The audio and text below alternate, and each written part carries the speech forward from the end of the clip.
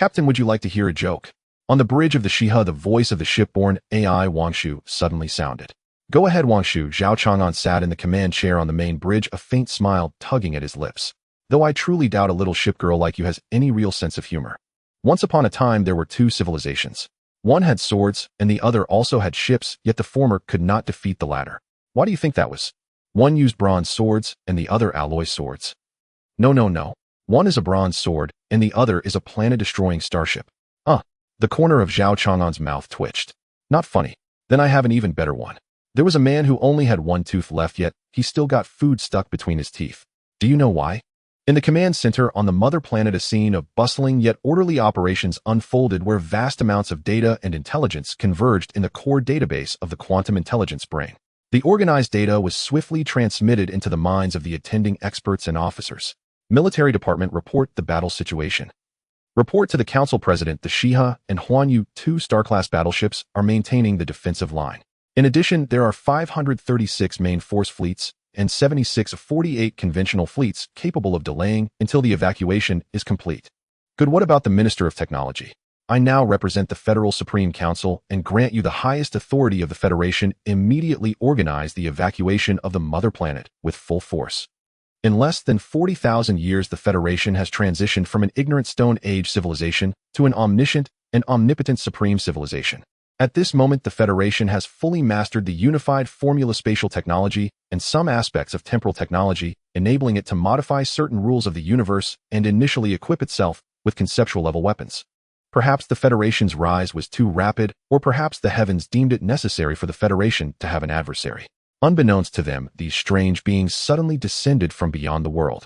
This was a tidal wave on a cosmic scale spanning hundreds of millions of star systems, devouring all forms of life. If it were merely a simple beast tide tactic, it would be insignificant in the face of the Federation fleet's overwhelming firepower. However, among these beast hordes there actually exist. There exist terrifying entities that can alter the very rules of the universe, beings that are multidimensional, immortal, and indestructible. They can effortlessly distort space, rewrite the laws of physics, and intervene in reality. Whether struck by gamma-ray bursts or bombarded by black holes, they cannot be utterly erased. These incomprehensible and bizarre behemoths led an almost endless tide, suddenly attacking several star domains controlled by the Federation. Within 3 days, tens of thousands of galaxy clusters fell one after another, and the Federation lost nearly a third of its territory in an instant. Unfortunately, the location of the Federation's home planet happens to be at the edge of this one-third of the territory. Now the Federation has mobilized a full half of its fleet to fully protect the relocation of the home planet. The artificial universe, which exists independently outside the main universe, has long been completed. The home planet, as the spiritual symbol of the Federation, will be relocated to the artificial universe No. 3, sealing off all passages leading to that universe until the war concludes. In the command center on the mother planet, a scene of bustling yet orderly operations unfolded where vast amounts of data and intelligence converged in the core database of the quantum intelligence brain. The organized data was swiftly transmitted into the minds of the attending experts and officers. Military Department, report the battle situation. Report to the Council President. The Xihe and Huanyu, two star-class battleships, are maintaining the defensive line. In addition, there are 536 main force fleets and 76 of 48 conventional fleets capable of delaying until the evacuation is complete. Good. What about the Minister of Technology? I now represent the Federal Supreme Council and grant you the highest authority of the Federation. Immediately organize the evacuation of the mother planet with full force. In the command center on the mother planet, a scene of bustling yet orderly operations unfolded where vast amounts of data and intelligence converged in the core database of the quantum intelligence brain. The organized data was swiftly transmitted into the minds of the attending experts and officers. Military Department, report the battle situation. Report to the Council President. The Xihe and Huanyu, two star-class battleships, are maintaining the defensive line. In addition, there are 536 main force fleets and 76 of 48 conventional fleets capable of delaying until the evacuation is complete. Good. What about the Minister of Technology? I now represent the Federal Supreme Council and grant you the highest authority of the Federation. Immediately organize the evacuation of the mother planet with full force. In the command center on the mother planet, a scene of bustling yet orderly operations unfolded where vast amounts of data and intelligence converged in the core database of the quantum intelligence brain. The organized data was swiftly transmitted into the minds of the attending experts and officers. Military Department, report the battle situation. Report to the Council President the Xihe and Huanyu, two Star-class battleships, are maintaining the defensive line. In addition, there are 536 main force fleets and 76 of 48 conventional fleets capable of delaying until the evacuation is complete. Good. What about the Minister of Technology? I now represent the Federal Supreme Council and grant you the highest authority of the Federation. Immediately organize the evacuation of the Mother Planet with full force. In the command center on the Mother Planet, a scene of bustling yet orderly operations unfolded where vast amounts of data and intelligence converged in the core database of the quantum intelligence brain. The organized data was swiftly transmitted into the minds of the attending experts and officers. Military Department, report the battle situation. Report to the Council President the Xihe and Huanyu, two Star-class battleships, are maintaining the defensive line. In addition, there are 536 main force fleets and 76 of 48 conventional fleets capable of delaying until the evacuation is complete. Good. What about the Minister of Technology? I now represent the Federal Supreme Council and grant you the highest authority of the Federation. Immediately organize the evacuation of the Mother Planet with full force. Like a spear of judgment cast down by the gods, a deep blue light pierced through the surging waves of bizarre creatures, erasing the very concept of their existence along the way. It forcefully tore open a straight vacuum zone amidst the chaos, transforming into an eternal void, where all existence was obliterated, leaving only nothingness. Under the escort of the elite federal fleet, the tide of strange creatures was unable to breach the defensive line. Finally, accompanied by a massive tremor in space-time, the complex interstellar leap was ready, and the federal home planet initiated the leap process, unlocking the spatial leap permissions of all federal battleships, allowing them to synchronize with the home planet's leap and retreat to a completely safe subuniverse. After the home planet's retreat, when the tide of strange creatures crossed tens of thousands of star systems, it would inevitably collide with the stellar defense line formed by 9 Star-class battleships, after which. In the command center on the Mother Planet, a scene of bustling yet orderly operations unfolded where vast amounts of data and intelligence converged in the core database of the quantum intelligence brain. The organized data was swiftly transmitted into the minds of the attending experts and officers. Military Department, report the battle situation. Report to the Council President the Xihe and Huanyu, two Star-class battleships, are maintaining the defensive line. In addition, there are 536 main force fleets and 76 of 48 conventional fleets capable of delaying until the evacuation is complete. Good. What about the Minister of Technology? I now represent the Federal Supreme Council and grant you the highest authority of the Federation. Immediately organize the evacuation of the Mother Planet with full force. Is there any solution? The current temporal tidal wave is likely created by a more advanced being, which is in a slow growth process.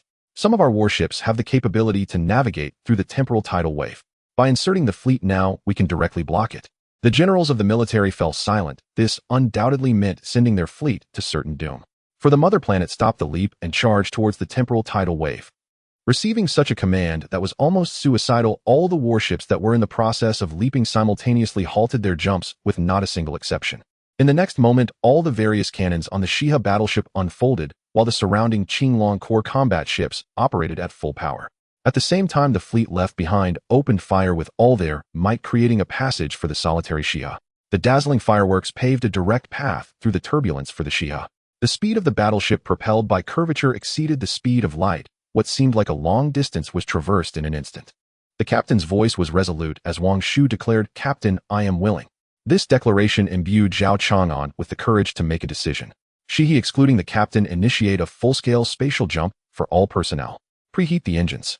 At that moment, hundreds of crew members working throughout the battleship were forcibly crammed into escape pods, instantly transported to nearby vessels. The surrounding ships quickly sensed that something was amiss. The captain's voice was resolute as Wang Shu declared, "Captain, I am willing." This declaration imbued Zhao Chang'an with the courage to make a decision. Xihe, excluding the captain, initiate a full-scale spatial jump for all personnel. Preheat the engines. At that moment, hundreds of crew members working throughout the battleship were forcibly crammed into escape pods, instantly transported to nearby vessels. The surrounding ships quickly sensed that something was amiss. The Xihe ship, with its curvature engine operating at full power, set its target at the center of the space-time tide. Zhao Chang'an instructed.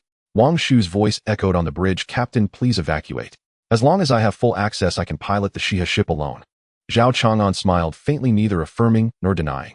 In the space-time tide, whether it was consciousness uploading or data backup, neither crew members nor onboard intelligence could escape the fate of death. The crew of the warship could evacuate, but the core intelligence of these battleships, possessing wisdom beyond that of humans and emotions comparable to theirs, ultimately had to face destruction alongside the vessel. In the next moment, all the various cannons on the Xihe battleship unfolded, while the surrounding Qinglong core combat ships operated at full power. At the same time, the fleet left behind opened fire with all their might, creating a passage for the solitary Xihe. The dazzling fireworks paved a direct path through the turbulence for the Xihe. The speed of the battleship, propelled by curvature, exceeded the speed of light. What seemed like a long distance was traversed in an instant. "Wangshu, I'm not going anywhere." Zhao Chang'an smiled. "I chose to let the Xihe go to its demise. How could I survive?" The curvature engine at the tail of the Xihe slowly lit up. "Captain, do you think that if we all die together like this, it's a beautiful ending or a tragic one?" Wangshu suddenly asked. Let's say it's beautiful, but quite tragic." "If we say it's tragic, it's also somewhat beautiful." Zhao Chang'an frowned in thought, then scratched his head and said, "If you were a bit smarter, you wouldn't ask such a foolish question." In the next moment, all the various cannons on the Xihe battleship unfolded, while the surrounding Qinglong core combat ships operated at full power. At the same time, the fleet left behind opened fire with all their might, creating a passage for the solitary Xihe. The dazzling fireworks paved a direct path through the turbulence for the Xihe. The speed of the battleship, propelled by curvature, exceeded the speed of light. What seemed like a long distance was traversed in an instant. Zhao Chang'an sat quietly, gazing out the porthole at the ever-deepening darkness. "Wangshu, the last message from the Xihe, along with my final letter. It can now be unsealed and sent to the Federation. Every active Federation warship retains its final messages and the last letters of its crew, which are only unsealed and sent to the Federation at the moment of sinking. Clearly the time for Xihe to send its message has come." "Understood, Captain." After sending the appropriate messages, Wangshu's holographic projection appeared beside Zhao Chang'an. Zhao Chang'an understood, intuitively releasing the hand that had been resting on the chair, intertwining his fingers with Wangshu's holographic projection. The brilliant fireworks outside the porthole reflected in their eyes, reminiscent of a sparkling galaxy.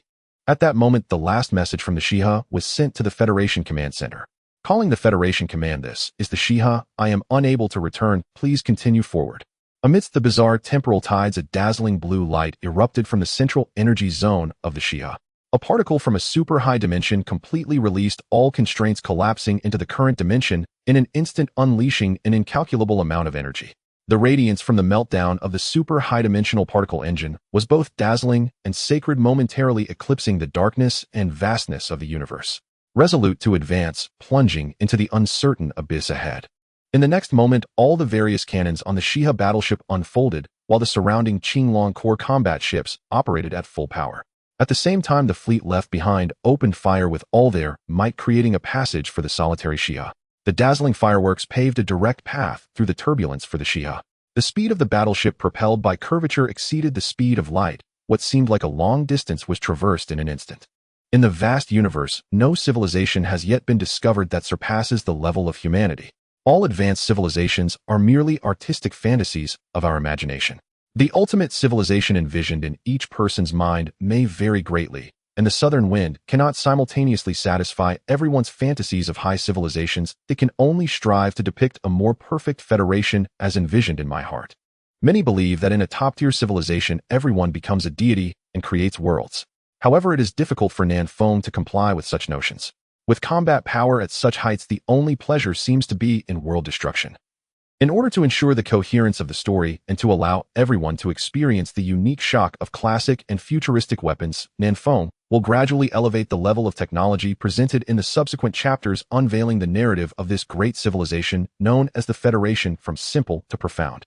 Whether it is the brutal aesthetics of traditional track tanks, Chapter 6, the deathly shock of black hole collapse cannons, Chapter 21, the overwhelming power of traditional nuclear bombs, Chapter 14, or the annihilation caused by two-dimensional foil, Chapter 155, or the erasure of all things by regulated weapons, Chapter 173.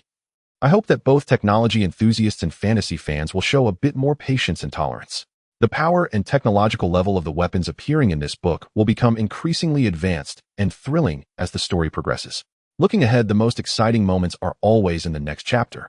Beep, beep, beep. Zhao Chang'an was awakened by the personal terminal on his wrist. As he opened his bleary eyes, what met his gaze was no longer the bridge of the Xihe, but a lush green meadow. Zhao Chang'an felt somewhat bewildered, his body aching terribly. His thoughts were a muddled mess, and he vaguely remembered that he seemed to have been swept into the temporal tide together with the Xihe. The temporal tide is undoubtedly the most terrifying disaster in the universe.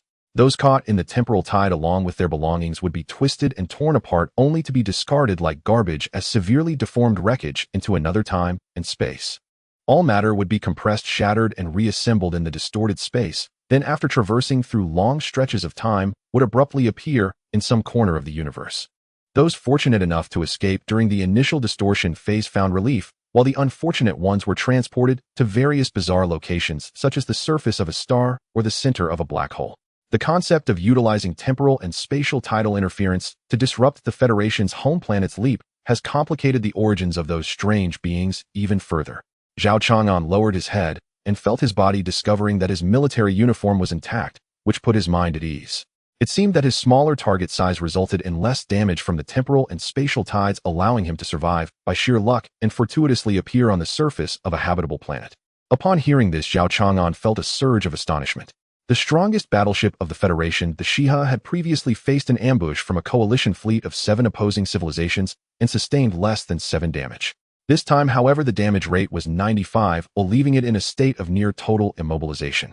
Wang Shu, this is a habitable planet. There must be a Federation intelligence base here. Help me find the location of the nearest base. Oh, I need to contact headquarters. Zhao Chang'an activated the map module on his wristwatch only to see the words information missing.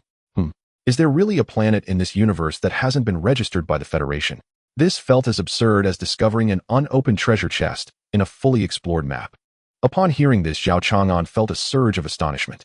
The strongest battleship of the Federation, the Xihe, had previously faced an ambush from a coalition fleet of 7 opposing civilizations and sustained less than 7 damage. This time, however, the damage rate was 95, while leaving it in a state of near total immobilization. Wang Shu, this is a habitable planet. There must be a Federation intelligence base here. Help me find the location of the nearest base. Oh, I need to contact headquarters. Zhao Chang'an activated the map module on his wristwatch only to see the words information missing. Is there really a planet in this universe that hasn't been registered by the Federation? This felt as absurd as discovering an unopened treasure chest in a fully explored map. No, the current location of the ship is very strange. It cannot even be called a planet. This is a flat continent, and the Xihe is currently hovering several hundred kilometers above this land. Zhao Chang'an's eyes widened suddenly. A flat continent. Yes, on this continent gravity is uniformly distributed downward, and the edges are vast and boundless. Wang Shu's response made Zhao Chang'an even more doubtful about life. Is it really that absurd? Zhao Chang'an glanced skeptically at the sky. Then why can the Xihe still operate if the physical laws and basic principles are different? Captain, if you had any sense of shame, you wouldn't say such shameless words. Zhao Chang'an's face flushed, then he asked, so where are we? We haven't crossed into a different dimension, have we? Captain, there are still 2 retired antique atomic bombs in the Xihe warehouse. If you want, I can give you a second original. Then it's fine. Zhao Chang'an scratched his head. So is Xihe currently in the high-altitude orbit of this planet? No, the current location of the ship is very strange. It cannot even be called a planet. This is a flat continent, and the Xihe is currently hovering several hundred kilometers above this land. Zhao Chang'an's eyes widened suddenly. A flat continent. Yes, on this continent gravity is uniformly distributed downward, and the edges are vast and boundless. Wang Shu's response made Zhao Chang'an even more doubtful about life. Is it really that absurd? Zhao Chang'an glanced skeptically at the sky. Then why can the Xihe still operate if the physical laws and basic principles are different? No, the current location of the ship is very strange. It cannot even be called a planet. This is a flat continent, and the Xihe is currently hovering several hundred kilometers above this land. Zhao Chang'an's eyes widened suddenly. A flat continent. Yes, on this continent gravity is uniformly distributed downward, and the edges are vast and boundless. Wang Shu's response made Zhao Chang'an even more doubtful about life. Is it really that absurd? Zhao Chang'an glanced skeptically at the sky. Then why can the Xihe still operate if the physical laws and basic principles are different? By the 3rd minute after opening his eyes, Mo Li had already confirmed 2 things. First, he had transmigrated. This place was not his university dormitory, which was always as messy as a dog's nest, but a cramped room saturated with the reek of engine oil, the tang of metal rust, and some indescribably sour stench. The walls were cold alloy, and the light bulb overhead had a faulty connection, flickering like a strobe on a nightclub dance floor. Second, there was a very real chance he was doomed. Not because of the transmigration itself, but because of his face. On a blurred reflective panel in the room, Mo Li's figure appeared, black hair, dark eyes, skin pale, and flawless, his features strikingly handsome. Back on Earth, he would have passed for a full-fledged celebrity. He subconsciously ran his fingers over his face. The sensation under his touch was still perfect. At that moment, the cabin door was violently kicked open with a bang. A hulking man built like a bear with a scar slashing across his face squeezed his way in, his lecherous gaze roaming up and down Mo Lee's body. "Yo, the little beauty's awake." The scar-faced brute chuckled darkly, revealing a mouthful of yellowed teeth. "Consider yourself lucky. The captain of our Foothold crew has taken a fancy to you. The captain has spoken. 3 days from now, when he returns from the hunt, you'll go to the main cabin to serve in his bed. Use these 3 days to get yourself ready, clean yourself up, and don't you dare make the captain unhappy." Mo Lee's mind crashed for a full 3 seconds. "What? Me? Serve in his bed? Foothold? Captain? Judging by the name alone, that's obviously a man." He forcibly swallowed the curses rising in his throat and squeezed out what he hoped was a pure and harmless smile. Big bro, there must be some mistake, right? I'm a man." The scar-faced brute let out a derisive snort. "Nonsense. If you weren't a man, he wouldn't want you. The captain is into this exactly, especially little pretty boys like you with such tender, delicate skin. Accept your fate, kid. In the Fuya Star pirate crew, the captain's word is absolute truth." After finishing his words, he tossed a tube of nutrient paste over and said, "Make it last, you'll have your chance to eat in 3 days." He then slammed the door shut with a loud bang, the sound of the lock echoing from outside. Emoli felt as if a few crows flew over his head. He glanced at the grayish tube that looked like expired toothpaste, and then down at his tattered clothes that barely covered his body, feeling utterly defeated. What the hell? He jumped up, shaking his fists at the air. "What's going on? I can handle being transported to another world, but why start out in prison? Is it because I'm handsome? Is being handsome a crime? Damn it, is the heavens playing with me?" He paced around the tiny cell like an ant on a hot pan. No, I Mo Lee am an outstanding university student from the 21st century, a flower of the motherland. How can I fall into the hands of a space pirate? If this gets back to Earth, my entire reputation will be ruined. Those guys in the dorm." After finishing his words, he tossed a tube of nutrient paste over and said, "Make it last, you'll have your chance to eat in 3 days." He then slammed the door shut with a loud bang, the sound of the lock echoing from outside.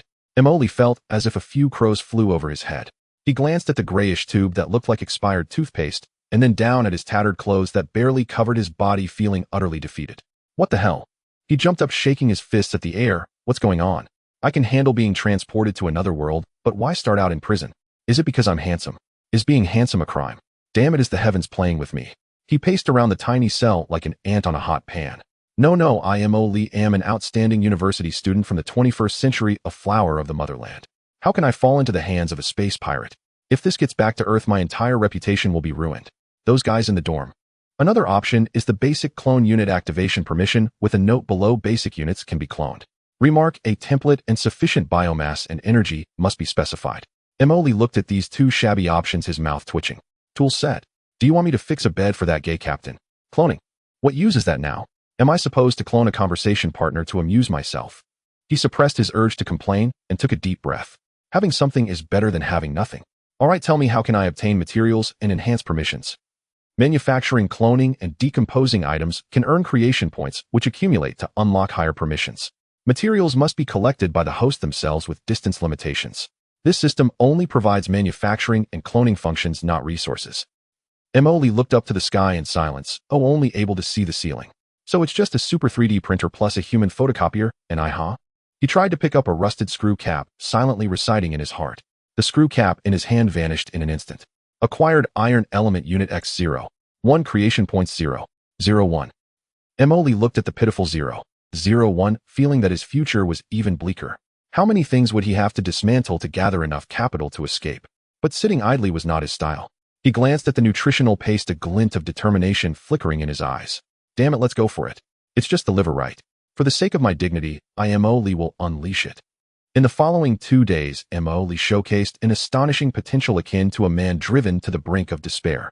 He first dismantled everything in the room that could be taken apart: the bed legs, the table supports, and even the loose metal strips on the door frame. By breaking down this garbage, he barely managed to gather enough materials to create a basic tool set. A faint glow flickered, and a set of tools gleaming with a metallic luster, simple in design, yet brimming with a sense of power, appeared in his hands. Wrenches, screwdrivers, pliers. Each one encapsulated the exquisite beauty of precision engineering.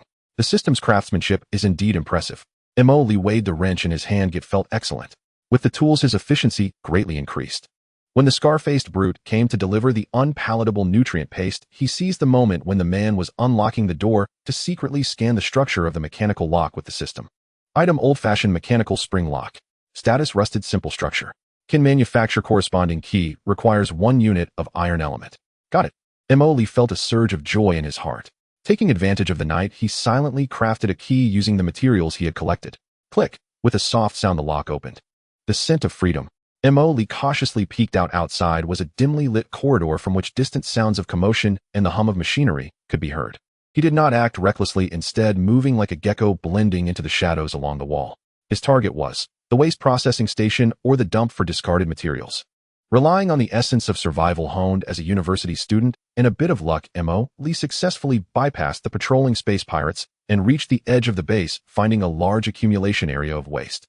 The place was filled with various discarded machine parts, broken weapon shells, and abandoned circuit boards. To others it seemed like garbage, but in Mo's eyes it was a treasure trove, a glimmer of hope for escape. I'm going to get rich.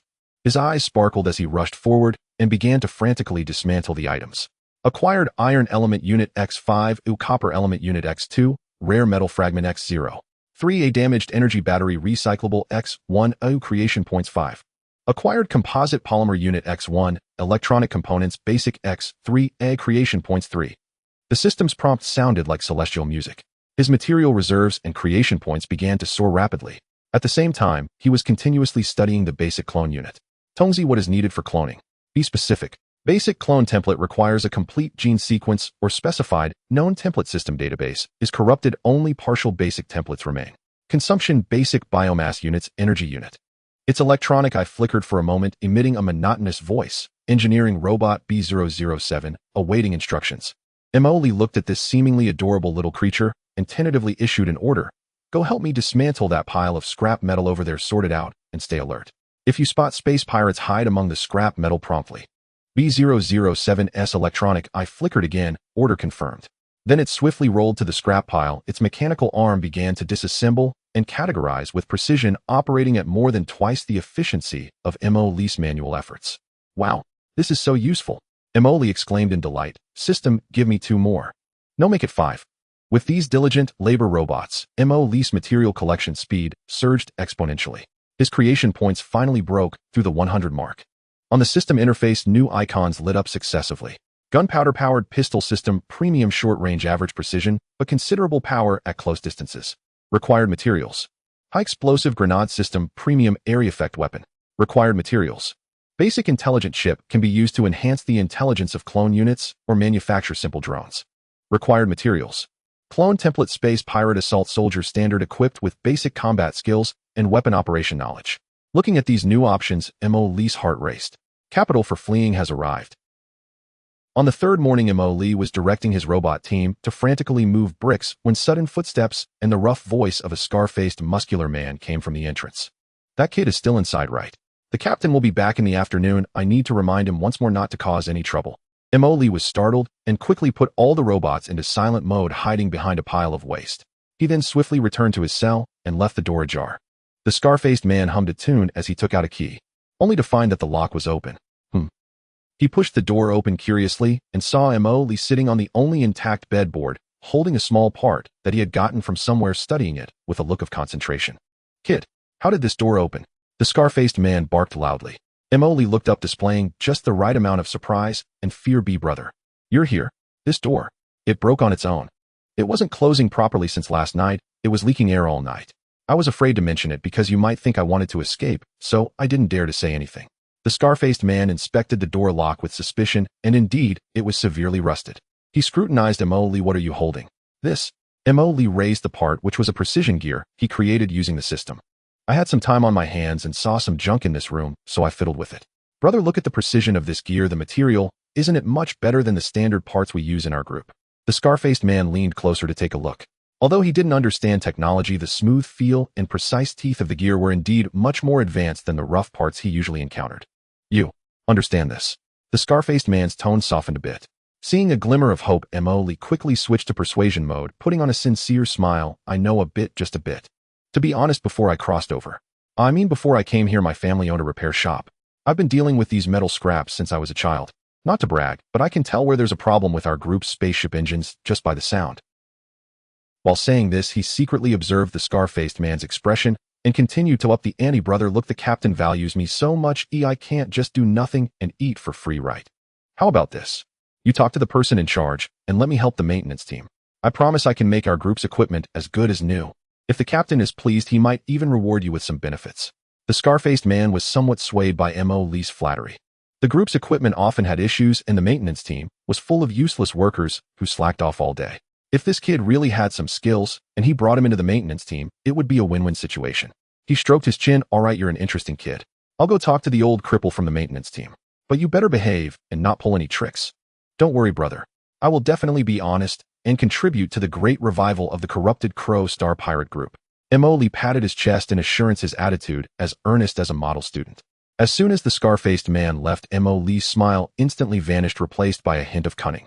The first step of the plan is a success. He successfully gained limited freedom of movement privileges. Although he was being monitored, he could finally access more and higher-level junk, especially the energy cores and weapon wreckage. Under the skeptical gaze of the old cripple from the maintenance team, Mo Lee demonstrated astonishing skills. He secretly utilized the system and tools to repair several devices that had given the old cripple a headache with an efficiency that was shockingly high. The old cripple went from disdain at first to astonishment, eventually almost treating Mo Lee as free labor. Mo Lee then took the opportunity to wildly make a killing, exchanging some key energy-rich scrap parts for new ones, secretly disassembling them. His material storage was once again replenished, especially with energy batteries and explosive materials. Only a few hours remained until the return of the corrupted Claw Captain. Mo Lee made an excuse that he needed a quiet environment to overcome technical difficulties and return to his nearly emptied cell. The Star Pirates monitoring him saw that he had indeed been obedient and capable these past 2 days and relaxed their vigilance, smoking and chatting from a distance. Once the door was closed, Mo Lee's eyes instantly sharpened. System list all the explosive devices that can be manufactured. The interface flickered, displaying several icons: high explosive grenade, plastic explosive, remote-controlled bomb, reactive explosive pack. Very good. Mo Lee licked his somewhat dry lips. Calculate all materials maximum yield combination and create a big one that can blow up the energy core of this base. Plan generation in progress. Recommended to use reactive explosive pack system. Super double version requires high explosive base X15, A energy battery, high purity X5, electronic detonator X1, U creation points 50. Expected to destroy the energy core and surrounding main structures of a standard small pirate base. Create. Mo Lee did not hesitate. After a flash of light, a seemingly inconspicuous device the size of a metal lunchbox appeared in his hand, but the energy contained within made his scalp tingle. Done. I have the ace up my sleeve. He carefully stored the big treasure. Running alone wasn't enough if someone needed to create chaos to draw fire. System switched to cloning interface.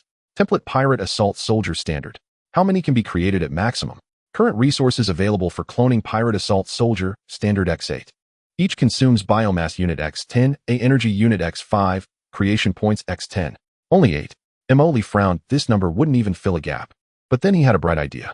System, can you load them with temporary commands like Frenzy, Fearless Self-Destruct? Can load Ultimate Command, Martyrdom Explosion.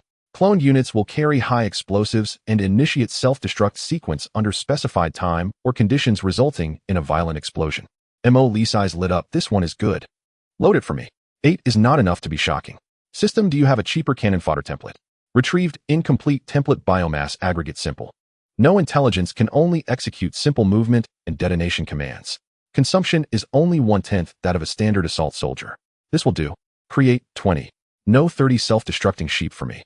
Mo Lee named them with dark humor. Resource consumption accelerated and creation points were almost depleted.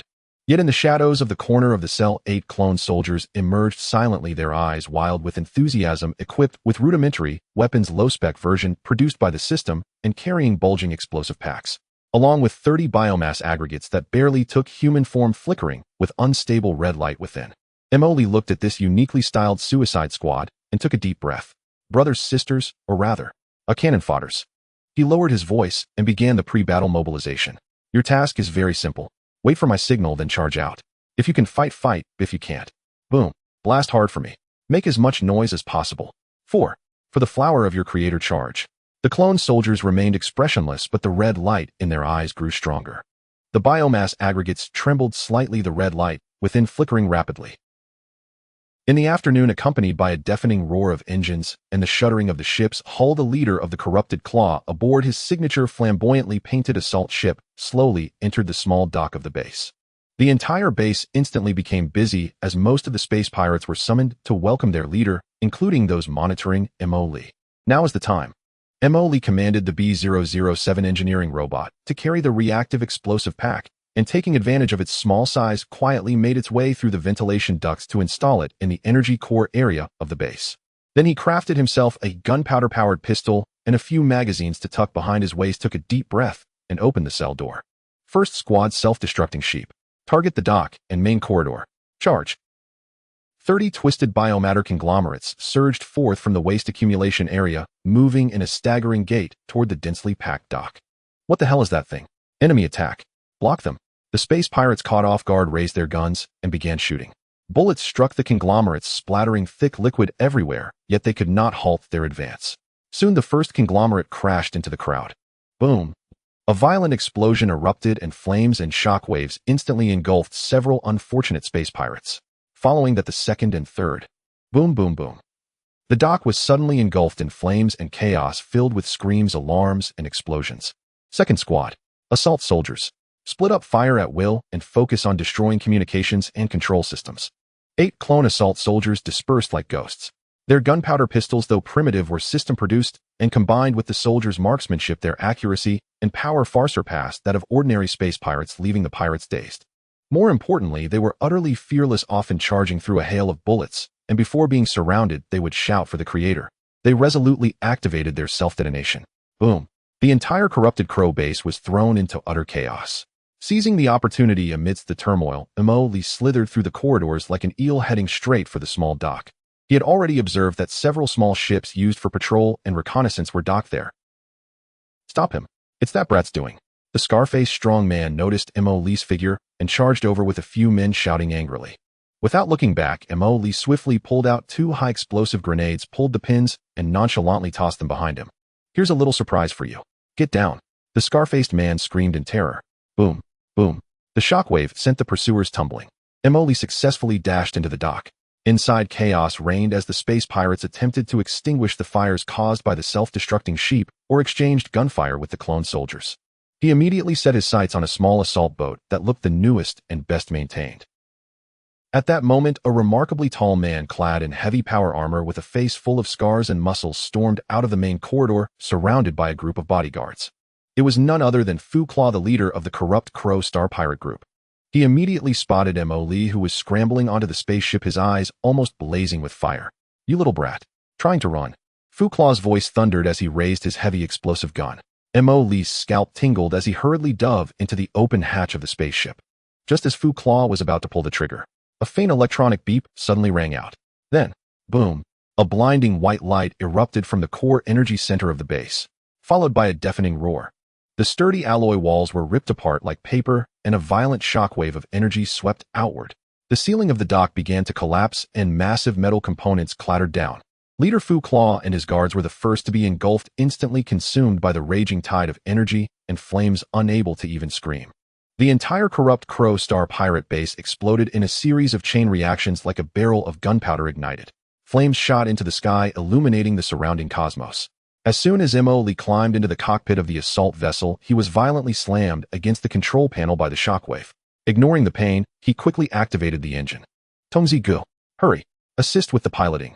Target the nearest habitable planet or jump point. Let's get out of here. The spaceship's engine roared, breaking free from the collapsing dock supports, and swiftly charged out, leaving behind a fiery explosion that had turned the area into a hell on Earth. Through the porthole, Mo Lee watched the silent blaze and space, the ruins expanding as he patted his chest and let out a long sigh of relief. Phew, that scared me to death. He adjusted his posture and skillfully operated the ship with the system's assistance to set the autopilot route, then pulled out half a tube of nutritional paste he had secretly stashed away and took a bite. Mumbling to himself, he remarked, "Damn it, they say beauty brings disaster, but who knew being handsome was also a high-risk profession? In the next reincarnation, can I have a safer script? For instance, transforming into a panda or something." The small spacecraft darted through the dark universe like a stone thrown with great force, tracing a solitary trajectory that left behind the ruins of the silent, exploding Corvid base. Several hours later, Mo Lee slumped in the pilot's seat, letting out a long sigh, feeling as if all his bones had turned to mush. Damn, that was thrilling. It was really damn thrilling. He wiped the non-existent cold sweat from his forehead, his heart still pounding. I almost had to warm the bed for that dead gay captain. Just the thought of it makes my scalp tingle. The joy of surviving the ordeal surged within him and he couldn't help but dance around in the cockpit for a moment. Haha. IMO Lee am indeed a genius. Turning the tables in a desperate situation, an extreme counterattack. Who else can do it? Who else? After the celebration, the reality of the situation came crashing back. He glanced at the control panel. The energy left was 62%. As for food, while he only had a few tubes of different flavors of nutrient paste he had casually taken from the Corvid base's kitchen, which were still rather unappetizing, and half a bottle of some mysterious green glowing alcohol left behind by an unknown space pirate. Sigh, the future is bright, but the road is damn twisted. He sighed and set the autopilot. The destination was a planet marked as Light Star on the star map located at the border of the Empire. With some free time on his hands, Mo Lee began to tally his spoils. Apart from this assault boat and the gunpowder pistol at his waist, there was only... By the way, what did that little iron lump B007 eventually give me? He recalled how the engineering robot had thrust a small object wrapped in rags into his hand when it returned after installing the bomb. At that moment, he was in a hurry and had simply stuffed it into his pocket without even looking. Now taking it out and unwrapping the rags, Mo Lee was stunned. It was a box. He couldn't identify the material. It felt icy cold to the touch, and the surface was incredibly smooth, displaying a deep dark blue color. There were no buttons or seams, just a solid piece that seemed to be carved from a single material. Only at the top of the box was there an extremely subtle indentation so minute that one would hardly notice it unless looking closely. Its shape was peculiar, resembling a key or a unique symbol. What is this? A jewelry box? An urn? Or an interstellar USB drive? Mo Lee turned the box over and over, shaking it vigorously, but it made no sound inside. System, scan this thing. Command received. Scanning. Target unknown, structure. Material unable to analyze. Energy response extremely weak, nearly non-existent. Structure highly sealed, internal structure unknown, unknown force field shielding present. Assessment not of known technological origin. Source unknown, function unknown. Not even you can analyze it. Mo Lee was astonished. Where did B007 dig this up? Could it be a family heirloom of the corrupted Crow space pirates? It doesn't look like it, though. Its quality is too high for something those rough men would possess. Hey, I'm not one to lose my temper easily. Mo Lee became animated. Just wait until I unlock that plasma cutter. It'll melt you down and see what's inside. After studying it for a while with no clues, Mo Lee had no choice but to shove the mysterious box into the innermost layer of his backpack. Forget it'll keep it for now. It might be some hidden quest item. He had more important matters to ponder. Who am I? Where did I come from? Where am I going? Who am I? Where did I come from? Where am I going? He stroked his chin, mimicking the pose of a philosopher, and then chuckled to himself. Bah. Philosophical questions are nonsense. What I want to know right now is how a young, promising university student like me ended up in this desolate interstellar era, becoming the future wife of the bandit leader of a pirate gang. The original owner's memories are fragmented and hazy. He only recalls being on a passenger spaceship, and then chaos, explosions, screams, and finally waking up in the prison of the corrupted Crow pirate gang. Something is not right, very wrong. Mo Lee furrowed his brows. Logically, with my looks, even if I were captured, I should have been sold to a slave trader or some nobles with special needs. How could I end up in the hands of a small border pirate gang? Moreover, that scar-faced man said something about being chosen by the captain. It doesn't sound like I was bought through legitimate means. I feel like there's something hidden behind my crossing. The corrupted Crow pirate gang might just be the beginning. Light Star. I hope to find some clues there. After some time of traveling, the gray, lifeless planet of Light Star finally came into view. Following the navigation instructions, Mo Lee steered the spaceship toward the largest spaceport on the planet, Blackstone Port. The name is quite fitting, as the entire port is constructed from a local specialty black rock, an alloy with a rugged style that is full of the unique vitality of border areas. Since it is a border area, gaining entry was quite easy, although it required a monetary fee. In order to ensure he would have a spaceship to escape in the future, Mo Lee had no choice but to pay a fee for docking and immigration management that felt like a severe loss to him at the moment. With only a few tubes of nutritional paste and half a bottle of green liquor left, he stepped onto the soil of Light Star. The air was tinged with a metallic and dusty scent, and the gravity was slightly heavier than that of Earth, making his steps feel somewhat burdened. The port was bustling with people, a mix of bizarre alien species and humans, all dressed in a riot of colors, shouting and haggling. Everywhere he looked, there were fully armed mercenaries, wary merchants, and locals dressed in worn work clothes. Tisk, this scene is just like a standard chaotic neutral faction map. Mo Lee curiously glanced around while internally complaining. The urgent matter at hand was to gather money and information. As for money, he looked at himself, who apart from the system and his unseemly pistol, he had nothing. Should I go work as a laborer? Mo Lee looked at the robots unloading heavy cargo at the port, thinking his small frame might not be up to the task. He slipped into a small tavern called Rusty Bolt that looked like it had an information hub vibe. Inside the light was dim smoke curled around, and a mix of scents invigorated the senses. Emily approached the bar, observing the bartender with tentacles cleaning glasses, and forced a smile he thought was charming. "Buddy, I need to ask something." The bartender lifted his eyelids to glance at him, remaining silent. Emily understood this was about money. He reluctantly pulled out a half bottle of green liquor and pushed it towards him. "How about this as information fee? A specialty of the corrupted crow pirates, it's quite strong." The bartender examined the bottle, sniffed it, and although his tentacles twitched in slight disdain, he accepted it. "Ask away. Recently, have there been any reports about passenger ships being hijacked or passengers going missing? Especially those who look as handsome as me." Emily pointed at his own face. The bartender looked at him with a bemused expression. "Every day people go missing at the border enough to fill a cargo ship. As for being handsome," he scoffed, "in Blackstone Port, looks won't put food on the table of fists, and currency will." Emily. Fine communication failed. He tried asking a few more places, but the results were generally the same. Either the other party ignored him or the information provided was worthless. With his meager capital, even the lowest level informants looked down upon him. Even a penny is hard for a hero to overcome. Emily squatted in a corner watching the bustling crowd, feeling like a newbie lost in a village of big shots, deeply missing his system and clone army. If only I could spawn soldiers here and directly bulldoze the information agencies. Unfortunately, he didn't even have the resources to create a single clone body. Just as Molly was contemplating whether he really had to go find a construction site to work, a voice sounded from behind him. "Young man, you look unfamiliar. Are you in trouble?" He turned around to see a middle-aged man in a somewhat worn but clean jacket, wearing a friendly smile with a genuinely sincere gaze. "Uncle, who are you?" Emily remained on guard. "I'm called Old Harvey, a local who does small business." Old Harvey smiled and pointed to a nearby small shop. "I see you've been wandering around for a while. You must be looking for information.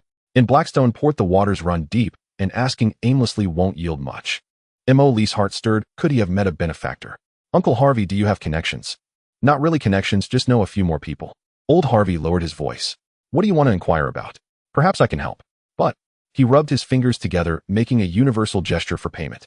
Emily's face fell. "Uncle, I just arrived and truly have no money on me." Old Harvey assessed Emily, his gaze lingering on his exceptionally handsome face for a few moments, a fleeting glint of sharpness flashing in his eyes before returning to his friendly demeanor. "You seem to have it tough too. How about this? I happen to know a place that might have the information you need. Come with me, and the information fee. You can pay me later when you have money. Consider it making a friend." "Really?" Emily's heart leapt with joy. Indeed, the heavens do not abandon the people. "Thank you so much, Uncle Harvey.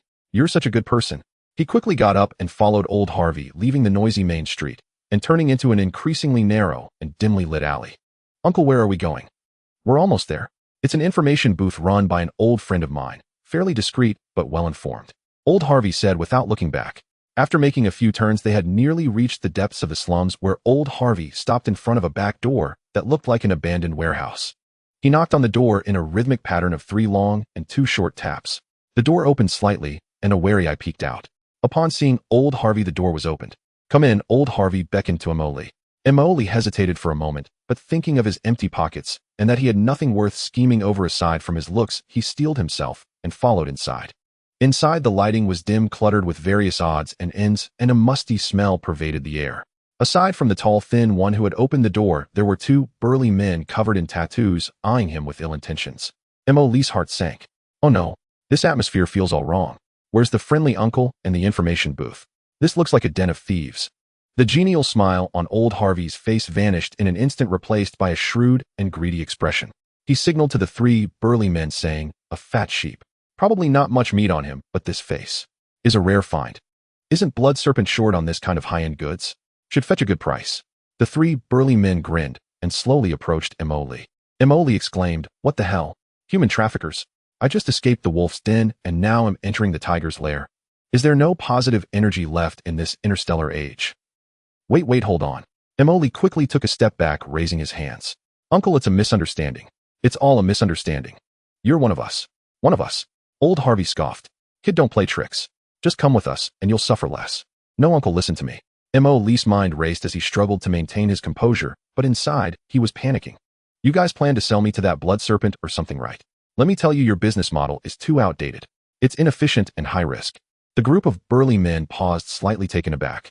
Emily continued his persuasion at a rapid pace. "Look, by lurking around and capturing someone like me, who obviously has no value, how much money can you really make? And it's easy to hit a brick wall. Like me, do I look easy to deal with? He straightened his back, though he lacked any imposing presence. Old Harvey furrowed his brow. What do you mean? What I mean is cooperation. We can achieve a win-win situation. Emoli clapped his hands as if he had discovered new territory. I have skills. I can help you optimize your business processes. For example, I can design an efficient anesthetic gas that is colorless and odorless. Just one spray, and they're out. Or I can modify your capture vehicles to make them faster and more discreet. If that doesn't work, I can help you develop an online auction system to list goods for bidding. The highest bidder wins. Isn't that much more efficient than your current method of capturing people? As he spoke, he stealthily reached for the gun tucked at his waist. Old Harvey and the three burly men were momentarily dumbfounded by M.O. Lee's string of business model innovations. At that moment, the tall, thin man at the door seemed to notice M.O. Lee's subtle movements, his expression changing. He's stalling for time. Get him. Damn it, the trick failed. M.O. Lee cursed under his breath, suddenly drawing his gun and aiming at the foot of the nearest burly man, firing a shot. Bang. Oh! A scream rang out. The loud gunshot echoed in the enclosed space, creating a small crater in the ground as debris flew. The burly men were startled by the sudden gunfire, their movements momentarily frozen. Don't move. Whoever moves, they'll shoot. Emoli shouted, his tone fierce, though his heart raced with anxiety. This broken gun only has a few bullets. Once it's empty, I'll have to resort to hand-to-hand combat, and my small frame can't withstand that. Old Harvey's face darkened. Kid, do you dare to draw a gun here? And you injured my man. Seeking death. Just as the atmosphere grew tense, an ear-piercing siren suddenly sounded from outside the warehouse. The sound approached rapidly and soon stopped outside. Listen inside. We are the Blackstone Port security team. Immediately drop your weapons and come out. The voice from the loudspeaker echoed inside. Everyone in the warehouse froze. Old Harvey looked at M.O. Lee with suspicion. Did you call the police? M.O. Lee also looked bewildered. What the hell? I didn't call the police. I don't even know what the police number is. Yet no matter what, the arrival of the security team temporarily broke the deadlock. Old Harvey shot M.O. Lee a fierce glare and whispered to his subordinates, take the injured and use the secret passage. Several people hastily lifted a piece of flooring in the corner and disappeared into it. M.O. Lee looked at the empty warehouse, glanced in the direction of the door side in relief, and hurriedly put away the gun. Damn it, today was really a thrilling adventure. A thrill to the max. He straightened his clothes just as he was about to make his escape. The warehouse door was suddenly crashed open with a loud bang. Several security team members in black uniforms armed with energy weapons rushed in, instantly aiming their guns at M.O. Lee, who hadn't had time to escape. Don't move. Raise your hands. M.O. Lee. Great, just when I left the tiger's den, I walked into the police station. My luck today is just the worst. Officer, do you believe I'm a good person? As he spoke, M.O. Lee raised his hands and walked toward the security team members.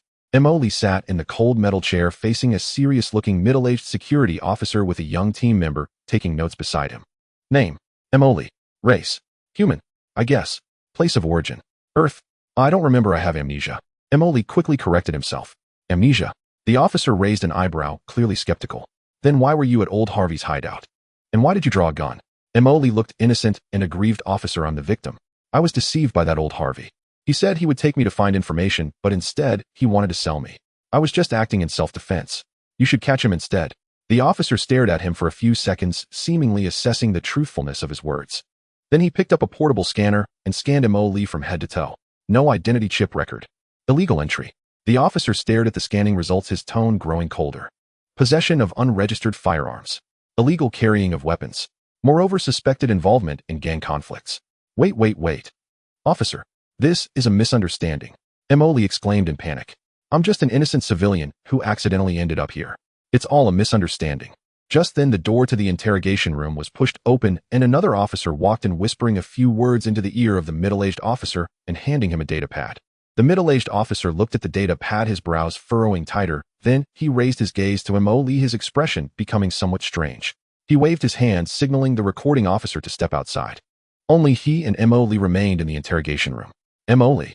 The middle-aged officer tapped on the data pad. We retrieved surveillance footage from the port and some areas combined with the information you provided. The small spacecraft you previously boarded is identified as the Corvid Star Pirate Group. M.O. Lee's heart tightened. This is bad. Am I going to be seen as an accomplice of the space pirates? And just today we received a report from the Border Patrol team. The officer paused, looking into M.O. Lee's eyes, speaking each word clearly. The main base of the Corvid Star Pirate Group experienced a large-scale explosion a few hours ago, the cause unknown, and is suspected to have been completely destroyed. Mo Lee's pupils constricted, and a timely expression of shock and fear appeared on his face. What? It exploded. Oh my god. That's horrifying. I said they weren't good people, but seems they have finally met their retribution. The officer ignored his theatrics and continued. What's more interesting is that when we were cross-referencing the recent missing persons reports, we found a piece of information that might be related to you. He turned the datapad towards Mo Lee. The screen displayed an encrypted missing person notice, the accompanying photo somewhat blurry, but Mo Lee recognized immediately that it was him, or rather the original owner of this body. Below the photo were only a few short lines: missing person, Mo Lee, identity code, unregistered features, black hair, black eyes, outstanding appearance. Last seen aboard the Xianxia civilian passenger spacecraft heading to the border of the Kellan Empire. The Xianxia went missing after encountering an unknown force in the K77 star region on the date of interstellar calendar XXX. A reward of 50000 Fowler for valid clues. Issuer anonymous. Mo Lee stared at the figure of 500 Fowler, his eyes widening in disbelief. 500,000. If he had that much, he wouldn't need to carry bricks. He could directly buy equipment, recruit underlings, investigate the truth, and reach the pinnacle of life. But soon after, an even greater doubt surged in his mind. Anonymous issuer. Such a high reward. What kind of identity did the original owner have? Was a mere passenger on a civilian spacecraft worth someone spending 500 Fowler to search for? Moreover, why was he captured by the Corvid Star Pirate Group? Is there a connection between the unknown force that attacked the Xianxia and the Corvid? He felt as if an invisible net was slowly closing around him. The officer watched as Mo Lee's expression shifted and slowly said, "It seems you are also quite puzzled. We cannot currently determine if you have a direct connection to the destruction of the Corvid Star Pirate Group, but considering you might be a survivor of the Xianxia incident, we can temporarily overlook your illegal entry and possession of weapons." Mo Lee felt a surge of joy in his heart. "Thank you, officer." The officer, though puzzled by his words, did not take it to heart. "Don't be too happy too soon." The officer interrupted him. "We will compare your information with this missing person notice for confirmation. Before that, you need to stay temporarily on Light Star under our surveillance and must not leave. Additionally," he looked at Mo Lee meaningfully, 500 Fowler is not a small amount. The person who issued this missing person notice may not have pure intentions. You. Be cautious." The officer left, leaving Mo Lee alone in the interrogation room, feeling conflicted. The crisis was temporarily averted, and he unexpectedly gained important clues about his identity. However, the future seemed even more shrouded in mystery. 50000. Anonymous. Unknown attack. Mo Lee stroked his chin, his eyes flickering with intertwined excitement and vigilance. Interesting. It seems this interstellar journey cannot be ordinary. Let the storm come with even more intensity. Ha ha ha, cough cough cough. Stepping out of the security office, Mo Lee felt like a bird just released from its cage. Although he was still as poor as ever and effectively under house arrest on Light Star. But at least he was temporarily free and had a clear goal. The bounty of 500,000 ferals was like a small hook scratching away at his heart. 500,000, oh, 500,000, where are you? He hummed a little tune he made up while walking down the bustling streets of Blackstone Port. However, that security officer was right. This money won't be easy to get. An anonymous posting, and in the only survivor of the Xianxia incident. Why do I feel like a walking trouble magnet?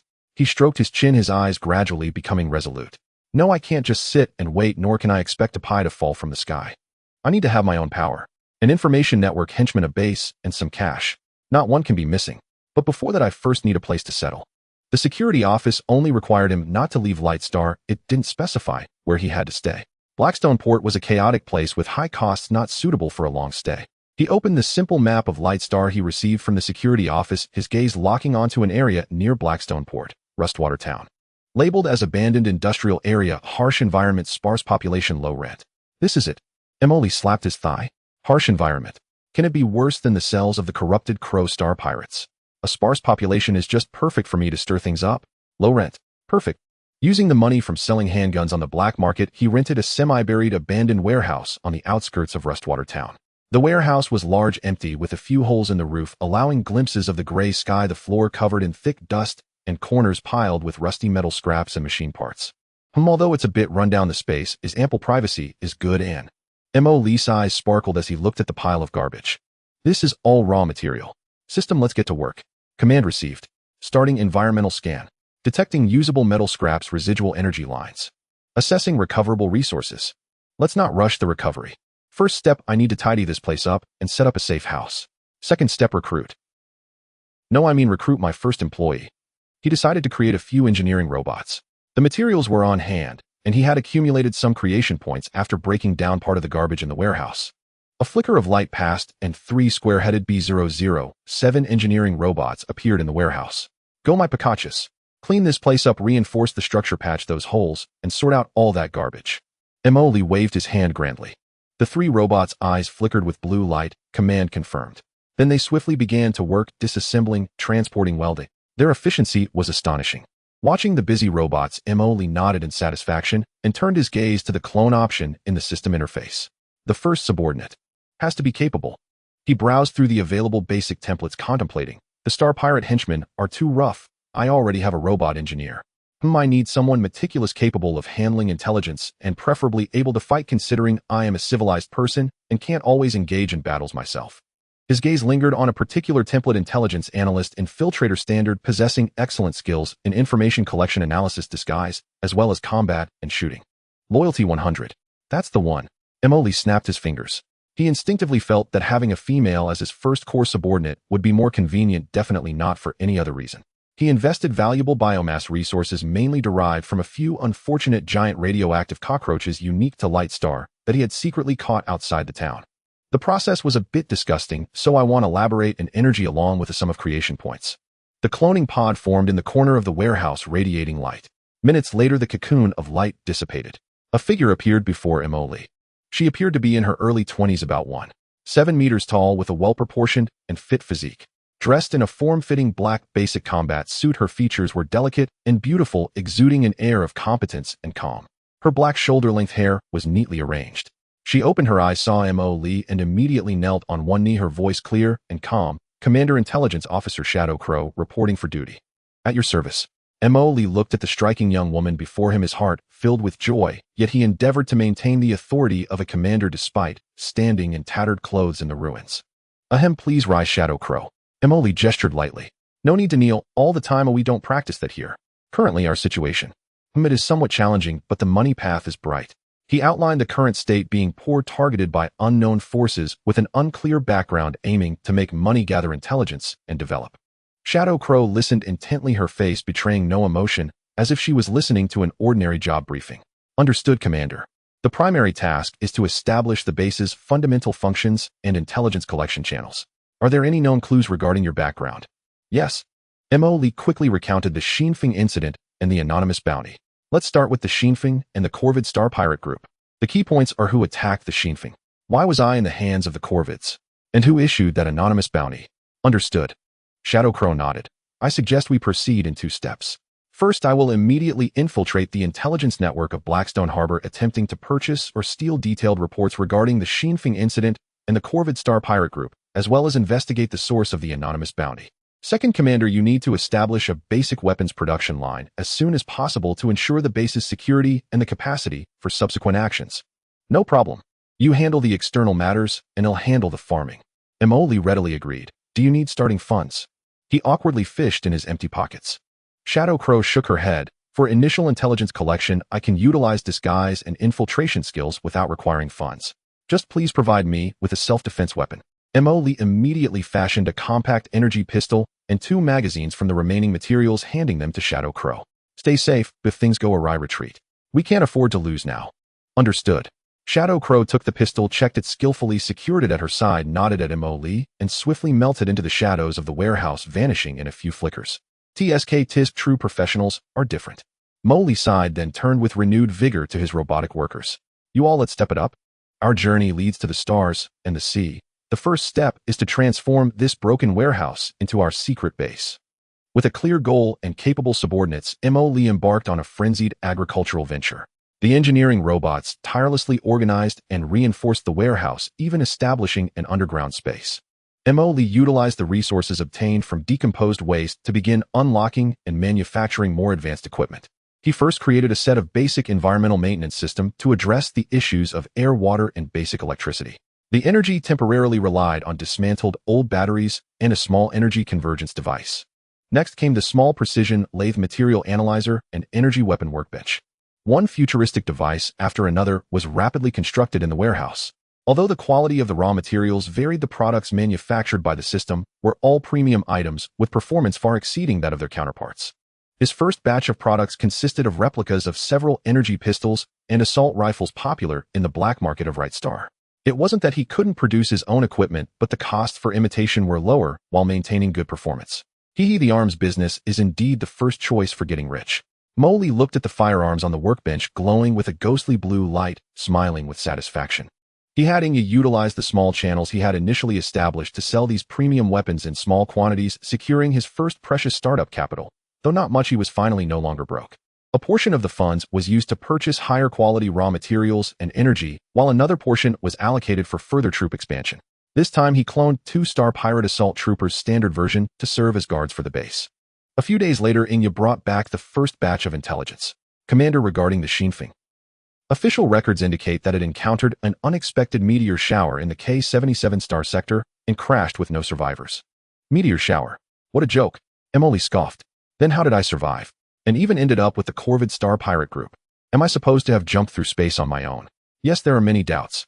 I bought an unverified piece of information from an informant in the black market at the time of the incident. A cargo ship in the vicinity detected unusual energy fluctuations and brief signal interference. The style resembled that of interstellar pirates, but it was not any known pirate group. Interstellar pirates. Emily frowned. Does the Corvid Star Pirate Group have that capability? The Corvid Star Pirate Group is small and has limited operational range, lacking the ability to precisely attack a passenger ship in the K-77 star sector and cover up the traces. Xihe denied it. The attackers are likely someone else, and there are currently no clues as to why you appeared at the Corvid base. The Corvid base has been destroyed, and all who knew of it are likely dead. No witnesses. That was hasty. Emily stroked his chin. What about the anonymous bounty? The bounty was posted through multiple anonymous accounts on the interstellar dark web, making it difficult to trace the source. However, the posting time was very rapid, occurring just 3 days after the incident with the Xianxia.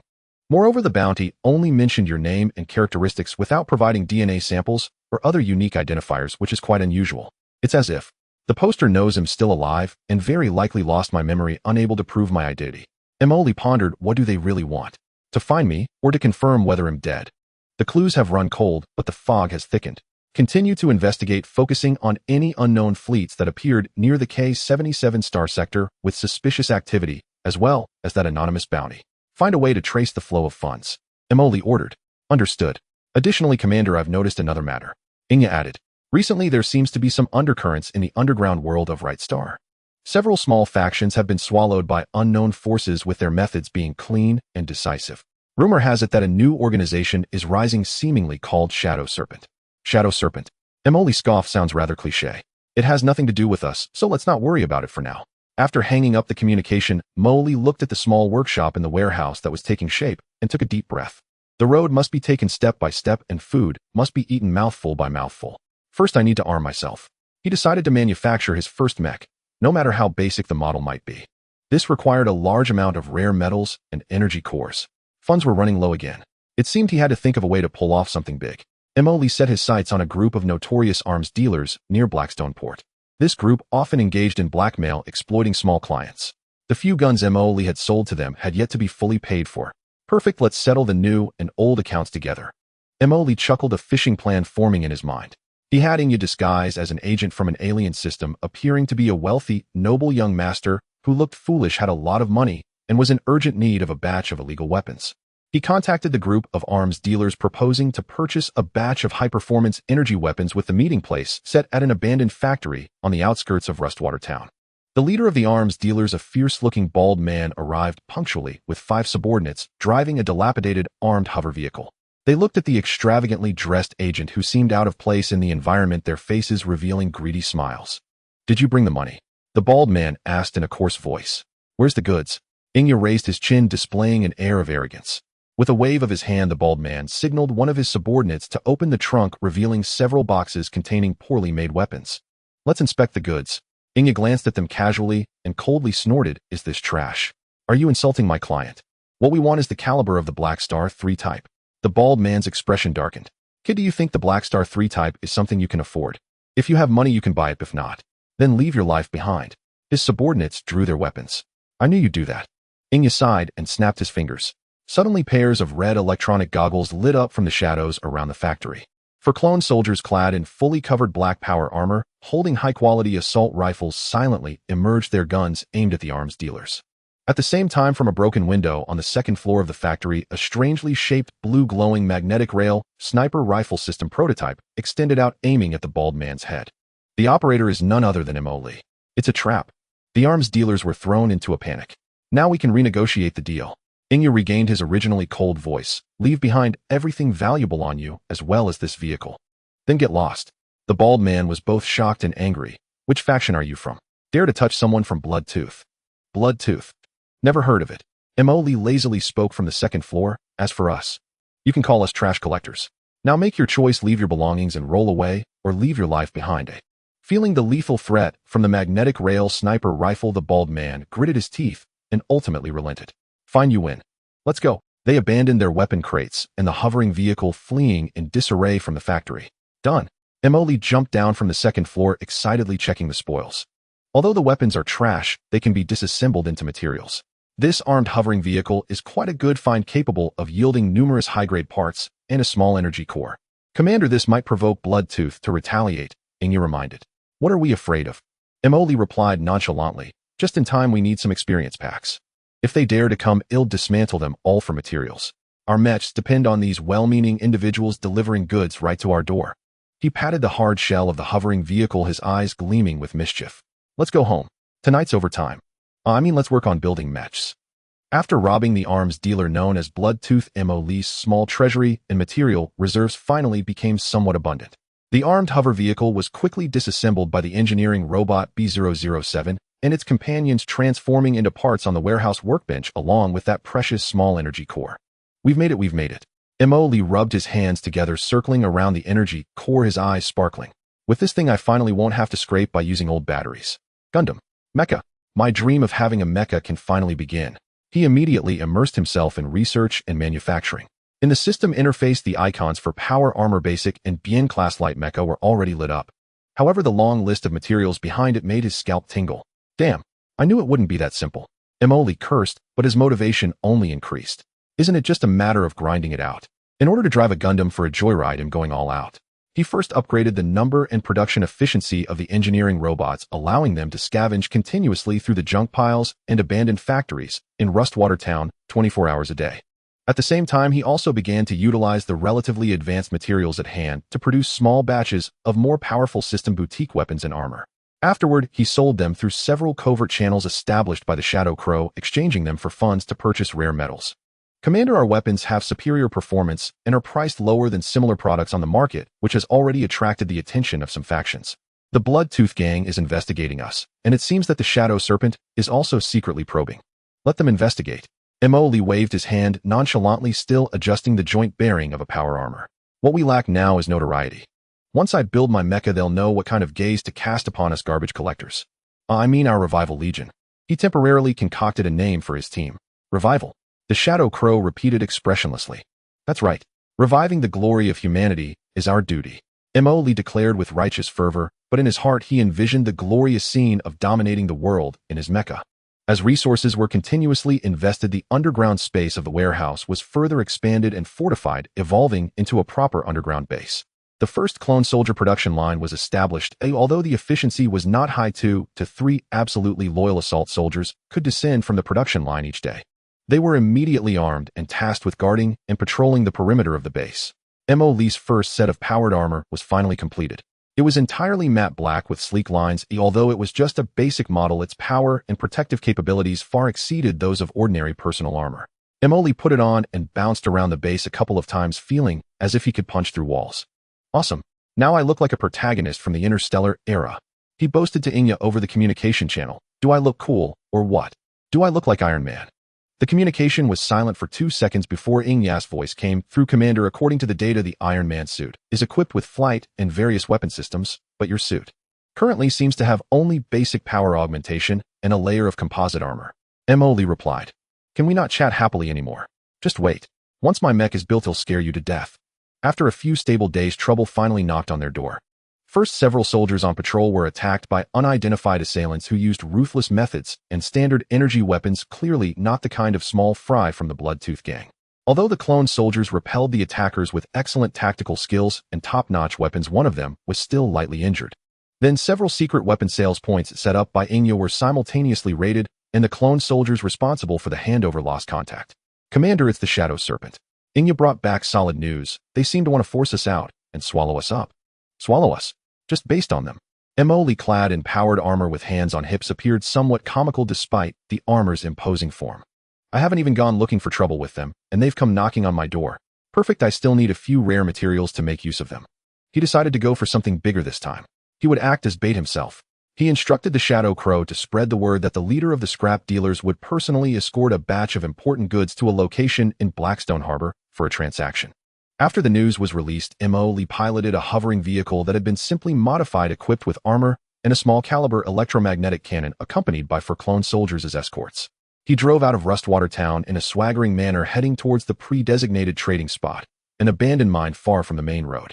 Indeed, after entering the mine area, they were surrounded. A dozen modified armed vehicles appeared from all directions, heavy machine guns and energy cannons mounted atop. Nearly 100 armed personnel dressed in uniform black combat suits and wearing masks jumped down from the vehicles encircling them. At the forefront was a tall, slender man with a sinister gaze, casually toying with a uniquely shaped, high-frequency knife. The leader of the scrap dealers? Doesn't look like much. The sinister man scoffed at Emily's unremarkable hovering vehicle. If you know what's good for you, hand over the goods and your technology and join our Shadow Serpent. I'll spare your life. Emily opened the top cover of the hovering vehicle, half of his body leaning out, the powered armor glinting coldly in the dim light. He fiddled with his ear, the metallic fingers of the armor making a scratching sound. What did you say? Is the wind too loud for you to hear? Join you? Do you take me for a fool? The sinister man's expression darkened, seeking death. Attack! Just as the members of the Shadow Serpent were about to open fire, a sudden change occurred. Boom, boom, boom. The ground beneath them suddenly exploded.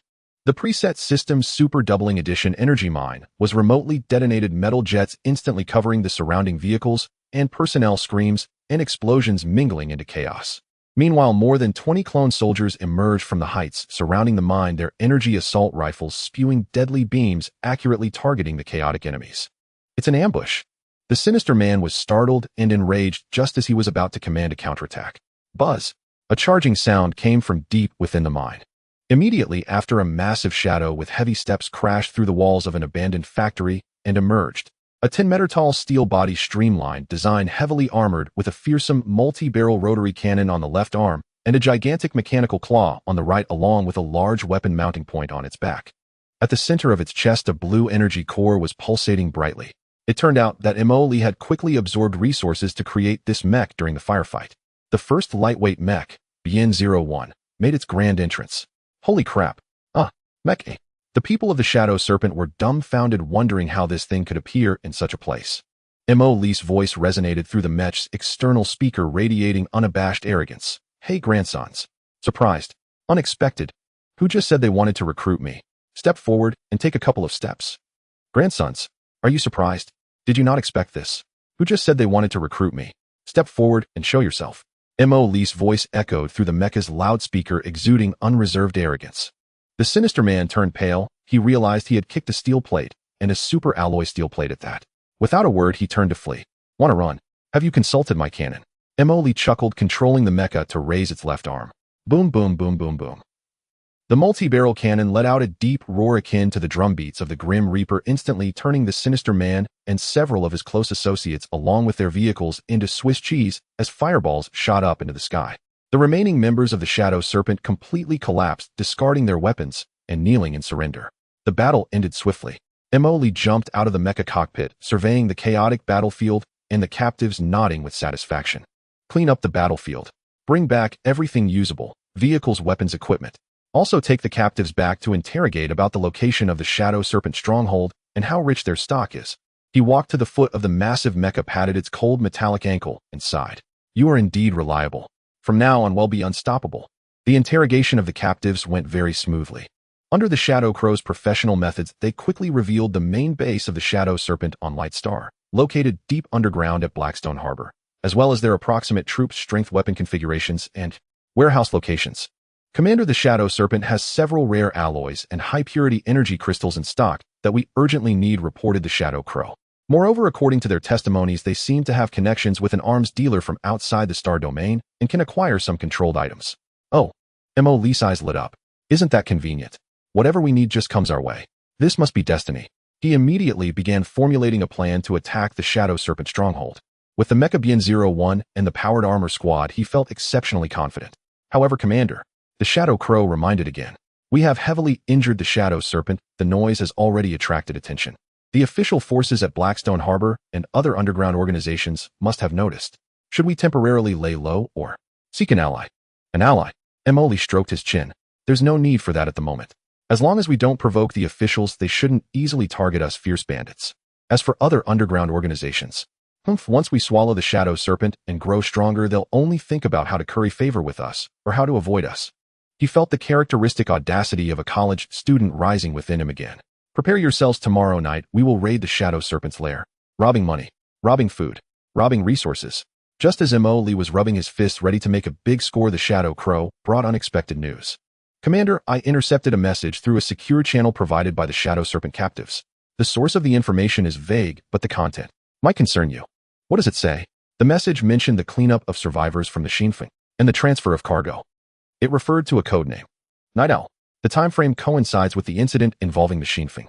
Emily's smile instantly vanished. Night Owl, cleanup, cargo transfer. He felt as if he was touching something deeper beneath the iceberg. The attack on the Xianxia might not be as simple as ordinary interstellar pirates. And this Night Owl could very well be the key. It seems that this Shadow Serpent is not just a transport team leader for materials. They might know more than that.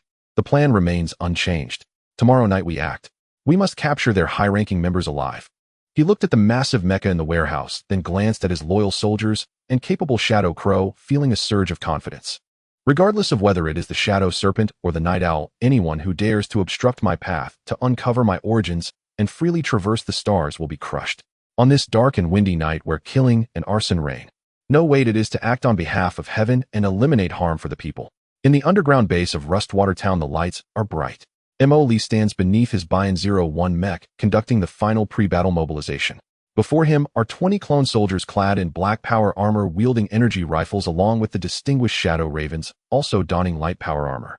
Brothers, sisters, and Shadow Ravens. Emoli's voice echoed through the external speakers of the power armor, accompanied by a slight electric crackle. Tonight's objective is to wipe out the Shadow Serpent's lair, seize their warehouse, and capture their leader. Are you confident? For the commander.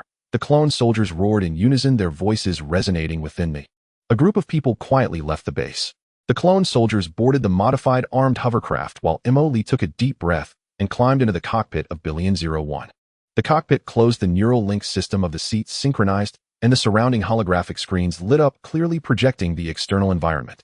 Emoli moved his fingers, wearing the sensory gloves, pushing the control stick, feeling as though he and the steel giant had become one. BN-01. Let's go give those long worms a good shake.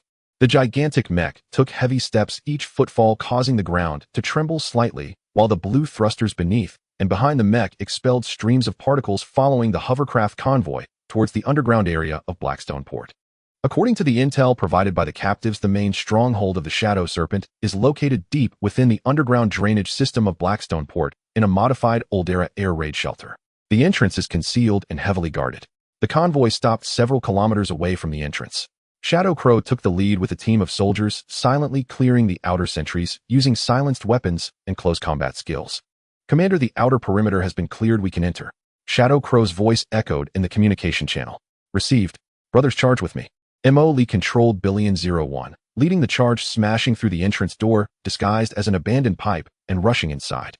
What came into view was a vast underground space transformed into the appearance of a military camp and warehouse. The blaring alarms sounded throughout the entire base. Enemy attack! Enemy attack! It's mechas. Members of the Shadow Serpent surged out from all corners, panic-stricken, as they opened fire at BN-01. Energy beams struck the heavy armor of the mech, sparking showers of fire, yet leaving not a single mark. Is that a tickle? Emoli laughed heartily, controlling the mech's left arm multi-barrel cannon to sweep across. Bang, bang, bang, bang.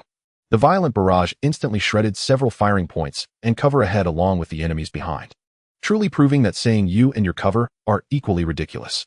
The clone soldiers closely followed, utilizing the maneuverability of their powered armor to precisely target the enemies attempting to flank from the side. Shadow Crow specifically dealt with those holding heavy firepower. The battle displayed a one-sided, crushing momentum. The ordinary members of the Shadow Serpent were completely powerless to stop this steel behemoth and the elite clone soldiers.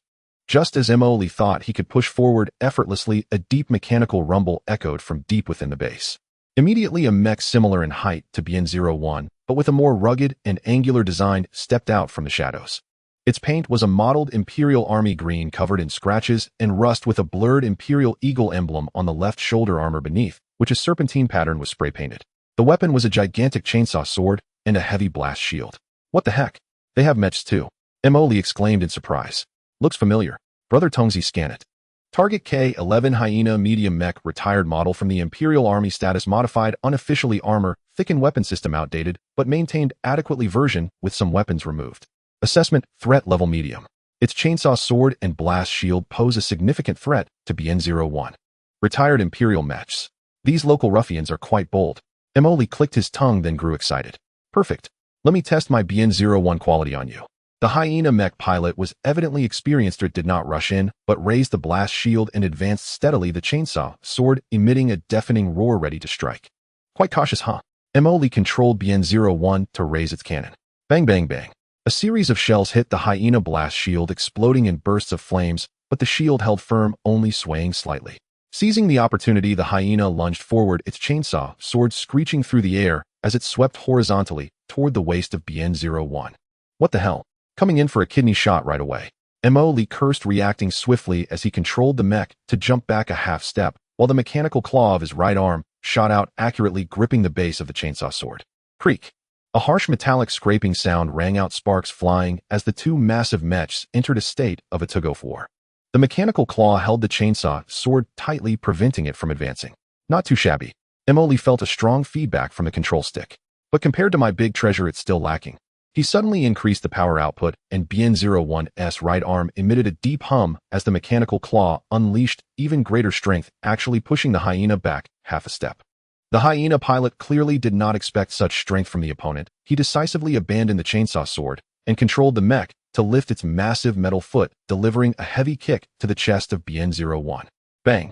A dull thud echoed. BN-01 staggered slightly, a shallow dent appearing on its chest armor. Damn it, how dare you kick me? Mo Li was enraged. Take this. The mech's right shoulder mounting point, which he had not used, suddenly opened, revealing a short-barreled but impressively calibered armor-piercing grenade launcher. Boom. A blazing white light flashed as the grenade struck the exposed abdomen of the hyena mech, which had left an opening while kicking. The explosion engulfed half of the hyena's body. The heavy armor was torn apart with internal components and wiring exposed, emitting black smoke and electrical sparks. Hyena staggered backward, its movements becoming stiff and slow. It's over. Mo Li controlled BN-01 to stride forward, picking up the spinning chainsaw sword from the ground and thrust it fiercely toward the cockpit of the hyena. Xihe. The grinding sound that made one's teeth ache echoed. The chainsaw sword easily tore through the cockpit armor of the hyena, and all movement inside ceased instantly. The massive hyena mech fell to the ground with a crash, kicking up a cloud of dust. Done. Mo Li sighed in relief, wiping away non-existent cold sweat. Almost had a setback. These guys actually hid such a good piece of gear. With the leader's ace destroyed, the remaining members of Shadow Serpent completely lost their will to resist and surrendered. The battle ended, and Mo Li jumped out of the mech to direct the soldiers to secure the scene and tally the loot. Commander, we found their control room and warehouse. Inya came over to report. In the control room, Inya quickly hacked the database and began downloading all the data. The warehouse made Mo Li's heart bloom with joy. It was filled with various weapons, ammunition, energy blocks, as well as plenty of rare metals and the high-purity energy crystals mentioned by the captive. These were precisely what were urgently needed to manufacture more advanced equipment and clone more soldiers. Striking it rich. This time I really struck it rich. Mo Li clutched a glittering energy crystal, almost wanting to kiss it. Commander, we found a few high-ranking members, including their second-in-command. A clone soldier brought over several pale-faced individuals. Mo Li approached the second-in-command, a balding, middle-aged man who was trembling in fear. Tell me, what do you know about Night Owl and the Xinfeng? Night Owl. Night Owl is a very mysterious organization. We are merely their peripheral collaborators responsible for handling some unsavory things on Lightstar, such as fencing stolen goods and providing safe houses. What about Xinfeng? I don't know much about Xinfeng. Just heard that Night Owl was involved in an operation to find something or someone. Later it seemed that the mission went awry and the spaceship was destroyed, but they apparently did not find their target. After that, we received orders to assist in investigating the survivors of Xinfeng and to keep an eye on someone named Mo Li. Mo Li's heart gradually sank. It turned out that the attack on Xinfeng was no accident, and the target was very likely himself. What secret did the original owner possess? Where is the lair of Night Owl? How do I contact them? I don't know. Truly don't know. The second-in-command cried out they only contacted us through a single line. The encrypted channels used each time were different. We are just small players. It seemed that no more core information could be pried from this guy's mouth. Mo ordered for the captives to be taken away and locked up. He looked at the warehouse full of resources and then glanced at the data that Xihe was copying from the database, feeling a bit complex. Overnight, he had taken down one of the largest underground forces in the starport and gained a massive amount of resources, but he also learned about a more mysterious and powerful opponent, Night Owl. Who cares? Mo quickly regained his spirits. When soldiers come, they will be met with soldiers. When water comes, it will be blocked. First, digest these things and elevate my strength to the next level. Once I unleash my space fleet, let's see who dares to set their sights on me. He patted the cold exterior armor of Bien-01 beside him. Brother, you performed well tonight. When we get back, I'll give you a maintenance spa. Next time, we'll go fight tougher battles. The lair of the Shadow Serpent was soon completely emptied. All weapons, ammunition, energy blocks, rare metals, and even those machines that still seemed operational were dismantled and packed by engineering robots and cloned soldiers transported back to the underground base in Rustwater Town, one truckload after another. The once spacious base was now crammed full, resembling a super grocery store. Mo stood atop a pile of energy crystals, hands on his hips, filled with pride. This is truly an upgrade from bird guns to cannons. He shouted down to Xihe, who was counting the supplies below. Hey girl, do you see this? This is our territory. Xihe looked up and calmly reported, Commander, preliminary statistics are complete. There are enough weapons to arm 3 battalions, and the energy crystals and rare metals are sufficient to support Bien-01 in 5 high-intensity battles or to manufacture 3 mecha-based frames of the same level. The biomass and cloning resources have also been greatly replenished, allowing us to initiate the secondary cloning sequence. Secondary cloning sequence. Mo's eyes brightened. What can we clone that's even more powerful? Including technical troops, drivers, engineers, as well as more specialized combat units like snipers and demolition experts, Xihe answered. Let's do it. We must do it. Mo jumped down from the energy block. Let's quickly produce soldiers. We have resources now. We have resources. We need to act lavishly. He had already begun to imagine leading a mecha army striding through the stars. However, his good mood did not last long. A few days later, the perimeter sentry of the base sent a signal. An official convoy was approaching Rustwater Town, heading straight for their warehouse base. Commander, it's 3 armored vehicles from the Blackstone Port security team, Xihe said, watching the surveillance footage. Mo's heart sank. The security team? What are they doing here? Are they too eager to catch us for banditry, stealing their thunder? That's highly likely, Xihe analyzed. We made too much noise taking down the Shadow Serpent, and it's impossible to completely conceal it from the authorities. Their arrival is merely a test, a warning, or a bid for a share of the spoils. A share? Dream on. Mo scoffed. I fought tooth and nail for this. Do they think they can take it without a struggle? A direct confrontation is unwise, Xihe reminded. We currently do not have the strength to confront the authorities, Hedon. I know. Mo scratched his head, his mind racing. If hard confrontation won't work, then what about persuasion? No, I mean friendly negotiation. He immediately ordered hide all the obvious contraband in the underground second level. Leave only some ordinary metal materials and a few old machines in the ground warehouse as a facade. Hide the mechas as well. Xihe, you come with me to meet them. Soon the 3 armored vehicles from the security team stopped outside the warehouse door. A middle-aged man in a neat security officer uniform with lieutenant insignia on his shoulder got out with 8 fully armed soldiers. It was the middle-aged security officer Carl, who had previously interrogated Mo. Mr. Mo, we meet again. Lieutenant Carl looked at Mo and Xihe as they walked out of the warehouse, his expression neutral, his gaze sweeping over the somewhat shabby interior of the warehouse. Oh, Officer Carl, what brings you here? Mo plastered a warm smile on his face, as if greeting an old friend. No need for that, Lieutenant Carl said calmly. We received a tip-off about the intense gunfire that occurred a few days ago at the abandoned mine in Zone D and the underground drainage system, which may be related to you. Moreover, the annihilation of the Shadow Serpent organization seems rather suspicious. Gunfire? What gunfire? Mo feigned ignorance. We're just a group of honest recyclers. A few days ago we went out to collect some scrap metal. Perhaps we made a bit too much noise, but there was definitely no gunfire. Who is slandering me? As for the Shadow Serpent, they're gone. That's a good thing. You officers are truly efficient. He even gave a thumbs up to the security team. Lieutenant Carl stared at Mo for a few seconds, clearly unconvinced by his fib. Mr. Mo, let's be clear. Light is shed upon dark matters in Light Star. Some actions, if taken too far, will keep many people awake at night. He glanced meaningfully towards the depths of the warehouse. Mo understood immediately that they were here to demand a hush fee, or rather to collect a protection fee. His smile remained unchanged as he leaned in closer, lowering his voice. Officer Carl, you are absolutely right. I understand the rules. We small business owners need to rely on your support to make a living in your esteemed territory. He discreetly pulled out a small bag from a hidden compartment of his powered armor and subtly pressed it into Lieutenant Carl's hand. The bag contained several high-quality energy crystals worth a considerable sum on the black market. Lieutenant Carl weighed the bag in his hand. His fingers moved slightly, sensing the energy fluctuations inside, and his serious expression softened slightly. It seems Mr. Mo Lee is indeed a businessman who understands the rules. He naturally tucked the bag into his pocket. However, merely understanding the rules is not enough. What you are doing now is not legitimate and can easily attract gossip. Mo Lee understood. Could you provide some guidance, officer? Lieutenant Carl cleared his throat. Our security team has a trial quota for a civil cooperative security company. The main duty is to assist in maintaining security on border planets, combating smuggling and illegal armed activities. Of course, it comes with certain autonomy and procurement convenience. I see that, Mr. Mo Lee. Your equipment is quite complete, and your personnel seem very capable, making it quite suitable. Mo Lee's eyes lit up. Is he offering them an official disguise? Suitable. Perfectly suitable. Mo Lee immediately interjected. We Hongxing. I mean, our revival company is most passionate about maintaining interstellar peace. We are very interested in this quota. That's good to hear, Lieutenant Carl said with a knowing smile. I will have someone send over the relevant paperwork and management fee details shortly. I hope you handle things well and don't make it difficult for me.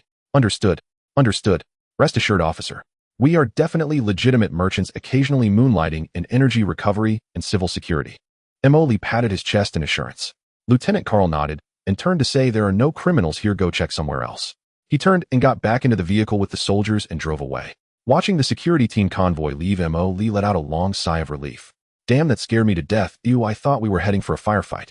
He patted his chest. Xianxia reminded from the side, Commander, we spent approximately 50,000 Faller energy crystals. 50,000 in exchange for a protective charm. We can earn back more in the future. It's worth it. Mo Lee took it lightly. With this cover, it will be much easier for us to operate in the future. At least on the surface, we are one of our own now. Hurry up and hang up our revival security company sign. A few days later, a shiny metal sign was indeed hung at the entrance of the dilapidated warehouse in Xihe town. Revival Security Assurance Company. Although it still seemed somewhat out of place, at least there was now an official identity. Lieutenant Carl quickly sent over the relevant permission documents and a special identification card. Though the price was a bit painful, it was worth it. With this, Mo Lee could legally purchase some restricted weapon components and energy, albeit in limited quantities, but it was a good start. With an official identity and ample resources, Mo Lee's farming venture entered the fast lane. The underground base was further expanded, divided into living quarters, production areas, research and development zones, and military zones. The secondary clone sequence was activated, and the first batch of technical troops and special combat personnel stepped off the production line, including mecha pilots, weapon engineers, and ghost snipers. These clones possessed higher intelligence and specialized skills, enabling them to execute complex tasks more effectively. The Bylon 01 mecha also underwent comprehensive maintenance and upgrades with reinforced armor and optimized weapon systems. At the same time, the manufacturing of the second mecha Yazi 02 was put on the agenda, this time planning to use more powerful power and weapon systems. Mo Lee himself was not idle. He donned his power armor and mingled among the clone soldiers, participating in tactical training together, learning mecha combat techniques and making rapid progress. As he put it, to be the boss, one must have some skills, otherwise how can one command respect? Superficially, the revival company took on some not-so-important escort and patrol tasks released by the official or business associations of Xihe Port, earning a little money to maintain the image of a legitimate businessman. In the shadows, the intelligence network, led by Xianxia, operated with unprecedented efficiency. She utilized the cover of the revival company and information obtained from the Shadow Serpent database to fully investigate the leads on Night Owl and the Zinfingo New Wind. One night, Xianxia brought breakthrough news. Commander, we have decrypted a highly encrypted fragment file from the Shadow Serpent database. Xianxia's voice sounded somewhat grave. In the encrypted communication, it mentioned a fragment of the Zinfingo voyage log and a coordinate. The coordinate pointed to a unmarked star domain beyond the border of the Kulan Empire. An unmarked star domain. Mo Lee frowned. Why would the Zinfingo, a civilian passenger ship, go so far? The log fragment indicates that before the accident, the Zinfingo had received an unidentified distress signal, with the signal source located near that coordinate. The spaceship altered its course to go for rescue. A distress signal. Mo Lee felt he had grasped something. What happened next? The log ends here. But when we cross-referenced other information, we found that almost at the same time as the Zinfingo accident, there was a note in the Empire's Border Patrol records regarding abnormal gravity, fluctuations in the K-77 star domain, which was determined to be a device malfunction at the time. Abnormal gravity a distress signal, an unmarked star domain. Emily felt that a huge mystery was slowly revealing itself. The one who attacked the Zinfingo was probably not just simple pirates, and what Night Owl was searching for was definitely not simple either. How far is that coordinate from us? Emily asked. Without using interstellar jumps, it would take at least 3 years at the normal cruising speed of a starship. Moreover, the risks in that star domain are unknown. 3 years. Emily pondered. His strength was still insufficient for interstellar travel. Continue investigating, Night Owl. He commanded focus on their recent activities and see if they are also paying attention to that coordinate. Meanwhile, accelerate our own development. We need bigger ships and stronger firepower. Understood. After hanging up the communication, Emily walked out of the command room and into the mecha warehouse. Looking at the 2 massive mechas being maintained and manufactured before him, he clenched his fist. No matter who you are, Night Owl, or whatever dare to provoke. It's bad luck for you. Just wait once my fleet is formed, ill party right at your doorstep. The Rejuvenation Security Assurance Company is officially established, as if giving M.O. Lee's speeding vehicle a legitimate license. Although I winced at the 50,000 Fowler management fee, the effect was immediate. At least now, when he makes large-scale purchases of metal materials and energy blocks, he no longer has to rely entirely on the black market channels of Xihe, as he can partly follow the company procurement process. Although the quantity is still limited, it is stable. The underground base has expanded again and now resembles a small military fortress. The cloning center operates around the clock with batches of technical soldiers and combat personnel being produced and filling various positions. 2 Mechs Billion 01 and Yazzie 02 stand tall in the dedicated hangar ready for deployment at any moment. However, Emily's gaze has turned to a farther place, the starry sky. Emily stared at the star map, growing increasingly restless. No, the Mech's legs are too short. Running a business still requires taking a passenger ship. That's too embarrassing. We need our own ship. A ship that can jump. He pounded the table and shouted at Xihe and several engineers he had cloned. The engineers immediately pulled up the blueprints. Commander, I recommend the Chang'an-class light frigate, which is 930 meters in length, standard configuration. That's the one. Emily didn't wait for him to finish and made the decision. Hurry up, calculate how much resources we need. The data quickly came out, and looking at the long list, Emily's mouth twitched. Damn, it's so expensive. We can't even empty our entire treasury. Do we have to cut back on the weapon systems? Xihe quickly added, yes, Commander. Even if we only complete the hull and basic systems, our resource reserves will be depleted. Damn it, this isn't shipbuilding, it's a money-eating monster. Emily scratched his head, and then his eyes lit up. Forget it. Just getting a hull out for show is fine. We can earn more resources later. He waved his hand. Tongzi. Build it for me. Command received. Deducting the corresponding resources. Chang'an-class light frigate Light of Hope is under construction. Construction complete. Almost instantly after the prompt sound ended, a faint light flickered deep in the base's newly built large dock, and a nearly 1,000-meter-long streamlined silver warship silently appeared there. It quietly rested in the enormous dock, its streamlined silver hull shimmering with a cold light under the illumination. Although the weapon system was only equipped with particle cannons and the missile bays were empty, the defensive system only covered critical areas. The shield generator was also operating at the lowest power, but the overwhelming aura of an interstellar warship already swept over.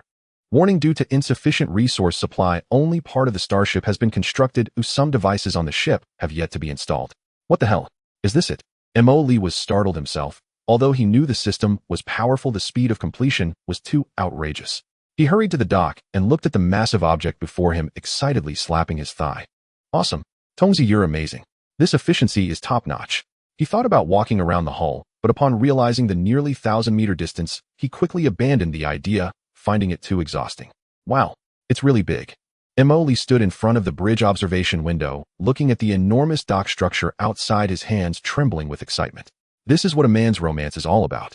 Commander, the ship's basic functions are online and ready for short-distance navigation tests.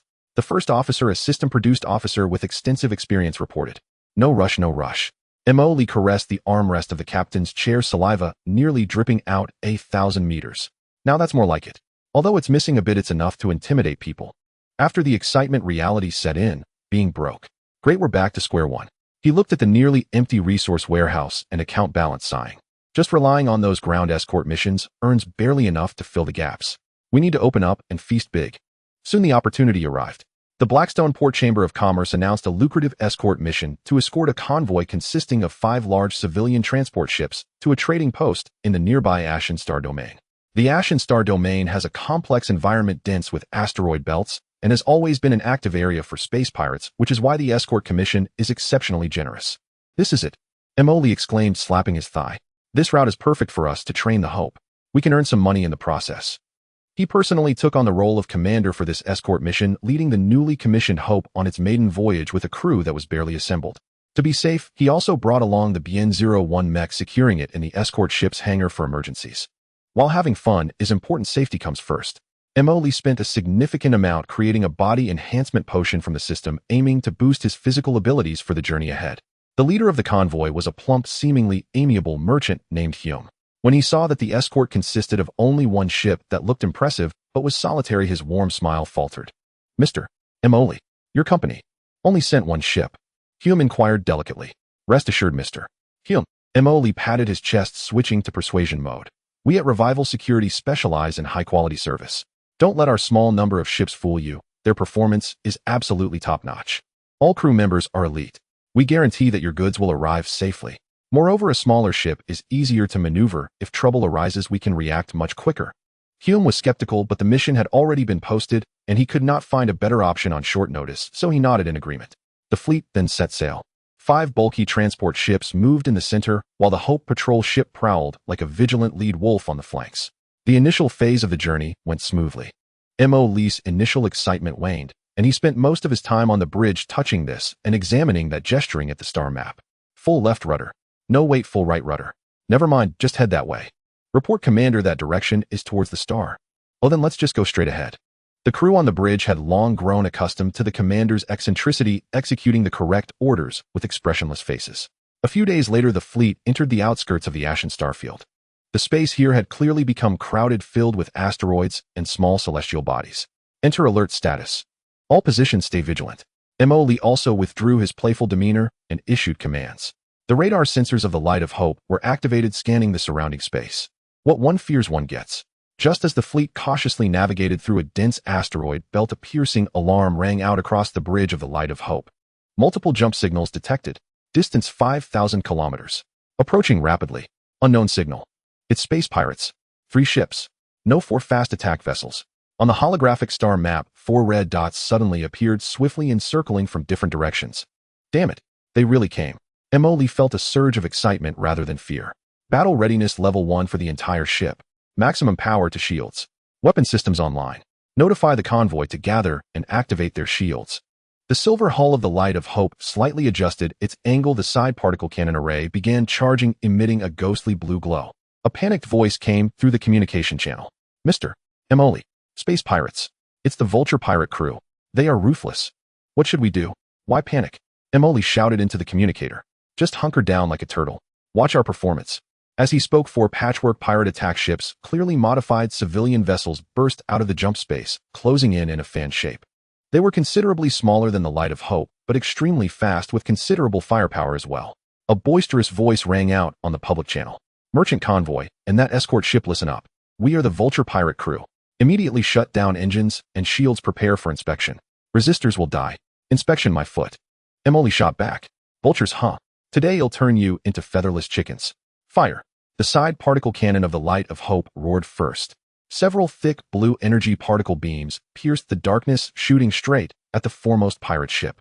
The pirate ship clearly did not expect the firepower of this previously unseen escort ship to be so fierce. It hurriedly attempted to evade, but was still grazed by a particle beam.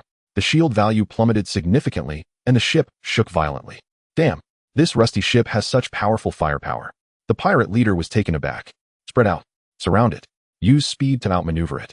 The other 3 pirate ships immediately scattered, leveraging their speed advantage to unleash a torrent of energy fire and missiles from different directions towards the Light of Hope. The shield of the Light of Hope rippled continuously, and the defense system began working, launching a barrage to intercept the incoming missiles, exploding into fireballs in the air. Shield energy down to 75%. Portside point defense turret overloaded. Cooling required. Engine 3 hit by stray bullets, efficiency down by 5%. Bad news kept coming. After all, the weapon system was incomplete, and faced with 4 agile pirate ships, it felt somewhat passive.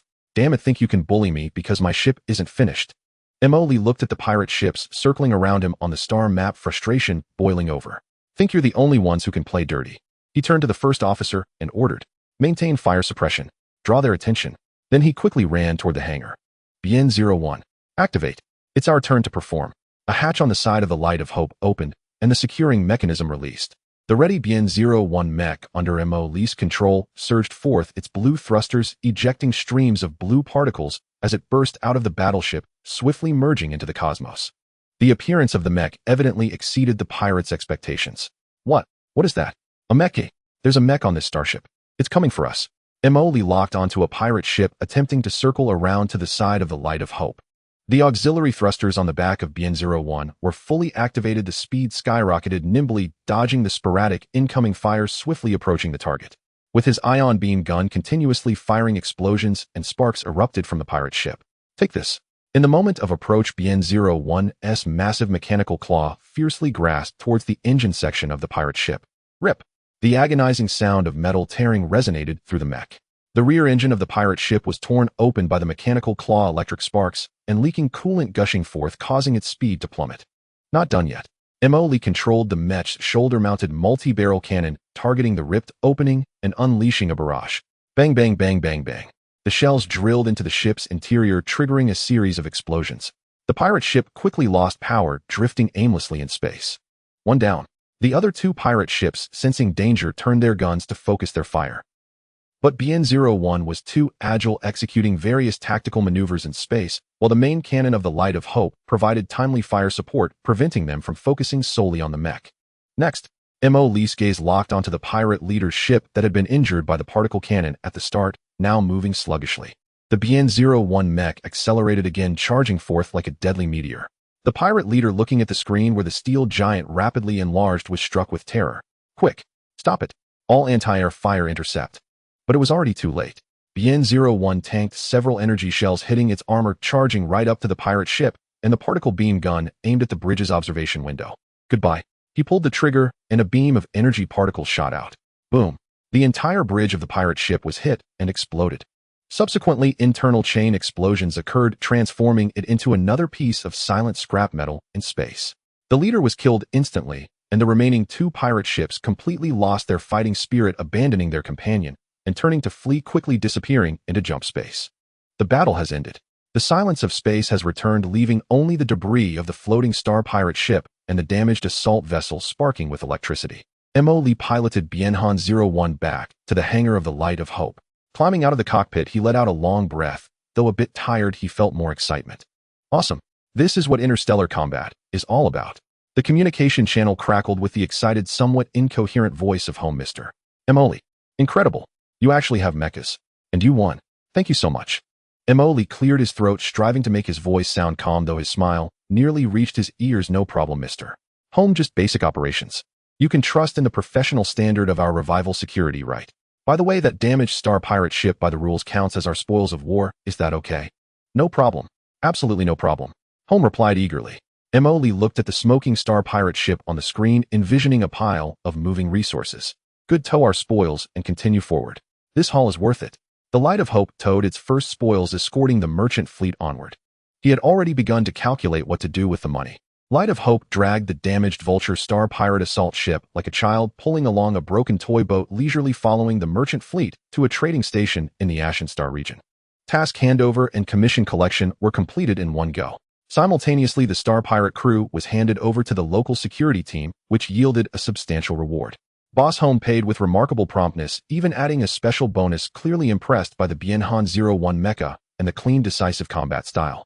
Looking at the long string of numbers added to his account, Emily couldn't help but smile widely. See that girl? This is credibility. This is strength. Emily boasted on the bridge. From now on, our revival security brand will have a foothold in this star region. Xihe timely reminded Commander the priority now is to deal with that star pirate assault ship. Towing it back to Blackstone Port would attract too much attention and lead to unnecessary troubles. Moreover, our base's location has already been exposed to the authorities, making it unsuitable for large-scale spoils, disassembly, and subsequent manufacturing operations. Emily gazed at the battered star pirate assault ship outside the porthole, stroking his chin. You're right, towing this thing back would be too conspicuous. Although Lieutenant Carl has received the payment, there might be other envious fellows. Plus, our little workshop in Rustwater Town is indeed becoming cramped. He pulled up the star map, his eyes scanning the dense asteroid belt in the Ashen Star region. We need to find a new home, a territory that truly belongs to us. Emily slapped the control panel. It must be concealed, secure, and spacious enough. One where we can fully unleash our production capabilities. The environment of the Ashen Star region's asteroid belt is complex with strong signal interference, making it very suitable for establishing a concealed base. The Shadow Crow swiftly filtered through several potential coordinates. According to the scanning data, there exists a large hollow structure within asteroid C-77 with a thick outer rock layer and rich metal veins. This is the one, Emily decisively exclaimed. Set off. Let's take a look at our new home. The Hope promptly adjusted its course, plunging into the perilous asteroid belt with its hull. After navigating a distance and avoiding several dangerous gravitational turbulence zones and dense meteor fields, an unremarkable dull gray asteroid appeared ahead. Commander, we have arrived at asteroid C-77. Preliminary scans confirm that the internal hollow structure is stable and suitable for modification, reported the crew. Find the entrance. Let's see where we can drill in. Soon the scanner discovered a natural fissure on the back of the asteroid, just large enough for the Hope to squeeze through. While this entrance is quite hidden like a dog hole, Emily remarked as he directed the crew to carefully navigate the Hope into the fissure. After traversing a not-so-short narrow passage, the view opened up before them. Inside was a vast space, almost hollowing out the main body of the asteroid with a radius of at least over 20 kilometers. Surrounded by jagged rocky walls, the ceiling had some minerals emitting a faint glow, providing basic illumination. In the center of the space, fragments of small rocks floated. Wow, what a hidden paradise.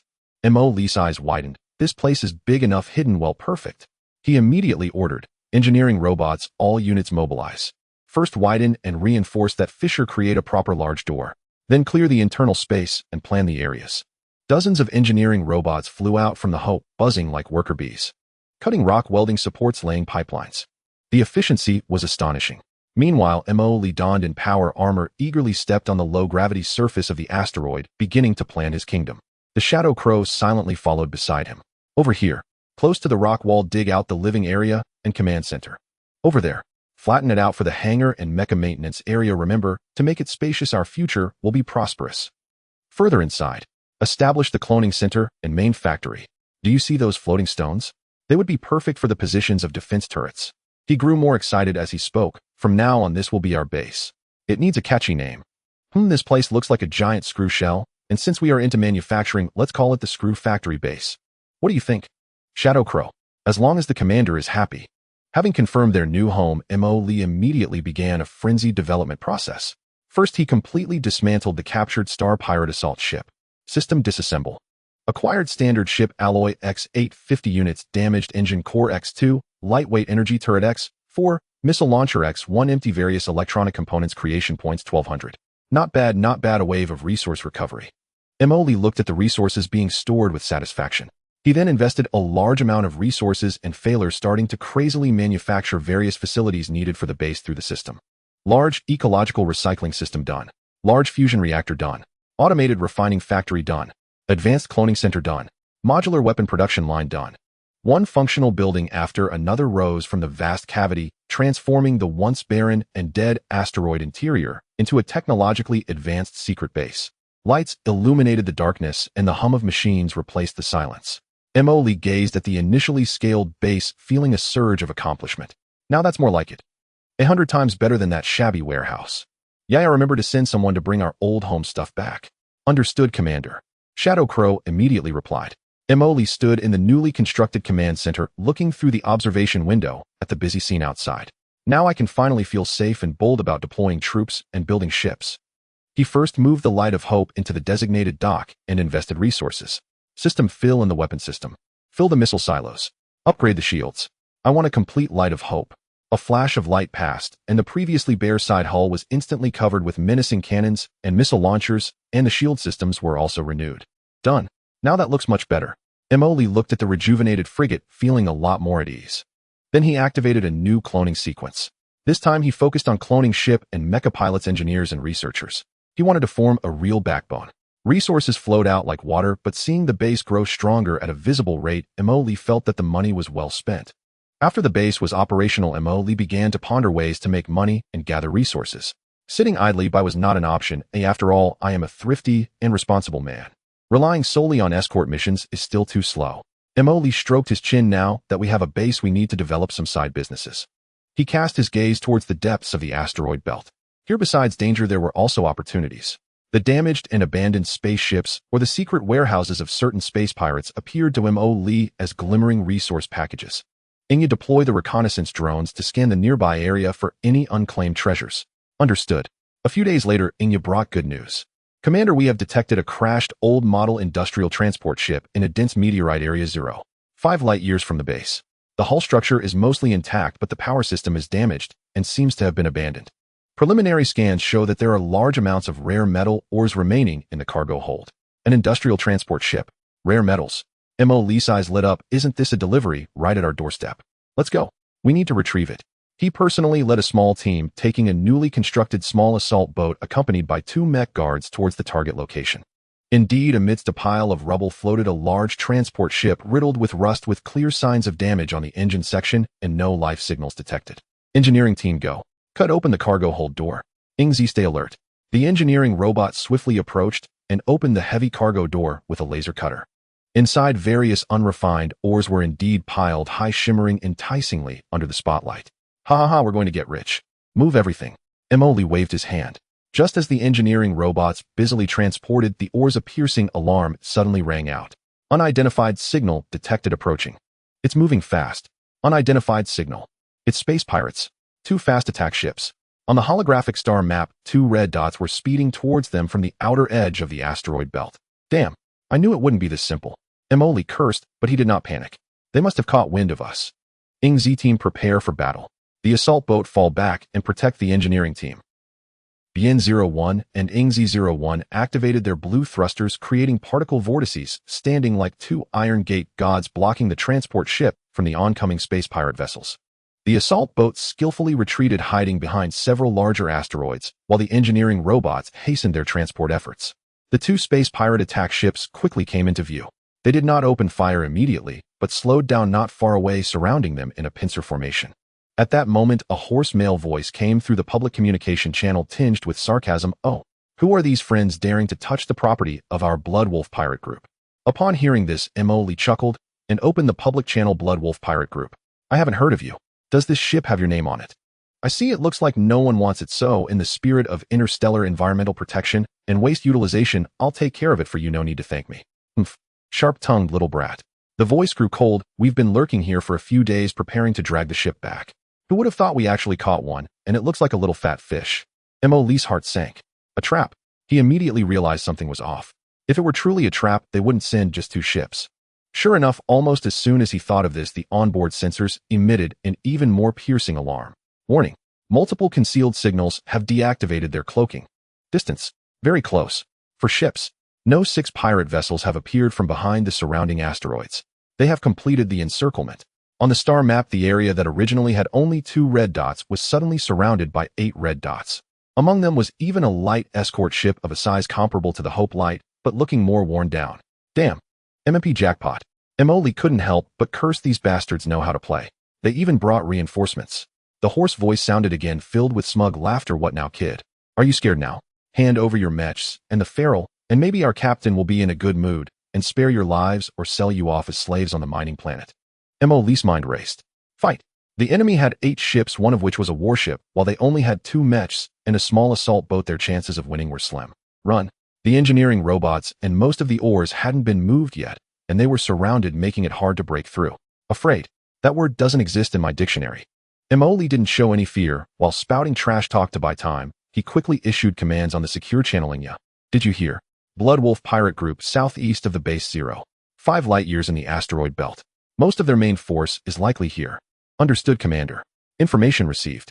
The Hope Light has set out and is expected to arrive at the battlefield in 10 minutes. Inya's voice came through. Lee felt assured. Reinforcements were on the way.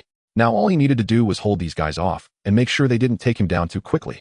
Brothers of the Bloodwolf group, why must we resort to violence? Lee put on a negotiating tone. You see, we're just picking up some scrap. How about this? Let's split it in half when we meet. The ores in this ship will split them equally, just as a way to make friends. What do you say? Split in half. Are you dreaming? The pirate leader scoffed. Right now you're the meat on the chopping board. Everything belongs to us, including your lives. So there's nothing to discuss then. Emily sighed. I originally wanted to interact with you as ordinary people, but what I got in return was estrangement. Okay, I won't pretend anymore. I'll lay my cards on the table. Actually, I am. He deliberately dragged out the tone, while commanding the pilot of BN-01 to quietly adjust its position, aiming the shoulder-mounted grenade launcher at the general direction of that light escort ship. What is it? The pirate leader instinctively asked. I am your long-lost wild father. Emily shouted fire. BN-01 and ING-Z-01 fired almost simultaneously. The machine gun fire and the high explosive shells from the shoulder cannons instantly broke the deadlock, heading straight for that light escort ship and the two closest attack ships. Damn. Giving face, but not taking it. Everyone fire. Annihilate them. The pirate leader was enraged and barked orders. In an instant, this once quiet asteroid belt transformed into a fierce battlefield. The firepower of the 8 pirate ships poured down like a torrential rain onto the 2 mechs. Energy beams crisscrossed, and missiles whistled past with their trails. BN-01 and ING-Z-01 maximized their mobility, weaving through the dense web of fire using large asteroids as cover, continuously evading and counterattacking. The sounds of machine gun roars, missile explosions, and the cracking of energy beams hitting asteroids filled the air. Shield energy down to 60%. Left arm armor damaged. ING-Z-01 reports 1 enemy attack ship's engine hit. Emily stared intently at the display on the assault boat, feeling adrenaline surging. Damn, the firepower is really fierce. ING-Z, concentrate fire on that escort ship's turret. Take out one if we can. Understood. The 2 mechs attacked the space pirate's light escort ship simultaneously from different angles, as if they were coordinated predators. Although they couldn't sink the enemy immediately, they successfully suppressed some of its firepower and left several scorched pockmarks on its armor. The pirate leader jumped up in frustration on the bridge of the escort ship. Useless. 2 mechs can't take them down. All ships press forward. Don't let them escape. The pirate ships began to tighten their encirclement, intensifying their firepower. The commander shouted, Commander, the assault craft's energy shield is overloaded. We need to retreat. Several stray bullets struck the assault craft's shield, creating violent ripples. How much have the engineering robots recovered? Emily asked anxiously. About 40%. Damn, that's a huge loss. Emily felt a pang of heartache, but survival was paramount. Engineering team immediately withdraw to the assault craft. Prepare to retreat.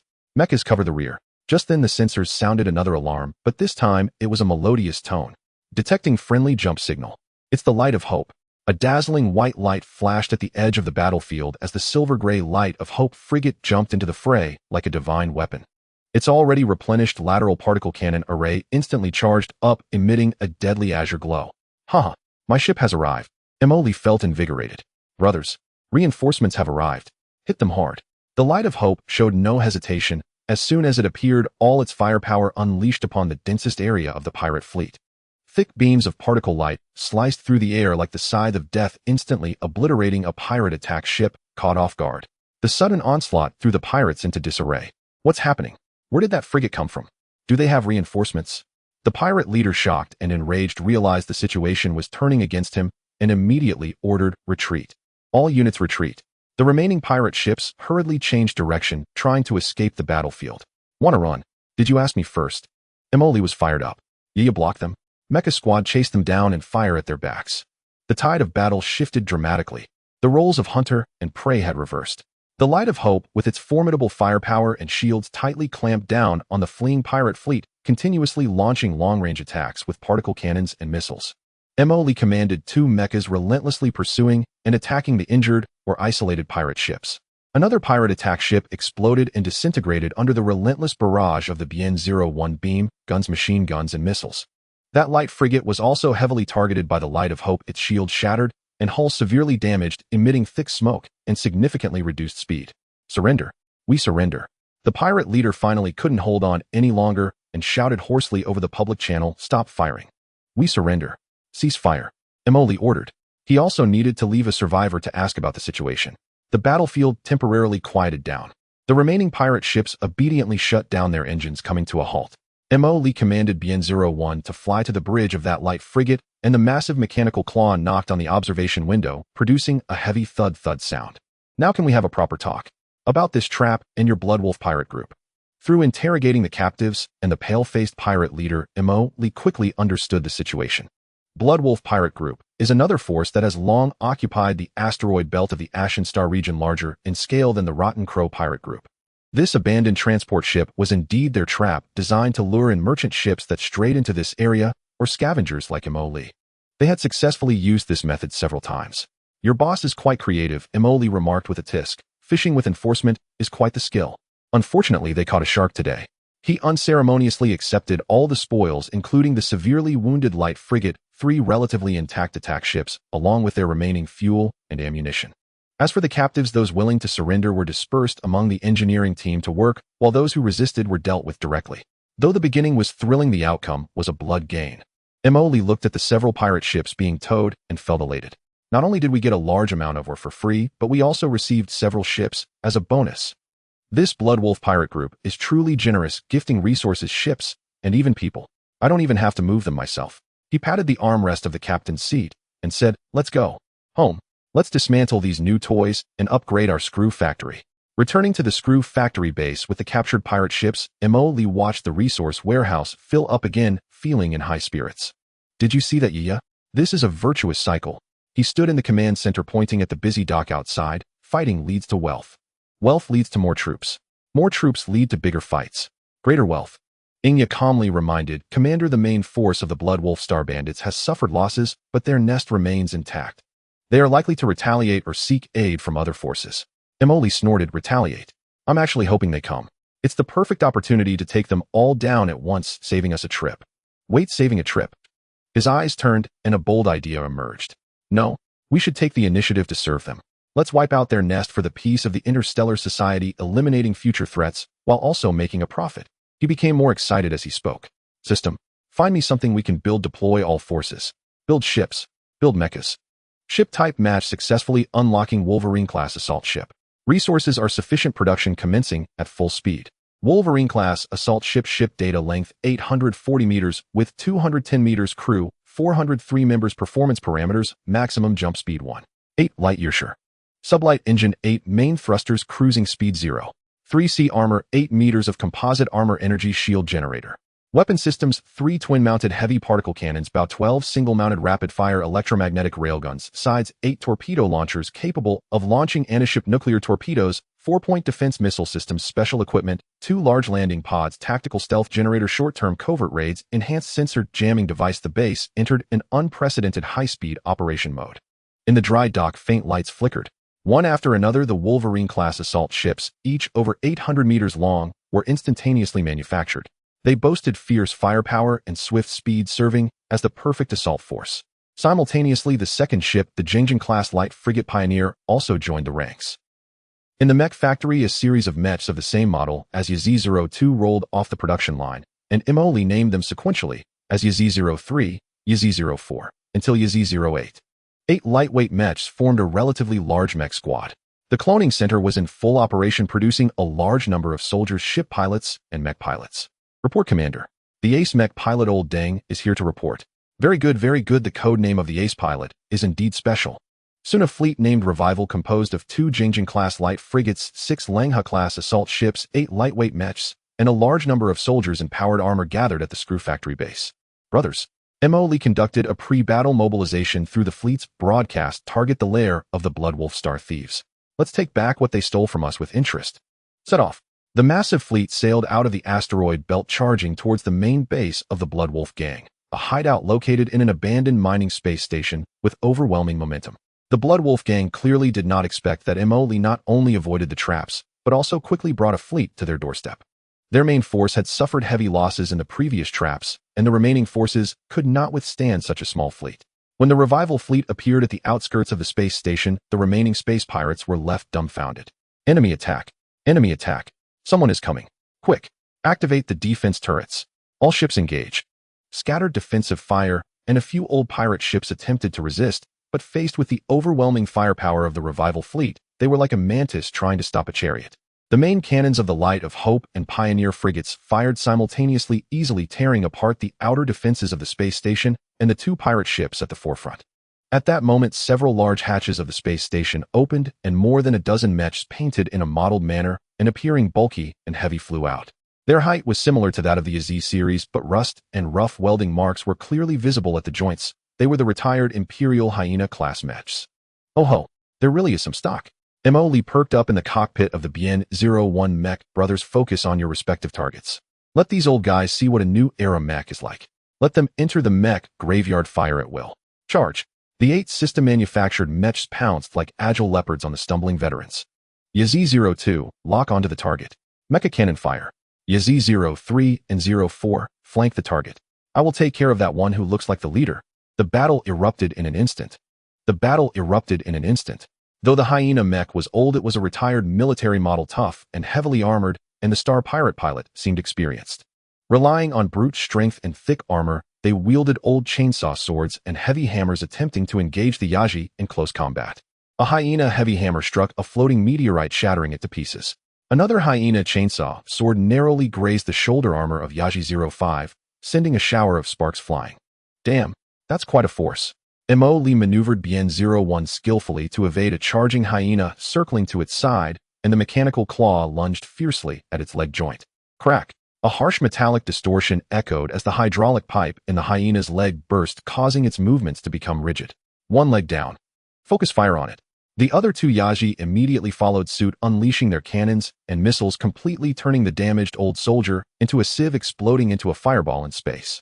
Meanwhile, Yaji-02 utilized its exceptional mobility to toy with a hyena, continually wearing down its armor with precise shots until a particle beam pierced its cockpit. Before long, numerous hyena mechs were picked off like kites, turning into bursts of fireworks in space. The remaining 2 hyenas sensed danger and attempted to retreat to the space station, but were tightly entangled by the Yaji. Trying to run. Have you asked my cannon? The driver of Yaji-07, Old Deng, shouted, unleashing a barrage from the mech's shoulder-mounted grenade launcher, destroying a hyena's rear thruster. The last hyena was torn apart by the combined assault of Bien-01 and Yaji-03. The Star Pirates' mech forces were completely annihilated. Attention Marines, commence landing operations, eliminate any ground resistance. Mo Lee ordered. 8 mechs swiftly approached the space station, using their thrusters, violently breaking open several entrances with their heavy weapons, and charged in. The Marines, clad in power armor, entered the landing pod, flying towards the abandoned space station amidst howling winds and flames. The fighting inside the station was even more one-sided. Under the cover of the mechs, the Marines pushed forward relentlessly. The Star Pirates' light weapons clanged against the power armor, but failed to inflict effective damage, while the Marines' precise shots and the mech's heavy firepower continually harvested lives. The battle was almost a lopsided massacre. Mo Lee himself piloted Bien-01, leading the charge directly towards the core command area of the space station.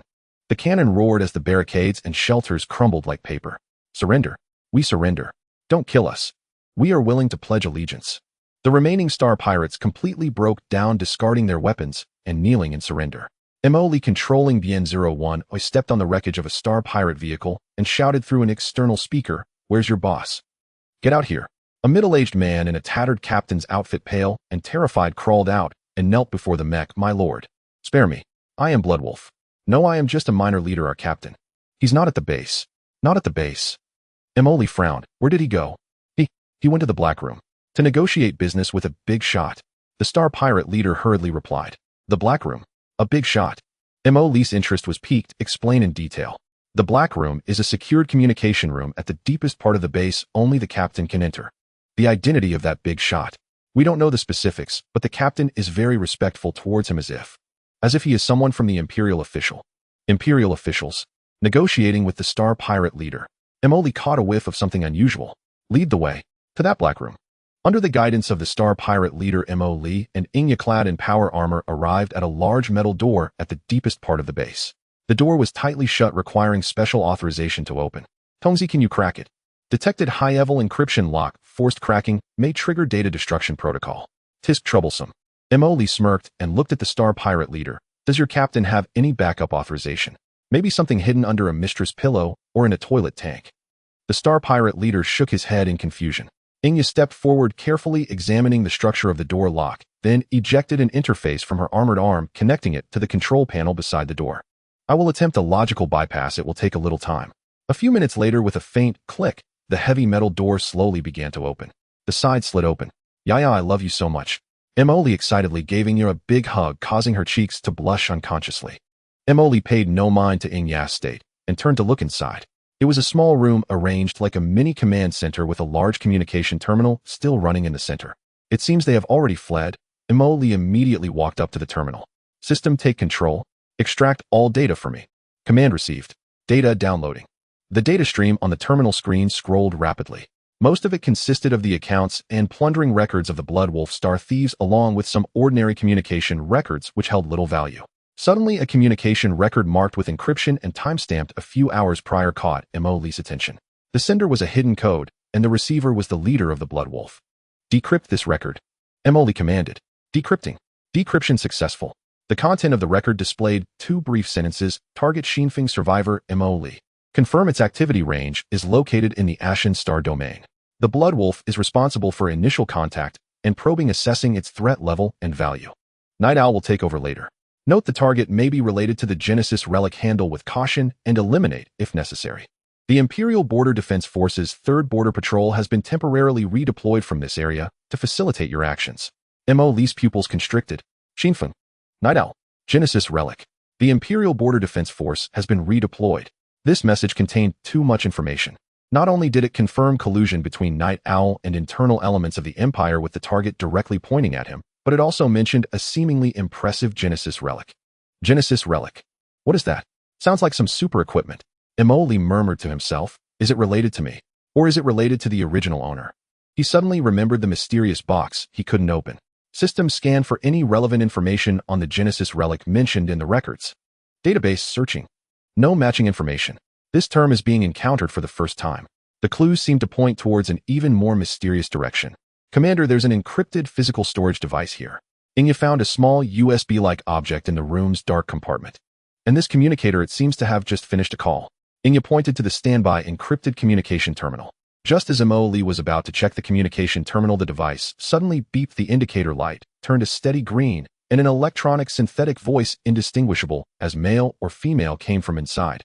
It seems the Bloodwolf pawn has been rendered useless. You are a bit more troublesome than we anticipated, Emily. Emily was startled. The other party actually knew his name and seemed to have been monitoring this place. Who are you? Night Owl. Emily stared at the communicator and asked in a deep voice. Who I am is not important, the electronic voice replied without any fluctuation. What matters is you and what you possess. Hand over the key, and perhaps you can attain a decent ending. Key. Emily immediately thought of that box he couldn't open. What key? I don't know what you're talking about. He attempted to play dumb. No need to hide.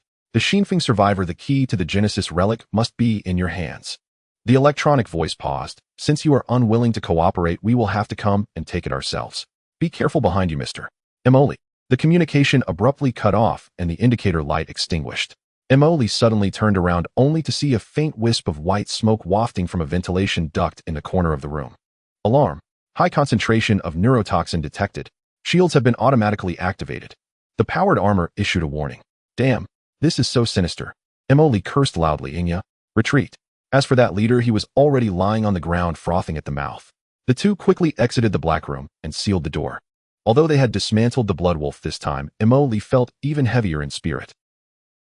He had not only confirmed the collusion between Night Owl and the Empire's internal factions, learned about the existence of the Genesis relic and the key, but also received a direct warning from the other party. Damn it, it seems impossible to live a peaceful life and farm now. Emily looked at the small storage device in his hand, and the tightly closed door of the black room, his gaze turning sharp, but that makes it all the more thrilling. No matter if it's Night Owl or the Empire's pests, if they dare to provoke me, I will drag them all out. Go home. Mobilize troops and ships. We'll clean them up later. Returning to the Screw Factory base, Emily gazed at the newly added ships and mechs in the fleet list, feeling a bit better. Although being targeted by the mysterious Night Owl was somewhat bothersome, he felt reassured with a gun in hand. With such a large family business, the expenses are considerable. Emily scratched his head as he looked at the resource consumption report. With so many mouths to feed and ships needing energy blocks, we need to find ways to increase our revenue. He immediately called for a money-making meeting. Now that we are strong and well-equipped, we can take action in teams. Emily stood before the star map and began to assign tasks. The Light of Hope will lead 3 Wolverine assault ships to form the first squad, commanded by Inya, tasked with resource exploration deep within the Ashen Starfield, specifically seeking rare mineral veins and valuable items. If we encounter small bands of star pirates, we will eliminate them. For larger groups, call for reinforcements or retreat. Understood, Inya replied calmly. The Pioneer will lead another 3 Wolverines and accompany me back to Light Star. Emily pointed to himself. We will return to our old business and take on escort missions. This time we must scale up and secure big contracts.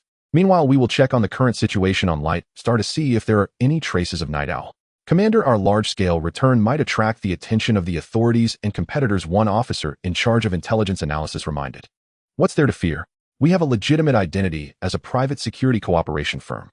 Emily replied dismissively. Besides, we are going to make money, not to fight. We just need to keep a low profile. Soon the fleet split into two routes.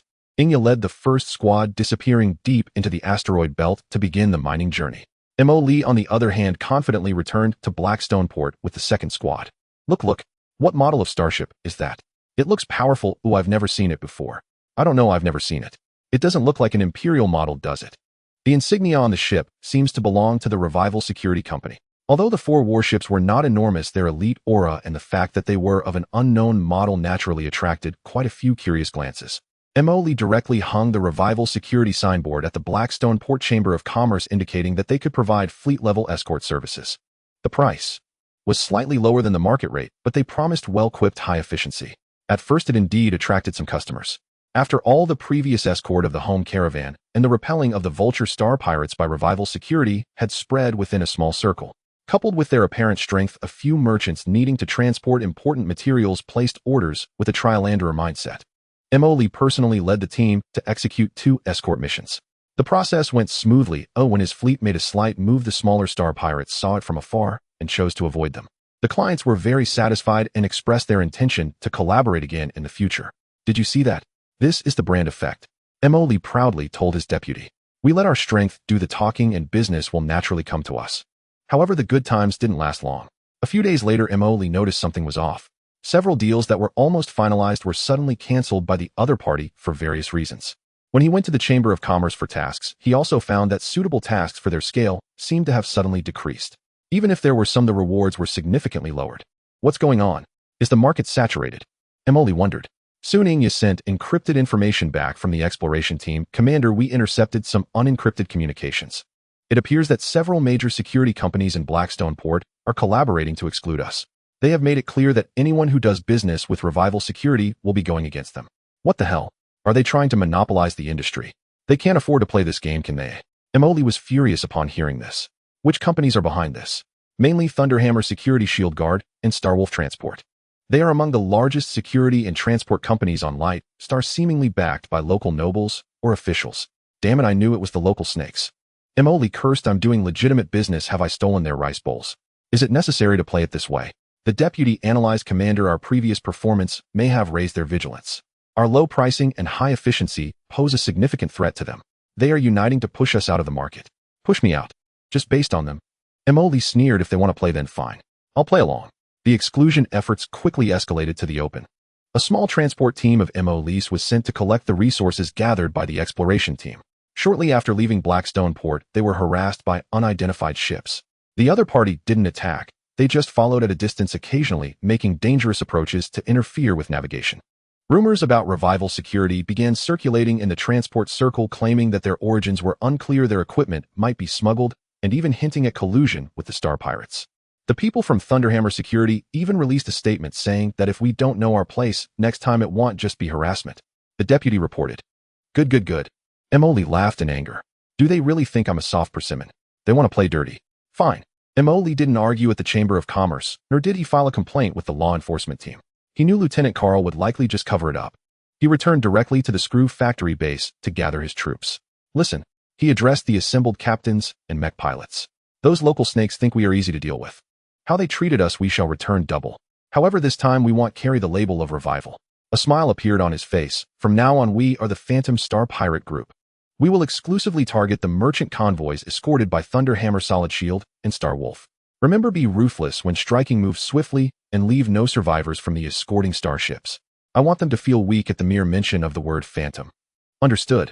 The crowd responded in unison, their eyes gleaming with a combative spirit. The operation begins immediately. Mo personally leads the team with the Pioneer and 3 Wolverine ships, all painted in a dark matte gray devoid of any markings, lurking along the crucial trade route from Lightstar. On the surface, several empty starships were created by the system to deceive the opponent at the starport. Soon the first fat sheep appeared, a convoy of 5 cargo ships escorted by 2 Thunderhammer security frigates.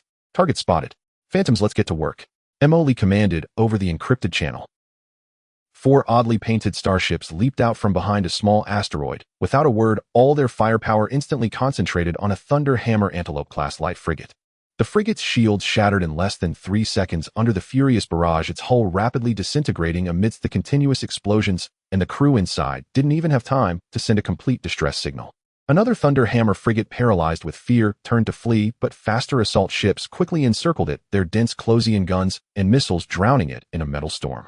Having dealt with the escorting forces, the Phantom fleet swiftly approached the merchant convoy.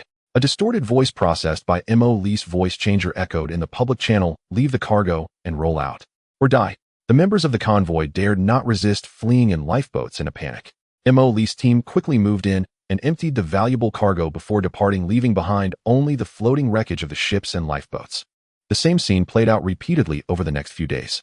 A rare metal transport convoy escorted by Solid Shield was robbed, and the escort ships were all destroyed. A Star Wolf transport merchant convoy vanished without a trace along with its ships and cargo, leaving behind only strong energy residuals and debris detected in the area. Each attack was as swift as lightning, brutally executed, leaving no survivors and engaging in no negotiations. The attackers came and went like the wind, well-equipped, and their tactics were ruthless, akin to true phantoms. The shipping and security circles of Light Star were thrown into chaos. The name Phantom Star pirate groups spread like a plague, instilling fear in everyone. The companies that had previously banded together to exclude Revival security suffered the most severe losses. Their escort business plummeted, insurance premiums soared, clients fled en masse, and their ships and personnel suffered heavy losses. The boss of Thunder Hammer Security raged in his office, yet felt utterly helpless. He had attempted to organize a siege, but phantoms vanished without a trace, making it impossible to locate their lair. He also suspected that Revival security was behind it, but the firepower and ruthlessness demonstrated in every attack far exceeded the scale shown by Revival before, and Revival's fleet was clearly still docked at the port. A tremendous panic spread within several rival companies. The escort missions were practically halted as no one dared to take their contracts, and no merchant convoy was willing to hire them. The crew was anxious, fearing that they might never return after the next voyage. "Investigate. Find out who did this." Kest, the owner of the Jiandun Guard, shouted at his subordinates, his eyes bloodshot. "Boss, the methods are too ruthless, not a single survivor left. It's like a professional assassin, not an ordinary space pirate." A subordinate replied, trembling. "Could it be Night Owl?" The head of the Star Wolf transport looked pale, as they had an inkling of the existence of Night Owl and had engaged in some disreputable collaborations before. This speculation made several people even more uneasy. If it really was Night Owl, then why? How had they offended that mysterious organization? Emily sat in the captain's cabin of the Pioneer, reading the reports collected by the intelligence department about the rival companies in dire straits, sipping his synthetic coffee with delight. "Playing with me. You won't scare me." He hummed a tune proudly. "Let's see who dares to reach out first." At that moment, a secure communication from the Shadow Crow came in with a tone carrying a rare tremor. "Commander, the exploration team has made a significant discovery. A high-purity zero-element crystal vein was discovered in the C-189 area, with preliminary assessments of astonishing reserves." Zero-element crystal? Emoli nearly jumped out of his captain's chair. "Holy shit. Is this for real? Isn't that stuff the core material for advanced energy weapons and shields?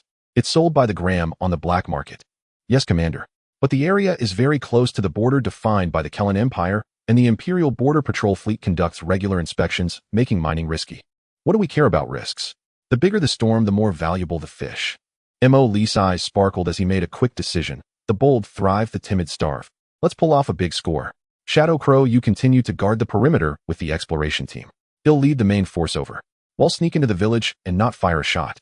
He immediately gathered all the forces available at the Screw Factory base: 1 Jingjing-class escort ship, the Pioneer, 6 Langshan-class assault ships, and 4 mechs, including the Bien-01, with the rest of the mechs remaining at the base.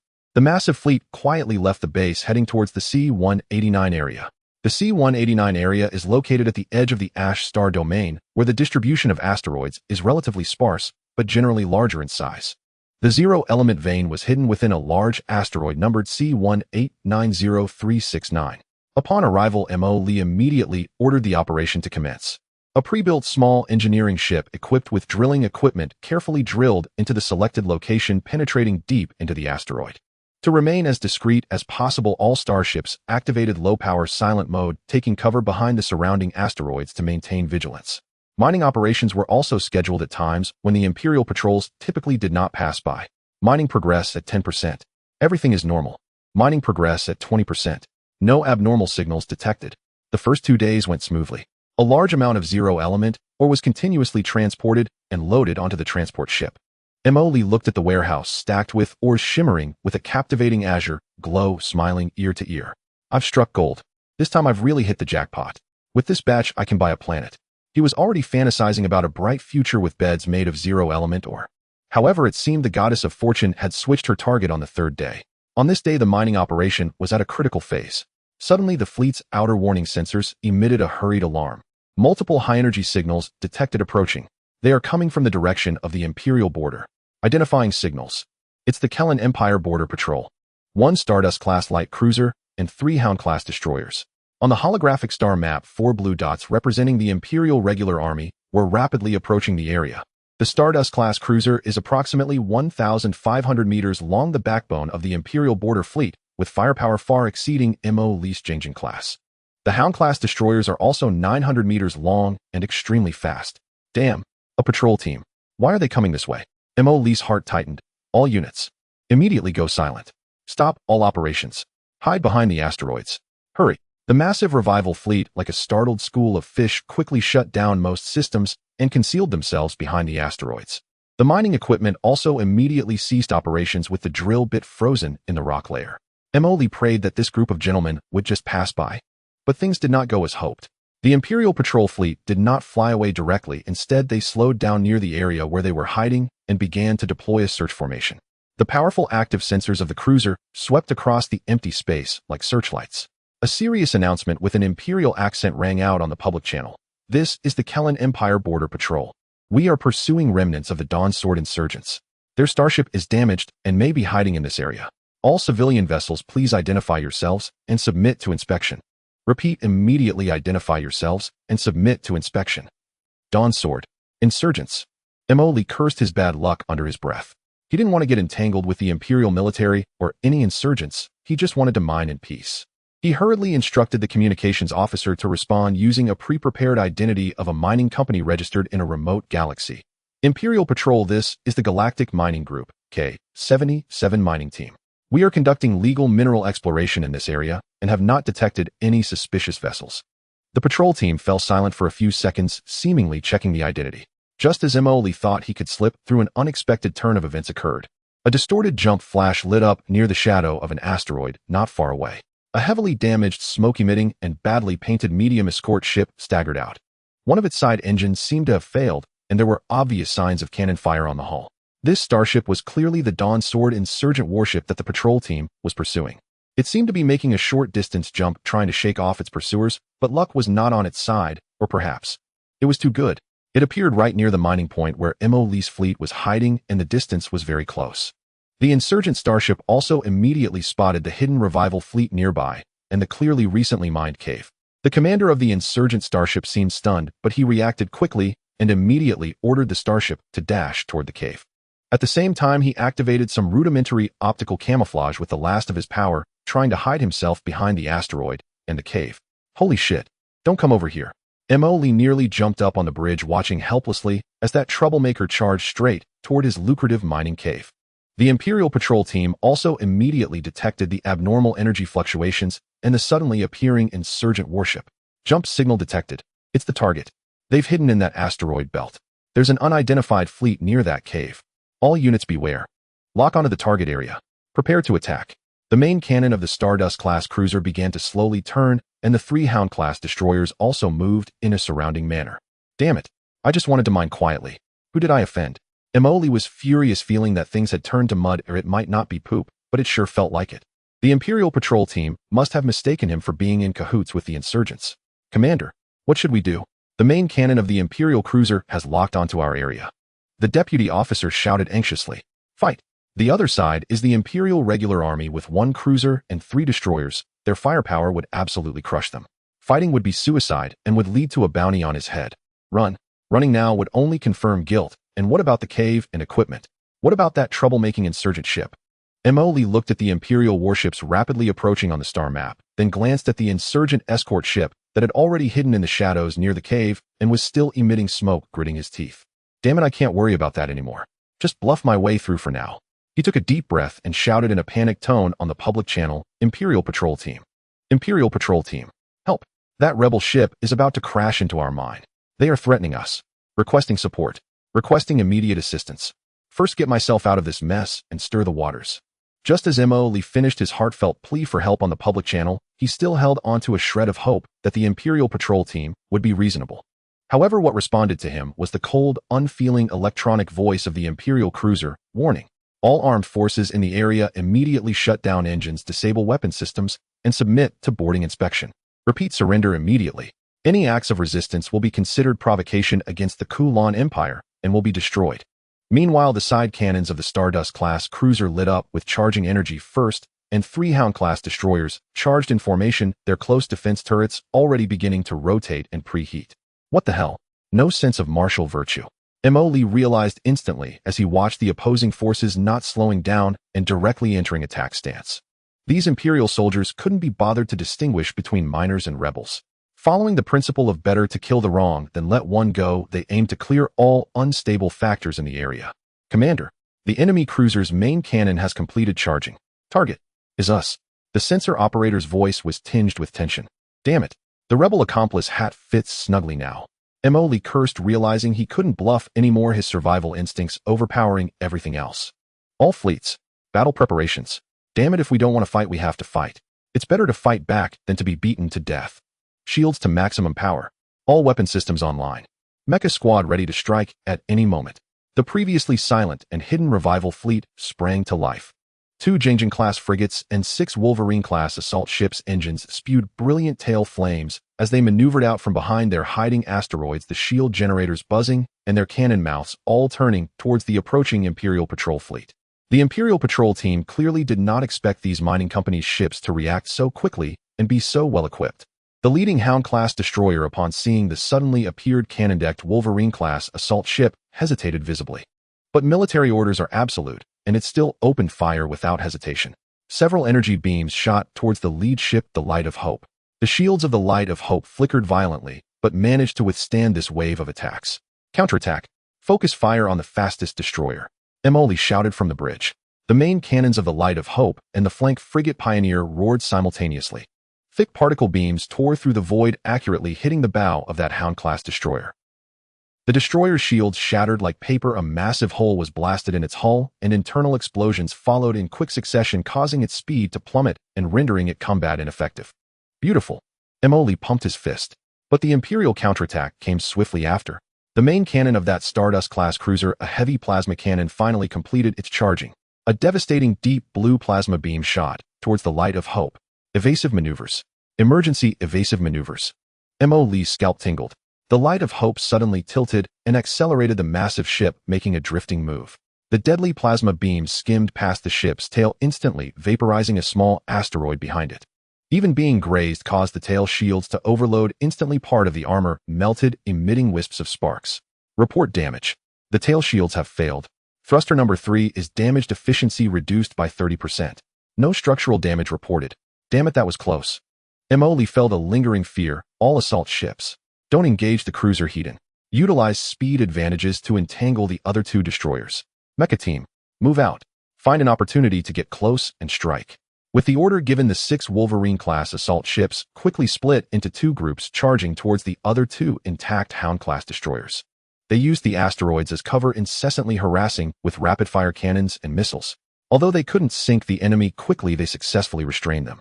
Meanwhile, Bien-01 and 3 other light mechas, Yaji-02, Hero-3, and 04, were ejected from the hangar of the Pioneer, their thrusters fully powered as they charged towards the battlefield's core. Their primary target was the most threatening Stardust-class cruiser. Spread out. Don't let its air defense fire take you all out. Mo shouted on the mecha communication channel. The cruiser's close defense cannon system fired a barrage attempting to intercept these small approaching targets. The mechas utilized their maneuverability to the fullest, weaving through the barges and closing in. Bien-01 a lock onto its sensor array and side cannon group. Yaji-02 and 03 attack the engine exhaust ports. Yaji-04 a look for an opportunity to use armor-piercing rounds on its bridge observation windows. The mecha squad had clear divisions of labor, starting to tear at the giant beast that was the cruiser like a pack of wolves. The battlefield instantly became extremely chaotic. Energy beams crisscrossed, missiles flew wildly with their trails, explosions erupted in succession, and asteroid fragments were sent flying by the shockwaves from the blasts. And the instigator of it all, that smoking rebel frigate, quietly shrank further into the depths of the mine, seemingly determined to watch the clashing battle. Mo cursed while directing the battle on the channel. Wodafa. I'm fighting for my life up front, and that culprit is hiding away watching the show. Once I deal with these Imperial bastards, just you wait to be dragged out and dismantled for scrap metal. The Stardust-class cruiser seemed somewhat flustered under the harassment of the mechas and surrounding assault ships. Though its firepower was formidable, it couldn't quickly eliminate threats from multiple directions and varying levels of attack.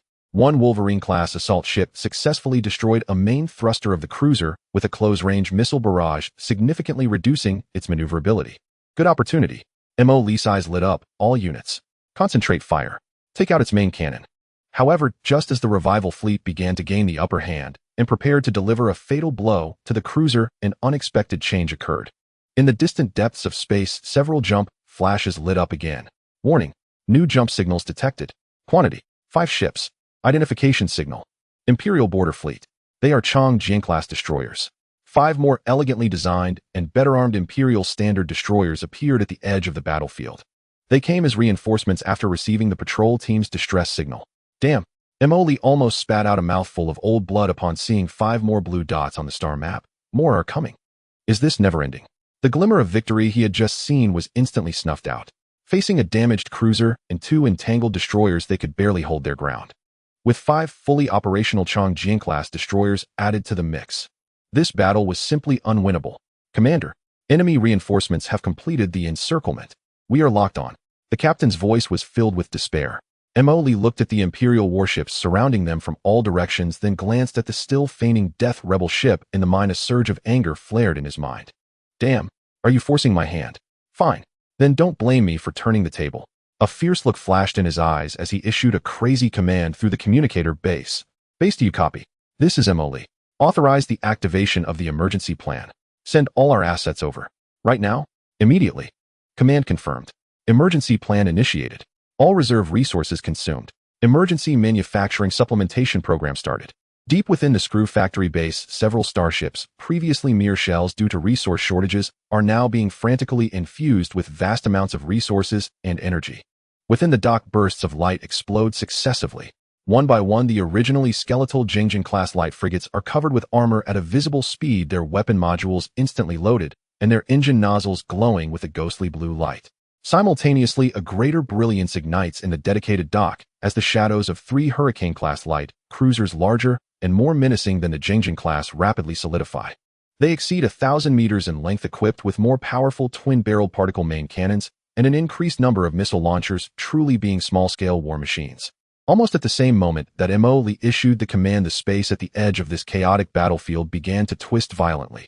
The first to jump out were 8 Zhengzhen-class light frigates. Their hulls are brand new, painted in a uniform dark gray, with numerous gun barrels lining the sides, instantly occupying a vast area of airspace on the Imperial fleet's flank. This sudden massive fleet caused the Imperial starships, which were tightening the encirclement, to halt abruptly. On the bridge of the Imperial cruiser, determined, the captain's face, once adorned with a confident smile, froze instantly. He abruptly stood up from his command chair, staring intently at the sensor screen. What? 8 frigates? Where did they come from? Before he could recover from his shock, space twisted violently again. 3 even larger shadows brazenly jumped into the fray. 3 Hurricane-class light cruisers. Their massive bodies nearly obscured the small asteroid behind them, and the sturdy twin-barreled main cannons began to rotate the moment they appeared. The cold muzzles instantly locked onto the damaged Stardust-class cruiser among the Imperial fleet and the 5 newly arrived Longsword-class destroyers. Cruiser. 3 of them. An observation officer from the Imperial destroyer exclaimed in disbelief, his voice trembling. It's still an unrecorded model. This is impossible. The captain of the determined cruiser turned pale, cold sweat beading on his forehead. He had originally thought it was merely a matter of exterminating a group of rebels and their accomplices. How did it suddenly escalate into a direct fleet battle with an unknown powerful force? With such military power and equipment, the opponent has completely overwhelmed our mixed fleet. The captain of the determined felt sweat on his forehead and hoarsely ordered all ships. Concentrate fire. Attack the newly appeared frigate group on the right. We cannot allow them to form up. The remaining Imperial fleet unleashed its last strength in despair. 2 Hound-class and 5 Longsword-class destroyers simultaneously unleashed all their firepower and missiles at the 4 Jingjing-class frigates on the right. Energy beams poured down like a torrential rain, and the tails of the missiles streaked across the starry sky. The shields of the 4 Jingjing-class frigates flickered violently, countless sparks erupted from their armor, and one of the frigates suffered shield overload, its hull blasted with several breaches, smoke billowing out, yet it still fiercely maintained its formation, retaliating with side-mounted fire. Tisk struggling in death still hurts. Emily watched the battle from the light of hope, smirking. Yaya stopped staring. Take that damaged cruiser down for me. Understood, Commander. The temporary commander of the new fleet, Inya, complied with the order. Captain, we are locked on. It's the enemy cruiser's main guns. The observer's voice was laced with fear. All ships, execute emergency maneuver. Defensive posture. Hurry. The cruiser captain nearly screamed the orders, his previous calm and arrogance gone.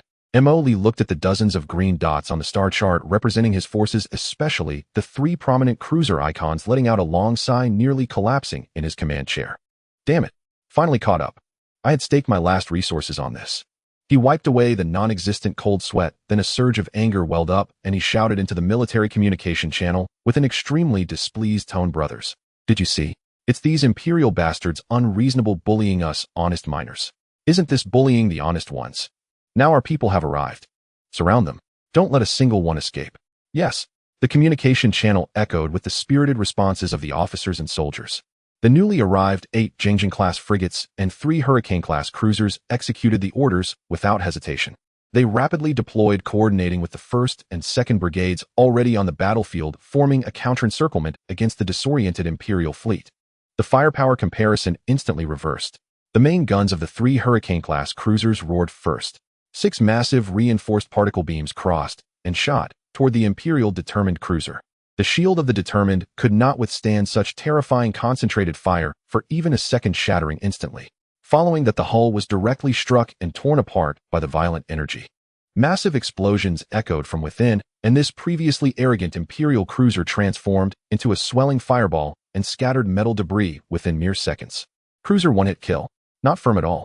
The remaining 2 damaged Hound-class destroyers and 5 Longsword-class destroyers completely lost their will to fight. They stared at their flagship, which had been instantly destroyed, and the surrounding unknown fleet that was eyeing them, vastly outnumbering and outclassing them, sinking into despair. Ceasefire. We surrender. Stop attacking. We are willing to surrender. We will comply with your disposal. The public channel was instantly drowned in the panicked pleas of the Imperial captains. Commander, the enemy has requested to surrender. Should we accept? The lieutenant inquired. Looking at the Imperial starships with their shields and engines extinguished, Emily was silent for a few seconds, a cold glint flashing in his eyes. He recalled the indiscriminate attacks of these Imperial soldiers, the near brush with death he had, and more importantly, he sensed the deep apprehension and thoughts of future revenge that might arise towards his unknown force. His revival force was still in its budding stage. Having the system was his greatest secret. If he let these Imperial soldiers go back, what had happened here today, including the sudden appearance of his well-equipped unknown fleet, would undoubtedly raise the vigilance and in-depth investigation from the Imperial High Command and even the military. At that point, let alone stealthily mining and developing it, would be a problem just to establish a foothold within the Empire. No survivors must be left. Not a single one.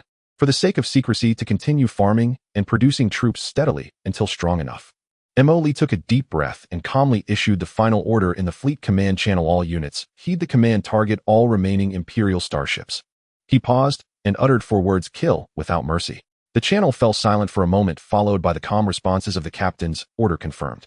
Lock on targets. Fire. In the next moment, the Hurricane-class cruisers, along with numerous starships and mechs patrolling the periphery, mercilessly unleashed all remaining firepower toward the Imperial starships that had already given up resistance. Why? We have surrendered. No. The public channel was filled with the desperate screams and curses of Imperial crew members before their deaths. Energy beams pierced through the hull, missiles drilled into the cabins, causing catastrophic explosions. One by one, the Imperial starships transformed into brilliant fireworks under the concentrated fire, ultimately falling silent. The battle, or rather the massacre, quickly came to an end. The once tumultuous and chaotic battlefield now lay in silence, filled with floating ship wreckage, frozen blood, and severed limbs. Emily watched as the dots representing the enemy on the star chart disappeared completely, letting out a long exhale. He leaned back in the command chair, feeling somewhat fatigued, yet his gaze remained resolute. He walked to the observation window of the bridge, looking at the battlefield resembling a graveyard, murmuring to himself, as if to persuade himself, "Don't blame me. It was you who struck first. Moreover, knowing my secret, I can't let you leave alive. I still want to live, want to find my way home, and want to see the end of this universe." He turned away, no longer gazing at the wreckage, his eyes shifting to the culprit still hiding in the mine, that rebel frigate. All right, now it's time to settle the score with our lucky star. Looking at the wreckage of the Imperial fleet floating in space like garbage, Lee let out a long breath, but the anger in his heart had not diminished in the slightest. He boarded the BN-01 mech accompanied by 3 other mechs like 4 deities of destruction, heading towards the rebel escort ship that was still cowering in the shadows of the mine, which was likely terrified out of its wits. "Pioneer, lock onto that broken ship. If it dares to move, blow it to pieces," Lee commanded over the channel. "Understood." The 4 mechs surrounded the smoking, pitiful-looking rebel escort ship, blocking it near the entrance of the mine. The massive mechanical claw of BN-01 slammed down heavily onto the observation window of the escort ship's bridge. With just a little more force, it could crush this barrier. Lee activated the external loudspeaker and shouted irritably, "You inside. Get the hell out here. Damn it, enjoying the show, are we? You dragged me into this mess, almost getting me blasted to bits by the Empire, leaving me with nothing. If I don't get a satisfactory explanation today, they'll dismantle you and your ship for scrap metal." Inside the escort ship, there was a deathly silence, as if the people within had been stunned into silence by the overwhelming power that had just annihilated the Imperial fleet. After several seconds, a few figures appeared behind the observation window of the bridge, looking extremely flustered. One of them, who appeared to be the leader, said something into the internal communication device. Soon after, an emergency airtight door on the side of the escort ship slowly opened, revealing a middle-aged man in a wrinkled rebel pressure suit, with ash streaks on his face, cautiously floating out with his hands raised. Behind him were 2 young soldiers, also raising their hands, their faces filled with terror. Lee instructed the mech to use a tractor beam to pull the 3 of them onto the outstretched mechanical palm of BN-01, and then retracted them to the temporary docking bay in front of the mech's chest. He opened the cockpit, jumped out in a black and gold-powered armor, and lifted his helmet to reveal a handsome face that looked slightly fatigued from the recent battle, but was still strikingly beautiful. "Speak. Who are you? Why are you being hunted by the Empire? Most importantly," Lee approached the middle-aged rebel leader, looking down at him with a fierce gaze, "why did you run towards me? You made me inexplicably fight against the Empire." The rebel leader, around 40 years old, had a resolute face, but at this moment his eyes were filled with lingering fear. He raised his head, ready to explain, but when his gaze met Lee's face, he suddenly shook, as if struck by lightning.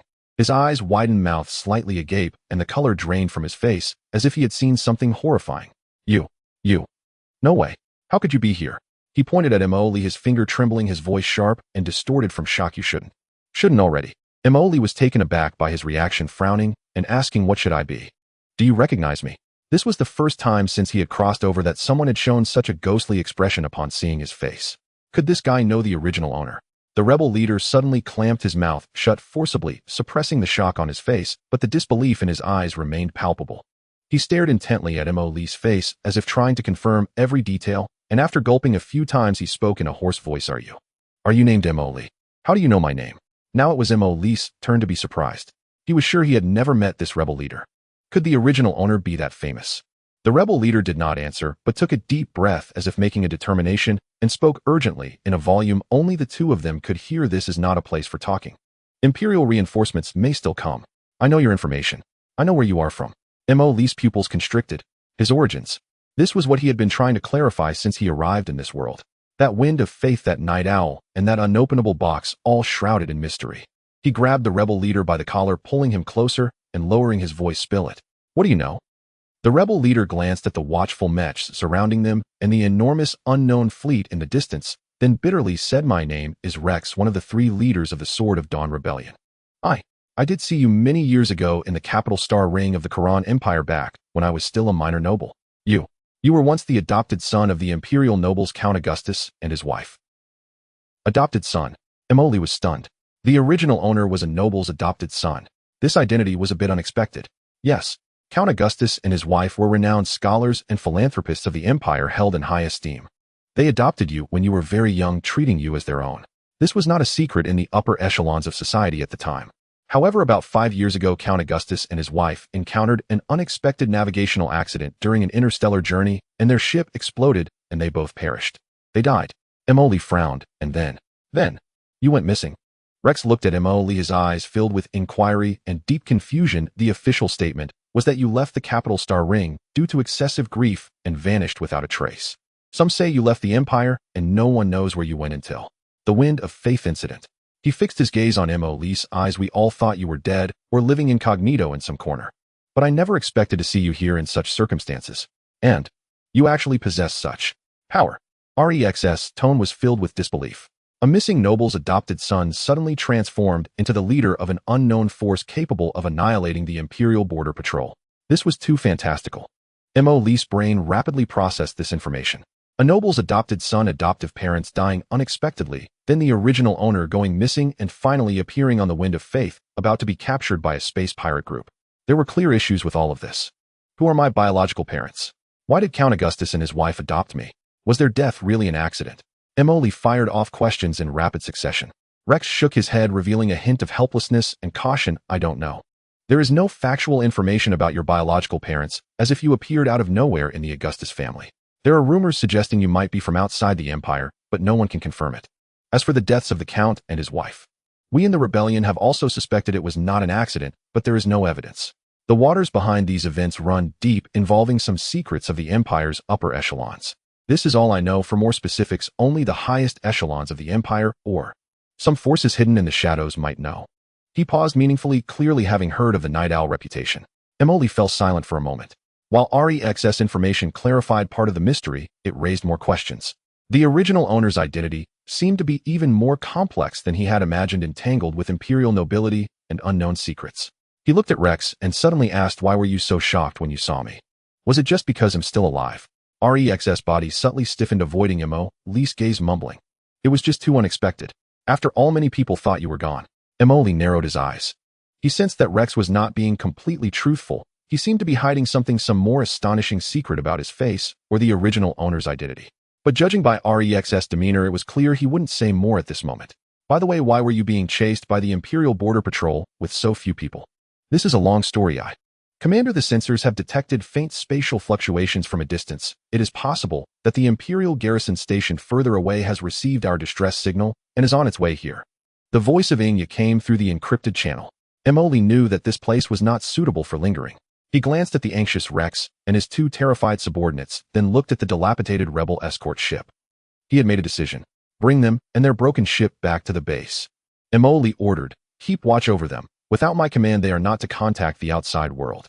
He needed time to slowly pry open Rex's mouth and time to digest the sudden influx of identity information. More importantly, he needed to quickly clean up the aftermath and then leave this place of chaos with the hard-won zero element, or clear the battlefield. Drag away all recoverable Imperial shipwrecks. Leave not a single screw for the Empire. Take away what mining equipment can be taken and destroy what cannot on site. 10 minutes later, all personnel evacuate. The massive revival fleet became busy again, starting to clean the battlefield and erase all traces. Imole stood outside the cockpit of BN-01, gazing at the distant starry sky, his brow tightly furrowed. Noble adopted son. Accidental death. Mysterious disappearance. Xinfeng. Night Owl. Remnants of the Creator. He murmured these keywords, feeling an invisible net tightening around him. Damn it, why does it feel like I'm getting more and more confused? It seems I fell directly into a pit with this transmigration. He sighed, then straightened his back, a renewed fighting spirit igniting in his eyes. However, the bigger the pit, the more people get buried. No matter if it is imperial nobles or mysterious organizations in front of me, whoever dares to block my path will be utterly crushed.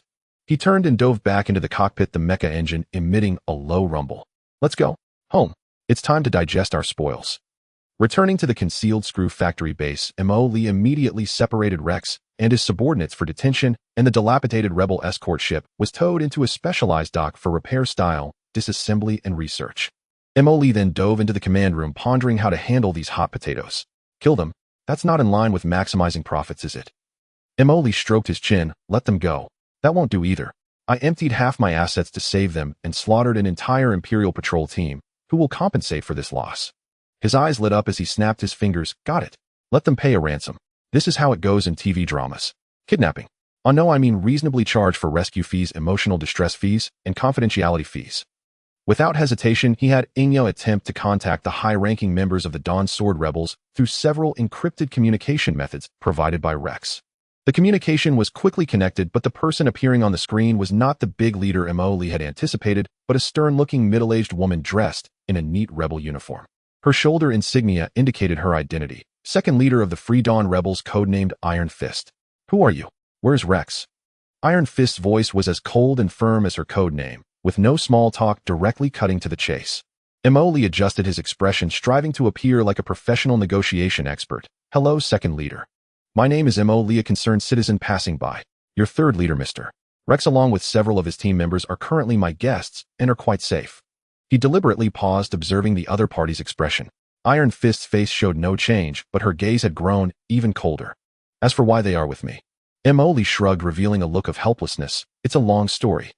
To put it simply, your third leader was cornered by an Imperial patrol team and crashed into my private mine.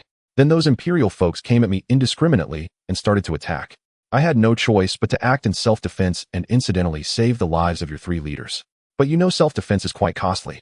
To fend off that Imperial patrol, my fleet suffered heavy losses in terms of resources, ammunition, and ship repairs. All of that costs money.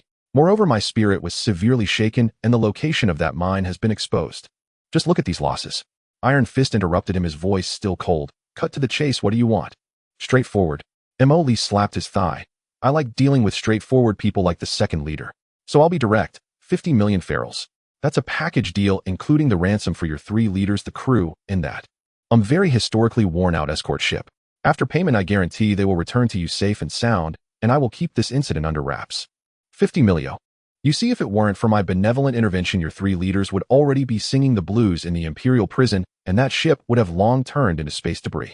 50 million for so many lives and a ship, especially for the life of one of the three leaders, along with a confidentiality service. What a lucrative deal. He leaned closer to the screen, lowering his voice with a hint of threat. Besides, if I were to become unhappy and send your three leaders to the Empire, how much bounty do you think the Empire would offer? It probably wouldn't be a small amount, right? The expression on Taiwan's face darkened completely as she fixed her gaze on Mo-Li, as if trying to see through him. The communication channel fell into a brief silence with only the sound of electric buzzing.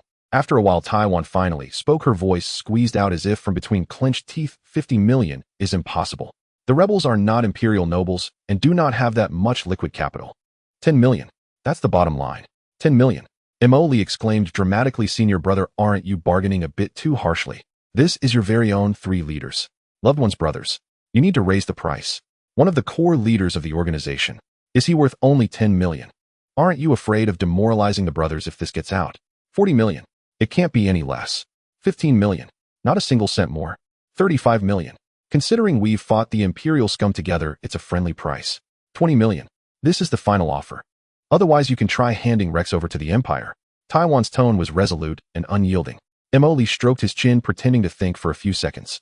20 million feral, although it was a bit below his psychological price, it was still a substantial amount, enough to replenish the expenses of this battle and also upgrade the fleet once more. All right.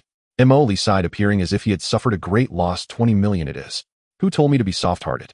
Let's consider it a gesture of friendship.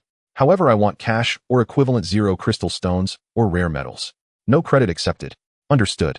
Taiwan replied coldly, but we need time to raise the funds. Moreover, before the transaction is completed, we must ensure REX's safety. No problem. Emily agreed readily. I can arrange for a brief, encrypted video call for you. However, he shifted the subject and displayed a curious expression. By the way, want your big leader be making an appearance for such a significant matter? I still want to have a chat with him. When mentioning the big leader, Taiwan's gaze flickered slightly, yet her tone remained calm. The big leader has more important matters to attend to. All external negotiations for the rebels are currently under my full responsibility. Oh, I see.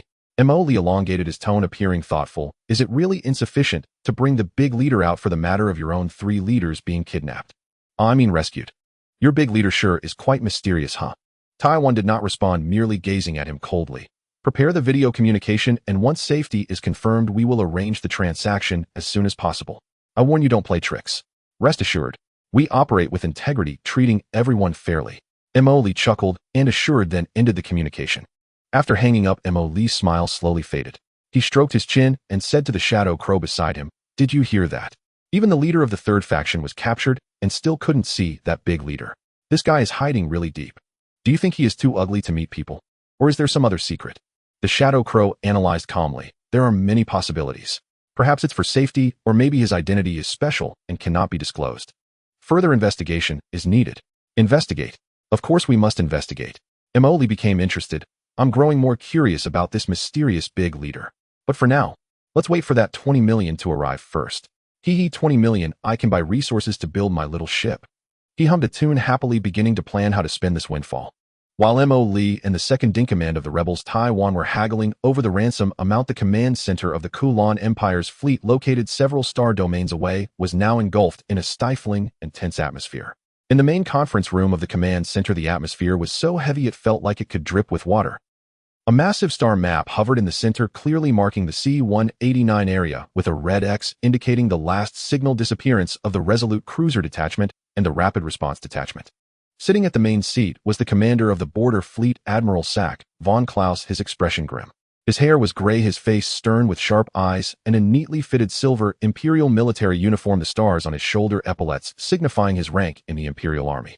At this moment, he stared at the red X, his fingers unconsciously tapping the conference table, producing a dull thud sound.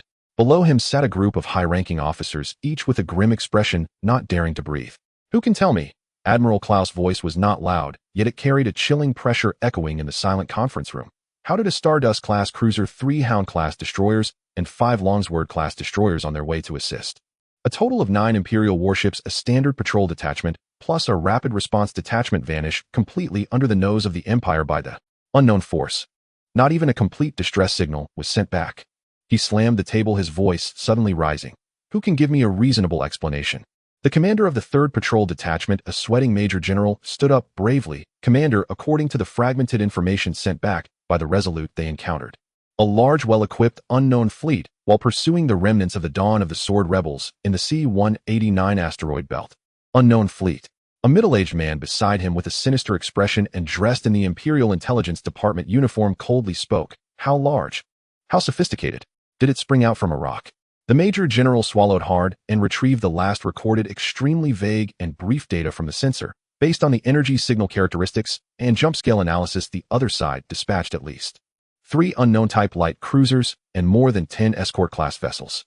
Their firepower was extremely fierce. The Resolute was almost destroyed in an instant by the main guns of the enemy cruiser. 3 cruisers, more than 10 escort ships. The conference room filled with gasps of astonishment. Such a fleet, while not yet comparable to the Imperial main fleet, was already capable of stirring up a storm in the border region. This is impossible. The general responsible for logistics and equipment exclaimed, within the Empire besides our military, who could silently eliminate a patrol detachment and a rapid response fleet?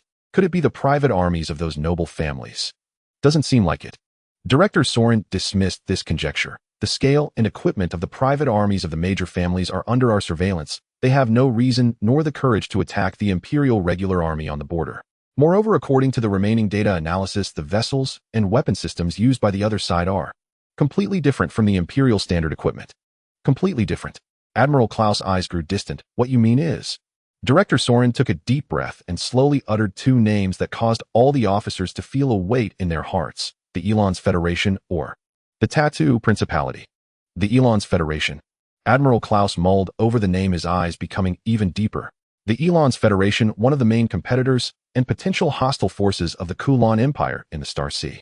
The 2 sides have sharp contradictions over resources, territory, and ideology, with border friction occurring frequently. The Federation's technological level is comparable to that of the Empire, and its military strength should not be underestimated. The 2 countries have had continuous friction in the border star region for over 100 years, viewing each other as the greatest threat. The Federation's Falcon-class cruisers and Swallow-class escort vessels are indeed renowned for their speed and firepower, an officer analyzed, from the fact that they could rapidly annihilate my patrol squad. Their style is somewhat similar. Could it be that the Federation wants to instigate a new round of border conflict? Another officer speculated. They dispatched an elite fleet to infiltrate our border, deliberately attacking the patrol squad to test our reaction.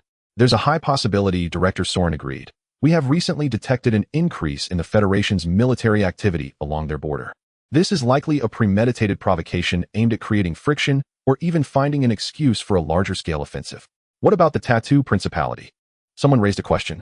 The Tattoo Principality is a militaristic autocracy known for its heavy armor and artillery, and while they have had friction with the Empire, their style leans more towards direct crushing rather than rapid raids.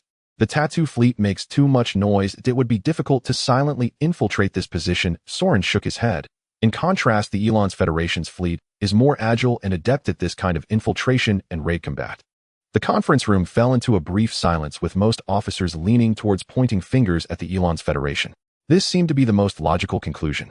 However, Admiral Klaus frowned. He felt that something was off. If it is indeed the Federation's doing, he slowly began. Why did they choose the C-189 area? There is nothing of strategic value there besides a small asteroid belt. Moreover, how did they precisely evade all our border monitoring networks and send such a large detachment into the heart of our border, and then quickly withdraw without leaving a trace? He paused, posing an even more critical question. Also, according to the last report from the Resolute, they were initially pursuing the remnants of the Dawn of the Sword. What role did the rebels play in this matter? Was it a coincidence, or did they collude with the Federation? A series of questions left the officers who had just leaned towards a conclusion once again in deep thought and debate. Perhaps the rebels deliberately led our patrol squad into the Federation's ambush.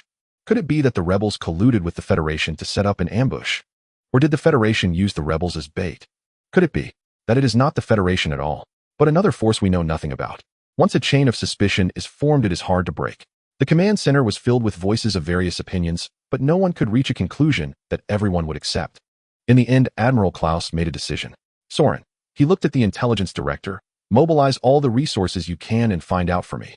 Focus on investigating all recent unusual military movements of the Elon's Federation and any clues that may relate to this unknown fleet. At the same time, strengthen the infiltration and interrogation of the Dawn of the Sword rebels. Oh, I want to know whether they are aware of the insider information. Yes, Commander. Order all patrol fleets at the border to raise their alert levels and extend their patrol ranges. If any unidentified ships are discovered, they are authorized to fire first. Notify the Imperial Military Department to request the dispatch of at least 3 fleet groups for border support. Seal this information. Until the truth is confirmed, this incident is classified as top secret and no one is allowed to leak it. Commands flowed from the command center, and the entire Imperial border fleet began to operate like a war machine that had been suddenly awakened.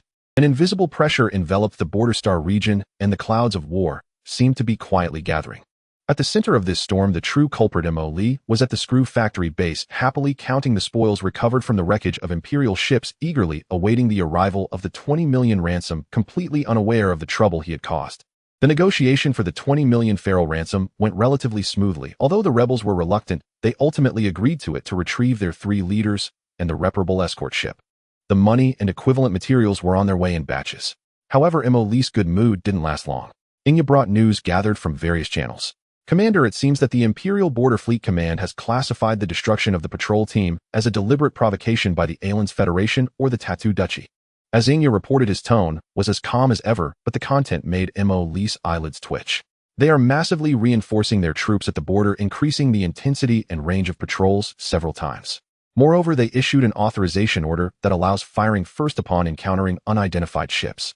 What the hell? Mo Li nearly jumped out of his command chair. I merely mined some ores and happened to take down a few clueless Imperial folks. How did this escalate to triggering an interstellar dispute? Are these Imperial high-ups' brains made of diamonds, or something? So hardcore. He scratched his head and paced back and forth in the command room. No, this burden is too big. I can't bear it. If the Elon's Federation and the Tattoo Duchy find out that the Empire is placing this mess on their heads, they will surely go crazy. If a real war breaks out, we small fry will be crushed into cosmic dust at any minute. He suddenly stopped and looked at Inya. Now that we have a large operation and big goals, we can't continue to wander around disguised as a revival security outfit.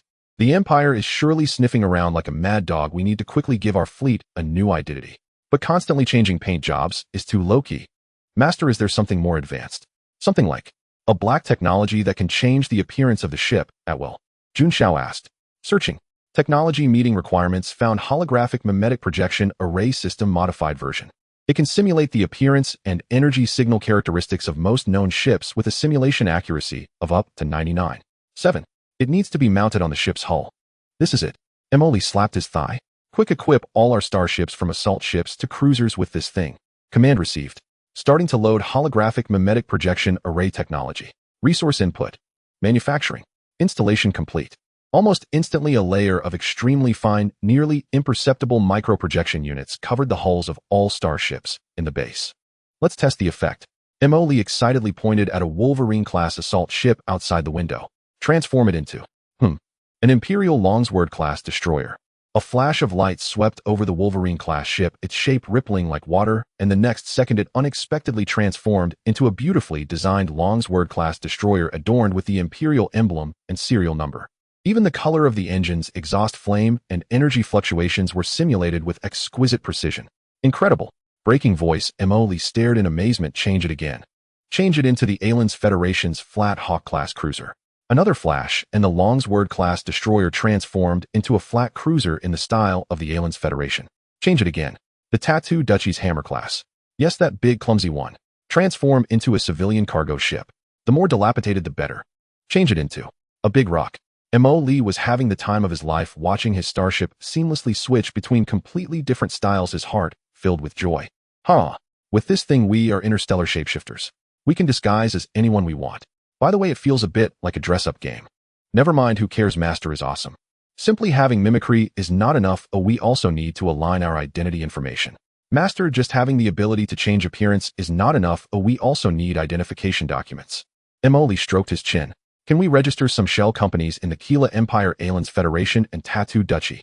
We need those that look somewhat established, have some business, but are inconspicuous, and have a clean background when investigated. Possible. This requires constructing corresponding false business records, tax records, legal entity information, and asset proofs. It requires access to the relevant databases of the 3 countries for information injection. Get it done. Emoli waved his hand. Let's call the one in the Empire Deep Space Mining Group. The one in the Federation will be Farstar Resource Development Company. The one in the Tattoo Duchy will be called Anvil Security Transport. The name should be ordinary and down to earth. The system immediately began to operate, and the massive computing power began to conjure 3 completely independent shell companies with several years of operating history. In their respective official databases, they all had seemingly legitimate registration information, a small amount of asset records, and a few inconsequential transaction flows. More importantly, the system cleverly linked the original identification codes of all starships under M.O. Lee's command with these 3 shell companies. When M.O. Lee's fleet operated under the identification code of Deep Space Mining, from the perspective of the Empire's officials, it appeared to be a legitimate escort team for a mining company of some scale. When switched to the identification code of Farstar Development in the Federation's database, it was regarded as a private fleet conducting exploration at the border. When using the identification code of Anvil Security, the Tattoo Duchy would view it as a small security company handling border transport business. Perfect. This is what we call a cunning rabbit has 3 burrows. Unknown interstellar entrepreneur. Emoli looked at the virtual business licenses generated by the system, snapped his fingers proudly. In the future, we can be law-abiding citizens when we want and foreign friends when we wish. At any time we can act as we please. Emoli then excitedly began his disguise show. He had a Hurricane-class cruiser disguise itself as a luxurious Imperial-style cruise ship, boldly passing near an Imperial patrol team. After scanning their database, showed it was a legitimate vessel under a certain noble, and there was no questioning. He then had a Zhengzhen-class escort ship disguise as a scientific research vessel of the Aliens Federation approaching a border space station of the Federation, also passing without a hitch. Now it's truly a vast ocean for fish to leap and a high sky for birds to fly. Emoli felt a surge of security. You Imperial folks can take your time investigating. Even if you tear your heads off, you want things to look right under your noses. He gazed at the vast star regions on the star map. His ambitions began to swell. With this layer of camouflage, we can expand our business even further. Emoli rubbed his hands and said to Inya, we can take on Imperial missions, handle private jobs for the Federation, and not miss the commissions from the Duchy. Wherever there is money to be made, there will be our disguised figures. In the future, if we find someone displeasing, we can entirely become their rivals and stir up trouble. We can target anyone we want. Of course, Emoli also understood that this disguise was not foolproof. In situations requiring intensive scanning or direct boarding inspections, there was still a possibility of exposure. But at least it was more than sufficient to deal with routine patrols and remote scans, greatly increasing stealth and survivability. Alright, the disguise is complete, the ransom is on the way, and our reserves are almost replenished. Emoli stretched lazily. It's time to go out and stretch, and by the way, build some reputation and performance for our new identity. He looked at the endless sea of stars, his face revealing the standard smile before causing trouble. The universe is so vast, I can roam anywhere now. Looking at the 20 million Fowler ransom paid by the rebels in his account and the mountains of zero essence, and other resources piled up in the warehouse, Emoli felt his wallet swell like never before. Buy? Spend all the money. Buy resources, anything that is lacking, just buy it back. Buy. Emoli turned around and shouted excitedly at Inya. Soon transport ships loaded with various resources and ores were bustling back and forth at the base. We have resources. It's time to showcase our true skills. He stood in the main control room of the base full of vigor.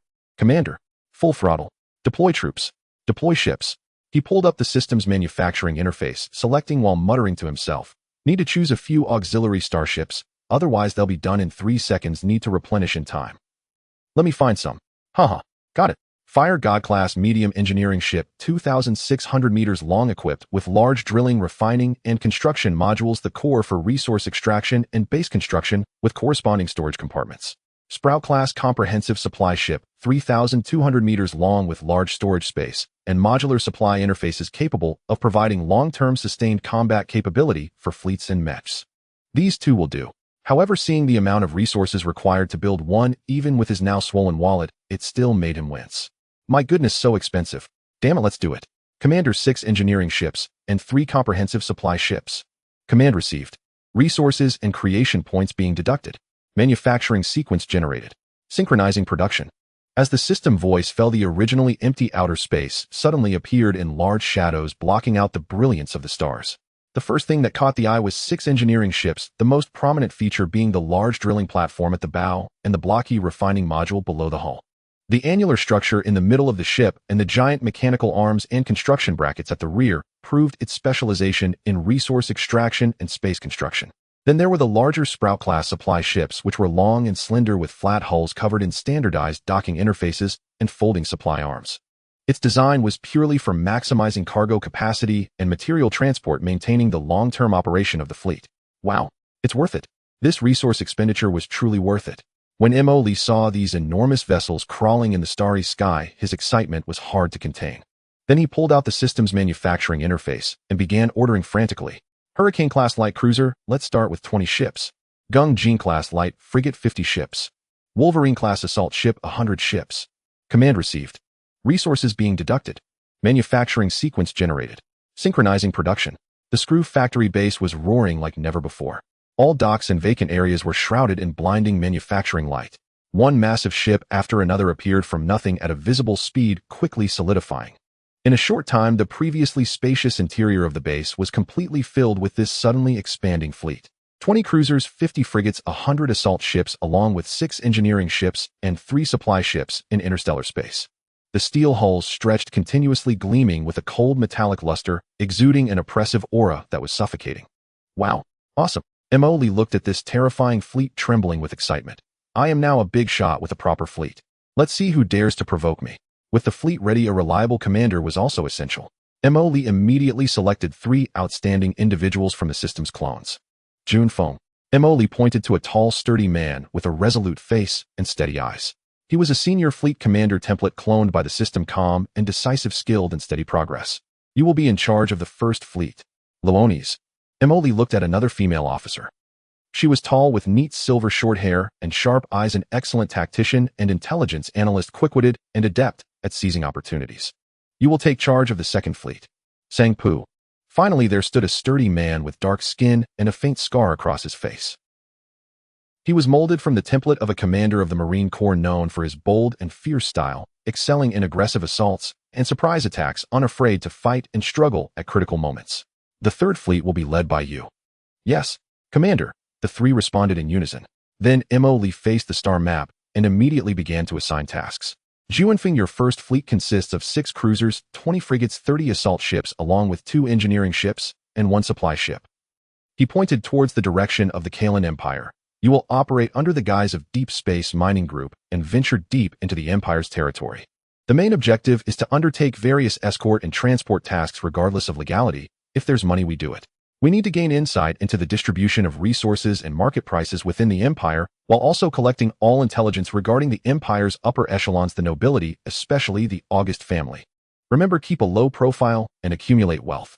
Junfeng nodded steadily. Understood, Commander. I will ensure the tasks are completed. Leonis, your second fleet has the same configuration. Mo's finger moved to the star domain of the Alliance. You will lead the team using the identity of Farstar Resource Development Company to explore the Federation. The tasks are similar: make money, find mines, leverage your strengths, and focus on collecting political and military intelligence from the Federation, looking for any loopholes to exploit. Stay safe. Leonis smiled confidently. Leave it to me, Commander. I'll ensure Farstar Development makes a name for itself in the Federation. Samp the remaining 8 cruisers, 10 frigates, 40 assault ships, 2 engineering ships, and 1 supply ship will be under your command. Emoli finally pointed towards the Tattoo Principality. You are the people of Anvil Security Transport. The customs there are simple, so it's likely not very peaceful. Your mission is more direct: cooperate, if you can, if not, persuade them to cooperate as the situation allows. The focus is on finding high-value mineral deposits and special resources. If necessary, feel free to use some unconventional methods, but be cautious not to blow your cover. Samp grinned, revealing his white teeth. Don't worry, Commander. I will ensure that the name Anvil rings loud and clear in the Principality. All right, brothers, let's set off. For more feral and resources, let's fleece the 3 major powers. Emoli waved his hand grandly, exuding confidence.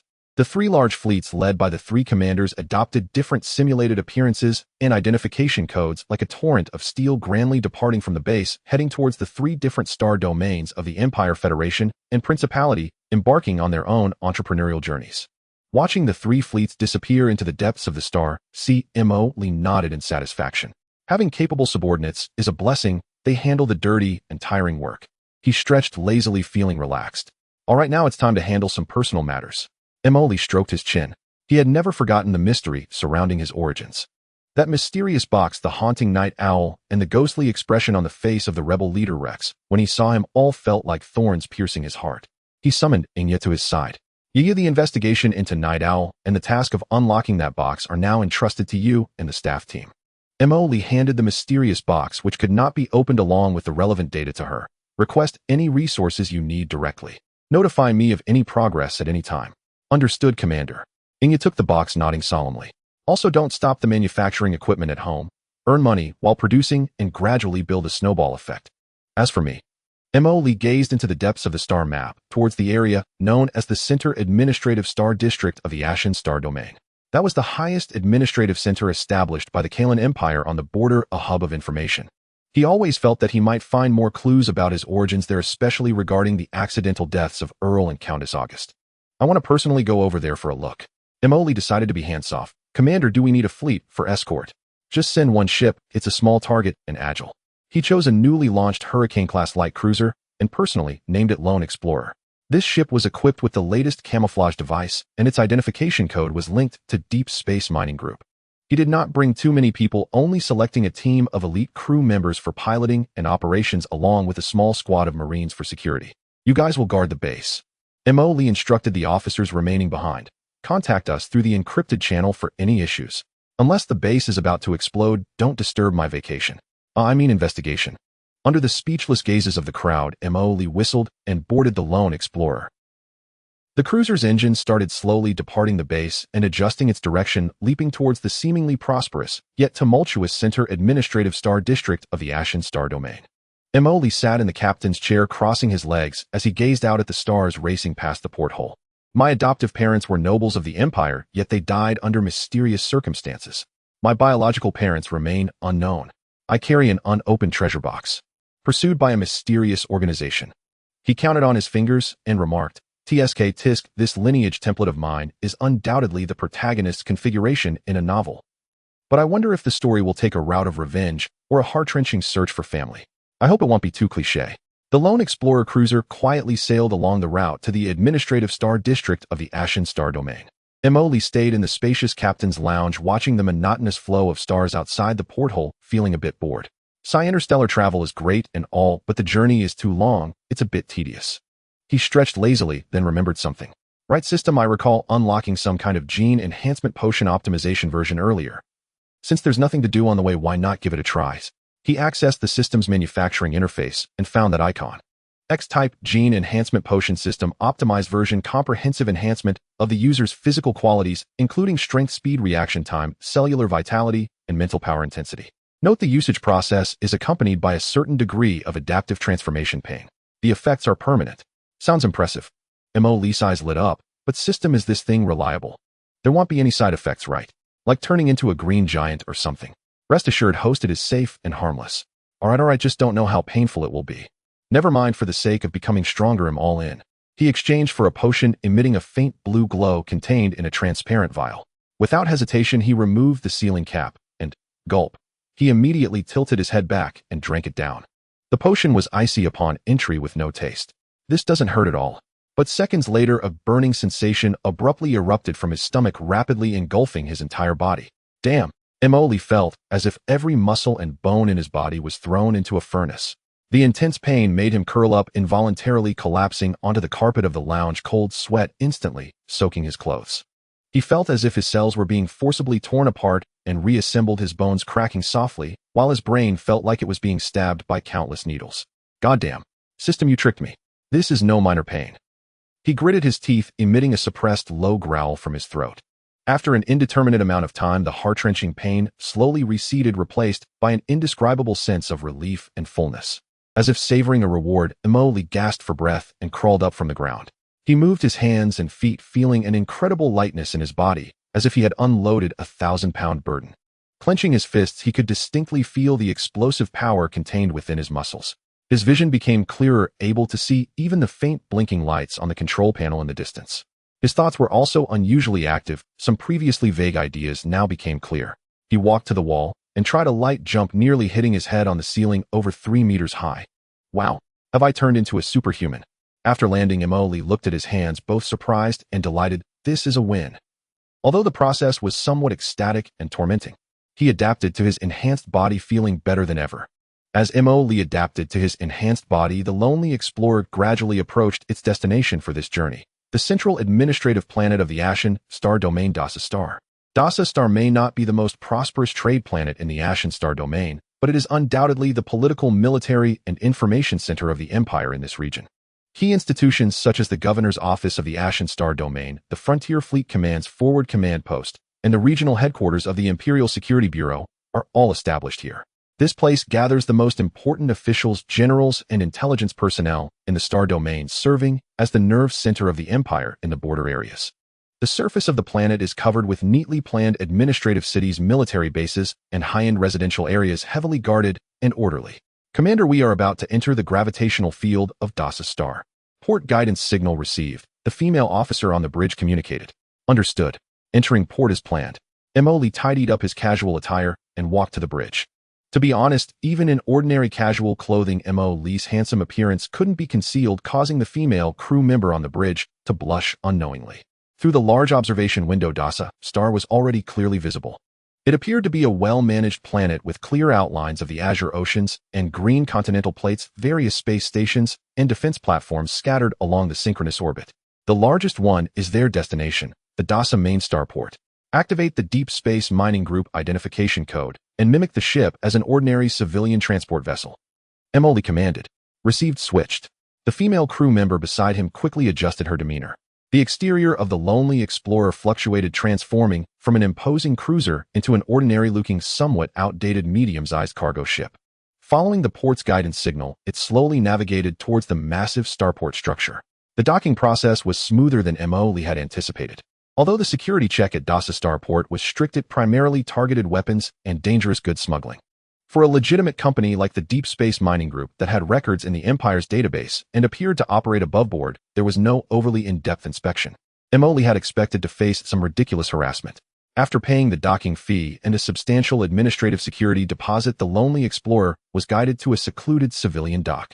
As the airlock opened, Imoli stepped onto the land of Dasa Star, accompanied by several Marines disguised as bodyguards in ordinary clothing. After Imoli and his team exited, several more Marines passed through the disguise, dispersing into the port. The internal space of the port was vast, bustling with people, but the atmosphere was not as chaotic and noisy as Blackstone Port. Everything here seemed orderly, with soldiers and officials in imperial uniforms visible everywhere, and most pedestrians hurried with serious expressions. An invisible sense of order and oppression filled the air. Tisk, this place clearly has many rules, Imoli quietly complained. It feels like entering the headquarters of a large state-owned enterprise. He opened a portable terminal, pulling up the public city map and information of Dasa Star. Governor's Office, Frontier Military District Command Security Bureau building. While all concentrated in the central administrative area, the defenses are quite tight. Augustus family. Let's check it out. He entered the keyword for Count Augustus, and most of the results were public formatted obituary news and reports of social charity events from a few years ago, with little information about the children they adopted. Only vaguely mentioning there was an adopted son who sadly disappeared after an accident, whereabouts unknown, without even mentioning a name. They've hidden it quite well. Imoli stroked his chin, It seems that to get to the bottom of this need to find a way to contact some insiders. He put away the terminal and told the two team members, let's find a place to settle down first. Then, we need to find a way to make some noise in this orderly place or find someone who can create some noise. The three merged into the flow of people at the port heading towards the air train station leading to the surface of the planet. Lee's enhanced eyes discreetly observed everything around him, his brain racing as he contemplated how to extract the information he sought from this deep water. After settling into a high-end hotel on Desar, Lee began his intelligence-gathering work. He operated under the false identity of a business representative for the Deep Space Mining Group, frequenting various venues that seemed to offer access to information. High-end restaurants, business clubs, and he even attended 2 dull interstellar economic forums. The results were minimal. The matters concerning the August family seemed to have been deliberately erased with public channels, yielding no valuable clues. Those imperial officials and businessmen were tight-lipped, discussing business eloquently, but as soon as the topics turned to noble secrets or high-level movements, they immediately clammed up. Damn, are these guys made of shellfish? How can they keep everything bottled up? Lee sat in a corner cafe stirring his cup of synthetic coffee in boredom, feeling somewhat discouraged.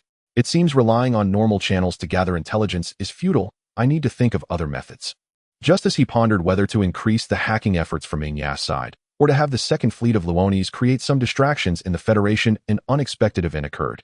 At the moment he was about to take action, several muffled explosions suddenly echoed from a distance. Immediately after, the piercing sound of alarms shattered the usually orderly sky of Desar Star. People in the cafe stirred restlessly, peering out to see what was happening. A few blocks away, near a civilian residential area, thick smoke was billowing up. Terrorist attack. Is it the rebels? The crowd discussed in panic. Lee furrowed his brows. A terrorist attack at the Imperial Border Administration Center. That's quite bold, isn't it? He instinctively felt that this matter was not simple. His enhanced senses caught some details. The explosions were concentrated, seemingly intended to create chaos rather than cause mass destruction.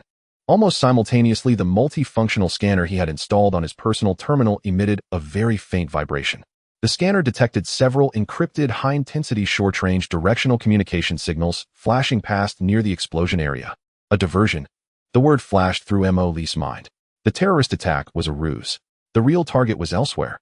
Moreover, the style of this encrypted signal was very professional, not something ordinary rebels or space pirates could possess. His desire to cause trouble was instantly ignited. Let's go. Check out the excitement. Lee signaled to 2 Marines disguised as assistants, left the cafe after tossing some money for the coffee. With their enhanced physical abilities and equipment advantages, the 3 avoided the chaotic crowd and the arriving Imperial security forces, stealthily heading towards the source of the signal. Their target was an unremarkable old office building not far from the explosion site. According to the scanner, those encrypted signals all converged here. Lee instructed 1 Marine to keep watch outside while he took another inside the building. The interior seemed to have its power cut off, shrouded in darkness. They ascended via the safety passage, their senses heightened to the extreme. In a room on the top floor, they overheard low conversations inside, spoken in the common tongue of the Elon's Federation. Data acquired. Withdraw. The outside is chaotic. The attention of the Imperial forces has been diverted. The route is clear. Hurry up. Meet at the 3rd extraction point as planned.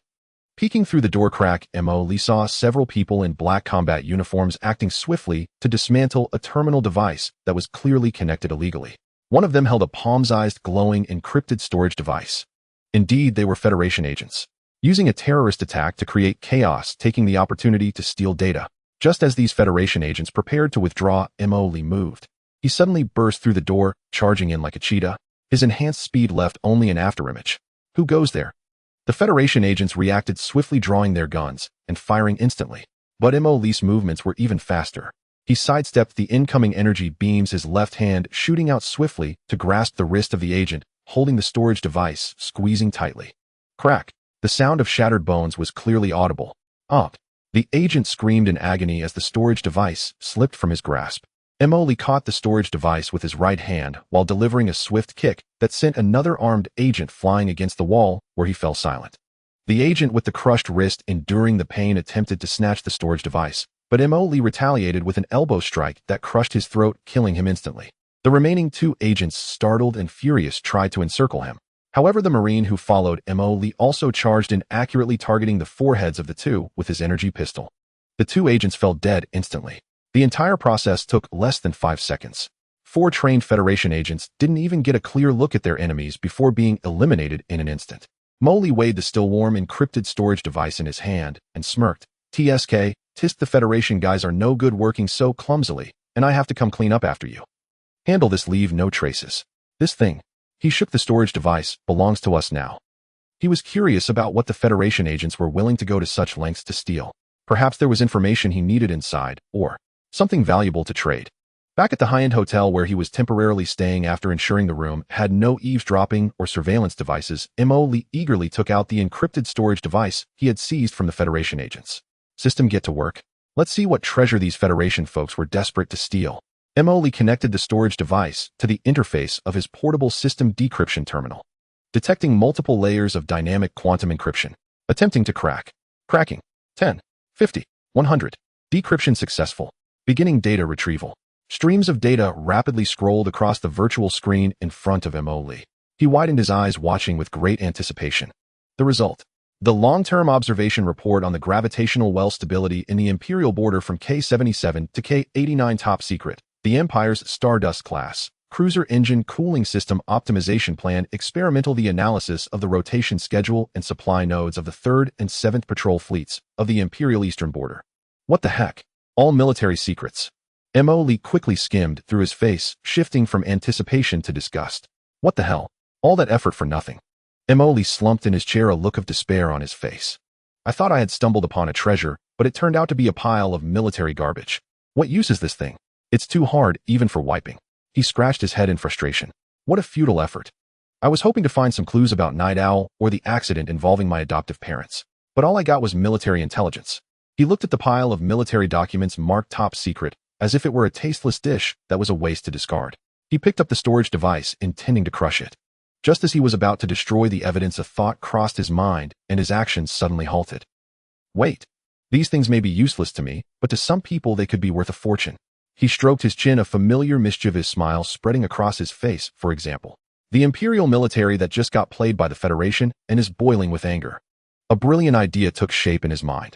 The Federation worked hard to steal these, and now they will benefit me if I sell it back to the victimized Empire. This operation is simply perfect. Mo became increasingly convinced of its feasibility. Not only can I make some extra cash, but perhaps I can also establish a connection with the Imperial military, making it easier to gather information in the future. No time to waste. He immediately began to plan.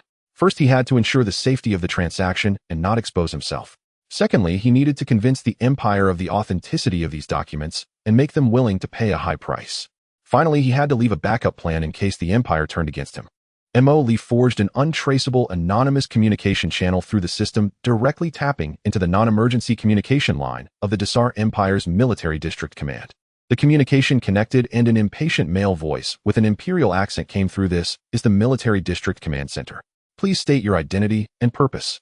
Mo used an electronic voice changer, making his voice sound like that of a cold, mysterious figure. Identity is not important. I have a gift I wish to present to General Klaus. What gift? A complete backup regarding the recent activities of the Elon's Federation agents on Desar Star. Mo deliberately paused, including their successful acquisition of the 3rd and 7th Patrol Fleet's rotation schedule and supply node analysis of the eastern border of the Empire. The other end fell silent for a few seconds before the voice abruptly turned serious, even tinged with anger. What? Who are you? How can you prove this? Proving it is simple. Mo had long been prepared. I will send you a processed data segment, part of which you can immediately verify for authenticity. If confirmed accurate, we can discuss the next steps. He cut off the communication and sent a carefully selected portion of the true data, encrypting the key parts. For the next few hours, Mo leisurely snacked in the hotel, knowing that the Empire must have been in an uproar. Sure enough, in the evening, the anonymous channel was actively connected again. This time, a different person answered, his voice steadier, carrying the authority of a superior, though still suppressing his emotions. I am Sack von Klaus. The sample you provided has been verified. It is genuine. State your terms. Mo's heart was filled with joy, but on the surface he still spoke in a cold electronic tone. Very well. General Klaus indeed acts promptly. My terms are simple: 50 million Farolas non-sequential old bills, or an equivalent in zero-substance crystal or rare metals. The complete data will be delivered immediately upon payment. 50 million. Are you crazy? Klaus' voice was filled with suppressed anger. Whether I am crazy or not, General, you know in your heart. Mo said, leisurely, think about it. If this data falls into the hands of the Federation, the losses on your side at the border would likely exceed 50 times 50 million, wouldn't it? I am helping you mitigate your losses. You have 12 hours to consider. I won't wait past that. I will find other interested buyers such as the Duchy of Tattoo. He decisively hung up the communication, not giving the other party a chance to bargain. Mo Lee's tough stance and precise threat seemed to have taken effect. In less than 8 hours, the other party agreed to the transaction, but required assurance that the data was complete and unique. The transaction point was set in a deserted asteroid belt outside Desar Star. Mo Lee controlled a small drone without any markings, carrying another encrypted storage device containing complete data heading to the designated location. The Empire dispatched a small high-speed boat with no markings. The handover was completed deep within the asteroid belt. The drone lowered the storage device while the high-speed boat lowered a sealed box filled with high-purity zero-substance crystals and rare metals. There was no communication throughout the entire process. Mo Lee remotely confirmed that the value of the goods was accurate and far exceeded 50 million, then commanded the drone to self-destruct, thoroughly erasing all traces of the transaction. Done. A net profit of 50 million, plus a pile of rare materials.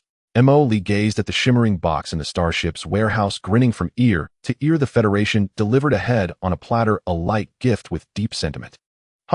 He was in high spirits, feeling that the air on Desar Star was considerably fresher.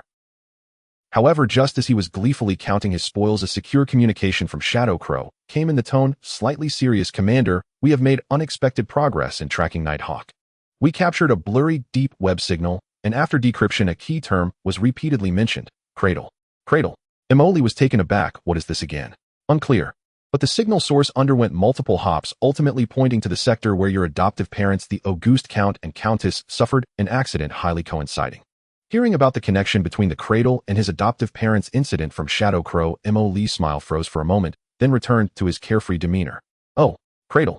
That name sounds quite warm, just wondering if what they do is legitimate or not. He smacked his lips and said to Shadow Crow on the other end of the communication, all right, got it. You continue to monitor, dig as deep as you can, but the premise is to ensure your own safety. Don't let those rats in the gutter bite back. He stretched lazily, moving his muscles and bones that felt increasingly comfortable after enhancement. Now that we have money and a ship with a big family business, there's no rush. Let those Nighthawk and Cradle play by themselves for now. Once our strength accumulates enough, regardless of what bird or cradle it is, well, wipe them out in one go. Understood, Commander. We will continue monitoring and attempt deeper infiltration, Shadow Crow calmly responded. Thank you for your hard work. Contact me with any new developments. Mo Lee hung up the communication, stroking his chin and muttering, Cradle. The place where my adoptive parents had their incident. These two matters coming together can't be good. But the sky can fall, and there are tall people holding it up. We are not tall enough yet, so let's lay low for now. He resolved to continue operating under the guise of deep space mining on Desar Star. By the way, let's see if we can leverage the recent information sale to extract some bits about the Auguste family or the incident from the Empire's military side. The main force will still be Shadow Crow and the staff team investigating from behind the scenes, while the three subordinate fleets quietly accumulate wealth outside. Just as Mo Lee decided to play it safe and continue building strength in another dark corner of the universe, a conversation concerning him was quietly taking place. In an unregistered, heavily encrypted virtual network space. There was no lavish backdrop, only a few blurry, constantly changing light shadows representing the identities of the participants. A cold male voice spoke first. There has been a significant oversight in the cleanup work of the Xinfeng. The target key not only survived, but its growth rate has exceeded expectations. According to the residual data analysis of the Bloodwolf Squad and the Border Patrol's Annihilation, the power he holds cannot be underestimated. The technical characteristics of those ships are very unfamiliar, not in any sequence we know. Another female voice continued. Preliminary detection signals from Cradle seem to have been captured as well. Although the other party may not be able to decipher it, this indicates that he or the forces behind him may have started to touch the edge. This is very dangerous. The first male voice continued. We can no longer allow this to go on. The key must be retrieved. The Genesis relic must not fall into uncontrollable hands. The previous skirmishes should come to an end. It seems the Empire's military has also sensed something. That old man Klaus has been very active lately. Do we need to? The sharp male voice asked. The Empire is not a concern. They even mistook the real enemy, casting their gaze upon the Elon's Federation and the Duchy of Tattoo. This instead provides us with cover. The important thing is the key itself, as well as the cradle it may awaken. The female voice stated firmly. The cold male voice made the final decision. Activate the scavenger contingency plan. Deploy the Shadow team to the Ashes Starfield.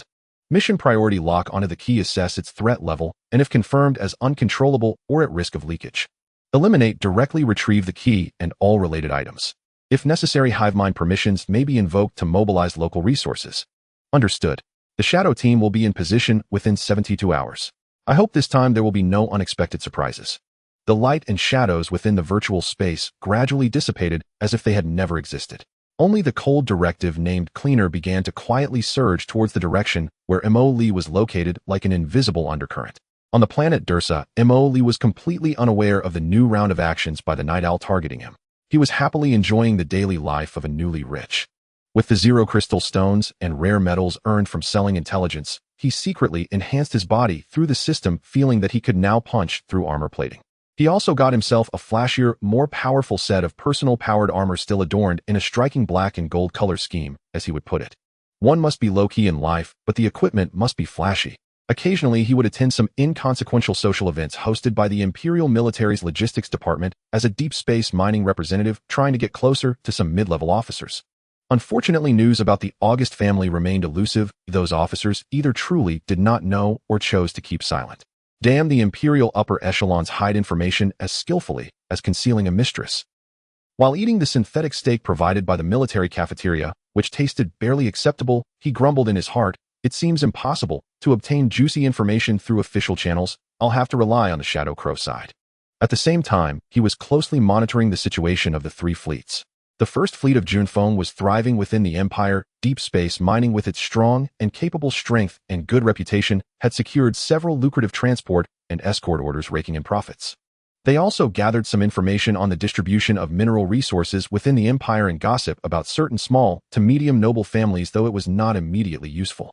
The second fleet of Leones was even more at home on the side of the Elon's Federation. Distant Star Resource Development Company utilized its flexible black operations and precise investment insight to quickly establish a foothold in the gray areas along the federal border. Not only did they open several stable resource channels, but they also successfully infiltrated a border intelligence exchange station of the Federation, obtaining a wealth of information regarding internal faction struggles and military movements. The third fleet of Songpu was completely in a different style over in the Tattoo Duchy. The name Anvil Security Transport was earned through numerous hard-hitting physical negotiations. They forcibly invested in several small asteroid mines rich in rare metals located at the margins of the duchy's influence. Though the process was somewhat violent, the results were gratifying, with resources continuously being sent back to the base. Seeing that all aspects were steadily advancing and the reserves of resources and funds were on the rise, Mo Li felt increasingly pleased. Xihe, once I unleash the Titan ship, let's see who still dares to act tough in front of me. At that time, whether it's Night Owl or Cradle, they'll all have to lie flat and present their rear ends to me. As he observed the 3 fleets raking in profits and the base's resources piling up, Mo Li felt satisfied, yet sensed something was missing. Just robbing money and resources outside isn't enough. The intelligence is still lacking. He strolled around the command room with a nutrition bar in his mouth. The Empire here is too tight-lipped, and the Federation and Duchy can only provide some scraps. Core information: where exactly is the Night Owl? What is the Cradle? What happened to my adoptive parents? These core secrets cannot be uncovered just by hanging around outside. His eyes shifted, stopping at the massive star map, gazing at the areas represented by the 3 major powers, when a brilliant idea suddenly emerged. Xihe, I have the system which can clone people, edit memories and identities. Isn't this the perfect candidate for an undercover agent? Mo Li slapped his thigh, delighted. Let's send our own people to infiltrate their ranks. The military, political, and commercial sectors. Let's turn them all into sieves. Once our undercover agents climb to higher positions, won't the intelligence pour in like a waterfall? He resolved to act swiftly. He immediately called up the system interface and initiated a new round of cloning sequences, but this time the targets were not soldiers or crew members, but elites specifically for infiltration. System, select a batch of the finest cloning templates for me. I need those with high IQ, high EQ, strong learning abilities, solid psychological qualities, and expertise in disguise and social integration. Officers, politicians, businessmen, scientists. All types of elites are required. Command received. Selecting optimal templates. Selection complete. The Deep Diver program can be initiated. Deep Diver. That name is quite fitting. Mo Li was very pleased. Yes, it's the Deep Diver program. I want to dispatch a large number of super undercover agents with perfectly forged identities and absolute loyalty to infiltrate the military, politics, and business sectors of the Empire, Federation, and Duchy. Without hesitation, he immediately invested massive resources to initiate a large-scale cloning program. Meanwhile, the system's forgery function was fully activated. First, perfect and flawless clean identities were created for these undercover clones. The system directly hacked into the citizen database's educational records and even some medical files of the 3 major powers, creating a legal identity for each deep diver with a complete life trajectory. From birth certificates, diplomas, work history, tax records, to traces on social networks, everything was accounted for seamless and impeccable. Even records of some distant relatives and former classmates were conveniently filled in by the system. Next came targeted training and memory infusion. Based on the fields they would infiltrate, the system infused them with relevant professional knowledge, behavioral patterns, and even some innocuous personal quirks. This ensured that from thought habits to speech and behavior, everything conformed to the background setting of their disguised identities.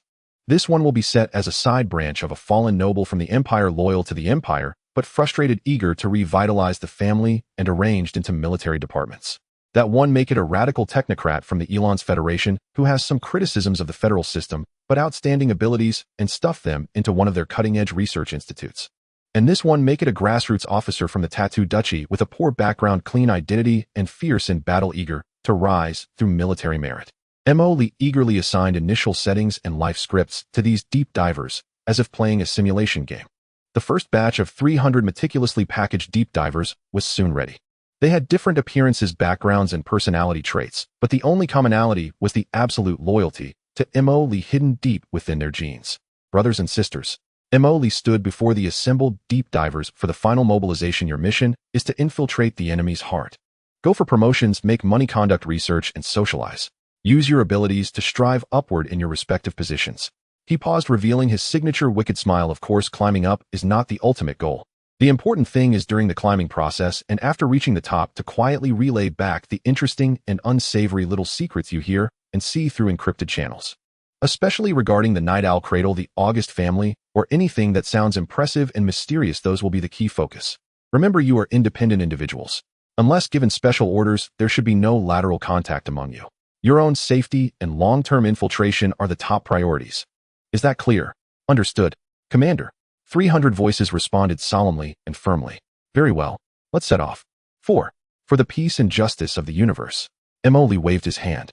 Then these deep divers, equipped with the perfect identities and initial funds prepared by the system, silently infiltrated every corner of the Kalan Empire, Elon's Federation, and Tattoo Duchy through various channels. Some would enter the Empire's administrative departments or military academies based on their solid academic backgrounds and abilities. Others would join federal tech companies or research institutions with their stunning technical proposals, while some would make their mark in the Duchy's army with their fierce performances. Just as the first batch of deep divers was dispatched like scattering beans, Lee found himself in a leisurely state reminiscent of an old farmer after sowing seeds waiting for the autumn harvest. He was staying in a high-end hotel on Dasa Star, contemplating whether to taste the local delicacies or attend a military social event for some free food and drinks, hoping for a stroke of luck. While he was torn over what to have for dinner, a pair of encrypted communications arrived almost simultaneously. First was the commander of the Second Fleet, the silver-haired beauty Luo Nisi. Her holographic projection appeared in the safe house, her expression carrying a rare seriousness. Commander, there is an anomaly on the Federation side. Luo Nisi got straight to the point. Through infiltrated intelligence stations and observations, we have discovered that the military activities of the Allen's Federation, especially their 3rd and 7th Border Fleets, have significantly increased in frequency over the past 48 hours. A large number of ships have concluded their rest period and begun to gather at the Border Star region with a surge in supply levels. It seems not like a routine rotation or drill. Lee paused in his snacking. The Federation is planning something. As soon as he finished speaking, a communication from Inya arrived, her voice still calm, but the content was anything but. Commander, we've also synchronized monitoring to detect movements from the Kurlan Empire's border fleet. The 1st and 4th Fleets under General Klaus have entered a state of maximum combat readiness, with the defense levels of several border outposts elevated to orange. The internal communication traffic within the Empire's military has surged with keywords involving defensive posture, responding to provocations, and combat readiness checks. Lee swallowed the snack in his mouth and blinked. What's going on?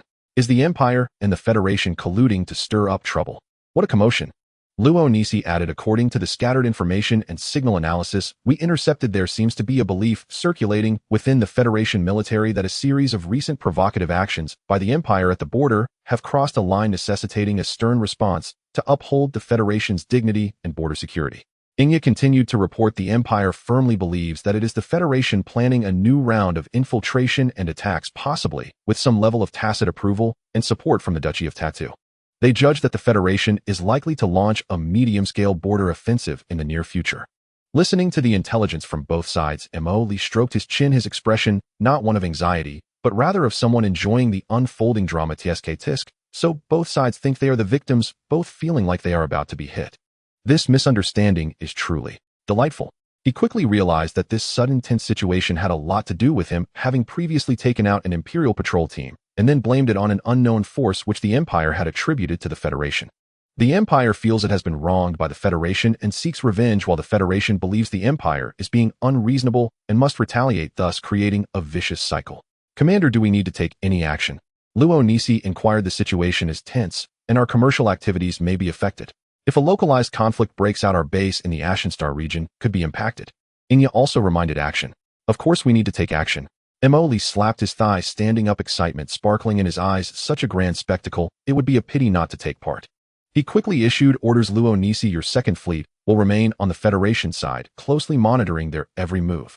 Find out their specific attack plans, troop deployments, and main targets. If necessary, we can fan the flames or throw cold water depending on the situation.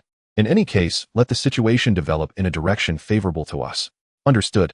A glimmer of understanding flashed in Luo Nisi's eyes as she accepted the order and left. Inya, keep a close eye on the Empire side, especially the movements of the Border Army Command. Let's see what that old Klaus is really planning. Moreover, the deep divers we just dispatched are perfectly timed for this situation. Let them quickly integrate into their respective circles and climb up as much as possible. Yes, Commander. Notify the 1st Fleet of Junfeng and the 3rd Fleet of Songpu to raise their vigilance, temporarily avoid possible major conflict zones, but be prepared to intervene at any time or take advantage of the chaos. Emoli grinned. What if they really do start fighting? If some equipment gets lost on the battlefield, or there are some unclaimed mines, we can help safeguard them. As commands were issued, the revival faction, which had been in a farming state, began to quietly mobilize around this sudden border crisis. Emoli walked to the window, gazing at the still, orderly sky of Dasa, star faintly, sensing the undercurrents hidden beneath the calm. Let them fight, let them fight. The more lively they are, the faster I will develop. He leisurely stretched. It would be best if they both suffer losses, then I can come out and pick up the pieces. Wouldn't that be delightful? Just as the forces under Emoli began to adjust their deployments in response to the changing situation, a conflict ignited the tense fuse in the disputed K-99 star area along the border of the Kurlan Empire and the Alans Federation. The conflicting parties were a routine patrol fleet from the Federation and a frontline alert squad from the Empire. On the Federation side, a fleet composed of 3 Hunting Falcon-class light cruisers and 8 Swallow-class frigates patrolled this star area under the command of Colonel Victor. His orders were to enhance patrols to demonstrate presence while maintaining a restrained yet resolute response to any possible Imperial provocations. On the Empire side, there were 2 Stardust-class light cruisers and 6 Longsword-class destroyers led by Colonel Raymond. His fiery temperament, paired with the previous annihilation of the patrol team, made him full of hostility and vigilance towards the Federation. His orders were to closely monitor Federation movements and take necessary measures in case of suspicious behavior. As both sides' sensors almost simultaneously captured each other's signals, the tension reached a peak. Colonel Victor of the Federation stared at the sensor display, his brow furrowed. Imperial fleet. Fewer in number than us. Maintain formation, send out standard identification and warning signals, and demand the other side to clarify their intentions and withdraw from our star area. Understood. Signal has been sent. Colonel Raymond of the Empire watched the Federation fleet's aggressive formation and noted that their cruiser outnumbered his own by 1. His anger flared. The Federation is indeed up to something. They have the advantage in numbers. They will definitely strike first. We cannot give them a chance. All units, shields to maximum power. Weapon systems to stand by. Main cannon charging lock onto the leading Hunting Falcon class. Colonel the other side is only issuing a warning signal and has not shown any intention to attack. The deputy attempted to remind. Shut up. Do you want to wait until their fire lands on us before reacting? Raymond sharply interrupted. Execute the orders. Almost at the moment the Empire's shields lit up and the cannons began to turn, the Federation's sensors detected this obvious hostile action. Commander, the Imperial fleet has raised their shields and weapon systems are charging. They have locked onto us. The Federation sensor operator reported loudly. Colonel Victor's expression darkened as expected. The Empire just couldn't hold back. All units prepare for defense. Shields to maximum power. Evasive maneuvers. Wait for my command before firing. He still tried to control the situation to prevent escalation. However, Colonel Raymond misinterpreted the Federation fleet's evasive actions as preparations for an attack. They want to flank us. They plan to encircle us. Raymond shouted. We cannot let them succeed. All ships open fire at will. Hit them. The 2 Stardust-class cruisers of the Imperial fleet fired their main cannons first. Thick plasma beams tore through the void, shooting straight at Colonel Victor's flagship. Evasive maneuvers. Colonel Victor ordered urgently. The Federation flagship Swift Wind suddenly veered to the side, narrowly avoiding the direct hit from the main cannon, but a plasma beam grazed the side of the ship, causing the shields to flicker violently, and some outer armor was instantaneously vaporized. Report ship damage. Left side, shield overloaded. Some external equipment damaged.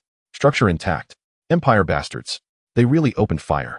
The Federation fleet's communication channel erupted in chaos.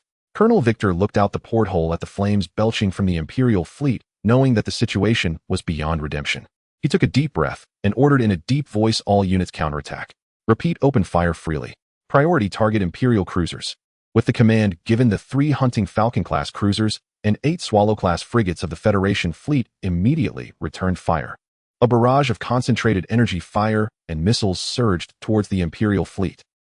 The K-99 star zone instantly transformed into a vortex of death.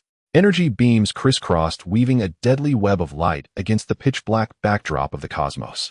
Missiles trailed long tails of flame, continuously striking against the shields of both sides, exploding into bursts of fireballs.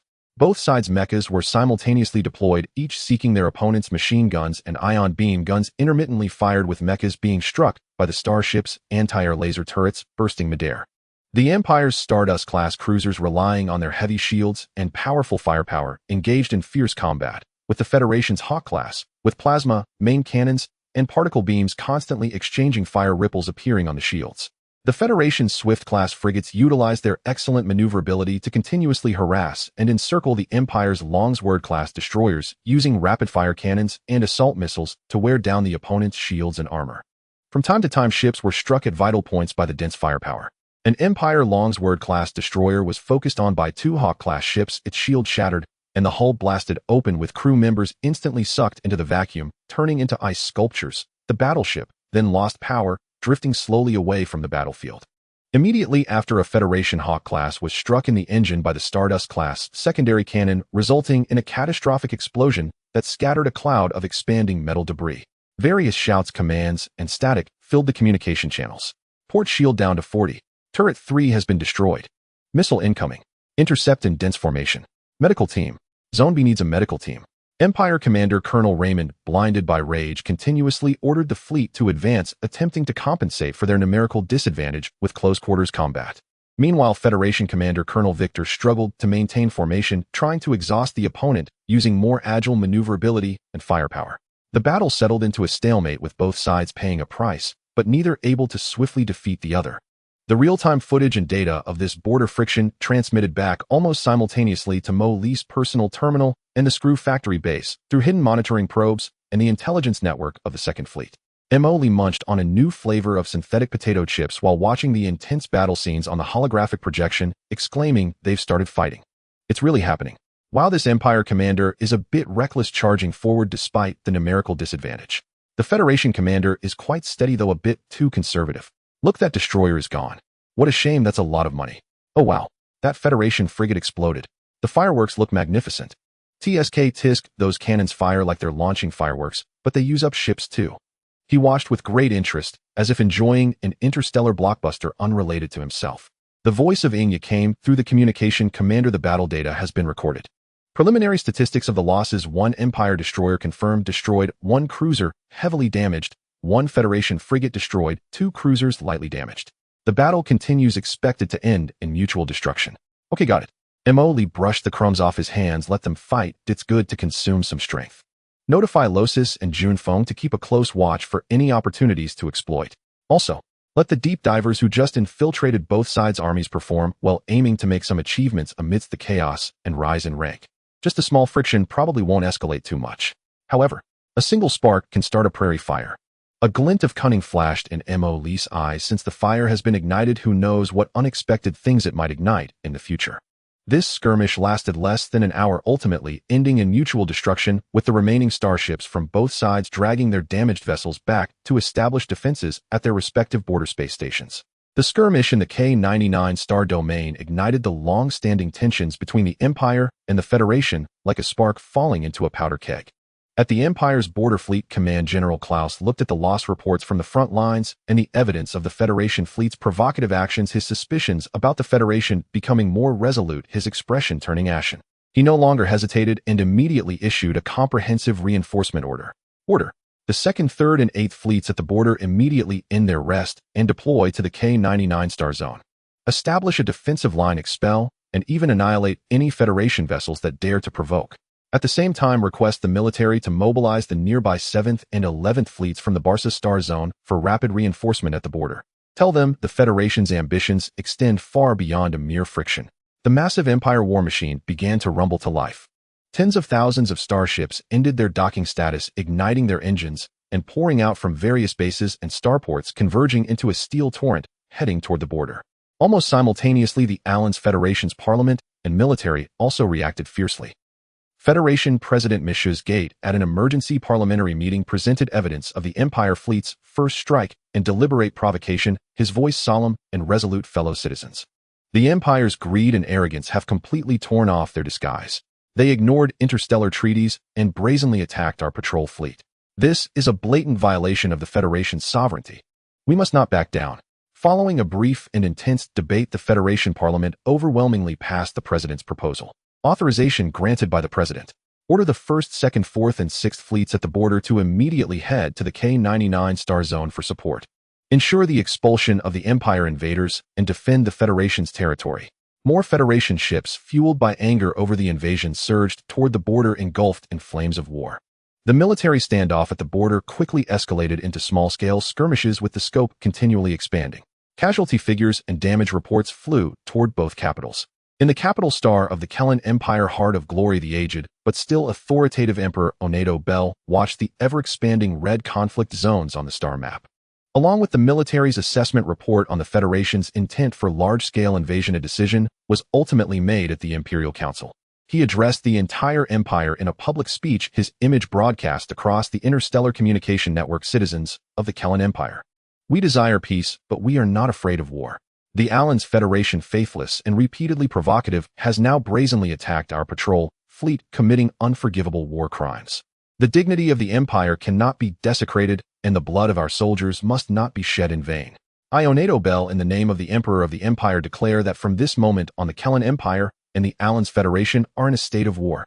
The sword of the Empire shall sever all enemies that dare to invade.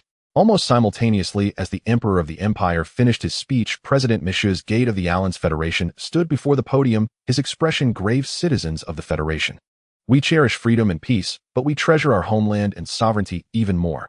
The Kellan Empire, this decayed and greedy nation, has extended its claws toward our borders. They ignored our warnings, trampled our bottom line, and killed our soldiers. Today we have no way to retreat. For freedom, for the Federation, I, Xihe, in the name of the President of the Federation, solemnly declare that the Alliance Federation and the Kellan Empire are officially in a state of war. Federation warriors advance. The supreme leaders of the two interstellar powers declared war on each other almost simultaneously. The powder keg that had been brewing for decades was finally ignited. War, the most brutal monster in the universe, was officially unleashed. In a luxury hotel room, Mo Lee watched the news channel's replay of the two countries' declarations of war and the countless glowing points on his personal terminal's star map indicating the mobilization of their massive fleets, his mouth agape, forgetting the snacks in his hand. I can't believe it. After a moment, he snapped back to reality, rubbing his eyes vigorously. Really starting to fight. Total war. I just mind a bit, took out a few unwise ones, and sold a piece of intel. And this triggered a world war. He was initially stunned, but then a surreal and exhilarating feeling surged within him, prompting him to bounce around the room. Fight. Fight well. The more brutal the better. Best to smash their brains out. Awesome. I am indeed the chosen one. Just by messing around a bit, I can spark an interstellar war. He excitedly danced around. The Empire and the Federation are at it. This is going to be a great show. Hit harder. The harder you hit, the better. Ideally knock that dog's brain out. The holographic projection of Xianxia appeared beside him, reporting, Commander, according to the current situation analysis, the main forces of the Empire and the Federation will be mutually restrained along the prolonged border line. This will greatly weaken their control over the territory, especially the gray areas along the border. Meanwhile, the war will create a huge demand for resources and a vacuum of intelligence.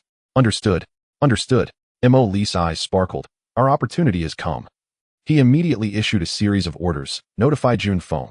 First Fleet, take advantage of the Empire's vulnerable rear to increase activities, purchase war supplies at low prices, and sell at high prices. If that doesn't work, we can collaborate with space pirates to find a side deal. Find a way to open up a few safe smuggling routes. See if we can make contact with the Empire's military-industrial complex. Tell Luonis. Second Fleet, do the same on the Federation side. Take advantage of the chaos of war to purchase resources and infiltrate key departments. See if we can obtain military technology or important intelligence from the Federation. And SAMP, the Third Fleet, should stop being cautious along the Duchy's borders. The Empire and the Federation are currently too preoccupied to care about anything else. You can act freely and take over those rich mining planets located in disputed star fields, which are currently neglected. Let's dig first and talk later. All deep divers, activate wartime contingency plans.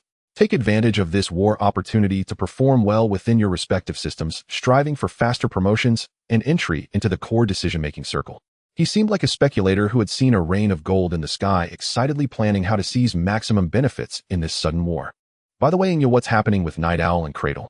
With such a grand scene, they must have reacted right. No significant movements for now.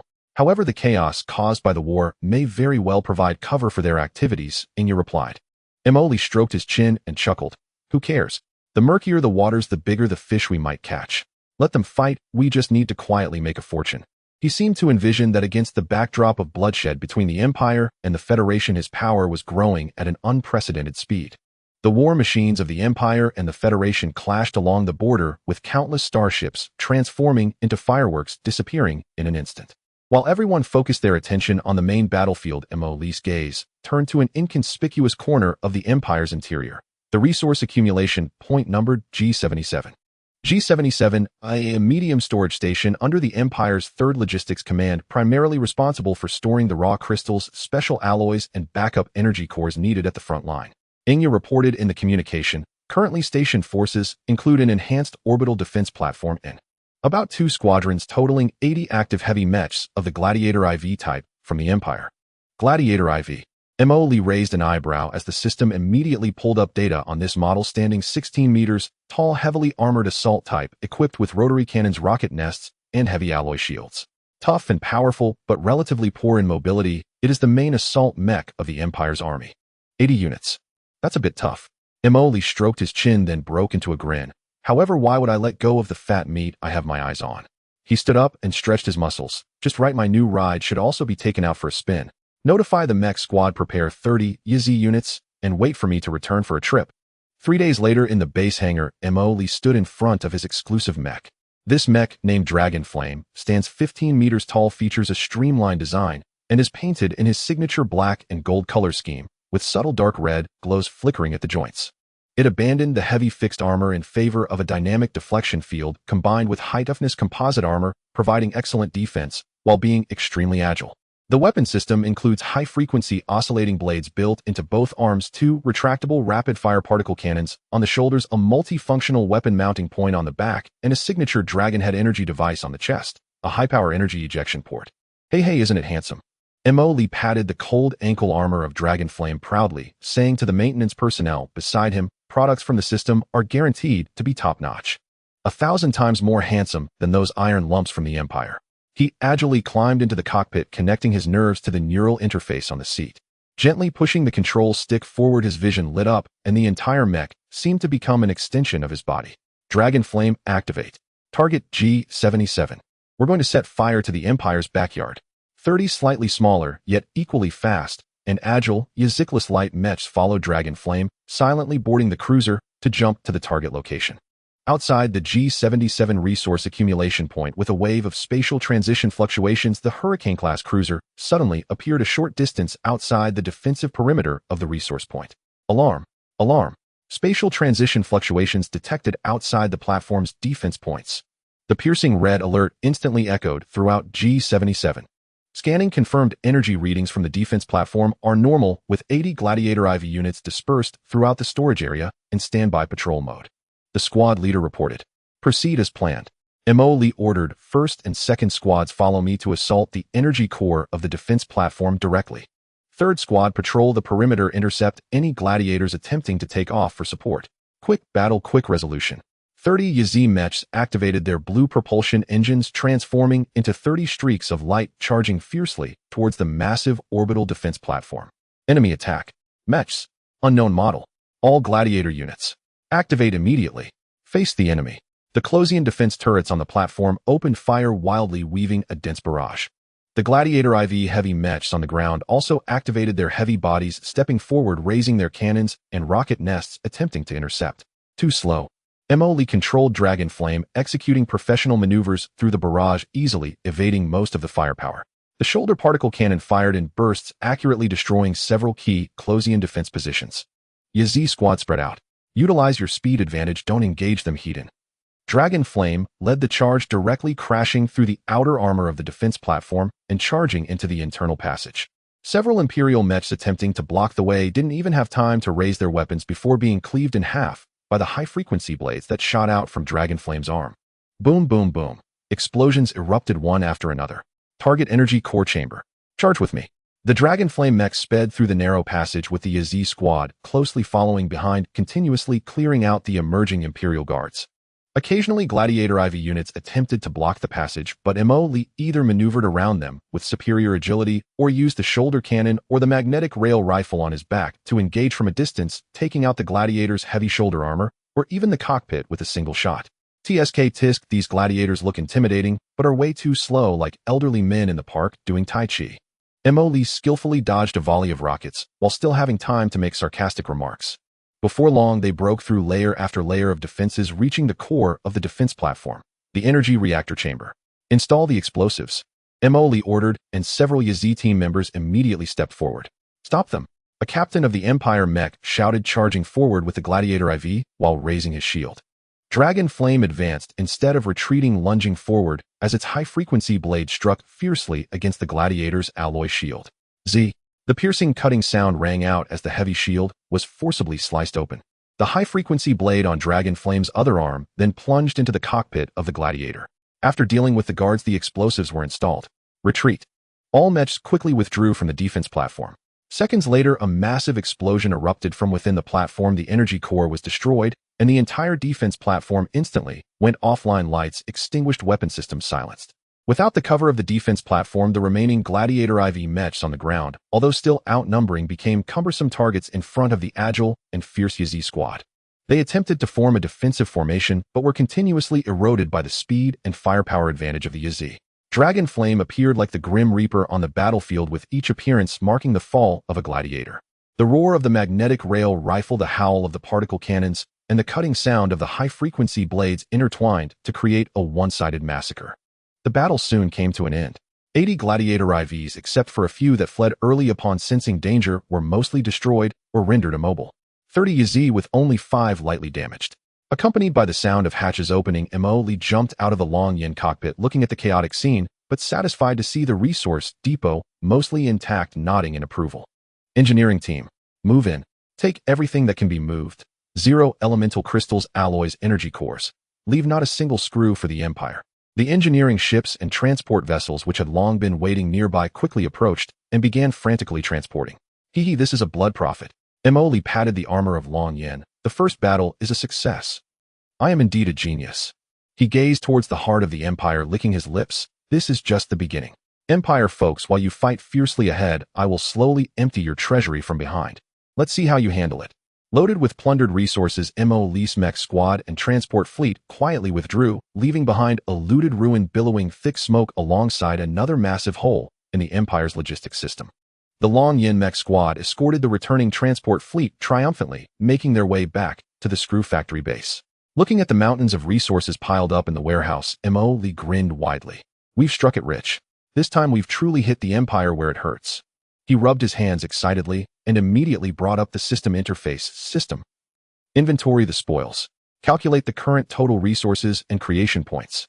Resource inventory completed. Creation points tally completed. Notice current resource reserves and creation points meet the requirements for unlocking a new level starship. Shall we unlock? Unlock. It must be unlocked. Lee shouted without hesitation. Isn't it all for this moment? Quickly show me the good stuff. The system manufacturing interface flashed, and 2 new larger and more menacing starship icons appeared, accompanied by detailed data. Kanglong class heavy cruiser unlocked. Invincible class light battleship unlocked. Wow. Heavy cruiser. Battleship. Lee's eyes widened like copper bells, nearly drooling. Hurry up. Introduce them. The system immediately projected detailed holographic models and data streams for the two new ships: Changlong-class heavy cruiser, length 2780 meters, core, weapons twin-mounted Thunder class heavy particle beam cannons X8 side, layout Meteor vertical launch system VLS X24 units capable of mixed loading heavy anti-ship missiles and area intercept missiles Stinger dense array, Closian pulse cannon. Group X68 defense system 3rd generation barrier enhanced energy shield dragon scale adaptive. Reactive armor features a balanced firepower delivery platform with strong frontal assault capability and excellent area air defense and interception performance, with a high proportion of energy weapons and strong sustained combat capability.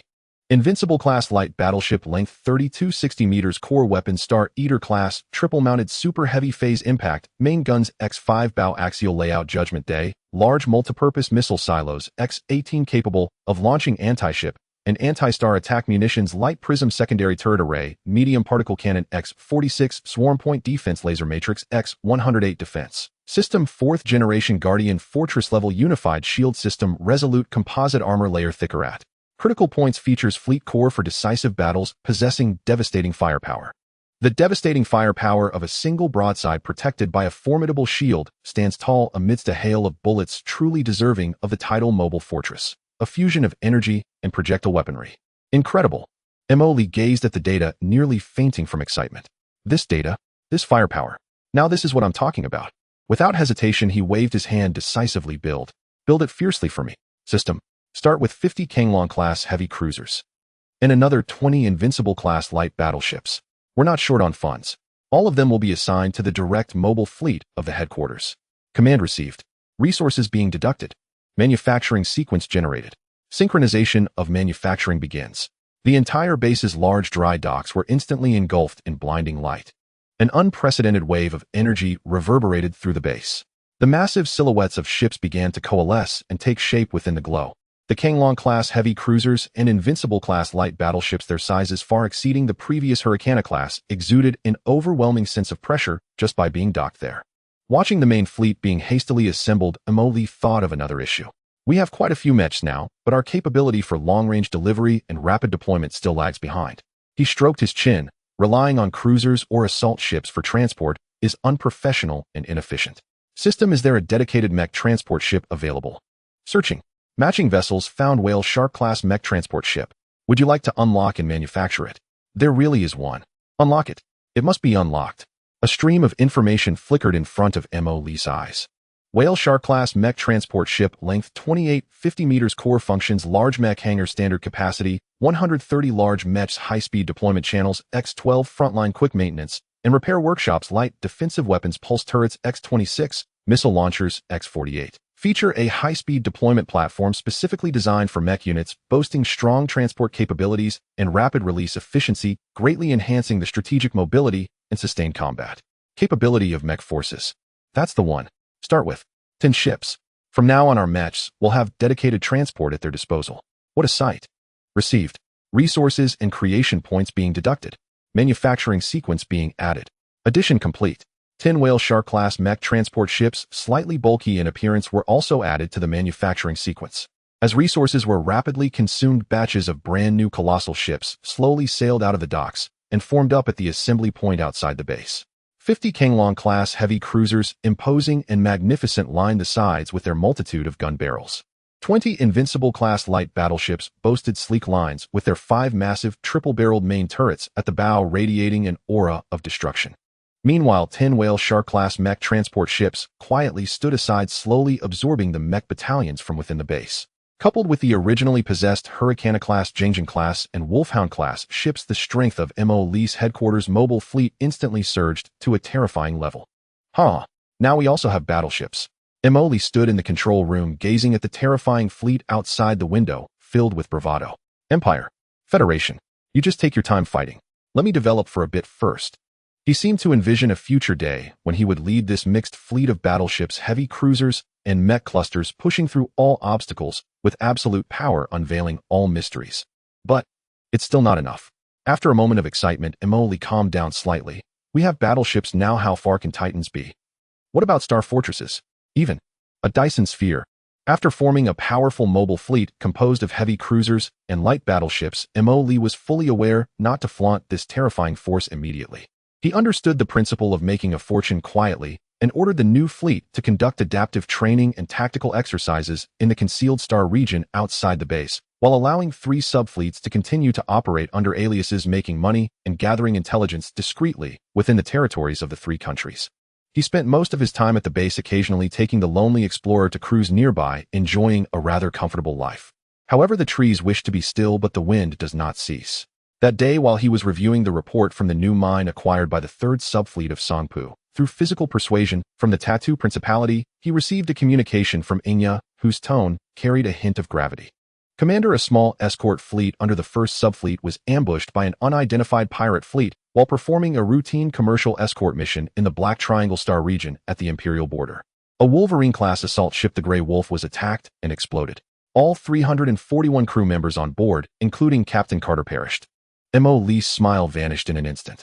What the hell? He sat up straight in his command chair. What the hell? Did my ship and my crew get hit by pirates? Right after I just finished building my troops and felt invincible. He pulled up the accident report and looked at the footage sent back by the Grey Wolf, covered by dense gunfire, his expression darkening. It felt like just having bought a complete set of divine armor ready to go out and save the world, only to be cut down by low-level monsters in the novice village right after stepping out. The damage was not severe, but the insult was profound. Have we figured out who did this? According to the last sensor data from the Grey Wolf and the analysis of active forces in that star region, Xianxia pulled up the star map and pointed to the Black Triangle area. The most likely suspects are the recently emerged Bloodskull pirate group. They possess over 30 modified ships and even have modified cruisers operating ruthlessly and having attacked multiple merchant fleets in recent months. Bloodskull, they dare to touch my people with just 30 shabby modified ships. Mo Li laughed in anger. Damn it, I've been busy playing hide and seek with the Imperial Federation, and I haven't had the time to deal with this group of rotten fish and shrimp. Do they really think they are something special? A surge of anger flared up in his heart. He had just built battleships and was preparing for a larger scheme, only to have his backyard raided by a bunch of pirates. If he didn't reclaim his honor, how could he continue to navigate the starry circles in the future? Commander, what do you mean? Xianxia asked. What do you mean? Mo Li snorted coldly. Is there even a need to ask? Of course we must take action. I want the Black Triangle know. I want all the blind pirates along the border to know the consequences of touching my people. A hint of ruthlessness flashed in his eyes. Just right, our new fleet has been training for some time. Let's take them out to see blood and test them in real combat. He immediately issued command's order. Mobilize the main fleet.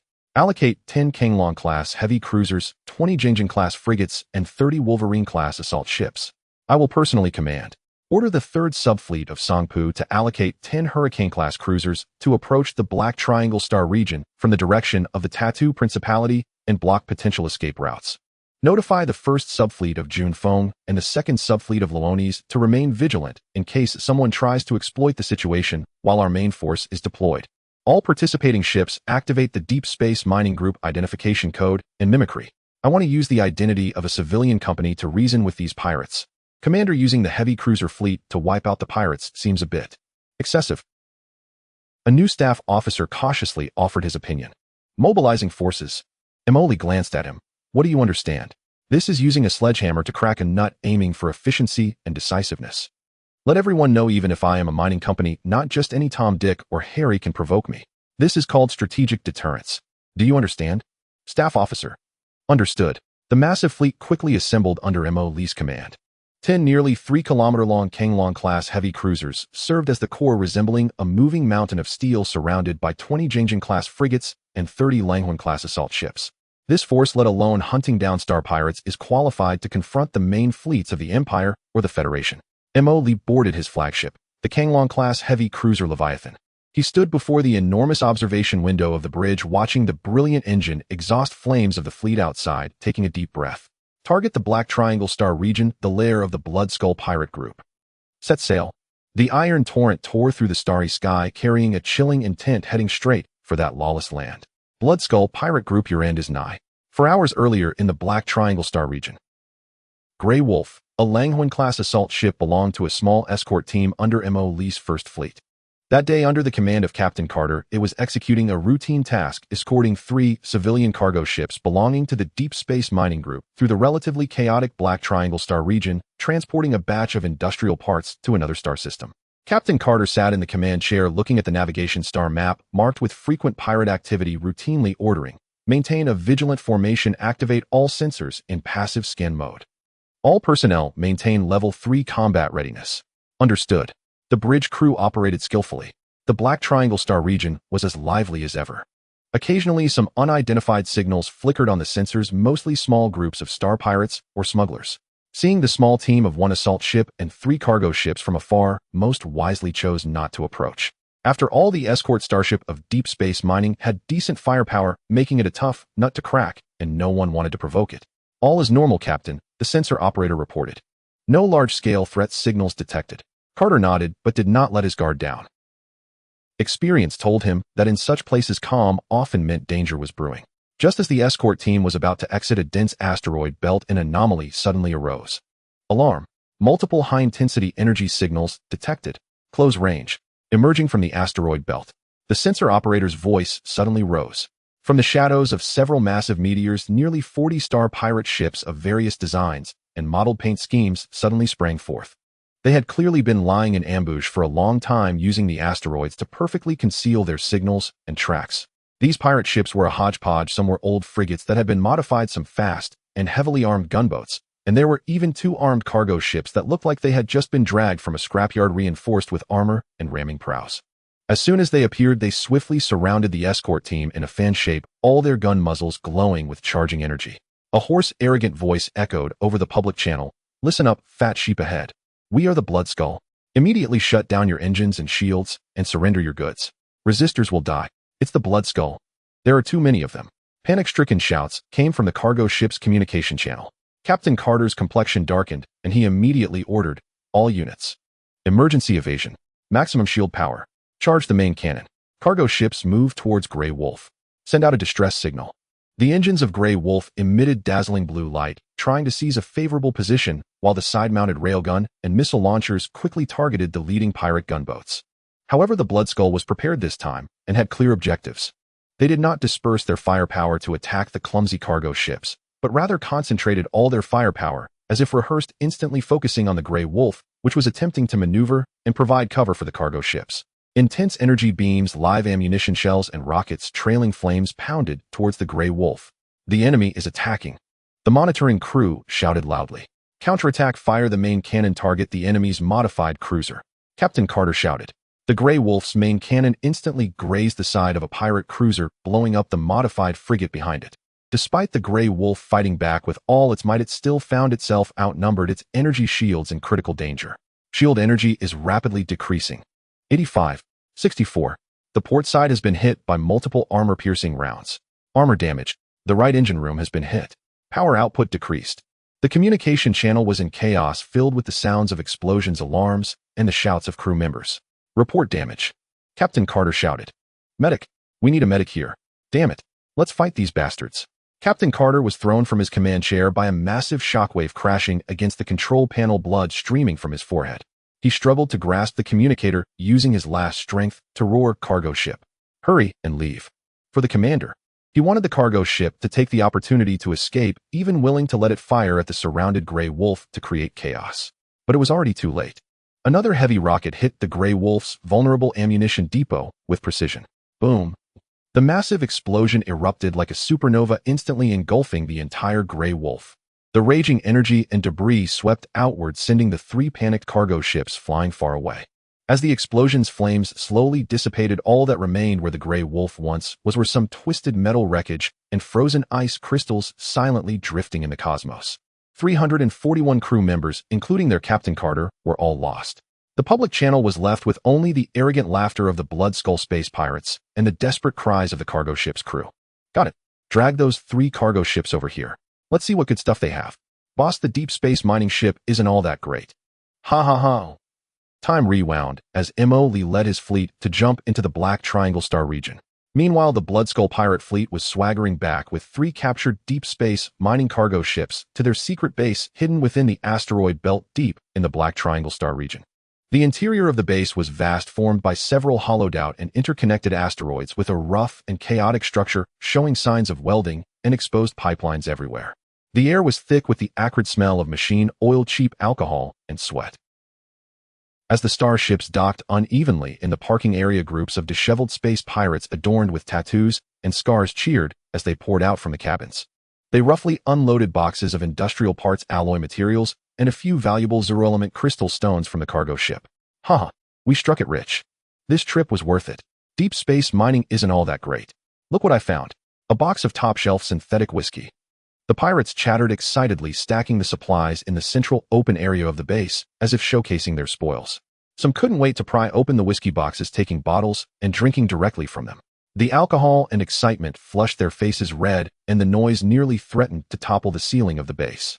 On a makeshift platform at the highest point of the base, the leader of the Blood Skull, a one-eyed muscular man known as Blackjack, looked down with satisfaction at his reveling subordinates. He held a bottle of stolen alcohol in one hand, while his mechanical eye glowed red. See this, brothers?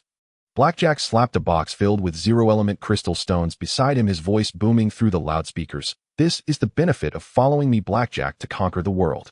What the hell is deep space mining? In front of me, they are just a bunch of fat sheep waiting to be slaughtered. A chorus of enthusiastic agreement erupted from below. Boss is mighty. Following the boss means there's meat to eat. Let's take down those pretentious company dogs. Blackjack reveled in this adoration, taking a large swig of whiskey as he continued to boast, I've long been displeased with that so-called deep space mining. Relying on a few broken ships, they dare to conduct business in the Black Triangle. Did they ask me? Today we shall teach them a lesson. Let them know who is the king in this territory. A drunken little leader leaned over, slurring his words in flattery. Boss, you really are a mastermind. The ambush location was perfect. Their little broken ship didn't even have time to react before we blasted it to pieces. What a thrill. Of course, I've eaten more salt than they have walked roads. From now on, remember, in the Black Triangle, the dragon must curl up and the tiger must lie low. Those who dare to explode will serve as examples. Blackjack said proudly. He completely disregarded the loss of a single assault ship from deep space mining. In his eyes, these so-called mining companies were merely merchants with some private armed forces. If they were hit, they could only admit their misfortune. Did they dare to confront his notorious pirate group with over 40 starships hidden? While most of the pirates reveled in the joy of plunder and alcohol, there were a few older pirates whose minds remained relatively clear, glancing uneasily at the piled cargo that wasn't particularly valuable. A tall, thin old pirate leaned over to Blackjack and whispered, Boss, did we go a bit too far this time? I've heard of deep space mining. They have quite a few starships, and their background is said to be complex. If we sink one of their ships, directly want it. What will it be? Blackjack interrupted him, unhappily glaring with his single eye. Old Scar, are you getting more foolish as you age? We are pirates. If we're afraid of this, and that, how can we call ourselves pirates? We rob them. Complex background. Can it be more complex than the gun in my hand? He patted his energy pistol at his waist. If they dare to seek revenge, I'll just rob their remaining ships as well. At that time, our Blood Skull name will be even more notorious. Old Scar opened his mouth, looking at Blackjack's arrogant demeanor, and swallowed his words back down. He knew that whatever he said now, the boss wouldn't listen. The revelry in the base continued. The pirates drank the stolen alcohol, ate the stored synthetic food, boasted about the achievements of the day, and fantasized about how to indulge once they exchanged this batch of goods for money. No one thought about the gray wolf they had destroyed and the 341 lives aboard, nor did anyone consider what a terrifying behemoth had been thoroughly angered by their actions. In the midst of the crowd's cheers, Blackjack drunkenly announced, Today, everyone, drink freely, eat freely. Tomorrow we'll go for an even bigger score. Aru, long live the boss. The clamor, clinking of glasses, and coarse laughter echoed throughout the base, lingering for a long time. While the Blood Skull pirates were drinking wildly in the base hall, the crew members of the 3 cargo ships were roughly locked up in a makeshift cell converted from an abandoned warehouse. The iron door slammed shut with a clang, and outside came the sounds of pirates locking the door and their gradually fading arrogant laughter. The warehouse was filled with the smell of rusting metal and dust, with only a few dim emergency lights providing weak illumination. Most of the crew huddled in the corners, their clothes disheveled, faces marked with bruises and scrapes. They were merely ordinary cargo handlers employed by deep space mining, unaccustomed to such a situation. Having witnessed the escorting gray wolf being torn to pieces by fierce firepower and now being locked up by terrifying pirates with an uncertain future, many fell into despair. Some were quietly sobbing, while others stared blankly at the ceiling. It's over. All over. They will kill us. Those lunatics. They really dare to kill. The gray wolf was just like that. Panic began to spread. Shut up. An older driver nearby shouted, his face marked with a fresh wound still bleeding. What good does saying this do now? Save your strength. Old Chinwat, what will they do to us? A A female engineer asked, her voice trembling as she clutched her collar tightly. What else can they do? Old Chun, who bore the wounds, was the captain of one of the cargo ships. He spat out a mouthful of bloodied saliva. We will either be extorted for ransom by the company or sold to some black mine as slaves working until death. Ransom? Another chubby loader seemed to grasp at a straw. Will the company rescue us? Old Chin glanced at him, his eyes dim. Not likely. We're just ordinary employees. The company wouldn't spend big bucks for us. But since the Grey Wolf was sunk, this has become a big deal. Let's see how the company handles it. Hey, everyone cheer up. A voice broke the oppressive silence. Hey, everyone pull yourselves together. A young navigator in his 20s spoke up. He had a messy mop of brown hair and a face sprinkled with freckles. At this moment, he wasn't huddled like the others. Instead, he was leaning against the railing, tilting his head curiously to observe the structure of the space pirates' base outside. Tisk, these guys really have poor management, he muttered under his breath. Completely unlike a captive, he seemed more like an inspector.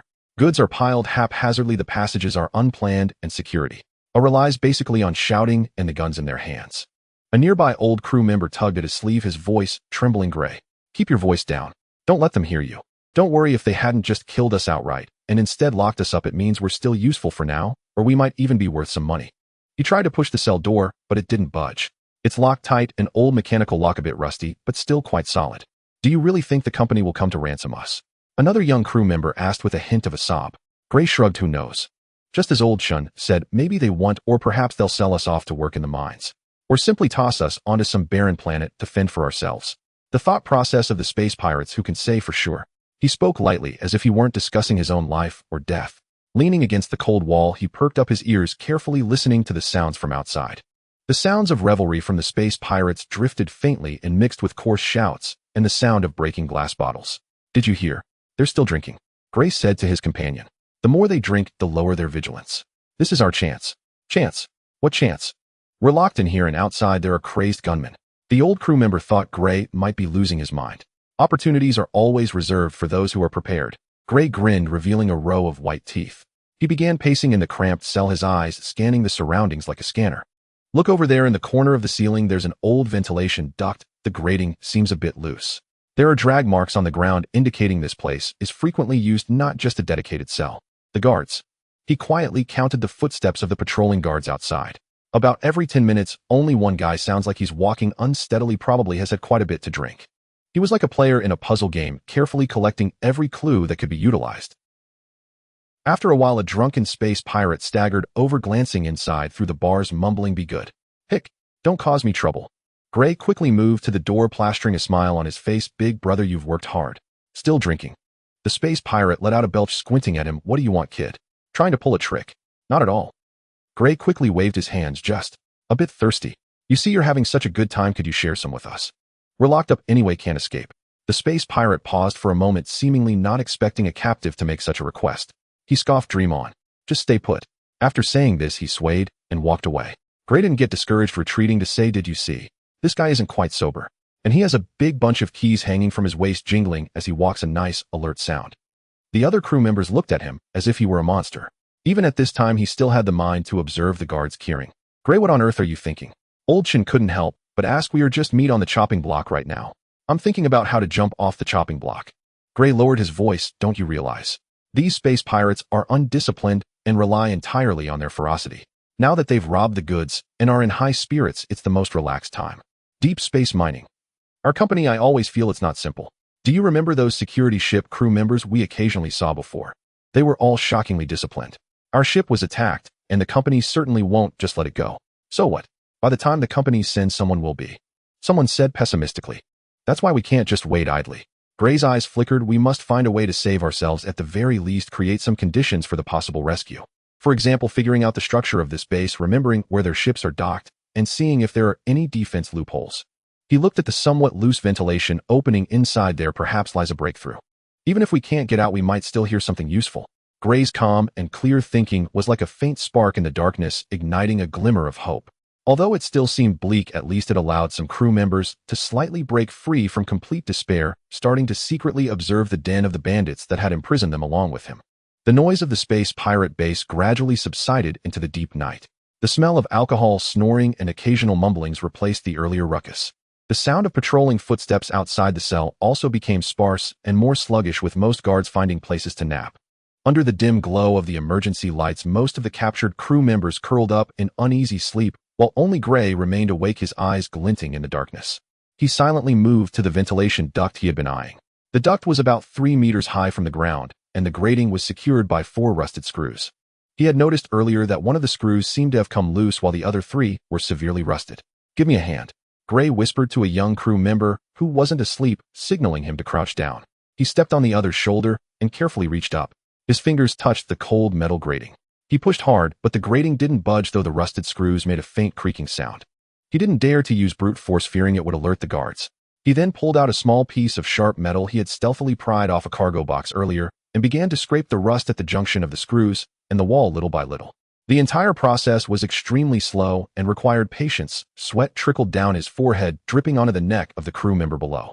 The person below gritted his teeth, not daring to make a sound. Time passed second by second, and the footsteps of the patrolling guards outside sounded rhythmically, then faded away. Each sound made Gray pause for a moment. Not knowing how long it had been accompanied by a very faint click sound, another rusted screw was deftly snapped off by him. Now only 2 screws were barely holding the grating in place. Gray did not immediately take down the grating. He pressed his ear against the duct opening, holding his breath. The ventilation duct acted like a natural sound conduit, faintly transmitting distant sounds. He heard a few space pirates seemingly talking by the urinal drunkenly. The boss said, "Tomorrow, go to Dark Reef. Make another score." "Which one?" "Who cares which one? Just grab it when you see it." "Deep space mining." "Hick, aren't they also scared?" "I heard. They have other ships." "Will they?" "Who's afraid of what?" "The boss." Hick said, "However many come, we'll take them all out." Gray's heart stirred. Dark Reef. Could it be the Dark Reef star domain? They have plans for tomorrow, and it seems they aren't even considering the possible revenge from deep space mining. He listened for a while longer, intermittently catching some fragmented information. Supplies are running low. The engine needs repairs. Docking Bay 3 is empty. This was all valuable intelligence. Gray silently committed it to memory. Feeling that it was temporarily safe outside, Gray moved again. Using the metal piece and his finesse, he finally loosened the remaining 2 screws. He gently supported the grating to prevent it from falling and making noise, then carefully took it down. A dark, barely crawlable duct opening appeared in front of him, with a rush of stale dust and the smell of oil hitting him. "I'm going in to take a look," Gray whispered to the crew member below who was about to give out, and then pushed himself in with both hands. The interior of the pipeline was narrow and dark, forcing him to crawl forward. With the faint backlight from his concealed multifunctional wristwatch, he could barely make out what lay ahead. He crawled slowly along the pipeline, generally heading in the direction from which he had heard the conversation of the Star Pirates. The pipeline branched out in all directions, connecting various areas of the base. Gray heard snoring coming from different rooms, the low hum of machines, and even faintly sensed the unique energy fluctuations typical of ship engine maintenance. At a fork in the road, he chose the pipe leading to a more central area. After crawling for about 10 meters, he noticed light and louder voices ahead. He cautiously crawled to the pipe's opening and looked down, revealing a large conference room below obscured by a metal grill. Peering through the gaps in the grill, he saw a makeshift command center. Several small leaders of the Star Pirates were gathered around a rough star map table, and the pirate leader Blackjack was also present, his mechanical eye glowing red under the dim light. "The Reef Star region, we set off early tomorrow morning." Blackjack pointed to a spot on the star map. "There are plenty of merchant fleets there and many fat sheep to exploit. Get your act together." A small leader hesitated, saying, "Boss, what about deep space mining?" "What are you afraid of?" Blackjack impatiently interrupted. "If they dare to come, I'll take the opportunity to test the new batch of armor-piercing shells. A bunch of timid turtles, they're probably hiding in some corner, licking their wounds right now." "Exactly. The boss is brilliant. After we pull this job off, we'll head to the Shard Belt for some fun." Gray held his breath above his heart racing. He saw the markings on the star map and heard their specific plans and departure time for tomorrow. This was crucial intelligence. If the company truly retaliated, this information could prove invaluable. He dared not linger and cautiously retraced his path. As he crawled back to the ventilation duct of the cell, the crew member beneath him was nearly exhausted. Gray carefully replaced the grill. Although the screws were missing, it was wedged enough to stay in place for now. He lightly jumped back to the ground, revealing an excited smile to the crew member who had helped him and several waking companions. "So what's the news?" someone asked eagerly. "I've got some good stuff." Gray lowered his voice, excitement gleaming in his eyes. "I know where they're headed tomorrow, and they clearly don't think much of our company. And I've also gathered some rough information about the structures nearby." He briefly recounted the intelligence he had overheard and the path he took. What good is that? We still can't get out. Someone remained pessimistic. What's useless now doesn't mean it won't be useful later. Gray brushed the dust off his hands. As long as we're alive, there's a chance. And I believe the company won't abandon us. By then we insiders might still achieve something great. His optimism and initiative acted as a shot of adrenaline, easing the oppressive atmosphere in the cell.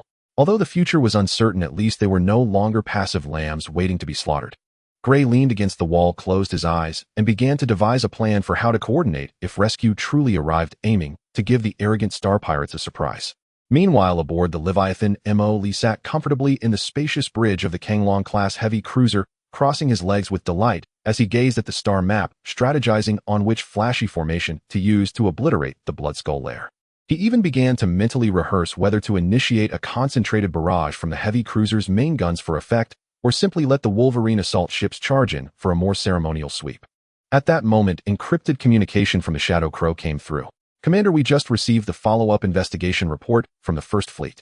It has been confirmed that during the attack on the Grey Wolf, the 3 escort cargo ships Voyager, Persistence, and Peddler were captured by the Bloodskull Star Pirate Group. A total of 558 ordinary employees recruited by the group are currently unaccounted for, but based on the Star Pirates' usual practices, they are likely being held for ransom or sold as slaves. Mo Li's smile instantly froze, and he lowered his crossed leg. Wait, can you repeat that? He leaned slightly forward, staring at the holographic projection of Shadow Crow. Our people are not all dead.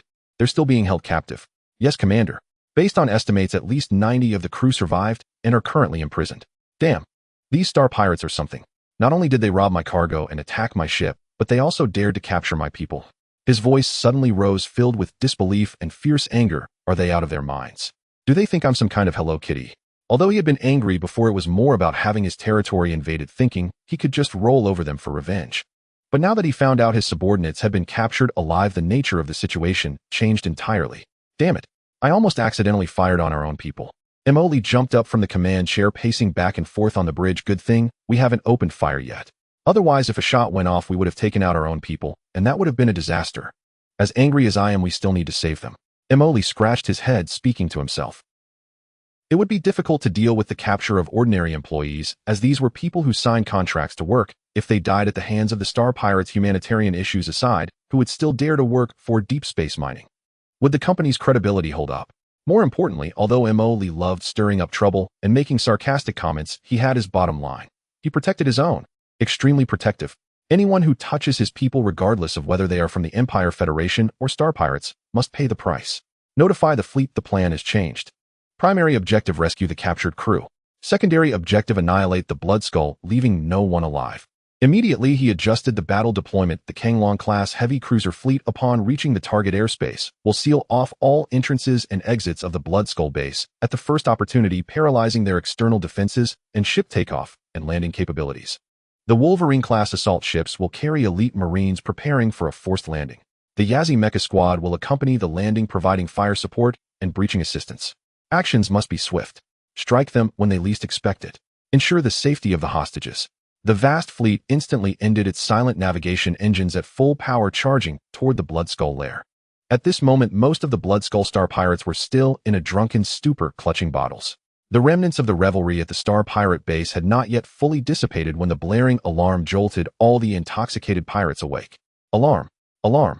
Detected large-scale spatial transition fluctuations, engine energy fluctuations. Attention! Attention! Highest level alarm. Unknown large fleet transition signal. Extremely close. The Star Pirates on guard scrambled into the command room, their voices trembling in fear. Blackjack was jolted awake, cursing as he grabbed his weapon. What's all the fuss? Is some clueless merchant fleet lost its way? Could it be that the Empire's patrol team has come knocking? I don't fear. His words came to an abrupt halt. In the next second, his mouth dropped open, his pupils constricted in sheer terror as a wheezing sound escaped his throat. Through the rough observation window of the command room, he beheld a sight that froze his blood. Outside the base, the once empty blackness of space was now filled with a massive shadow. Ripples appeared in the space, with enormous ship bows emerging first, followed by an endless expanse of steel hulls. This was not the merchant fleet he had imagined, nor the Imperial patrol team he recognized. It was a fleet he could not comprehend. The first sights to greet him were those colossal behemoths, 3 kilometers in length, the Kanglong-class heavy cruisers. They resembled moving mountains of steel, their cold armor shimmering with a ghostly glow under the starlight. The sides were lined with dense arrays of dual-mounted heavy particle beam cannons, vertical launch silos and Closian defense systems, exuding a suffocating sense of oppression merely by being docked. The hulls bore the insignia of Deep Space Mining Group, which at this moment appeared as a cold joke. Deep Space Mining. A small leader's voice trembled. A mining company. Using this. Immediately 20 relatively smaller Chang'an-class escort ships surrounded the heavy cruiser. Blackjack's voice was hoarse, filled with disbelief. What is that ship? A small pirate leader's voice trembled as a bottle of liquor fell to the ground and shattered. I've never seen this model before. The Empire doesn't have them. The Federation doesn't have them either. It's a heavy cruiser. Oh my god. An old pirate who had once served in the Imperial military screamed in shock, his face as pale as paper. How is this possible? How could a battleship of this caliber appear here? To wipe us out? Panic spread rapidly among the pirates. They were experts at robbing merchant ships and bullying small companies, but they had never seen such a situation. This is not even on the same level. Quick, activate all defense turrets. All functional ships take to the skies. Leader Blackjack was also greatly frightened, but he forced himself to calm down, shouting orders with a trembling voice. His one eye was fixed on the terrifying fleet on the screen, especially those heavy cruisers, with only one thought in his mind. It's over. We've kicked an iron plate. No, we've kicked an alloy fortress.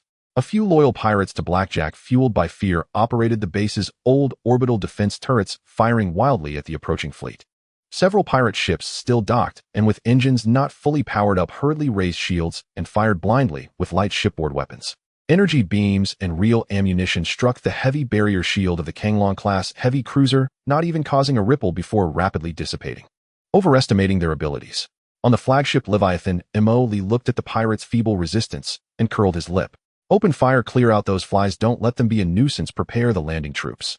With the command given, 10 Changlong-class heavy cruisers simultaneously activated their 8 twin-mounted Thunder-class heavy particle beam cannons, emitting blinding light. In the next moment, thick particle beams instantly crossed the starry sky, accurately hitting all defense turrets on the outskirts of the pirate base, and those pirate ships attempting to take off. There was no explosion, only instant vaporization and annihilation. The defense turrets were directly transformed into clouds of expanding metallic vapor under the impact of the particle flow. Those pirate ships, along with their fragile shields, disintegrated and melted in an instant, leaving no significant debris behind. In one volley, all external resistance forces of the pirate base turned to dust. Inside the base, the pirates who witnessed this scene through surveillance were completely engulfed in despair. Their will to resist evaporated in an instant. What remained was only boundless fear and the numbness of waiting for final judgment.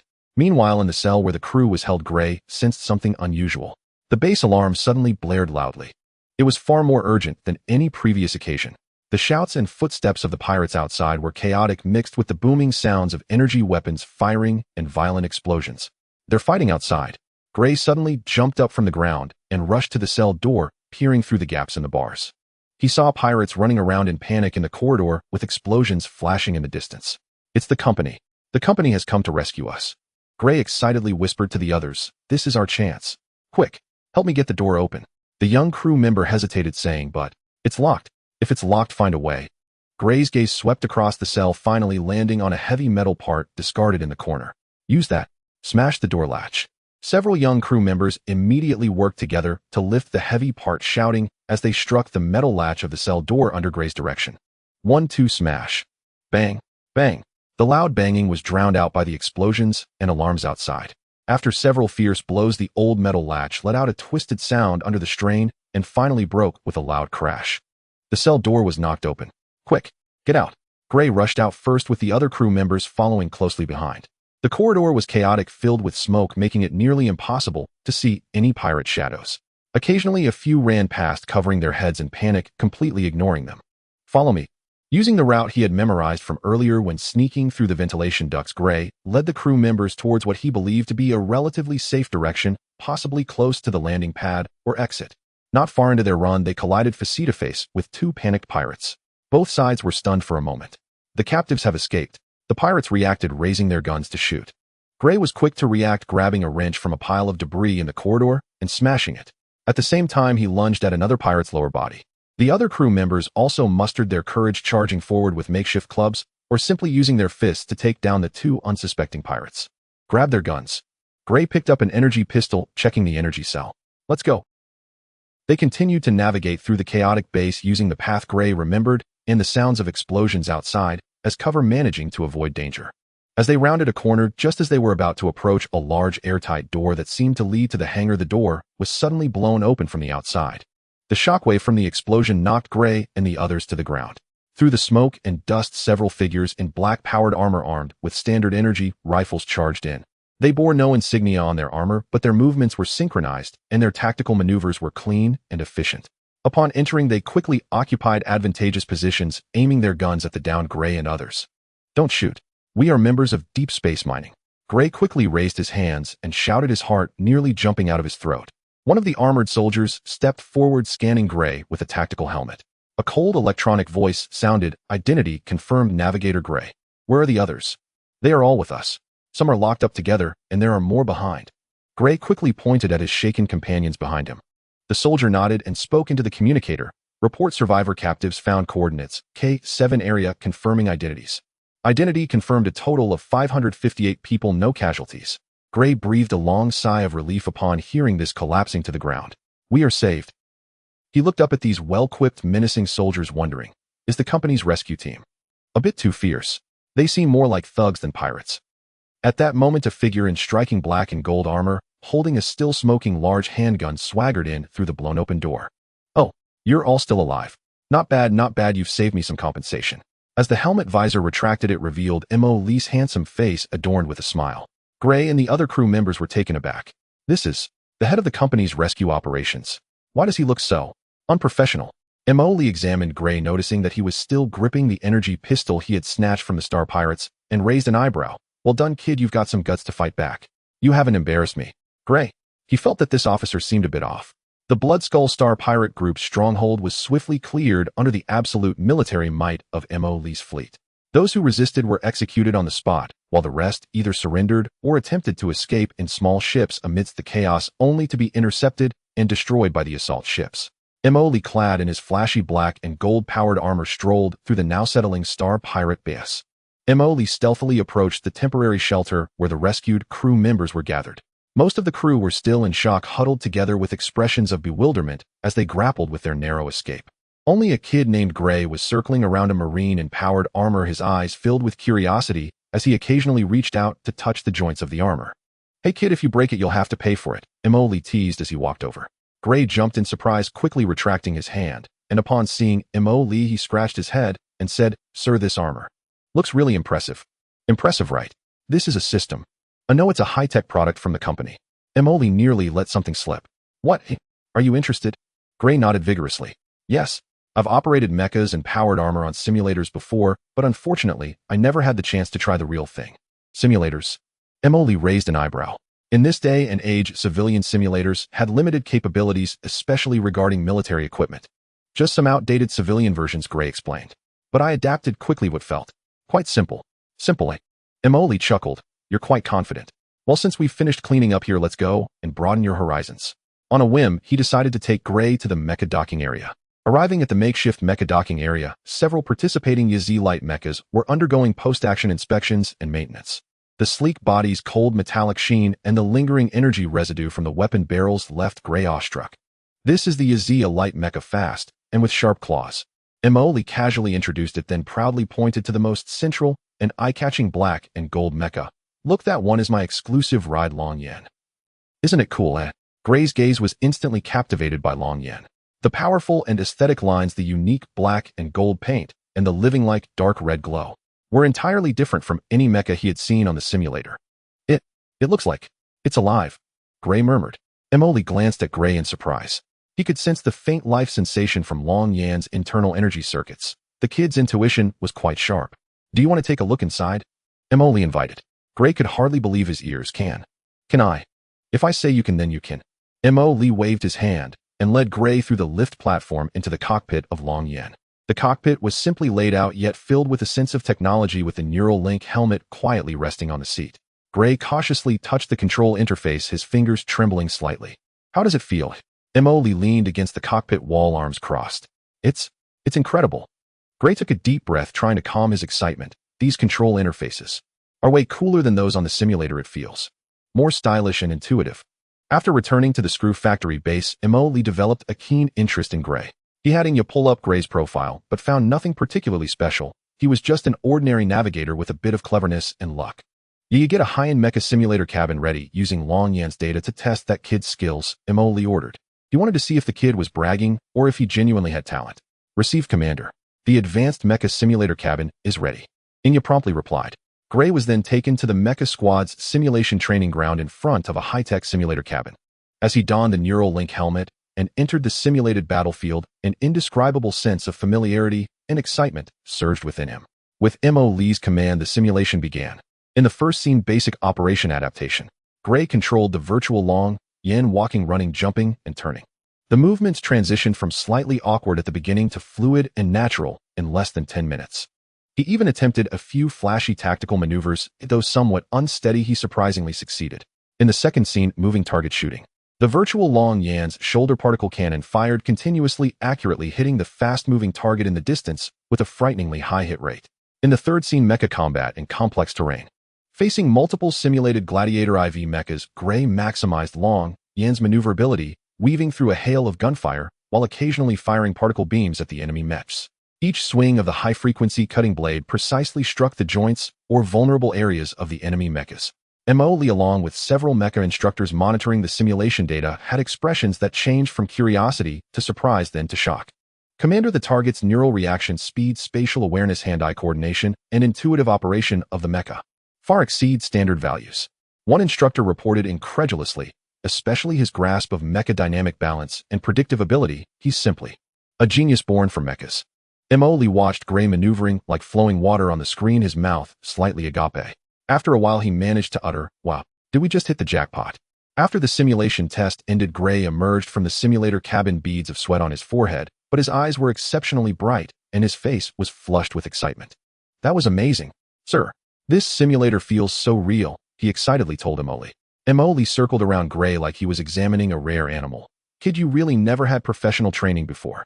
Gray honestly replied, "No, I just like it and fiddled around on civilian simulators. Fiddled around and achieved this." Emoli stroked his chin, a smile spreading across his face. "Gray, are you interested in something more thrilling? How about piloting a real mecha?" Gray was taken aback. "Pilot? A real one? Me? But I'm just a navigator." "Navigator, my foot." Emoli slapped him on the shoulder. "If I say you can, then you can. Don't be a navigator anymore. Ooh, I'll send you to mecha training camp. Special training. Resources galore." He looked at Gray as if he saw an uncarved gem. "Practice well. Once you can proficiently pilot the Xihe, I'll make you a squad leader. If you achieve some battle merits, I'll directly give you the Long Yan." Gray was stunned by this sudden opportunity, finally responding, excitedly stammering, "Sir. I will practice hard. I won't let you down. All right, don't call me sir anymore, just call me boss. Hurry up, go report." M.O. Lee waved his hand, sending Gray off to the mecha training instructor. As he watched Gray excitedly leave, M.O. Lee hummed a little tune, feeling quite pleased. He's saving someone on a whim and picking up a mecha genius. What luck, truly unmatched. Looks like I need to do more good deeds. Pay more attention to talent. After taking care of the Bloodskull space pirate group, saving the crew, and unexpectedly discovering a mecha genius in Gray, M.O. Lee was in high spirits. However, he was not blinded by victory. Instead, he became even more determined in his strategy of making a fortune quietly. The Empire and the Federation were locked in a fierce battle on the front lines, with the flames of war spreading across several border star domains. M.O. Lee hid behind the scenes, commanding his 3 detachments and a massive main fleet, like interstellar hyenas ravenously devouring the dividends brought by the war. June foam. The Empire is overwhelmed with military orders and lacks raw materials. Sell the alloys and byproducts we stockpiled to them at a high price. By the way, see if we can get our hands on their new model warship wreckage or design plans. Low and IC. The Federation is definitely lacking energy too. Let's sell them the small energy mines we persuaded from the Principality. Raise the prices to the max. Also try to probe their intelligence department. Sang Poo. Don't slack off. The Empire and the Federation can't care less about those disputed star domains, broken mines right now. Occupy all of them for me. Anyone who dares to complain will taste our iron anvil security, physical persuasion. With reports of victories from the 3 fronts, resources and valor poured into the screw factory, bases, warehouses. M.O. Lee looked at the dizzying numbers in his account, grinning from ear to ear. Fight. Keep fighting. You all consume up front while I replenish the health packs from the back. This business is bound to be profitable. As they looted the Empire's resource points, cleared out space pirates, and the 3 detachments worked diligently within the territories of the 3 major forces, they brought back massive resources. In addition, the skyrocketing prices due to the war background brought in windfall profits, stuffing the screw factory base's warehouses to the brim and accumulating points to an astonishing figure. Another pleasant problem soon arose. Damn, this base of mine seems a bit cramped. Is this awkward?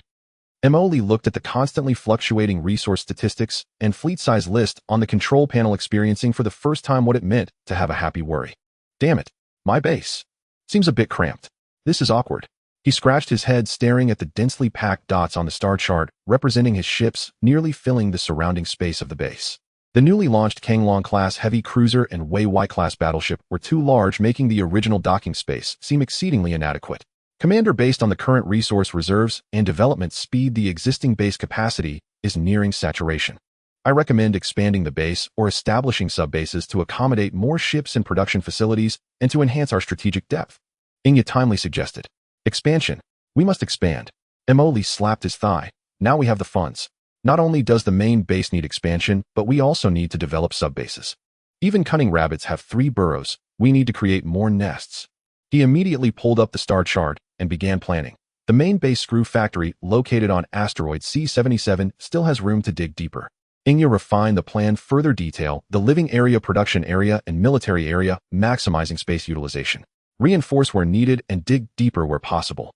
As for the sub-bases, let's build another one elsewhere in the Ashen starfield and find a few hidden asteroids like C77 in the neighboring Bossa starfield. They should be easy to defend and hard to attack and rich in resources. Let's first plan these 3 sub-base locations. Xihe swiftly filtered out coordinates that met MO-lease requirements. Commander, the locations have been selected. Base No. 2 is located in the K188 asteroid belt of the Ashen starfield with a complex environment, rich resources, strong signal interference, very suitable for hiding, and relatively few Imperial troops stationed. Bases No. 3 and No. 4 are located in the M77 and N55 asteroid belts on the edge of the Bossa starfield, where Imperial and Federal troops are currently engaged in combat, resulting in a decrease in control over the starfield, making it ideal for our sub-base construction. Great. These places will do. Mo Lee waved his hand. With the locations set, we can't forget the names. It's time for me, the naming genius, to shine. Let's call them Screw Factory No. 2 No. 3 and No. For sub-bases, how does that sound? Xihe? As long as you're happy, Commander. Ha ha ha, then let's get to work. With that, they began. Mo Lee invested a massive amount of resources and creation points to initiate the grand base expansion plan. First, the transformation of the main base Screw Factory. More engineering robots were produced, tirelessly working like ants, utilizing large engineering lasers and material decomposers to further excavate and widen the internal space of asteroid C77. New reinforced structures were erected. The living area was planned to be more reasonable and comfortable, and larger hangars, docks, and factory modules were installed one by one. The entire interior of the asteroid transformed into a super gigantic steel hive.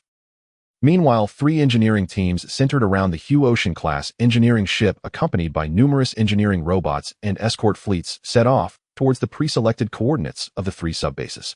Upon the arrival of the engineering fleet, they immediately began the preliminary development work, clearing obstacles, establishing initial defenses, and constructing basic life support and energy systems. Watching the bustling construction scene, Mo Lee stroked his chin, feeling that something was still lacking. The Xihe class can handle some minor tasks, but for such a large project it feels a bit petty. He muttered, soon is there a larger engineering ship available, one that can directly chew through asteroids. Searching. Ships that meet the requirements. Leviathan-class giant engineering mothership has been unlocked. Then a series of data jumped into view. Leviathan-class giant engineering ship, length 6.0 meters, core function star core, level material decomposition recombination array. The ship's bow features a giant annular structure that can efficiently decompose asteroids or interstellar dust and reassemble them into basic building materials. The multifunctional construction module Nuwa can release a large number of nano-construction robots for rapid assembly of complex structures. The Ishan-class traction beam generator is capable of dragging small to medium-sized celestial bodies. The ARC ecological maintenance module can simultaneously support large-scale engineering personnel for long-term operations. Feature a planetary-class engineering behemoth possessing the ability to transform small celestial bodies and rapidly construct large space stations. It is the ultimate tool for interstellar infrastructure. Wow, 6,800 meters. This is not an engineering ship. This is a mobile industrial planet. Mo Lee stared at the holographic projection of the Leviathan class, which was several times larger than the Invincible-class battleship, nearly drooling. Build it. It must be built. Start with 3 ships. Command received. Resources are being deducted. Manufacturing sequence generated. Synchronizing manufacturing begins. The largest docks in the base were once again submerged in dazzling manufacturing light. 3 Leviathan-class, giant engineering motherships began to slowly take shape, resembling moving steel mountains. They were several times the size of the Invincible-class battleship, to the extent that even the newly constructed largest dock appeared somewhat strained. As the 3 Leviathan-class, giant engineering motherships were launched one after another, the infrastructure speed of MOLE's subbase instantly increased by several magnitudes. These engineering behemoths slowly sailed towards the target asteroid, their massive circular structures at the bow lighting up, emitting a powerful energy field. The surface material of the target asteroid was being decomposed and absorbed at a visible speed, then quickly processed into standardized construction modules inside the ship. Meanwhile, a mist-like swarm of nano-construction robots surged out from the Nuwa construction module, precisely assembling these modules according to the preset blueprints to construct the internal structure of the base. The initial development work of the subbase, which originally took months or even years to complete, took on an initial form in just a few days in front of the Leviathan class. Emily looked at the incredibly efficient construction scene on the monitoring screen, grinning from ear to ear. Now this feels right. Look at this efficiency. Look at this scale. He waved his hands proudly. Once these subbases are completed and the main base is expanded, I will be the biggest contractor in this starfield. No, wait, the biggest warlord. Or rather, the largest interstellar entrepreneur. He seemed to envision a future where, centered around the screw factory, several subbases would control vast starfield resources and routes. Staring at the construction progress of the 3 subbases on the star map for most of the day, Emily felt his eyes getting a bit blurry and his stomach inopportunely let out a rumble. Tisk, too focused on construction, I forgot to feed myself. He patted his stomach, stood up from the command chair, stretched. Yeah, let's go to the cafeteria for something to eat. He hummed an off-key self-composed tune, strolling out of the control room, with Inya heading towards the dining area of the base. The expanded screw factory base now had a much more spacious interior, with pathways crisscrossing and clear indications. Due to the larger area after the expansion, vehicles were necessary for easy and quick transportation. Employees in different uniforms designed by the system came and went, and upon seeing Emily, they all stopped to respectfully call out, "Commander." Emily waved his hands in response all the way. This newly constructed passage is nice, wide enough to fit 2 Yazzie side by side. While admiring the scenery, he commented on the base's decor, but the lighting feels a bit too cold. I should have the engineering department add some warm tones later, or it'll feel like stepping into a hospital. Entering the large cafeteria in the living area, a mix of scents from heated food greeted him. The cafeteria was spacious, with metal tables and chairs arranged neatly, and it was peak dining time, with many employees finishing their shifts and dining. They ate quickly with great efficiency, and there was almost no sound of conversation. Emily's appearance caused a small stir, and many employees paused to look at him. Emily was already accustomed to this attention. He walked straight to the dedicated meal pickup window and received a portion of Commander's special meal from the cook. He held the tray and found a vacant seat to sit down. Poking at the synthetic meat patty with his fork, it emitted a bouncy puff-puff sound. He tried to take a bite, chewed a few times, and frowned tightly. Emily tried to take a bite, chewed a few times, and furrowed his brows tightly. Damn it. This thing tastes like chewing a tire seasoned with spices. He muttered quietly, taking another bite of the mush. What on earth is this? Sticky and tasteless. He looked at the crew members around him, who were silently eating. My brothers are really suffering. Emily sighed and put down his fork. Although he could survive on nutrient paste and synthetic food as a traveler from Earth who had tasted various cuisines, his taste buds were in a frenzy of protest. Now I'm a big shot in the galaxy, owning several battleships with countless subordinates. He looked at his plate, then at Inya sitting across from him, his face filled with indignation. And I'm stuck eating this every day. It's embarrassing to even say it. I can't even get a decent braised pork dish. What kind of nonsense is this, eh? The more he thought about it, the angrier he became, and Emily slammed the table, drawing curious glances from several nearby Marines. No way. I can't take it anymore. He stood up, disregarding his meal, and dragged Inya straight towards the base control room. He called up the base's manufacturing list and shouted, System. Now that we have so many resources, can we get some natural food? How about planting some vegetables? Raising pigs or cows? The system interface popped up. Commander's demand detected. The ecological agriculture module and supporting technologies can be unlocked. Resources are required to establish a closed ecological farm simulating natural light, soil, and climatic conditions for the cultivation of natural flora and fauna. Ecological farming. Emily's eyes lit up. I'm good at this. Before I crossed over, I used to steal vegetables in QQ farm. I had some understanding of it. Let's do it. It must be done. He immediately brought up the base's structural diagram and pointed to a reserved plot of land next to the living area right here. Build me one. No, build 3 large ecological farms. They should be able to grow various vegetables and fruits, and also do some pollution-free breeding. Command received. Planning. Resources required. Starting construction. Resources and creation points were rapidly deducted, and a layer of transparent alloy enveloped a large area, with internal facilities including a simulated sunlight system, specially formulated soil substrate, a recirculating water system, and climate control devices all in place. Now that's more like it. Emily nodded in satisfaction. But the problem is solved, yet my stomach is still empty. Even if it's built, it'll take a month or 2 for the produce to be ready. What about my stomach? He exclaimed. No, I need to think of a way. Emily stroked his chin, lost in thought. Commander, I suggest going to Paradise Star for investigation and research to lay the groundwork for the fleet's next market expansion plan. Xihe timely hinted from the side. Oh, right. Emily suddenly slapped his forehead, his eyes shining with excitement. Am I an idiot? By the time this farm produces, the yellow flowers will have wilted. Where can I find readitoate food? He quickly called up the star map, his fingers sliding rapidly until he locked onto the coordinates of Paradise Star. That's it. He then slapped his thigh and made a decision, immediately issuing orders. Xihe, prepare a small, fast, luxurious yacht. No, a low-key business ship. Use the deep space mining disguise. He continued, fill the ship with. I'll bring enough valor. At the same time, Xihe, you prepare to accompany me to Paradise Star to investigate the food market. Soon a small spaceship that looked like a high-level corporate executive's vehicle was ready, bearing the deep space mining insignia capable of avoiding most troubles with the company's current reputation. Emily, only accompanied by Xihe, a marine squad, and 2 Yizimechs, eagerly boarded the spaceship. Xihe, I'll take you to experience at destination Paradise Star. Full speed ahead. Emily sat in a comfortable leather seat, shouting at Xihe. He specifically brought her along for her intelligence analysis skills, and also having a beautiful and capable subordinate made this investigation trip feel even more impressive. The spaceship's engine soon roared to life, carrying the food-craving Emily as it jumped to the destination.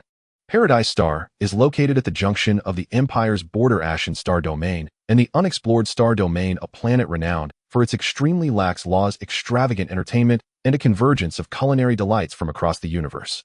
It does not belong to any nation and is jointly controlled by several mysteriously powerful financial conglomerates, serving as a gathering place for all sorts of people, including rich merchants, adventurers, and even star pirates on the run. In simple terms, it is a paradise of desire and valor. With money, you can experience what real life is. As the spaceship's jump distance closed in, the full view of the planet gradually became clear. Unlike ordinary administrative planets that are well-ordered, most of the planet's surface is covered by vast blue oceans, with the only supercontinent dotted with dense and shining urban clusters. Even from space, several massive artificial platforms can be seen hovering above the continent. What are those big platforms for? Starport? Emily asked curiously through the porthole. Those are aerial entertainment venues, each controlled by a major noble or prominent family. Xihe answered promptly. Tisk, this place looks like it burns money and makes money. Emily stroked his chin in evaluation. From space, the entire planet radiates a seductive glow that screams, come play. The spaceship followed the guidance and landed at the largest spaceport on the main continent, Elysium Port. As the hatch opened, a mix of various perfumes, food, spices, and a hint of sea breeze rushed in, starkly contrasting with the cold, dry air of the base. Inside, the spaceport luxury was taken to the extreme, with polished floors reflecting the holographic advertisements on the dome. In the ads, there were not only alluring dancers, but also mouth-watering close-ups of delectable dishes.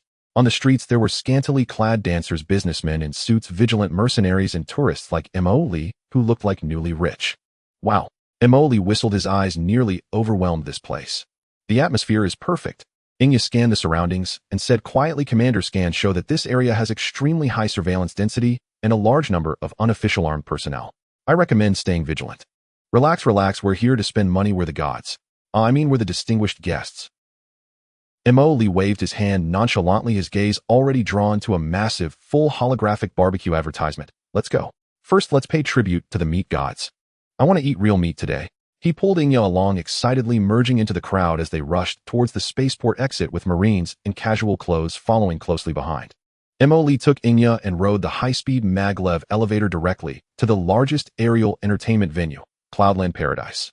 As the elevator doors opened, an even stronger aroma of food and a cacophony of sounds flooded in. The inner space was vast beyond imagination, with a food street, casinos, theaters, arenas, shopping centers. It stretched as far as the eye could see. First, let's eat. Eating is the most important. Emily clutched his rumbling stomach, dragging Xihe straight to the food street. This place will do. He casually chose a bustling restaurant with a huge roasted beast leg painted on the sign and dragged Xihe inside. He couldn't be bothered to look at the menu and directly told the waitress, bring me one of everything on your signature dishes. And make it quick.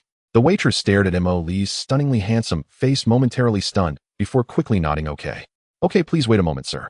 As dish after dish of beautifully presented natural delicacies was served, Mo Lee's eyes sparkled with greed. Without caring about his image, he grabbed a piece of unknown roasted beast leg that was crispy on the outside and tender on the inside, and took a big bite. The rich meat juice exploded in his mouth. The long-lost meat sensation nearly brought him to tears. Damn it. This is what food is supposed to be. Forget about that synthetic rubber from the base. He then took another big bite of the juicy beast chop, squinting his eyes and mumbling to Xihe, you should eat too. Don't just watch. This is 1,000 times better than that rubber meat from the base. Xihe sat across from him, her posture still dignified, only symbolically taking a small bite of salad, and calmly replied, Commander, excessive intake of high-calorie, high-fat foods is detrimental to health. Health? Was I healthy when I was gnawing on synthetic meat at the base? Mo Lee nonchalantly stuffed another piece of cake into his mouth. Life is meant to be enjoyed to the fullest. Understand? Besides, with my current physical condition, my digestive system is fiercer than a reactor. What's there to fear?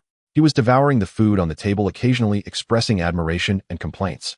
This sashimi is great, but the soy sauce is a bit lacking. Wow, this cake is amazing. Sweet, but not greasy. I'll let the base chef. Never mind, they probably won't learn it. Xihe, you really should try this. It's super delicious. He swept through the food on the table, eating with gusto, forming a stark contrast to his artistically beautiful face. The surrounding diners frequently glanced over, partly shocked by his eating style, and partly drawn in by his stunning face, and the equally beautiful Xihe quietly eating across from him. Look over there, that couple. They are too good-looking, aren't they? The guy eats like a wild beast, but he's pretty handsome. The girl seems so cold, yet she has such elegance. Whispers from the surrounding customers continued to drift in. Mo Lee was completely indifferent. His focus was solely on the food. Xihe, as always, ignored all gazes, leisurely taking small bites, her movements graceful, contrasting sharply with Mo Lee. As for the other members of the ground combat team, they were scattered around the restaurant, remaining vigilant. After satisfying their hunger, Mo Lee patted his round belly contentedly, letting out a burp. Oh, that's refreshing. Let's go, Xihe, let's walk off some of this food. The two then stepped out of the restaurant, disregarding the gazes of other customers, onto the bustling streets of the entertainment district.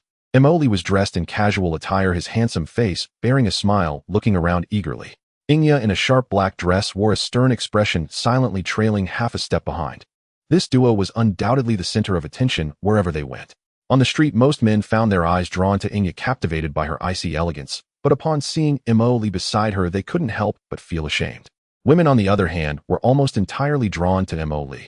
His face, combined with his lazy and content demeanor after a meal, was incredibly attractive, yet upon noticing the powerful aura of Xihe beside him, they dared not approach. Hey, did you see that? Our combination has a 1,000 turnaround rate. Mo Lee proudly nudged Xihe with his elbow. Doesn't it feel like we're big stars out on the town? Xihe remained focused ahead. Commander, according to the scan, over 60% of the gazes are assessing, 30% are admiring, with the remainder including vigilance and jealousy. I advise maintaining alertness. Tisk, how boring. Mo Lee pouted. Relax, we are tourists now. At that moment, a boldly dressed, curvaceous beauty seemed to muster her courage and swayed her hips towards Mo Lee, a charming smile on her face. Handsome, would you like to? Before she could finish, Mo Lee cheerfully wrapped his arm around Xihe's shoulder and said, Sorry, beauty, I have a companion, and he leaned closer to the beauty, lowering his voice in a mock mysterious tone. She's super fierce. The beauty, caught by Xihe's cold gaze, immediately shivered, forced a dry laugh, and hurriedly left. Mo Lee laughed heartily, releasing Xihe. Did you see that? That's what I call a shield. Xihe, expressionless, adjusted her slightly wrinkled clothing. Commander, your behavior is quite childish. After strolling for a while, Mo Lee spotted a casino with an extremely luxurious decor and suddenly felt intrigued. Let's go, Xihe, let's play a couple of rounds. Inside the casino was extravagantly luxurious, offering a variety of interstellar gambling games. Mo Lee exchanged a large pile of chips and began to wander around. This interstellar roulette. How do you play? Simple, bet on the energy block where the ball will finally land. Xihe explained beside him. Oh, so it's all about luck, right? Your boss has always had good luck. I'll bet on red. The ball eventually landed on the green block. Mo Lee pouted. Is the machine faulty? Let's try again. He then tried a card game and, thanks to his enhanced memory and reaction speed, won a few rounds. Did you see that? Skill. He proudly waved the chips he won. Mo Lee wasn't particularly interested in gambling. He mainly wanted to enjoy the atmosphere. He exchanged another pile of chips and casually sat down at a dice table. Similarly, it wasn't long before his face attracted a curious crowd around the table, most of whom were women. Betting closed. The dealer called out. Imoli didn't even look, casually tossing half his chips on big. Rolling the dice, it was 4, 5, 6, totaling 15 big. Wow. A small gasp arose from the crowd. Imoli's win was purely due to luck with no skill involved. After playing a few more rounds with wins and losses, he found it uninteresting. As he was about to get up and leave, his gaze casually swept across a VIP passage deep within the casino, just in time to see a few individuals in black suits and sunglasses clearly different from ordinary tourists, escorting a short, plump man dressed extravagantly swiftly into the passage, the door closing behind them. Emily raised an eyebrow. That short, plump man. He seemed familiar. Was it from an Imperial wanted notice? Or from the profile of a black market dealer? Yeah, he called softly. That chubby guy who just went in looks a bit familiar. Check it out. Xihe nodded slightly, her terminal flashing with data. Facial features recorded, comparison in progress. Emily stroked his chin, watching the VIP passage doors slowly close, a playful smile on his face. It seems this Paradise Star really has more than just food and beauty. This trip was definitely worth it. Xihe was highly efficient. Almost 10 seconds after he asked, she had results. Commander, facial feature comparison complete. Xihe's voice remained calm, but the content made Emily's spirit lift. Target identity confirmed. Charles, codename Bloodwolf, former leader of the Bloodwolf space pirate group. He managed to escape when you took down his lair in the Ashen Star domain. There are wanted records for him in both the Empire and Federation databases with a handsome bounty. What the hell? Is it that bastard? Emily nearly jumped up, his eyes instantly brightening. Goodness.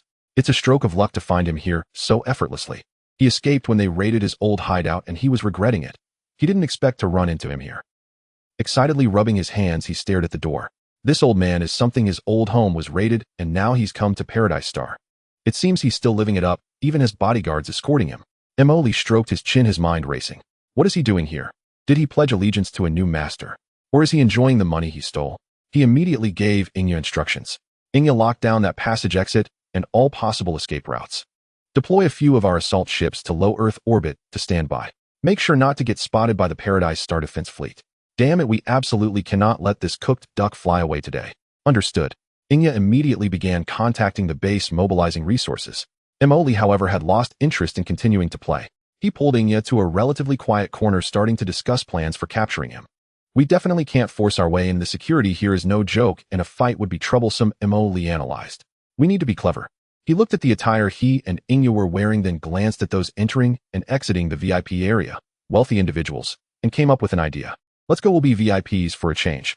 Emily pulled Xihe directly towards the casino's VIP reception. The receptionist was a woman dressed appropriately, wearing a professional smile. Upon seeing Emily and Xihe approach, especially noticing Emily's face, her eyes visibly brightened and her attitude became even more enthusiastic. Good evening, sir, madam. How may I assist you? Emily pulled out a card containing a substantial amount of valori belonging to deep space mining, casually spinning it on his fingertips, and spoke in a slightly lazy yet proud tone. I heard your VIP room is quite interesting. Take me into play. His looks combined with this money is no object demeanor were quite persuasive. The receptionist hardly doubted him, politely inquiring. Of course, welcome, sir. Do you have a referral, or do we need to conduct a simple verification of your assets? Verification. Sure. Emily readily handed over the card. Quickly, I don't have much time. After quickly verifying the astonishing numbers in the account, the receptionist's smile became even brighter as she personally opened the VIP passage door. Please follow me and enjoy your time. The environment in the VIP room is even more lavish than outside, and there are significantly fewer people. The air is filled with the aroma of high-end cigars and champagne. Upon entering, Emily swiftly locked onto his target, Bloodwolf Char. Char is currently seated at a poker table accompanied by several businessmen and officials, while a few black-clad bodyguards stand dispersed nearby.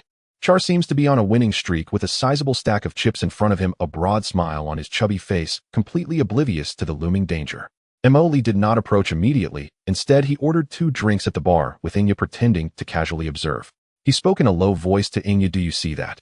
That old man is quite comfortable. I plan to find a way to get close to him, so keep an eye on his bodyguards.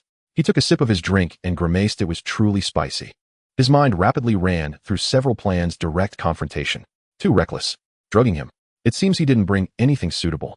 Creating chaos. Risk of collateral damage. Just as he was contemplating his options, an opportunity presented itself. Char appeared to want to go to the restroom. He stood up, said something to his companions, and then accompanied by a bodyguard headed toward the restroom. Good opportunity. Emily's eyes lit up. He exchanged a glance with Xihe, stood up casually, and headed in the same direction. As Emily entered the luxurious restroom, Char was standing at the urinal humming an off-key tune, while the bodyguard stood watch at the door. Imoli walked to the spot next to Char pretending to relieve himself, and leaned in with a teasing smile, speaking in a voice only they could hear. Brother, quite small, huh? Hey, oh, isn't this the Blood Wolf leader? Long time no see, where have you been making money lately? It's not small, you don't know my reputation for 7 times in one night. Before he could finish, Char suddenly stiffened, his voice cutting off. He turned his head sharply, and when he saw Mo.Lee's mocking smile, his pupils constricted and the color drained from his face. He looked as though he had seen a ghost, his lips trembling and even forgetting to zip up his pants. You. Char's voice trembled with fear. How could you be here? The bodyguard at the door noticed something was wrong and looked inside warily. Boss. Mo.Lee didn't even glance at the bodyguard, still smiling at Char. Why can't I be here? This paradise, Star, isn't your family business. But you, Char, certainly know how to find a place to enjoy yourself. Have you forgotten about your Blood Wolf brothers so quickly? Just you alone came out, isn't that inappropriate? I for one love to help others, so I came here today to send you down and reunite you with your old brothers. Char was terrified, stumbling back and shouting at the door, do it. Kill him. The bodyguard at the door was already prepared and quickly drew out his energy pistol. But Mo.Lee was faster. Or rather, Xianxia was faster. Almost simultaneously as the bodyguard moved, Xianxia, who had been lurking in the shadows outside the restroom, flashed out, gripping the bodyguard's wrist with precision and twisting it, causing the pistol to fall. With a crunch, the sound of bones cracking echoed. The bodyguard held strong, only letting out a muffled groan, and then Xianxia's elbow struck his neck, causing him to crumple to the ground. Mo.Lee stepped forward, easily grasping the fleeing Char's wrist and pressing him against the luxurious tiled wall with a slight force. Don't be agitated, Char. Mo.Lee leaned close to his ear and whispered with a chuckle, after all, we are old friends. How about we find a quiet place to catch up? Char's face turned ashen, trembling like a leaf, completely losing the ability to resist. Mo.Lee nodded to the incoming Xianxia. It's done. Contact our ship, prepare for pickup. Take this fatso and his bodyguard away to a quiet place. I want to interrogate them properly to see if they know anything about Night Owl or other interesting matters. Let's go retreat. Mo.Lee felt elated, thinking that this trip to Paradise Star was full of surprises. The bodyguard, knocked out by Xianxia, was hastily bound with Char's tie and stuffed into a cleaning closet. Initially, everything went smoothly. The other guests in the VIP room were focused on their card games or conversations, and no one paid attention to the commotion. However, just as they were about to reach the exit, Char, pressed by Mo.Lee, suddenly found the courage to struggle, fiercely shouting with all his might, help. They are kidnapping. They are. Before he could finish, Mo.Lee forcefully covered his mouth, but it was too late. His shout wasn't loud, but in the relatively quiet VIP room, it was particularly jarring. Immediately, several gazes shot over from different directions, and the previously dispersed security personnel quickly surrounded them, blocking their path. Simultaneously, the music in the VIP room came to a sudden halt, and the atmosphere turned tense. Ugh, trouble. Mo.Lee grimaced, but did not loosen his grip. A middle-aged man in a dark suit and bow tie, apparently the manager, quickly approached with a professional smile, though his gaze carried a hint of arrogance. He first glanced at the obviously distressed Char, then slightly bowed to Mo.Lee. Sir, ma'am, please hold on. In our Cloud Paradise entertainment venue, any form of violence is prohibited. We are obliged to protect the safety of every guest. Please release this guest immediately and cooperate with our investigation to see if there is any misunderstanding. Mo.Lee forced a smile. Misunderstanding? There is no misunderstanding. You are the manager, right? This Char is a distant cousin. He had too much to drink and was a bit unruly. We were just about to take him back to rest. The security supervisor's smile remained unchanged. I'm very sorry, sir. According to what we've seen, this guest does not seem to be here voluntarily. Please cooperate and let him go. Char, whose mouth was covered, made muffled sounds and shook his head, desperately seeking help from security with his eyes. Mo.Lee sighed and feigned helplessness. Sigh, honestly, no one believes me. Then how about this? He slightly loosened his grip on Char's mouth, but still firmly held his arm, leaning close and whispering with a smile, Char, I'll give you 2 choices. 1, come with me obediently, and you might live a little longer. 2, I'll snap your neck right now and fight my way out with these security men. Which one do you choose? Char felt the nearly bone-crushing strength from Mo.Lee's hand and the murderous intent emanating from him, causing him to shudder. The courage he had just mustered dissipating instantly, leaving him completely soft and unwilling to struggle. Mo.Lee shrugged at the security supervisor. You see, he complied. Can we leave now? The security supervisor clearly did not believe this reasoning. He waved his hand, and 4 security personnel immediately moved forward, attempting to forcibly separate Mo.Lee and Char. Sir, this is your final warning. Please release him immediately. Damn it, don't take kindness for weakness. Mo.Lee, seeing that his ruse was ineffective, lost the pretense. His previously nonchalant smile vanished instantly, his gaze sharpening. He suddenly pushed Char toward Xianxia. Keep an eye on this fatso. At the same time, he exerted force with his legs, his body exploding forward with astonishing speed, rushing toward the nearest security personnel. That guard was evidently skilled, reacting quickly and pulling out a high-voltage stun baton to jab at Imoli. Imoli did not dodge, his left hand precisely locked onto the opponent's wrist, twisting with force. Crack. The sound of a broken wrist bone was distinctly audible. Oh. The security personnel screamed, losing grip on the stun baton. Imoli followed up with a right roundhouse kick, striking the guard in the chest, sending him flying away. The entire process unfolded in the blink of an eye. Almost simultaneously, as Imoli made his move, Xihe also acted. She shoved Char behind a nearby sofa, her figure darting about, evading a tranquilizer dart shot by another guard closing in on him and driving her knee into his abdomen. As the man doubled over in pain, she struck his back with her elbow. The other two guards, witnessing this, simultaneously drew their energy pistols. Bang! Bang! Gunshots rang out. Imoli grabbed a heavy metal chair nearby as a shield blocking the energy beam aimed at him. The chair instantly burned through with 2 charred holes. He violently hurled the chair at one of the guards. As the opponent dodged, he surged forward and kicked him in the chest. That guard was sent flying, crashing against the wall and sliding down. The last guard, just as he aimed at Xihe, felt a sharp pain in his wrist. His energy pistol had been kicked away by Xihe. Following that, Xihe executed a fluid shoulder throw, slamming him hard onto the carpet, rendering him silent. From the moment they attacked to neutralizing 4 guards, it took less than 15 seconds. The other guests in the VIP room were dumbfounded with some screaming. The supervisor's face turned pale, retreating repeatedly, and then pressed the emergency alarm button on his body. The deafening alarm instantly echoed throughout the casino. "This is a mess. Let's get out," Imoli called out, and he and Xihe once again hoisted the terrified Char, charging toward the exit of the VIP room. The area outside the casino has descended into chaos. More security personnel are rushing in from all directions, and the guests are fleeing in panic. Relying on his memory and a keen sense of direction, Imoli dragged Xihe and sprinted toward the spaceport. While running, he also informed the waiting ground troops to assemble at the spaceport. As he ran, he couldn't help but complain, "Damn, just having a meal and catching someone has caused such a commotion." The security response of this Paradise Star is faster than the Empire's border defense army. "Xihe, notify our ship to get ready. We're almost there." He occasionally shoved decorative plants, gambling tables, and even stunned guests toward their pursuers to create obstacles.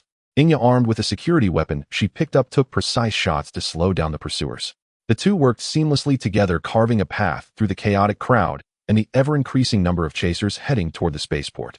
Behind them were more and more casino security guards, as well as the Paradise Star security team arriving in various uniforms. Imoli glanced back at the swarm of pursuers and grinned. While this entertainment city has some strong connections, even the security team has been called in. The blaring alarms and the increasingly dense footsteps behind him made Imoli realize that escaping on foot was no longer feasible. "Xihe, stop hiding. Show our weapons," Imoli shouted while running. Almost as soon as he finished speaking, the wristbands on both of them lit up with a ghostly blue glow. Nanometal streams rapidly surged from the wristbands, spreading along their arms and covering their entire bodies in the blink of an eye. Imoli's black and gold dragon flame nano-powered armor and Xihe's dark gray shadow tactical nano armor were donned in just 2 seconds. The streamlined armor shimmered with metallic luster under the brilliant lights of the entertainment city, creating a stark contrast with the luxurious surroundings. "Wow, this suit feels amazing." Imoli flexed the fingers encased in armor and felt the power returning. He casually tucked the stunned Charlie under his arm like a chick. "Targeting the spaceport. Direct breakthrough," Imoli commanded, and the micro-thrusters in the armor's feet released a stream of light blue particles, allowing him to glide low over the wide street. Xihe followed closely behind. Their flashy gear unleashed astonishing speed, making them even more conspicuous amidst the chaotic crowd. Target detected. Wearing an unknown model of powered armor. Moving toward the spaceport. All units attention. Intercept them. Several hovering police cars flashing red and blue lights attempted to flank them from the front side, and the mounted pulse guns on their roofs began firing. Bang, bang, bang. Energy beams struck Imoli and Xihe's armor, sparking a shower of sparks, but were easily blocked by their shields and high-quality armor. "Is that all you've got?" Imoli scoffed, raising his arm, and the rapid-fire particle cannon built into his armor's forearm fired instantly. Whoosh, whoosh, whoosh. The precise shots directly hit the 2 nearest police cars, causing them to veer out of control, spewing black smoke as they crashed into the roadside. Warning: the enemy's firepower is formidable. Requesting aerial support. Within 3 minutes, the air was filled with the ear-piercing roar of engines. For small and sharp hummingbird attack aircraft dove down from the city sky. They were equipped with rapid-fire cannons and light missiles, serving as the main force of the Paradise Star security team for tackling high-threat targets within the city. Whoosh, whoosh, whoosh. The barrage from the machine guns created a metal storm that poured down, shattering the pavement in front of Mo Li and Xianxia and sending debris flying. Damn, this is getting serious. Mo Li cursed, maneuvering the armor to make an emergency turn, avoiding most of the fire while shielding the squawking Charlie from flying debris. Xianxia, take care of them. Don't let them interfere with our escape. Understood. Xianxia quickly responded, her shadow armor focusing more on stealth and precision strikes. The armor accelerated sharply, veering away from Mo Li's path, using the buildings on the street as cover while the shoulder-mounted micro-missile nest locked onto a target. Locking on target. Fire. Two small surface-to-air missiles shot out with white smoke trailing behind them, accurately hitting a hummingbird trying to pursue Mo Li. Boom. A fireball erupted in the air. The other 3 hummingbirds immediately redirected their firepower toward Xianxia. Xianxia maneuvered her armor to perform various evasive maneuvers amidst the dense barrage, continuously retaliating with her arm-mounted electromagnetic rifle, penetrating the cockpit of a hummingbird with a single shot. Nice shot. Mo Li shouted while running, giving Xianxia a thumbs up. When we get back, he'll treat you to a chicken leg. Taking advantage of Xianxia's distraction of the aerial forces, Mo Li, with the squawking Charlie tucked under his arm, pushed the thruster power to the maximum, charging toward the spaceport entrance, which was now visible. At the spaceport entrance, the security team had set up temporary roadblocks and heavy fire points with several soldiers in heavy-powered armor standing ready. Everyone ahead, drop your weapons and surrender immediately. Repeat, surrender at once. The warning echoed through the loudspeakers. Surrender my ass. I'm a legitimate businessman. Mo Li did not slow down as he opened his shoulder armor, revealing a small rocket launcher. Whoosh, whoosh, whoosh. Several high-explosive rockets directly slammed into the roadblock and heavy fire point. The violent explosions sent the defenses flying. Mo Li crashed through the burning debris and charged into the interior of the spaceport. Xianxia, fall back, he shouted over the comms. Hearing this, Xianxia stopped engaging with the remaining hummingbirds, launched a few flares, and using the cover of the explosions, she made a rapid dive to follow Mo Li into the spaceport. Inside the spaceport, chaos reigned as travelers panicked and hid. Mo Li and Xianxia ignored everything and raced toward their ship's docking station. Behind them, more security vehicles and soldiers flooded into the spaceport, and the remaining hummingbirds circled in the air, attempting to lock onto them. Hurry, my little spaceship can't take much more of this.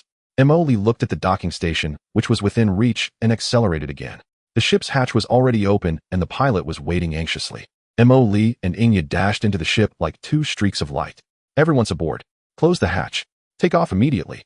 Mo Li threw the battered Charlie onto the floor and shouted. The hatch quickly sealed, and the ship's engines roared, ignoring the spaceport's control warnings. It forcefully left the dock and shot into the sky.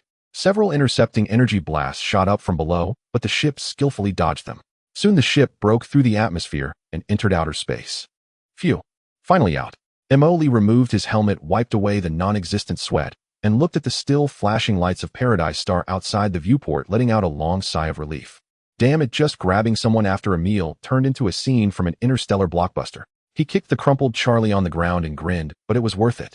The small business ship broke through the atmosphere of Paradise Star and sailed into the cold depths of space. Just as Mo Li was about to relax and interrogate Charlie, the piercing alarm rang out again. No way more of them. When will this end? Warning. Multiple ship signals detected rapidly approaching. Identified as the Paradise Star Defense Fleet. On the sensor screen, 6 red dots were speeding towards them from behind, consisting of 4 Defender-class frigates and 2 Alert-class light cruisers, a typical law enforcement patrol fleet configuration. Damn it, they just want quit. Mo Li cursed, plopping down in the command chair. Can we shake them off? The enemy's speed is comparable to ours, and they have launched intercept drones to disrupt our jump engine activation. Completely shaking them off will take time, the pilot calmly analyzed. The small business ships skillfully maneuvered through space, the Paradise Star ships hot on their tails, with warning energy blasts occasionally whizzing past the viewport. A stern warning from the opposing side echoed over the public channel. Unknown vessel. Cease resistance, immediately shut down your engines, and submit to inspection. Otherwise, we will take coercive measures. Inspect this. I'm a legitimate businessman. Mo Li babbled into the communicator while urging the pilot faster. Xianxia, when will our big guy arrive? As the Heavenly Star escort ship gradually approached, preparing to launch its capture net, the space ahead of the Starship suddenly twisted violently.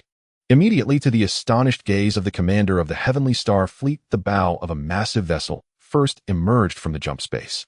The thick external armor and the multitude of turrets lining its sides emanated an overwhelming sense of oppression. It was the Changlong-class heavy cruiser. 1 ship, 2 ships, 3 ships. 30 Changlong-class heavy cruisers, each 3 kilometers long, stood between the small commercial vessel and the Heavenly Star fleet. The cold muzzles of the side turrets slowly turned, locking onto the vastly outmatched opponents. But this was not the end. The space twisted again. 10 even larger ships, the Y-class battleships equipped with triple-barreled, super-heavy, phased impact cannons at their bows, slowly appeared like the final judges. Their formation nearly obscured the starlight behind them. 30 heavy cruisers, 10 battleships. This terrifying fleet, upon its emergence, exuded an aura of lethal intent, instantly silencing the previously noisy public channel. Oh my god, what is that? Battleships? How could there be battleships here? Panic erupted in the communications channel of the Heavenly Star fleet. Mo Lee's small commercial vessel leisurely flew into the heavy protection of his own fleet. He did not order the fleet to fire immediately, but instead slowly picked up the communication device. Ahem. Friends from the Heavenly Star, can we have a calm conversation now? He paused and continued in a teasing tone. Who was it that said they wanted to inspect my ship just now? Do you want to come over and check the firepower configuration of my merchant ships up close? The Heavenly Star fleet was silent for a few seconds before a voice forced to remain calm responded. Who are you? This is the airspace under the jurisdiction of the Heavenly Star. You are provoking us. Provoking? Emoli scoffed. I just brought my female secretary here for a meal, spending quite a bit of Fowler, which contributes to your GDP. And yet your people want to capture me without distinction, even deploying attack ships. Who is the one provoking here? Now let the person in charge of your Heavenly Star speak, or I will personally call him. There was silence on the other end for a few seconds, and then a slightly tense but authoritative voice answered. I am Hohen, the rotating chairman of the Heavenly Star Management Committee. Unknown fleet ahead, you have invaded our airspace. Please immediately state your identity and intentions. Identity. I am the owner of the Deep Space Mining Group. Emoli declared unabashedly. Intentions. Very simple, 2 things. He raised his fingers to count. First, I am on your territory being chased and attacked by your security, scared out of my wits. For mental distress, reputational damage, and vehicle wear and tear. Adding it all up, let's be reasonable, 50 billion Fowler, that's not too much, right? Second, I see that your Heavenly Star is doing quite well, and I intend to invest. I won't ask for much, just 51% controlling interest. From now on, this planet will be co-managed by us. 50 billion. 51% controlling interest. Are you crazy? Chairman Hohen's voice rose in shock and anger. That's impossible. This is blatant extortion and invasion. Tisk, how can you speak like that? Emoli clicked his tongue in displeasure. This is called business cooperation, a win-win. You provide the territory and existing business, while our company provides fists and warships, helping you maintain public order and fend off foreign enemies. Isn't it a great deal?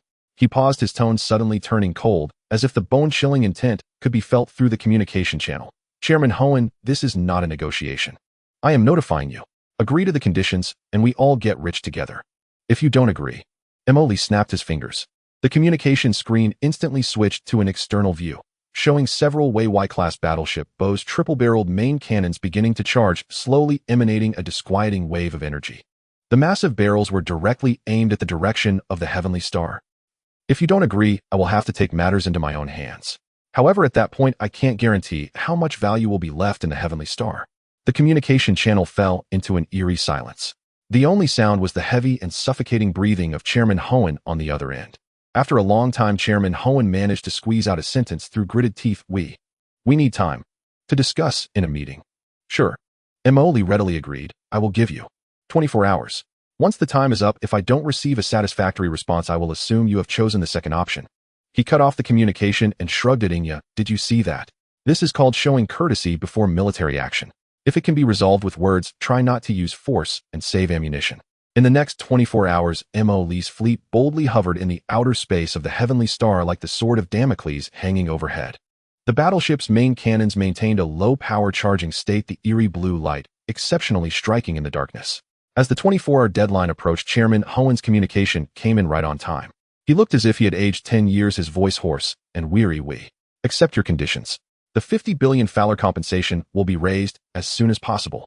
Regarding the equity, the management committee is willing to cede 51% controlling interest, but hopes to retain day-to-day management authority and hopes your fleet can become the protector of the Heavenly Star. Clearly, in the face of absolute power, the management of Heavenly Star chose to compromise, even attempting to turn this crisis into an alternative form of cooperation. Hey, that's more like it. Emoli smiled. If you had understood this sooner, it would have been better. Don't worry, you can still run things as you like. From now on, I'll be watching over this area. Anyone who dares to cause trouble for the Heavenly Star should first ask whether my battleships agree. A business negotiation under the threat of military force thus came to an end.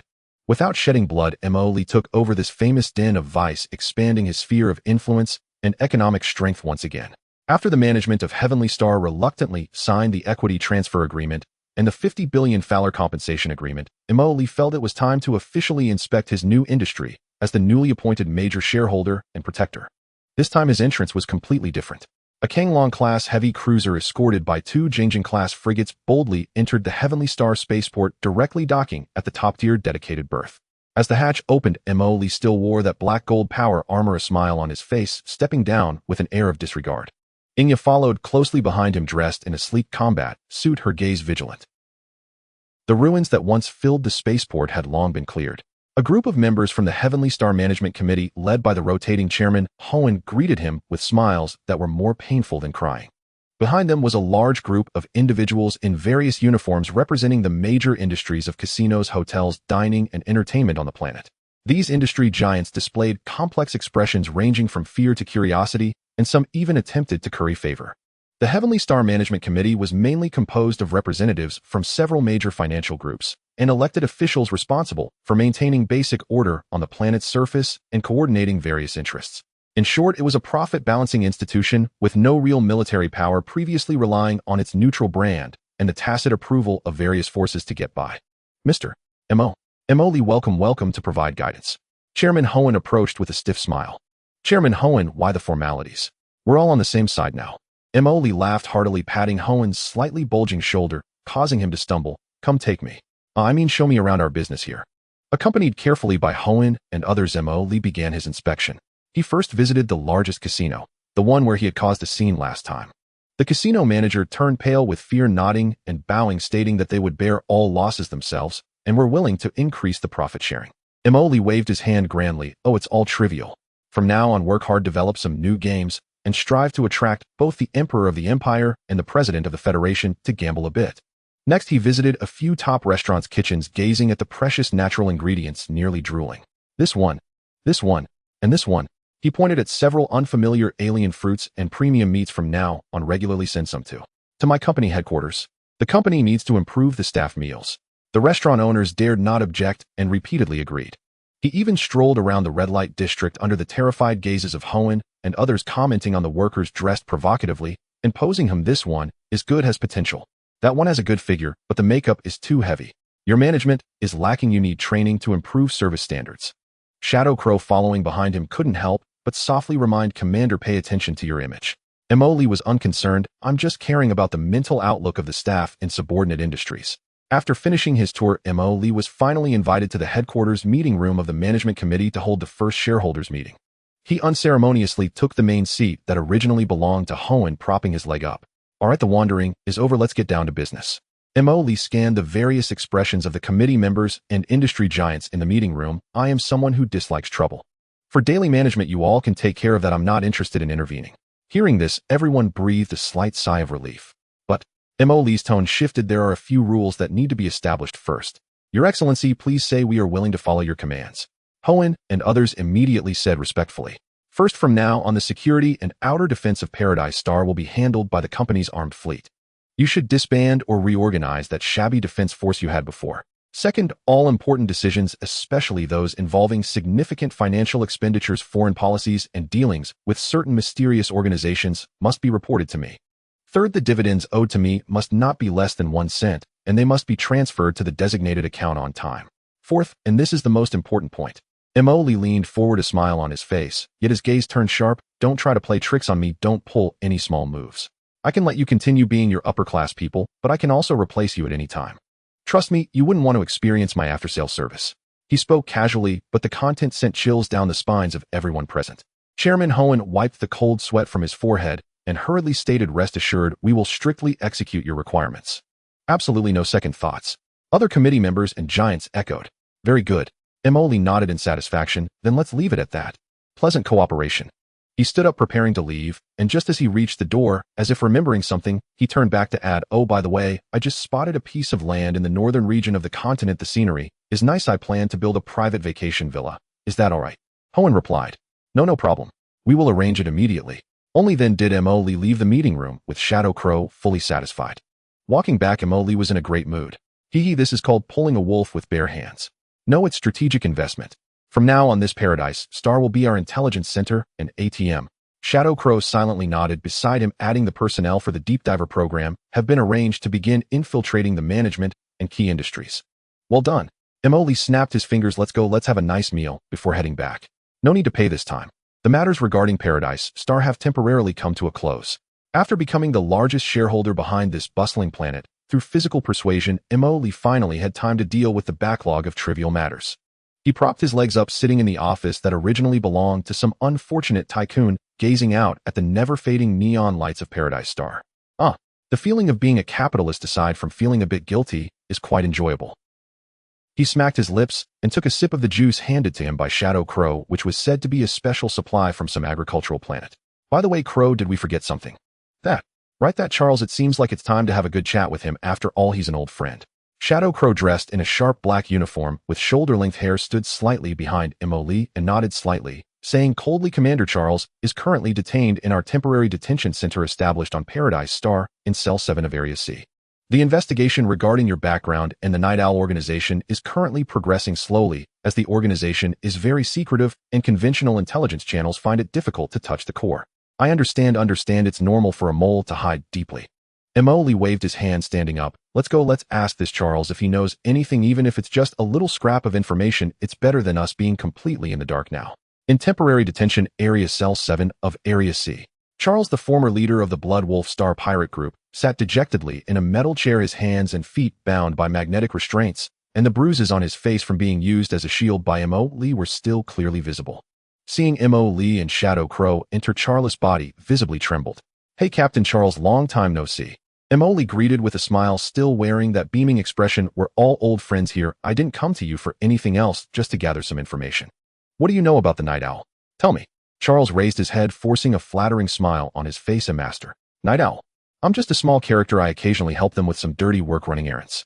I really don't know what they specifically do or who the core members are. They are very mysterious. Emoli squinted his eyes, sizing him up. Really nothing. Why don't I believe you? Master, I really don't know anything. Charles shouted excitedly. It seems you still need my help to jog your memory. Crow.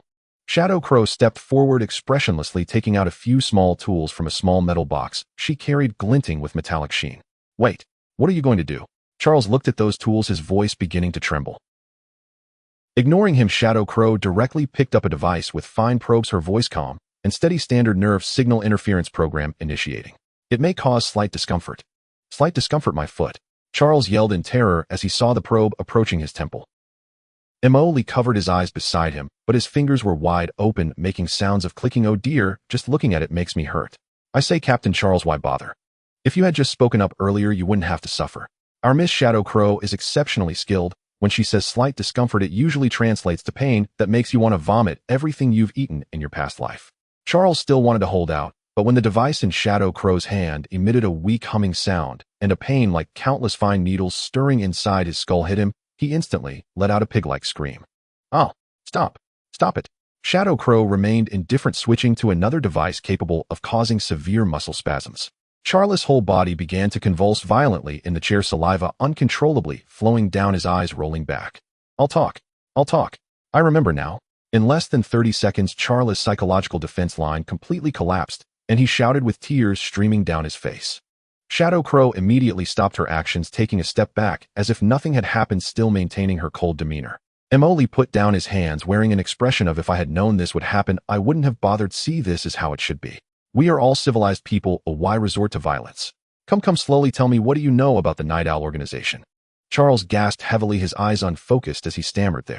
There's a forward outpost. At the edge of the Reef Star region, a space station called Old Cat.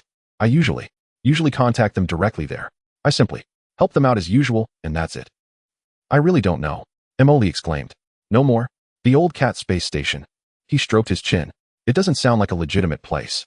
What about troop deployment? I truly don't know about troop deployment, my lord. I only know that it might be a forward outpost organized by them. Charles said anxiously. All right, the coordinates. Charles quickly reported a series of coordinates. Shadow Crow swiftly verified and confirmed that an old small commercial space station indeed exists at the edge of the Reef Star region, filled with all sorts of characters. Is that it? Emoli felt a bit disappointed. I thought we could catch a big fish. Well, even a mosquito's leg is meat. Taking out this outpost can at least cut off one of their information channels, and see if we can follow the trail. He turned and walked outside, simultaneously instructing Shadow Crow, "Yaya, get ready. I'll personally lead the team to take a look at this old cat space station. Deploy 2 battleships, 5 heavy cruisers, and 10 frigates. And also dispatch a mecha transport ship to bring our mecha unit along in case we need to engage in landing operations later. Keep an eye on the base in Paradise Star here. He'll lead the team and be back soon." Lee said as he hurried towards the hangar, preparing to personally lead this luxurious clearing team to confront the Night Owl outpost. The Reef Star region is named after the intricately complex reef nebula within, filled with high radiation dust and random gravity traps. This is not the most ideal route, but it is an excellent hiding place for secret operations. Lee's clearing team concluded a short jump and emerged with a fierce appearance at the nebula's edge. Lee sat in the command seat of one of the Invincible-class battleships, the Screw Factory, watching the colorful, yet perilous nebula outside the main screen, his hands rubbing together in excitement. "Wow, this setup. Are we going a bit overboard?" He said this, yet his face was filled with an expression of "I just want to show off." Sending 2 battleships for a mere space station. This display could give that bunch of guys something to brag about for 10 lifetimes. If they even have another lifetime. His attention was quickly drawn back to the star map. The old cat space station is right at the edge of that gravity, well right. Tisk, choosing this location makes it inconvenient for entry and exit, easily blocked by others. It seems the personnel at the Night Owl's outskirts aren't very capable after all. Just as Lee's clearing team quietly entered the Reef Star region, pouncing towards the inconspicuous old cat space station, a completely different scene was unfolding at the other end of the Bassistar region. In the Kalan Empire, the front line of the Bassistar region, the 3rd Temporary Mobile Fleet was gathering at the anchorage. Tens of thousands of starships, like a swarm of metal beasts, filled this once spacious and quiet universe. The fleet's main body consisted of the Empire's standard Stardust-class cruisers and Hound-class destroyers arranged in neat formations, their engine nozzles glowing like stars. Larger, more imposing battleships flickered in and out of sight at the core of the fleet, with the silhouettes of massive war fortresses visible. Transport ships moved like worker ants, shuttling vast amounts of ammunition, energy blocks, and components to each starship. The communication channels were filled with concise, rigid orders and confirmations, creating a heavy and solemn atmosphere. The temporary fleet commander, Major General Hans, stood expressionless on the bridge of the flagship, gazing at the massive fleet before him. Final battle readiness checks for each ship must be completed within the standard time of 6 hours. 1st and 7th Fleet Groups advance to the preset ambush positions. Intelligence Department, I want the final confirmation report on the latest movements of the Elon's people. No one spoke. Only the sound of orders being issued and system operations could be heard. A sense of oppression before a great battle loomed over the entire Imperial fleet. Meanwhile, in the Elon's Federation, behind the Guardian defense line in the Bassistar region, the style of the Federation fleet differed sharply from that of the Empire, with a design that emphasized functionality and modularity. A large number of high-speed destroyers and cruisers equipped with long-range missiles formed the main force. At this moment, they were making final adjustments to their formations in the vast star region based on complex algorithms. On the massive, all-encompassing sand table, clusters of red light points representing the Imperial fleet were forming an attack spearhead, while the blue light points representing the Federation were constructing layers of defensive networks. At this time, the temporary commander of the Federation forces, the tactically cunning Federation Major General Darren, was conducting the final simulations with his staff team. Calculate the Empire's main forces' possible infiltration points. The mobile fleet prepared to stand by between the 3rd and 4th Star District defense lines, waiting for my orders. All space station defense platforms maximize energy shield output. The Federation's preparations appeared busier and more technical, with countless data streams converging and analyzing in the command center. What was about to erupt was the first large-scale main force battle in the Bassistar region between the Kalan Empire and the Elon's Federation. Both sides were deploying more than 100,000 ships with countless lives and wealth enough to purchase several star systems piled within. The shadow of war hung heavily over this star region. However, all of this was temporarily unrelated to Lee, who was eagerly anticipating outside the old cat space station. At that moment, Lee was sitting in the command seat of the Screw Factory, gazing at the chaotic nebula outside the main screen. We've arrived, he said excitedly. The old cat space station, it really doesn't sound like a place that can fight. Hope our Night Owl friends can surprise us. Don't let us have come for nothing. Just then alarms sounded. Multiple high-energy signals detected. Bearing 317. Identified as battleship signals. Number 8. Confirmed as Night Owl Organization identification. 2 cruisers and 6 destroyers detected, model unknown. Also, there are numerous mecha thermal signatures. On the tactical holographic map, the area that originally only bore the old Cat space station symbol suddenly lit up with 8 red hostile icons. 2 unidentified cruisers and 6 destroyers were slowly emerging from the nebula dust belt, arranging themselves into a formation to confront. Simultaneously, the space station's hatches opened, and a swarm of black and gray painted mechas surged out, spreading into formation in front of the fleet, numbering nearly 100. Well, Emoli was not afraid. On the contrary, he was delighted. There really is an ambush. I said that old Charles must have hidden something. For a dignified night owl, the outpost can't be too shabby. 2 cruisers, 6 destroyers, plus a mecha unit. This setup is quite something. Shadow Crow's remote communication linked in. Commander, it seems this is a trap, or Charles level is simply insufficient to access the core defense forces. Looking at the number of their mecha units, they appear to be elite. Elite? Emoli paused for a moment, then a smile of excitement broke across his face. That's exactly what I want to fight. He slammed the armrest of the command chair and ordered, all ships. Level 1 combat readiness. Invincible ship, main cannon charging. Target enemy cruisers. Kanglong class align broadside, prepare for salvo. Frigate group, spread out. Harass the enemy destroyers and don't let them get through. All hands prepare for combat. Act according to plan. Whale shark, prepare to release mechas. Yazi and Chenglong, give them a good lesson. Yes. The belly hatch of the whale shark class mecha transport ship fully opened. Mechas were ejected at high speed like a swarm of bees, quickly gathering in front of the fleet. Yazi 01 in position. Yazi 02 ready. Yazi 069, entering combat position. Following closely were 30 larger, heavier mechas akin to mobile fortresses, the Chenglong heavy mechas.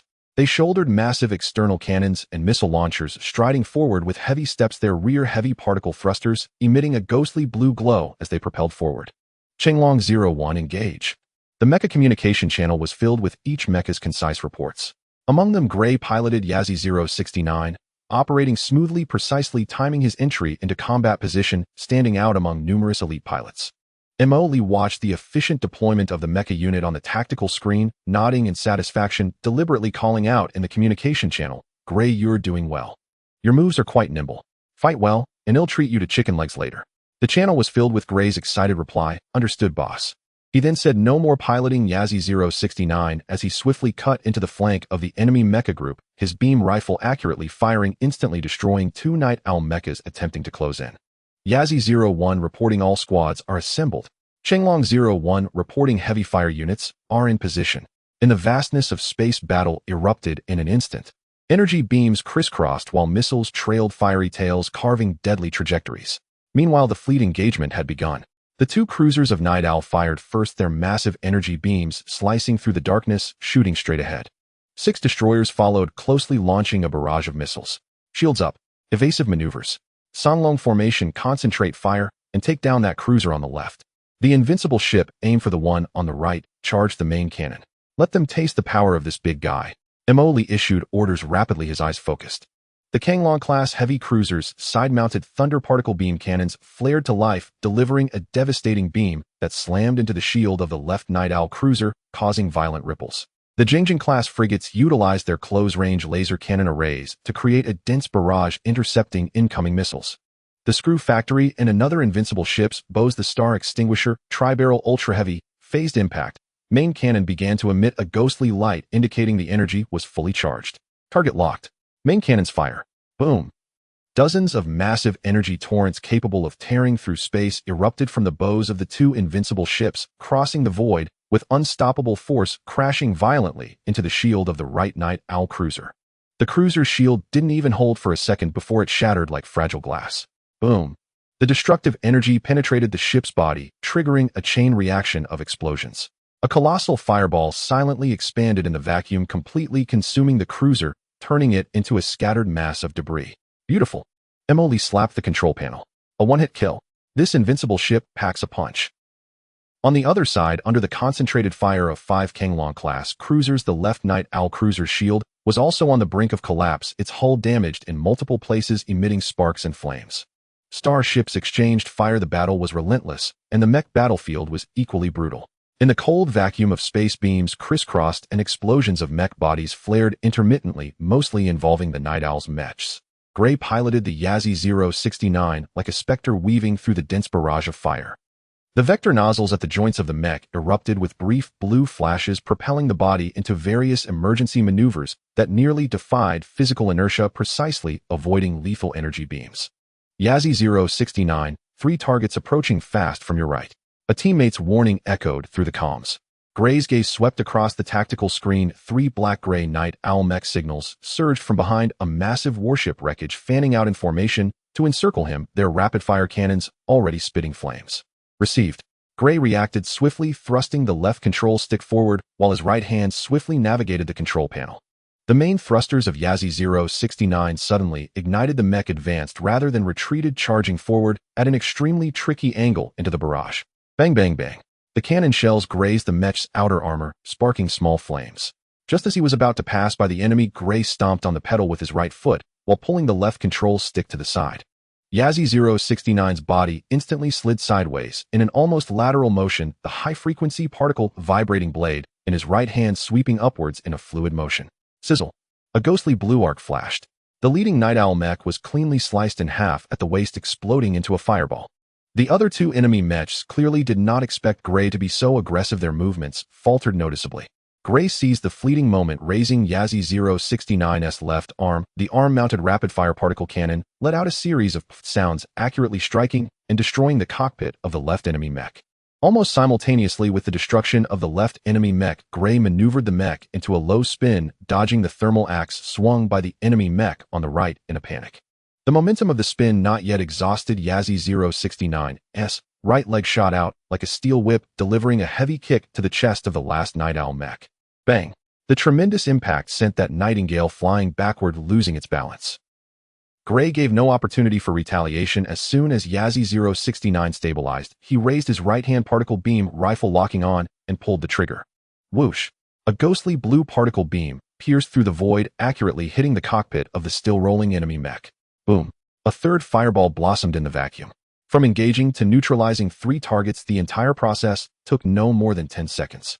Gray did not linger. With the thrusters of Yazzie 069 at full power, he surged toward another battle group, like an arrow. Their 2 Changlong heavy mechs were entangled by 7 or 8 agile night owl mechs. Despite their fierce firepower, they could not break free for the moment. Yazzie 069 coming to assist. Gray quickly reported while locking onto an enemy mech attempting to flank the Changlong. The particle beam rifle fired again, forcing the enemy back. Immediately after, Gray dove down sharply, avoiding a red particle beam sweeping towards him while his blade swung backhanded, severing the arm and weapon of an enemy mech that was trying to ambush from below. His arrival instantly changed the local battlefield situation. Yazzie 069 became a dancer of war, twisting and turning amid a storm of bullets and explosions. Each shot, each swing of the blade was precise and efficient. He always appeared in the most critical positions, resolving crises with the simplest actions and eliminating targets. Good job, 069. The rough praise from the Changlong pilot came through the comms. Gray did not respond. His entire focus was on the battle before him. Yazzie 069, a gap has opened on your squad's right flank. At least 8 enemy mechs have broken through. The squad leader's voice rang out again on the comms. Received. Gray responded confidently, his hands moving like lightning. Yazzie 069 suddenly veered to the side and came to a quick stop, the vector thrusters at its feet emitting a torrent of particles as it narrowly avoided 2 intersecting high-energy particle beams. Annoying flies, he muttered to himself. Yazzie 069's vector nozzles suddenly erupted. The mech charged back and brazenly plunging into the loosely formed encirclement of the 8 enemy mechs. The enemy mechs clearly did not expect him to take the initiative. Their movements momentarily paused. Now's the time. Gray's gaze sharpened, thrusting the left control stick forward, his right hand again deftly gliding across the control panel. Yazzie 069's left arm raised. The arm-mounted particle rapid-fire cannon roared once more, unleashing a torrent of fire that accurately enveloped the 2 nearest enemy mechs, forcing them to raise their shields in defense. Simultaneously, the rear vector thrusters output maximum power, lunging forward to close in on the enemy mechs. The high-frequency particle blade slashed horizontally, swiftly cutting through the waists of the 2 enemy mechs. Boom, boom. 2 explosions erupted, illuminating the surface of Yazzie 069. 2 mechs down in an instant. The remaining 6 enemy mechs reacted, angrily charging at him, their energy blades ignited, attempting to shred this audacious mech in close combat. A faint smile curved at the corners of Gray's mouth. Chaos was precisely the battlefield environment he favored. Yazzie 069 narrowly dodged a thermal axe coming straight at him. The body sank, as he delivered a powerful kick with his right leg striking hard at an enemy mech's knee joint. Amidst the screeching sound of twisted metal, that mech lost its balance and toppled forward. Gray did not finish it off. Instead, Yazi 069 spun, reigniting the rear vector thrusters, skimming past the head of the enemy mech at high speed, while the particle beam rifle fired again, severing the arm of a nightingale holding a gun. Missiles incoming at 5 o'clock. The onboard AI issued a warning again. Gray caught a glimpse of 2 small tracking missiles trailing flames approaching. He remained composed. Yazi 069 immediately rolled to the side, while simultaneously a multi-purpose launcher in the mech's waist fired a swarm of heat bait missiles. The missiles were drawn to the decoys, detonating with a boom, the shockwave causing Yazi 069's body to rock. Opportunity. An enemy mech, having waited for the right moment, believed it had seized an opening, brandishing a thermal battle axe and roaring in the axe blade, descending with high temperatures. A cold glimmer flashed in Gray's eyes. This is what I was waiting for. Yazi 069, appearing off balance due to the explosion, suddenly executed a zaped maneuver, sidestepping as the battle axe barely grazed the mech's shoulder armor, the strike missing entirely. At that moment, the mech was left wide open. Goodbye, Gray whispered. Yazi 069's right arm swung the high-frequency particle blade. The scorching energy blade sliced through the mech's fragile chest armor as easily as cutting through cream. Boom. In less than a minute, only 3 of the 8 Nightingale mechs remained. They looked at the burning wreckage around them, and the Yazi mech standing like the Grim Reaper, its sword dripping with molten metal, finally losing their will to fight, and began to retreat in a panic. Gray did not pursue. He checked his energy levels and ammunition supply. Right flank threat eliminated. He briefly reported on the comms, as if the intense Universate battle was merely a routine exercise. Under his control, Yazi 069 transformed into a black Grim Reaper on the battlefield, calmly, precisely, and efficiently harvesting enemies. The area he passed through was left littered with the silent remnants of destroyed mechs. Commander, the enemy fleet formation has collapsed, and the remaining ships are attempting to retreat. The enemy mech core has also suffered over 70% losses. The tactical officer reported. In the midst of a chaotic battle in space, the situation was overwhelmingly one-sided. The Yazi-type mechs, with their exceptional maneuverability and firepower, darted through the Night Owl mech squad, their beam sabers and rifles accurately harvesting enemy targets. Meanwhile, 30 Qinglong heavy mechs acted like mobile artillery, their heavy cannons and multiple missile launchers mounted on their shoulders, clearing swathes of the enemy ranks with every volley. Especially striking was the performance of Gray piloting the Yazi 069, who always managed to find the most effective attack paths amidst the chaos, rapidly increasing his kill count. His movements were efficient and lethal, without any unnecessary actions. Commander, the enemy fleet's formation has collapsed, and the remaining ships are attempting to retreat. The enemy mech squad has suffered over 70% losses, reported the tactical officer. Wanna run? It's not that easy. The mech units will clean up the remaining enemies, and the fleet will pursue. Don't let a single one escape.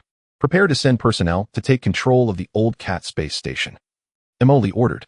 The battle outside the Old Cat space station was nearing its conclusion. The Night Owl defense fleet was reduced to cosmic debris under the overwhelming firepower of the Invincible class and Qinglong class ships. The few remaining destroyers attempted to flee into the Dark Reef Nebula, but were pursued and detonated by the surrounding Jingjing class ships. The Night Owl mech squad was nearly annihilated under the joint onslaught of the Yazi mechs and Qinglong mechs, leaving a plethora of twisted metallic wreckage floating in space. Although the Night Owl defense fleet was quickly obliterated, the space station's defensive weapons and internal garrison continued to stubbornly resist. Automatic turrets fired barges to block the approaching passages. Tisk still quite resilient. Emoli observed the real-time battle situation from the bridge of the Screw Factory ship. It seems there are no innocent civilians inside, only diehard Night Owl supporters. That makes things easier, no need to hold back. Alina, is the landing force ready? The adjutant Alina responded, Commander, the 1st and 2nd assault teams have boarded the transport shuttles. Yazi mech squad and Qinglong heavy mech squad are prepared for forced landing. Good. Move out. Emoli waved his hand. Remember, everyone inside is from Night Owl, no need to hold back. Act decisively and bring back every data core you can. Yes. Several heavily armored assault transports under the escort of Yazi and Qinglong mechs swiftly charged towards several main docking hatches and weak points of the Old Cat space station. Boom, boom, boom. The sound of violent impacts came through the sensors. The transport shuttles, relying on their immense kinetic energy, crashed through the space station's armored shell. The hatches burst open, and a tide of Marines clad in black power armor, armed with standard energy rifles, surged out, quickly occupying the passages and establishing a defensive line. Area A is cleared. Area B is encountering resistance, requesting Yazi support. In Area C, we've found enemy fortified fire points. Zhao Chang'an, come and smash it. Yazi-01, I breached the B5 hatch. Marine Team 1 has entered the Daria passage and is encountering resistance. Area B7 has been cleared. The combat communication channel was instantly flooded with various brief battle reports. Yazi-03 blasted open the sealed door blocking the way, and the Marines immediately threw stun grenades, then rushed in with precise fire, eliminating several Night Owl armed personnel who were resisting behind cover. In another spacious warehouse area, 2 Chang'an heavy mechs used shoulder-mounted heavy anti-armor shells to directly collapse the temporary fortifications made by the enemy from cargo containers. The explosion shockwave, sending the remaining enemies flying. The battle was intense and efficient.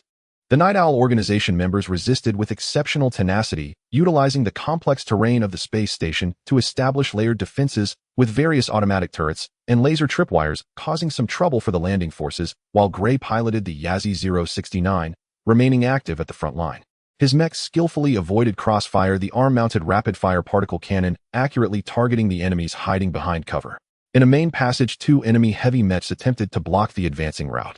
Gray acted without hesitation. The Yazi-069 suddenly accelerated forward, and in the moment the enemy raised their cannon, he executed an emergency side slide to evade, simultaneously thrusting forth his high-frequency particle sword, piercing through the cockpit of one enemy mech with precision.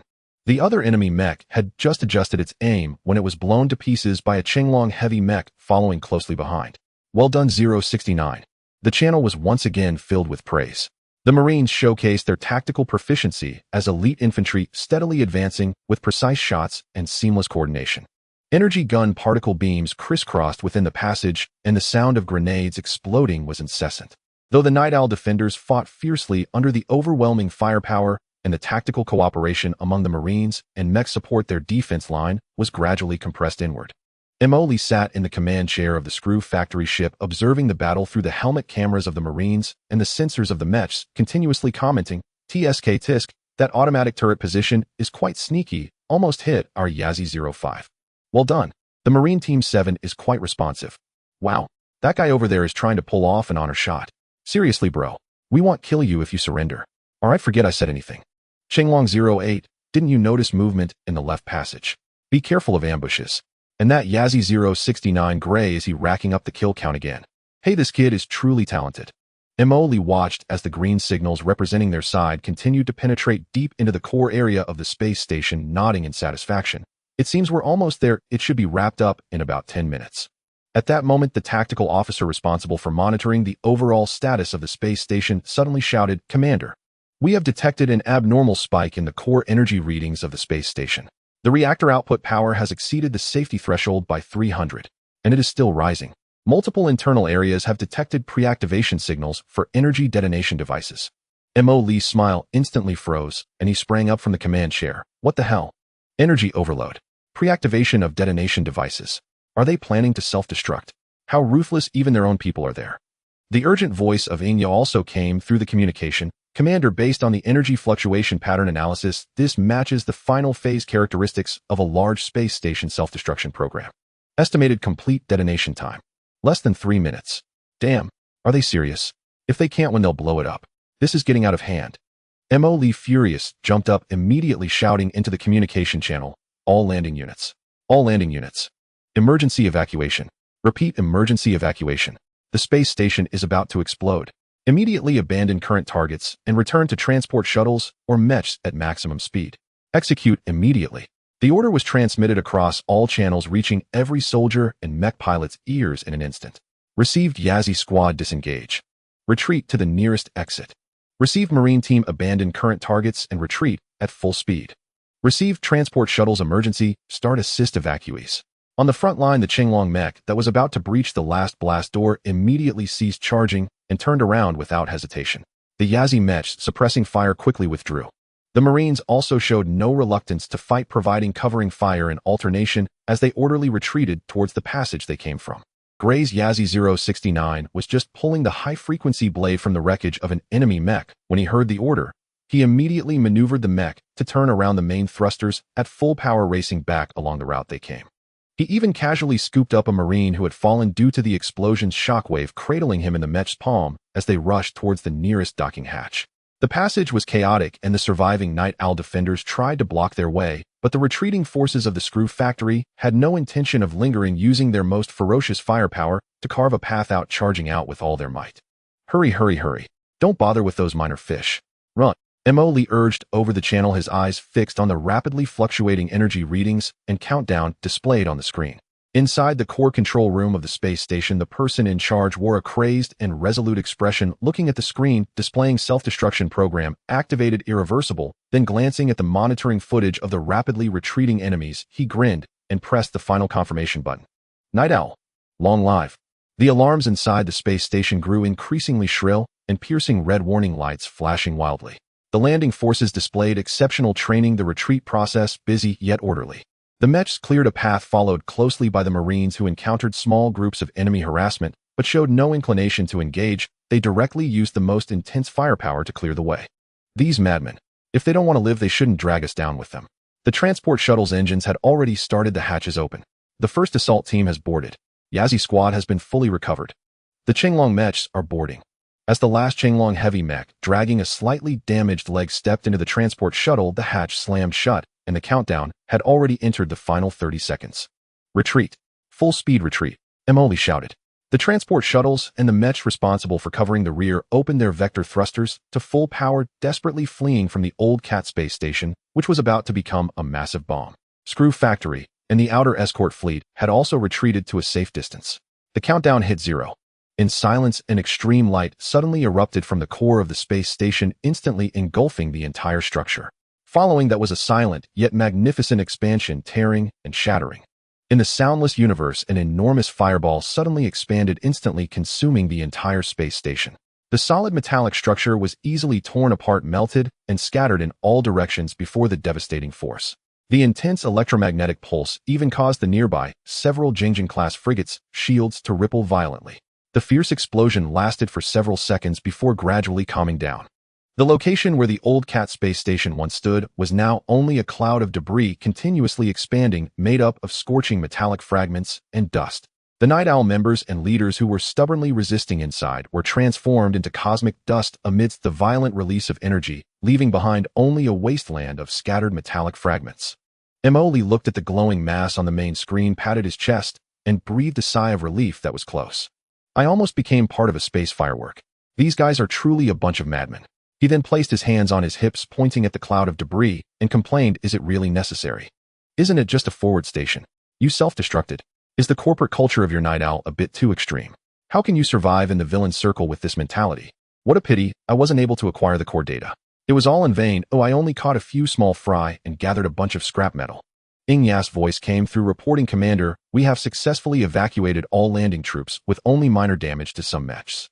Although we failed to obtain the core data, destroying an important outpost of Night Owl and annihilating their garrison fleet and mech squad was already an effective blow to their power. That's true, but... Emoli sighed, but soon perked up. At least this time we gained experience. Oh, we won't fall for this trap again. There's nothing good about it. His attention quickly shifted from the explosion's frustration to elsewhere. All right, let's regroup. Let's go back and eat hot pot to calm our nerves. He waved his hand, and the fleet turned again, dragging numerous enemy shipwrecks towards the Screw Factory base direction. Only the gradually cooling metallic graveyard remained behind, recounting the recent peril. Meanwhile, in the Ashen Star domain, the Rust Corridor Star Zone, the starry sky was now filled with metal and light.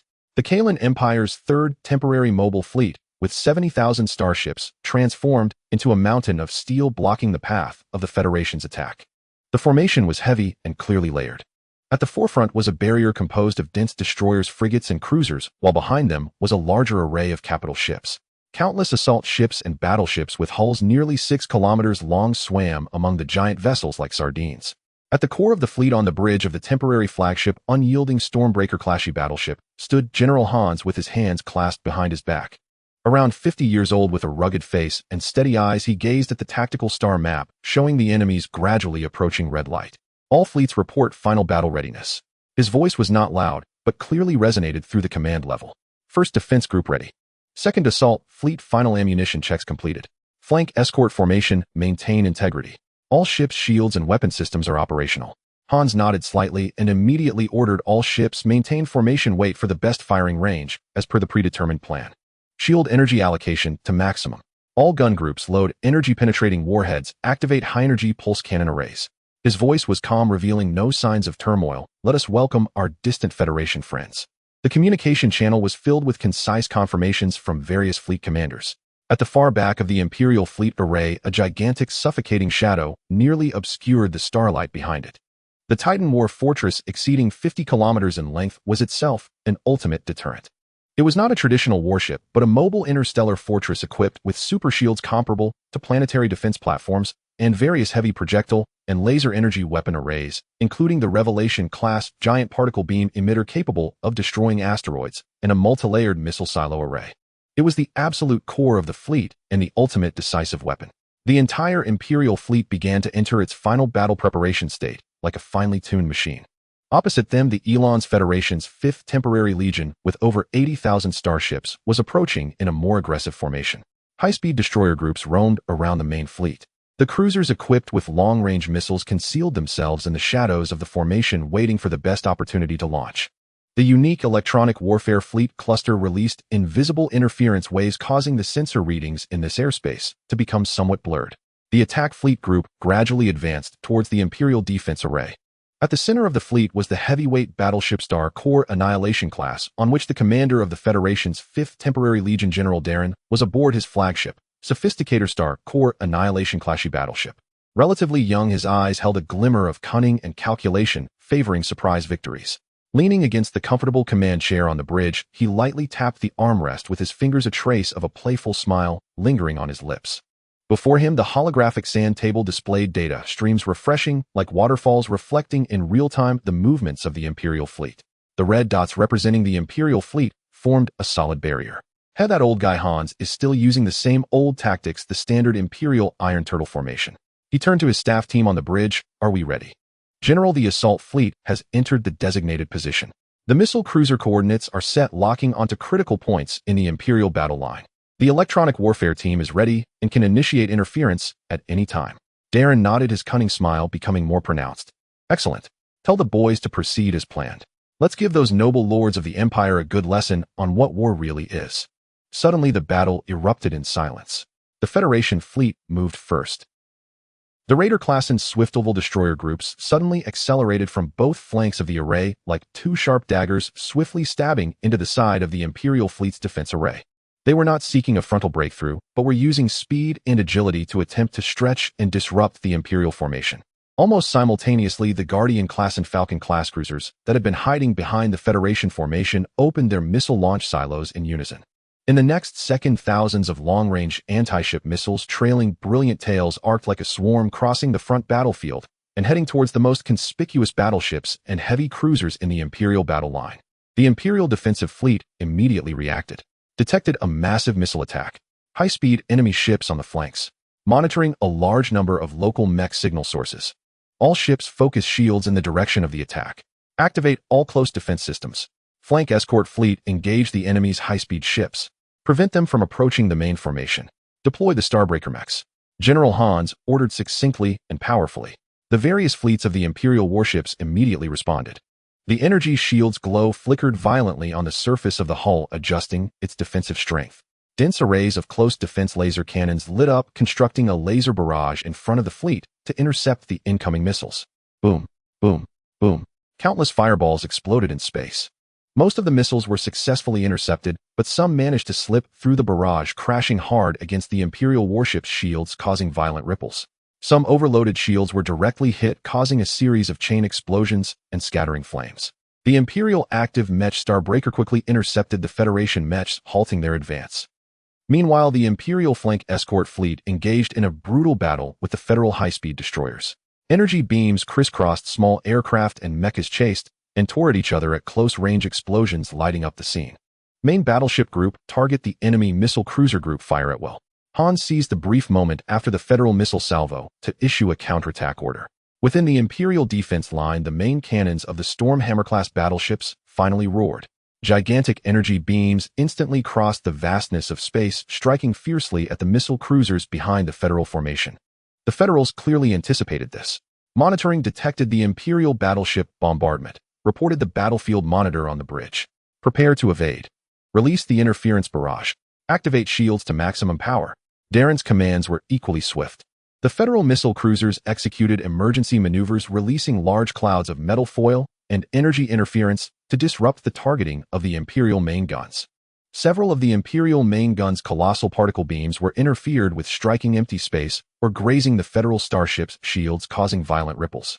However, several Federal Guardian-class cruisers that failed to dodge were directly hit by the massive beams from the battleships. Their shields shattered in an instant, and a third of their hulls were vaporized, debris tumbling into deep space, throwing out numerous crew members frozen in the vacuum.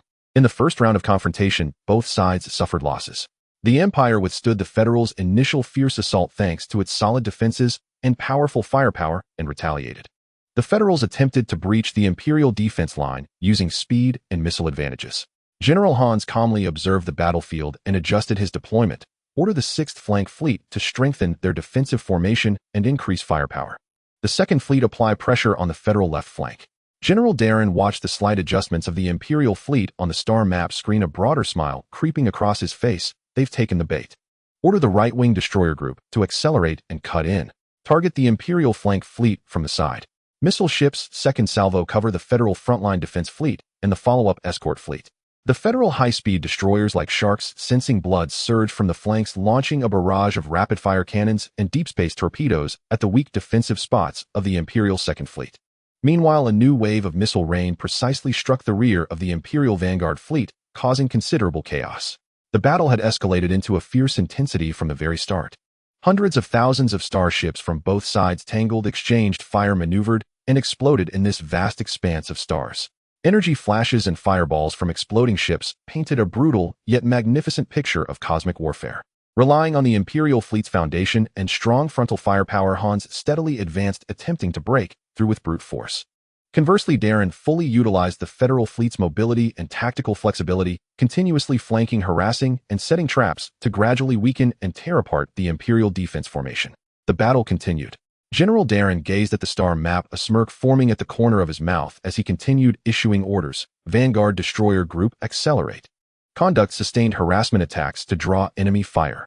Missile Cruiser Group, continue advancing to effective range and launch a saturation strike on the left flank of the Imperial Defense Array. Main Battleship Formation, follow my flagship, prepare for a central breakthrough. The Federal Vanguard Destroyer Group entered range, unleashing a torrent of energy particle cannons and shipborne missiles towards the Imperial Defense Array. The Imperial Fleet's defense group, under the command of General Hans, responded steadily. The Hound-class destroyers and Stardust-class cruisers established a dense barrage to intercept most of the incoming fire. Simultaneously, the cruisers retaliated with their main guns' massive energy beams slicing through the void, detonating the Federal destroyers that had pushed too far forward, creating brilliant yet fleeting fireworks. Attention, enemy missile group approaching the left flank again. The monitoring officer warned. The Imperial fleet's left flank starships swiftly adjusted their shield angles, focusing on defense. Countless interception missiles and close defense fire ignited, forming beams of light and metal barges in the air, destroying most of the Federal missiles mid-flight. Now's the time. A gleam of intensity flashed in Darren's eyes. Main Battleship Formation. Target the central right area of the Imperial Defense Fleet Group. Annihilation, main guns fire at will. Dozens of Federal Star Corps Annihilation-class heavy battleships, including the Sophisticator, began to gather antimatter energy at their massive bow cannons. In the next moment, dozens of thick, massive, dark purple energy beams crossed the vast distance, striking fiercely at the Imperial Defense Fleet's line. Energy impact. Highest priority for defense, Hans decisively ordered. In the Imperial Defense Array, the shields of all warships in the targeted area instantaneously surged to their limits, especially for several Stormhammer-class battleships located in that area, whose heavy armor and reinforced shields became the bulwark against the impact. Boom, boom, boom. The dark purple annihilation beams violently collided with the energy shields of the Imperial fleet, erupting in dazzling brilliance. Several Imperial cruisers at the forefront experienced shield overload, their hulls pierced and exploding instantly. However, the Stormhammer-class battleships in the core area withstood this fierce salvo. Although their shields fluctuated violently and their hulls shook, they were not destroyed. "'Tis really tough." Darren clicked his tongue, undeterred. Mobile fleet, execute Plan B. Apply some pressure on them. A fleet of Federal high-speed ships immediately broke away from the main formation, attempting to flank the right side of the Imperial Defense Fleet. Hans quickly responded. Right-wing cruiser group, move out to intercept. 3rd and 7th battleship squads, provide fire support. We can't let them form a pincer attack. The Imperial defense formation began to adjust slightly, swiftly responding to the Federal onslaught. Starships from both sides engaged in fierce firefights across the vast battle line, energy beams crisscrossing missile trails, and explosions lighting up the dark universe as if it were day. The Stormhammer-class battleships unleashed several massive electromagnetic railguns roaring as they fired heavy shells towards the distant Federal attacking fleet. A single salvo could bring a Federal cruiser's shields to the brink of collapse.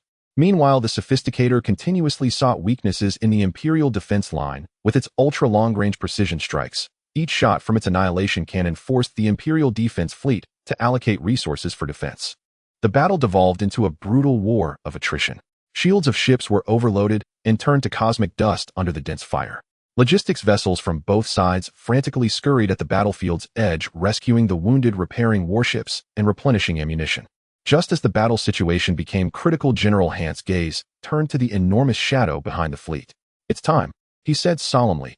"Order the Titan War Fortress to fire the Revelation particle beam at the area behind the Federal main battleship group covering fire. Disrupt their formation." The order was given. The 50-kilometer-long Titan War Fortress revealed its surface as countless armored plates slid open, exposing its complex and massive energy conduits. At the center of the ship, a giant ring structure over a kilometer in diameter began to emit a dazzling light akin to a supernova, terrifying energy converging within. Even Darren, far aboard the Sophisticator, sensed the soul-chilling energy readings through the sensors. "Not good. It's the Imperial Titan. Spread out," he shouted in panic. But it was too late. A massive beam, indescribable in its destructive power, composed purely of annihilation energy, erupted from the Titan War Fortress ring structure. It seemed to pierce through the cosmos, distorting light in its wake. This beam did not target a specific Federal warship directly, but swept across the rear space, where the Federal main battleship group was located in a coverage manner. Boom, boom, boom. Countless fireballs erupted in the rear area of the Federal battleship group. Any Federal warship, regardless of size, swept by the edge of that annihilation beam, had its shields evaporate instantly, and its hull vaporized. Several Starcore Annihilation-class battleships in the core area, even with battleship-level shields, could barely hold for a few seconds before their shields collapsed, their hulls pierced in an instant, undergoing successive explosions, causing chaos in the rear formation of the Federal attacking fleet. This sudden strike shattered the balance of power on the battlefield. "All forces, charge." General Hans seized the opportunity and issued a counterattack order. The Imperial defense fleet surged forward like a beast unleashed from shackles, opening fire fully and striking at the confused Federal main force caused by the Titan's attack. Darren's face turned pale as he ordered the Federal fleet to reorganize their formation while mobilizing reserve fleets to stabilize the front line. "Damn it, the Empire has brought this monster out. I never expected its power to be so great." He gritted his teeth, his mind racing to devise a strategy to turn the tide of the battle. The first large-scale battle in the Bassa Star domain under the roar of the Titan War Fortress entered a more brutal and critical phase. In the main battlefield of the Bassa Star domain, the flames of war raged on. The Imperial Titan War Fortress, a gargantuan structure spanning 50 kilometers, loomed like an unyielding stronghold suspended in the sea of stars. At this moment, it had just unleashed a colossal revelation particle beam, carving a shocking void through the cluster of Federal battleships, while chaotic electromagnetic storms continued to wreak havoc. On the bridge of the battleship, Sophisticator Admiral Darren's face was ashen, his tightly clenched fists turning white at the knuckles. The existence of the Titan weighed heavily on his heart, as conventional firepower had little effect on the 50-kilometer-long steel monstrosity. If the enemy's Revelation main cannon unleashed a few more volleys, his Federal fleet would suffer devastating losses. If it wasn't eliminated, the Federal fleet would eventually be ground to dust by this mobile fortress. "This can't go on." Darren suddenly looked up, taking a deep breath to force himself to calm down, a glint of resolution flashing in his eyes. He connected to a highly encrypted communication channel, his voice low and rapid. "Swarm unit, pay attention. This is Legion Commander Darren. The enemy war fortress has appeared. The fleet has suffered tremendous losses. Execute the break angle plan. Repeat, execute the break angle plan. Our fleet will do everything possible to create opportunities for you. At all costs, incapacitate the target. For the Federation." Swarm acknowledged. For the Federation. Communication was cut off.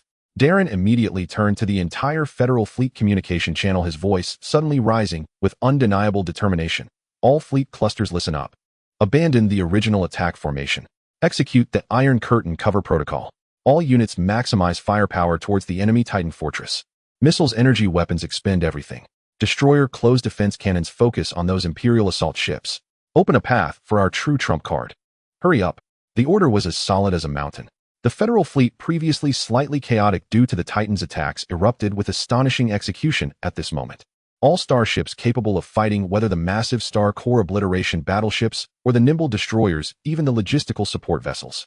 As long as they had weapons, they unleashed their full firepower towards the Imperial defense fleet, especially in the direction of the Titan war fortress. In an instant, the Federal offensive line transformed into a forward surging wall of firepower. The densely packed energy beams and missiles rained down on the Imperial defense line like a torrential storm. Such a reckless strategy, disregarding consumption and casualties, suddenly increased the pressure on the Imperial fleet. The enemy fleet's firepower has significantly increased. They are fighting desperately. Inside the Imperial battleship bridge, the staff reported urgently. Admiral Hans frowned, watching the irrational frenzy of the Federal fleet on the screen. Even he, calm as he was, felt something was amiss. Strengthened defenses. Prioritize the protection of the Titan. All interception units operate at full capacity. They must have other intentions. The Imperial Hound-class destroyers and cruisers desperately constructed interception barges, while the Storm Hammer-class battleships braced with heavy armor and shields at the forefront, enduring this wave of frenzied attacks. Explosions lit up the front of the Imperial defense line, forming a curtain woven from destruction. Under this cover of chaotic firepower, 100 uniquely shaped Federal starships stealthily slipped away from their formation. These starships were between the size of destroyers and cruisers, entirely black with smooth and low profiles, and their hulls featured almost no traditional large turrets. Instead, they were equipped with multiple protruding devices resembling energy focus arrays, along with a hypervector propulsion system. They were the Swarm that Darren mentioned, a special ship secretly developed by the Federation to counter the Imperial Titan. Breaker-class assault ships. Their sole mission: to breach the Imperial defense line, get close to the Titan war fortress, and then sacrifice themselves to incapacitate it. 100 Breaker-class assault ships' engines at full power leveraged the chaos and visual cover created by their own firepower, charging towards the Imperial defense line at a speed far surpassing that of ordinary cruisers. They did not entangle with the Imperial starships along the way, but used their extreme maneuverability to evade, channeling all their energy to shields and engines with a terrifyingly clear target. High-speed, low-signal target cluster detected, breaking through our interception fire net. Target is the Titan. The battlefield monitor on the flagship, unyielding, finally discovered these uninvited guests. Intercept them. We cannot let them get close to the Titan, Admiral Hans ordered sharply. A portion of the Imperial firepower cluster immediately focused on these clearly defined Breaker-class assault ships. Beams and missiles pursued. However, the Breaker-class assault ships had such exceptional maneuverability, and they utilized special signal-reflective coatings and energy-absorbing hulls, making them highly resistant to targeting interference. They darted through the hail of gunfire like fish in water, yet still many assault ships were hit and exploded, turning into dust in the Star Sea, while more fearlessly charged forward. For the Federation, an assault ship, after dodging several particle beams, was struck on the side by a shell from the Storm Hammer-class battleship, causing its engine to explode. Yet it, still propelled by inertia, crashed into an Imperial cruiser attempting to block it, resulting in a violent explosion. Coordinates sent. Follow-up units keep up.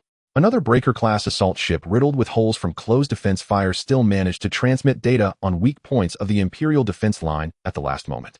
Around them, Federal starships rushed to provide cover for the assault ships, even at the cost of being hit like moths to a flame, using their own destruction to pave a bloody path for their comrades towards the Titan. The scene was extremely tragic. Our fleet has lost over 30%. The Swarm has lost over 20%. Continue the assault. Don't stop. Darren, aboard the flagship, watched the dwindling Federal starships and Swarm signals, his eyelid twitching, but his voice remained steady. This was a sacrifice long since destined. Finally, after the loss of more than 30 assault ships and numerous Federal starships, the remaining Breaker-class assault ships boldly broke through the layers of interception from the Imperial fleet. They approached the Titan war fortress, resembling a small planet. The Titan fortress close defense systems fired wildly, countless laser turrets and missile silos unleashed destructive barges attempting to eliminate these intruders. Several more assault ships were obliterated in the final sprint. Yet, the last 60 Breaker-class assault ships successfully penetrated into the immediate vicinity of the Titan fortress. Lock onto the shield generator nodes and main energy conduction structures. All energy direct into the phase collapse array. For the glory of the Federation, the surviving assault ships, their peculiar energy focus arrays suddenly igniting in crimson light.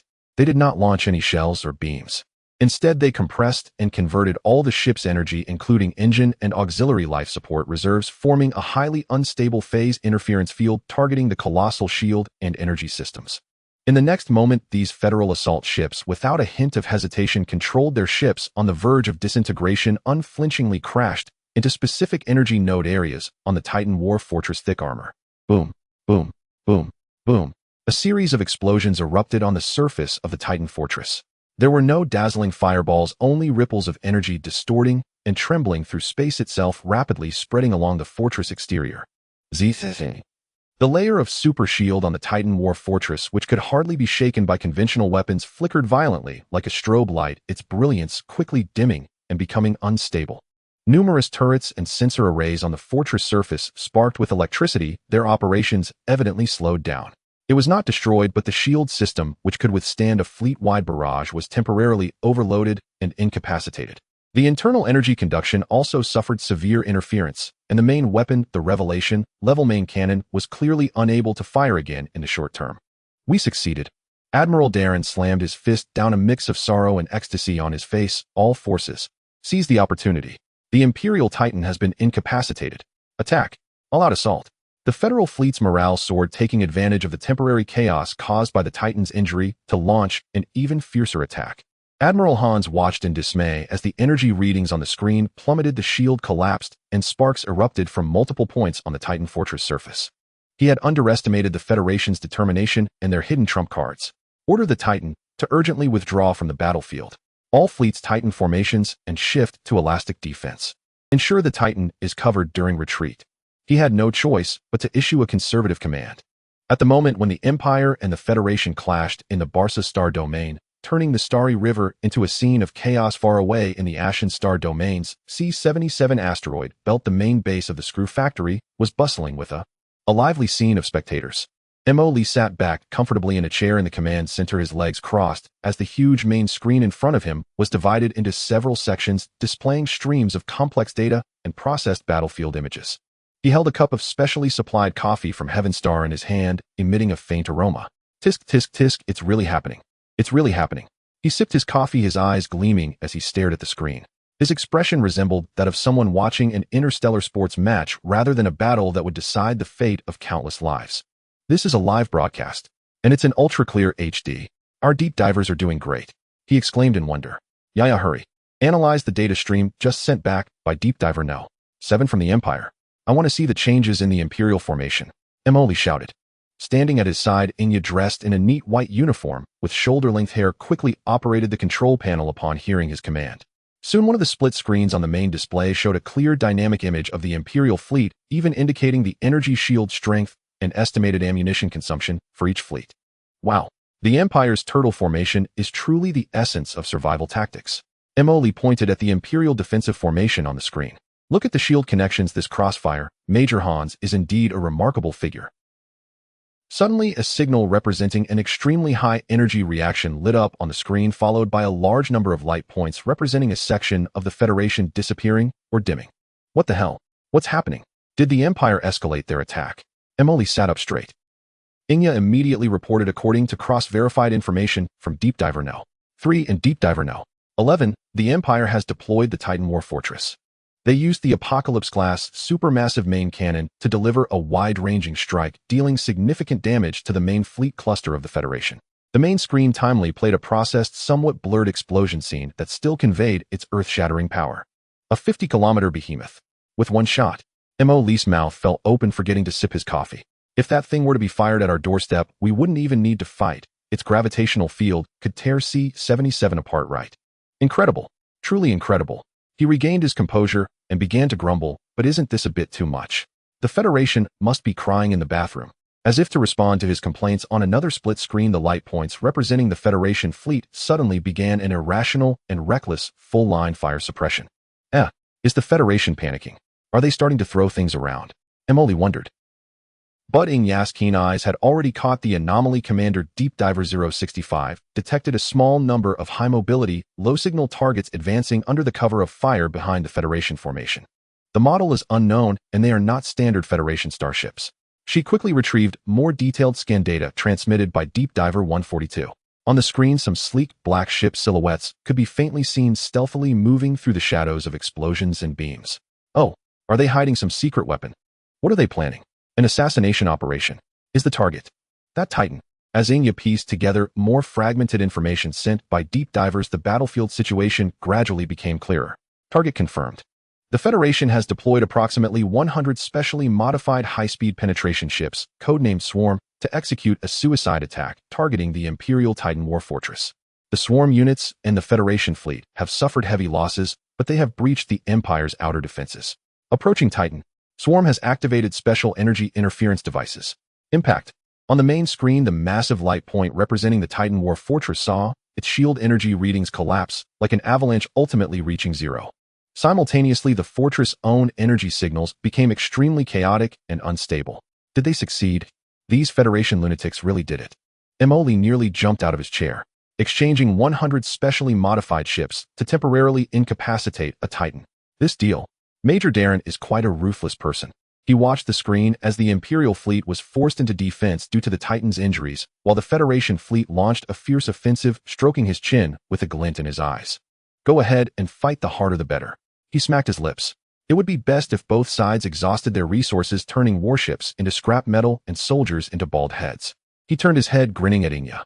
Yaya, notify our teams at the Barca Star Domain subbase and those from Far Star Development and Iron Mat Security on the fringes to stay alert. Once this great battle comes to a pause, regardless of whether it's the Empire or the Federation, there will surely be a large number of damaged starships needing towing and repairs, and the battlefield will definitely be filled with various abandoned wreckage and discarded resources. That's all money. Our recycling business is finally going to grow strong. He seemed to see countless resource points and feral coins waving at him. Additionally, Emoli put away his joking demeanor, though still wearing a playful expression. His eyes turned serious. Make sure the deep divers keep a close watch, especially to pay attention to any unusual movements from both sides, or if there are any mentions of terms like Night Owl or Genesis relics. I have a feeling that this great battle is not that simple behind the scenes. Understood. Xianxia nodded and quickly encrypted and sent out the instructions. Emoli leaned back against the chair delightfully, sipping the now lukewarm coffee, watching the brutal battle taking place thousands of light years away on the screen. Watching an epic movie while waiting to pick up scraps and make a fortune life is really getting brighter. He swayed his toes leisurely, completely embodying a spectator who was enjoying the show. The cosmic flames of war raged on while the factory director of Screw Factory began pondering how to sift out his first pot of real gold from the post-war ruins. Meanwhile, the smoke of battle in the Barca Star Domain did not dissipate due to the temporary incapacitation of the Titan War Fortress. Instead, it entered an even more brutal, chaotic stage. On the bridge of the unyielding battleship, Major Hant's face was ashen. The unexpected damage to the Titan disrupted his entire plan. Losing the most powerful deterrent and firepower pillar, the Imperial Fleet Cluster had no choice but to transition from defense to an even more difficult defensive stance. Order the Titan to immediately retreat to the second defense line for emergency repairs under the cover of the escort fleet. His voice was steady, but his tightly clenched fists betrayed his true feelings. All fleet clusters contract the formation. Build a circular defensive perimeter centered on the unyielding. Prioritize preserving combat strength. The Imperial formation began to change, shifting from a long defensive array to a circular formation that emphasized survival. The remaining Stormbreaker-class and Stardust-class starships took position on the outermost layer, bearing the brunt of the Federation's fierce artillery fire. The Hound-class destroyers desperately intercepted missiles and torpedoes heading for the main fleet. Left-wing shield strength has dropped to 45%. The right-wing 3rd Cruiser Cluster has suffered heavy losses, requesting assistance. The enemy's mech units are attempting to jump on our right-side cruisers.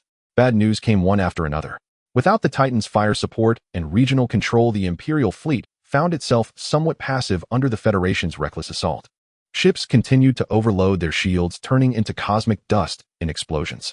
Major Hans furrowed his brow, continually adjusting deployments and mobilizing reserve fleets to fill the gaps. It was a grueling war of attrition, testing the resilience of the Imperial fleet and the decisiveness of the commander every minute and second. On the battleship's sophist Asta Core Annihilation level dreadnought, Admiral Darren gazed at the screen displaying the Imperial fleet being forced into defense, yet his expression revealed little joy. To incapacitate that Titan, he had sacrificed 100 specially designed assault ships and countless support starships, and the 5th Legion's attacking strength had been significantly weakened due to the previous Titan bombardment and subsequent fierce assaults. Order all units to maintain pressure. Do not give the Imperial forces a chance to breathe. His voice was hoarse. Mobile fleet intersperse and disrupt their logistics lines. Missile fleet execute a saturation strike to drain their shields and intercept munitions. Although the Federal fleet had taken the initiative, their offensive no longer retained its initial ferocity. The Imperial defense line was exceptionally resilient, though every advance required a considerable price.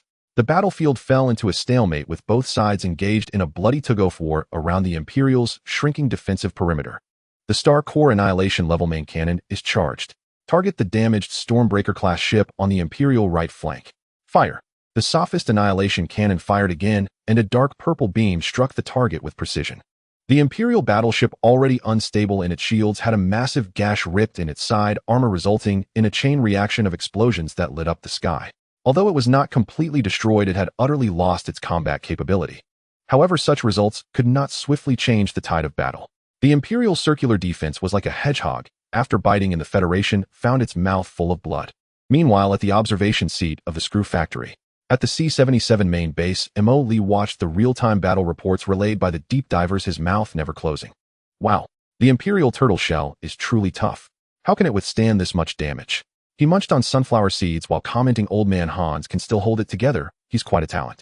Oh, the Federation has lost another cruiser. Darren is such a spendthrift. If this goes on, he'll be left with nothing. Tisk, the jump help battle has begun. How retro and bloody.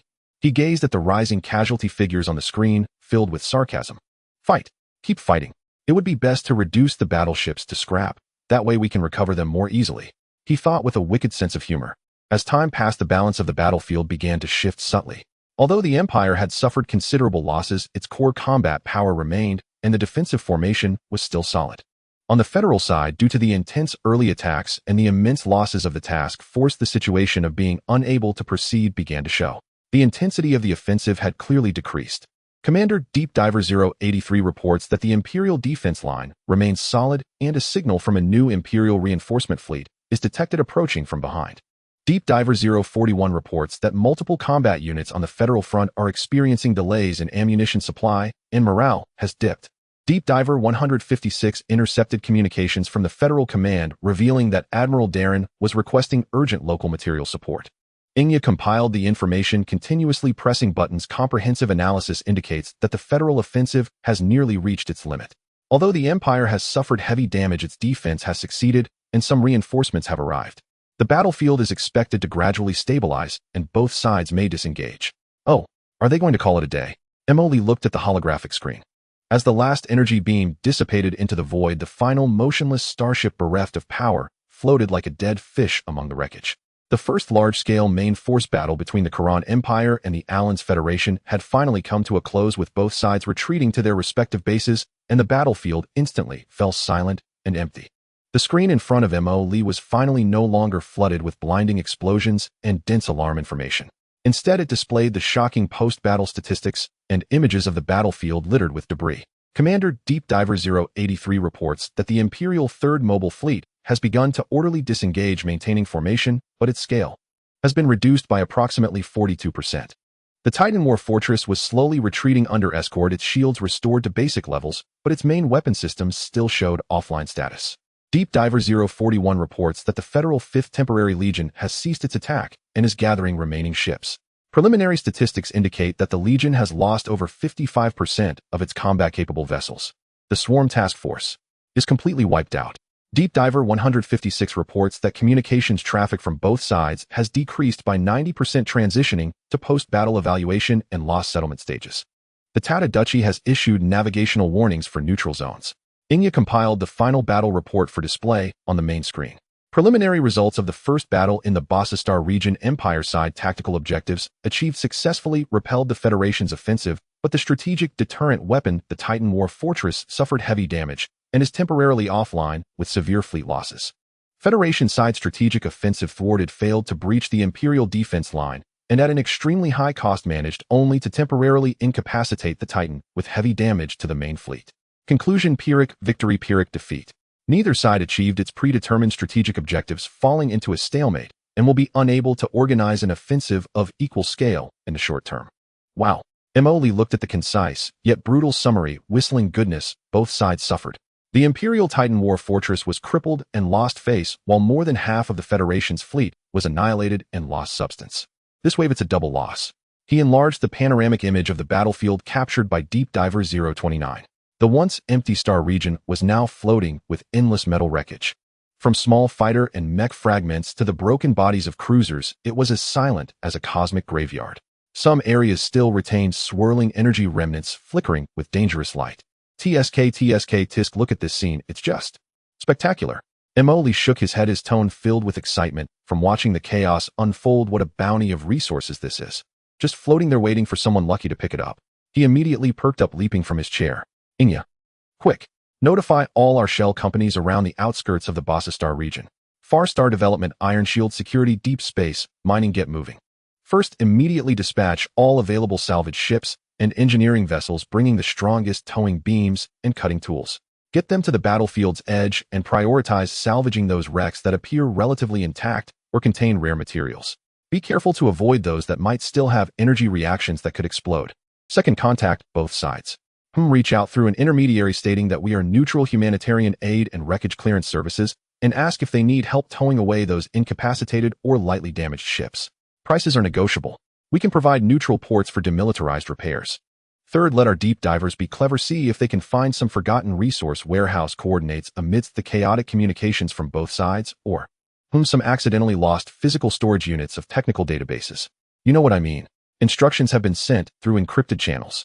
Xianxia responded quickly, operating on the virtual interface. 9,883 high-value wreckage gathering areas have been marked. Preliminary contacts with the Imperial Logistics Department and the Federal Battlefield Repair Teams have been attempted by the PR departments of various companies. Excellent. Emoli rubbed his hands, his eyes sparkling. We're going to strike it rich. This is the real war treasure. Much faster than mining. He seemed to envision countless resources and creative points being continuously transported back to his screw factory and various subbases. On the Imperial side, the temporary flagship, unyielding Stormbreaker-class battleship. Admiral Han stood on the bridge looking at the starry sky, filled with the wreckage of battleships, slowly retreating, his expression somber. Although he had repelled the Federation and preserved the defense line, the damage to the Titan and the massive ship losses left him devoid of any joy of victory. Compile the final battle damage report and submit it to the military. His voice carried a hint of fatigue. Prioritize rescuing the wounded and accommodating friendly ships. Contract the defense line to the second preset position. He knew that after this battle, the Empire's strategic initiative in the Bossastar region had been severely weakened. On the Federation side, the flagship Sophisticator, a Star Core Annihilation-class battleship, was under the scrutiny of Major General Darren as he gazed at the shocking loss figures on the battle report, particularly the complete annihilation of the swarm forces, causing his eye to twitch violently. He had gambled his trump card for a temporary silence from the Titans, but failed to achieve a sustained breakthrough on the front lines. Order all departments to construct defensive fortifications on the spot to prevent a counterattack from the Empire. Take a deep breath. He continued, report all battle conditions, especially the sacrifices and achievements of the swarm in detail, to the Supreme Command. We need reinforcements and time for supplies and recovery. He understood that the Federation's offensive had been forcibly halted. What lay ahead would be an even more brutal war of attrition and stalemate. Both giants were licking their wounds, reassessing their opponents and themselves. Meanwhile, Emoli took advantage of the chaos to begin his delightful journey of interstellar scavenging. Days later, the first batch of spoils was dragged back to a small, temporarily rented derelict space station on the edge of the Bossastar region. Emoli watched via remote connection as the engineering robots dragged a massive piece of wreckage recognizable as a segment of a cruiser's engine room into the warehouse, unable to contain his excitement. Look, this alloy, this craftsmanship, even if disassembled and remelted, its top-grade material. Creating something from this is not a problem. He then spotted an Empire-class Hound destroyer being dragged back, half of its hull missing with charred marks still visible on its body. Tisk, how tragic. Hurry and let the engineering robots take it apart.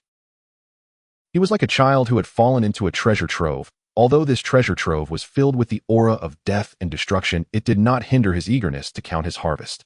By the way, Emoli suddenly recalled, has our deep diver reported any abnormal signals detected near the battlefield, or seen any ships that do not belong to the Empire or the Federation lurking about?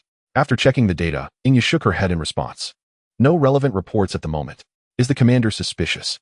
Emoli stroked his chin, gazing at the vast wreckage field on the screen, his eyes flickering. The night owls are most fond of making little moves during such chaos. We should keep our eyes peeled.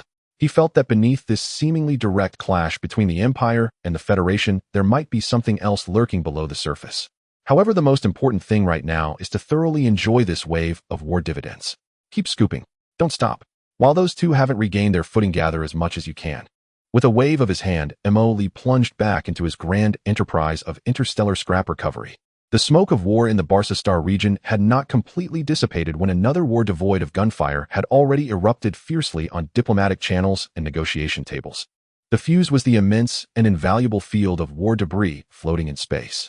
Kulon Empire Imperial Capital, Star Ministry of Foreign Affairs Communication Center. The Empire's chief diplomat, a middle-aged man with meticulously combed hair and dressed in a crisp imperial military uniform, was engaging in friendly discussions via hyperspace communication with the diplomatic representative of the Elon's Federation. I must emphasize once again his voice was cold and firm, transmitted through the simultaneous interpretation device to the ears of the Federation representative. The primary control of the battlefield in the Barca Star region lies within our defensive area. Therefore, according to Article 7 of the Interstellar War Legacy and Jurisdiction Temporary Agreement, all residuals resulting from battles in this star region, including, but not limited to ship wreckage, weapon fragments, and any form of materials, should rightfully belong to the Kulon Empire. On the other side of the screen, a Federation representative, a man wearing gold-rimmed glasses who looked more like a business school professor, adjusted his glasses and responded in a calm, yet confrontational tone, "We cannot agree with your statement. Your so-called control is based on passive defense. This battle was a strategic offensive initiated by us. According to the supplementary provisions of the agreement, the original owner retains the right of priority recovery for military equipment that has been damaged or abandoned during an offensive action. Moreover, your so-called Titan War Fortress, which you rely on to maintain your defense line, has temporarily lost combat effectiveness, necessitating a reevaluation of its strategic value, which directly impacts the definition of control." He paused and added, "Furthermore, numerous remains of our brave soldiers are still trapped in the debris, who out of humanitarian concerns and respect for the fallen, the Federation has the right and obligation to prioritize their handling." The Federation sought to bind morality and sacrifice together, attempting to seize the moral high ground. "Humph," the Empire representative snorted coldly. "Humanitarianism. Did you consider humanity when you used the swarm for suicide attacks? Among those wrecks lie countless loyal souls of our empire." Both sides cited references, each holding firm, unwilling to give an inch. The negotiations had reached an impasse. Everyone understood what that field of debris represented. Not just a matter of face, but also a vast amount of recoverable resources, potentially residual military technology, and even a direct opportunity to assess the enemy's battle losses. After several days of argument, there had been almost no progress. The Empire insisted the territory is mine and the things are mine, while the Federation clung to "What I send out, I have the right to collect the bodies." At the Screw Factory main base, Mo was reclining with his feet up, watching the live broadcast, encrypted and transmitted back by the deep divers. Uffed. He nearly sprayed the juice in his mouth. "Ha. It's starting. I knew it. After the fight, they would start arguing." He was gleefully watching the diplomats from both sides citing references and accusing each other. Tisk, the officials have their reasons, the civilians have theirs. This lawsuit could go on until the ends of the universe, without clarity. Mo shook his head and commented, "In my opinion, whoever grabs it first owns it. Such a simple principle." Xihe added from the side, "According to reports from Deep Diver 097 and Deep Diver 192, there are also discrepancies within both sides regarding the handling of the debris. The Empire's military hopes to recover usable parts quickly to replenish losses, but the financial department believes that the manpower and resources spent on salvaging the wreckage will continue to increase costs." Political pressure. On the federal side, the families of the fallen soldiers demanded the recovery of the remains, but the military-industrial sector was highly interested in studying the Imperial warships, particularly the Titan fragments. "Look, everything inside is not unified." Mo chuckled. "This gives us room to maneuver." In the coming days, diplomatic wrangling escalated. The Empire accused the Federation of attempting to steal military secrets, while the Federation countered with accusations of the Empire's disregard for the dignity of the fallen soldiers. Both sides engaged in mutual denouncements across major interstellar media, leading to a heated exchange.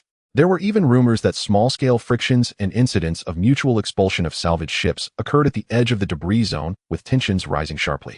"This constant shouting isn't a solution," Mo mused, stroking his chin as he reviewed the records of yet another poorly received secret meeting. "If this continues, more and more people will gather, and the debris will be taken away by other major companies. We need to think of a way." His eyes sparkled as an idea popped into his mind. "Yeah." He smiled broadly at Xihe and said, "What if at this moment several absolutely neutral, reputable, and efficient third-party organizations stepped forward, offering to help the Empire and the Federation manage the debris for free, and promised to classify and identify the items belonging to each party completely and transparently, while also being responsible for the harmless disposal of hazardous debris? Would both sides consider it?" Xihe immediately understood his meaning. Are you suggesting that we use a neutral front to gain official status for intervention? Exactly.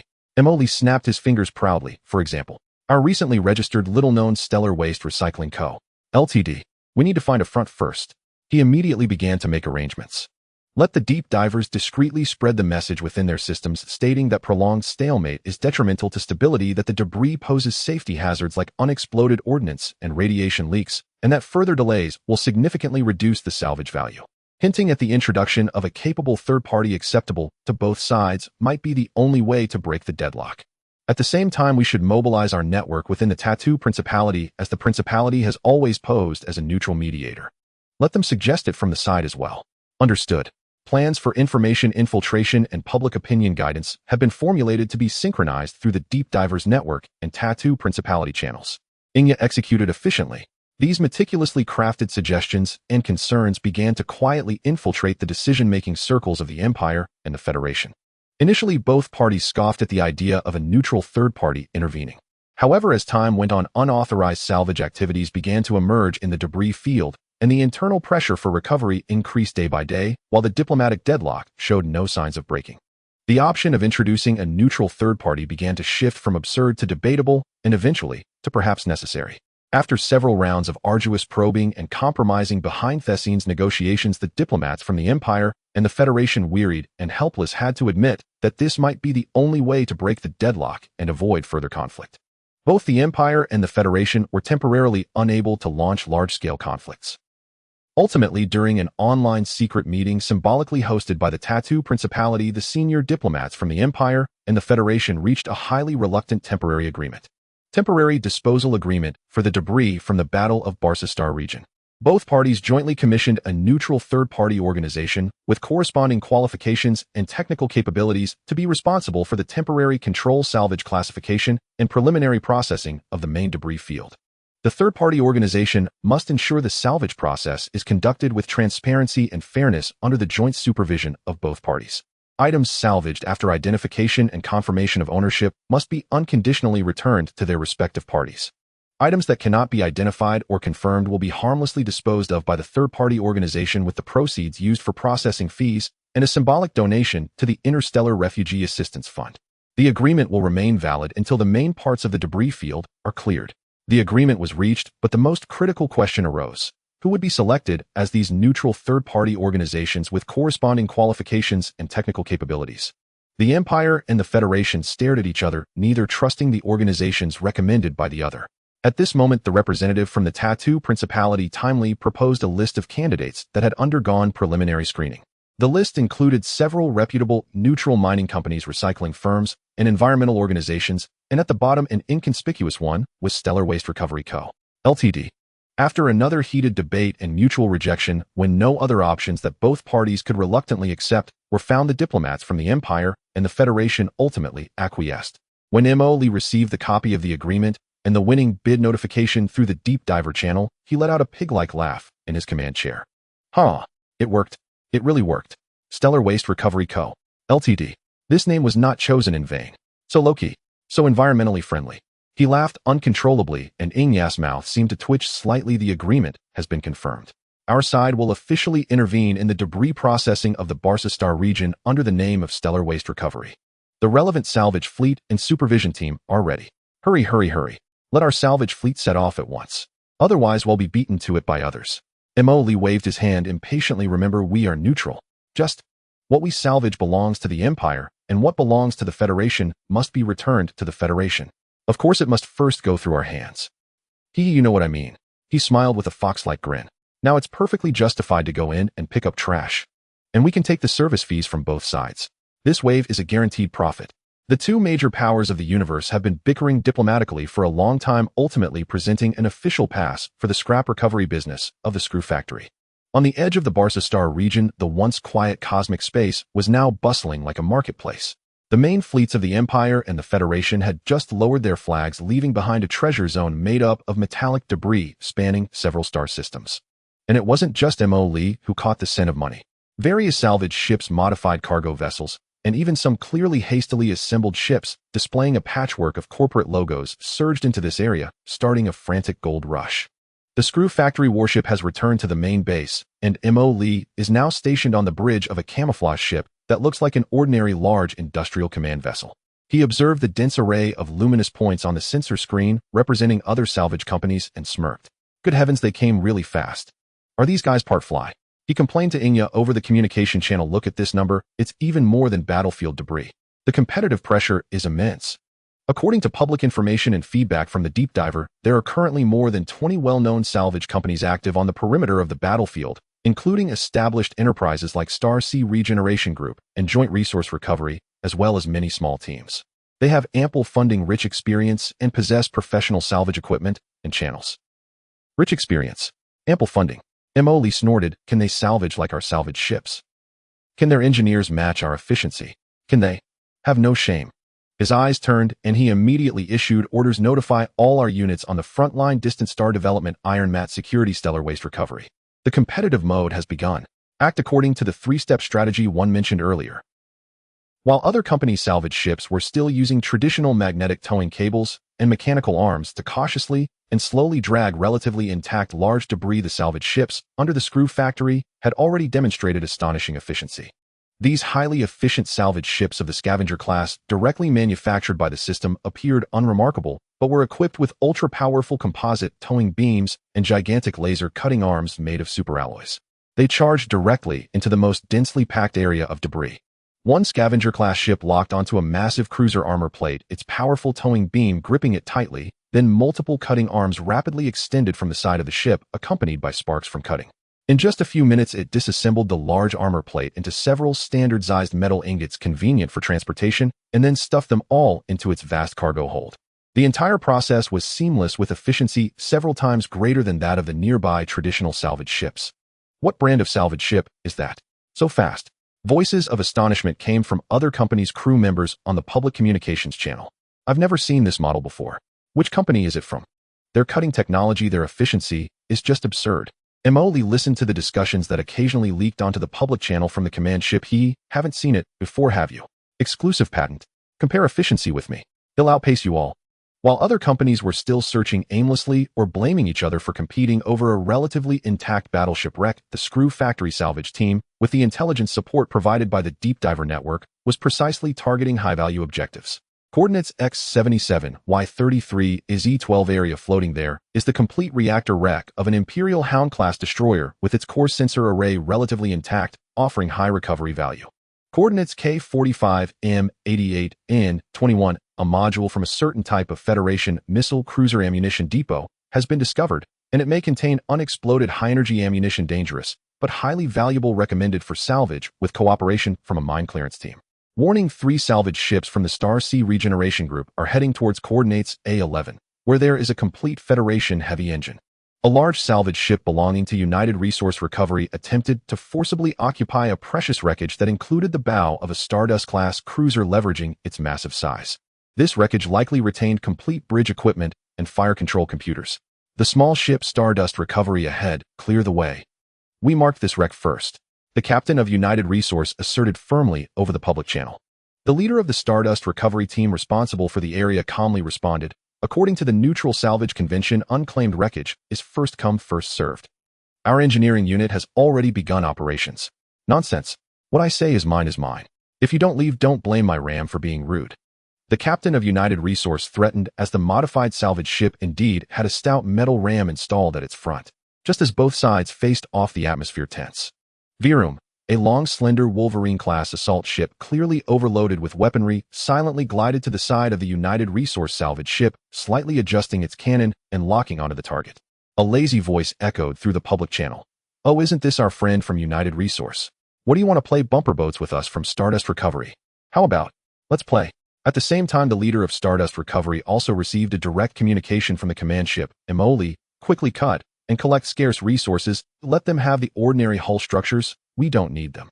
At this moment, the captain of United Resource looked at the menacing security starship and ultimately chose to compromise, albeit begrudgingly. Similar situations had occurred more than once. The Screw Factory affiliates, relying on a strong fleet, forced many established companies to feel both frustrated and helpless. Damn it, what is Stardust Recovery? Their salvage ships are as fast as robbery, and they are always accompanied by armed escorts. Their intelligence is too accurate. It seems they always know where the good stuff is. Can't provoke them, let's change places. After several days, various affiliate companies under the Screw Factory rapidly seized the biggest piece of the pie in this chaotic scavenging competition with extreme efficiency and tough tactics. A large volume of high-value wreckage and scarce resources were continuously transported to secret subbases or rented warehouses. Emily looked at the logistics department's rapidly growing resource list and smiled broadly. Compete with me. It's still a few hundred years too early. I am absolutely on a roll. He happily calculated to the Shadow Crow in the communication video. Once this batch of raw materials is digested, we'll be able to explode with more troops. We'll be able to produce more warships. By then it won't just be this little business. The giants of the universe suffered heavy losses, and on the ruins they left behind, a smoke-free commercial war was just beginning. With unconventional means, Mo-Li had already gained an absolute advantage in this competition. The C-77 Screw Factory main base and several subbases scattered in the Ashen and Barsastar regions were now operating at unprecedented high speeds. High-purity metals recovered from the battlefield, rare elements procured or borrowed from various channels, as well as minerals mined from the base itself, were continuously fed into the manufacturing sequence. The core of the base roared, delivering energy to every construction dock. Emily stood before the massive holographic star map in the central control room of the main base, watching countless lights representing their construction progress flicker and converge, ultimately forming the outlines of massive warships, smiling widely. We've hit it big. This time it's for real. He excitedly spun around in place. Resources are so abundant they can't be used up. It's time to scale up the fleet. The previous small skirmishes are no longer sufficient. If we don't expand our military now, when will we? Commander, push the engines to full power and produce at maximum capacity. Command confirmed. All available docks have been activated. Resource supply is stable. Manufacturing sequence optimization in progress. In an instant, the giant docks constructed with System Black technology across various bases shone brilliantly. Countless silver lights, guided by the pre-input energy and material flows, began to construct the hull's armor weapon systems and core power reaction units of massive ships at a visibly rapid pace. The first to complete and exit the docks were larger-scale Kanglong-class heavy cruisers and Fearless-class light battleships, which joined the fleet sequence like dumplings being made one after another.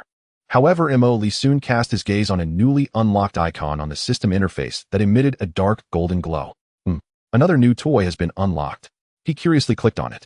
Titan Overlord-class heavy battleship unlocked. Length 7,100 meters. Core positioning, fleet flagship, decisive firepower platform. Core weapon. Divine Punishment class, dual-mounted ultramassive antimatter annihilation cannon, X5 bow axial layout range, and power far exceed Fearless class. Heavenfire vertical launch array, X135 units, can fire various munitions against ships, stars, and intercept. Judgment close defense turret group, heavy energy particle cannon, X204. Absolute domain point defense network, X2000. Defense system. 5th generation Immortal fortress level comprehensive shield system. Overlord type adaptive composite armor, energy deflection, coating in critical areas. Features the ultimate battleship that integrates firepower, defense, and command, possessing absolute power that surpasses conventional battleships, making it the core and backbone of the fleet. Mo-Li gazed at the data, gasping in shock, then erupted in excitement. Oh my, this is going to take off. It's a whole size larger than the Fearless class. Now that's worthy of being called Overlord. Build it. We must build it. Let's start with 50 ships to be safe. Resource and creation points deducted. Titan Overlord class heavy battleship added to manufacturing sequence. With the addition of this new giant ship, an unprecedentedly large fleet was forming at a visibly rapid pace. Mo-Li looked at the star map, where the lights representing their ships were expanding wildly, stroking his chin as he made a significant decision. The fleet size has increased. The previous structure is too limited and no longer sufficient. It needs to be reorganized. He snapped his fingers. Yaya, immediately contact the base staff and provide me with a reasonable fleet reorganization plan. Received, Commander. Executing immediately. A few days later, Inya presented the reorganization plan formulated by the staff to Mo-Li. Commander, based on the quantity and quality of starships we currently possess and those soon to be completed, the staff recommends the following restructuring of the main fleet. As she finished speaking, she displayed the new fleet organizational structure chart. On the holographic projection, the fleet tree structure unfolded clearly. 1. External intelligence subfleet maintains the status quo, stationed operating within various factions direction of the Kellan Empire deep space mining escort fleet. The commander will be succeeded by the former commander's deputy Junfeng. The structure remains unchanged, primarily consisting of disguised Wolverine-class, Jingjing class, and a small number of Kanglong class to maintain the image of a mining company. Direction of the Aliens Federation Distant Star Development Escort Fleet. The commander will be succeeded by the former commander's deputy Luonis. The structure and mission are similar to that of the Empire Direction. Direction of the Tattoo Principality Iron Blanket Security Transport Escort Fleet. The commander will be succeeded by the former commander's deputy Sangpu. The structure and mission are similar. These three affiliates cannot be lost. They must continue to grow cautiously. Emoli nodded. Let those deputies handle it well, and do not expose our identity. 2. Headquarters Main Battle Fleet Group newly formed stationed in the Ashen Star region and executing mobile combat missions. Inya pointed to the core part of the structure chart. The Headquarters Main Battle Fleet Group will detach from commercial disguise and serve as our Screw Factory direct military force. It will encompass 3 main subfleets and 1 independent external fleet. She introduced 1x1 First Fleet codenamed Dawn Commander transferred from the Empire's deep space mining head Jun Feng, with the original position taken over by an assistant. Core ships 20 vessels of the Titan Dominator class heavy battleships auxiliary ships approximately 300 vessels of the Songlong class heavy cruisers 150 vessels of the Fearless class light battleships 600 vessels of the Gungjin class light frigates along with support ships such as mech transport vessels. Positioning frontline assault positional defense a pillar in fleet battles. Second Fleet codenamed Judgment Commander transferred from the Federation's Far Star Development head Luo Nisi with the original position taken over by an assistant. Core ships 10 vessels of the Titan Dominator class heavy battleships auxiliary ships approximately 150 vessels of the Songlong class heavy cruisers 100 vessels of the Fearless class light battleships 500 fast assault ships destroyers 400 vessels of the Gungjin class frigates along with electronic warfare and reconnaissance special ships. Positioning high-speed maneuvering flank assault tactical infiltration rear strikes. Third Fleet codenamed Thunder Commander transferred from the Principality's Iron Security head Sangpu with the original position taken over by an assistant. Core ships 20 vessels of the Titan Dominator class heavy battleships auxiliary ships approximately 250 vessels of the Songlong class heavy cruisers 150 vessels of the Fearless class light battleships 450 various missile ships artillery ships 500 vessels of the Gungjin class light frigates along with heavy fire support ships. Positioning long-range fire coverage saturation strikes, area suppression. External Fleet codename Shadow High-Speed Decapitation Fleet Commander temporarily commanded by Inya. Core ships no Titan Dominator class consisting of the newly unlocked Assassin class stealth assault ships, Thunderbolt class high-speed cruisers, and upgraded Songlong class ships with enhanced speed and breakthrough capabilities totaling around 150 vessels. Positioning intelligence, support high-speed reconnaissance, key target decapitation, enemy infiltration, and sabotage. Emoli nodded slightly after listening to Ing Ya's detailed report. Approved. Let's do it. Start the reorganization immediately. Let Junfeng Luo Nisi and Sang Pu quickly hand over and bring back our precious main fleet. Yes, immediately notify the staff to execute the reorganization order. Inya immediately saluted with a fist on her chest. A series of orders were dispatched from the Screw Factory base headquarters. The massive war machine operated with unprecedented efficiency. Countless cloned crew members, mech pilots, and marines were produced in bulk, instilling knowledge, engaging in simulated combat experiences, and injecting them into the newly online battleship positions. The 3 newly promoted fleet commanders, Junfeng Luo Nisi and Sang Pu, rapidly handed over their previous positions and rushed to the designated Assembly Star region to take over their large new fleet. In a desolate star system far from the main trade routes, the newly formed headquarters, First Main Fleet, was assembling.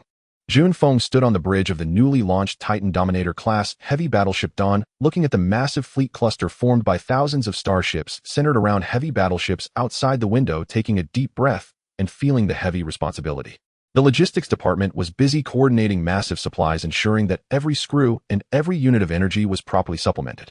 The 3 newly promoted fleet commanders, Junfeng Luo Nisi and Sang Pu, were busy without rest as soon as they arrived at the assembly area. They needed to familiarize themselves with the new fleet composition, develop new tactical regulations, integrate new crew members, and coordinate with other fleets. When the last Gungjin-class frigate assigned to the 3rd Fleet sailed out of the dock, it marked the official completion of this unprecedented military expansion and fleet reorganization. On the new star map interface, 3 huge symbols representing the Screw Factory main battle forces shone brightly: 1st Fleet Dawn Commander Junfeng, 2nd Fleet Judgment Commander Luo Nisi, 3rd Fleet Thunder Commander Sang Pu, and a smaller, yet striking independent symbol, External High-Speed Fleet Shadow Commander Inya. Over 300 main battleships, nearly 1,000 cruisers, thousands of frigates, and auxiliary ships. This massive steel torrent quietly hovered in their respective station star regions, emanating a sense of oppression. Emoli looked at this force that completely belonged to him and was powerful enough to shake the regional balance, finally exhaling with satisfaction. Xihe, the three main fleets, each of which can compete with the Empire or the Federation's main fleet groups, right? Plus the elusive decapitation fleet. He smiled slightly. Now we finally have some influence, no longer having to hide and rely solely on picking up scraps and disguises to fool others. But a large tree attracts the wind. Emoli stroked his chin, his tone slightly restrained. With so many powerful warships of unknown origin suddenly emerging, the Empire and Federation are probably going to be restless soon, right? We need to have the deep divers keep a close eye on their reactions. He turned to Xihe and notify all fleets to expedite adaptive training and tactical integration. Our Screw Factory warships have absolutely no issues with performance. The key is how people use them. I need them to form combat effectiveness as soon as possible. Understood, Commander. Training and combat plans have been synchronized to all fleets. Xihe replied. Emoli looked one last time at the four glowing orbs representing each major fleet on the star map, a smile of excitement and mischief tugging at his lips. All right, the guys are all ready. Next, we need to think about who to test first. His gaze inadvertently fell on the markers representing the suspicious activity areas of the Night Owl organization on the star map. Just as Emoli prepared to order the fleet to continue strengthening reconnaissance, an urgent communication request marked highest encryption deep diver channel forcefully interrupted the command link, breaking his train of thought. Highest encryption. Emoli was taken aback, casually closing other interfaces, his smile fading slightly, let it in. Xihe immediately executed the operation while enhancing the shielding field of the command room. The communication was connected, but there was no visual, only a heavily distorted electronic synthetic voice speaking at a rapid pace. Deep Diver 273 reporting. Through 3-level authorization, unexpectedly accessed a portion of the Empire's military logs of the Ashen operation that had been sealed. The timing of the operation coincides highly with the Xianxia passenger ship accident you were previously concerned about, Commander. The operation area involves Ashen Star Region, Roland Star System, Main Star, Lanrue Star. The logs mention collaboration with external special cooperation units, with the unit's codename suspiciously pointing to Night Owl. The specific content and objectives of the operation are encrypted at a core level of level 7 or higher, and my clearance level is insufficient to access. Repeating, unable to access core content. Report complete. The communication abruptly cut off. The command room fell silent, leaving only the faint humming of the system. Emoli's relaxed expression gradually disappeared. He put down his snacks, sat up straight, and unconsciously tapped his fingers on the console. Xianxia, Empire Military, Night Owl, Roland Star System, Lanrue Star. He repeated these keywords softly, his gaze sharpening finally. There's a clue. He suddenly looked up at Xihe. Pull up all the information on the Roland Star System and Lanrue Star. Public, non-public, everything we deep divers can get. Retrieved. Xihe responded quickly, and the main screen immediately displayed a star map of the Roland Star System, highlighting Lanrue Star. The data showed that the Roland Star System is located in the Ashen Star region near unexplored star regions. Although geographically remote, its economy is exceptionally developed. Lanrue Star is the administrative main star of the Roland Star System, with considerable Imperial Defense Forces. Emoli stroked his chin, his eyes flickering. Imperial military secret operations, Night Owl cooperation, Xianxia accident. This combination looks very problematic. Ashen operation. The name sounds ominous. He looked at Xihe. Do we have any higher-level deep divers in the Empire's military, especially in the Roland Star System garrison or nearby Star Area Command? The kind that can access level 7 or higher encrypted information. Xihe quickly searched and shook her head. Currently, the highest clearance for the deep diver in this area and the related command chain is level 5. Cannot directly access the core log of Ashen operation. Tisk clearance is insufficient. Emoli pouted. This makes things difficult. Forcibly breaking the Empire's 7th level encryption. The risk is too great, and they could easily track us down. Is there no other way, Xihe? He asked again. Commander, our deep diver's current level is too low to confirm the query. He paced a couple of steps in the command room, suddenly stopping and snapping his fingers. Since the undercover has insufficient clearance, let's go see for ourselves. The more he thought about it, the more feasible it seemed, and he became excited. Just in time, the Shadow Fleet has just been formed and needs practical training, right? Let's treat this as a long-distance drill. Target Roland Star System, Lanrue Star. He immediately began to deploy Order 1. The Shadow Fleet is to immediately end the training simulation and conduct a combat readiness check, replenishing supplies. 1 hour later, set out with me to Roland Star System. 2. Route planning, avoid major trade routes and military control zones using multiple short jumps to conceal our movements as much as possible. 3. Notify the deep divers operating in the Roland Star System and nearby star regions to be vigilant, pay attention to any abnormal movements related to the Empire's military and Night Owl, but do not investigate actively to avoid exposure. 4. Prepare necessary reconnaissance equipment and tools for friendly exchanges. He winked, his meaning clear. The orders have been issued. Xihe confirmed, then added, the Shadow Fleet has entered the final preparation stage before departure. 1 hour later, the Shadow Fleet, temporarily commanded by Xihe, quietly departed the C-77 asteroid belt, disappearing into the vast sea of stars. The fleet strictly followed the planned route, silently traversing the barren star field. The spatial fluctuations caused by multiple short jumps were suppressed to the lowest possible level. A few days later, at the edge of the gravitational well of Roland star system, the Shadow Fleet quietly appeared.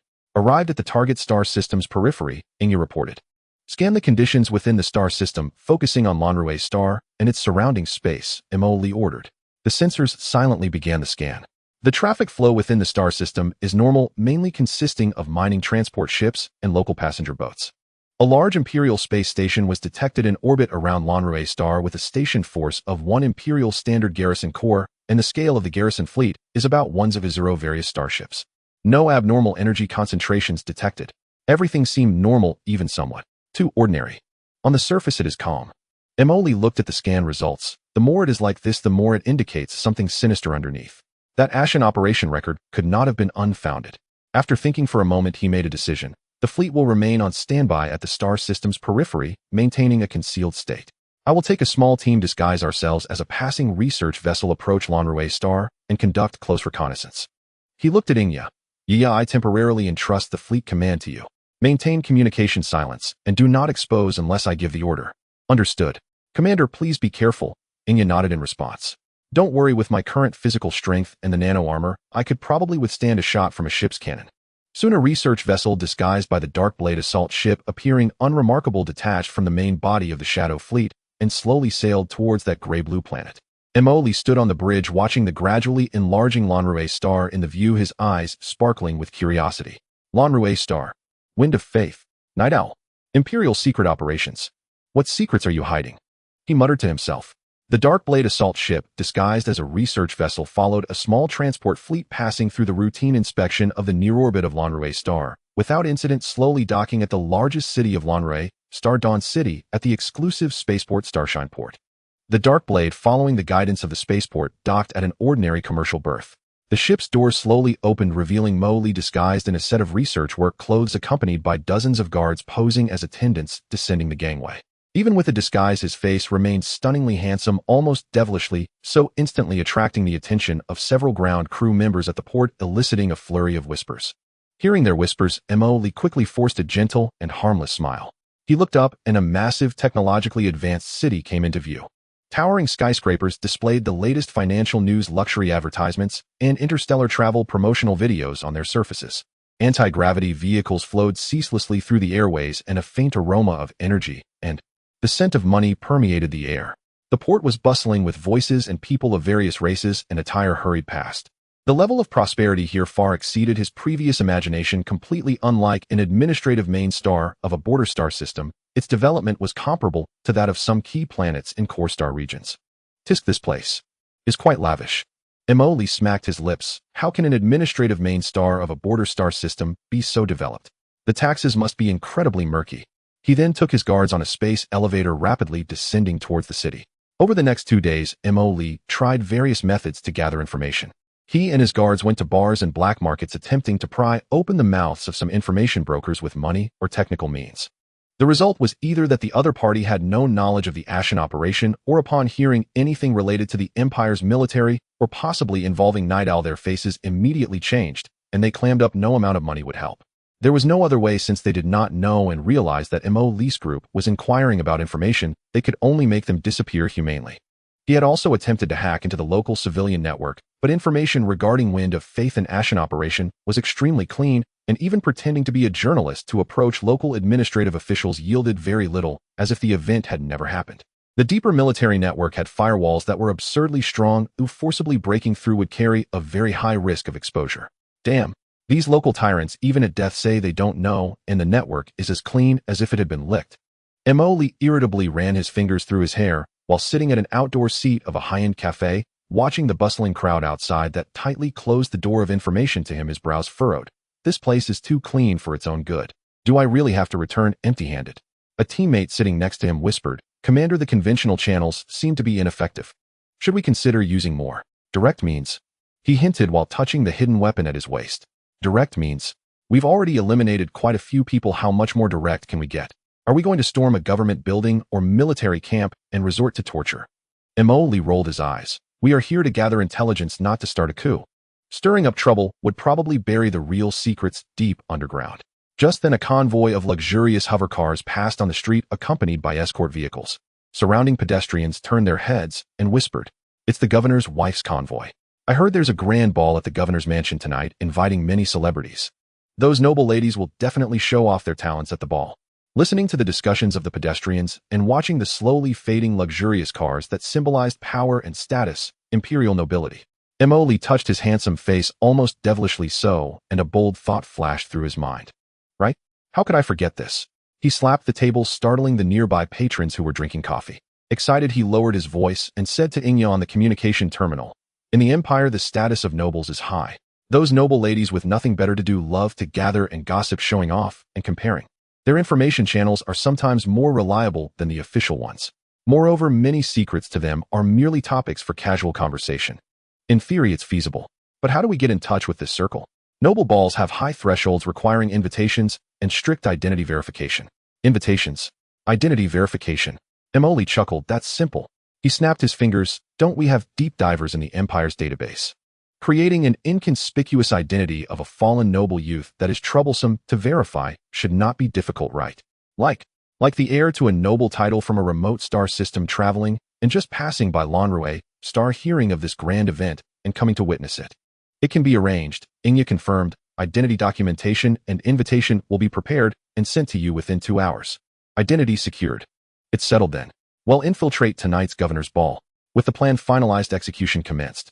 Mo had Xihe quickly forge an almost perfect identity through the deep diver network as a descendant of a once noble but now fallen Viscount family from a remote star system, Morris von Ald, who came to Lanrue star to investigate opportunities. The system generated an ancient family crest, identity documents, and even some heirloom trinkets, all in place. The identity issue is resolved. I need to change my attire as well. Having decided to blend into high society to gather intelligence, he followed the navigation to the so-called paradise of luxury, the Stellar Shopping Center, in the first large city of Lanrue Star. He stepped into a top-tier luxury menswear boutique lavishly decorated, where even the air was infused with an expensive fragrance. The spacious interior displayed several exquisitely crafted formalwear samples, each exuding an atmosphere of opulence and nobility on its own pedestal. Classical music played softly in the background. At this moment, Mo's ordinary outfit worn for disguise felt starkly out of place amidst the luxurious surroundings. A male sales associate impeccably dressed in a fitted black suit approached him with meticulously combed hair and a standardized smile. His gaze quickly scanned Mo, lingering momentarily on his rather ordinary clothes and brandless shoes, a hint of coldness and scrutiny mixing subtly with his professional smile, yet the smile remained. "Good afternoon, sir. How may I assist you today?" His tone was polite, but lacking in warmth. Mo, however, paid little mind as his attention was already captivated by the gowns that exuded extraordinary quality. "No need to look around myself." He glanced around and was instantly drawn to a deep blue velvet gown with intricate dark patterns in the display window, his steps moving involuntarily toward it as his hand reached out to touch the fabric. "Sir, please be careful. This is made from starweave fabric, which is quite delicate." Mo turned to the male sales associate, who spoke. "Oh, I know." Mo nodded, pointing at the gown. "This one, please try it in my size." The sales associate appraised Mo's attire once more, his smile fading slightly, his tone now tinged with a hint of dismissal. "Sir, are you sure you want to try it on? These pieces are limited editions from our store, handcrafted by masters, and the price might not be very affordable." He emphasized the word price. "Oh," Mo laughed, feeling looked down upon. "How much? Just give me a number." The sales associate then quoted a sum sufficient to purchase a small commercial spaceship on an ordinary planet, watching Mo with a smug expression as if waiting for him to back down. Mo raised an eyebrow, about to respond, when a bald, middle-aged man dressed like a wealthy businessman selecting a tie interrupted him loudly while holding onto a heavily made-up woman. "Hey, how did you open this store? Are you letting anyone in?" With the interruption, the sales associate noted Mo's silence, and his disdain grew. He almost concluded that this young man was just browsing aimlessly. Maintaining his professional smile, but with a tone now laden with a hint of condescension, he said, "Sir, we primarily serve esteemed member clients, offering comprehensive customization and image consulting services. If you merely need some A ready tower items for every day, where perhaps a more mainstream brand in the neighboring district would suit you better. The implication was clear: you can't afford it, don't waste my time here. After saying this, he looked at Mo. However, Mo's reaction was completely unexpected. The young man, instead of retreating, seemed to find something amusing, a peculiar smile tugging at the corners of his mouth. He leisurely raised his wrist, activating his personal communication terminal, and directly dialed a number, even putting it on speaker. Hello. Yaya. Mo's tone was as casual as if he was discussing dinner plans. The cool voice of Xianxia came through the communicator received. Please give instructions. Nothing serious, just being looked down upon. Isn't that interesting? Mo chuckled a couple of times into the communicator. I found 2 pieces of clothing, and they think we don't have money. Please transfer some pocket money into my public interstellar account. Not too much, just 100 million ferals to play with for now. His tone was casual, as if he were saying send me $10 for a bottle of water. Receive the funds will be transferred in 1 minute. Please check your account. The nearby bald man scoffed and said to the woman beside him, in this day and age you can see all sorts of people, and he mentions 100 million. I might as well claim in the planet's governor. Everyone, including the sales associate, laughed, thinking they were hearing some interstellar joke. But the next moment, beep, beep, beep, beep. The personal terminal on Mo's wrist suddenly emitted a clear and loud alert sound. A soft electronic female voice announced, Interstellar Union Bank notification, your account ending in O on year 4864 of the star calendar at X month X day X hour X minute received a transfer from anonymous account amount 100 million ferals. Current account balance 1. The following zeros were even omitted by the system due to their length. The alert echoed sharply in the luxury store, piercing the silence. The entire store fell into a deathly silence in an instant. The professional smile on the male sales associate's face froze completely, his eyes bulging, mouth slightly agape, as he looked at Mo's terminal, then at Mo's handsome face adorned with a playful smile, as if he had been struck by a paralysis spell. The blood drained from his face at a visible speed, only to be replaced by a flush of extreme embarrassment and shock. The bald man beside him also stood frozen, trembling uncontrollably while holding the arm of the woman. As a businessman, he understood that someone who could easily move 100 million ferals was not someone he could afford to offend.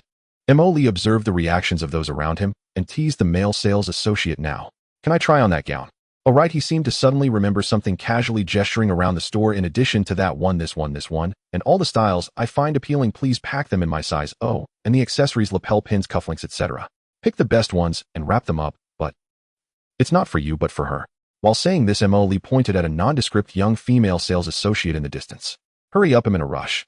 The female sales associate, startled, did not expect to be showered with such immense fortune, instantly bending at a 90-degree angle, her voice trembling with excitement. Sir, please come this way. We have the finest changing rooms.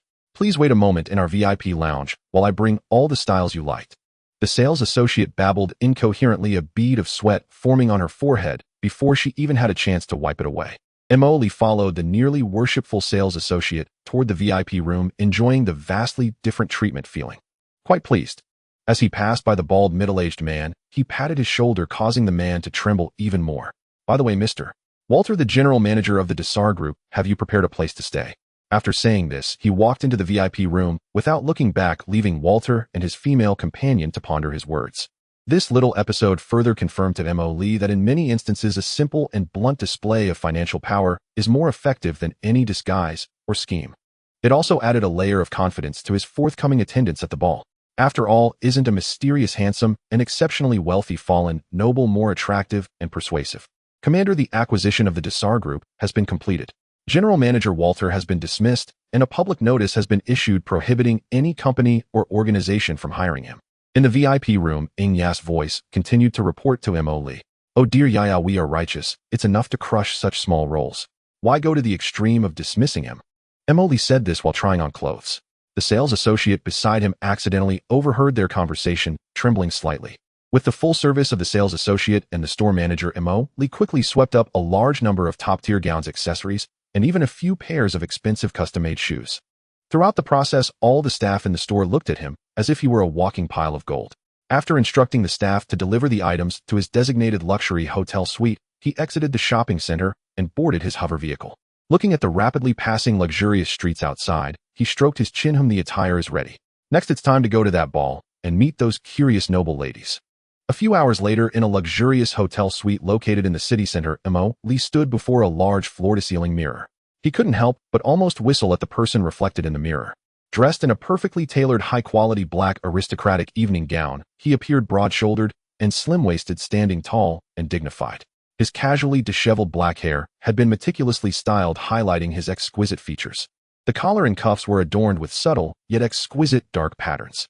The system's genetic optimization not only enhanced his physical attributes, but also sculpted his already striking appearance to near perfection. His skin was fair, his features delicate, and his dark eyes sparkled with a lively and cunning glint under the light. At this moment, after a bit of grooming, his lively aura was slightly subdued by the aristocratic attire, revealing a mysterious and charming nobleman's demeanor. He seemed to have undergone a transformation, instantly turning from a lively engineering man into an elegant young nobleman with a hint of melancholy. Tisk, with looks like this, not becoming a star would be such a waste, Imoli commented as he adjusted his hairstyle in the mirror. The shadow projection beside him quietly reminded, "Commander, please exercise restraint. You are now a down-and-out, yet noble distant aristocrat invited to attend a ball." I know, a down-and-out aristocrat. I must maintain the character." Imoli waved his hand, took a deep breath, and attempted to adjust his expression, suppressing his usual liveliness to portray an air of detachment, a hint of melancholy, and an undercurrent of nobility. It seems like I'm still missing something."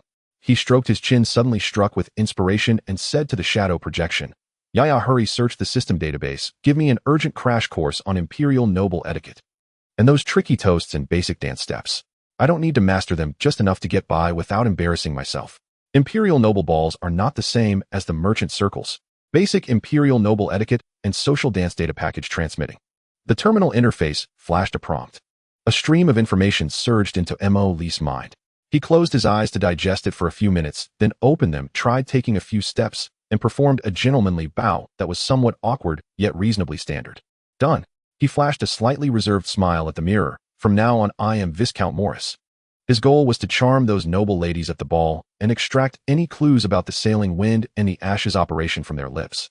He adjusted his bow tie, gazing at his reflection, which looked entirely different from his usual self, and couldn't help but mutter, "Sigh to gather some intel. I have to sacrifice my looks. I'm just too dedicated. I hope those noble ladies don't get too enthusiastic. My little frame can't handle it." The night fell, and the lights began to shine. The residence of Governor Blue Ruation was less of a building and more of a floating palace above the city, constructed of crystal and alloy. Countless floating platforms surrounded the main structure like petals, with colorful shuttles and anti-gravity cars taking off and landing in an orderly manner under the guidance of attendants. The air was infused with an expensive fragrance and faint classical music. Imoli, now known as Viscount Morris von Ald, stepped out of his vintage hover car. "Steady, Imoli, you are a noble viscount now, not that arms dealer thinking of raiding someone's lair." He encouraged himself, inwardly adjusting his expensive velvet outfit, recalling the etiquette poses he had learned earlier, and donning a practiced noble smile that carried a hint of detachment and melancholy as he walked towards the entrance of the governor's residence. Presenting the electronic invitation prepared by Yaya, the imperial soldier guarding the entrance simply scanned it and respectfully allowed him to pass. Clearly his face and attire had successfully passed the visual security check. The moment he stepped into the ballroom, even with Imoli's discerning eyes, he couldn't help but exclaim internally, "Wow." The hall was extremely spacious, with a holographic starry sky slowly revolving overhead. The floor was as smooth as a mirror, reflecting the massive crystal chandelier and the elegantly dressed crowd. A high-end band played melodious imperial court music, and impeccably dressed attendants silently weaved through the crowd, carrying trays filled with fine wines and exquisite pastries. The elegantly dressed imperial nobles, officials, wealthy merchants, and their families gathered in small groups, quietly conversing, the air filled with polite laughter and the delicate clinking of glasses. Imoli's appearance was like a stone thrown into a calm lake.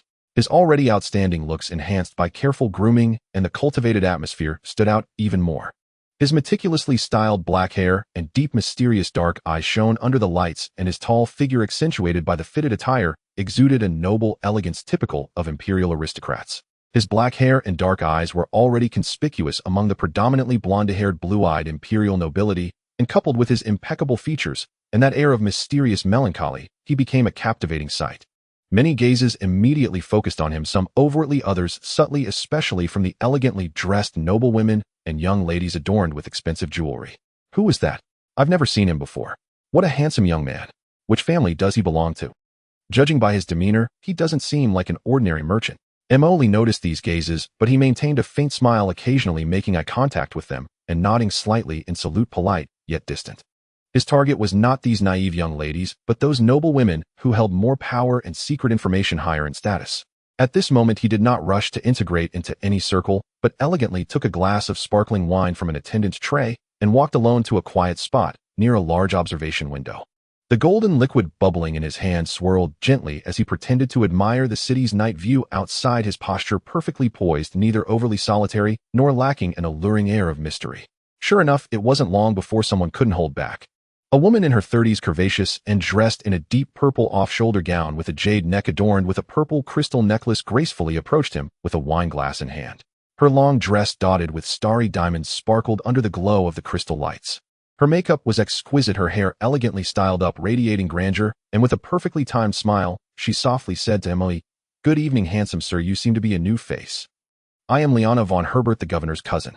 Her voice carried a unique, slightly drawn-out tone characteristic of the imperial upper class as she spoke, and let her gaze wander over Emily's face and attire. Emily immediately followed imperial etiquette, slightly bowing, and performed a standard imperial gentleman's gesture. "Good evening, esteemed Lady Herbert. I am Morris von Ald. It's an honor to meet you." He deliberately lowered his voice a bit, adding a touch of magnetic depth. "Ald." Lady Liana frowned slightly, as if searching her memory. "That surname seems a bit familiar, but I can't recall where I heard it. A rather insignificant little family from a distant border star system. It's normal that you haven't heard of it, my lady." Emily wore a slightly melancholic smile. "My family is now down to just me. I came to Revelation just to see the outside world." His portrayal of a down-and-out noble wandering alone, combined with his face and melancholy aura, instantly struck a chord with Lady Liana, filling her with sympathy and curiosity. "Oh, my dear child." Lady Liana's tone immediately took on a tinge of pity. "Wandering alone must be quite tough, right? Welcome to Revelation. It's a lovely place. If you need any assistance, do not hesitate to seek me out." "You are too kind, my lady." Emily bowed once more, his tone filled with gratitude. Lady Liana engaged in light conversation with him, inquiring about his travel experiences. Emily half-truthfully fabricated some curious tales from the border star regions, causing Lady Liana to stifle her laughter behind her hand, her eyes sparkling with increasing interest. Eventually, she was reluctantly called away by another acquaintance, but not before she specifically told Emily, "Wait a moment, I will be back shortly, Mr. Morris." Not long after she left, other noble women quickly gravitated towards him.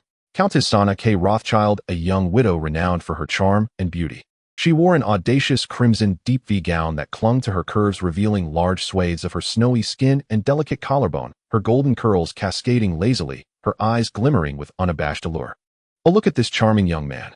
Lady Sana's voice was sweet enough to drizzle honey as she nearly leaned against Emily, the strong scent of her perfume wafting over. "Are you the Viscount Morris? I saw earlier that even the governor's cousin has taken a liking to you." Emily suppressed the urge to sneeze, maintaining his composure as he took half a step back, creating a bit of distance. "Good evening, Countess Rothschild." "You flatter me," she said playfully, lightly tapping his arm with her fan, her gesture affectionate. "Just call me Sana. Did you know? You bear a striking resemblance to my favorite ancient sculpture." She began to lavish praise on Emily's looks, her gaze sizzling with heat. Emily could only wear an awkward yet polite smile, occasionally echoing her compliments, while spending most of the time dodging her attempts to link her arm with his. This countess was clearly a challenging character, but conversely, if he could handle her, he might gain some unexpected, more private information. As he managed the conversation, he quickly assessed in his mind, "If you have the chance, come visit my mansion, and I'll introduce you to some wonderful friends for a good chat." Another was Miss Emily Fanning, the daughter of the finance officer, young and lively, dressed in a fluffy pale yellow gown, resembling a joyful little bird. She was also drawn to Emily's looks, buzzing around him with questions, her eyes brimming with unabashed admiration. Emily had to maintain the persona of a melancholic noble, responding with simple yet polite words while thinking, "Girl, you're too enthusiastic. I can't quite keep up."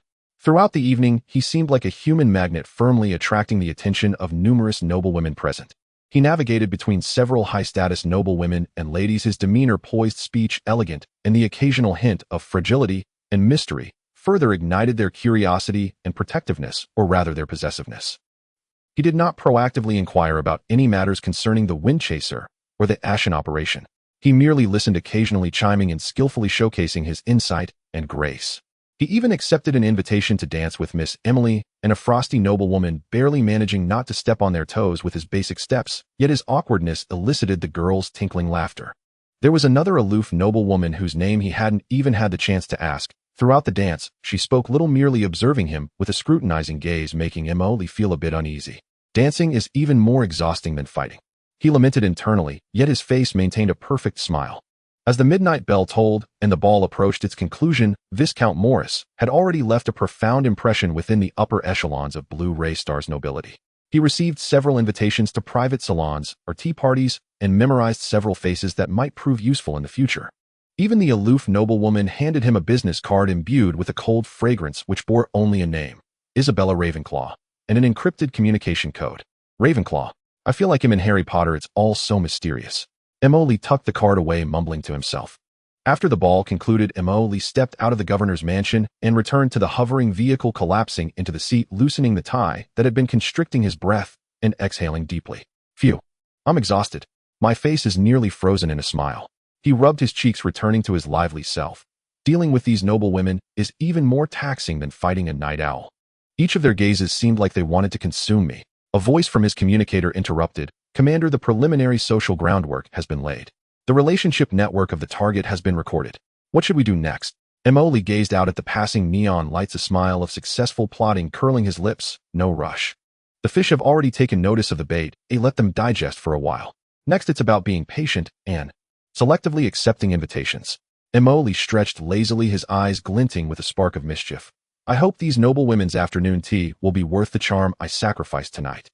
Also pay special attention to that Isabella Ravenclaw. She seems to know more than those ladies who only gossip. The guard responsible for escorting him activated the vehicle, silently merging into the flow of traffic in the night sky. A few days later, the effects of the governor's ball exceeded Emoli's expectations. Since he made his appearance as the mysterious, handsome, and melancholic Viscount Morris von Ald, that night, he had been flooded with invitation letters almost daily at the top-level suite of his temporary luxury hotel. Private invitations piled high on the coffee table in the living room. Various private luncheons, garden tea parties, charity galas, art salons, interstellar opera premieres. The list was extensive, covering nearly all social activities among the upper class of Blue Ray Star. Goodness, did I poke a hornet's nest of noble women? Emily, clad in a bathrobe and chewing on a nutrition bar, perused the beautifully crafted invitations, some even imbued with fragrance, in astonishment. Then he spotted the electronic invitation from Lady Liana von Herbert, the governor's cousin, inviting him to a small, yet more prestigious private dinner at her estate. According to Lady Liana's invitation, this was to introduce him to a few truly interesting friends. Oh, a big fish has taken the bait. Emily held up the exquisite invitation, which carried a faint scent, shaking it before the projection of Shadow Crow. The Herbert family, related to the governor's cousin, wields considerable influence in the empire's business and political spheres, especially on the planet where the family resides, where their information control capabilities are naturally formidable. That evening, Emily donned a more understated yet impeccably tailored silver gray suit, lacking the flamboyance of the ball, but adding a touch of composure. Riding in the luxurious private hovercar sent by Lady Liana, he arrived at the Herbert family estate, located on the city's outskirts, covering a vast area. Unlike the open extravagance of the governor's mansion, the Herbert estate showcased a more reserved and cultured elegance. The ancient stone architecture, meticulously groomed gardens, and omnipresent, well-trained servants all spoke volumes of the owner's exceptional status and wealth.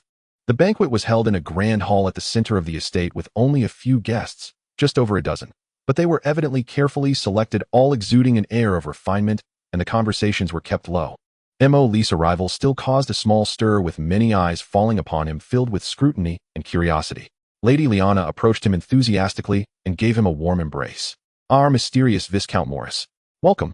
Your charm has swept through half of Blue Ray Star's upper circles since the last time we met. You flatter me, madam. It is my honor to receive your invitation. Emily maintained an appropriate smile. You flatter me, my lady. It is an honor to receive your invitation. Emily maintained a proper smile as he spoke. He was then introduced by Lady Liana to several distinguished guests present, including the female president of the Imperial Bank's planetary branch, the governor's wife of a resource planet, and several renowned female scholars from the academic community. Emily handled the situation cautiously, speaking little and listening more, maintaining his guise as a mysterious noble. Just as he was discussing ancient interstellar migration history with a female scholar, he caught sight of a figure out of the corner of his eye. It was the noblewoman from last night who had danced with him, exuding a cold elegance and speaking very little, Isabella Ravenclaw. Today she wore a simple dark green long dress, her golden hair cascading over her shoulders without excessive adornment. She sat alone on a sofa near the fireplace, holding a glass of wine, quietly watching the flickering flames, incongruous with the surrounding noisy social atmosphere. As if sensing Emily's gaze, she lifted her head, her deep blue eyes locking precisely onto his. A strange feeling stirred in Mo Li's heart. This woman is definitely not simple, Mo Li murmured inwardly while engaging in conversation.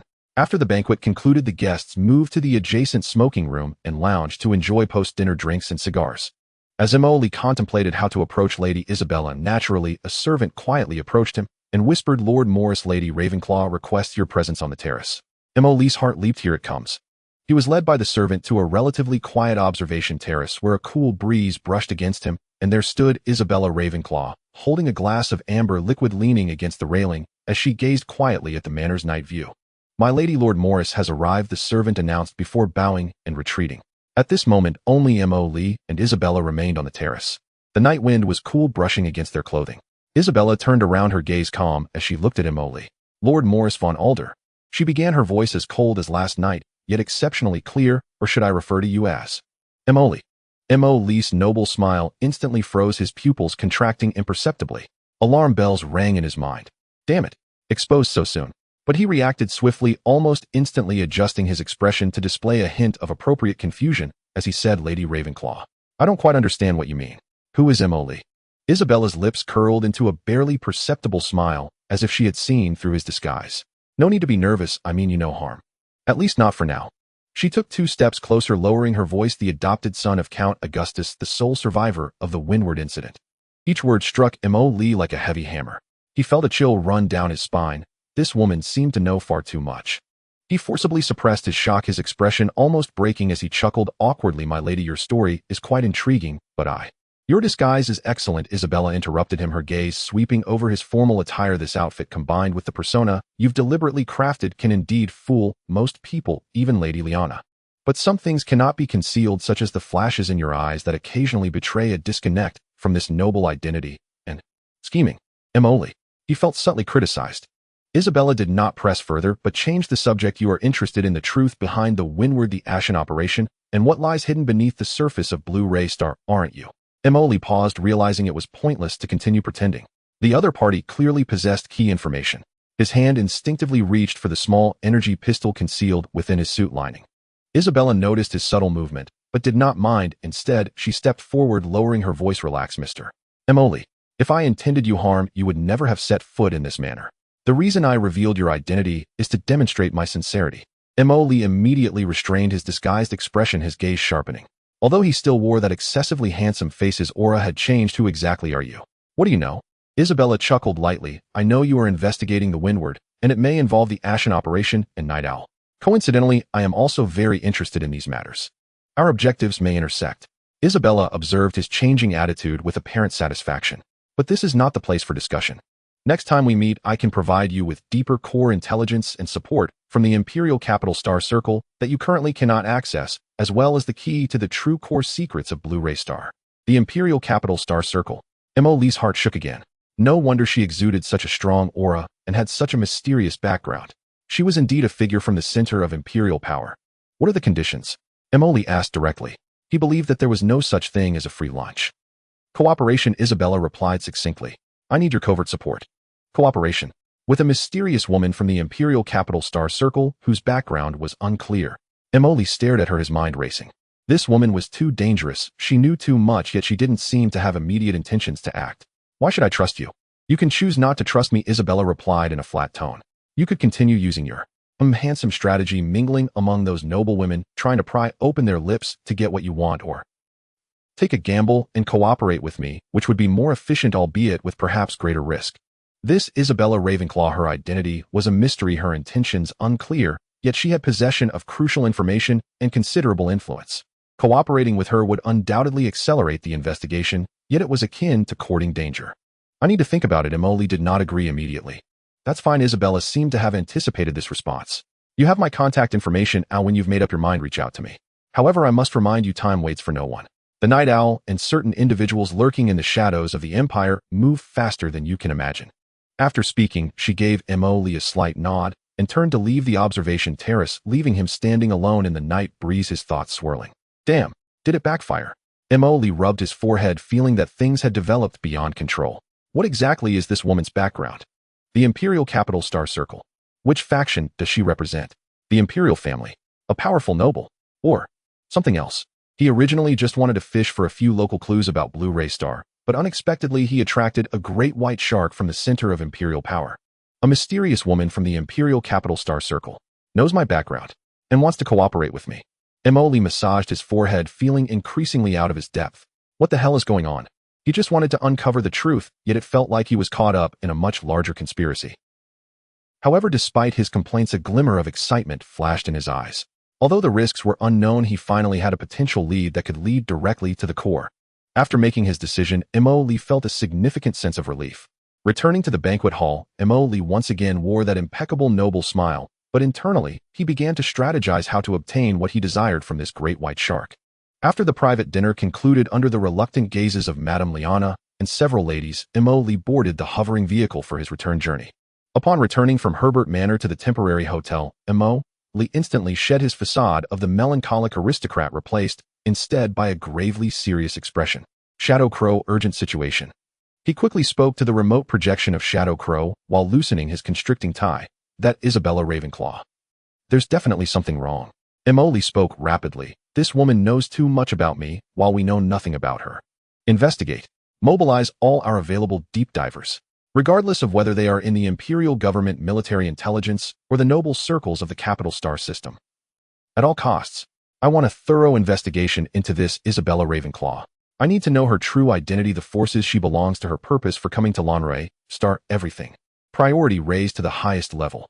Understood. Orders have been issued activating all deep divers within the Imperial Capital Star System, Internal Affairs Intelligence Department's Noble Genealogy Management Office, and related intelligence nodes. Shadow Crow's operational efficiency was extraordinarily high. The massive intelligence network of deep divers that had been established quickly sprang into action due to a single command. Countless deep divers hidden at various levels of the Empire began a comprehensive and multifaceted covert investigation based on the name Isabella Ravenclaw and the limited description. Emily paced anxiously in the hotel, waiting for feedback.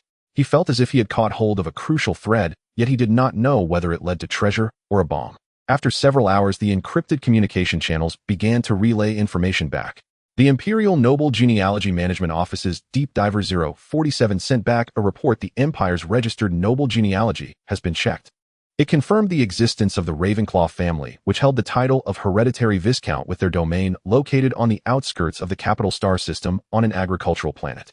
The family had few members, and there was indeed one daughter in the current generation named Isabella Ravenclaw, whose age and appearance partially matched the target. However, the family's reputation was not prominent, their assets average belonging to the lower nobility with no special records. Emily frowned as he looked at this information. The daughter of a marginal viscount. This identity. Is it a joke?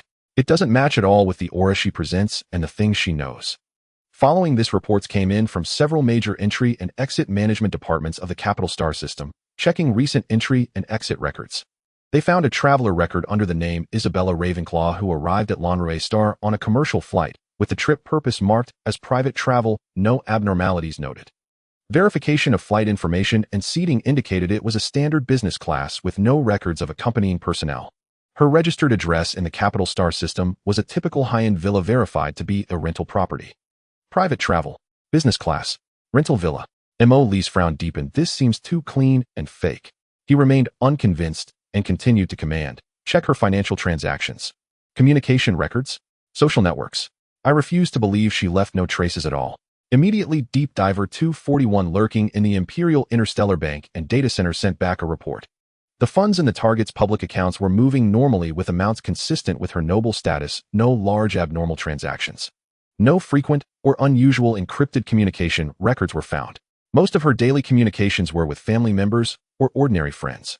Her public social network account had a low update frequency with content mostly sharing scenery and art, no political or sensitive topics.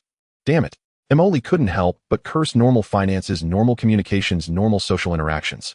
She is practically a model citizen. How did she know those confidential pieces of information? By dreaming. Even the military's deep divers could find no information due to insufficient clearance.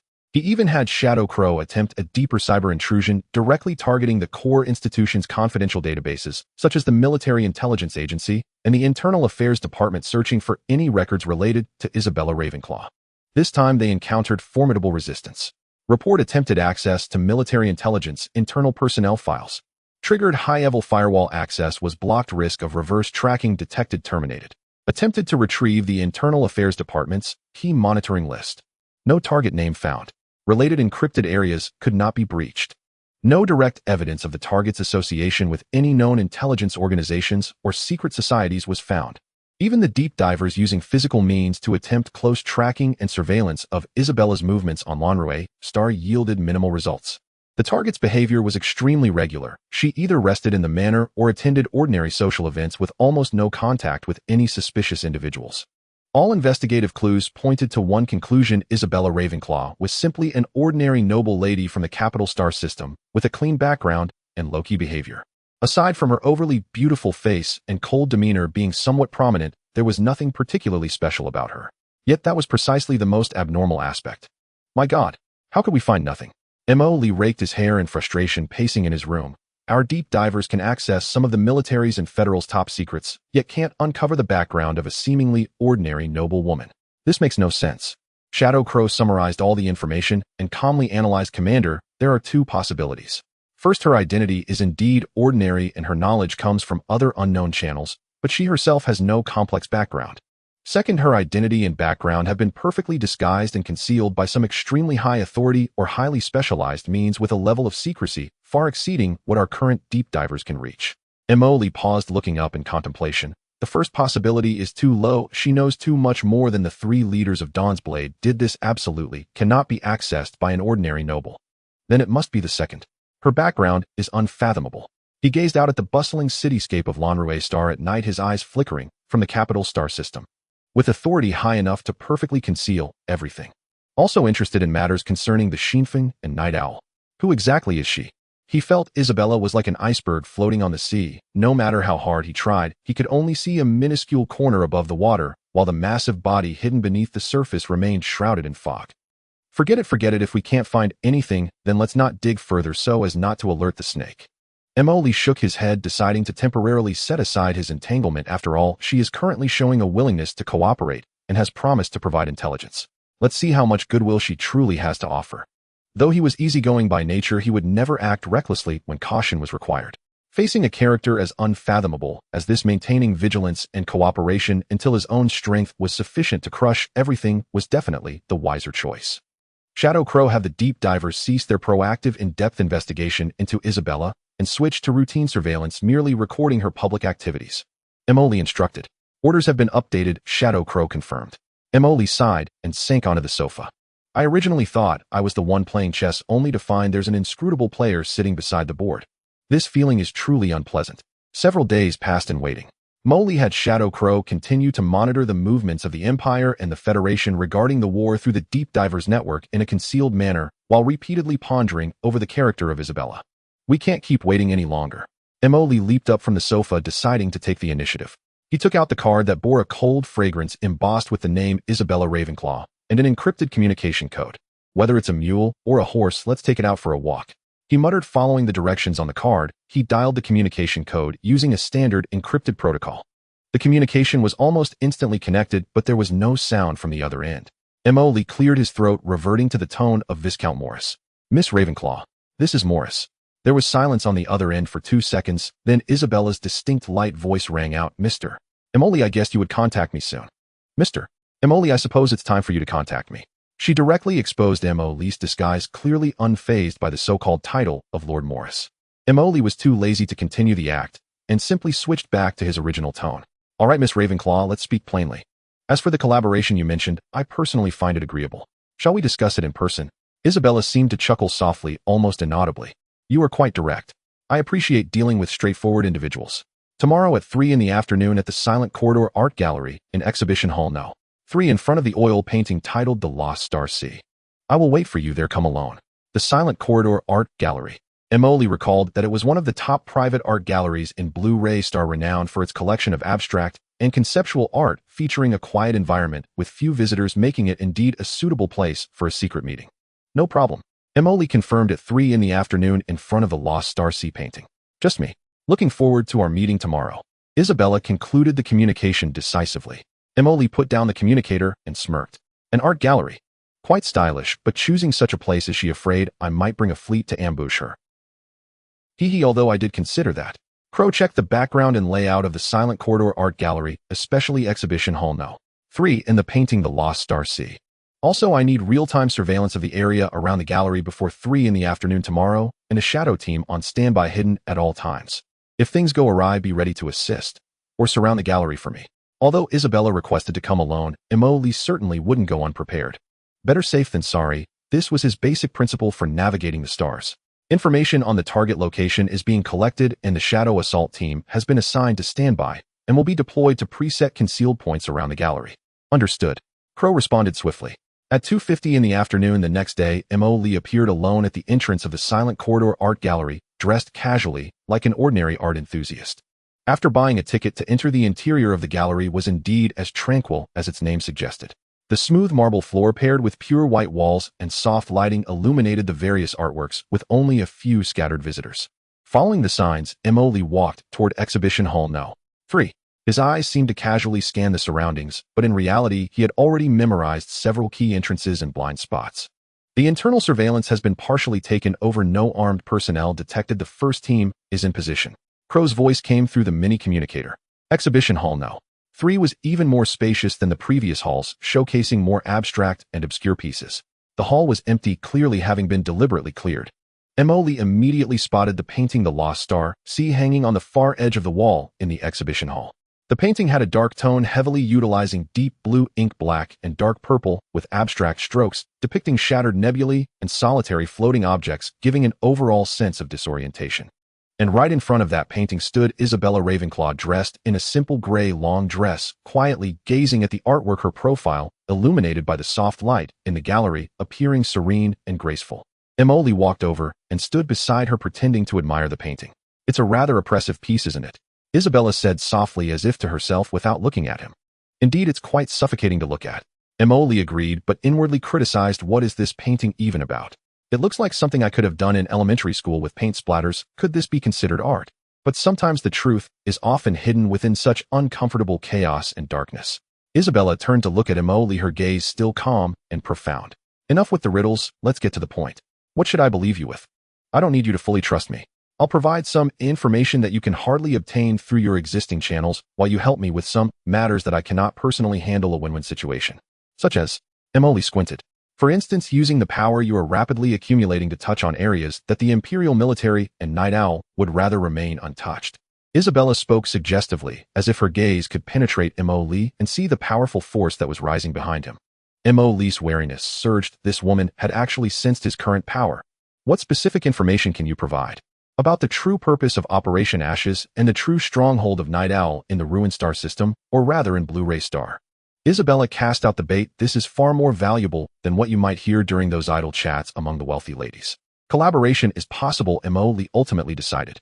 "But the rules must be clear. Information shared, actions led by me. You cannot interfere, otherwise the collaboration fails.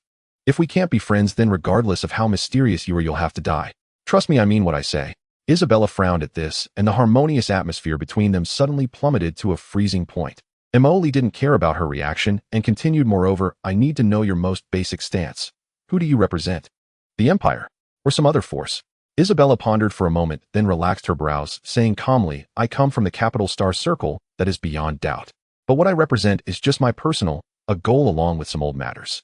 You can understand me as a seeker of truth, a lone wolf. Are you satisfied with this answer?" Clearly she did not intend to fully disclose her background.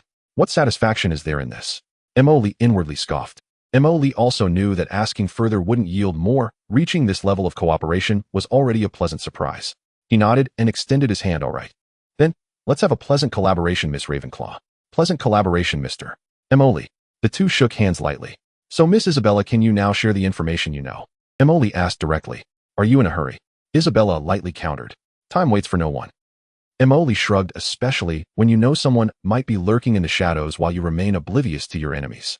Isabella gently nodded and took out a thin data storage chip from a compact handbag she carried, placing it on the gallery railing and sliding it toward Lee. "This is the first part," she said. "Supplementary information about Operation Ashes, as well as the coordinates of an abandoned contact point for Night Owl on Blue-Ray Star. Though abandoned, perhaps some clues they couldn't fully destroy can be found within." Lee picked up the chip, weighing it in his hand, and looked sharply at Isabella. "Is this all? This seems insufficient to prove your sincerity and value." He was probing, trying to extract more information. Isabella's expression remained unchanged, as if she had anticipated his response. The value of information does not lie in its quantity, but in its significance. This abandoned contact point was one of the core nodes of Night Owl's activities on Blue-ray Star during and after Operation Ashes. They evacuated in haste. This is what I confirmed through special channels. As for the supplementary information regarding Operation Ashes, it mentions a team codenamed Darkblade, which did not retreat with the main force, but remained to execute some infiltration tasks. The mention of the Dark Tooth Squad. Infiltration. Mobilizing gaze sharpened. This was indeed information he had been completely unaware of before. Isabella looked up at the oil painting. Cooperation is mutual, Mr. Emoli. I provide the key, but you must push the door open yourself. Emoli observed her confident demeanor, feeling somewhat displeased, yet he had to admit that the information she offered was indeed compelling. An abandoned outpost that might hold clues, a lurking enemy squad. This was enough to set his next plan into motion. All right. Emoli stowed away the chip. I've accepted this deposit and will verify it later. If the information proves true, we can continue our collaboration. A wise choice. Isabella turned to Emoli. Let me remind you, the Dark Tooth Squad is very dangerous. They excel in camouflage and infiltration. The waters of Blue-ray Star run deeper than you perceive. Be cautious during your operation. Her warning sounded formulaic, yet Emoli detected a hint of sincerity beneath it. Thank you for the reminder. Emoli turned away. I will be careful. So when shall we meet again? In the same manner. Isabella pointed to his wrist terminal, indicating they would continue to communicate through encrypted messages. When you need more in-depth information, or encounter troubles you can't resolve. Troubles I can't resolve. I hope that day never comes. Emoli's lips twitched. He said no more and departed the art gallery. Once back on the hover vehicle, Emoli immediately handed the chip over to Xihe for analysis. It seems she didn't pull any tricks. Our people can withdraw. This woman speaks half-truths, really teasing one's appetite. Emoli leaned back in his seat, complaining. However, at least there's something substantial now. The Dark Tooth Squad. An abandoned contact point. It sounds like a side quest prompt from a game. He gazed out at the swiftly passing cityscape, his expression turning serious. Regardless, we must follow the clues now that they have emerged. Xihe analyzed the chip's contents swiftly and confirmed the authenticity of the information. Meanwhile, mobilized the nearby deep divers to start monitoring the area around that abandoned contact point. We need to prepare for action. Receive the order has been issued. Upon receiving the data chip provided by Isabella, Emoli immediately returned to a safe house he had been searching for. Xihe had already fully decrypted and analyzed the chip's contents. Commander, the information within the chip has been confirmed. The coordinates point to an abandoned industrial area in the southern hemisphere of Blue-ray Star, specifically in Foothold City. The chip data indicates that there is a complex underground structure in that area consistent with the characteristics of a secret base. According to our clandestine probes, the energy readings are extremely low, but weak life signs have been detected, though the exact number cannot be determined. Xihe reported the analysis results. Weak life signs. Are they members of the Night Owl faction who haven't fully withdrawn? Or that Dark Tooth Squad? Or just some vagrants or mutated rats? He contemplated for a few seconds before making a decision. Regardless of what it is, we need to check it out. Have the Shadow Fleet remain hidden and on standby, ready for extraction at any moment. Additionally, dispatch an elite ground assault squad along with a Yazi mech squad for fire support. Gray is here, so let him lead the team to execute this reconnaissance mission. Receive the command has been issued. The action team will arrive at the outer perimeter of the target area within an hour. Xihe's projection responded promptly. An hour later, in the southern hemisphere of Blue-ray Star, the abandoned industrial area of Foothold City. This place used to be the manufacturing center of the planet in its early days, but it has long since fallen into decline. Rusty factories were scattered throughout the city, with broken pipes twisting and winding. The ground was littered with various industrial waste, and the area was deserted. The night wind whistled through the window frames, producing eerie sounds. 2 assault transport ships equipped with cloaking devices silently landed 3 kilometers away from the target coordinates, near an abandoned factory. As the hatch slid open, a team of 12 Marine soldiers clad in black power armor armed with pulse rifles quickly rushed out and spread out in a defensive formation. Their armor barely reflected light in the dim surroundings, moving in a coordinated and rapid manner. Following closely behind were 4 Yazi mechs striding heavily out of the transport ship. Gray piloted the Yazi 069, prominently leading the group. The mech's surface had been painted with dark hues to adapt to the environment, and its towering form was barely visible in the shadows of the ruins. Communication check. Gray's voice echoed through the encrypted channel of the team. Ground Assault Team 1, communication is clear. Yazi Squad, the channel is unobstructed. Proceed as planned. Ground Assault Team 1, scout ahead and establish a safe path. Yazi Squad, maintain distance, providing fire support and breaching capabilities. Be sure to stay concealed. Gray issued the order. Understood. Received. The Marines swiftly melted into the shadows of the abandoned factory. They moved with agility, executing tactical maneuvers to use broken walls and abandoned equipment as cover while advancing alternately. The multifunctional goggles on their armored helmets switched to thermal imaging, motion detection, and environmental scanning modes. Gray controlled the Yazi 069, leading the other three mechs at a relatively slow pace, trailing about 500 meters behind the Marines. The heavy footsteps of the mech were intentionally softened, but still left a dull echo in the silent ruins. Inside the safe house, Mo Lee and Inya monitored the entire operation through the live feeds from the Marines and mechs. Tisk, this place is really dilapidated. They wouldn't even need a set for a horror movie here. As Mo Lee watched the screen filled with rust and graffiti, he complained, I hope no mutated monsters suddenly jump out, though we wouldn't be scared of them anyway. Inya focused on the data analysis. The environmental scan is normal. No large-scale energy reactions or traps have been detected.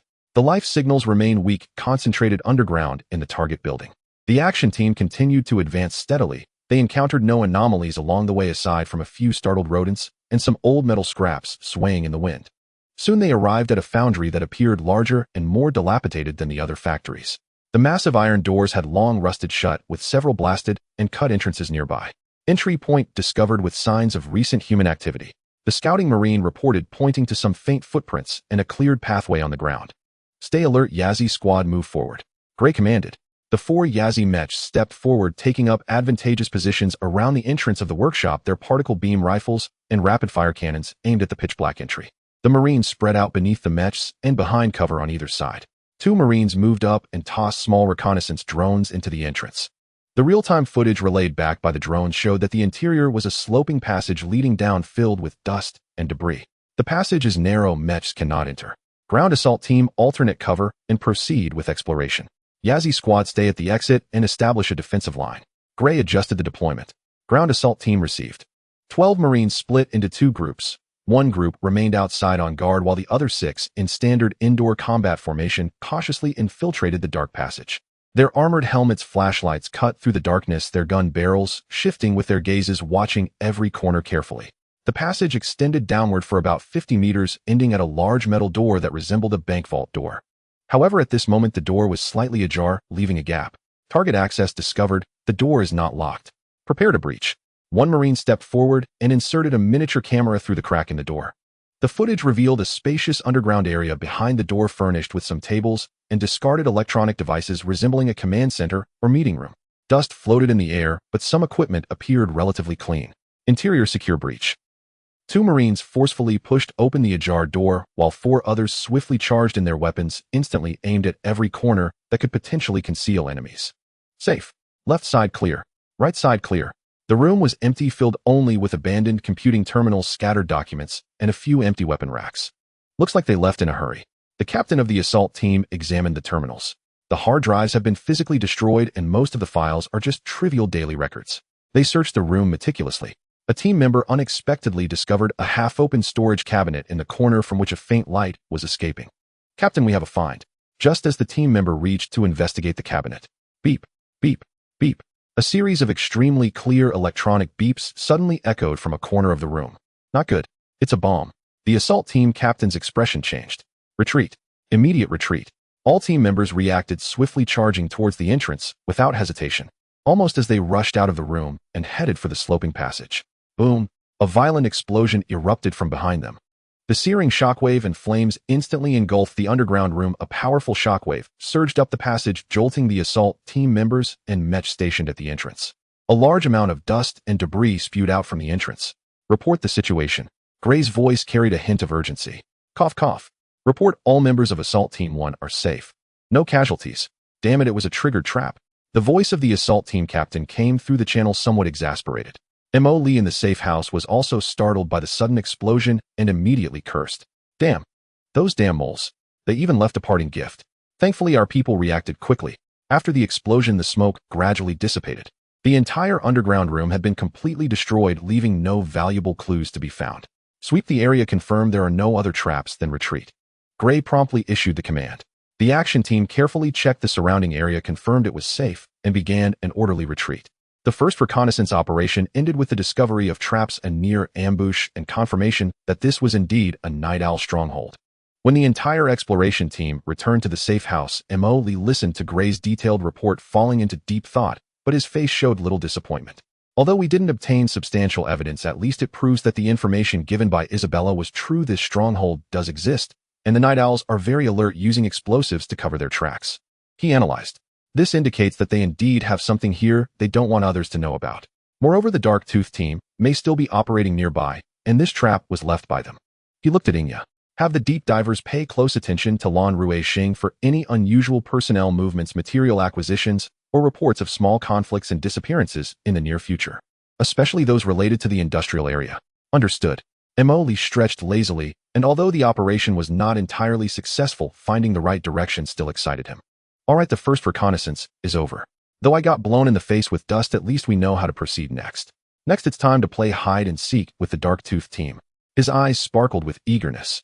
After being sent off by the bomb in the first reconnaissance, Mo Li did not feel disheartened, but instead became more spirited. Not bad, those damn moles. They even know how to set traps. Quite sinister. However, I won't fall for the same trick twice. He rubbed his fists in the safe house, immediately starting to plan the second operation. The enemy left in a hurry, but left a backup, indicating there might still be things within the stronghold that weren't completely cleaned up. Or perhaps they predicted someone would come to investigate, deliberately leaving traps and possibly misleading information. Furthermore, the Dark Tooth team is likely still active nearby. This time, let's change our approach. Mo Li said to Inya. Last time we were too anxious. This time, let's conduct a peripheral sweep. Centering around the site of the explosion, expand the search radius to 5 kilometers. Focus on finding other possible entrances, ventilation ducts, escape routes, or any clues they might have left behind during their retreat. Search every nook and cranny that could hide a rat. Pay attention to your own safety. This time, we're just alarming the snake in the grass, and the enemy will definitely be on guard. The assault team expanded their reconnaissance range. The Mech provided heavy fire support and terrain demolition, and additional engineers and mini-robots were dispatched. Understood. The search grid has been replanned. More mini-reconnaissance robots and environmental scanning equipment will be deployed. Inya quickly formulated a new action plan. A few days later, once again in the dead of night, an enhanced reconnaissance team, led by Gray, silently infiltrated the abandoned industrial area. This time, in addition to 16 assault team members and 4 Yazi Mech's 8 engineers carrying precision scanning and bomb disposal equipment, were added, along with 50 mini-reconnaissance robots the size of a fist with 6 legs. All teams pay attention, deploy according to the planned grid. Group A is responsible for Area B, Group B is responsible for Area D, Group C is responsible for Area F, and Group D is on standby for support on the periphery. The Yazi team occupies the high ground, providing visibility and fire coverage. The engineering team follows Group A, deploying all mini-robots. Gray issued commands in the team's secure channel, his voice calm. Group A received. Group B in position. 50 mini-robots were the first to deploy, buzzing as they scattered, quickly vanishing into the darkness of factories' pipes and gaps in the rubble. The mini-sensors they carried began working, transmitting any detected heat signals, metallic components, energy residues, and other data back in real time.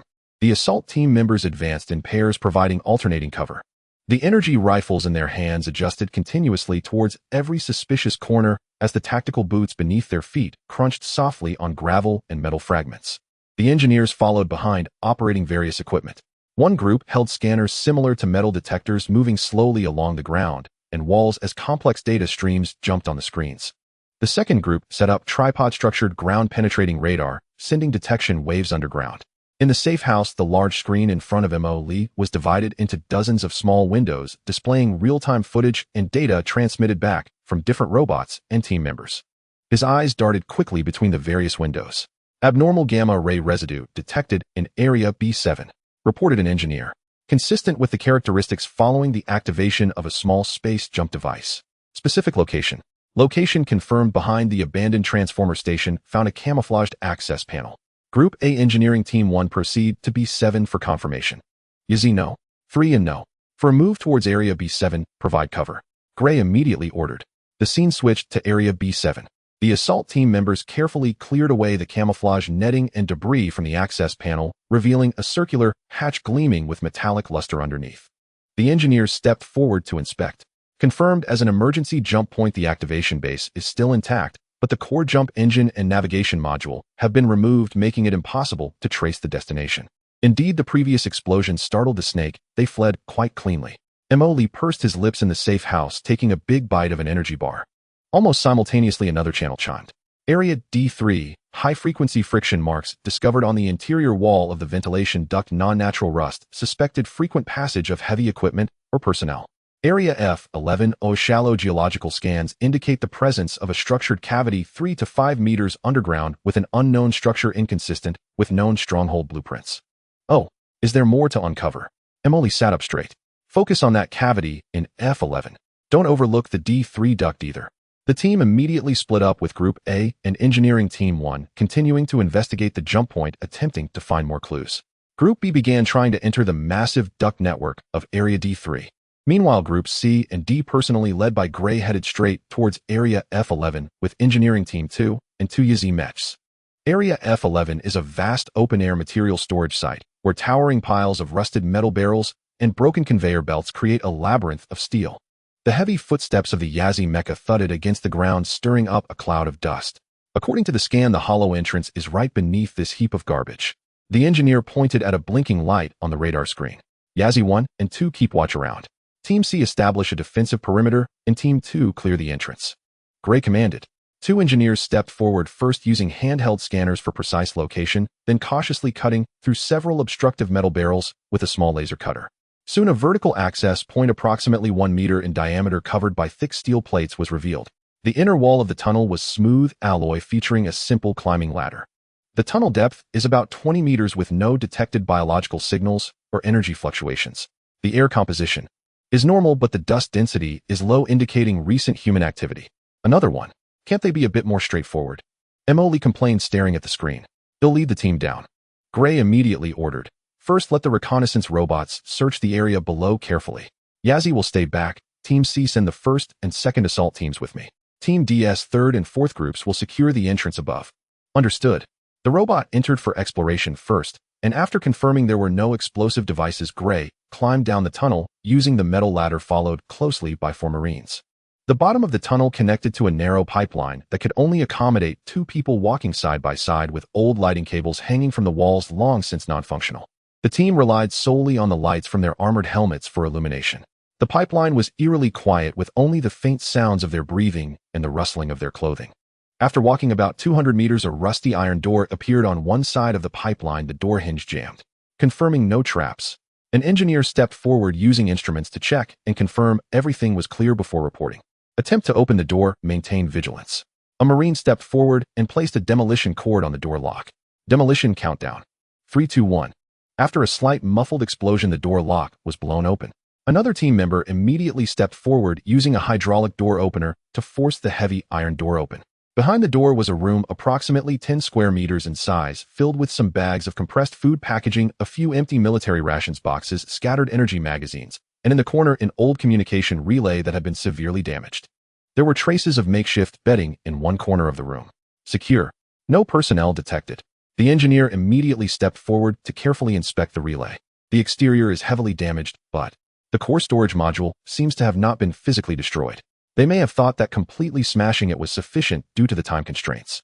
He took out a multifunctional tool and carefully pried open the shell of the relay's wreckage, revealing complex wiring and a palm-sized black storage module covered in burn marks. The module is damaged and needs to be taken back for data extraction with specialized equipment. Take it away, Gray decisively ordered. The team quickly packed up all potentially useful items in the room, especially the storage module, which was carefully placed into a shockproof shielding box. Meanwhile, Team B also made a discovery in the ventilation duct in Area D3. They found a small weapons cache wrapped in waterproof cloth at a concealed maintenance access point deep within the duct, containing 2 modified and untraceable pulse pistols along with several fully loaded magazines. Looks like emergency reserves, reported the leader of Team B.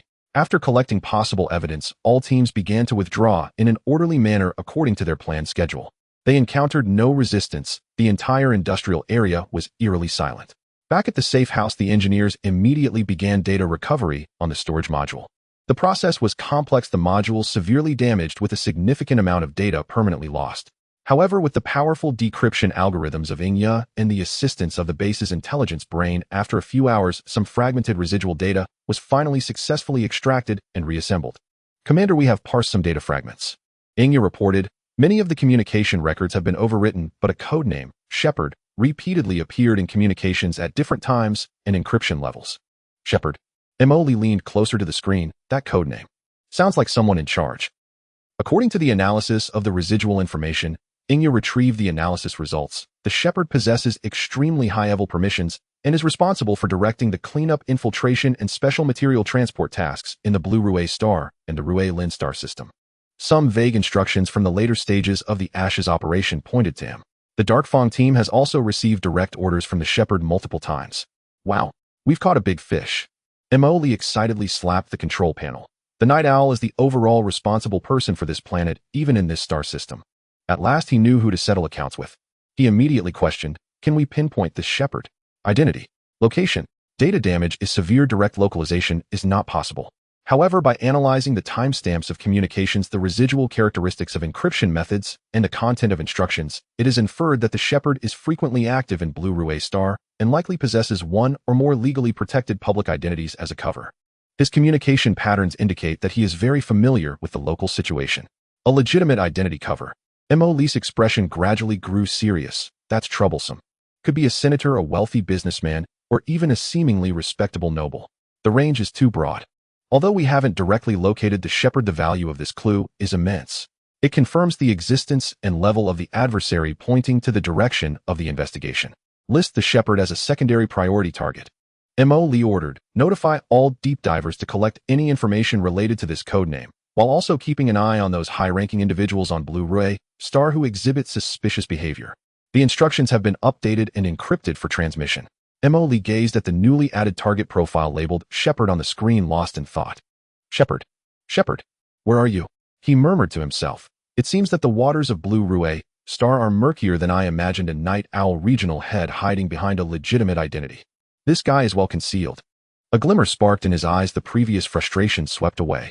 With a clear adversary identified, the subsequent struggle now had a clear direction. Notify Isabella, Mo said to Xihe. Just tell her we found a lead on the Shepherd. See if she can provide more information about this Shepherd. Cooperation requires some interaction. He believed that this mysterious collaborator would definitely not be ignorant of the existence of the Shepherd. Having obtained the crucial clue of the Shepherd, Mo felt it was time to meet that mysterious partner again. He once again contacted Isabella Ravenclaw through encrypted channels requesting a meeting. The location for this meeting was changed to a private booth in an extremely secluded floating rotating restaurant high above the city. Through the large floor-to-ceiling windows, one could overlook the dazzling nightscape of most of Blue Rue star. Isabella was still dressed in a simple and elegant manner, as if untouched by the mundane world. She calmly cut the food on her plate, listening to Mo mention the codename Shepherd. So we can now basically confirm that this Shepherd is the top figure of the Night Owl on Blue Rue star, and even in the Ruined Star system. As long as we capture him, many mysteries can be unraveled. Mo said, looking at Isabella, hoping to gain more specific information about the identity of the Shepherd from her. However, Isabella's reaction was rather indifferent. She set down her utensils and gently wiped the corner of her mouth with a napkin, raising her deep golden eyes to look at Mo, her tone carrying a condescending scrutiny, finding the codename of the Shepherd.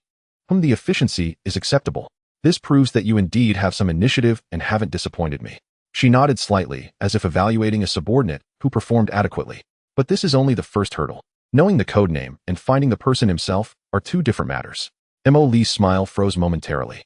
Isabella continued in her calm, yet piercing tone, the background of the Shepherd, his cover identity, his patterns of activity. These need you to investigate yourself. If you can't even manage this, then there's no need for our cooperation to continue. What I need is a truly capable partner who can stir the situation, not someone who requires me to hold their hand and teach them. Her attitude of everything is under control and you still need to work harder instantly ignited the anger within Mo. A novice.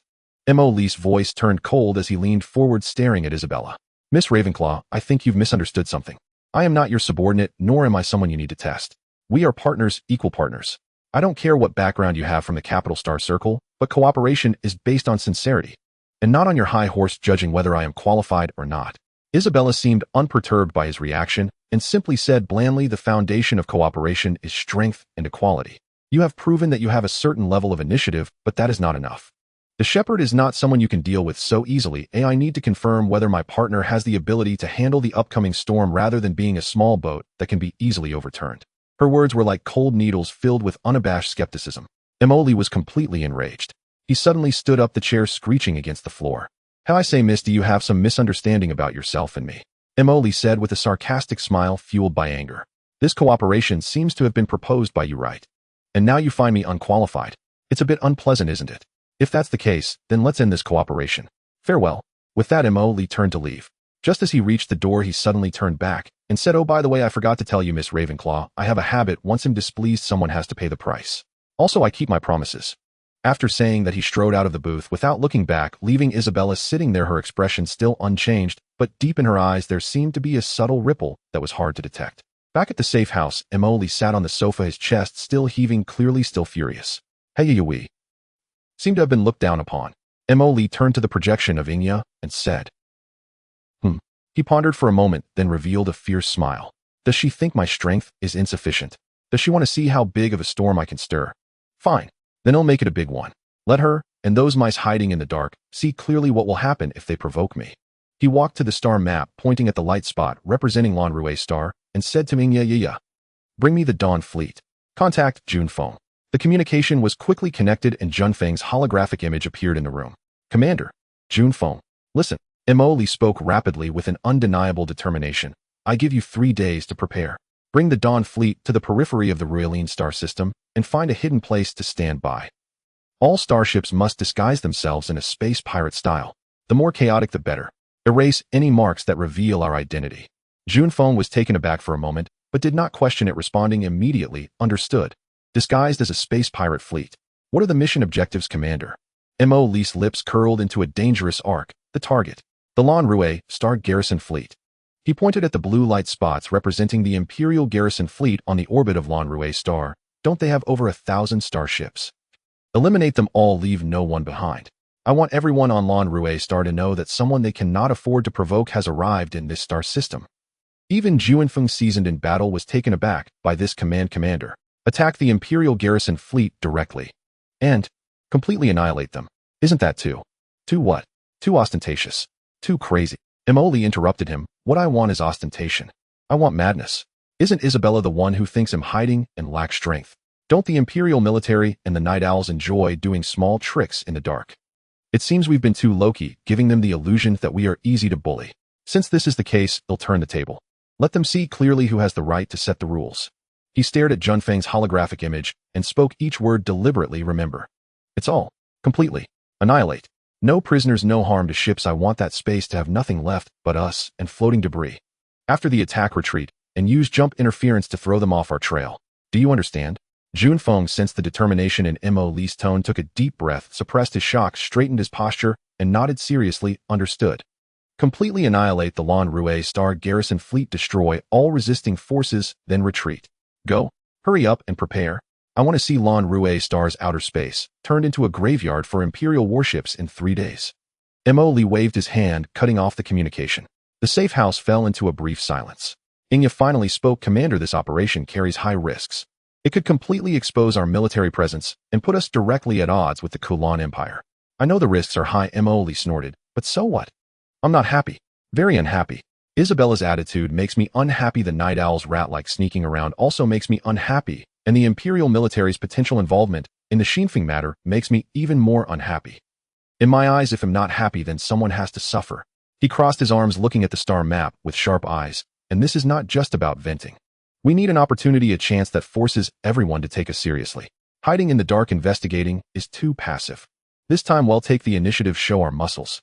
Let's see if after knocking out the Imperial Garrison Fleet, that Shepard can still sit steady. Let's see if Isabella dares to speak to me in that tone." He paused and added, "Of course, our front company must remain intact for future use, so this time we'll act under the guise of space pirates. After the job is done, we run, leaving them with nothing to investigate."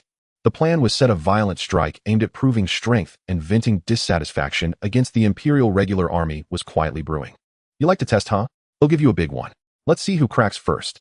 He muttered to himself, a smile mixed with anticipation and mischief appearing on his face.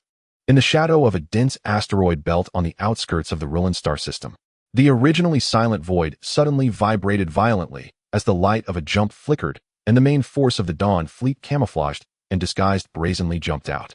20 nearly 8-kilometer-long Titan Sovereign-class heavy battleships first revealed themselves, surrounded by a fleet of light battleships and cruisers forming the absolute core of the fleet. Over 600 Jingjing-class light frigates patrolled the outer periphery, while numerous mech transport ships and auxiliary logistics starships concealed themselves deep within the formation. On the bridge of the flagship, Don Junfeng stood with his hands clasped behind his back, observing the tactical star map, where blue dots represented the Blue Ruin Star Defense Fleet patrolling along fixed routes. His gaze sharp. All units conduct final combat readiness checks. His voice echoed through the encrypted channel across the entire fleet. Titan Sovereign Formation, main cannon fully charged, shields at maximum. Songlong Formation missiles, preloaded particle cannon array at the ready. Fearless Formation attack formation in position. Frigate group, electronic interference ready, anti-jump force, field generator preheating. A series of concise confirmations echoed through the channel. The entire fleet resembled a tightly wound war machine awaiting the final attack order. In the orbit of Blue Ruin Star at the Imperial Defense Fleet Command Center, Major General Perseus leisurely sipped coffee while reviewing the daily patrol reports.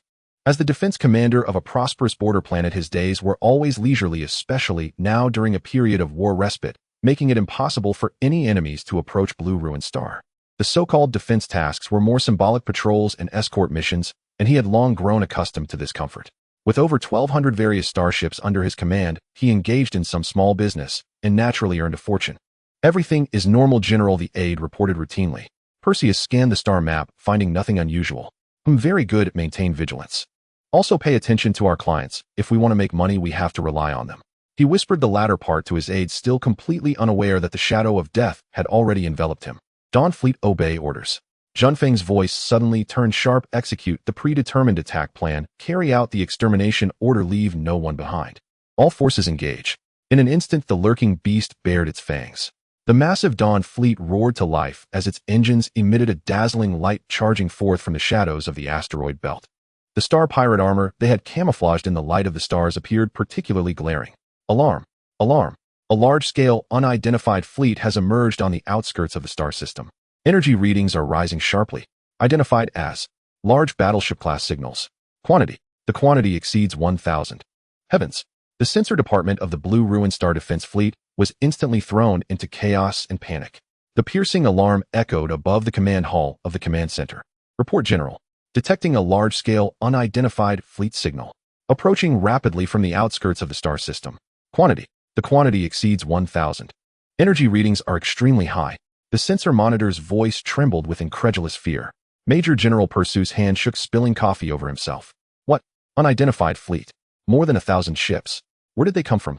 Is it the Federation attacking us?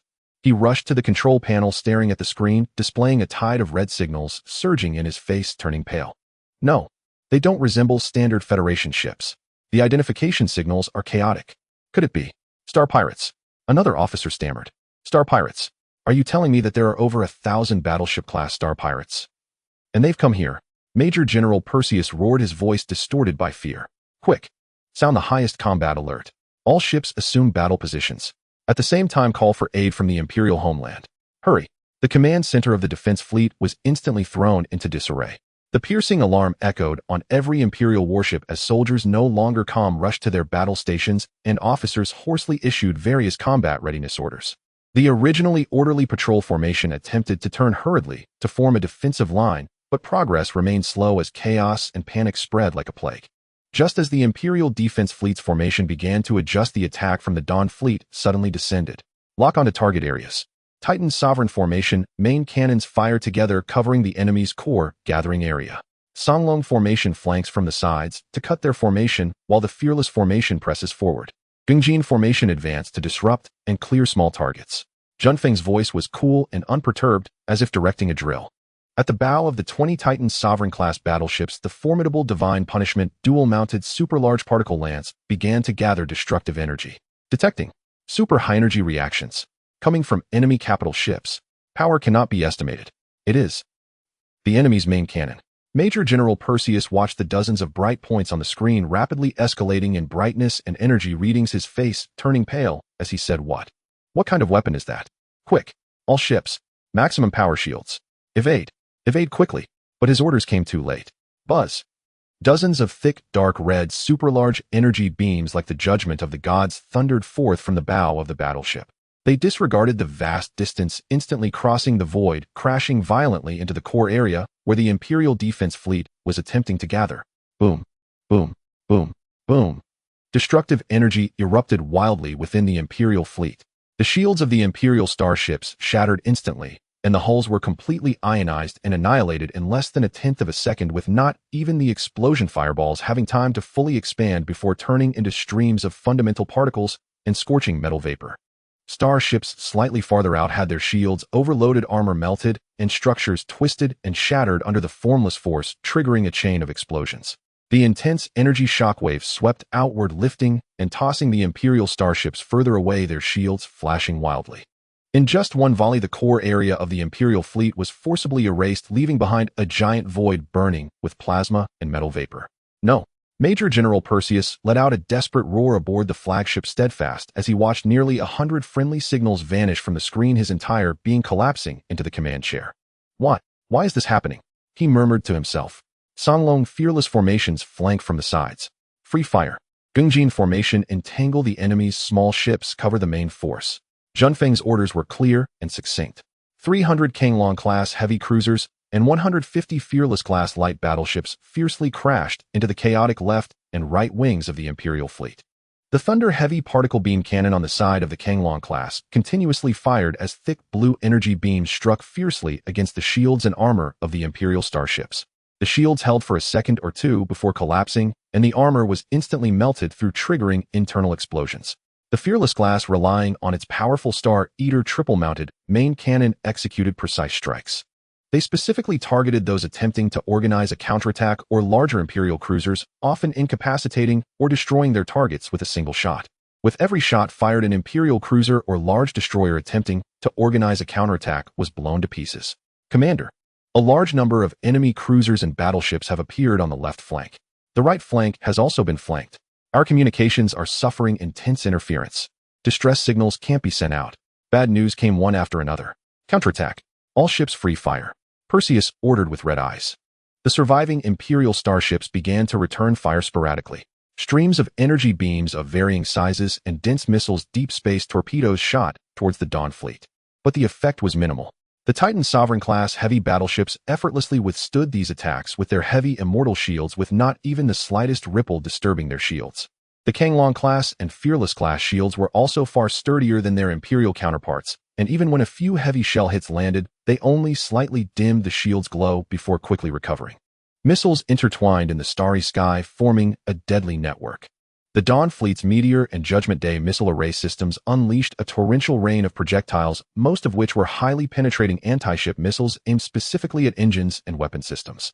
The Empire's interceptor missiles and Closian guns appeared powerless under such a dense saturation attack, with missiles continuously breaching defenses and crashing violently against the Empire's warship shields or armor, erupting in bursts of fire. The counterattack from the Imperial fleet was sporadic and feeble. Their particle cannons struck against the reinforced shields of the Dawn fleet, only creating ripples.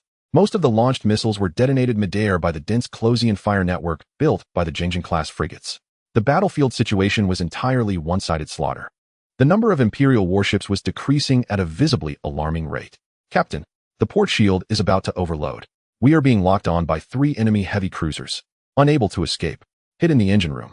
Power is failing. The communication channels of the Imperial ships were filled with panic-stricken reports and desperate cries.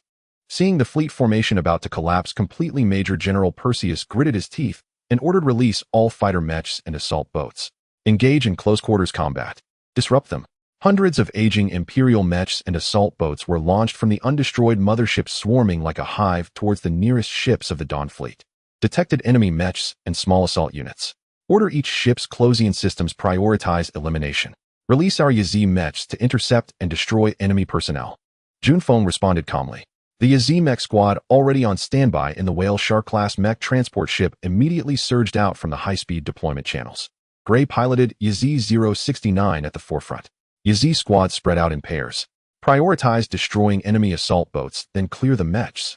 Watch out for friendly fire. Gray's voice rang through the mech squad channel. The space instantly transformed into a chaotic mech meat grinder. The Imperial defense fleet had only a few Starbreaker mechs, while the rest were outdated Hound mechs, appearing clumsy and fragile in front of the agile Yazi. The Yazi mechs' vector thrusters frequently emitted short bursts of blue light, propelling their bodies to make swift maneuvers, while their beam rifles precisely pierced through the cockpits of Imperial mechs. Gray's Yazi 069 darted through the hail of bullets. He executed a sideslip to evade a particle cannon shot, pushing the right joystick forward and swung his beam sword, cleaving through an Imperial mech that attempted to close in the explosion, illuminating the outer armor of his mech. His left arm's particle machine gun opened fire simultaneously, turning a distant assault boat attempting to launch boarding torpedoes into a wreck. Watch out. 3 o'clock enemy cruiser Closian guns firing. His teammate warned. Received. Gray maneuvered his mech into a steep dive, narrowly avoiding a barrage of shells that skimmed overhead. He stabilized the mech, raised his hand, and fired a particle beam that accurately destroyed one of the cruiser's Closian gun turrets. The mech battle was showing a one-sided momentum. With their absolute advantage in performance and pilot quality, the Yazim mechs quickly cleared the Imperial mechs and assault boats, ensuring that the main vessels of the Dawn fleet remained undisturbed. Meanwhile, the slaughter at the fleet level continued. The Titan Dominator class fired a second round of main battery volleys, erasing dozens of Imperial ships attempting to regroup. The Songlong and Wuwei formations had completely divided and surrounded the Imperial fleet. Commander, the enemy's will to resist has collapsed, and their formation is in complete disarray. The remaining ships are fighting individually, trying to escape, the aide reported. Order all units free hunting. Eliminate all remaining targets to ensure mission objectives are achieved. Junfeng's voice carried no emotion. The final battle turned into a chase. The Jiangjin-class frigates with their high speed pursued the small destroyers and frigates attempting to flee. Songlong and Wuwei focused on those cruisers that still retained some fighting capability. Major General Perseus' flagship Determined was targeted by 3 Kanglong-class heavy cruisers. The energy shield quickly overloaded under the concentrated broadside fire, with the hull taking successive hits, explosions echoing from within. Commander, we're done for. The aide collapsed on the ground. Major General Perseus watched the menacing enemy ship, painted in star pirate colors, drawing closer outside the viewport, filled with fear and confusion, ultimately consumed by a particle beam that pierced through the bridge. Who exactly are you? This was Major General Perseus' last words before the bridge exploded. When the last Imperial frigate turned to cosmic dust under concentrated fire, the battle was completely over. In the orbit of Blue Rué Star, the airspace that was once patrolled by the Imperial fleet now lay only countless floating, burning, and twisted metal wrecks, silently recounting the brief, yet brutal annihilation that had just occurred. In the safe house, Mo Li watched the battle summary footage sent back by Dawn and yawned, stretching his arms. All done, we're finished. It didn't seem too difficult. He picked up a drink beside him and took a sip. Our fleet performed well, and the mech squad did a great job. That kid Gray scored again. He spoke into the communicator. You remember to record all battle data, especially the performance of our first subfleet, so we can analyze it later and see if there's room for optimization. Also inform Junfeng to clean up properly during the withdrawal, leaving no traces behind. We are now star pirates and must uphold the ethics of our profession, but once the job's done, we need to slip away. The Dawn fleet began a systematic withdrawal, disappearing swiftly into the depths of the Star Sea, just as they had arrived. In the orbit of Blue Rué Star, the area once patrolled by the Imperial Defense Fleet, symbolizing order and safety, was now covered in endless metal wreckage. Fragments of massive warships, frozen corpses, and twisted armor plates hung in the outer space of the planet. After the brief and intense exchange of fire, silence enveloped this space, swiftly casting a wave of panic like a plague toward the planet's surface. The Planetary Defense Command had now become a mere shell of its former self. Inside the massive command center, red lights continued to spin futilely. The blaring alarms had long ceased, for there were no signals left to alert. All screens either showed static or displayed the cold characters of signal lost or unit destroyed. The officers stood frozen in place, some slumped over their consoles, their eyes hollow, as they stared at the debris-laden images relayed from observation stations on the main screen. Is it gone? All gone? A young lieutenant muttered, his voice trembling. Over 1,000 ships. In just an hour. An elderly colonel, his hair gray, covered his face, his shoulders shaking. No one could accept this reality. The defense fleet, which they relied on for survival and considered their backbone, had been completely obliterated in such a short time by an unknown star pirate fleet with overwhelming force. This devastating blow exceeded their limits of comprehension. In the core conference room of various financial conglomerates and aristocratic families, a real-time image of the orbital debris was projected holographically. The once boisterous figures who had been scheming and debating for their own interests now fell silent.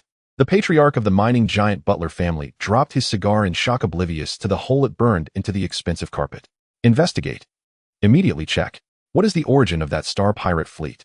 Could their next target be the surface of a planet? His voice turned sharp with fear. The financial tycoon Fan Ning's face turned pale as he rapidly tapped his fingers on the table. Immediately retract all peripheral investments.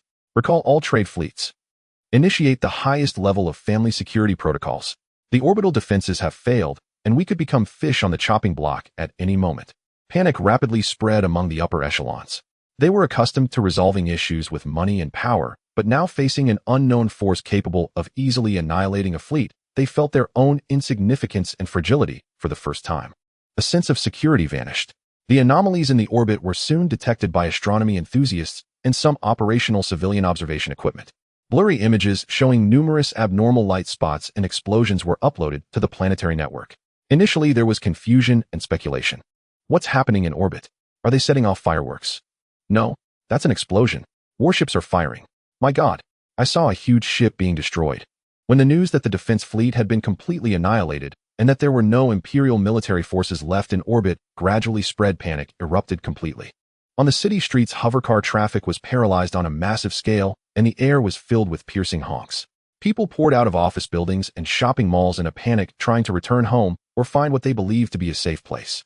Supermarkets and supply stores were emptied out, and robot police maintaining order were knocked down and trampled by the agitated crowd. Online forums and news channels were in complete chaos. The Imperial Defense Fleet has been wiped out. How is that possible? Did the Federation strike? It's the Star Pirates. What was detected was their livery. What kind of Star Pirates could have over 1,000 capital ships? This must be the disguise of a major force. We have been abandoned. The Empire has given up on us. Help! Is there anyone who can save us? Despair, anger, suspicion, fear. Various emotions intertwined and fermented online. The prosperous and orderly facade of Blue Ray Star was completely torn apart, exposing the chaos and helplessness beneath.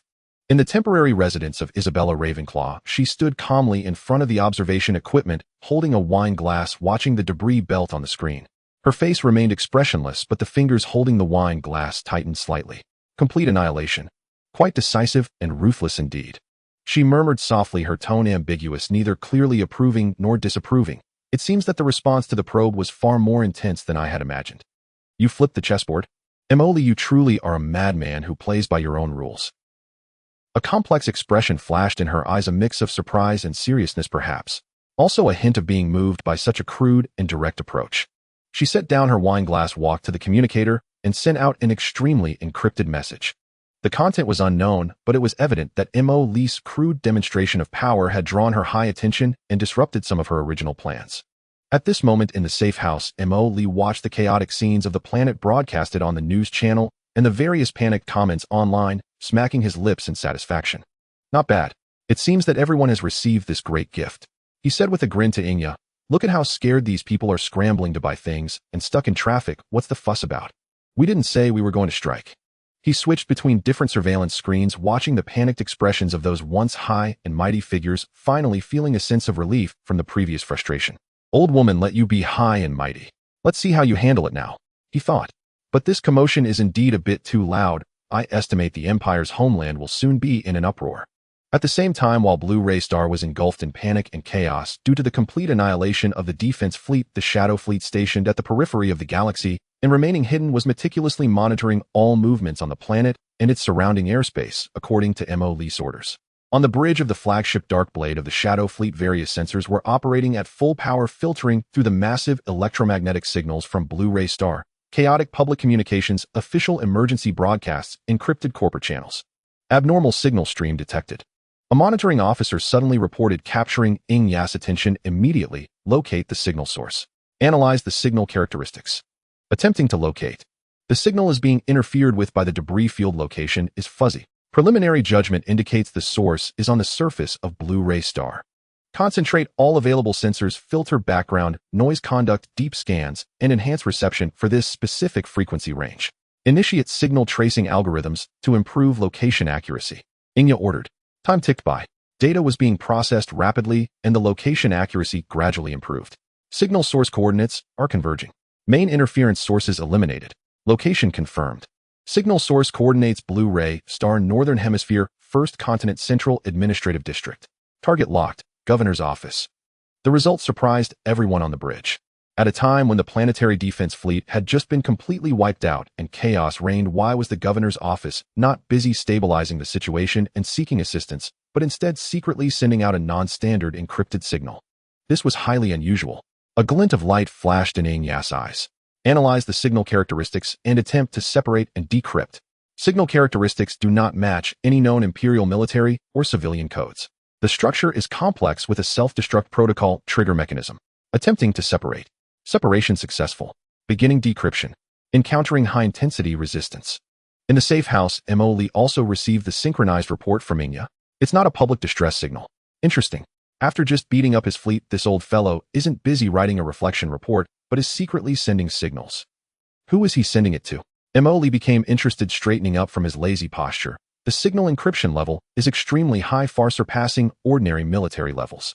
The frequency is concealed and the power is very low. Were it not for our continuous high-sensitivity monitoring, it would be easily overlooked. Its transmission mode has characteristics that evade conventional detection. Oh, feeling guilty about stealing. Mo's eyes lit up. Xianxia, can you crack it? It will take time, and some computational resources from the Shadow Fleet will need to be mobilized for a brute force decryption. The signal structure is complex and carries self-destruct risks. Xianxia replied. Crack it. It must be broken. Mo slapped his thigh. I want to see who this governor is secretly colluding with at such a critical moment after his fleet just got taken out. Perhaps it has something to do with the Shepherd or the Night Owl. Use resources as needed, get it done as soon as possible. Order confirmed. Beginning to mobilize substantial computational resources from the fleet attempting to crack the code. Xianxia immediately took action. The supercomputer array aboard the Shadow Fleet began operating at full power and massive data streams battered the firewall of the encrypted signal. The decryption process was not easy. The enemy's encryption methods were exceptionally clever, layered, and constantly changing the keys. Several times the self-destruct program's pre-alert was triggered, but the intelligence system of Shadow swiftly suppressed and circumvented it. Decryption progress 10. 25.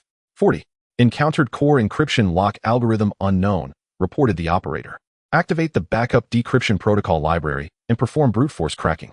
Synchronize the analysis of the signal transmission patterns and potential recipients, ordered Xianxia calmly. Time passed second by second. Mo in the safe house grew restless. These guys are really tight-lipped. He complained, could they be sending secret messages to a lover? No, at this level of encryption, love letters are a bit too extravagant. Just as he was about to lose patience, a voice from the communicator reported, Commander, decryption successful. Partial core information obtained. Mo immediately rushed to the screen. Hurry. Let's see it. A portion of successfully decrypted but still somewhat fragmented information appeared on the main screen. It contains some scattered text records, processed audio clips, and a few blurry images. Text record fragment. Shepherd reports supplies have arrived via the third channel stored in the usual place. Sweep. Operations must be thorough. No clues related to Xihe can be left. The embers of ash must be cooled. The patrol frequency of the defense fleet has increased recently, which may affect Dark Fong activities. It is suggested that Shepherd coordinate. Key lost, but the resonance of Cradle still exists. The audio clips underwent noise reduction processing, and the sound was distorted. A slightly anxious male voice came through. Your Excellency, the rumors are getting too tight lately. The defense fleet is checking rigorously, and I am under great pressure. What about that thing you promised me? Another processed electronic synthetic voice interrupted him. Just do your part. Night Owl will not treat collaborators unfairly. Remember, knowing too much is not good for you. The images were even blurrier, seemingly scans of some ancient metal box covered in unrecognizable strange patterns, along with a map of a remote mining area on Blu-ray star marked with a red X. Although the information was incomplete, its implications made Mo's heart race. Shepherd. It really is this guy. The governor's office is actually colluding with Shepherd. Sweep operation. Xihe. Ash. Everything matches up. And what about the key? Cradle. What on earth are those? They sound incredibly important. That metal box. Why does it feel somewhat familiar? Mo suddenly remembered the unopenable, unlosable, unknown box on him. Though the patterns were unclear, the ancient and mysterious feeling was very similar. Damn, damn, damn, Mo exclaimed excitedly. Big fish. This is definitely a super big fish. Who would have thought the governor of a planet actually collaborates with the leader of Shepherd and is helping cover up the Xihe issue? He pointed at the mining area map marked with a red X. This place. This mining area must have issues. It's either hiding Shepherd's supplies or related to that Cradle thing. He immediately ordered Xianxia. Immediately lock onto the coordinates of this mining area. Gather all available reconnaissance forces and keep a close watch there. At the same time, closely monitor all movements of the governor's office, especially the communications and whereabouts of the governor himself. This guy is a key breakthrough point. Orders have been issued. Nearby submersible and disguised reconnaissance units have been dispatched to the target mining area, and the monitoring level of the governor's office has been raised to the highest level. Xianxia responded swiftly. Mo excitedly paced in the safe house. Huh. Truly, it's like finding a needle in a haystack, and here we are effortlessly catching a governor colluding with him. I wonder where this sheep plans to hide now. He seemed to envision a scene where, following the thread of the governor, he would gradually uncover Shepard and ultimately unveil all the mysteries.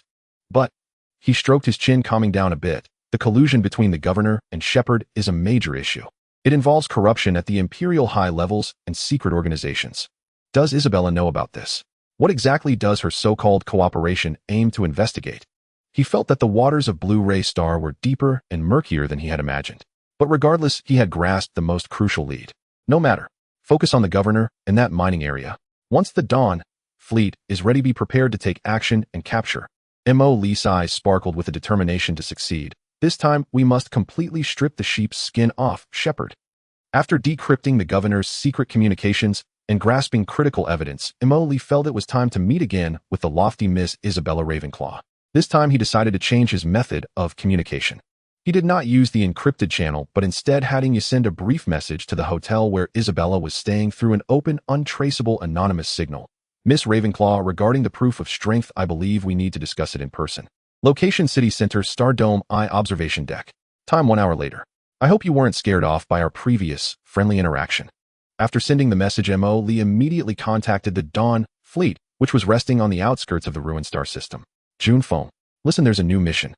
Take the main force of the fleet, jump to the near-Earth orbit of Blue Ray Star, and then lower the altitude, enter the atmosphere, and hover over the city. Do not turn off the mimic device. Remember, it's a hover. Don't fire yet, just consider it. A static demonstration. June Fong on the other end of the communication was clearly taken aback, but quickly responded, Understood, Commander. The fleet entered the atmosphere, hovering for display. The massive Dawn fleet concluded its brief rest, engines ignited once more, and the battleships, cruisers, and others formed a colossal array jumping towards Blue Ray Star. 1 hour later, in the largest city of Blue Ray Star, at the highest renowned observation building, the Star Dome Eye Observation Deck, Isabella Ravenclaw still wore a simple, elegant dress, standing before the glass curtain wall of the observation deck, gazing indifferently at the city below. She was curious about what the man named Mo Lee would say to her after his previous actions. Mo Lee leisurely walked onto the observation deck, a hint of a playful smile on his face. Miss Ravenclaw, you're quite punctual. Isabella turned around, about to say something, when suddenly the previously clear sky darkened in an instant. It was not clouds, but some enormous object, indescribably vast, blocking the sunlight. Blue Ray Star Planet Defense Command. The deafening alarm rang out once again, more terrifying than when the defense fleet was annihilated. Report. Detecting signals from an ultra-large fleet. Approaching. Number. The count exceeds 1,000. It's the previous Star Pirate fleet. The sensor monitor's voice was already tinged with tears. The acting commander looked at the densely packed red signals on the main screen. His legs went weak, nearly collapsing. What? What do they want? Are they going to land? Are they going to destroy this planet? The entire command center was thrown into chaos. Some attempted to activate the long ineffective ground defense turrets, while others began secretly packing their belongings to escape. A distress signal was once again sent en masse to the Imperial homeland, but distant waters could not quench nearby thirst. On the surface of Lan Ruishing, it was daytime, and the originally azure sky was suddenly overshadowed by a massive, constantly moving shadow. On the observation deck, and among all the people in the city looking up at the sky, they witnessed a scene they would never forget. Colossal steel warships larger than they could ever imagine slowly descended through the clouds, drawing closer to the planet's surface. They were so close that they could clearly see countless menacing cannon muzzles aimed at the ground. The entire Dawn fleet quietly hovered there, casting a gigantic shadow over the entire city. The low rumble of the engines pressed against everyone's eardrums and hearts. The sheer number and metallic presence created an overwhelming pressure, making those who witnessed it feel as though the sky itself was about to collapse. What? What is that? It's space pirates. The ones who wiped out the fleet. They're here. They're right above us. Run. The streets instantly fell into chaos. Vehicles were jammed, people fled, and panic cries and screams echoed while more stood with mouths agape, dazedly staring at the steel leviathans that covered the sky. The social order, already in a state of panic due to the fleet's annihilation, was on the brink of complete collapse at that moment as fear spread like a plague through every corner of the city. On the eye of the starry sky observation deck, Isabella Ravenclaw's eternally unchanged expression finally showed signs of cracking. Her pupils constricted slightly, and her fingers gripped the railing so tightly that they turned pale.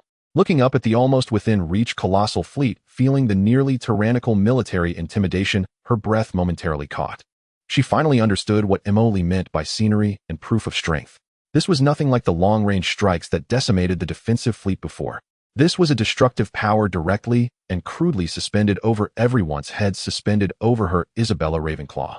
Emily looked with satisfaction at the fleeting shock and loss of composure on Isabella's face. He walked over to her side, leaning against the railing like her, speaking casually, as if commenting on the weather. So what do you think? Miss Ravenclaw, isn't this scenery quite impressive? Isn't it more spectacular than any starry sky you've ever seen? He intentionally paused for a moment before continuing. Now do you think my strength is sufficient to qualify for cooperation with you? Or do you still think him just a small boat easily overturned? Oh, by the way, Emily seemed to have just remembered something. Now it seems like you aren't qualified to cooperate with me, Miss Ravenclaw. Isabella took a deep breath, forcibly suppressing the tumult in her heart, striving to keep her voice steady, but upon closer inspection one could still detect a trace of subtle fluctuation. Mr. Emily, you truly are astonishing. Astonishing. This is just the beginning. Emily chuckled, pointing at the fleet above. This is merely part of my possessions. So what do you think? Now can you tell me everything you know? For instance, about the collaborator of the shepherd hiding in the governor's mansion. As Emily's words fell, the fleet's cannon muzzles all pointed toward the direction of the planetary governor's mansion. Isabella suddenly looked at Emily, a sharp light flashing in her eyes. Did you find out about the governor? What else? Emily shrugged. Did you think I destroyed the defensive fleet just to show off? I had to bring back something substantial. Unfortunately, your esteemed governor's communications with the shepherd were inadvertently overheard by my people. He looked at the subtly changing expression on Isabella's face and felt increasingly pleased. So, can we have a proper conversation now? For example, sharing information about the key and the cradle. Isabella looked at Emily's smug expression of "I knew you would react this way," glanced at the overwhelming fleet above, and after a moment of silence finally nodded slowly. It seems I indeed need to reassess our foundation for cooperation, Mr. Emily. Her tone carried a hint of compromise for the first time. Emily smiled, knowing that the effect of this demonstration of strength had been achieved. That's more like it. He clapped his hands. Let's go. It's windy here, let's find a quiet place to talk slowly. As for these big guys. He glanced up at the hovering fleet and waved his hand nonchalantly. Let them hang around a bit longer, giving the citizens of Ruation a free interstellar safety awareness class. After saying that, he no longer looked at the emotionally complex Isabella and leisurely turned to walk down from the observation deck. Behind him was the city, still shrouded in steel shadows, engulfed in great panic, as well as the mysterious collaborator who had finally been forced to confront his strength. This time the initiative was completely in his hands. Just as Emily was about to delve deeper into information exchange with Isabella, the command center of the Imperial Border Fleet on the other side lost its calm. In the Kulon Empire, the command center of the Ashes Star Domain Border Fleet was located on a heavily militarized star fortress within a highly militarized star system. Inside the main command center, a massive star map occupied an entire wall with countless green dots representing the distribution and movements of the Imperial Fleet. Various levels of staff officers, as usual, handled daily patrol reports, logistical dispatches, and intelligence summaries, everything in perfect order. The first to break the tranquility was the communications department, which received some extremely faint and intermittent distress signal fragments from the Roland star system. Encountering an unidentified fleet. Massive scale. Attack. Requesting urgent support. Defensive fleet. Unable to withstand. Severe losses. The signal interference was severe and the information was incomplete, but the key phrases made the duty communication monitor officer tense instantly. Report. Received an unidentified distress signal from the direction of Ruation in the Roland star system. The content mentions encountering a massive unidentified fleet attack. The duty staff officer immediately stood up in surprise. Unidentified fleet. Massive scale. Verify the signal source and the authenticity of the content. Contact the Ruation Defensive Fleet Command Center. Yes. The monitor officer promptly responded. Returning to his position, he attempted to contact the command center of the Ruation Defensive Fleet and all known ship communication codes, but failed. Only a dead silence and strong interference noise remained. Report. Unable to contact any units of the Ruation Defensive Fleet. Both public and military communication channels are severely blocked by interference. The atmosphere within the command center began to grow tense. A large-scale communication blackout often indicated an extremely serious military conflict. The duty officer's expression turned grave. Something's wrong.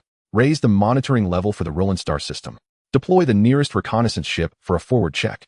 Soon a long-range reconnaissance ship affiliated with the command center stationed near the Roland star system undertook a risky short-range jump and arrived in the outer area of Ruation.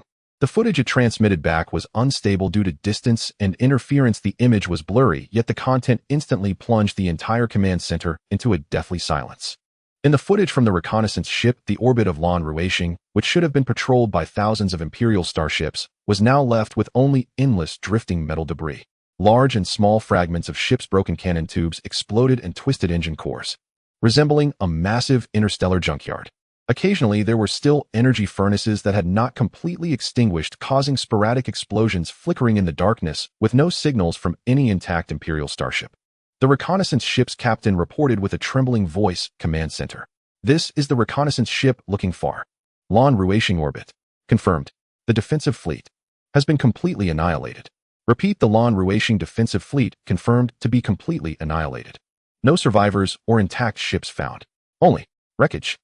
At this moment, the command center of the headquarters was engulfed in a chilling silence. This silence lasted for over 10 seconds. All the officers halted their actions, staring in disbelief at the debris floating on the star map. "This is impossible." A young aide mumbled, his face pale. "Over 1,000 starships, all destroyed in 1 hour." Another senior aide's voice trembled with uncontainable shock. "What kind of power could achieve this? Has the main force of the Federation come out? Why was there no warning beforehand? What is the reconnaissance system doing?" Voices of panic and doubt erupted within the command center as fear began to spread. Meanwhile, the commander of the border fleet, General Klaus, was seated in his office reviewing an assessment report on the frontline situation of the Barca starfield. His brow was slightly furrowed. The stalemate on the front lines was exhausting the Empire's resources significantly, causing him immense pressure. "Report." A communications aide rushed in with a voice tinged with urgency and tremor. "Calm down, is the sky falling?" Klaus barked sharply. "General, we have received the highest emergency distress signal from the Defense Command of Blue Ray Star. After investigation, it has been confirmed. The defense fleet has been completely annihilated." "What a Blue Ray Star? The defense fleet has been wiped out. How is that possible?" General Klaus suddenly burst out of his office and hurried to the command control room. When he reached the main star map and saw the horrific scene displayed, feeling the final confirmation from the reconnaissance ship's captain, his tall figure shook violently and his fingertips turned white from clenching. His weathered face, etched with wrinkles, first displayed a moment of blankness, then quickly reacted as he shouted sternly, "Who can tell me what exactly happened? Even if Pius is useless, he still commands over 1,000 starships. How could they all be gone?" Though he looked down on Pius, the sudden eradication of a substantial Imperial fleet within his jurisdiction brought immense shock. The command center fell silent, with officers and aides keeping their mouths shut, heads bowed, not daring to look at Klaus. He stared intently at the star map, his expression dark, his heart filled with raging fury and heavy pressure. He knew deep down that as the commander of the border fleet, he bore an undeniable responsibility for the annihilation of an important defense fleet, and the Imperial military and royal family would not let him off easily. "Intelligence Department." General Klaus' voice was icy, breaking the silence in the command center. "I want to know who did this. Immediately analyze all available data. Energy residues, weapon characteristics, transition traces. Leave no stone unturned." Communications Department. Attempt to restore contact with the surface of Blue Ray Star. I need to know the current status of the planet. Operations Aid. Immediately assess the current border defense situation. Calculate the enemy's potential next target. Orders were issued one after another, carrying the veterans' suppressed rage and the urgent need to respond to the next crisis. The aides suppressed their panic and quickly returned to their posts to begin working. Various data streams flickered on the consoles, and preliminary analysis reports began to take shape. "General, the preliminary analysis results indicate the attackers did not use Federation standard weapons. The energy signatures are unfamiliar, and the ship models cannot be identified. It resembles some unknown power or highly disguised space pirates." "Space pirates?" An aide questioned in confusion. "What kind of space pirates could command over 1,000 capital ships and annihilate our defense fleet within an hour?" "That is precisely the most terrifying aspect." Another aide whispered, "If it's not the Federation, it means an entirely new, terrifyingly powerful unknown enemy has emerged on the Empire's borders." General Klaus listened to the aide's analysis and debate, his expression dark enough to drip water. An unknown enemy was more dangerous than the known Federation. "We cannot wait any longer," General Klaus said solemnly. "Order." All the officers immediately straightened their bodies. The 3rd and 7th Patrol Fleets immediately ceased current missions and rushed to the Blue Ray sector of the Raylan star system at full speed. The mission is to ascertain enemy conditions, stabilize the situation, search for possible survivors, and establish preliminary defenses. If encountering the enemy's main force, avoid direct combat, focusing on reconnaissance, and delaying tactics awaiting further orders. At the same time, order the 4th and 5th patrol fleets to converge towards the border axis, increasing alert levels to guard against potential chain attacks. Report this matter urgently to the Imperial military. Request instructions and reinforcements. Yes, the orders were swiftly relayed. The 3rd and 7th patrol fleets stationed along the long border line began to turn engines roaring, heading towards the now desolate Blue Ray Star. Every officer and soldier aboard the Imperial starships felt an immense weight of pressure and a sense of inexplicable fear. General Klaus stood alone in front of the enormous star map, watching the light points representing the 3rd and 7th fleets begin to move, his gaze firmly locked on the debris field of Blue Ray Star. No matter who you are, he murmured coldly, his voice laced with murderous intent. If you dare to strike against the Empire, be prepared to face its wrath. Yet deep within him a thread of unease lingered. Could the Empire's fury truly burn away an unknown opponent capable of effortlessly erasing 1,000 ships? At this moment, above the observation deck of Blue Ray Star, the massive Dawn fleet loomed like a dark cloud, casting a huge shadow over the city and over Isabella's heart. She looked at the man before her, who appeared relaxed, as if he had merely accomplished a trivial task, feeling a sense of pressure that was truly beyond her control for the first time. Emoli was quite pleased with the current atmosphere. He gestured for Isabella to move to the empty VIP lounge adjacent to the observation deck, preparing to engage in a long-anticipated in-depth exchange. "All right, Miss Ravenclaw."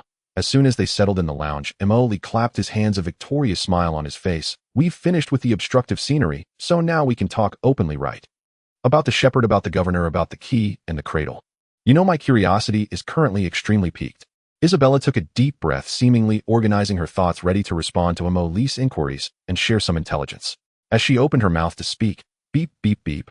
Emoli's personal terminal on his wrist suddenly emitted a sound indicating a high-priority message, while Shadow Crow's remote communication directly connected to his eardrum. "Commander, urgent military situation." Emoli frowned, ignoring Isabella's gaze from across the room, lowering his head to check the information. After just one glance, his smile faltered for a moment, then twisted into a strange arc. "Oh." He looked up at Isabella, his eyes filled with a hint of mockery and excitement. "It seems our little demonstration has created an even bigger stir than expected." Isabella looked at him in confusion. Emoli directly projected the urgent military news report organized by Xianxia onto the wall of the room. The report was concise, yet shocking. "Shadow Fleet and Submersible Network Comprehensive Report. The Imperial Border Fleet has made a large-scale response. Confirmed mobilization: the 3rd Patrol Fleet Group, approximately 200 starships, and the 7th Patrol Fleet Group, approximately 260 starships, are gathering at full speed towards the direction of the Blue Ray Star in the ruined star system. Additionally, the 4th and 5th Patrol Fleet Groups, totaling about 500 starships, have entered a higher state of combat readiness and are closing in on the border axis.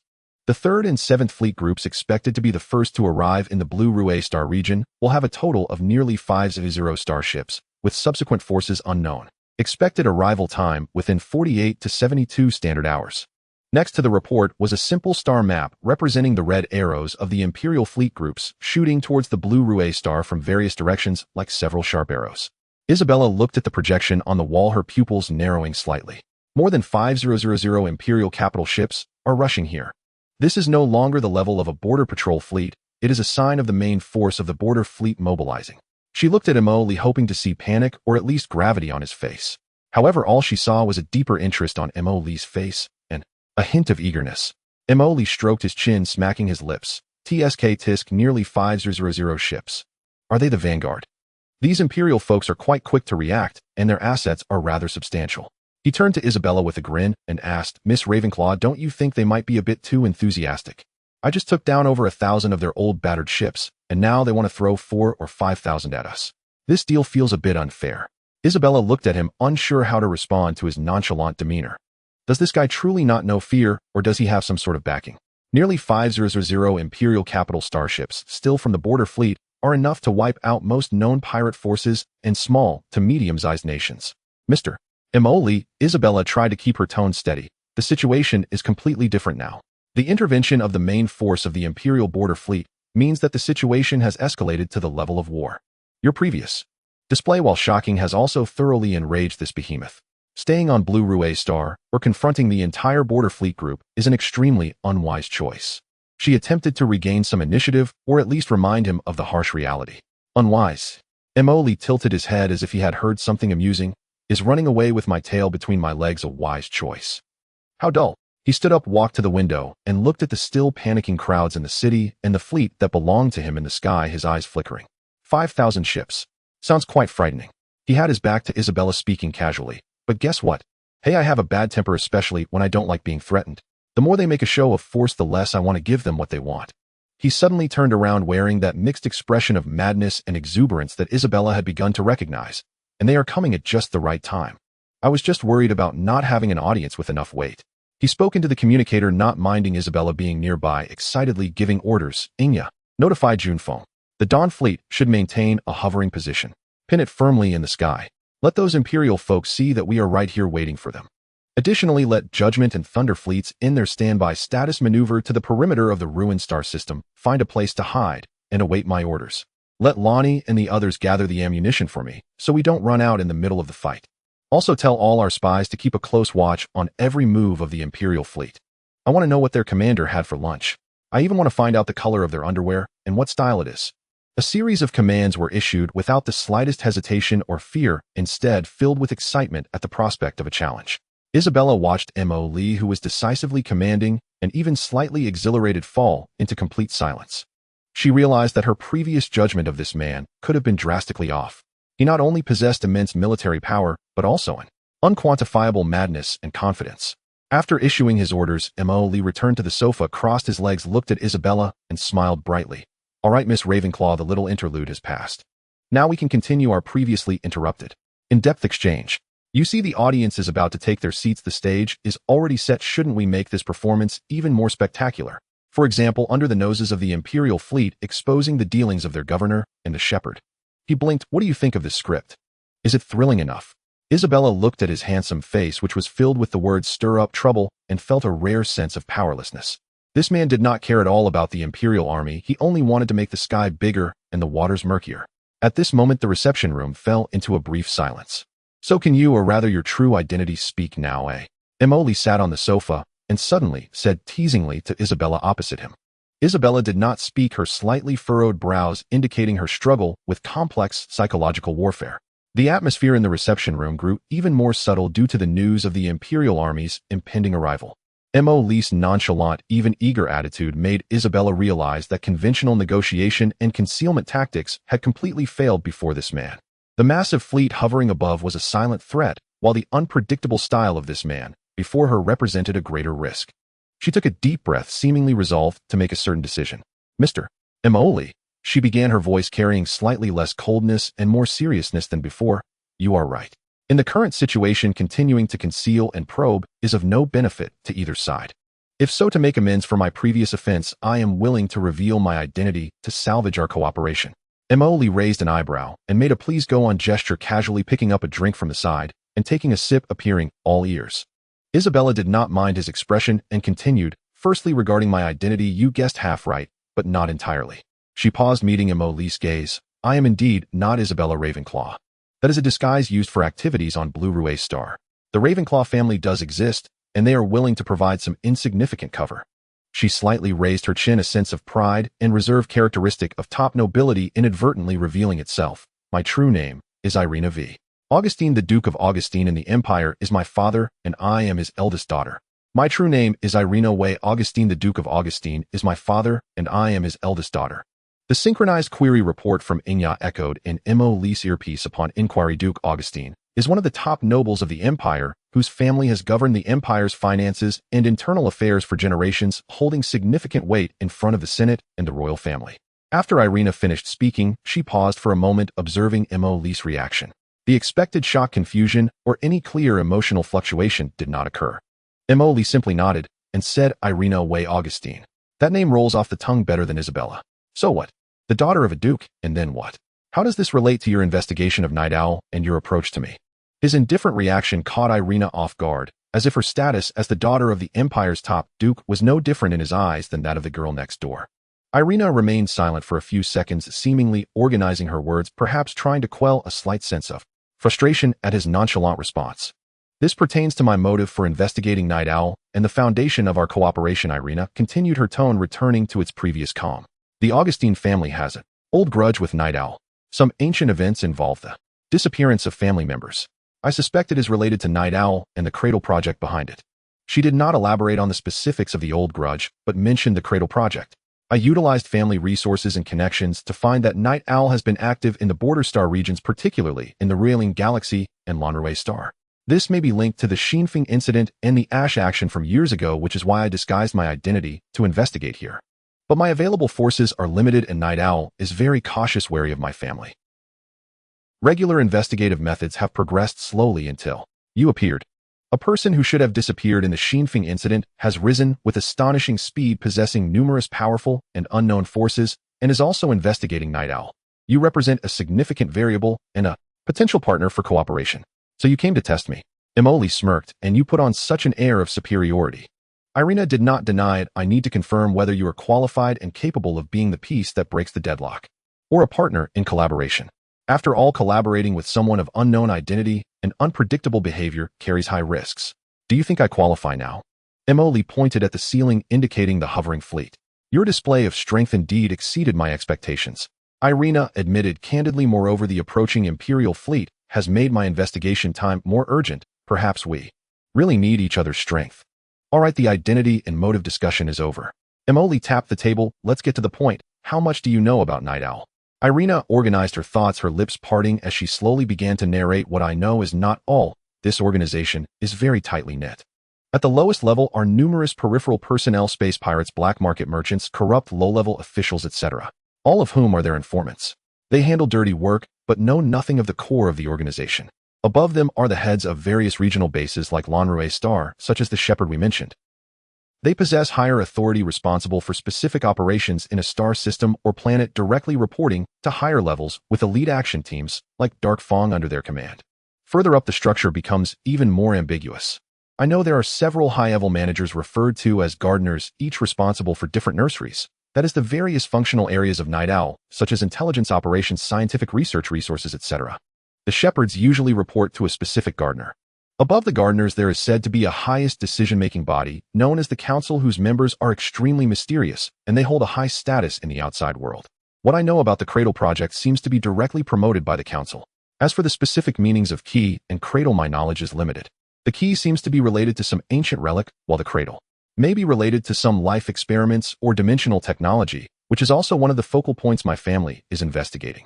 After she finished speaking, she looked at Emily. This is the general situation regarding Night Owl that I understand. Many pieces of information are fragmented and require further verification. Emily listened, stroking his chin as he digested the information. From the periphery to the shepherds, then to the gardeners, and the council, the structure is clear and hierarchical. Gardeners, council.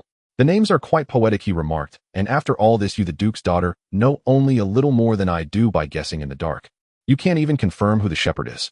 Irina's face flashed with a hint of barely perceptible embarrassment. The secrecy of Night Owl is very well done, and my access to information is limited. All right, at least we have a bit of direction now. Emily waved his hand, seemingly not too concerned with how much she knew. So our current goal is to first capture the shepherd, and then see if we can trace up to the gardeners, or even the council, right? He stood up, stretching his muscles, since the foundation of cooperation has been reconfirmed, and the goal is clear. Let's not waste time. The Imperial fleet won't arrive for more than a day, and we need to get down to serious business in the meantime. He looked at Irina, his face breaking into that familiar mischievous smile. Miss Irina, are you interested in visiting your empire's rather restless governor? And by the way, let's see what good things he has hidden for the shepherd. He extended the invitation, though his eyes bore a resolute refusal to take no for an answer. Irina looked at Emily and then glanced at the imposing fleet outside the window, knowing she had little choice left. Collaborating with this dangerous man was currently the fastest and possibly the only way to break the deadlock and uncover the truth. She nodded slightly. All right. I need to know your specific plan. Plan? Well, think of it as we go, Emily said nonchalantly, leading the way to the door. After all, our fists are strong enough, we can just smash in and ask. Simple and crude, just the way I like it. Irina watched his back and silently followed. Having obtained part of the intelligence provided by Irina and grasped the evidence of the governor's collusion with the shepherd, Emily no longer hesitated. The Imperial fleet was approaching, and he had to completely clean up the big fish in the murky waters of Blue-Ray Star before they arrived. He immediately issued the order. Yaya informed Juanfeng dispatch half of the Kanglong-class heavy cruisers and 1/3 of the Jingjing-class corvettes along with the corresponding mecha transport ships, bringing enough marines and mechas, and head to this coordinate immediately. Emily sent the coordinates of the mining area to Xianxia. Surround that place. No one is allowed in or out. If there are guards, disarm and control them. Mission: seal off the area. Without permission, no ships or personnel are allowed to enter or exit. If there is resistance, destroy them directly. I will take over after I finish with the governor over here. Outwardly, just declare. Say that our Ghost Star pirate group has set its eyes on the mine there. Order confirmed. The subordinate fleet has set off. Yao responded. Soon from the massive fleet hovering over the city, a relatively smaller fleet was dispatched, adjusting their direction. The roar of the engines, surged blue vortexes spewed forth, racing towards the target mine on the other side of the planet. This scene was witnessed by countless terrified citizens and observation stations, sparking more speculation and panic. Immediately after, Mo Lee, returning to the flagship of the fleet with Irina, began his role-playing. He donned a flamboyant leather coat with a pirate style equipped with nanoenergy armor and wore a metallic mask that covered the upper half of his face, depicting a grotesque visage.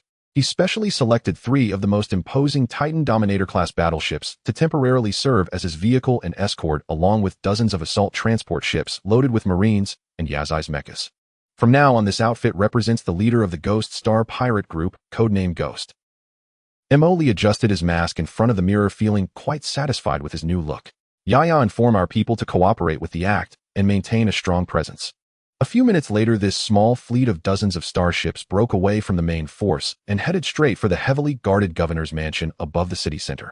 This fleet did not conceal its movements, boldly traversing the city sky, causing vehicles to flee in panic with screams ringing out. Such a blatant move immediately triggered even greater panic. The shrill air raid sirens echoed throughout the city. The airspace and streets around the governor's mansion were rapidly cleared, heavy alloy gates descended, and countless hidden automated defense turrets rose from buildings and the ground. The energy shield generator of the governor's mansion also began to hum, and a layer of light blue energy barrier quickly enveloped the core building complex. At this moment, the atmosphere within the governor's mansion was heavy, exuding a sense of oppressive silence. Outside, the pirate fleet was closing in, and inside, fear gripped the hearts of the people. The governor himself was like an ant on a hot pot, pacing back and forth in the reinforced command center of the governor's mansion, sweat soaking through his luxurious governor's attire. He tried to contact the shepherd, but all messages sent through encrypted channels vanished into silence. He wanted to escape, but at this moment the port was closed and the sky was blocked by starships, leaving no way out. Governor, it's bad. A fleet of star pirates is coming this way. A guardsman rushed and panicked as he reported. What? The governor's legs went weak, nearly collapsing to the ground. What do they want? No one could answer him. Damn it. All guards. Enter the highest combat readiness. Block them. I've already requested emergency assistance from the Blue-Ray Star Defense Command. Imperial reinforcements will arrive soon. Seeing no one respond, the governor yelled into the communicator, his voice distorted with fear. The governor's guard force was actually not weak. In fact, due to the thriving border trade, their strength exceeded that of an ordinary planetary governor. In addition to the regular planetary defense forces, he also had a private guard unit directly under his command, well-equipped and numbering over 300. They were clad in the Imperial Standard Guardian Type 3 powered armor, wielding large-caliber pulse rifles and heavy explosive guns, and had deployed dual-mounted rapid-fire laser cannons and miniature missile launchers at key points around the governor's mansion. These equipments were considered top-tier in planetary surface combat. However, what they faced was not an ordinary band of pirates or rebels. The heavy battleships completely ignored the harassing fire from the anti-air defense turrets. Their shields barely rippled. The Star Extinguisher main cannon at the bow slightly adjusted its angle, but did not fire, merely serving as a show of intimidation. They hovered above the governor's mansion, casting a shadow over the entire core building. Assault transport ships, meanwhile, braved the hail of gunfire from the ground, forcefully landing in the plaza and hovering garden area around the governor's mansion. As soon as the hatch opened, Marines clad in black-powered armor, well-equipped, immediately surged out, quickly spreading out in standard combat formations, seeking cover and immediately retaliating with precise and ferocious firepower. Bang!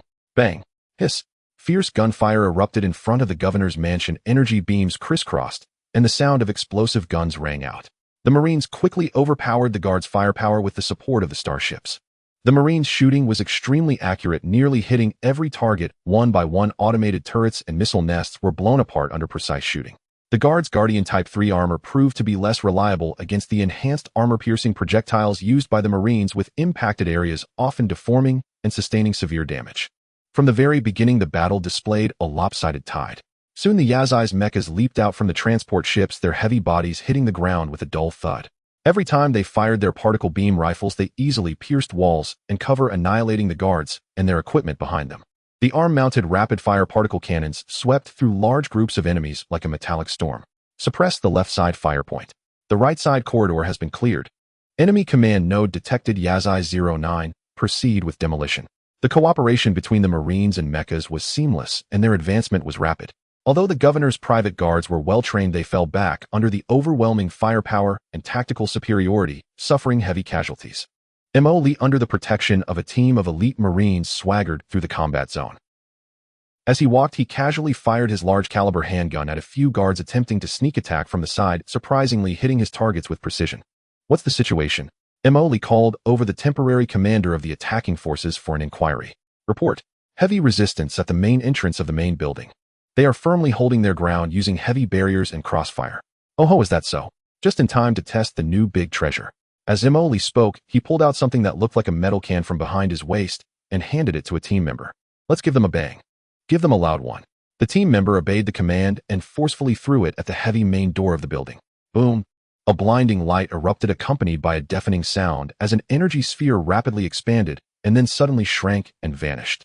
After the light faded, the alloy door, capable of withstanding tank fire along with the defensive structures and guards behind it, vanished without a trace, leaving only a gigantic hole. "Got it. Charge in. Capture them alive. I want to interrogate that fat governor myself." Mo Li waved his hand and stepped onto the still-smoking debris, entering the core building of the governor's mansion. The Marine team immediately surged in behind him, swiftly clearing out the remaining resistance inside the building. Gunfire explosions and the sounds of close combat echoed throughout the vast governor's mansion. The ground defense forces of the governor's mansion collapsed at an astonishing speed under the strong assault of the Ghost Star pirate group. This capture operation was less a battle and more a one-sided display of force, clearly showcasing the might of Mo Li's ground forces. All of this was merely to capture the key figure colluding with the Shepherd, the planet's governor. The resistance inside the core building of the governor's mansion was quickly eradicated. The Marine team brutally kicked open the reinforced alloy door of the command center and quickly rushed in, subduing and pinning down several close guards. Two team members held down the limp, ashen-faced Governor Lepka, forcing him to kneel. Mo Li, still wearing his metallic mask, strode in with an indifferent demeanor. He glanced around the command center filled with surveillance screens, yet unable to change its master's fate as a prisoner, and let out a whistle. "Well, this is quite a nice environment, my Lord Governor. Doesn't hiding here give you a sense of security?" Mo Li approached Lepka, looking down at him. Lepka gazed at the mysterious star pirate leader before him, recalling the terrifying black-armored soldiers and mechs outside, as well as the giant ship hovering above his, teeth chattering. Who are you really? What do you want?" "Money. I can give you a lot of money. Just let me go." "Money." Mo Li scoffed, pulled over a chair beside him, sat backward, resting his arms on the back of the chair. "Do we look like we're in need of money?" He pointed to the massive fleet above, implying the forces outside. "Then, what do you want?" Lepka's voice trembled with a hint of panic. "Simple." Mo Li leaned forward, his gaze seeming to penetrate Lepka. "Tell me everything about the Shepherd. How do you contact him? What is his true identity? And what exactly is hidden in that mining area? What are the key and the cradle? If you tell me honestly, I might consider letting you go." Upon hearing Shepherd, key, and cradle, Lepka's pupils shrank suddenly, his face turning even paler. His gaze flickered, stammering, "Shepherd. I don't know what you're talking about. What mining area? I'm just an ordinary governor responsible for managing the affairs of the planet." Still pretending, Mo Li sighed, tapping the barrel of his gun against his mask, producing a metallic sound. "I say, my Lord Governor, do you really think I'm that easy to fool? Do you need me to remind you of the encrypted communications you secretly sent to the Shepherd? How about we revisit terms like clean sweep, Operation Windward, and Ashen Remnants?" Lepka stiffened, cold sweat instantly soaking his back. He didn't expect the other party to know even this. I'll talk. It's the Shepherd. He forced me. He has some of my leverage. I had to work for him." "Oh, leverage." Mo Li raised an eyebrow. "Continue." "That mining area." "Yes, that mining area." Lepka's eyes flickered. "The Shepherd made me use my authority to designate the abandoned mine No. 7 as a restricted zone. He built a secret warehouse in there. It stores some illegal arms and rare minerals. He said it was to fund certain activities. That's all I know. I really was forced." He spoke with genuine emotion, appearing to be a victim. Mo Li listened silently, rhythmically tapping his fingers on the armrest of the chair. The room was filled only with the monotonous sound of tapping and Lepka's heavy breathing. Suddenly, Mo Li's tapping abruptly stopped. He tilted his head, looking at Lepka, his voice behind the mask laced with a hint of playfulness. "Governor, Lepka, you're not being very honest." Lepka's body stiffened. I'm telling the truth." "The truth?" Mo Li scoffed. "The Shepherd went to such great lengths just to store some arms and minerals. Do you think I'm foolish, or that the Shepherd is?" He suddenly leaned in close to Lepka, his mask nearly touching Lepka's face, lowering his voice with an oppressive tone. It seems that without a little persuasion you won't tell the truth. Emoli straightened up and waved to the nearby Marines. It seems the governor's memory isn't very good. He needs a little help. Yes. Two burly Marines immediately stepped forward, dragging the limp Lepka from the floor and pressing him onto a cold metal chair. Another Marine opened a portable metal box revealing several specialized devices targeting nerve and pain perception. What are you going to do? I'm the Imperial planet's governor. You can't do this. Lepka struggled in terror. Help you recover your memory. Emoli said lightly, I'm a kind person. I can't bear to see others suffer, so let's use some high technology, painless and efficient. One soldier put a headband with fine probes on Lepka without hesitation, initiating level 1 neural signal interference. The soldier said coldly, pressing the switch on the headband. Lepka let out a blood-curdling scream. He felt as if countless red-hot needles were frantically piercing and stirring every inch of his brain's nerves. The pain was indescribable, exceeding the limits of his imagination. His whole body convulsed violently on the table, his eyes bulging, saliva uncontrollably dripping down. No, don't. I'll talk. I'll tell you everything. Emoli gestured for the soldier to stop.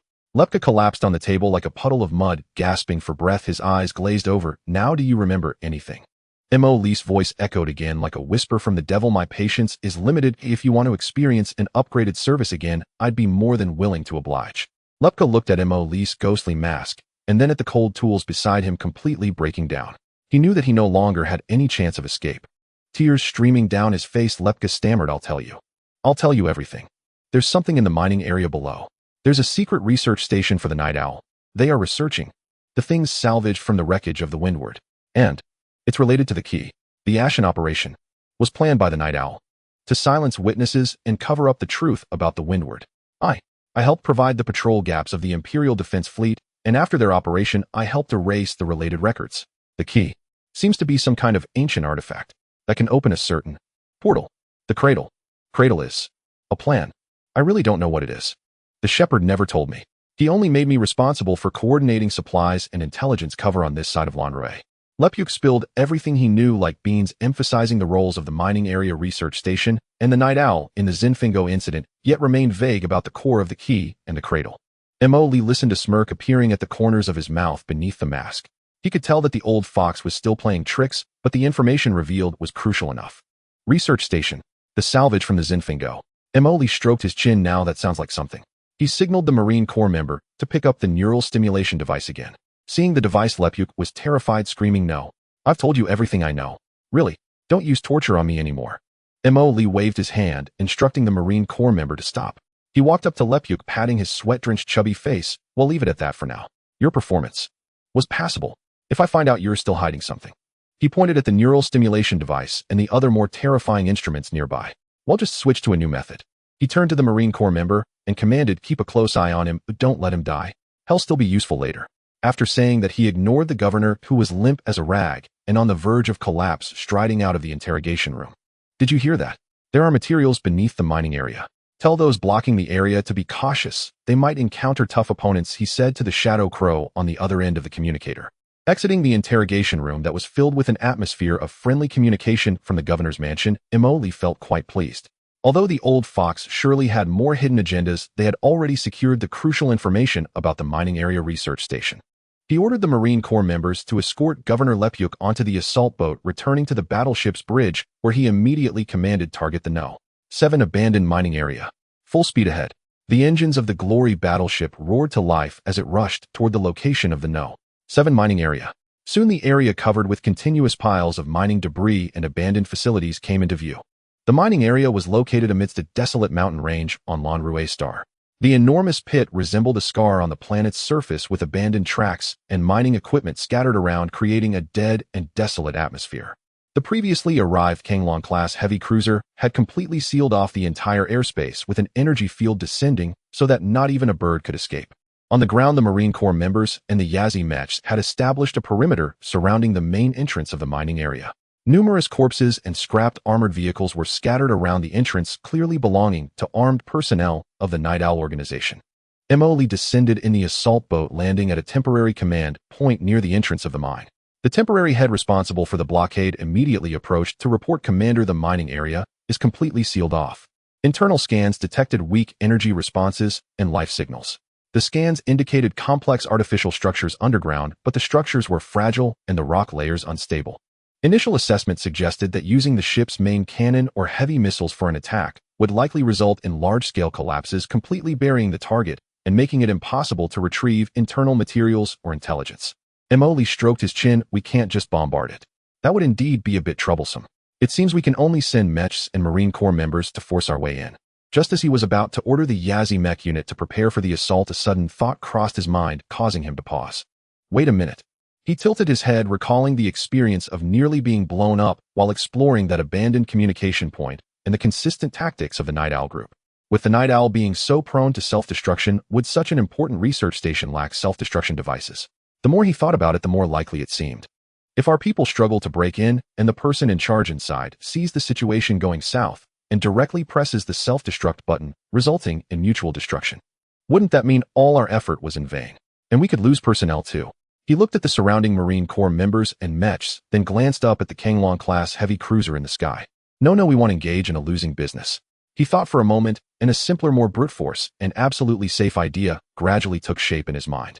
A mischievous smile appeared on Mo Lee's face as he quickly connected to the communications of the Kanglong-class heavy cruiser fleet hovering above the mining area. All Kanglong-class, pay attention. Listen to my orders. Mo Lee's voice was filled with excitement. Target the entrance of the mining area and the suspected supporting points of the internal spatial structure. Use the side-mounted Stinger dense array pulse cannons.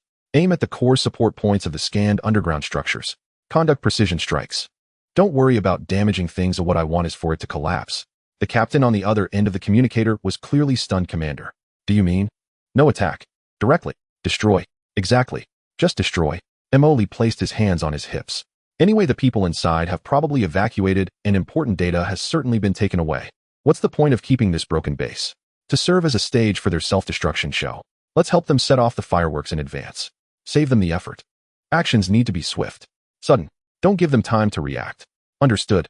Use the secondary cannon for precise strikes on the underground structure's support points, triggering collapses. Meanwhile, deep underground in the mining area at the secret research base of the Night Owl, the head of the base, a middle-aged man in a white coat with a sinister gaze, was nervously staring at the monitoring screen. The screen displayed the densely packed star pirate warships in the sky outside, as well as the enemy ground troops at the entrance of the mine on high alert. Have all personnel evacuated through the emergency passage? He asked his assistant beside him. Core researchers and important data have all been moved. Only a few of us are left to cover the rear. The assistant replied, his voice trembling. The head nodded, a fierce and resolute expression appearing on his face. Good. Initiate the purification protocol countdown. Set to trigger upon enemy entry into the core area. I want these damn star pirates to accompany us to the grave. His hand was already resting next to a red button with a protective cover. At that moment, boom, boom, boom, boom. A series of continuous explosions suddenly erupted from above. The entire base began to shake violently, with dust and debris falling from the ceiling. The head and the assistant were both stunned by this unexpected attack. What's happening? Why are they directly attacking the mine? The assistant shouted in panic. Aren't they planning to come in? The head was also stunned, watching the monitoring screen that showed the entrance of the mine quickly collapsing and being sealed off under the heavy bombardment, his mind momentarily unable to process it. By the script, shouldn't they wait until the enemy gets deeper before detonating the base for maximum damage? Why aren't they following the usual tactics? In those few seconds of daze, boom, a sound far more violent than all previous explosions came from deeper within the base. Then came a chain reaction of uncontrolled energy detonations. The lights in the entire base instantly went out, leaving only emergency red lights flashing wildly. The ear-piercing alarm signaling core meltdown rang out sharply. No, how dare they? The head let out a desperate and unwilling roar.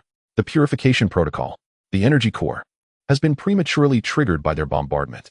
He watched helplessly as the countdown screen for the self-destruct program on the control panel jumped to 0 due to energy overload and structural damage, then went black. He didn't even have time to press the red button. The plan to heroically self-destruct when the enemy invaded had completely turned into a joke. The enemy had no intention of entering at all. They aimed to physically wipe this place off the map. A massive explosion erupted from within the base, instantly engulfing everything. The strong shockwave even blew open the already collapsed entrance of the mine again, spewing out large amounts of smoke and flames. Outside the mining area, Mo Lee watched the smoke and flames erupting from the mine entrance like a volcanic eruption, nodding in satisfaction. All done. Time to wrap it up. He clapped his hands and spoke into the communicator. See, I told you there would be fireworks inside. We helped them set them off in advance so they wouldn't have to worry about it. He turned to walk towards the assault boat, casually saying to the shadow crow Yaya, let the fleet retreat. There's nothing worth seeing here, it's probably all turned to ashes. Commander, the voice of Inya came through. We have not yet gathered any intelligence data from this site. Should we? Relax. Mo waved his hand dismissively. It's just intelligence. The Night Owl doesn't only have this one base. Such an important place, they must have already moved the core data and personnel, but what's left here is likely just a shell. It's just a trap. Even if we blow it up, we won't lose anything, and at least it saves us the trouble of worrying about mine clearance. Xian, pack up, let's move out. We still need to interrogate that fat governor. When we get back, see if we can squeeze out a bit more profit. As for here, consider it a contribution to the environmental management of Lan Ruixing, helping them fill a useless mine pit. He turned and walked towards the assault boat, feeling pleased, not the slightest bit regretful about the possible loss of intelligence. To him, resolving a potential problem with minimal risk was a very worthwhile deal. As for the secrets of the Night Owl, there's plenty of time ahead. He had all the time and means to play with them slowly. Right now, he preferred this simple and direct method of resolution. Just as Mo returned to the bridge of the fleet flagship, Dawn, a Titan-class battleship hovering above the city, and before he could settle down, an urgent communication report from Inya came in. Commander, we have detected large-scale spatial transition fluctuations occurring at the periphery of the Ruijin star system coordinates, K77, L33. Confirmed to be the support forces of the Imperial Border Fleet. The advanced troops are the 3rd and 7th Patrol Fleet Groups, with the flagship being the Iron Wall, a Stormbreaker-class battleship of the 3rd Fleet Group. The enemy has completed the transition and is forming a battle formation.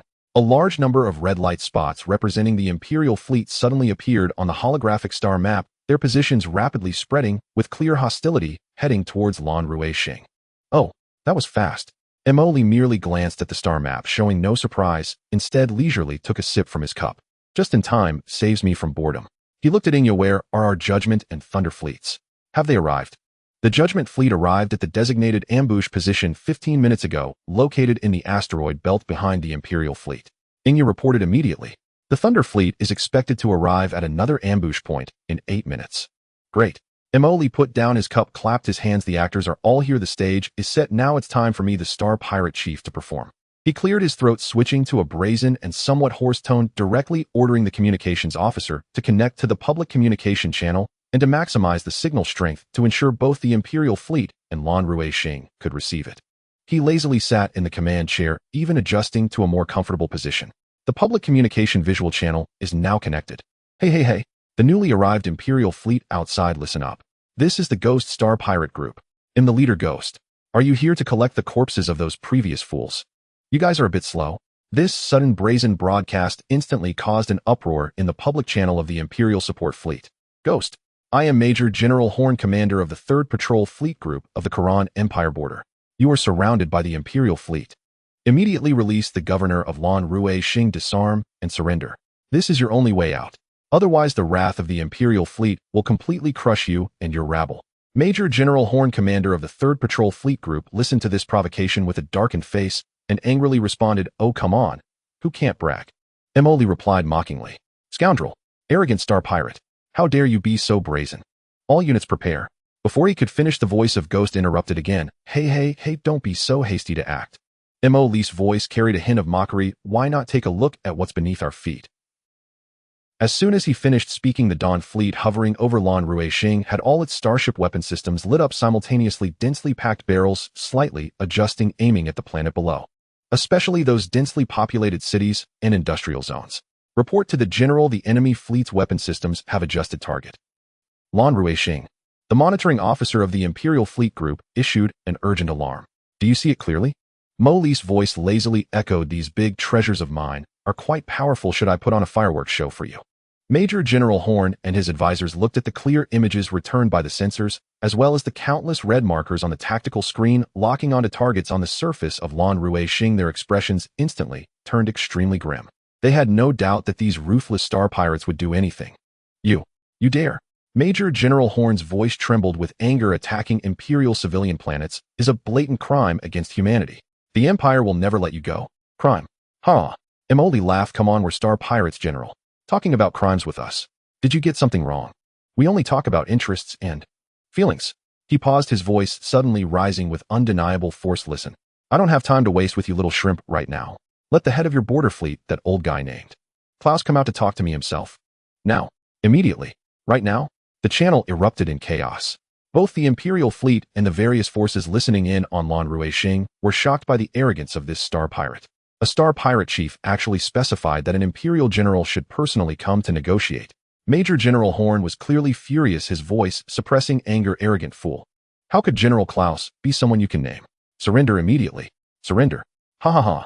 Mo Li laughed loudly, his laughter echoing through the public channel. Looks like there's no negotiation. Mo Li's voice immediately turned cold, carrying an undisguised threat. Well then. I'll count to 3, and if I don't hear Klaus's voice, I'll randomly pick a city on Lan Ruixing and put on a fireworks show for everyone. 1. You.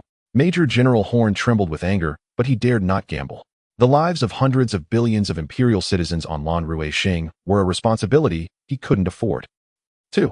Mo Li's voice was like a death knell. The flagship's secondary cannon was already primed to fire. Wait. Major General Horn almost shouted. I need to consult. I'll give you a minute. Hurry up, my patience is limited. Mo Li said lazily, as if the one counting down just now wasn't him. The communication visual was temporarily cut off, falling into silence. Mo Li on the dawn leisurely swung his legs, commenting to the projection of Xianxia beside him. See, dealing with regular troops requires some tricks. They have many concerns, while we who have nothing to lose can easily take control. Irina, in a single room on the flagship, fell silent after hearing Mo Li's words on the public visual channel. She realized she had still underestimated this man's courage and madness. 1 minute later, a white-haired, resolute old man connected to the public visual channel, slowly speaking with an air of long-held authority. I am General Sack von Klaus, commander of the Karan Empire, Ashen, Star Domain Border Fleet Group, leader of the Ghost Group. State your terms. But I must remind you, any harm to Imperial civilians will provoke the Empire's most severe and thorough retaliation. The main character has finally emerged. Mo Li smirked, sitting up straight as he replied in a deep voice. General Klaus, I have long admired your reputation. The Phantom chuckled, crossing his legs casually, as if haggling at a market. That's fair. I'm a reasonable person after all. Firstly, the planet Lan Ruixing, with its population of several billion, is temporarily considered my hostage. Do you want them to be safe? Of course. Mo Li gestured. Just pay the ransom, 100 billion Fowler. No cash. Everything must be converted into equivalent high-purity zero-element crystals, advanced energy blocks, Titan-class battleship alloy ingots, and rare resources, such as antimatter cores. Pack it well and transport it to the uncharted star region at coordinates K77 M99 N39 with a large transport ship. My people will receive it. Once I have the goods and verify them, I'll leave immediately. I guarantee not a single hair on Lan Ruixing will be harmed. As soon as he finished speaking, the public channel fell silent. Even General Klaus gasped. 100 billion. And strategic resources? This isn't just asking for an arm and a leg. It's like emptying the Imperial treasury. Absurd. General Klaus' voice was filled with suppressed rage. Do you think the Empire would accept such extortion? What is it, too much? Mo Li scoffed. General, do you think the lives of several billion on Lan Ruixing, combined with the Empire's dignity, aren't worth this price? Or should I just help you blow up half the planet right now and give you a 50% discount? You? Klaus suppressed his anger. The Empire will never accept such blackmail. Then there's nothing to discuss. Mo Li shrugged indifferently. All units prepare for bombardment. Target the densely populated areas of Lan Ruixing. Wait. Klaus hurriedly interrupted. Mo Li tapped the control panel, his tone turning cold. Old man, don't try to act like an Imperial general with me. Understand this, and the one holding your soft spot now.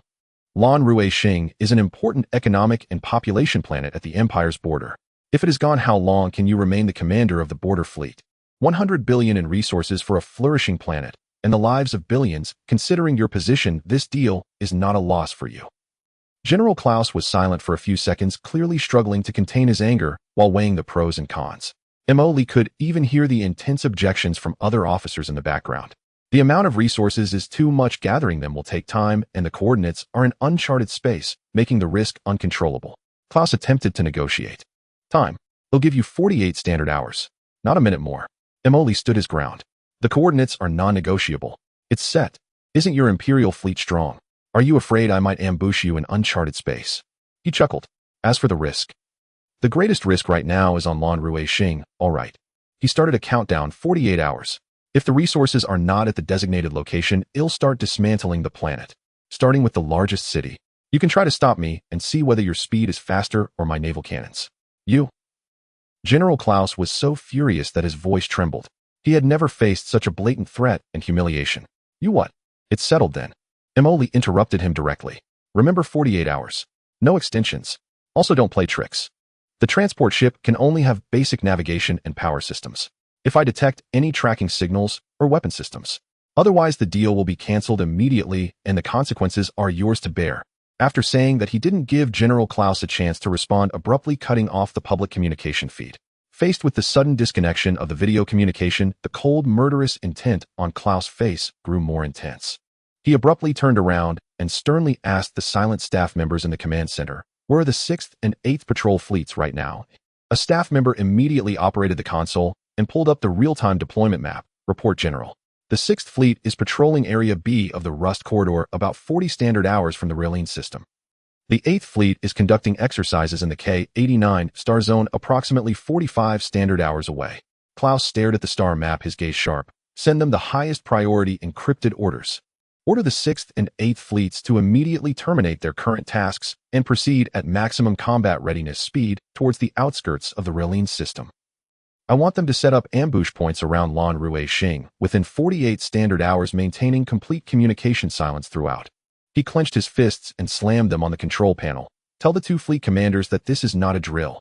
Once they reach the designated position, immediately conceal and prepare an attack formation waiting for my final command. I will use absolute force to show this arrogant phantom that the Empire's territory is not a playground for him. Yes, General. The communication officer immediately began sending the encrypted orders. After receiving the orders, the 6th and 8th Patrol Fleets, thousands of light years away in another star system, simultaneously changed their course, pushing their engines to the limit as they headed towards Lan Rui Xing. General Klaus watched the newly appeared concealed routes representing the 2 ambushed fleets on the star map, his fists slowly tightening. Phantom. Extorting the Empire will come at a cost, he murmured to himself.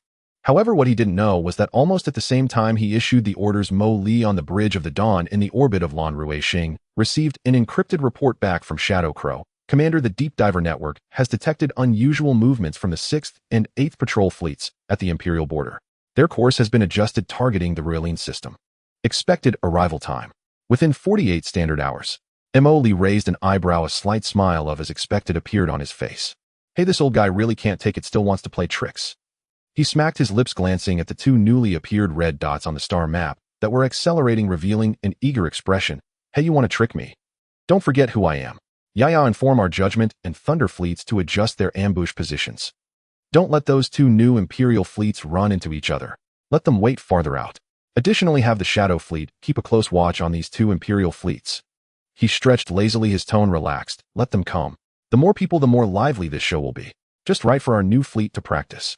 Let's see if the Empire's dumpling skin is thick or if our teeth are sharp. As soon as he finished speaking, the communications officer on the bridge reported immediately. Report, Commander, a communication request has come from the direction of the Imperial fleet. Oh, just moved troops and already feeling bold. Bring it in, let's see what tricks they can play. Emily smiled.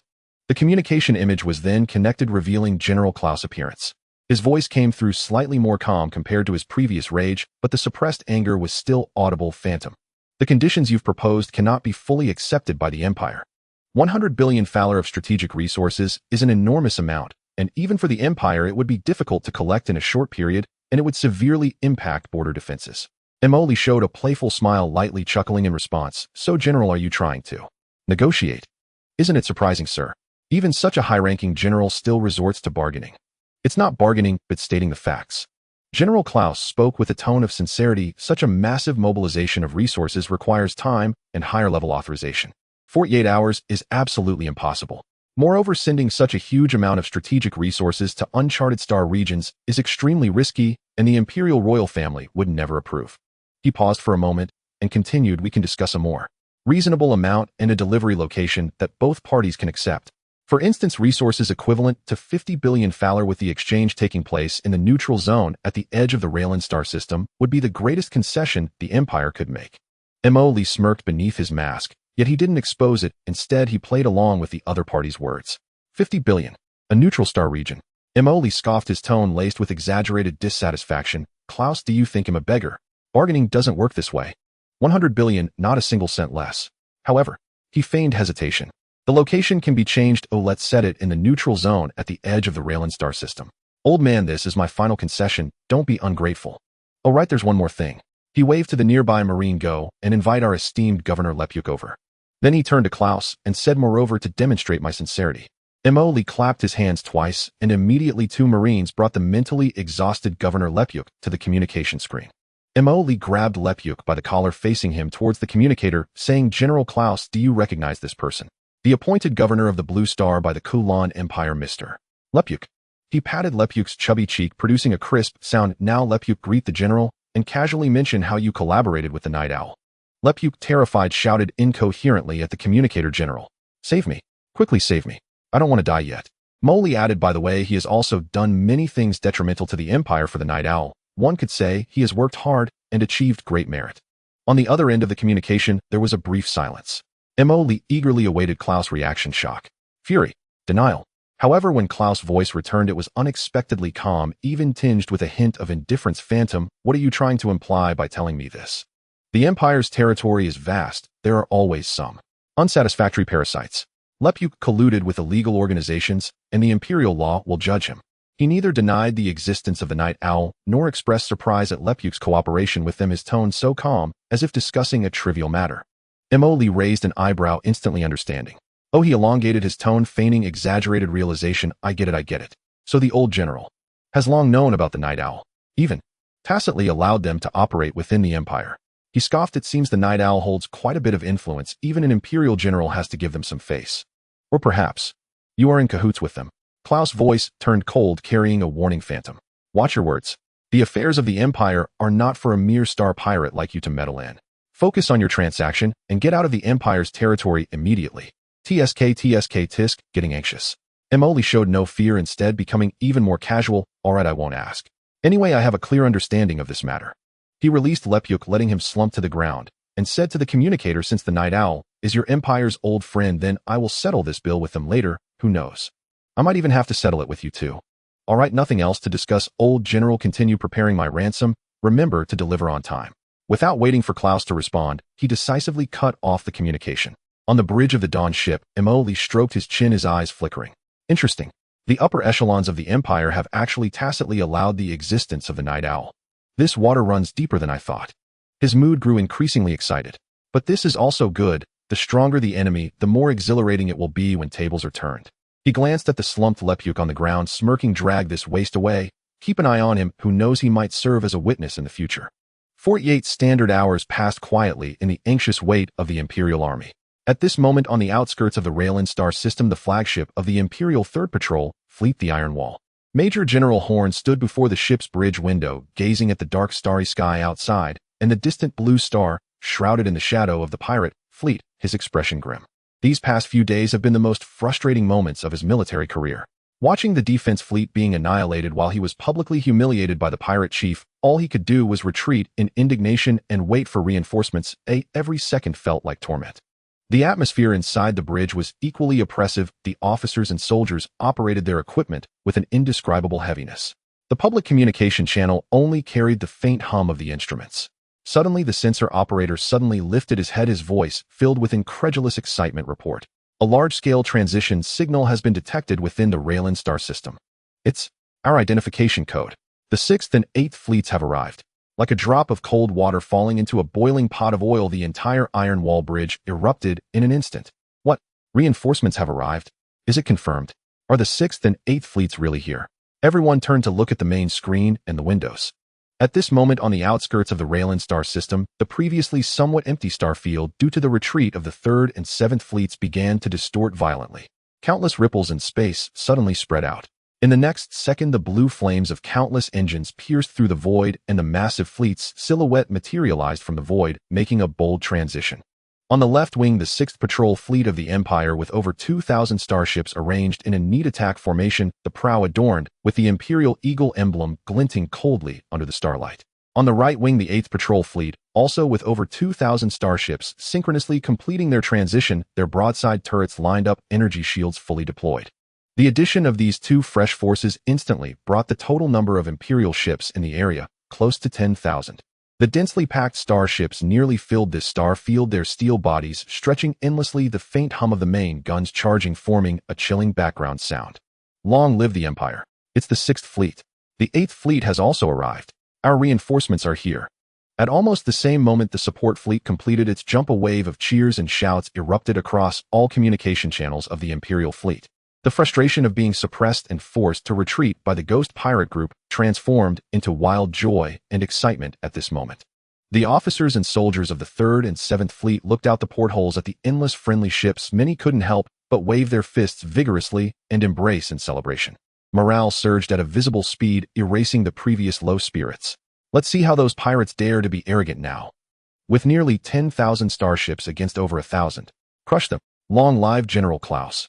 Even the officers on the bridges of each ship who had been serious before now showed relieved smiles and began excited discussions about the upcoming revenge operation. The flagship of the 3rd Patrol Fleet, the Iron Wall battleship's bridge. Major Horn stood straight in front of the captain's seat looking at the tactical star map, displaying the overwhelming force of their own fleet, his clenched fist slowly loosening and his previously tense face finally revealing excitement and exhilaration. As the frontline commander who had been forced to negotiate with the ghosts and bore immense pressure, no one desired the arrival of reinforcements more than he did. The humiliation of being led by the nose during that negotiation, even being insulted, was like a thorn embedded in his heart. He took a deep breath, striving to calm his turbulent emotions, but the flames in his eyes began to ignite. He connected to the encrypted communication channel with General Klaus and the commanders of the 6th and 8th Fleets, his voice slightly hoarse with excitement. General. The 6th and 8th Fleets have confirmed their arrival. Our forces have completed the battle assembly. General Klaus' voice came through good. Major Horn, reorganize your fleet formation immediately. I order you to act as the temporary fleet commander and complete the tactical link with the Allied forces. This time we will use the true strength of the Empire to show those pirates who truly rules this starry sky. Understood. General. Major Horn stood up straight, responding loudly. He turned to address all the officers on his bridge as well as the entire 3rd Fleet and the remaining fleet groups, his voice filled with a resolute power that released the pressure. All units attention. According to command instructions, immediately adjust formations and complete tactical coordination with each fleet group. Begin charging the main cannons. Let us cleanse the previous humiliation with the destruction of our enemies. For the Empire. For the Empire. A deafening response echoed through the communication channels. Major Horn looked out at the massive Imperial fleet, filled with a belief in victory.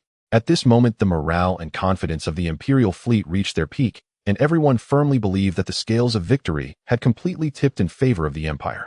Report to the commander: the 6th and 8th Patrol Fleets at the Imperial border have merged with the 3rd and 7th Fleets, now totaling nearly 10,000 starships. The sensor operator on the Dawn battleship's bridge reported. Oh, they are quite quick. I expect that old fellow's communication will come soon. As soon as the words "fellow communication request" from the Imperial fleet was received, General Klaus' image appeared on the screen again. His voice regained its usual authority and coldness, even carrying a hint of confidence. Ghost, the Imperial fleet has gathered. Now I order you to immediately release Governor of Blue Ray Star and move away from Blue Ray Star, otherwise the Imperial fleet is capable of annihilating you. He deliberately had his subordinates transmit the real-time distribution map of the Imperial support fleet, intending to apply final psychological pressure with absolute military strength, forcing the ghosts to submit, and even aiming to strike a fatal blow during their chaotic retreat. Emily looked at the nearly overflowing red dots on the star map and Klaus' threatening words, and instead of feeling tense, he lazily dug at his ears and said into the communicator, "Oh, reinforcements have arrived. Quite quick, old general. This display looks very impressive." His nonchalant tone caused Klaus on the other end of the communication channel to furrow his brows, a sense of foreboding rising in his heart. At this moment, Emily snapped his fingers and said casually, "All right, we've seen enough of the show. Let's not hide our people any longer. Xihe notified Judgment Thunder Shadow. All units, show yourselves, my little darlings." His command was like a stone thrown into a calm lake. The next second, behind the massive Imperial fleet on the left wing, the right wing, and even in the shadowy areas of the near-Earth orbit close to Blue Ray Star, the previously empty starfield suddenly lit up with a dense array of engine lights and ship silhouettes. The Judgment fleet burst out from a dense asteroid belt, its 20 Titan Dominator-class battleships resembling mobile fortresses leading thousands of cruisers and frigates, their cold muzzles aimed at the flank of the Imperial fleet. On the other side, the Thunder fleet also revealed itself from a massive interstellar storm, its equally formidable formation carrying a devastating momentum locking onto the other side of the Imperial fleet. The Shadow fleet, like true ghosts, had somehow already interspersed among the various formations of the Imperial fleets due to its superior concealment and high mobility. The three main detachments, along with the Dawn fleet hovering above Blue Ray Star, all the forces under Emily's command, revealed themselves at this moment. A total of nearly 6,000 elite warships, among which there were 60 Titan Dominator-class heavy battleships. They formed a massive encirclement completely surrounding the nearly 10,000 starships of the Imperial fleet within 3 layers. On the star map, the ocean of red light points representing the Imperial fleet was instantly enveloped and penetrated by the deep blue light points of Mobilizing's fleet from all directions, creating a striking and impactful contrast. This is impossible. The communication channels of the Imperial fleet erupted in chaos. Countless captains and crew members let out incredulous exclamations. Where did they come from? Why didn't our sensors give a warning? 60 of those giant warships. What kind of power is this? Why are their starships larger than those of the Empire? Panic spread like a virus among the Imperial fleet. General Klaus stared at the tactical star map, where the situation had reversed in an instant, watching his fleet being surrounded from the opposite side. Feeling as if struck by lightning, he suddenly stood up from the command chair, his face turning as pale as paper. He stared at the star map, his lips trembled, but he couldn't utter a word. Klaus had not expected that the pirates, whom he thought could only muster over 1,000 starships, would actually have reinforcements from this so-called ghost pirate group. His military deterrence not only failed to intimidate the enemy, but instead placed his own fleet in a passive position. Mobilizing's voice, laced with mockery and ridicule, timely echoed in the public communication channel, clearly reaching the ears of every Imperial soldier. So how about it, General Klaus? Now, who do you think really holds sway in this starry sky? He looked at General Klaus across from him and said lightly, "What's wrong? Don't accept it. Want to compare notes with my little brothers? But I must remind you, I'm a free man. As long as I'm fed, my family won't starve. The Empire is still fighting a life-and-death battle with the Federation, you know.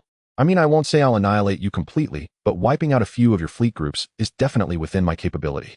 So what is your choice, Commander?" "So, Commander, your choice is..." At this moment, Klaus' face was ashen, his thoughts racing as he rapidly weighed the pros and cons of starting a war. He did not believe that the Ghost was merely bluffing, as evidenced by the prior annihilation of the Blue Rouet Star Defense Fleet. Even if the Blue Rouet Star Defense Fleet was poorly disciplined and its commander incompetent, they were still an Imperial regular fleet, and their silent destruction was enough to demonstrate the strength of this Star Pirate fleet. Moreover, the Empire and the Federation were currently in a phase of war fatigue, both silently recovering their strength. It would not be wise to initiate another conflict at this time, and redeploying troops could leave the Federation an opportunity to strike. Hey, have you made up your mind yet, General? Are we still going to fight? You've been thinking for a long time, and am still waiting to get home for dinner. If you don't dare to fight, should we discuss the toll for your nearly 10,000 starships?" Mobilizing's eyes narrowed into slits. The extreme contrast, the forceful reversal, and Mobilizing's nonchalant yet oppressive words felt like a series of resounding slaps landing hard on Klaus and all the Imperial soldiers' faces. In the starry sky, nearly 10,000 Imperial warships faced off against Mobilizing's 6,000 elite vessels in a tense standoff, but the atmosphere had clearly reversed, becoming heavy. Under Mobilizing's reverse encirclement and threat, General Klaus had no choice but to swallow this bitter pill. "Klaus, it seems we have reached a consensus. Then let's proceed according to the new rules." Mobilizing's voice rang out again, carrying an unassailable strength. "The 100 billion resources we agreed upon earlier must be sent intact to the E77 area at the edge of the Relish galaxy. That should be a neutral zone, right? He'll send someone to receive it." Additionally, he shifted the topic, his tone becoming lighthearted. "You guys have been redeploying troops and intimidating us, causing my brothers to be on edge and unable to sleep well at night. This mental distress compensation, the Empire should express something, right?" Klaus suppressed his anger. "Ghost, don't get greedy." "Hey, you can't say it like that," Mobilizing replied slowly. "How about this? I won't ask for too much, just an additional 100 billion Fowler funds. To save you some trouble, you don't need to transport goods, you just transfer the funds to the Tattoo Principality's interstellar bank account number XC8892477. Remember, it's the common interstellar bank of the Tattoo Principality, don't get it wrong." There was dead silence on the public channel, and the Imperial soldiers could see Klaus' darkened face at that moment. After several seconds, Klaus almost gritted his teeth to respond. "The Empire will pay this fee, but I hope you keep your promises. Otherwise, no matter where you run, the Empire will be able to capture you." "Splendid." Mobilizing snapped his fingers.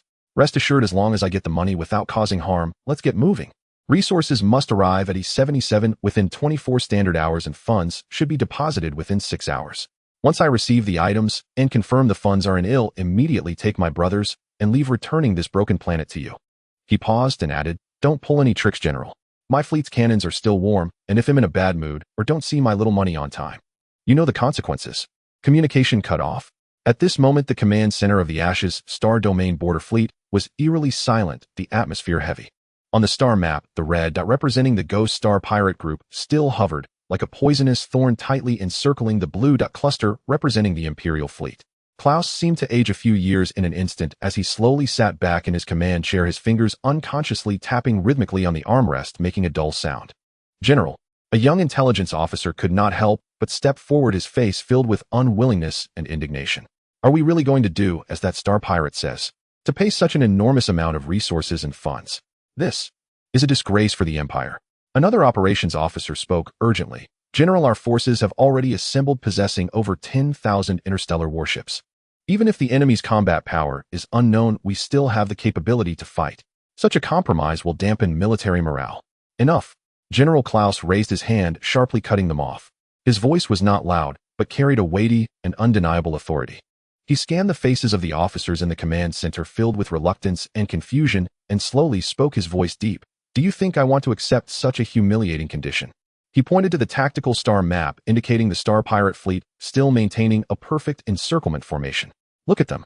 So many heavy battleships I've never seen before, at least twice the size of our heavy battleships. Thousands of elite warships with performance far exceeding our fleet, and their stealth and deployment capabilities are ghost-like. With such an enemy recklessly starting a war in a densely populated system like the Railing Galaxy, have you considered the consequences? His gaze swept sharply across everyone. Once the war affects the planet and leads to massive civilian casualties, who will take responsibility for that? You or me? The officers fell silent. That ghost has pinpointed our weakness, Klaus continued. Moreover, we know nothing about this enemy's origins, motives, or support from behind. The level of technology and organization they have displayed is far beyond that of ordinary star pirates. If we blindly start a war, even if we win at a great cost, the Empire's border defense line will be left with huge vulnerabilities, allowing the Federation or other forces to take advantage of the situation. The consequences are unimaginable. He took a deep breath, his tone filled with helplessness and determination. Therefore, we cannot wager the lives of hundreds of billions of Imperial citizens and the Empire's border defense line. We cannot afford to lose. The current compromise is a necessary retreat. It is to protect the Blue Rouet Star and to buy the Empire time to redeploy troops and understand the enemy's details. He looked at the communications officer, his tone resolute. Execute the order. Immediately arrange for the transport fleet to send resources to the E-77 area of the Railing Galaxy. At the same time, contact the Imperial Treasury, explain the situation, and request them to urgently allocate 100 billion Faller, transferring it to the designated account. Tell the relevant departments this is a top priority military order, and there must be no mistakes. Yes, General. The communications officer did not dare to say more and immediately turned to relay the orders. Klaus turned his gaze to the operations officer who had previously requested to fight, his eyes becoming deep. As for you, immediately send a highest-level encrypted request for assistance and report to the Imperial Military Department in my name. Provide a detailed report of everything that has occurred here, including the terrifying combat power of the Ghost Star Pirate Group and the reasons for our forced compromise. His voice lowered further, carrying a hint of cold severity. At the same time, in the name of the commander of the Ashes Star Domain Border Fleet, formally request the military department to dispatch at least 5 to 8 complete main force fleets from within the Empire to urgently reinforce the Ashes Star Domain. Just tell them. There is an unknown powerful threat at the border that could overturn the current situation, requiring the full response of the Empire. The officer's pupils constricted, instantly understanding Klaus' intentions. Understood, General. I will take care of it immediately. The officer saluted solemnly and quickly left. General Klaus sat alone in the command chair, gazing at the enemy fleet displayed on the star map, his eyes cold as ice. Ghost, no matter who is behind you, the foundation of the Empire runs deeper than you can imagine. The humiliation of today shall be repaid 100-fold in the future. Meanwhile, on the edge of the ruined star system, in the E-77 neutral zone in the resource delivery area, the atmosphere grew slightly tense. 500 massive Imperial transport ships quietly floated at the designated coordinates. They were laden with high-purity energy blocks and other rare resources worth 10 billion Faller, with each transport ship's engine in a state of shutdown, the eagle emblem, symbolizing the Empire, appearing somewhat dim. Surrounding them were 50 heavy cruisers of the Judgment Fleet, the Kanglong class, patrolling the transport group. Additionally, there were hundreds of slightly smaller, yet highly efficient scavenger-class salvage vessels and large cargo ships. No communication, no signals. With a simple begin reception command from M.O. Lee on the flagship Dawn, the engineering teams immediately sprang into action. The scavenger-class salvage vessels shot out thick composite towing beams, firmly locking onto the Imperial transport ships. Large cargo ships extended docking passages swiftly. Heavy engineering mechs moved between the vessels using cutting and handling equipment to drag the packaged resource modules out from the Imperial transport ships and transfer them to their own cargo holds. The entire process was efficient, swift, and silent, with only the faint hum of machinery and the occasional sound of metal clashing. The crew on the Imperial transport ships could only watch through the portholes, helplessly witnessing their precious resources being emptied so brutally, while the feeling of humiliation gradually gnawed at their hearts. Meanwhile, in the distant data center of the Tattoo Principality's Interstellar Universal Bank, a line of unremarkable data streams quietly passed by. Account XC88924777 received an anonymous transfer, 100 Fowler, current balance updated. The funds disappeared instantly into the complex financial network of the Principality's bank, like a drop of water sinking into the ocean, awaiting subsequent cleaning and withdrawal through the channels controlled by Mo Li. Dawn Titan-class bridge. Mo Li sat with his legs crossed, watching the dual real-time images displayed on the main screen, one showing the bustling scene of resource transfer, the other the gratifying balance changes in the Tattoo Principality's bank account. Tisk, look at this transfer efficiency. Our people really deliver. He took a bite of the apple in his hand, mumbling his praise. And look at this mental distress fee. The money arrived so quickly. The Imperials are quite prompt when it comes to paying, he remarked, swinging his toes. The Shadow Crow reported, all resource reception processes are normal, no hidden tracking signals detected, and the entire transfer is expected to complete within 3 standard hours. Funds have been confirmed to the target account. Perfect. Mo Li snapped his fingers. Tell the brothers to finish the transfer and retreat. No need to waste words with those Imperial transport ships looking so miserable. Oh, and send a thank you note to the Imperials. Remember to use the public channel, just say. The Ghost Star Pirates thank General Klaus for his generous sponsorship. See you next time. His sarcastic thank you undoubtedly sprinkled salt on the already bleeding wound of the Empire. Minutes later, a plaintext communication from Ghost indeed appeared on the public channel of the Imperial fleet. The content brief, yet highly insulting. Goods received, funds credited. Thanks, old Klaus. We'll come to you again when we're short on cash. Ghost left. In the command center of the Imperial fleet, General Klaus, upon receiving this communication, had a gloomy expression, his fist pounding heavily on the console, yet there was nothing he could do. Meanwhile, Mo Li, satisfied after reading the final report of the resource transfer, stood up and stretched widely. Done. Let's wrap it up and go home. This trip was a training exercise and a money-making venture, a real profit. He waved his hand full of spirit. Relay the order. All fleets according to the planned schedule retreat from the ruined star system. Heading towards the exploration of the star domains. This time, we return fully loaded. Under his command, the Judgment subfleet that completed the resource reception was the first to jump away. Following that, the Thunder and Shadow fleets surrounding the Imperial fleet also gradually disengaged their engines, igniting, swiftly disappearing into the starry sea. Lastly, the Dawn fleet, hovering above the Blue Rouet star, leisurely turned around and left under the watchful gaze of the Imperial fleet. With his overwhelming might and unconventional style, Mo Li successfully executed this massive extortion against the Empire, departing with a bountiful haul, leaving the Imperial fleet to deal with a mess, while the governor of Blue Rouet star was no longer of concern to anyone. As Mo Li made a round back to the screw factory base with his spoils far away in the central region of the Empire, the capital star circled the central star domain. The Imperial star Heart of Glory was no longer tranquil. At the Empire's military department building, the top-level Strategic Intelligence Analysis Center, a massive circular holographic star map occupied the central area of the Analysis Center, with the Empire's vast territory represented by countless lights denoting fleet space stations and important planets. At this moment, in one corner of the star map, the area representing the Ashen Star Domain ruined star system was highlighted with data streams and damage assessment reports scrolling beside it. The Minister of the Empire's Military Department, General Astor, a gray-haired man in a crisp silver military uniform with a thin face, stood with his hands behind his back in front of the star map. Behind him stood several high-ranking generals from the Empire's military and heads of intelligence departments, all with extremely grave expressions. The door of the analysis center slid open and a communications officer hurried in, holding a sealed data tablet. His steps were brisk and his face bore a tense expression. Report to the Minister and Generals. The command center of the fleet on the border of the Ashen Star Domain. General Klaus has sent an emergency battle report and situation explanation of the highest encryption level. The officer's voice resonated clearly within the analysis center. General Astor slowly turned around, taking the data tablet.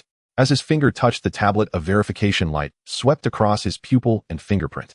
The data tablet unlocked, and a lengthy report along with battlefield record sensor data and the public communication audio recording that made all Imperial soldiers feel humiliated began to play. At first, it was General Klaus' heavy voice reporting that the Blue Rue Star Garrison fleet was annihilated by an unknown force in a very short time. Then came the arrogant threats and demands from the Ghost, followed by Klaus being forced to accept conditions, paying a massive amount of resources and funds along with his plea for help. Throughout the playback, the analysis center was silent.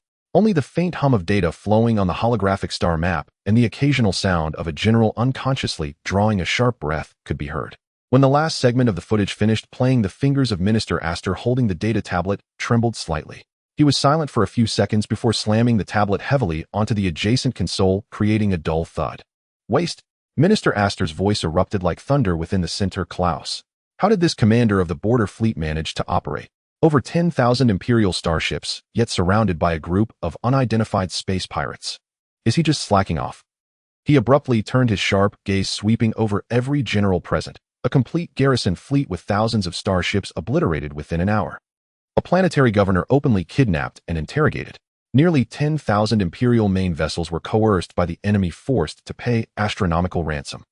Tell me, when has the Empire ever suffered such a humbling disgrace since its founding? Since the founding of the Empire, has it ever suffered such a humiliating disgrace? Minister Astor exclaimed angrily. Major General Booth, deputy director of the Empire's military logistics department, turned pale and murmured, 100 billion feral strategic resources. And 1 billion in cash. This is enough to arm 3 standard main battle fleet groups. Klaus, how dare he agree? Does he dare not to agree? Another general from the operations department retorted sharply, pointing at the simulated formation of the Phantom Fleet on the star map. Look at this data. 60 warships of unknown models, each over 7,000 meters in length. The performance parameters are estimated to far exceed our Stormhammer class. And those cruisers and frigates, is there any that is not a masterpiece? In the kind of environment on the ruined star system, Klaus has to tread carefully. If Blue Rue Star is lost, the responsibility will be even greater. Are we going to just let this go? Major General Booth exclaimed excitedly. The loss of these resources is a heavy blow to border defense. The strategic balance against the Federation and the Principality may be broken. Of course we cannot let this go. Minister Astor interrupted the debate, his gaze icy. Although Klaus mishandled the situation, his final judgment was correct.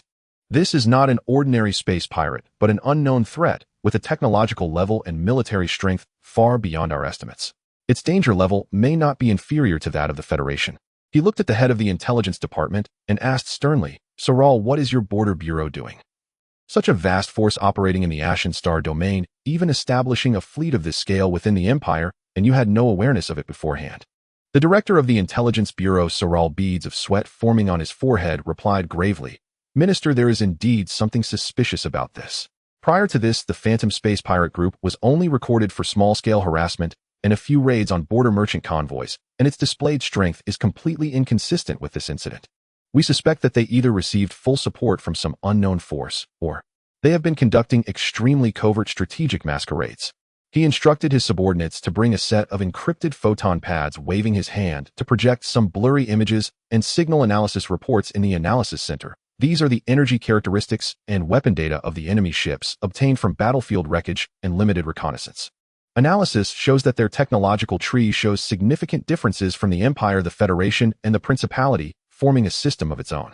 Particularly, their engine efficiency and weapon power far exceed ships of the same class. This is not a level that ordinary space pirates or rebels can reach. Investigate. Minister Astor commanded. Use all resources, find out who this Phantom really is. Where did his fleet come from? What is the source of the technology? Who are the supporters behind him? Yes. Sorrel immediately replied. I will promptly dispatch elite agents to the Ashen Star domain, activate all dormant networks, and coordinate with major research institutions in the country to conduct in-depth analysis of the enemy's technological characteristics. Minister Astor then looked at his aide. Record the order. He spoke calmly without a hint of emotion. The aide immediately raised his wrist and pulled up the encrypted recording interface. To Supreme Commander of the Border Fleet Group in the Ashen Star domain, General Zach von Klaus. Minister Astor paused, seemingly weighing the importance of each word.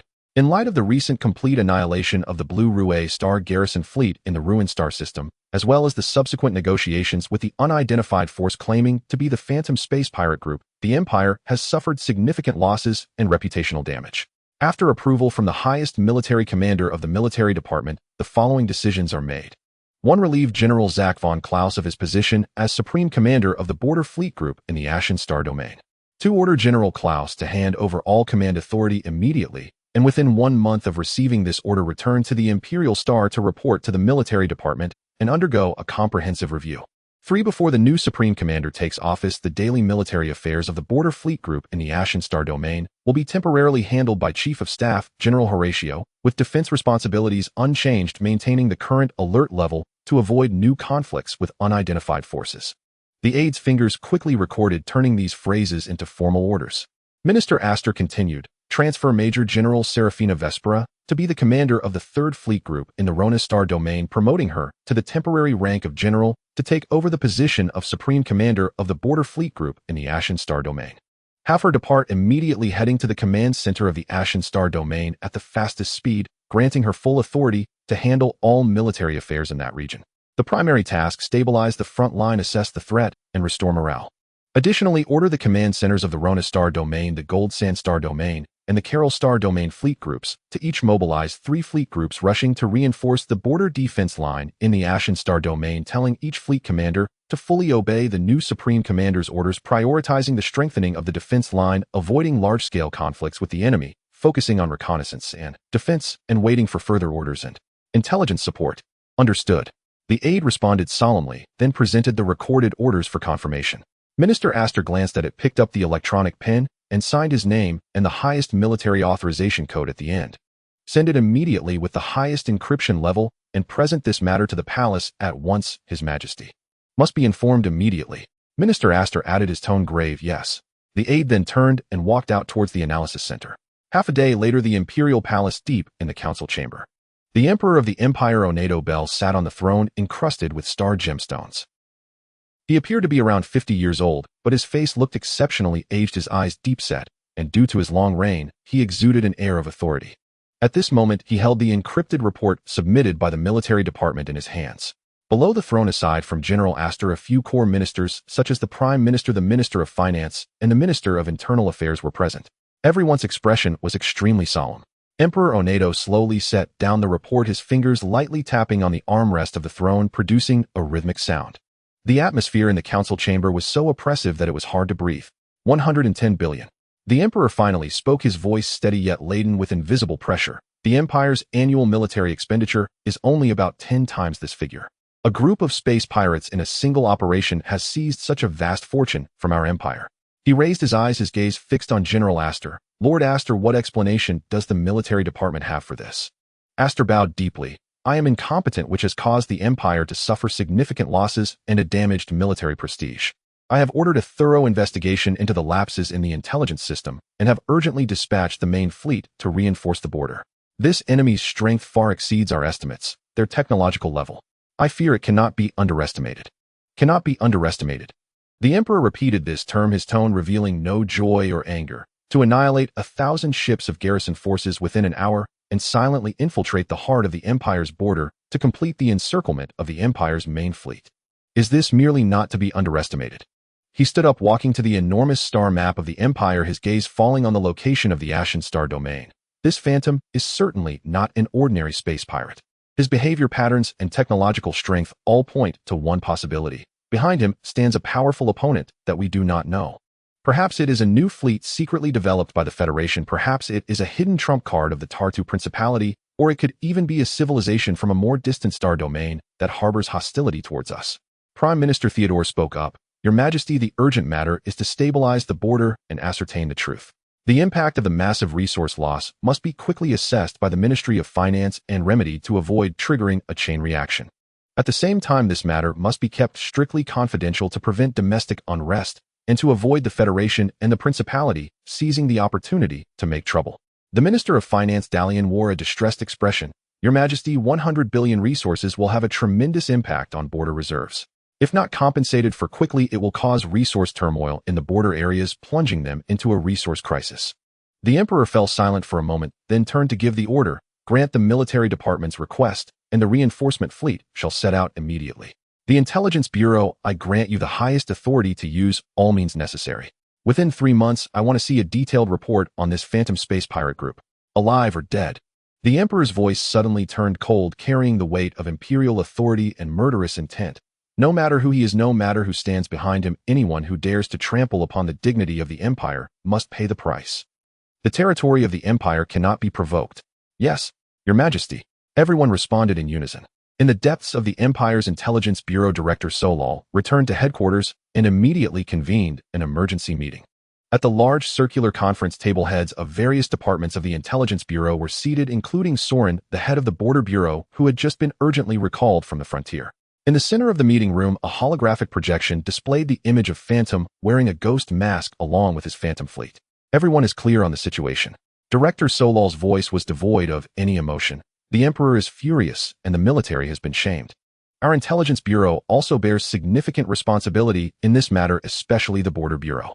Soren stood up, his expression equally grim. Director, the situation in the Ashen Star domain is complex, with many lawless zones, and star pirates roaming is commonplace. The Phantom had previously operated discreetly, and on a small scale, we only classified it as a secondary threat. The power it suddenly displayed indeed exceeded all expectations. We suspect that they may have received large-scale support from external forces, or they themselves could be a meticulously designed ruse affront for an agent.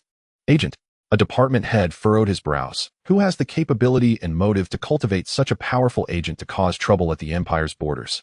The Federation. They are currently at a stalemate with us in the Border Star domain. The Duchy of Tattoo.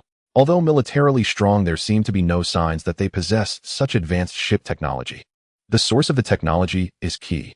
Another technical analysis supervisor pointed at the energy readings of the Phantom ships. This energy is very unique, stable, and efficient, bearing traces of a certain non-mainstream optimization. We are conducting reverse engineering simulations in conjunction with the Academy of Sciences, but progress is slow. The technology of the other party is likely over a generation ahead of us. Solal tapped the table. Do not get caught up in baseless speculations. Now I command. Everyone immediately straighten their backs.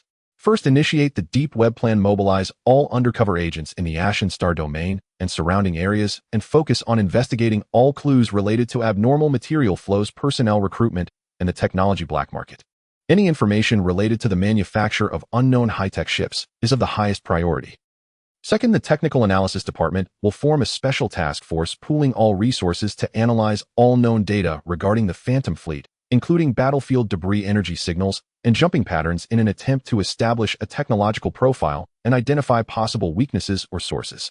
Third, the External Intelligence Department will strengthen monitoring of the movements of the high-level officials of the Federation and Duchy, especially any unusual activities of their military and secret research institutions. At the same time, pay attention to whether any large financial conglomerates or underground organizations within the territory are in contact with unidentified forces. Fourth, he looked at Soren. Soren, you must return to the border immediately. The pressure is immense over there. You need to cooperate with the new Commander-in-Chief to stabilize the situation while leveraging the network of the Border Bureau to start investigations from the ground up. We cannot overlook the Governor Lepke, who was captured by the Phantom, and the clues he mentioned about Night Owl and Shepard. I believe the emergence of this Phantom may indeed be linked to some dark aspects within the Empire. Soren solemnly accepted the order. Understood. I will set off immediately. Solal finally looked around the room, his voice icy. Gentlemen, this is one of the greatest challenges our Intelligence Bureau has faced in recent years. The Emperor has only given us 3 months, and I do not wish to see any lapses. Find the Phantom, uncover the forces behind him, and restore the honor of the Empire. Otherwise, everyone present, including myself, should face death as an apology to the Emperor. With the meeting concluded, the entire Intelligence Bureau of the Empire began to operate with unprecedented speed and efficiency. Countless encrypted orders were sent to various locations across the Empire, even to undercover stations within the Federation and Duchy, creating a vast net targeting the Phantom Star pirate group. Meanwhile, in the distant Ashen Star domain, Mo Lee, who had just completed revenue generation, was leisurely watching the surge of resources and creation points on the system interface, pondering whether it was time to unlock new toys. At the same time, on the other side in the Rona Star domain, aboard the flagship Determination of the 3rd Fleet, Vice Admiral Serafina Vespera had just concluded a tactical drill. She stood tall with her shoulder-length silver hair impeccably neat, her expression unusually stern, showing no signs of her 30 years, her gray eyes calm and focused, as if able to see through all mists. Her aide hurried into the bridge, handing her an encrypted order. General, urgent message from the military, highest priority. Serafina took the command board and quickly verified her identity. The contents of the order unfolded before her. When she saw promotion to temporary general and assumption of command of the border fleet in the Ashen Star domain, her expression did not waver in the slightest, only her pupils slightly constricted. Her gaze lingered briefly on the keywords Phantom Star Pirate Group and General Klaus dismissal. Moments later, she set down the command board and spoke clearly and steadily, relay to the entire fleet group to cancel all scheduled training and patrol tasks and enter a state of level 1 combat readiness. She paused and continued issuing orders. Notify all senior officers of the fleet group command that an emergency combat meeting will be held in half an hour. At the same time, in my name, respond to the military. Serafina Vespera has received the order and will set off immediately for her post. Yes, General. The aide immediately took his leave. Serafina walked to the bridge's window, gazing at the familiar starry sky of the Rona Star Domain, lost in thought. The Ashen Star Domain, a powerful unknown enemy, and also an opportunity. She needed to familiarize herself with everything as quickly as possible and then solve the problem. At the Rona Star Domain Fleet Group headquarters, Commander Celsius received a dispatch order from the military. He glanced at it and then issued instructions to his operations officer beside him. Deploy the 7th, 9th, and 11th Fleet Groups. Prepare to depart immediately. Target the Ashen Star Domain and inform the 3 commanders that this is a sign of a hard battle. Bring all resources and do not shame the Rona Star Domain. Yes. The same situation unfolded at the command centers of the other 2 major star domains. As the orders from the 3 major star domain command centers were issued, a large-scale military mobilization quietly commenced. 9 massive fleet groups began to deviate from their original defensive or patrol routes. Tens of thousands of Starship engines ignited simultaneously, and under the flagship's guidance they began to assemble towards the gathering star domain. Logistics supply ships moved back and forth, conducting final material loading and energy replenishment, while navigators nervously calculated the optimal routes, and the power output of the engine reactors steadily increased. In total, 9 fully equipped standard fleet groups, comprising over 25,000 starships of various classes, swiftly departed from their familiar defensive locations, heading towards the border defense line of the Ashen Star Domain. At the main base of Screw Factory No.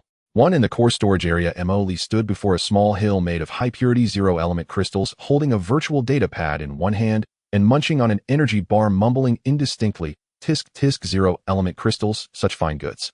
Energy blocks are quite nice too. So many. This hall is rich, dripping with fat." Emily hummed a tuneless little tune, tapping the data pad lightly against his palm, excitement gleaming in his eyes. As expected, it's still faster to earn money through. Oh no, it's friendly negotiations. He patted a piece of dark blue metal ingot next to him, which was taller than his entire body, producing a dull sound. The entire storage area was brightly lit with various rare resources extorted from the Empire piled high, while engineering mechs and robots were systematically categorizing, inspecting, and transporting. The air was filled with the sense of metal energy and a hint of ozone. Oh, indeed, one cannot become wealthy without unexpected windfalls, just as a horse cannot grow fat without night grass. The Empire's old fellows are truly generous. Knowing my resources are thin, they come to offer warmth. Emily happily took a big bite of the energy bar, his cheeks bulging. At that moment, his personal communication terminal on his wrist vibrated lightly, and the cold voice of Shadow Crow directly entered his eardrum. "Commander, urgent intelligence. Deep Diver Network, highest priority, encrypted information." Emily paused his chewing action for a moment, then resumed, quickly swallowing the energy bar and brushing off the crumbs from his hands. "Oh, what have our deep divers heard this time? Do tell." He spoke casually, even with a hint of anticipation. The virtual holographic projection of Shadow Crow appeared beside him, reporting, "The information has been decrypted. The content is as follows. The Empire's military has officially ordered the dismissal of the original Supreme Commander of the Ashen Star Domain Border Fleet, General Sack von Klaus, and commanded him to return to the military for a debriefing." Wow. Emily raised an eyebrow. They really dismissed that old fellow. Efficient indeed. It seems that over 100 billion truly pain them. Shadow Crow continued the report. Until a new commander is appointed, the daily military duties of the Ashen Star Domain Border Fleet will be temporarily handled by Chief of Staff General Horatio. Defense responsibilities remain unchanged, maintaining the current alert level and ordering them to avoid new conflicts with our unidentified forces. Avoiding battle. Emily stroked his chin, his eyes flashing. Seems like they are backing down, or perhaps preparing something big. But it's just a temporary substitute. Not quite, Commander. Shadow Crow denied his speculation. The military has appointed a new Supreme Commander. Oh, so soon. Who is it? Which old fellow from another star domain? Emily inquired with interest. The new Supreme Commander is Serafina Vespera, former commander of the 3rd Fleet of the Rona Star Domain, with the rank of Rear Admiral. This appointment also promotes her to the temporary rank of Major General. Serafina Vespera. Emily repeated the name. A woman. A Rear Admiral promoted to a temporary Major General. When did the Empire become so progressive, allowing a woman to lead a border fleet? Shadow Crow find out what kind of background this woman has. To be able to change commanders at a crucial moment, and even get promoted, she must be quite a character. According to the supplementary information provided by the Deep Diver Network, Celefina Vespera, aged 30 standard years, has a rather legendary history. Shadow Crow narrated steadily. Oh, legendary. I'm quite curious, now tell me what glorious history does our new opponent have? Emoli plopped down on a nearby metal box filled with energy blocks, swinging his legs looking like he was ready to hear a story. Celefina Vespera hails from a military family in the Empire, one of the most outstanding members of the Vespera family. At the age of 16, she was specially recruited into the Imperial Royal Military Academy with excellent results, and at 19, due to her exceptional performance, she applied for early graduation, becoming the only graduate with all courses rated as excellent in nearly 50 years at the academy. Moreover, during the graduation exercises, she tactically commanded the complete annihilation of the enemy fleet, led by senior instructors. 16. TSK Tisk, a top student, Emoli commented, "When I was 16, I was still. I guess I was also studying hard."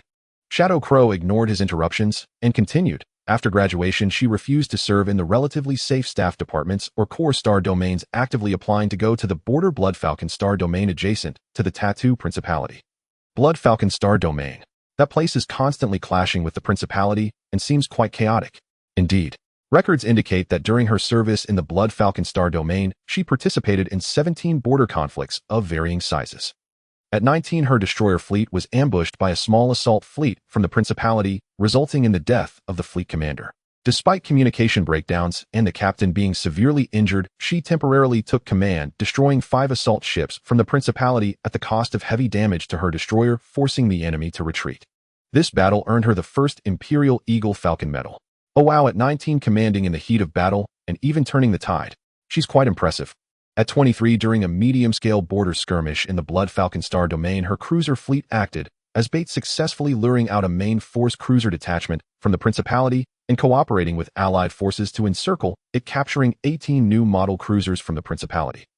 For her achievements, she was promoted to Major and transferred to the Military Operations Department for 2 years. A golden position in the military standard procedure, Emoli commented. At 26, she requested to return to the front lines, taking command of a cruiser detachment under the 5th Fleet of the Rona star domain. During this time, she led multiple drills and revisions of tactics for new starships, and her proposed concept of high-speed assault groups performed excellently in simulated confrontations. At 28, she was promoted to Rear Admiral and served as the deputy commander of the 3rd Fleet of the Rona star domain.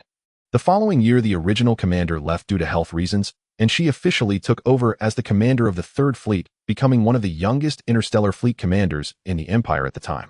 Under her command, the 3rd Fleet of the Rona star domain performed excellently in multiple interstellar exercises and border standoffs, receiving internal evaluations from the military as tactically flexible, with a tough style, and highly aggressive.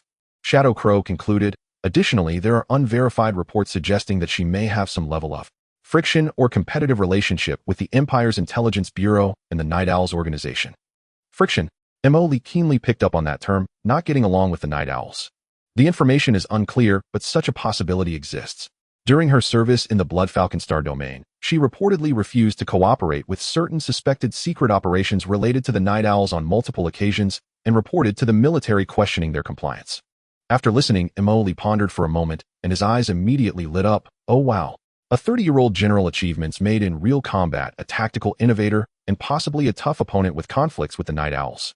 The Empire has sent not just an old bureaucrat this time, but a formidable character. He was not the least bit anxious, instead he appeared even more excited. Interesting, very interesting. Much more interesting than that old fellow Klaus. Emoli jumped down from the box and paced back and forth. I just love playing with these geniuses and elites. I just love playing with elites like them. Xianxia immediately reminded Commander. Besides personnel changes, the Deep Diver Network has also confirmed that the Imperial military has ordered 3 fully staffed standard fleet groups from the Rona star domain, the Golden Sand star domain, and the Carol star domain to urgently assist the border defense line of the Ashen star domain.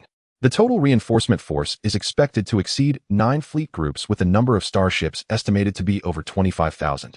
The advanced troops are expected to arrive at the assembly point on the outskirts of the Ashen star domain within 15 to 20 standard days. 9 fleet groups, 25,000 ships. Emoli stopped in his tracks, blinking. Wow, the Empire is really investing here. It seems we indeed hurt them last time. Are they looking to take revenge? He started counting on his fingers. Currently we have Dawn, Judgment, Thunder, Shadow, plus the forces stationed and patrolling, we barely have over 6,000 capable ships. The numerical disadvantage is quite significant. Xihe quietly watched him, waiting for instructions. Hey, didn't we just score a windfall? Perfect timing to reinforce our troops. He excitedly pulled up the system manufacturing interface, watching the skyrocketing creation points. Big brother Tongzi, wake up. We've got a super large order, he shouted, his voice rising by 8 octaves due to excitement. Commander, please instruct. Came the cold system notification. Immediately. Right away. Activate the highest priority manufacturing sequence for me. Emoli waved his hand. Resources are sufficient. Expand our existing 4 main fleets to 10 times their original size. Generate immediately. Command received. Calculating resources. Resources are sufficient. Executing 10-fold expansion command. Manufacturing sequence loading. Dawn Fleet 10-fold expansion command confirmed, added to manufacturing sequence. It is expected to utilize 47 of the existing high-density alloy resources, 35 of the zero-element crystals. Approved. Hurry up and build. Emoli didn't even look at the specific consumption. Judgment Fleet 10-fold expansion command confirmed. Thunder Fleet 10-fold expansion command confirmed. Shadow Fleet 10-fold expansion command confirmed. All expansion commands have been added to the highest priority manufacturing sequence. All idle docks and construction arrays at the base have been activated. Resource flows have been reallocated and the ships are expected to be offline in 1 standard hour. All will set sail. 1 standard hour. The lights in the entire storage area flickered slightly with the rapid mobilization of system resources. A large amount of resources vanished into thin air, and various large docks outside the base began to emit dim light, creating ripples as the Starship's metal frames, weapon systems, and reactors were successively generated. Before long, massive starships continuously sailed out of the docks parked in the open star domain outside the base. That's more like it. That's the way to do it. Emoli nodded in satisfaction. Have the cloning center accelerate synchronization to train enough elite crew members. We can't have ships ready without anyone to pilot them. That would be ridiculous. The cloning and infusion programs have been synchronized and accelerated. The matched crew will be ready before the ships go offline. Emoli closed the manufacturing interface, watching the visibly declining numbers in the resource pool. Instead of feeling distressed, he grinned and said, "It's worth it. So worth it. Using the Empire's resources to build ships to fight the Empire, this deal is a steal in every way. Once this wave of troop reinforcement is done, we'll have plenty of firepower on hand. With guns in hand, there's no need to worry. When the time comes, I can have a good time with that Serafina." He turned to Xihe. "Xihe, inform our deep divers in the Empire to closely monitor the movements of this batch of Imperial reinforcements, especially that Serafina. I want to know every move she makes once she arrives." "Understood, Commander," Xihe replied. Additionally, Emoli's eyes twinkled with a mischievous smile. "We can't just sit and wait. The Empire wants to stabilize the defense line, right? We won't let them be at ease. Before our new fleet takes shape, the Shadow Fleet's old brothers will have to work hard, splitting into small groups, to continue greeting near the border, harassing their patrols and supply lines, sending some welcome gifts to the new admiral." "Understood, Commander. Orders have been issued, and the harassment tactics will continue. Xihe, accompany me to the command center to see how our fleets are producing like dumplings. This scene is always a joy to watch." He turned and boarded the hover vehicle. As for that Admiral Serafina, Emoli hummed a tune that was out of tune. "I hope she and the gifts she brings can withstand our steel flood. Don't let me down too much." Xihe had already arrived at the command center ahead of time, where data streams flashed rapidly before her eyes. She was quickly calculating the total combat power of the expanded fleet and its potential impact on the surrounding star domains. First Subfleet Dawn, 200 Titan Dominator class, 3,000 Kanglong class, 1,500 Fearless class, 6,000 Jingjing class, a large number of support ships. Second Subfleet Judgment, 100 Titan Dominator class, 1,500 Kanglong class, 1,000 Fearless class, 5,000 high-speed assault ships, 4,000 Jingjing class specialized ships. The Third Fleet Thunder, 200 Titan Dominator class ships, 2,500 Kanglong class ships, 1,500 Invincible class ships, 4,500 missile artillery ships, 5,000 Jingjing class ships, and fire support vessels. The Auxiliary Fleet Shadow, 1,500 various types of high-speed invisible special vessels. The main starships of the fleet have approached 40,000, not counting the even greater number of engineering support ships and the 1,500 special vessels of the Shadow Fleet. In just 1 hour, Emoli will command a massive fleet of over 40,000 elite starships, whose quality and quantity will form an overwhelming advantage against the impending Imperial reinforcements. Emoli stretched lazily and walked to the enormous observation window, gazing at the bustling traffic of the base outside and the colossal shipyard, which was faintly visible in the distance and under expansion. "Does the Empire think they can overwhelm us with sheer numbers?" They will soon realize that against absolute quality and a slight numerical advantage, their calculations will fail to resonate. Celefina Vespera. Emoli murmured this name. The 30-year-old general, a genius commander. I hope you won't let me down and can keep me entertained a little longer. While Emoli was busy with the explosion of the ship, the scene was quite different at the command headquarters of the Ashen Starfield fleet located far away. In the commander's office, Klaus sat alone behind his desk, his formerly straight posture now slightly hunched, with a dismissal order directly issued by the military placed before him. Outside the window, artificial sunlight simulated daytime on the military fortress planet, yet it could not dispel the gloom on his face. Klaus sat quietly in his chair for a few minutes, then pressed the internal communication button, notify Chief of Staff Horax and all officers above the rank of Major General in the command headquarters to assemble in Conference Room 1 in 30 minutes. 30 minutes later, the atmosphere in Conference Room 1 was heavy enough to draw water. Most of the generals present had already heard some whispers through their channels, but when Klaus personally announced the military order, the room fell into a dead silence, followed by a wave of suppressed discussions. Commander, this. An old subordinate who had worked with Klaus for many years couldn't help but speak up, a look of indignation on his face. Klaus raised his hand to stop him, his gaze sweeping over every colleague and subordinate present. His eyes were weary, but still held an aura of authority. The military order has been issued. After my departure, Chief of Staff Horax will take over all military affairs until General Vespera arrives. He looked at General Horax, who sat in the first seat on the left. Horax was an officer of similar age to Klaus, known for his caution and adeptness at handling daily affairs. At this moment his expression was solemn as he nodded slightly at Klaus. Horax, Klaus said, stabilize the defense line, restrain the troops, and without a military order, do not take any rash actions to our enemy. Is extraordinary. I understand, Commander, Horax replied in a deep voice. Klaus then turned to the others. Everyone cooperate well with Horax as he assumes the duties of commander and prepare to welcome the new commander. The honor of the Empire needs to be restored, but this requires time and, more importantly, caution. He said no more and announced the meeting adjourned. The handover process quickly began. Klaus transferred all documents, passwords, and unfinished plans within his authority to Horax one by one. Throughout the process, the two exchanged little communication, only confirming and signing what was necessary. Hours later, a small high-speed assault ship belonging to the military's direct communication unit silently docked at the command headquarters spaceport. Klaus brought only one aide and a simple bag of belongings as he boarded the small assault ship. There was no farewell ceremony, no colleagues to send him off, only the cold starlight watching as the small ship departed the spaceport, its engines ignited, swiftly leaping into hyperspace, disappearing into the vast sea of stars. His era in the Ashen Starfield came to a temporary end in an undignified manner. 1 month later, in the Imperial Military Department building, in the minister's office, the heavy wooden door closed silently behind General Klaus, isolating him from the sounds of the corridor outside. The office was spacious to the point of being somewhat empty, with dark walls, and only a massive floor-to-ceiling window allowed the artificial daylight of the Imperial star to spill in, casting long shadows on the floor. General Astor sat behind a large desk without getting up. On the screen before him, an image captured during the Ghost Fleet's completion of the encirclement of the Imperial fleet was frozen. The suffocating scene on the tactical star map, with its stark contrast of red and blue light points, felt like a silent slap on the Imperial crest. General Klaus stood a few meters in front of the desk, his body straight, the stars on his epaulets appearing somewhat dim under the cold light.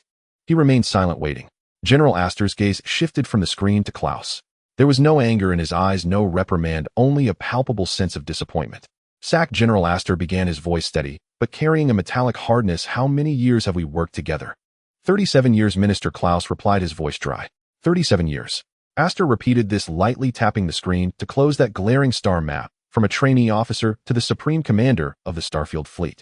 I remember during the Martin campaign, you led half a battered cruiser squadron to penetrate the Federation's escort formation and rescue the captured transport fleet. At that time you were called the Fox of Ashes. He did not continue, but the unspoken words seemed to freeze the air in the office. Klaus' throat moved slightly, still standing tall, without offering a defense. 110 billion. General Astor stated this figure with no change in tone. The military expenses consumed by the Empire during the 6-month tug of war in the Barca Starfield were only a few times this amount. And Usak von Klaus, General of the Empire, commander of the highest border defense line in the Ashen Starfield, just paid this amount to a group of star pirates in a conflict that couldn't even be considered a formal battle. He slowly stood up, placing his hands on the desk, leaning forward, locking his gaze on Klaus. Tell me, at the moment when the opponent revealed their cards and completed the encirclement, did you have no alternative plans in mind except for compromise? Even a tentative attack to tear open a gap? or at least a symbolic resistance to preserve the Empire's last bit of face. Klaus' lips moved, and he finally spoke in a deep voice. At that time, the enemy ship's guns were aimed at the densely populated area of Blue Ray Star. The opponent's technological level far exceeded expectations, and their tactical intentions were unclear, but the threat was real. I dared not gamble the safety of hundreds of billions of Imperial citizens on the opponent's mercy or test our fleet's reaction speed. This responsibility I could not bear. So you chose to bear another responsibility, subjecting the Empire to unprecedented extortion and disgrace since its founding. General Astor's voice finally carried a trace of anger. You allowed nearly 10,000 Imperial starships to watch helplessly under the enemy's guns as resources were emptied and the ransom was deposited into accounts. Do you know what this means? It means that for a long time to come, a seed of fear will be planted in the hearts of all border soldiers. The enemy may be powerful beyond our understanding, and the Empire may not protect them and might even exchange their lives for so-called stability. Klaus' facial muscles tightened. He could not refute. General Astor straightened up, walked to the window, facing away from Klaus, looking out at the light trails woven by the floating traffic. The Ashen Starfield, with 23 standard border fleet groups under its jurisdiction, has more than 60,000 ships on standby. This is the power granted to you by the Empire, both trust and responsibility. But now you have betrayed this trust. The Empire cannot afford a second Blue Ray Star incident. Until the matter is thoroughly investigated, you will remain in the military department as a staff officer. You need to provide a complete account of the events and your decision-making rationale to the review committee. The Empire will give you the opportunity to defend yourself. As Klaus received his reprimand, a new master was about to be welcomed at the border fleet of the Ashen Star domain far on the edge of the Empire. The surface of the massive military fortress was dotted with artillery emplacements, sensor arrays, and starship docking bays, while countless small transport vessels and maintenance robots buzzed about like worker bees. A sleek silver-gray battleship adorned with the insignia of the Rona Star domain silently glided into the designated flagship docking bay without any grand welcoming ceremony. Once the air pressure in the docking passage balanced out, the hatch slid open. Serafina Vespera was the first to step out. Dressed in the crisp uniform of an Imperial general, her waist tailored with a special three-dimensional cut accentuated her slender figure without making her appear frail. The 4 stars on her shoulder insignia sparkled brightly, though at 30 years old her face showed none of the characteristics typical of her age. Her jawline was tight, and her short silver hair was impeccably neat. As her gaze swept over the welcoming crowd, there was no excess emotion, only pure observation and assessment. Acting Commander General Horatio stood at the end of the passage awaiting her arrival with senior officers from the command. General Serafina, welcome to the command of the Ashen Star Domain Border Fleet. Horatio stepped forward, saluting standardly, his tone formal. I am Chief of Staff Horatio, temporarily assuming the duties of the Commander General. His voice was loud, but if one listened closely they could detect a subtle tension. The officers behind him displayed a complex mix of emotions. Curiosity, scrutiny, skepticism, and a hint of discontent, for this new superior was remarkably young and had arrived in such an awkward situation. Serafina halted, returned the salute with crisp precision, showing no sign of hesitation. General Horatio, everyone. Her voice was steady and not high-pitched, yet carried an undeniable authority. No pleasantries, the situation is urgent. Let's proceed directly to the command center. She did not elaborate on the journey's smoothness, nor commented on the welcoming delegation, diving straight into the matter. Horatio appeared taken aback for a moment, but quickly regained his composure. Yes, Commander General. This way. He stepped aside to lead, and the group silently followed Serafina into the space-floated elevator heading towards the main command center in the core area. Upon entering the command center, a massive circular star map immediately came into view, clearly marking the situation in the Ashen Star domain. Blue light points representing the Imperial fleet were densely distributed along the defensive line, while outside the line, particularly towards the Rillan Galaxy, lay a blank expanse interspersed with brief red markers indicating previous conflicts and disturbances. Serafina walked straight to the control console, her gaze swiftly scanning the star map and various streams of real-time data. General Horatio provided a brief report on the current overall situation, focusing on the latest movements of the Ghost forces, the weaknesses in our defense, and the status of logistical supplies. She spoke without turning her head, her tone purely commanding. Horatio took a deep breath, moved beside her, and began his report. Yes, Commander General. Currently, following the Rillan Galaxy incident, the main fleet of the Ghost forces seems to have retreated towards unexplored star domains, and their specific location is unknown.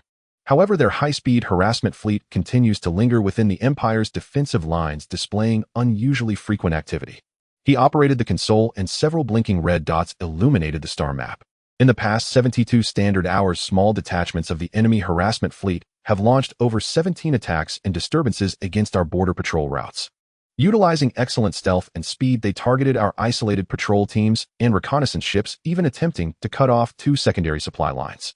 Their actions were cunning, striking swiftly and retreating, causing certain losses and severely disrupting the morale and normal patrol order of the frontline troops. Serafina gazed at the elusive red dots on the star map, her emotions unperturbed. What are our countermeasures? We have strengthened the scale and escort capabilities of the patrol fleets, increased the scanning frequency of sensors, and attempted to set ambushes at key nodes. However, the effectiveness has been limited. The enemy remains highly vigilant and seems able to detect our ambushes in advance. Horatio spoke with a hint of helplessness. Serafina did not express her opinion, her fingertips gliding over the console, bringing up the logistics flowchart.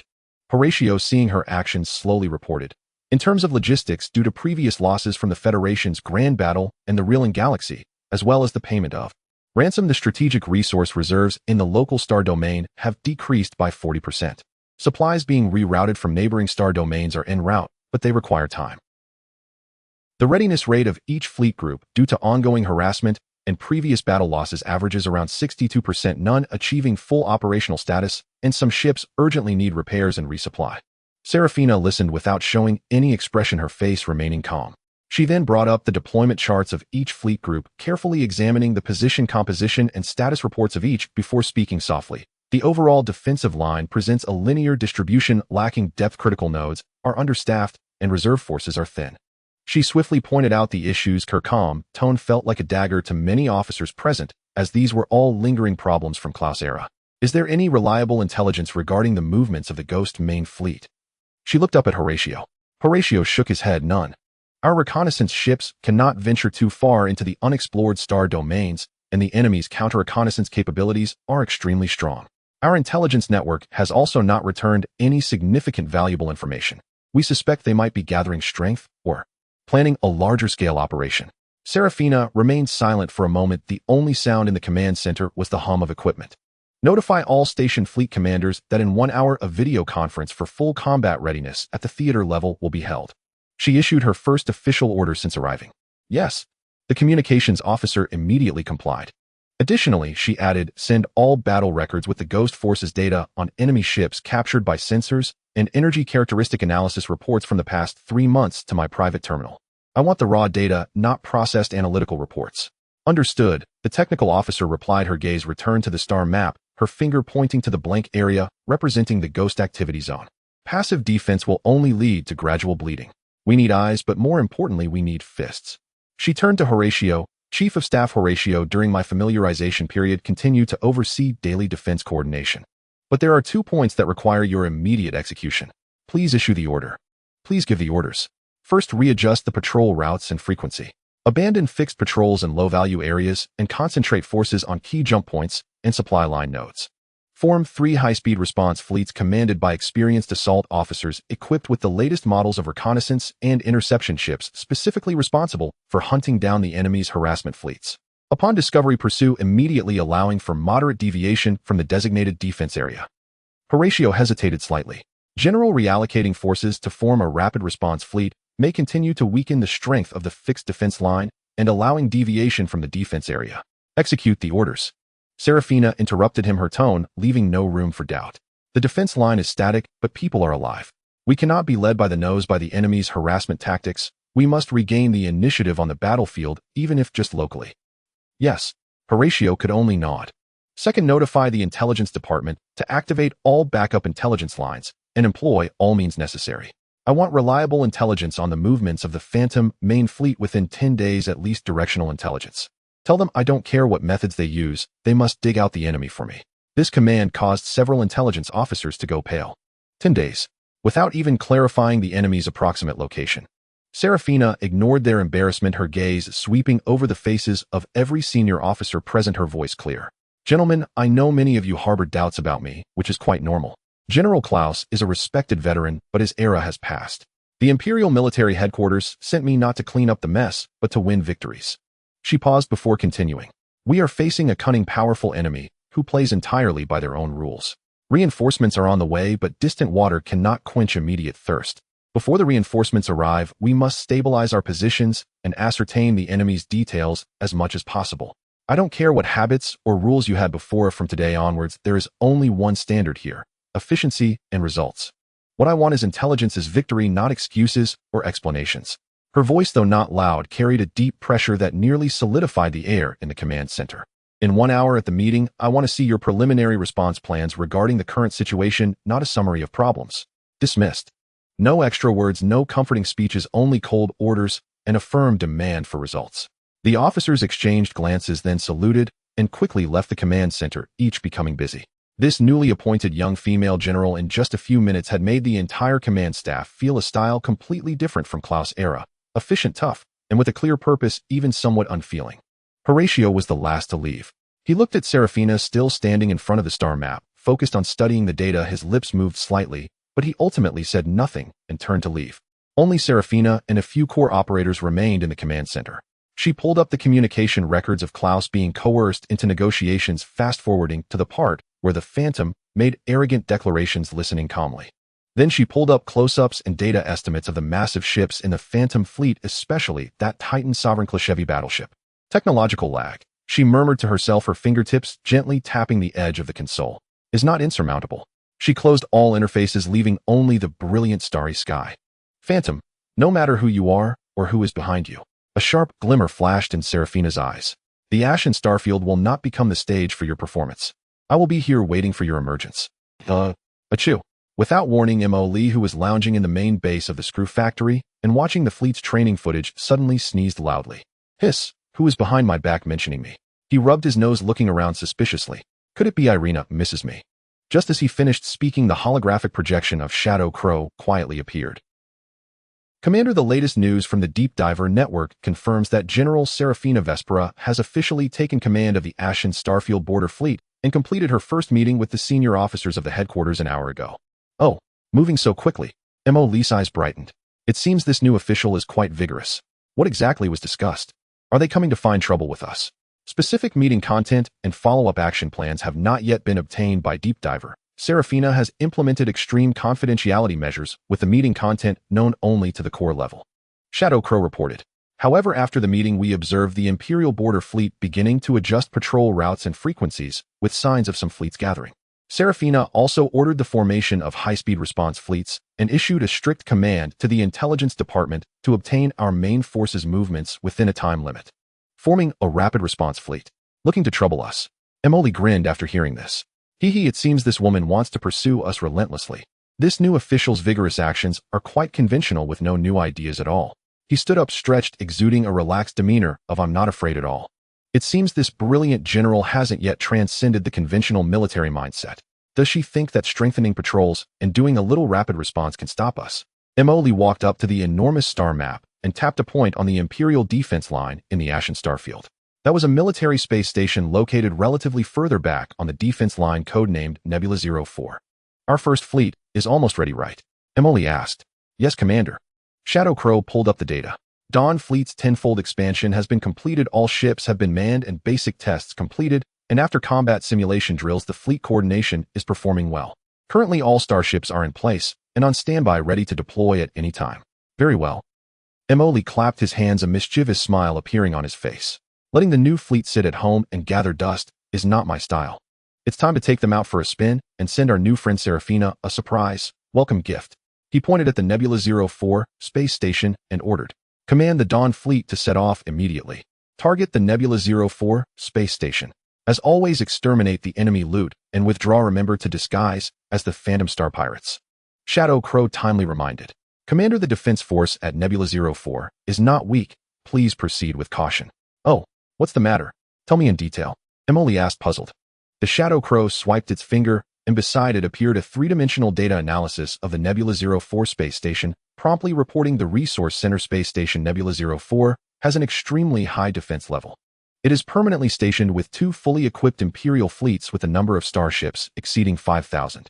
The space station itself is equipped with 4 layers of overlapping energy shields, over 800 heavy artillery platforms, as well as dense missile launch silos and point defense systems. Inside, there are also a large number of mechas and ground troops stationed. It is one of the toughest bones to chew on along the Imperial border defense line. Additionally, Nebula 04 is located deep within the Imperial defense line, and the support speed from other Imperial fleets nearby will be very quick. Goodness, with such a setup, is the Empire piling all its assets here. Emoli asked in surprise.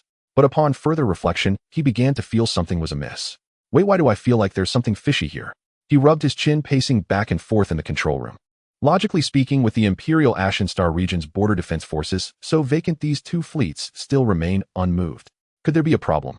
Do we have any deep divers at Nebula 04? Emoli raised his head and asked. The Shadow Crow retrieved the data and immediately reported, due to limited numbers, most deep divers are in the internal regions of the Empire. Only key areas along the border have deep divers, and there are currently no deep divers stationed at Nebula 04. After hearing the report from the Shadow Crow, Emoli counted on his fingers, and after a moment of thought suddenly slammed the table. It doesn't matter. Over 10,000 starships against 5,000, we have the advantage. I just feel something big is about to happen. Let's gamble. A bicycle turns into a motorcycle, let's do it. Proceed as per the original plan, and tell Junfeng to be cautious. If anything seems off, retreat immediately. I trust his judgment. The order has been given, the Shadow Crow responded. The Dawn Fleet is beginning to assemble and is expected to enter jump status in 15 minutes. In the Ashen Star region, deep within the Imperial defense line at the periphery of the Nebula 04 Resource Center. In the pitch-black universe, the massive Nebula 04 Resource Center space station is built upon a giant asteroid tightly wrapped in 4 layers of pale blue energy shields. More than 5,000 Imperial starships are divided into 2 defense rings, continuously patrolling around the space station. In the port area, various transport ships and repair vessels shuttle back and forth, revealing a scene of bustling order. The 2 fleet commanders stationed here, Major General Marcus and Major General Wolf, are currently in the core command room of the space station discussing the latest border situation. General Serafina has requested that we stay vigilant. The ghost rats have been very active lately, so we must be careful, Marcus said, looking at the star map. Wolf scoffed dismissively. The new commander will just issue blind orders. Don't worry, Marcus, the ghost wouldn't dare to touch Nebula 04. We have heavy troops guarding this place, and with the 4 layers of barrier shields, no matter how many they come with, it will be a death sentence for them. Unless they all come together. His words were not yet finished. Whoa. The highest level of intrusion alarm blared through the entire Nebula 04 resource space station and all defense fleet communication channels with a piercing scream that nearly tore through eardrums. Report. Signals of massive unknown spatial fluctuation detected. The position. The position is indicated by all our sensors. Quantity. The quantity is impossible to count. Signal strength. Oh my God. The sensor operator's voice twisted in extreme panic.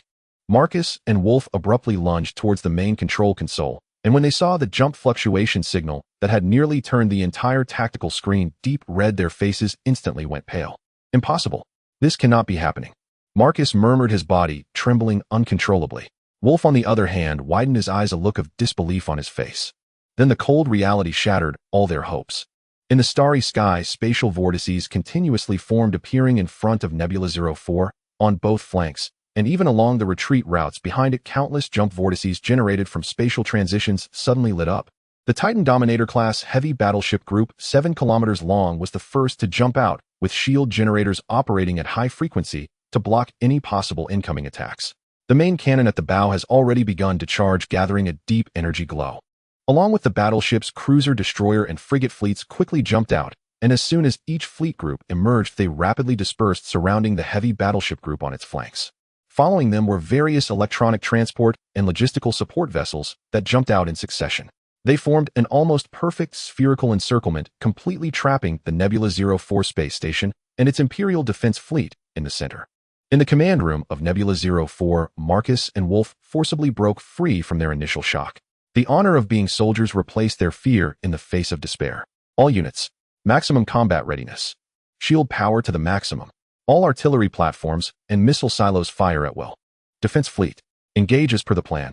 Interception formation. Marcus shouted hoarsely, his voice strained from excitement. Quickly report the situation to the Border Command Center and request support. Wolf hurriedly added. More than 5,000 Imperial Starship engines erupted with maximum power, emitting blue light, as if disturbed bees swarming out from the port and patrol orbits, attempting to form a defensive barrier in front of the space station. Stardust-class cruisers, Hound-class destroyers. The identification signals of Imperial starships rapidly adjusted their positions on the star map. On the surface of the space station, over 800 heavy artillery platforms turned simultaneously, their charging lights merging into a sea of illumination. Dense missile launch silos open layer upon layer, revealing the menacing warheads inside, while countless point defense laser cannons and Closian weapon systems aimed at the void outside. However, the Dawn Fleet did not give them the time to fully deploy their formation. The flagship of the Dawn Fleet, the Dawn Battleship Bridge. Commander Junfeng stood before the massive tactical star map, directing the entire fleet to quickly adjust their attack status. The enlarged fleet group was like an extension of his arm, with the status of each unit clearly reflected in his mind. All fleet units heed my orders. His voice spread through all ships via encrypted channels. Titan Dominator Cluster, activate the Immortal Shield linkage, prioritizing energy output to ensure the main cannon at the bow. Target the area of the outer shield generator of Nebula 04, 3 rounds of standard salvos, with 5-second intervals. The 1st to 10th clusters of the Zhonglong class accompany the Titan cluster to eliminate nearby enemy vessels and protect the Titan's flanks. The 1st to 5th clusters of the Fearless class target the left flank of the enemy fleet, conduct suppressive fire to disrupt their formation. The 1st to 3rd clusters of the Gungjin class maneuver for cover, focusing on eliminating possible enemy boarding craft and torpedoes. All units maintain formation and execute the plan. Fire. The order was concise and clear. Almost at the same moment that Junfeng gave the command, the condensed dark red energy from hundreds of Titan Dominator class bows erupted. The first round of salvos consisted of hundreds of dark red antimatter energy torrents capable of destroying planets, swiftly tearing through the void and crashing violently against the outer layer of the energy shield of Nebula 04. Boom! The violent energy ripples directly resonated through the vacuum of space. The first layer of pale blue shield of the space station couldn't withstand even a second, instantly covered in cracks like glass, and then collapsed with a thunderous sound, transforming into a sky full of dispersing energy particles, illuminating everything around. Inside the control room of Nebula 04, the alarm blared sharply as the energy readings of the outer shield plummeted to 0. The first layer of the shield has been breached. Energy overload. The generator is overheating, the technician reported in panic. Marcus and Wolf watched helplessly as the destructive light consumed the first layer of the shield, their hearts nearly stopping. Immediately push the shield generator into overload and fire all weapon systems of the space station. Marcus commanded urgently. The internal turrets of the space station began to rumble, and thousands of missiles flew out from the launch bays at breakneck speed, heading towards the source of the main cannon of the Phantom Fleet. Alarm. High-energy missile signals detected from the enemy. Interception systems activated. The observer on the bridge of the flagship Dawn quickly reported. All units activate shipborne air defense systems to intercept the missiles. Junfeng said calmly. Countless anti-aircraft batteries opened fire, lasers and electromagnetic cannons firing in response, with missiles occasionally being shot down midair, exploding into brilliant sparks in the starry sky. Even a few missiles that managed to pass through the crossfire of anti-aircraft fire only stirred up minor ripples on the surface of the Starship's shield. 5 seconds later, the second round of volley arrived. The dark red death ray descended once more. This time it struck directly against the already violently fluctuating and dim second layer of the shield. Boom! The second layer of the shield emitted a mournful cry under the burden, its light flickering rapidly before finally extinguishing after holding for about 3 seconds. The second layer of the shield has failed.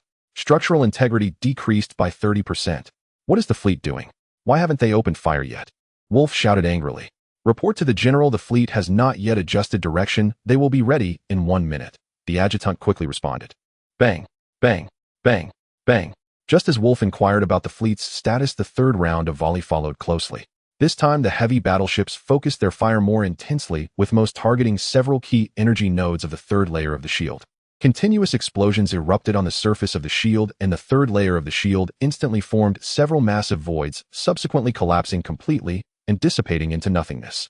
In just 15 seconds, the so-called indestructible 4 layers of shield of the Nebula 04 resource space station had been forcibly stripped of 3 layers. Meanwhile, the defense formation, composed of over 5,000 Imperial starships, after experiencing initial chaos, finally began to retaliate. Countless energy beams and missiles rained down like a torrential downpour towards the massive Dawn fleet. However, the effect was minimal. The defensive fleet lagged far behind the Dawn fleet in both quality and quantity. The main cannons of the Imperial Stardust-class cruiser struck against the outer shield of the Kanglong class, merely causing violent ripples in the Bastion shield before gradually calming and repairing. Yet a single shot from the Kanglong-class heavy cruiser was enough to pierce through the energy shield of the Imperial cruiser, causing a series of explosions on its hull. The unluckiest Imperial cruiser was directly hit, with its power reactor exploding, becoming just another piece of debris in the void of space. Even the Imperial Stormbreaker-class battleships struggled to endure under the numerical and firepower suppression of the Kanglong-class heavy cruisers, often breached through their shields, leaving deep scars on their massive hulls. The Star Destroyer main cannon of the Invincible-class battleship resembled the Scythe of Death, as each volley could clear a small area within the Imperial fleet. Corvettes and assault ships darted across the battlefield using their high mobility to clear Imperial assault boats and torpedoes with high-velocity pulse cannons, while their small shields provided brief cover for the wounded capital ships. The 800 densely arranged turrets on the surface of the space station fired with all their might, attempting to block the approach of the Dawn fleet. However, all these counterattacks seemed utterly powerless against the overwhelming numerical superiority of the Dawn fleet and the formidable performance of their elite ships. The battlefield revealed a one-sided situation. Imperial starships continuously turned into burning wreckage amidst explosions, their numbers sharply decreasing. The 3rd Flotilla has lost over half its strength. The 7th Cruiser Squadron requests assistance. We are being targeted by at least 3 enemy heavy cruisers. The artillery group in Zone C of the space station has been destroyed. Weapons systems compromised. Bad news flooded into the control room of Nebula 04. Marcus and Wolf's faces turned ashen, their uniforms soaked in sweat. Deploy the Starfighter. All Thunderhawk squadrons tie up those damned corvettes. Mech units prepare to prevent enemy boarding. Wolf roared his orders. From the hangars of the space station and some large Imperial starships, tens of thousands of Imperial Thunderhawk starfighters and drones surged out, charging fearlessly towards the Dawn fleet. They attempted to use their agility and numbers to disrupt the defenses of the Zhang'an-class corvettes, even launching suicidal attacks against the Kanglong-class and Invincible-class ships.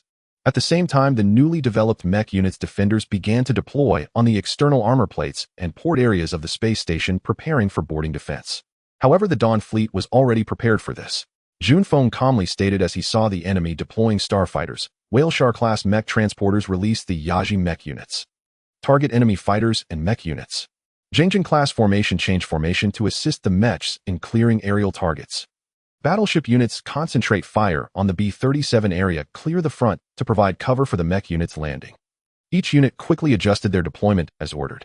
The belly hatches of hundreds of Whaleshar-class mech transporters opened high-speed drop channels, launching new model Yaji 3 mechs into the battlefield. With particle beam rifles and rapid-fire cannons on their arms, these mechs inflicted devastating damage on the Imperial Thunderhawk starfighters and mechs. The Zhang'an-class corvettes also changed formation, creating a crossfire network in coordination with the Yaji mechs, systematically clearing the Imperial aerial forces. Space turned into a massive meat grinder.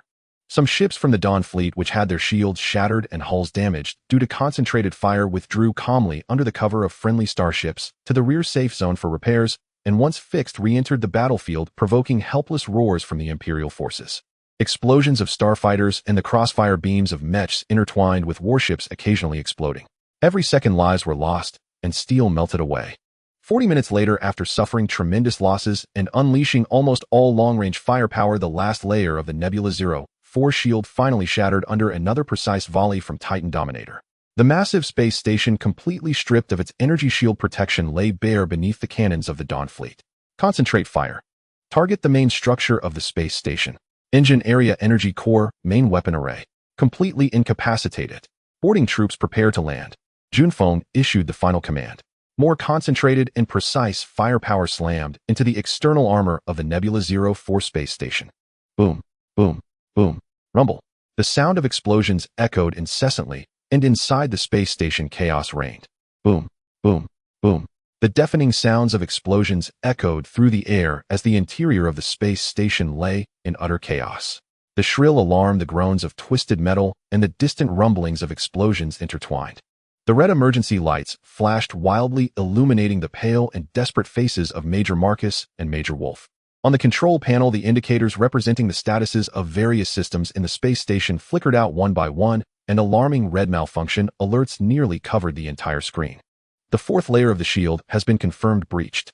Structural integrity has dropped to 20%. A large area collapse has occurred from Zone B7 to Zone C3. The energy core output is unstable with a risk of meltdown. The technician's voice trembled with a hint of sobbing as he shouted. Marcus stared intently at the main screen. Outside in the void, the massive Phantom fleet continued to rain down relentless fire, each volley causing the space station to tremble violently. His clenched fists trembled from the strain, his nails digging painfully into his flesh. It's over. All is lost, Wolf muttered in a daze, suddenly grabbing Marcus' arm, his tone urgent. Marcus, we can't hold out. We must evacuate. We need to take the emergency shuttle immediately. It will be too late if we wait any longer. Marcus violently shook off his hand, turned around, his bloodshot eyes fixed fiercely on Wolf, his voice hoarse, yet resolute. Evacuate. Wolf, look outside. Look at those soldiers who bravely died for the Empire. Nebula 04 is the Empire's most crucial logistical node in the Ashen Star domain. As commanders, this is our stronghold. It is our duty to stand with our position until the end. Do you want to be a coward? Duty? Stand until the end. Wolf exclaimed as if someone had stepped on his tail, shouting in agitation, Marcus, wake up. This is not bravery, it's foolishness leading to death. If we die, it will do the Empire no good. We must live to continue serving the Empire. We must take revenge on those damned space pirates. Revenge. Marcus smiled sadly, pointing at the phantom starships on the screen. What can we use for revenge? Are we two defeated generals? The shame of the Empire needs to be washed away with blood. Marcus will never live on while bearing the blame of losing a crucial stronghold. He took a deep breath as if having made a certain resolution. His gaze became eerily calm, even carrying a hint of relief. Wolf, if you want to leave, I won't stop you. But I will stay here fulfilling my final mission. Just then a hurried report came through the communication channel from the space station's defense personnel general. The enemy landing craft has breached the port defenses. The enemy has already entered. They are advancing towards the core region. Outside the heavy alloy door of the command room, the sounds of energy weapons firing and explosions grew closer. Wolf's expression changed drastically. He knew that if he didn't leave now, he truly would be unable to escape. He glanced at the resolute Marcus, then at the precarious command room door, his gaze flickering before finally gritting his teeth. Marcus. You? Take care. Without hesitation, he turned and dashed towards a hidden emergency passage at the side of the command room, a route reserved for high-ranking officers. Marcus watched Wolf flee in panic, a complex emotion flashing in his eyes, quickly replaced by determination. He straightened his somewhat disheveled military uniform and adjusted the eagle insignia that symbolized the Empire's glory. Then he approached the control panel and, using his highest authority, sent a final message to all the remaining defenders of the space station. This is Major Marcus. To all Imperial soldiers of the Nebula 04 space station, you have bravely fulfilled your duties and completed your mission. I command that all personnel unable to continue fighting may attempt to evacuate or surrender to the enemy for a chance at survival. The Empire will remember your sacrifices. As for me, he said calmly and solemnly, I will remain with Nebula 04. Long live the Empire. The communication ended. Boom. With a loud explosion, the reinforced alloy door of the command room was forcefully blown open from the outside with a deafening roar. Amidst the billowing smoke, several members of the Dawn Fleet's Marine Corps, clad in black power armor with red sensors flashing on their helmets, rushed in, pulse rifles at the ready. Their gun barrels instantly locked onto the only person still standing in the command room, Marcus. Marcus stood with his back to them, seemingly unaware of the intruders behind him. He slowly drew his standard officer's sidearm from its holster, his finger gently tracing the Imperial Eagle insignia on its surface. Then he quickly raised his hand, the cold gun barrel steadily pressed against his temple. A squad leader of the Marines immediately shouted through his built-in communicator, "Stop him. The commander must live." 2 Marines immediately lunged at him, but it was too late. Marcus gazed past through the window, taking one last look at the blood-red starry sky, stained by battle and the fallen soldiers of the Empire. A slight, almost imperceptible curve of relief seemed to appear at the corner of his mouth. Long live the Empire. Bang. A crisp, not-so-loud pulse gun shot rang out in the smoke-filled command room. Major Marcus' body trembled slightly before slowly collapsing into the command chair, bright red blood and brain matter splattering across the control panel adorned with snowflake screens. He maintained the dignified appearance of an Imperial general until death, ensuring that his body did not appear too disheveled when it fell. The intruding Marines paused, looking at the fallen Marcus, silent for a moment. The squad leader stepped forward to check his carotid artery, then reported into the communicator. Report, Major Marcus, the highest commander of the Nebula 04 Imperial garrison, has committed suicide. Receive. Prepare his body respectfully, do not desecrate it, and bring it to the flagship. The voice of the flagship's commander came slowly. At the same time, within the hidden emergency passage, Major Wolf was racing down the dimly lit, smoke-filled narrow passage, the distant sounds of gunfire and explosions sending chills down his spine. He just wanted to reach the secret hangar at the end of the passage as quickly as possible, where a camouflaged high-speed shuttle with short-range jump capabilities awaited him, a means of escape reserved for him as a member of the Night Owl. However, just as he was about to burst out of the passage and see the hangar door, 2 black figures suddenly appeared around the corner ahead. "Oh, look who we have here. Seems like we've caught a big fish," one of them said with a laugh. They were Marines from the Dawn Fleet. They had clearly discovered this passage and set an ambush here in advance. Wolf was shocked, instinctively raising his gun to shoot, but his movements were far slower than those elite warriors trained through systematic skill infusion. Swish, swish. Two precise low-power pulse beams simultaneously struck his wrist and knee. Up. Wolf screamed in agony as his sidearm flew from his grasp, his whole body staggering and collapsing to the ground, the intense pain sweeping over him. A Marine swiftly approached, using an alloy restraining strap to bind his hands behind his back, and injected a powerful sedative into his neck. Another team member cautiously searched his entire body, removing all potential hidden weapons and poisons. Wolf felt his consciousness rapidly blur. He struggled to keep his eyes wide open, gazing at the people before him with resentment, anger, and a deeply hidden hint of fear. He never expected that as a dark chess piece known as Night Owl, he would fall into the enemy's hands in such a manner. Target captured. Identity confirmed. Imperial Major General Wolf. Vital signs stable, reported the Marine. Take him away. Two Marines hoisted the now powerless Wolf and swiftly retreated along the original path. He never got the chance to even glance at the escape shuttle hidden in the secret hangar. Dawn Titan-class battleship, low-temperature chamber. The silvery gray metal chamber was filled with a unique sense of stagnation due to the low temperature, and in the center of the chamber stood Jun Feng before an open storage cabinet. The body of Major General Marcus lay flat on a metal stretcher inside the cabinet. The landing force soldiers following orders had cleaned the blood from his head and neatly arranged his crisp Imperial General's uniform, smoothing out the wrinkles, even placing his personal nameplate, which represented command authority, properly on his chest. His face was pale, eyes closed, and his expression unusually calm. Apart from the solidified black bullet hole on his temple, it was almost undetectable that he had taken his own life. Junfeng's gaze fell on Marcus, scanning him from head to toe. He did not speak. The only sound in the chamber was the faint hum of the low-temperature equipment. After about a minute, Junfeng slowly raised his arm and saluted Marcus' body with a sincere military gesture. This action lasted a full 3 seconds. Then he lowered his hand, still looking at Marcus, and finally spoke, his voice resonating clearly in the low-temperature chamber. Major General Marcus. It was as if he were speaking to the body, or perhaps to himself. You made the choice a soldier should make. Better to shatter than bend, a true man. There were no excessive praises, nor any hypocritical lamentations, only an understanding based on their identities as soldiers, and a hint of respect for a worthy opponent. However, he then slightly shook his head, seemingly denying the foolish act of suicide that Marcus had ultimately chosen.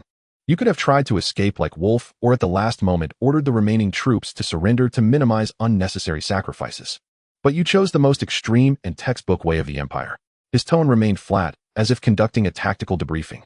You know that someone must bear the responsibility for the fall of Nebula 04.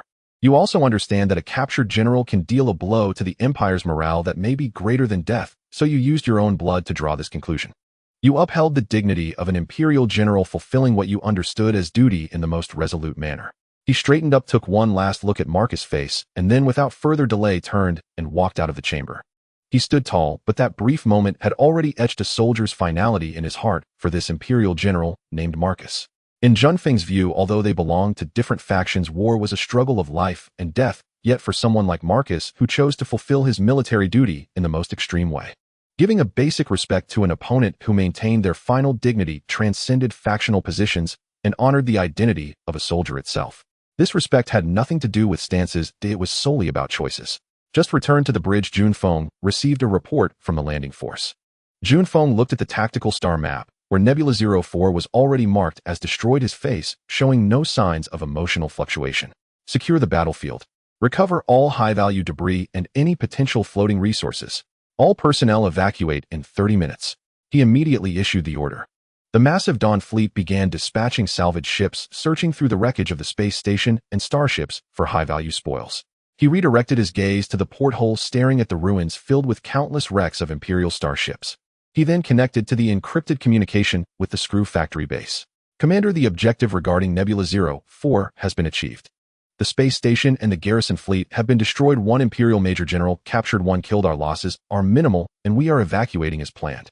Just as the Dawn fleet finished scavenging and had been evacuated for half a day, the previously calm outer space of the space station suddenly began to twist violently. Waves of space transition appeared behind Nebula 04 and at multiple preset assembly points. Countless silhouettes of Imperial starships shifted from virtual to real, transitioning out. The Imperial reinforcement fleet had finally arrived at this moment. The flagship of the Ashen Star region's 9th Patrol Fleet, the heavy battleship Karen, was the first to complete its transition and enter outer space. Activate all exploration radars, weapon systems online, ensure readiness for immediate engagement. The commander of the 9th Fleet, Vice Admiral Sof, ordered. Report. We have reached the designated assembly point. No enemy starship signals detected. Wait. The sensor operator's voice suddenly became sharp, detecting an abnormally high concentration of metal debris clouds. Energy radiation readings are chaotic. Background radiation is above standard. Soft frown retrieve optical observations and detailed scans. The main screen view immediately switched. When the scene of floating wreckage of countless starships sporadically erupting with explosions appeared before everyone's eyes, the entire bridge fell into a dead silence. That is. The deputy's voice was hoarse. Vice Admiral Soph abruptly stood up from the command chair, staring intensely at the screen with a grim expression. He recognized the familiar Imperial Eagle insignia painted on some of the wreckage, as well as the vaguely discernible, unique structural outline of Nebula 04 within the massive ruins. Confirm the signal. Search for survivor signals. His voice carried a tremor he did not even notice. Scanning. No intact Imperial Starship signals detected. Course signal of the space station has disappeared. The aide murmured disbelief etched on his face. Nebula 04 and the two station fleets. They deploy the defense formation immediately. Stay alert in all directions.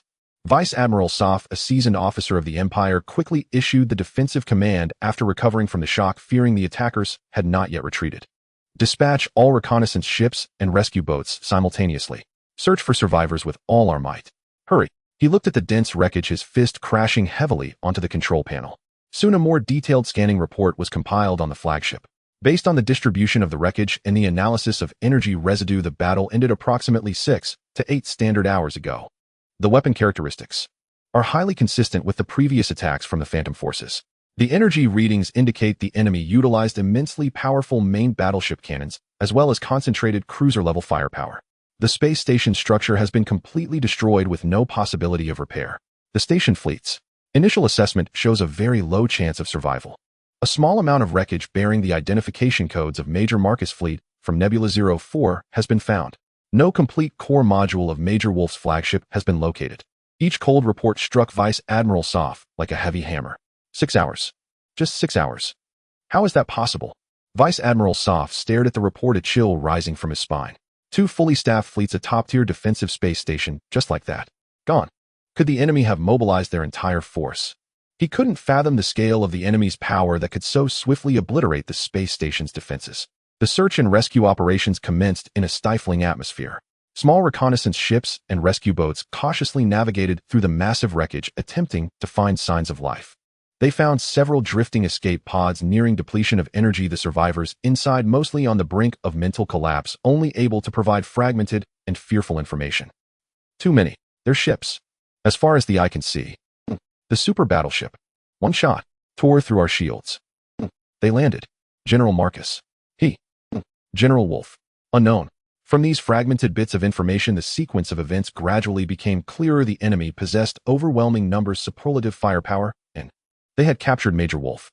As time passed, the 11th, 13th, 16th, and 21st fleets successively arrived at the space station. By then, all Imperial reinforcement fleets had been mobilized. All the commanders of the Imperial fleets were struck silent upon witnessing the horrific scene, and they entered a video conference unsure of what to say. Report to the Fleet Command Headquarters and request instructions from the Supreme Commander. Vice Admiral Soph ultimately decided on the next course of action. 5 Imperial fleets, over 12,500 starships, originally surged forward to reinforce and prepare for a decisive battle against the Phantom. Main forces now stood like grave intruders, paralyzed by the grim sight before them. The colossal ships hovered silently in the starry sky, their engine lights dimmed as a result of the oppressive scene. In the command center of the Ashen Starfield Border Fleet, General Horatio nearly stumbled into Seraphina's office, forgetting to knock. Supreme Commander. Urgent military situation. The 9th Fleet has confirmed. Nebula 04. Confirmed destroyed. The 2 station fleets. Completely annihilated. His voice was hurried. Seraphina, who had been reviewing documents, paused her hand. She looked up at Horatio, her face still expressionless, but her eyes glimmered with a hint of coldness. Details, she said succinctly. Horatio quickly reported the horrors discovered upon the arrival of reinforcements, as well as the information pieced together from sporadic survivors. Major Marcus confirmed dead in action. Major Wolf. Whereabouts unknown, likely captured.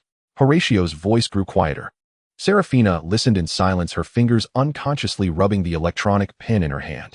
The command room was eerily quiet, with only Horatio's labored breathing remaining. After a full minute, Seraphina slowly set down the pen. Orders, she maintained her cold tone. Horatio immediately straightened up. The 9th, 11th, 13th, 16th, and 21st Fleets immediately establish a triple defensive alert circle centered on the original coordinates of Nebula 04, raised to the highest combat readiness level to prevent further enemy surprise attacks or reconnaissance. Understood. Intensify rescue efforts, gather all survivors and the remains of Imperial soldiers as much as possible. Understood. Send the confirmation of Nebula 04 being destroyed and the capture of Major Wolf to the Imperial Military Department with the highest priority and encryption level along with all battlefield data analysis we currently possess. Yes. Horatio dared not imagine the uproar this report would cause when it reached the military department. Additionally, Seraphina's gaze shifted to the empty space on the star map. In my name, send a private encrypted communication to General Astor. She paused, speaking each word deliberately. Inform him that the threat of the Phantom is no longer a minor ailment at the border. Its combat power far exceeds expectations, and the threat level should be raised to the highest. Without a determination to spare no expense and deploy corresponding forces, the Ashen Starfield may face a total collapse. Seraphina Vespera reporting from the front lines. Horatio felt a shiver down his spine. I will take care of it immediately. He did not dare to delay and quickly turned to leave. Seraphina sat alone in her office, her gaze returning to the star map. With Marcus slain, Wolf captured, Nebula 04 erased, and 5 reinforcing fleets left empty-handed. The enemy violently delivered a harsh lesson to her as the newly appointed Supreme Commander, a severe slap in the face of the Empire. Wolf. She murmured the name, a hint of doubt flashing in her eyes. The potential risks posed by Wolf's capture might be greater than losing Nebula 04. Meanwhile, as Seraphina issued a series of orders, a different scene unfolded within Lee's main base of the Screw Factory. At the main base of Screw Factory No. 1, the colossal Dawn Fleet entered the newly expanded giant dry dock in an orderly fashion for ammunition replenishment and repairs. Some ships bore scars of energy burns and dents from explosions, silently narrating the fierce battles that had occurred not long ago. Yet compared to the spoils they brought back, these damages seemed trivial. Lee stood on the observation platform of the control room, watching the continuous return of the steel giants, an uncontainable smile on his face. At that moment, a floating holographic projection of Xihe suddenly appeared beside him. Commander, the Dawn Fleet has returned safely and is undergoing port repairs and resupply as planned. Xihe reported, raising a hand towards him. Lee restrained the upward curve of his lips and pretended to be calm as he replied, has a preliminary tally been made? How much did we gain? Know what is the total of the spoils? Were the losses significant? Have the preliminary statistics come in? How much loot have we gathered? No, I mean, what is the total amount of spoils? Are the losses significant? The data stream flickered rapidly before Xihe, who then began to report, Commander, the Dawn Fleet has completed its return and initial damage assessment. First, regarding the total value of the materials recovered from this operation. Xihe projected a list stating, according to the preliminary count from the wreckage of Nebula 04 and several storage modules that were not completely destroyed, we successfully recovered and transported high-purity zero-element crystals, antimatter cores, advanced energy blocks, and other rare strategic materials, with an estimated total value of about 57 billion Faller. Additionally, from the wreckage of the Imperial starships recovered on the battlefield, intact Starship components, engine cores, weapon systems, and others have an estimated market value of approximately 30 billion Faller, thus our total spoils amount to around 87 billion Faller. Upon hearing this figure, Lee's eyes lit up as he exclaimed, oh wow, over 800 billion. The Imperial folks are truly our little fortune bringers. They just contributed over 1,000 billion, and now they send us another 800 billion. This service is exceptional. Xihe waited for Lee to finish before continuing the report. In terms of battle results, we confirmed the destruction of an Imperial large-scale logistics resource space station, Nebula 04. We destroyed 2 full complement Imperial fleets, confirming the annihilation of various main battleships, including the Imperial Stormbreaker-class battleship, Stardust-class cruiser, and Hound-class destroyer, totaling 5431 vessels. The Imperial Thunder Eagle interstellar fighters and Defender mechs were destroyed with numbers difficult to ascertain, but expected to exceed 0 units. Among the Imperial commanders, Major Marcus committed suicide, another commander, Major Wolf, has been successfully captured and is currently under strict confinement. Good Jun Feng indeed did not disappoint me, Lee said joyfully. However, the next report from Xihe froze his smile. Our damage situation. Xihe switched the projection, which listed detailed losses, stating, in this battle, we lost a total of 94 starships. Among them, we lost 78 Jingjin-class light frigates, 11 King Glonklashivy cruisers, 5 Fearless-class light battleships, and 583 Yazidite mech units, most of which were destroyed by the enemy's main ships' anti-air fire. Titan Overlord-class heavy battleships and other large support vessels suffered no losses. Additionally, 137 various types of ships sustain different levels of damage and require dry dock repairs. Among them, 43 vessels are heavily damaged with an estimated repair time exceeding 72 standard hours. The list of casualties was separately compiled, mainly consisting of crew members from the lost ships and some marine soldiers and mech pilots involved in landing operations, totaling 683 individuals. Upon seeing this number, the joy on Mo Lee's face gradually faded. He silently gazed at the casualty list, feeling a sudden lump in his heart for an unknown reason. 94 ships. Over 60,000 people. He murmured, unconsciously tapping the railing with his fingers. Although the battle results are glorious, seeing our own losses still leaves a bitter taste in my heart. He sighed and scratched his head, saying, if only the brothers could respawn like in the games, just by loading a save. As soon as this thought crossed his mind, he suddenly froze. Wait. Respawn. He immediately called out in his mind system, I have a question for you. Commander, please instruct. Is there any kind of thing that can resurrect soldiers who died in battle, or equipment with similar functions? Emoli asked with a hint of expectation. Searching. Units that meet the requirements found Rebirth class resurrection ship. This unit has been unlocked, but the manufacturing requirements are high. There really is. Emily's eyes lit up as an information stream unfolded before him. Rebirth class resurrection ship, length 40, 200 meters, core functions, consciousness, anchor point capture matrix, scans the battlefield over a wide area, capturing the residual neural consciousness signal fragments of fallen units, limited to system manufactured clone units. Biomass reconstruction chamber utilizes stored biomass templates and energy to reconstruct bodies for the captured consciousness fragments. Memory skill infusion system quickly infuses backed up basic memories and specialized skills into the new body. Rapid maturation and adaptive adjustment chamber accelerates the maturation process of the new body and makes minor adjustments for combat adaptability. Features capable of recovering and reviving system clone units post-battle. The revived units will retain most of their combat experience and memories, but will lose some short-term memory from before death.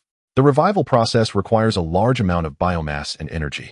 Cannot revive non-system manufactured units or units whose consciousness signals have completely dissipated. Note the resurrection ship itself is a high-value unit and needs to be protected with utmost care. Emoli carefully read through the introduction of the Rebirth class resurrection ship, stroking his chin and falling into thought. Consciousness capture, body reconstruction, memory infusion. Isn't this just a form of resurrection? He muttered to himself. Although it can only revive clones, this function is indeed miraculous. He immediately recognized the strategic value of this ship. This means that as long as the Rebirth class resurrection ship is not destroyed and can promptly enter the battlefield after a fight, his army would practically possess the ability for infinite respawns. It doesn't matter if it consumes a lot, we just hit the jackpot, and the resources are ample. Emoli looked at the resource list of over 800 billion, feeling confident the key is that this thing can preserve our most precious people. He thought of those clone soldiers who perished in the Battle of Nebula 04. If there had been a Rebirth class ship on standby, perhaps most of them could have returned to the ranks. Fortunately, the Clone Center has their data backups, but there are no backups of memories after that. Once the Rebirth class resurrection ship is manufactured, it will complement the Clone Center nicely. One side handles manufacturing, and the other side manages resurrection. However, this thing is just a mobile resurrection point. Its combat power is probably not strong and must be placed in an absolutely safe location. Emoli contemplated the deployment plan, saying it needs to be assigned the strongest escort forces placed in the core area of the Screw Factory base, or let it stand by at the safest jump point, transmitting the consciousness signals of the fallen soldiers for resurrection after the frontline battle. The more he thought, the more feasible it seemed. System: how many resources are needed to manufacture a Rebirth class resurrection ship? To manufacture a Rebirth class resurrection ship, the following resources are required: high purity element crystals, 3500 units, Titan grade, alloy ingots, 200 units, antimatter cores, 850 units, totaling a resource value of approximately 23.5 billion Fowler. 23.5 billion. Emoli smacked his lips. That's really not cheap, but worth it. He glanced out at the injured ships undergoing repairs, and then at the casualty list, making up his mind. Build. Immediately construct one for me. No. Make two right away, just in case.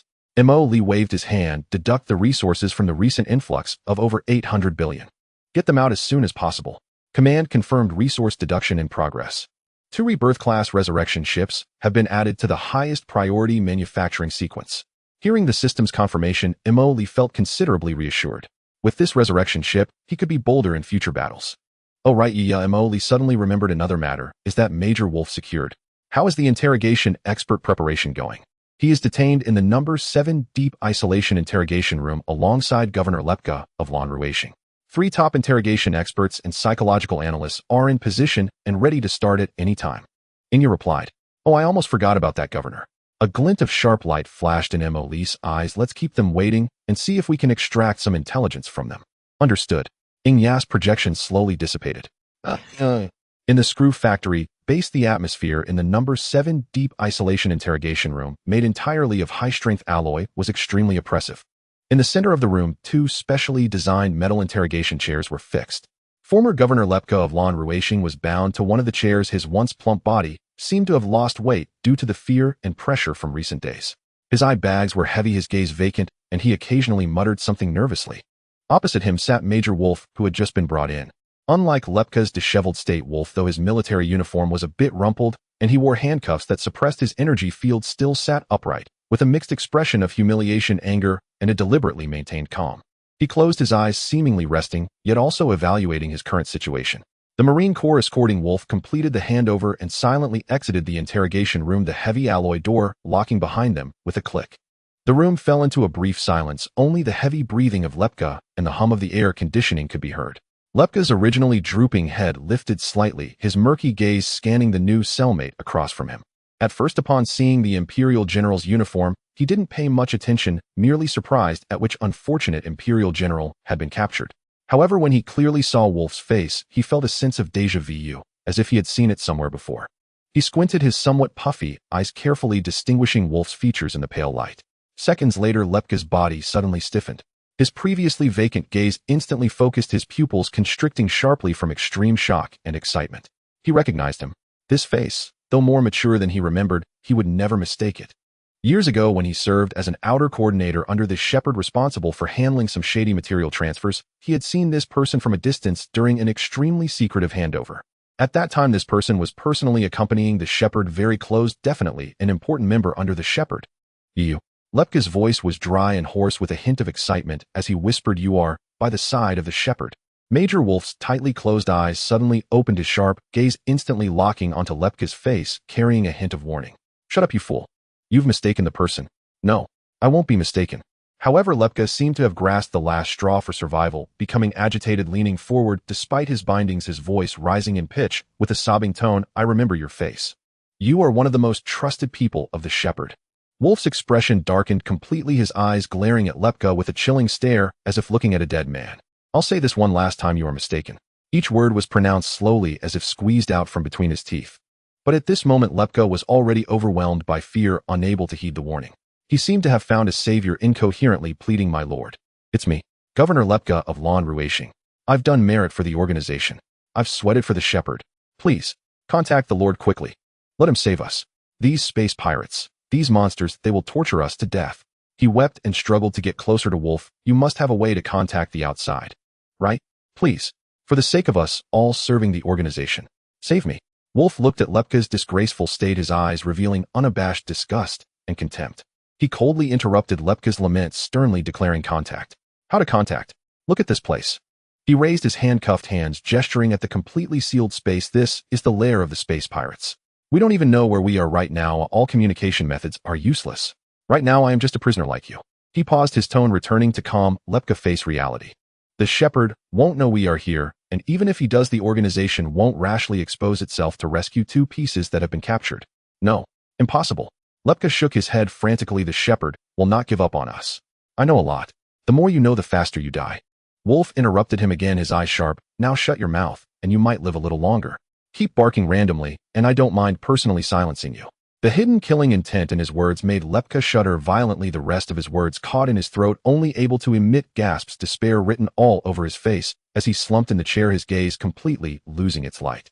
Wolf no longer looked at him, closing his eyes to enter a fake slumber, with only the slight rise and fall of his chest showing that his heart was not at peace. In the monitoring center next door to the interrogation room, even the slightest conversation between the two clearly reached Mo's ears. At that moment, Mo was comfortably slumped in a floating chair facing several enormous screens that clearly displayed every corner of the interrogation room. Inya stood quietly by his side. "Oh, I see." Mo elongated his tone, a look of excitement akin to discovering a new continent spread across his face. Tisk, who would have thought, just casually fishing, and we pulled out a hidden big fish." He turned around, winking at Inya. "Did you hear? Our General Wolf is quite a figure." Not only is he an Imperial general, but he's also a senior member of the Night Owl. This identity is explosive. Inya replied calmly, the information has been recorded. Wolf's potential intelligence value has significantly increased. Not just increased. Emoli slapped his thigh. I initially thought he was just a tough Imperial general, but I didn't expect he also came with a senior status in the Night Owl. Now regarding the Shepherd, the actions of the Night Owl in the Border Star region, and possibly even information about the Cradle plan, we can pry some information from his lips. He recalled Lepka's desperate plea for help and couldn't help but chuckle. This Lepka actually did us a big favor. If it weren't for him panicking and biting randomly, we would have had to expend a lot of effort to confirm Wolf's identity. But are all those under the Shepherd like this? Their psychological quality is quite lacking. This Wolf is somewhat interesting, much tougher than the spineless Lepka. No wonder he's a backbone of the Night Owl, rational, calm, well acquainted with the organization's style of operation, a sensible person. It's a pity he followed the wrong organization. Commander, shall we begin the formal interrogation now? Inya inquired. No rush. Emoli waved his hand, a cunning smile appearing on his face. Let them calm down for a while longer. Especially Wolf. He must have already prepared for the interrogation, knowing how to keep his secrets. We need to let his tension ease a bit. He glanced at Wolf on the screen. For someone rigorously trained, a hard approach won't yield good results. He needs to start overthinking and questioning his life before we intervene, ensuring our efforts are twice as effective with half the work. As for Lepka, Emoli shrugged. That guy is already finished. He's scared out of his wits and can be interrogated at any moment. However, the core information he knows is likely limited. The focus is still on Wolf. He stood up, stretching leisurely. Let's go, Xihe. There's nothing more to see here. Let them stew in their thoughts for a while. As he spoke, he moved towards the control room, unaware that the entire Nebula 04 space station incident, along with the earlier Blue Rue Star incident, had already been quietly reported back to headquarters by spies from various factions, a surging storm of war brewing. In the Aliens Federation, the capital star, Free Shore, in the strategic analysis room of the presidential office, President Mightiest set down the encrypted intelligence briefing in his hands, his fingertips lightly tapping on the smooth surface of the table.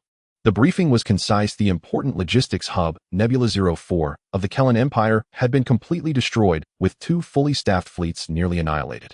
1 major general was killed and another captured, with the attackers suspected to be the recently active Ghost Space Pirate Group. The room fell silent, broken only by the subtle breathing of a few military commanders and corps aides. Have we confirmed the source of the information? President Mightiest spoke, his voice steady, betraying little emotion. Cross-verified through multiple channels. The confirmation exceeds 95%. The intelligence advisor replied affirmatively. Although the Empire has tried to seal off the news, such a scale of military disaster, including the earlier Blue Rue Star incident, cannot be completely concealed. Our Xinyun team lurking on the Empire's border has also sent back similar intelligence. Mightiest nodded slightly, his gaze sweeping over the aides present. What do you all think?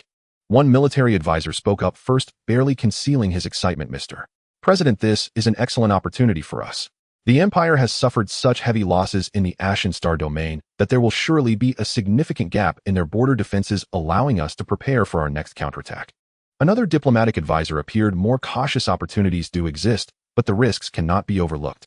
The Ghost Space Pirate Group, their demonstrated strength is unsettling. To eliminate 2 fleet groups and a heavy space station so cleanly is not something ordinary space pirates can achieve. We need to be vigilant. Could this be a staged event orchestrated by the Empire itself, or is there a third-party force deliberately muddying the waters? A third-party force? Mightiest raised an eyebrow. For example, the Tattoo Duchy. The diplomatic advisor lowered his voice. They have also been eyeing the Empire's border regions. Or perhaps some hidden power we are yet unaware of. The head of the Federation Security Department reigns, added, regardless of who the ghosts are, their existence has already disrupted the power balance at the border. We must immediately enhance our reconnaissance and monitoring of the border regions while assessing the potential long-term impacts this new force may have on Federation interests. After all, whether they are friend or foe remains unclear.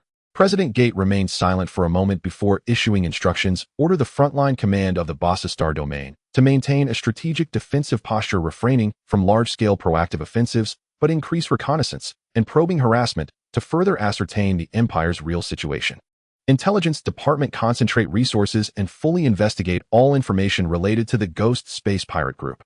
I want to know their origins, leaders, technological sources, and ultimate goals. Foreign Affairs Department, prepare for the next round of negotiations with the Empire. The bottom line may be raised slightly, but pay attention to methods and approaches. Do not provoke the Empire excessively to avoid drawing their wrath entirely onto the Federation. He stood up and walked to the enormous star map, gazing at the area representing the Ashen Star domain. Though the Empire has suffered losses this time, its foundation remains intact, and it will not rest easily afterward. What we must do is seize the greatest benefits for the Federation amidst this storm, while ensuring we do not get caught up in it.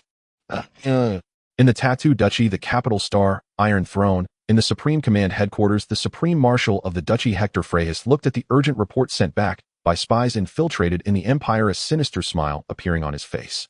Nebula 04 is gone. 5,000 ships, 2 fleet groups, just like that, fed to the ghosts. His deep voice echoed in the empty command room, unabashed delight, evident good. Well done. Those arrogant guys in the Empire finally got their comeuppance today. He slammed his hand down on the alloy table, producing a dull thud. Immediately assemble the combat staff. This is an excellent opportunity for us to seize profits. The Empire is now in disarray, absolutely unable to attend to us. Marshal, an older advisor, reminded in a steady tone, the origins of the Ghost Force are unknown and their strength formidable. If we act rashly, could it lead to misunderstandings or even direct conflict? Catching a cicada while a mantis stalks behind. Hector snorted coldly. What's there to fear? The ghosts are attacking the Empire. What does that have to do with us? As long as we do not provoke them, would they really create enemies out of thin air while antagonizing both the Empire and our duchy? He walked to the star map, his finger emphatically pointing at the rust corridor where the Empire and duchy border. Opportunities are fleeting. The Empire's garrison here has already been significantly reduced, and now they are facing turmoil at home. If we do not act now, when will we? He turned around, his gaze sharply scanning the general's present order. The 2nd, 3rd, and 5th Main Army Corps are to immediately assemble at the forefront of the Rust Corridor. Conduct the highest level of live-fire exercises. Inform the commanders of each corps that the exercise area can be flexibly adjusted. If the Empire's garrison overreacts and any friction occurs, then we will handle it according to the rules of friction. Yes, Marshal. The messenger responded loudly, hurrying away. Hector gazed at the duchy's territory on the star map, a fierce light flickering in his eyes. Empire. Ghosts. Let them fight. The more chaotic, the better. It is time to redraw the boundaries of power in this starry sky. At the moment when the Tartu Principality and the Elon's Federation were stirring, the Dawn Sword Resistance, which had a relatively weaker presence compared to the 3 major forces, received news of damage to the Imperial border fleet. In a hidden mobile stronghold of the Dawn Sword, the 3 leaders of the Resistance, Rex, looked at the information transmitted by a comrade infiltrated within the Empire, excitement evident on his face. He handed the information to the 2nd leader, Iron Fist. Iron Fist quickly skimmed through it, raising an eyebrow. This phantom. Quite ruthless. Her tone carried a hint of admiration. Is the source of the information reliable? She confirmed. Multiple channels have verified it. Rex nodded, his gaze profound. The Empire has truly suffered a major setback this time. The Ashen Starfield's defense system has shown significant vulnerabilities. A glint of sharp light flashed in Rex's eyes. This is an opportunity for us. With the Imperial border forces tied down and internal security compromised, we can take advantage of this to launch larger-scale attacks on several mining planets and industrial systems, seize resources, and expand our influence. However, Iron Fist appeared more composed. There is indeed an opportunity, but what do you think of this phantom? Rex pondered for a moment. Powerful with unclear intentions. But at least they have objectively weakened the Empire. They are our indirect allies. Iron Fist nodded slightly in agreement. She walked to the stronghold's star map, gazing at the area representing the Ashen Starfield. Order all departments to intensify activities according to plan, but be mindful of the scale. Do not provoke the Empire excessively to avoid bringing disaster upon ourselves. Additionally, she paused. Try to contact this phantom through covert channels, perhaps. We may have the possibility of cooperation. Rex was somewhat surprised. Cooperation? With space pirates? Iron Fist looked at him, her eyes sharp. The enemy of my enemy is not necessarily my friend, but at least we can utilize them for the time being. Do not forget our ultimate goal. As long as we can overthrow the Empire's tyranny, any potential force is worth exploring. In the Night Owl organization, at a highly encrypted quantum communication network node, countless data streams traversed through preset encryption protocols. The communication interface was a deep darkness with only a few shapes distorted by complex algorithms, their specific features unrecognizable, representing the members participating in this emergency meeting. The atmosphere was tense. The situation has been reported. The shepherd's voice was processed, deep and solemn. Wolf has confirmed to have fallen into the hands of the Phantom. His identity is likely exposed, and this is my significant mistake. His virtual outline slightly bowed, bearing the pressure from a higher level. Silence lasted for about 10 seconds. Finally, a silhouette marked as Gardner 05 broke the silence. First, the voice also processed. Mistake. Shepard, your mistake could lead to a severe blow to the organization's layout in the Ashen Starfield and even broader regions. Wolf is not an ordinary peripheral member. He is a senior operational commander we secretly placed within the Imperial military, and he knows too much. Another silhouette marked as Gardner-07 interjected, his tone relatively calm. You are aware of the organization's principles. Any risk that could expose the organization's core secrets must be eliminated as soon as possible. A wolf cannot remain in the hands of outsiders. The shepherd's heart tightened as he understood the meaning of eliminate, and he immediately replied, I understand my subordinates have already activated the emergency plan, severed all connections with Wolf and Lepka, and relevant personnel and assets are being relocated. However, we have completely lost track of Wolf. The location of the Phantom stronghold remains a mystery, and forced rescue or elimination is nearly impossible at this stage. Gardner-05 flickered with light, expressing dissatisfaction. This is not an excuse. You must find a way to locate him. At this moment, Gardner-07 spoke again, proposing a different perspective. Perhaps we can think about this issue from another angle. This Phantom pirate group has had a clear objective since its emergence, targeting the Kellan Empire. They attack Imperial fleets, extort Imperial resources, and destroy Imperial strongholds. From the analysis of their current behavior patterns, they are in an absolute opposition to the Empire. On the other hand, as for us Night Owls, although there exists some tacit or exploitative relationship with the Imperial High Command, essentially our ultimate goals are not aligned with the Imperial royal family, and even fundamentally conflict. In a certain sense, regarding the weakening of the Empire's strength, we share potential common interests with the Phantom. Gardner-05 snorted coldly. Are you suggesting that we cooperate with a group of unknown space pirates? Not cooperation, but contact a probe. Gardner-07 corrected. In principle, the Night Owl organization has no direct conflict with the Phantom pirate group. They strike at the Empire objectively, creating more space and opportunities for us. Although Wolf's identity is sensitive, if we can establish contact with him, perhaps we can turn the crisis into an opportunity. He turned to the Shepherd's projection. Shepherd, you are responsible for border affairs and know the situation best. The organization requires you, under the premise of ensuring your own safety and the organization's secrecy, to find a way to contact the Phantom. The primary goal is to ascertain Wolf's current status, assess his leak risk, and attempt a rescue. If the rescue proves difficult, you know what to do. Gardner-07's tone carried a hint of chill, but then softened. Next, attempt to reach out to the leader of the Phantom. Express that we are not enemies in principle, and can even hint at the possibility of limited cooperation under certain circumstances, such as intelligence sharing or collaborative actions against specific Imperial targets. Gardner-05 fell silent for a moment, seemingly weighing the options, and finally flickered with light, indicating agreement. I agree with Seven's suggestion. I'll try to make contact, but it must be done cautiously. The strength and aggressive style exhibited by the Phantom make dealing with them akin to seeking skin from a tiger. He emphasized to the Shepherd.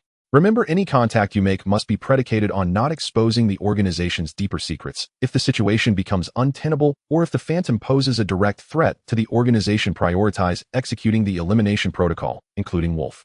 Yes, I understand. The Shepherd immediately responded, feeling immense pressure, but also seeing a glimmer of hope for a solution. I will commence arrangements immediately, utilizing the most covert channels to attempt contact with the Phantom, while also accelerating the search for the Phantom stronghold. Go. Gardner-07 said finally. Maintain the highest level of communication silence. Oh, do not contact unless necessary. We await your news. In the virtual meeting space, projections flickered one after another, fading away until only the Shepherd remained solitary. His projection stood still for a moment in the empty virtual space before slowly dissipating. In the real world, in a hidden room, the masked Shepherd watched as the virtual conference room scene faded away, then exhaled a long breath of murky air. Beneath the mask, his brow was tightly furrowed. Contacting the ghost. It was no easy task. The opponent was elusive and ruthless, having even dealt significant blows to the Imperial regulars. To approach the matter himself was akin to a sheep entering a tiger's den. Yet the organization's orders were absolute. Wolf had to resolve this, and his relationship with the ghost needed clarification. He stepped up to the control panel and began inputting a series of exceedingly complex commands. He needed to activate several dormant communication channels. These channels were typically reserved for the most urgent situations, and once used, the exposure risk was extremely high. Perhaps I could start with black market informants or independent brokers operating in the gray area. He murmured to himself, his mind racing as he pondered how to convey the organization's goodwill without inciting undue vigilance from the ghost or attracting the Empire's attention. It was a risky move, but he had no other choice. Various factions began to mobilize different scales of actions concerning the ghost as news was confirmed, while the ghost at the center of the storm showed no signs of urgency. At that moment, Lee stood with his hands in his pockets, whistling a disjointed tune, leisurely strolling to the entrance of Interrogation Room 7. There was little seriousness on his face, but instead he seemed to be heading to some amusing entertainment event. Xianxia silently followed at his side. Is everything ready?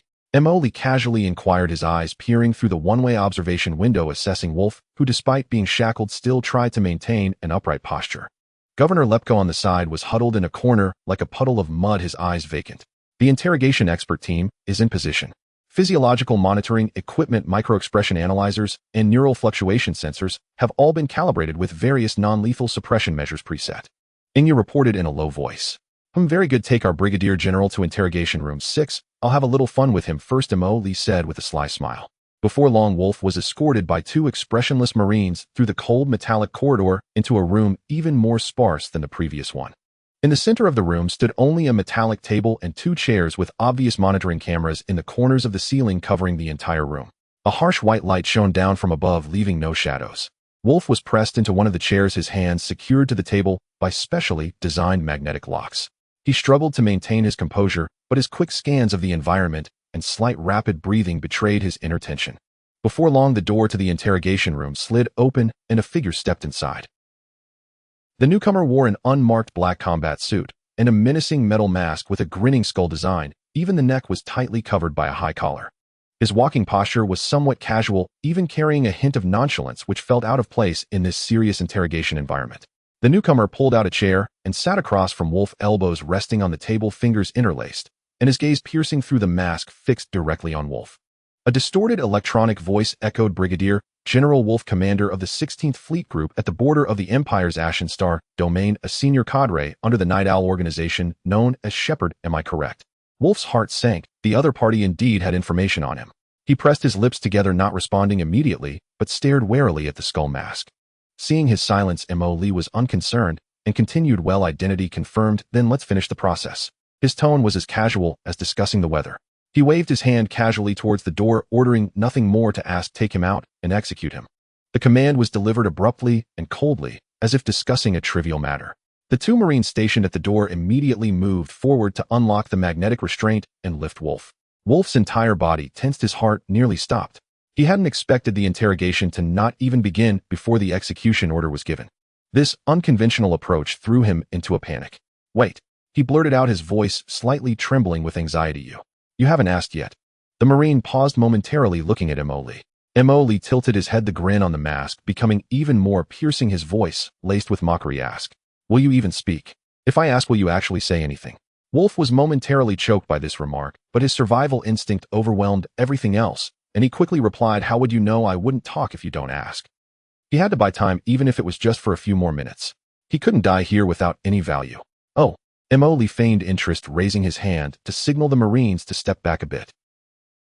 He leaned forward, the mask almost close to Wolf's face, lowering his voice with a playful tone. So, Brigadier General, tell me, who is the leader of the Night Owl?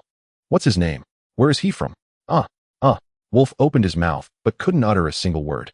How could he possibly know the answer to this question? The head of the Night Owl. That was top secret. Even the identity of the council members was a closely guarded secret. Even the Shepherd might not know everything, let alone a mere pawn like him. I don't know, Wolf said in despair, and he was indeed telling the truth. Look. Li shrugged his shoulders in response, his tone conveying a sense of resignation, as if to say, I knew it, I told you wouldn't say anything even if I asked. He waved his hand again at the Marines. All right, confirmation complete, take him out and execute him, make it quick. No. Wait. Wolf was completely frantic now, sweat trickling down his forehead. I don't know who the supreme leader is, but I know other things. About the Shepherd. About the organization's actions in the Border Star domain. And some information regarding the Cradle Project. He seemed to have grasped at a lifeline, trying to throw out some bargaining chips. Li's mouth curled slightly beneath the mask. The Shepherd. What does he look like? Which planet does he reside on? Send me the coordinates.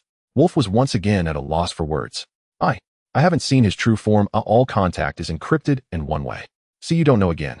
Li interrupted him, his tone laced with impatience. You don't know anything. You would keeping you just waste food. Hurry, drag him away.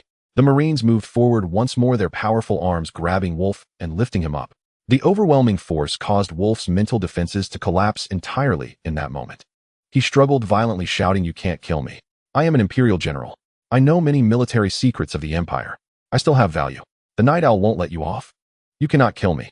I am a general of the Empire. I know many military secrets of the Empire. I am still valuable. The Night Owl will not let you go. Empire General. Emoli scoffed, his voice dripping with disdain. Your fleet is gone, the space station is gone, and now you are just a prisoner. As for the Empire's secrets, do you think I care about the Empire's trivial matters? As for the Night Owl, he paused, his tone laced with mockery. If they were truly capable, they wouldn't have let you fall into my hands. Perhaps right now they are not thinking about saving you, but rather how to silence you forever. These words struck like a poisoned dart, piercing deep into Wolf's heart, instantly recalling the organization's ruthless style of operation, causing his face to turn even paler. As he was about to be dragged out, Wolf finally abandoned all hope and restraint, shouting with all his might, I will speak. I am willing to cooperate. I know the several backup contact points of the Shepherd on Lanrue Star. I know the organization is planning a secondary salvage operation for the wreckage of the Xianxia. I know about the several infiltrators the organization may have placed in the Empire's military. Let me go. I will tell you everything. Emoli looked at the completely broken and desperate Wolf, silently laughing, his goal achieved. He raised his hand again, and the Marines immediately halted their actions, yet still firmly restrained Wolf. Would it have been better if you had done this sooner? Emoli's voice carried a hint of regret as he stood up, walked in front of the limp, and gasping Wolf looking down at him. Remember what you just said? I will have someone record it. If what you say is valuable, you might live a little longer, but if I find even a hint of falsehood or concealment from you. He did not finish, but the cold, murderous intent was still palpable through the distorted sound, making Wolf shudder. Take him away. Lock him up first, Emoli ordered the Marines. This time Wolf did not struggle anymore, being lifted like a pile of mud by the Marines. His eyes were hollow, filled with fear, but more so with a profound sense of weakness after surviving a disaster. He knew that from this moment on he had betrayed the Empire and simultaneously the Night Owl. There was no turning back.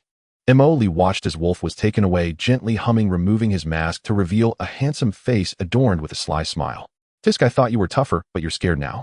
He moved his neck a bit. But this is good, it saves me from having to waste my breath. Yaya, did you record everything? The voice of Xianxia echoed in his earpiece. The entire process has been recorded. The highest level of interrogation experts have been arranged to take over and conduct a detailed questioning of Wolf. Let them dig deep and extract everything this guy knows. Emoli nodded, especially regarding the Night Owl and the Cradle plan. I always feel that there is a big secret hidden within. He walked to the door of the interrogation room, glancing back at the empty chair. It seems that occasionally playing a part works quite well. He muttered to himself, then resumed his carefree demeanor, whistling as he left the interrogation area. Half an hour later in the control room, Emoli was deeply focused on the star map, pondering where to farm for some resources, when a report suddenly sounded beside him. Commander, the preliminary interrogation results have been summarized. Xianxia's projection quietly materialized beside him to report. Oh, so soon. Emoli turned around in surprise, looking at Xianxia. Under professional interrogation and psychological pressure, he was very cooperative. Xianxia replied as she projected a neatly organized report onto the main screen. The following is a summary of the key information. Emoli pulled over a chair, crossed his legs, and scanned the screen. 1. Regarding the activities of the Night Owl organization in the Border Star regions, Wolf admitted that his direct superior is a senior member of the Night Owl codenamed Shepherd, responsible for managing certain affairs in the Ashen Star region of the Kulan Empire and all affairs in the neighboring unexplored star regions. He provided 3 encrypted communication nodes that the Shepherd had used on Lanrue Star and a complex pattern of verification code changes, but he acknowledged that these nodes had likely been abandoned or moved after his capture. Recent actions, Xianxia's secondary salvage. According to Wolf, he vaguely heard that the Night Owl is planning a secondary secret salvage of the wreckage of the Xianxia passenger spacecraft. The purpose seems to be to find a key item that was overlooked during the first salvage, which may be directly related to the key. The operation is expected to commence within the next 15 to 20 standard days. Specific execution teams and salvage ship information were not clear to Wolf, as they are directly assigned by the Shepherd.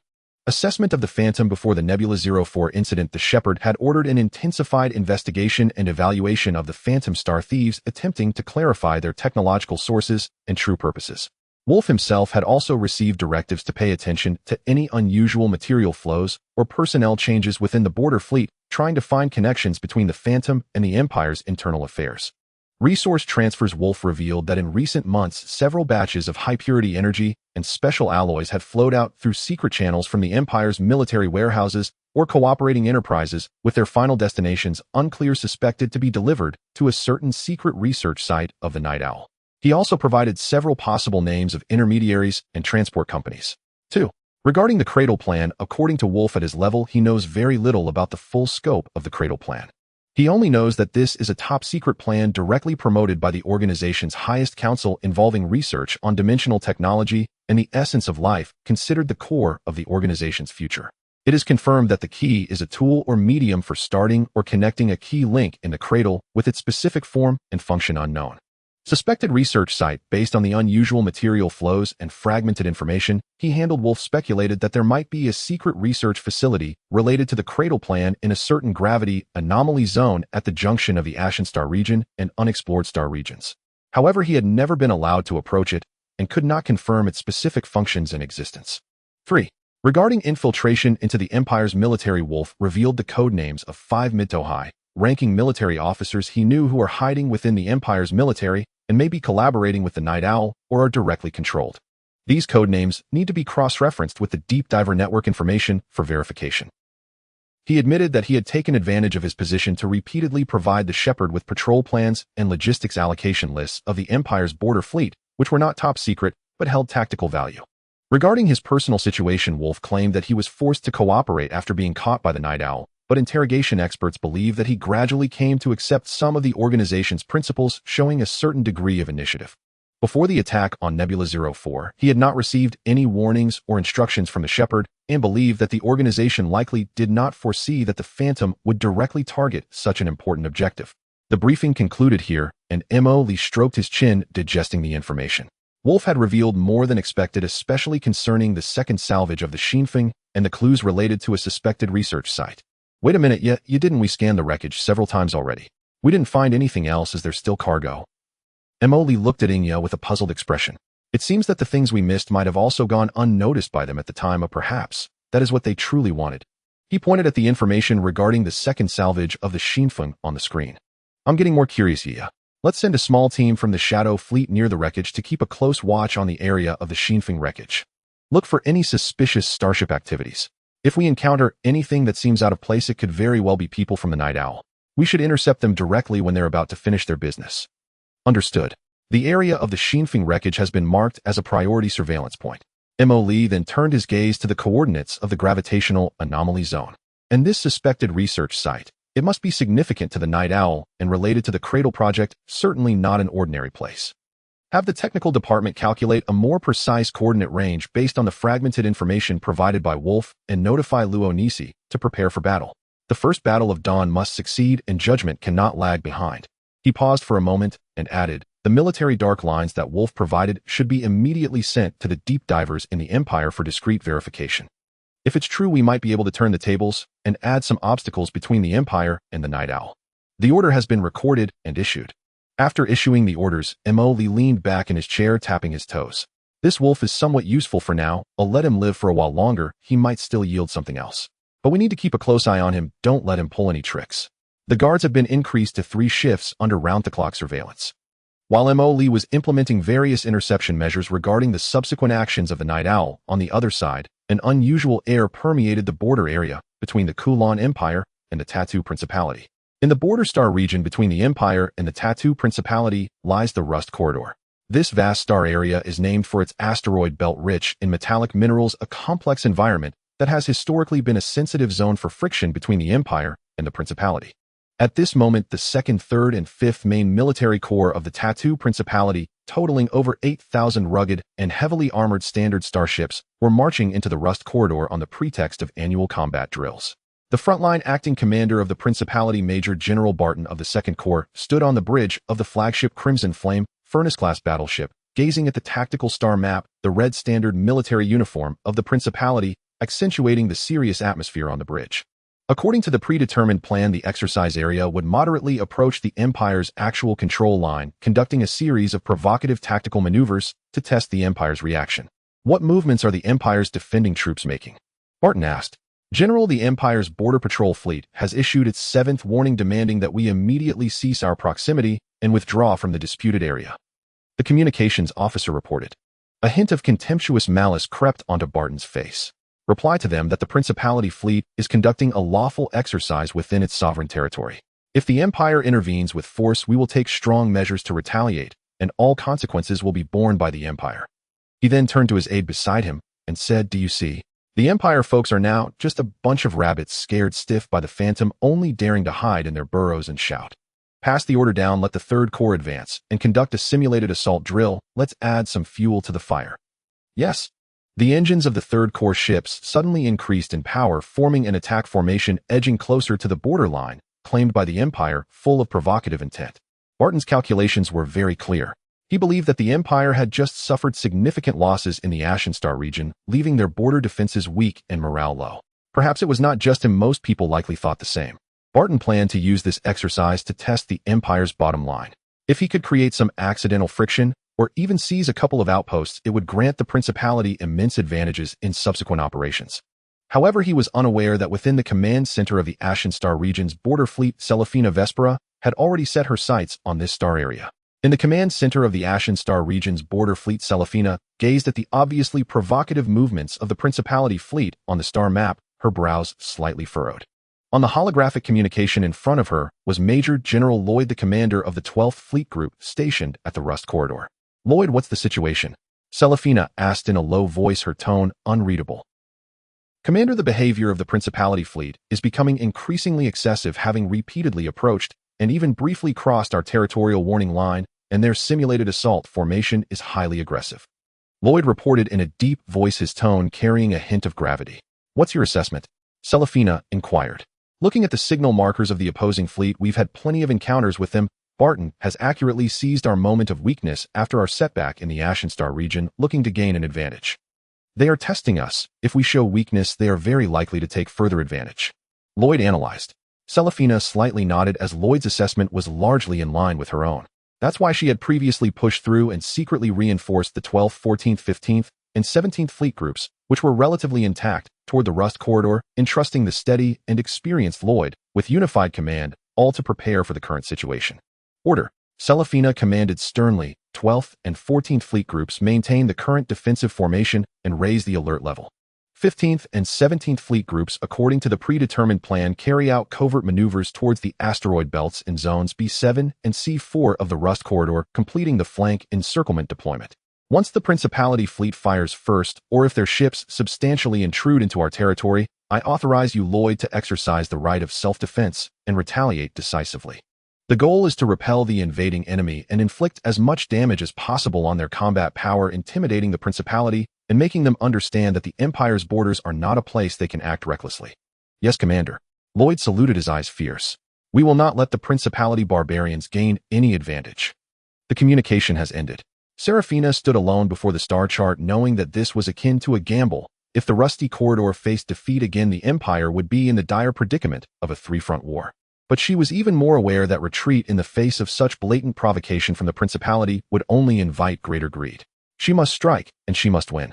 At the front line of the Rusty Corridor, Barton observed that although the Imperial fleet stood ready, they seemed to show no further aggressive reactions, understanding the situation in his heart. "It seems the Empire is truly severely damaged. Order the 5th Legion to send a squadron of destroyers to advance for reconnaissance, accidentally crossing the line, to see how they react." He decided to escalate the situation. A small squadron consisting of 5 Fawn-class destroyers detached from the main formation, speeding towards the Imperial defense line, their trajectory clearly aimed deep into the Empire's controlled zone. On the flagship bridge of the Imperial 12th Fleet, Lloyd stared intently at the tactical star map and slowly spoke. "Target the Principality's border-crossing destroyer squadron. Warning shots." Immediately, several beams of bluish energy shot out from the Imperial line, precisely striking the airspace ahead of the Principality's destroyer squadron. The Principality's destroyer squadron clearly panicked for a moment, their speed suddenly decreasing. Seeing this, Barton smiled. Instead of getting angry, they really dare not attack directly. Order the destroyer squadron to ignore them and continue advancing. The main force of the 3rd Legion is pushing forward, applying pressure on them. I want to see if the Empire dares to fire the first shot. Under his strong orders, the Principality's destroyer squadron once again increased speed, boldly entering the star area claimed by the Empire. At the same time, the main force of the 3rd Legion began to advance, and energy weapons started charging, radiating a threatening aura. However, just as Barton thought the Empire would continue to retreat, all units attention. Lloyd's voice echoed through the encrypted channel across the 4 Imperial fleets. The Principality's fleet has audaciously invaded Imperial territory. In accordance with command authorization, execute a self-defense counterattack. Target the Principality's border-crossing ships and the main force ahead. Free fire. Repeat, free fire. The moment the order was issued, the Imperial fleet, which had long been poised for action, erupted with long-suppressed fury. The main guns of the Imperial Stardust-class cruisers, which had already locked onto their targets, opened fire first. Dense, heavy particle beams sliced through the darkness, directly targeting the 5 advancing Principality destroyers. Boom, boom, boom. The shields of the 5 Principality destroyers were instantly torn to shreds by the concentrated fire. Their hulls ripped apart and detonated, transforming into 5 expanding fireballs with metal debris flying everywhere. Under the absolute advantage of firepower, not even the escape pods were able to eject. Almost simultaneously, the first wave of heavy anti-ship missiles launched by the Hound-class destroyers behind the Imperial line also surged towards the approaching Principality's 3rd Legion Vanguard fleet. The Principality fleet clearly did not anticipate that the Empire's counterattack would be so decisive and fierce. But Barton was no fool. The Hammer-class cruiser of the Vanguard fleet immediately advanced, raising a joint shield, while a dense point defense fire network lit up, successfully intercepting most of the missiles. Only a few stray missiles hit the shields, causing violent ripples, but none inflicted substantial damage. Barton was taken aback by this sudden counterattack. He had not expected the Empire to dare to take action, and with full force. All legions advance, collectively lock weapons, aim at the Imperial frontline fire. Barton's command reverberated on the bridge. The follow-up main fleet of the Principality received the order and immediately began to retaliate. Fang-class destroyers utilized their speed advantage, attempting to close the gap with the Imperial fleet and harass with high-speed railguns and torpedoes, but were timely intercepted by the Imperial destroyers. Energy weapons were the first to reach both sides' defensive lines, with the Principality's Hammer-class cruisers exchanging fire with the Imperial Stardust-class thick energy beams darting between the vessels, with ships occasionally being hit, shields flickering violently, and armor plates melting and tearing from the high temperatures. Several of the Imperial Stardust-class cruisers' sides were hit repeatedly, shields overloaded, armor torn open, causing chain explosions inside, slowly losing power. Meanwhile, the overly aggressive Principality Hammer-class also suffered concentrated bombardment from several Imperial cruisers, its bow turret blown away, emitting thick smoke as it withdrew from the battle line. The battlefield instantly descended into a chaotic firefight. Order the 5th Legion to apply pressure from the right flank. Test their defensive depth. Barton adjusted his deployment. The Principality's 5th Legion starships began to maneuver towards the Imperial defense's right wing, intensifying the attack. On the flagship of the 12th Fleet, Lloyd calmly responded, "Notify the 14th Fleet to strengthen the right flank defense. Order the 15th and 17th Fleets to maneuver to the designated positions as planned and to remain concealed." The 14th Fleet immediately strengthened its defenses, withstanding the pressure from the Principality's 5th Legion, while the ambushed 15th and 17th Fleets quietly moved towards their predetermined attack positions. Barton's probing attack failed to achieve a breakthrough, instead raising a hint of doubt within him. He hesitated whether to continue committing forces for a strong attack or to withdraw cautiously for the time being. However, just at the moment of his hesitation, the battlefield situation suddenly changed dramatically. The 15th Fleet of the Empire suddenly surged out from the B7 asteroid belt on the left flank of the Principality fleet, directly inserting itself into the side and rear of the Principality's 3rd Legion. Left flank under attack. It's an Imperial ambush. The Principality's communication channel erupted in chaos.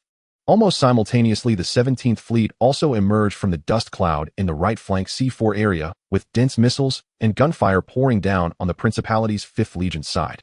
The Principality fleet was instantly caught in a predicament of being attacked from 3 sides. Stay calm. The 3rd and 5th Legions converged towards the center. Form a dense defensive formation. The 2nd Legion advanced to block the right enemy. Barton commanded loudly, trying to stabilize the situation. The Principality fleet demonstrated excellent training, quickly contracting under command to form a circular defense. All ships directed their firepower outward, fiercely resisting attacks from 3 directions. The Imperial fleet continually attempted to intersperse and divide, but the Principality's defensive firepower was exceptionally tenacious. Lloyd seized the opportunity, ordering the front fleet to intensify the offensive, while the flank fleet commanders fully engaged in interspersing and dividing. The battle entered a stalemate phase of attrition. Both commanders were desperately mobilizing their forces, attempting to find weaknesses in each other. Lloyd noticed that the defenses around the battleships in the center of the Principality formation were the most tightly secured, but correspondingly the junctions on both wings showed some weakening under frequent movements. Order the 15th Fleet to concentrate firepower attacking the enemy's left wing and central junction. The 12th Fleet applies pressure from the front to restrain their main force. He instantly seized this fleeting opportunity. The 15th Fleet of the Empire quickly adjusted its firepower with various Starship main guns and a multitude of missiles, concentrating fire on the junction of the left wing of the Principality formation.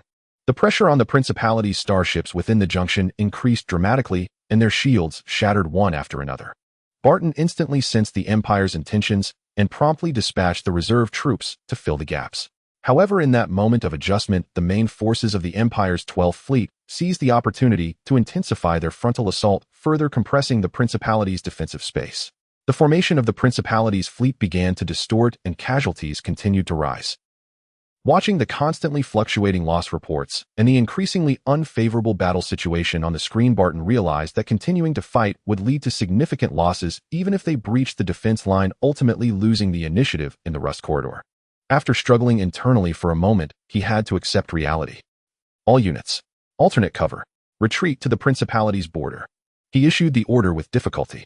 The ships of the Principality's various corps then began to retreat in an organized manner to the rear jump points. Seeing the orderly retreat of the enemy, Lloyd immediately commanded all fleet groups maintain continuous fire output, gradually press forward, and ensure the enemy withdraws from our territory. As the last blue light of the jump disappeared, the fierce battlefield gradually returned to calm. Both sides paid the price of thousands of starships with floating debris scattered throughout the star sector. In the Border Fleet Command Center, battle reports quickly arrived. The Empire had destroyed and captured over 1,000 various starships of the Principality, successfully thwarting the Principality's provocation and solidifying the defense line of the Rust Corridor. Chief of Staff Horrell showed a smile. Commander, we won. Lloyd fought well. Serafina looked at the battle report, her expression still unchanged, merely nodding slightly. Although they had achieved victory in this localized conflict, it had also consumed a significant portion of her already limited mobile forces.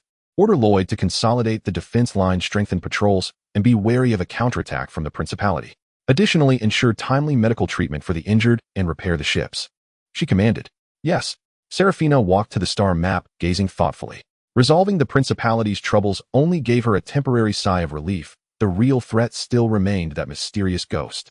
What Serafina did not know was that the person she mentioned, Mo Lee, was currently in the control room of the Screw Factory base, watching the live broadcast with great interest.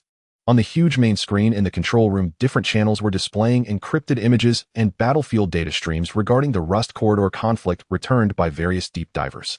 Shadow Crow stood quietly to the side, responsible for filtering and interpreting the information. Tisk, it's quite lively. Emily munched on fruit, commenting indistinctly that Serafina girl is impressive. She actually anticipated that the Principality would take advantage of the fire and laid an ambush in advance. Fortunately, the commander on the Principality's side wasn't entirely incompetent and reacted quite swiftly. He observed the final loss statistics analysis from both sides, which could be described as mutually destructive. However, this isn't good news for us. Although the Empire suffered some losses, at least they managed to push back the Principality and stabilize the defense line on the other side. Doesn't that mean they can free up more hands to focus on causing us trouble? He stood up and paced in front of the control panel, his fingers unconsciously tapping on the metal surface. No, we can't let the Empire be so comfortable. We need to give them more work to do and stir things up further. The Principality has just taken a hit. They probably want Dare to take large-scale actions for a while. So, we need to find the Principality another helper. He then cast his gaze towards the star map, where the Elon's Federation was still in a standoff with the Empire in another direction. But don't forget, the war between the Empire and the Federation isn't over yet. If they find out that the Empire has been tied down by us in the Ashes Star domain and has also suffered significant losses in the Rust Corridor, do you think they would be tempted to take advantage of the situation? He slowly asked Shadow Crow. Shadow Crow promptly replied, based on logical analysis, there is over a 78% probability that the Federation will use this opportunity to exert greater pressure in the Barca and Ashes Star domain directions to gain a strategic advantage. Exactly. Mo Lee snapped his fingers. The enemy's enemy, while not necessarily a friend, can definitely serve as a useful troublemaker. We need to send a message to the Federation. Commander, based on the scale of the battlefield, the Federation's intelligence system should also receive this news, Shadow Crow added. By the time they get the news, it will take ages. Our message is a pre-release version and comes with various data. They won't dislike it. After all, time is money. Mo Lee said with a smile before asking Shadow Crow, Yaya, do we have any deep divers on the Elon's Federation side who can directly contact their upper decision-making circle? The higher the level, the better.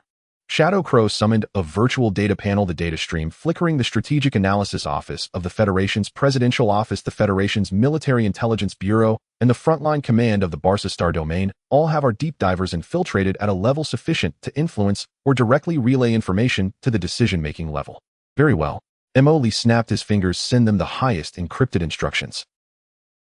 Instruct them to find a way using a reasonable and untraceable method to quietly leak detailed intelligence about the Rust Corridor conflict to the Federation military or strategic decision-making departments, particularly regarding the troop deployments, defensive weaknesses, and battle losses exposed by the Empire in this battle. He paused and continued to emphasize the Empire's current predicament of fighting on two fronts and the fact that their border military defenses have been weakened. Imply to them that increasing pressure on the Barca and Ashes Star Domain battlefields at this time might yield unexpected strategic advantages. Remember, ensure the information appears to have leaked from within the Empire with some fragments and inaccuracies, but the core message should be clear. The Empire is currently very weak. Emily nodded emphatically. Instructions have been recorded and the content has been drafted as per your requirements.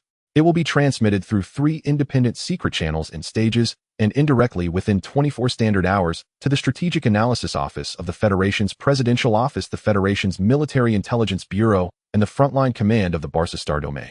Shadow Crow responded quickly. Emily nodded in satisfaction. Whether we can persuade those old foxes in the Federation to take action depends on how powerful this message is.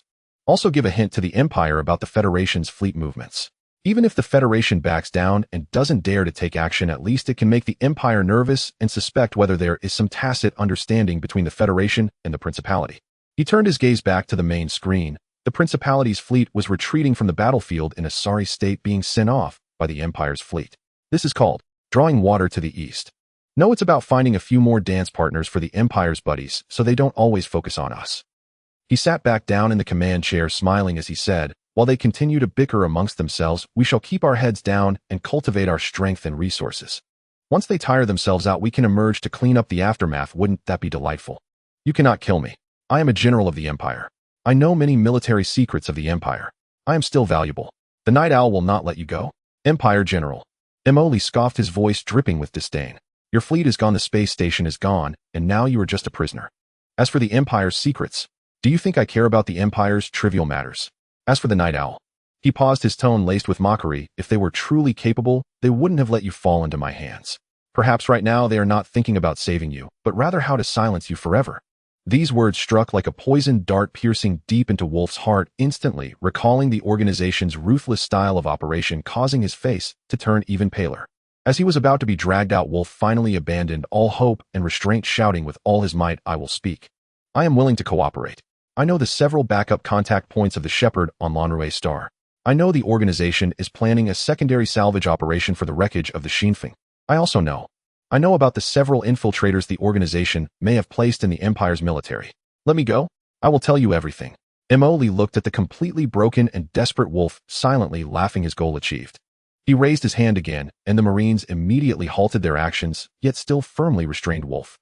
Would it have been better if you had done this sooner? Emoli's voice carried a hint of regret as he stood up, walked in front of the limp, and gasping Wolf looking down at him. Remember what you just said? Ooh, I will have someone record it. If what you say is valuable, you might live a little longer, but if I find even a hint of falsehood or concealment from you. He did not finish, but the cold, murderous intent was still palpable through the distorted sound, making Wolf shudder. Take him away. Lock him up first, Emoli ordered the Marines. This time Wolf did not struggle anymore, being lifted like a pile of mud by the Marines. His eyes were hollow, filled with fear, but more so with a profound sense of weakness after surviving a disaster. He knew that from this moment on he had betrayed the Empire and simultaneously the Night Owl. There was no turning back.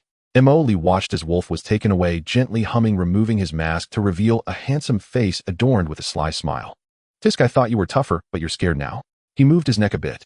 But this is good, it saves me from having to waste my breath. Yaya, did you record everything? The voice of Inya echoed in his earpiece. The entire process has been recorded.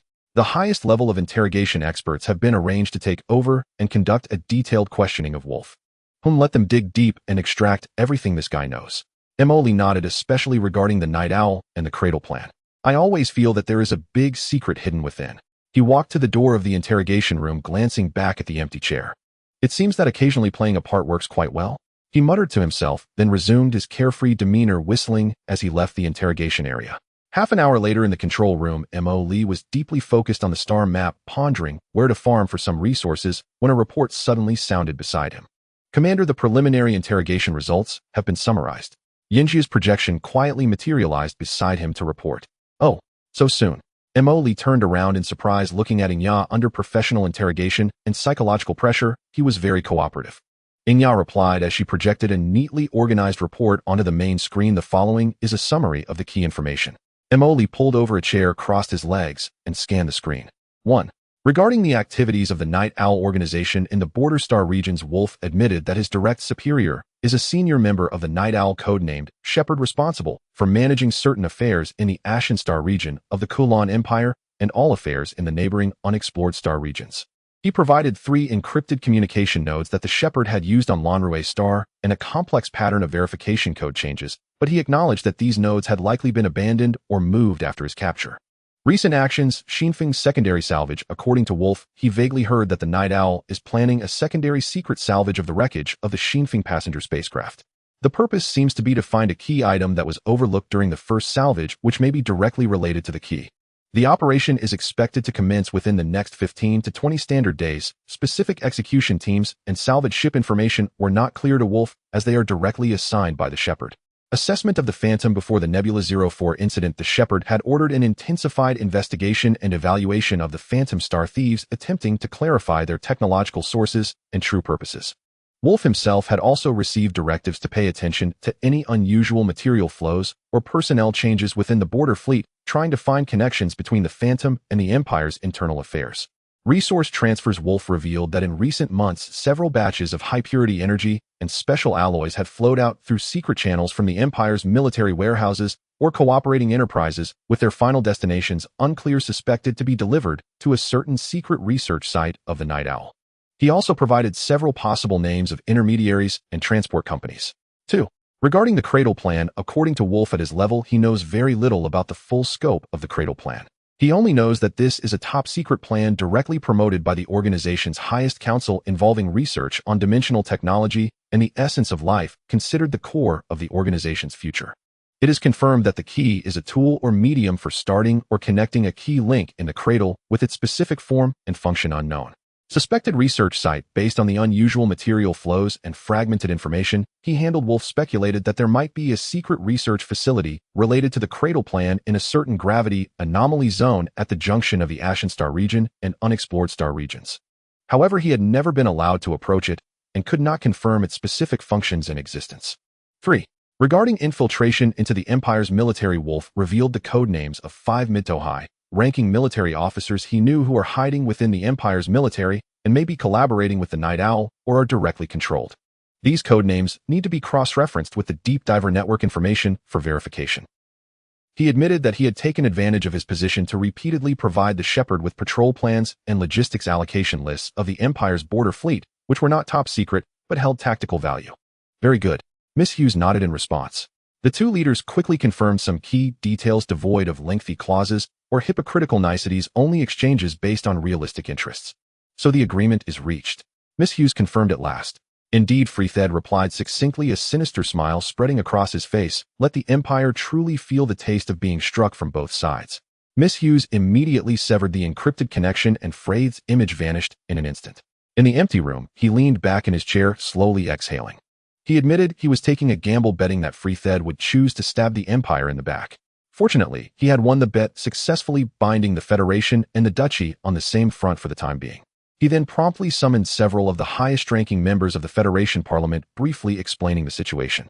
As expected, most senior legislators chose to support his decision, with only a few conservatives opposing it. Ultimately, the decision was passed by majority rule. Miss Hughes then connected with the direct line of the Federation Military Operations Department. The image of Minister Coston appeared on the communication interface. Your Excellency, what are your orders?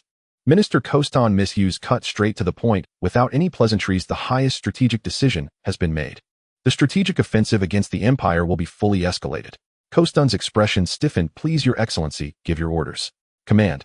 Miss Hughes barked sharply.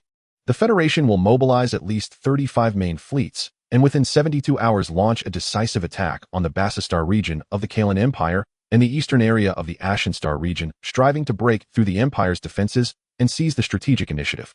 What about the choice of the overall commander? Coston's expression tensed as he asked. Preliminarily appoint Morrison as the overall commander of the Expeditionary Assault Group, granting him full authority over all military actions at the front. Miss Hughes continued issuing orders. Tell him I grant him the highest authority for on-the-spot decision-making, with the Federation's resources prioritized for this battle. I want to see the Empire's flag disappear from the skies above the main planets of the Bassistar region within 3 months. Understood. General Morrison excels in large-scale group combat, making him indeed the most suitable choice. Kostan nodded and quickly recorded the directive. Additionally, Miss Hughes added, we have established a temporary strategic cooperation with the Tattoo Duchy. 72 standard hours later, they will deploy at least 20 main legions towards the Rust Corridor and launch an attack in sync to pin down the Empire. Understood. Kostan replied. Go now, Kostan. The fate of the Federation is entrusted to you. For the Federation. Kostan immediately gave a standard military salute, and the communication was cut off. The moment the call ended, Kostan turned around to face the many senior advisors who had been standing by. Immediately raised the combat readiness status to the highest priority. His voice echoed throughout the command center. Order. He spoke rapidly and clearly. The 5th to 10th Fleet Groups shall immediately cease their current tasks and proceed at full speed to the front assembly point of the Bassistar region, swiftly merging with the temporary fleet at the front. The 11th to 20th Fleet Groups gather at Point B. The 21st to 30th Fleet Groups gather at Point C of the Ashenstar region. The 31st to 35th Fleet Groups will serve as the strategic reserve, standing by at Point C. All logistical support and ground combat units move in accordance with the predetermined plan towards the designated area. Appoint General Morrison as the overall commander of the Expeditionary Assault Group, authorizing him to mobilize all Federation military resources within the combat zone. Action countdown 72 standard hours. Yes, the entire command center instantly began to operate at high speed. Countless encrypted commands flew through the superluminal communication network to every corner of the vast Federation territory. Across the Federation's territories and major star regions, upon receiving the commands, each fleet group began to mobilize frequently. In the Central Star region, the flagship of the 1st Fleet Group, the Heart of Freedom-class interstellar mothership, was the first to cancel its original task and change direction. Behind it, tens of thousands of cruisers and destroyers formed a grand formation, beginning to leap towards the coordinates at the border. The remaining fleet groups in the Federation also immediately interrupted their patrol routes, pushed their engine power to the limit, and quickly merged with other fleets that received orders, forming a new attacking formation heading into the distance. On the shipyard planet, countless engineering vessels and robots were frequently dispatched to conduct final maintenance and material loading for the starships about to embark. Energy blocks, ammunition, and spare parts were continuously loaded onto the ships. Over 30 massive fleet groups of the Federation, totaling more than 100,000 various starships, split into dozens of streams of iron, converging from the vast regions of the Federation, heading towards the border front, illuminating the starry sky, with countless engine flames, a chilling atmosphere pervading. Meanwhile, a similar scene was unfolding in the Duchy. At the distant screw factory base, slowly, vaguely, sensed the unusual military buildup and material flow at the border of the Federation and the Duchy through the deep diver network. Oh, moving this quickly, he said with some surprise, but more excitement. It seems our letter had quite the effect. Now this is going to be quite a spectacle. Emily smiled at Shadow Crow. He felt that he was quite qualified as this behind-the-scenes manipulator. Let them fight, the harder the better. He swung his legs, already pondering where to strike, when the Empire, Federation, and Duchy were all battered and bruised to maximize his benefits. After all, he had a hand in making it happen. The smell of gunpowder in the Star Sea suddenly intensified.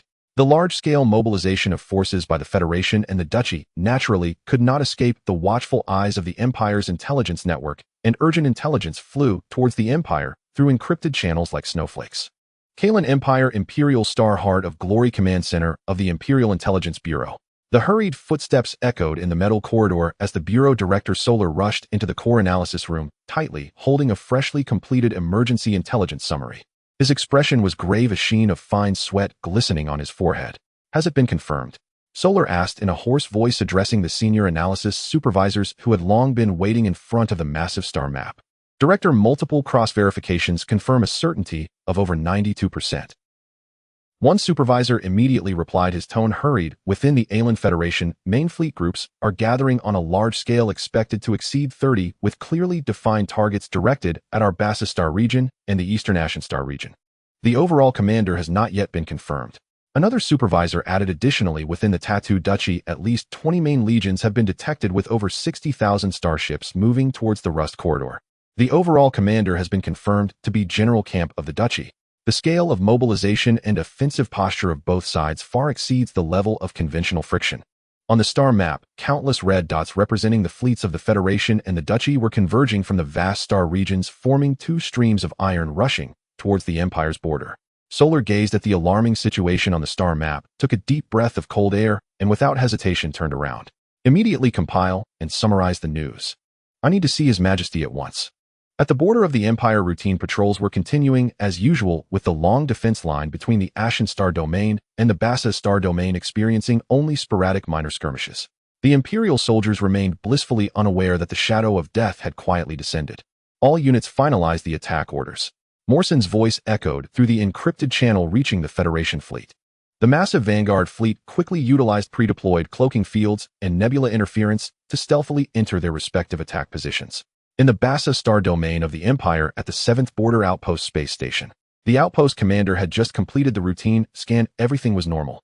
The next moment, a piercing alarm suddenly blared. Warning. High-energy reaction detected. The number cannot be counted.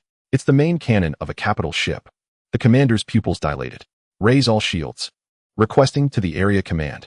Before the words were finished, dozens of thick ion energy beams swiftly traversed the starry sky, accurately striking the outpost space station and the surrounding, escorting dozens of Hound-class destroyers.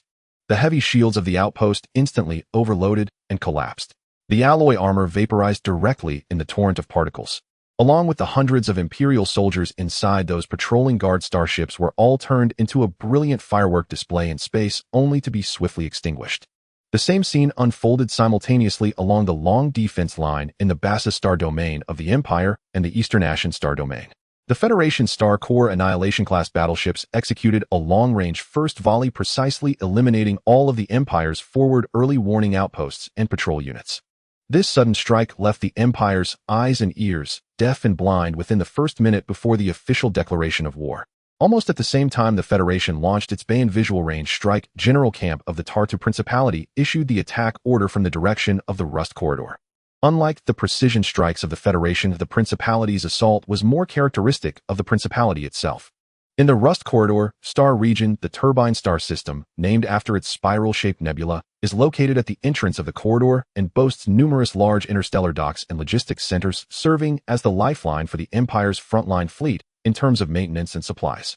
Along with the Solid Shield, Fortress, Broken Blade, Nebula, Furnace, Planet, and Gorge Stargate, it forms a complete defense system that supports the Empire's rule in the Rust Corridor.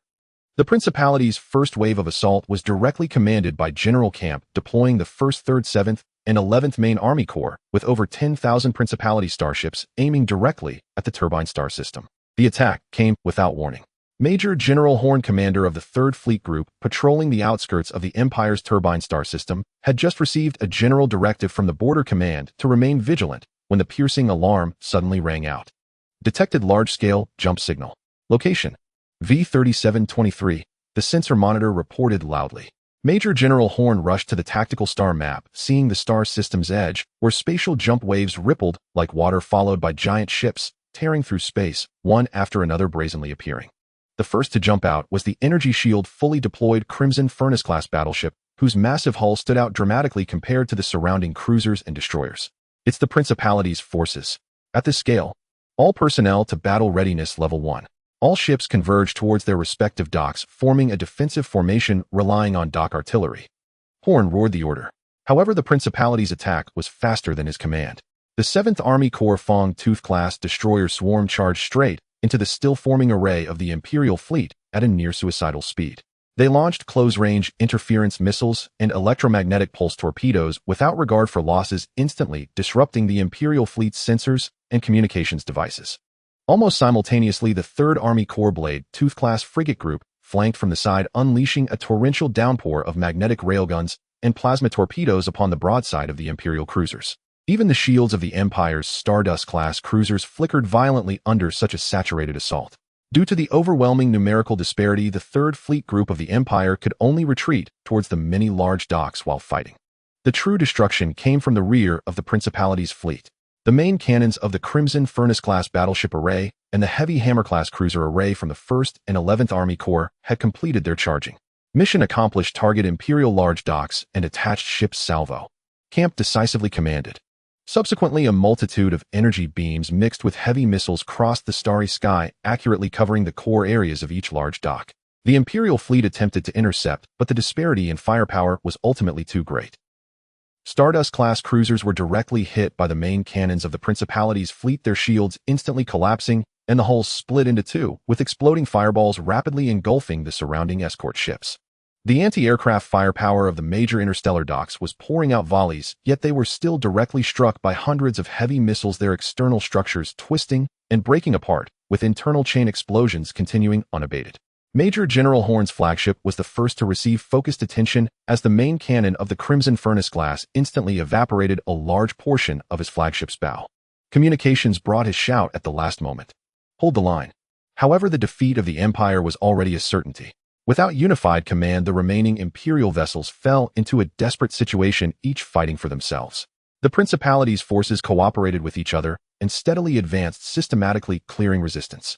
In less than 4 standard hours, the remaining Imperial starships were forced to retreat to the rear, and the Turbine Star System changed hands, marking the Empire's loss of its most crucial supply and maintenance base at the front. The fall of the Turbine Star System shocked the Empire's border defenses. Serafina quickly mobilized 2 fleet groups to strengthen the rear defensive line of the Turbine Star System, preventing the Principality's forces from advancing further. At the same time, she ordered the other 4 strategic points to enhance vigilance, as the Principality's forces had not yet fully revealed themselves. The Solid Shield Fortress Defense Line. The Solid Shield Fortress is a heavy fortress built on a massive asteroid, its surface covered with thick composite armor lined with thousands of giant ion turrets, missile silos, and point defense laser matrices. A heavy light blue energy shield completely enveloped it, representing its status as the Empire's strongest stronghold on the defense line of the Rust Corridor. At this moment, the fortress commander, Major General Lita, was standing in the main control bridge, gazing at the images transmitted from the external deep space monitors. At this moment, it was not fighting alone. The 16th Border Fleet Group of the Empire was on high alert around the fortress. In the distance, the shadows of the Principality's fleet were gathering in the starry sky. All combat positions maximum alert. Maintain shield strength at 100%, main cannon array charging target enemy large ships. Lita's voice spread through the fortress internal communication network. His tone was steady, carrying the pride unique to Imperial officers. Let those barbaric Principality fools see what a true fortress looks like. However, the first to pounce on the fortress was not the expected barrage of battleship main cannons. From the array of the Principality's fleet, hundreds of specialized ships belonging to the 13th Army Corps began to advance. They were smaller in size with thin armor, but their hulls were equipped with various peculiar arrays and launch tubes. The commander of the Duke's 13th Legion, General Gore, issued an order from his electronic command ship, the Whisperer. Operation Mist has begun. Full-band jamming interference activated. Release metal dust. In an instant, high-intensity multi-band electromagnetic interference beams rapidly spread towards the shield fortress. The external sensor screens of the fortress were instantly covered with static and garbled text, and the remote communication channels were filled with piercing noise. Immediately, countless tiny metal particles were ejected from the 13th Legion's ships, swiftly spreading in the surrounding cosmic domain of the fortress, forming a vast and ever-expanding electronic fog that enveloped the Empire's 16th Fleet. In the main control room of the fortress, the radar officer urgently reported, "General, sensor efficiency has dropped by over 70%. Optical observation is severely obstructed, and the long-range fire control system cannot lock onto targets." Lita furrowed his brows and said in a deep voice, "Activate the backup sensor array, turn on the anti-jamming devices, switch to the backup communication protocol, and instruct the closing gun towers to switch to optical targeting mode. Since they want to blind us, let's wait until they get close to strike." Just as the perception capabilities of the shield fortress were significantly weakened, the Duke's 9th Legion quietly began to move. The commander of the 9th Legion, General Blavik, ordered from the bridge of the flagship, the heavy hammer-class battleship, the Crimson Flame Furnace, forward assault ships scatter in line formation, close in for firing. Main battleships and cruisers maintain distance and engage in fire exchanges with the enemy defense fleet. Thousands of the Duke's Fawn-class destroyers and light assault ships immediately opened their engines to full power, expelling particle vortices from their rear as they charged towards the fortress. They did not advance in a straight line, but executed irregular maneuvers while unleashing firepower from their bow-mount railguns and plasma cannons at the fortress shields. These attacks were like mere tickles to the fortress' overall shields, but they successfully illuminated the fortress' localized defense systems. Detected enemy light ships closing in. Point defense systems activating, reported the fortress fire control officer. Countless searing laser beams and dense kinetic barges erupted from the fortress surface turrets, carving fleeting trails of light through the metal dust cloud to intercept incoming projectiles and missiles. The commander of the 16th Fleet, Croya, also issued stern orders: destroyers advance to intercept. Cruisers concentrate fire on the advancing enemies. Battleships maintain formation, protect the fortress flank. The Empire's Hound-class destroyers immediately engaged in a brutal clash with the Duke's Fang-class with lasers and missiles intermingling, while the Stardust-class cruisers charged their main cannons and accurately obliterated several overzealous Duke destroyers. Simultaneously, the heavy Hammer-class cruisers under Blavok's command opened fire from a distance. Energy beams from their main cannons sliced through the dust, striking the fortress shields and creating violent ripples. General Leda focused on the tactical panel, which could only display blurred enemy signals and a slowly declining shield energy reading. Order the main cannon array to conduct area suppression fire on the approximate location of the enemy cruisers. We cannot let them be too comfortable. Several of the fortress' largest ion main cannons slowly adjusted their aim, emitting a deep rumble. A pulse of ion energy surged forth as a torrent towards the direction of the Duke's cruiser fleet. However, due to sensor interference, the shooting accuracy was greatly compromised, and most fire missed, evaporating into brief channels in the cosmic dust. Blavok watched the ion beams skim past the edge of the fleet and sneered, "Continue to apply pressure, maintain maneuverability. Our task is to ensure that this tin can focuses all its attention on us." As the 9th Legion successfully attracted most of the firepower and attention of the shield fortress and the defense fleet, the Duke's true trump card was quietly being deployed in the rear of the battlefield. The commander of the 5th Legion, General Stone, directed dozens of special starships to slowly form a formation with the Duke's latest model, the City Breaker-class heavy artillery ship, already prepared. This type of ship had an unusual design, with nearly the entire hull occupied by a supergiant chain gun, the diameter of the muzzle alone reaching 500 meters, while the engines and bridge appeared insignificant. "Star Shatter has been positioned," Stone said coldly. "City Breaker system, begin charging." Dozens of City Breaker-class heavy artillery ships, under the close protection of numerous cruisers and frigates, slowly moved forward, the disproportionately large muzzle at the bow beginning to gather eerie blue arcs of electricity. Charging will take 180 seconds. During this time, the heavy artillery ship's maneuverability is 0 and the defense system's effectiveness drops to 30%, the adjutant advised. Stone remained expressionless. "Trust the comrades of the 13th and 9th Legions. Our task is to deliver a single strike." Inside the shield fortress, General Leda gradually sensed something was amiss. The Duke's attack pattern was too singular. Aside from jamming and the remote bombardment from cruisers, they had not deployed their signature Crimson Flame Furnace-class battleships for a frontal assault. "Energy Scanning Department, report anomalies," he demanded sharply. A technical officer nervously operated the passive sensors, attempting to discern useful signals from the interference. "General, anomalous energy accumulation detected in the rear area. Spectrum analysis does not belong to conventional ship cannons. Energy levels are rapidly rising." Leda's heart sank. He realized that the previous jamming and feints might have been to cover the Duke's deployment and charging of some weapon.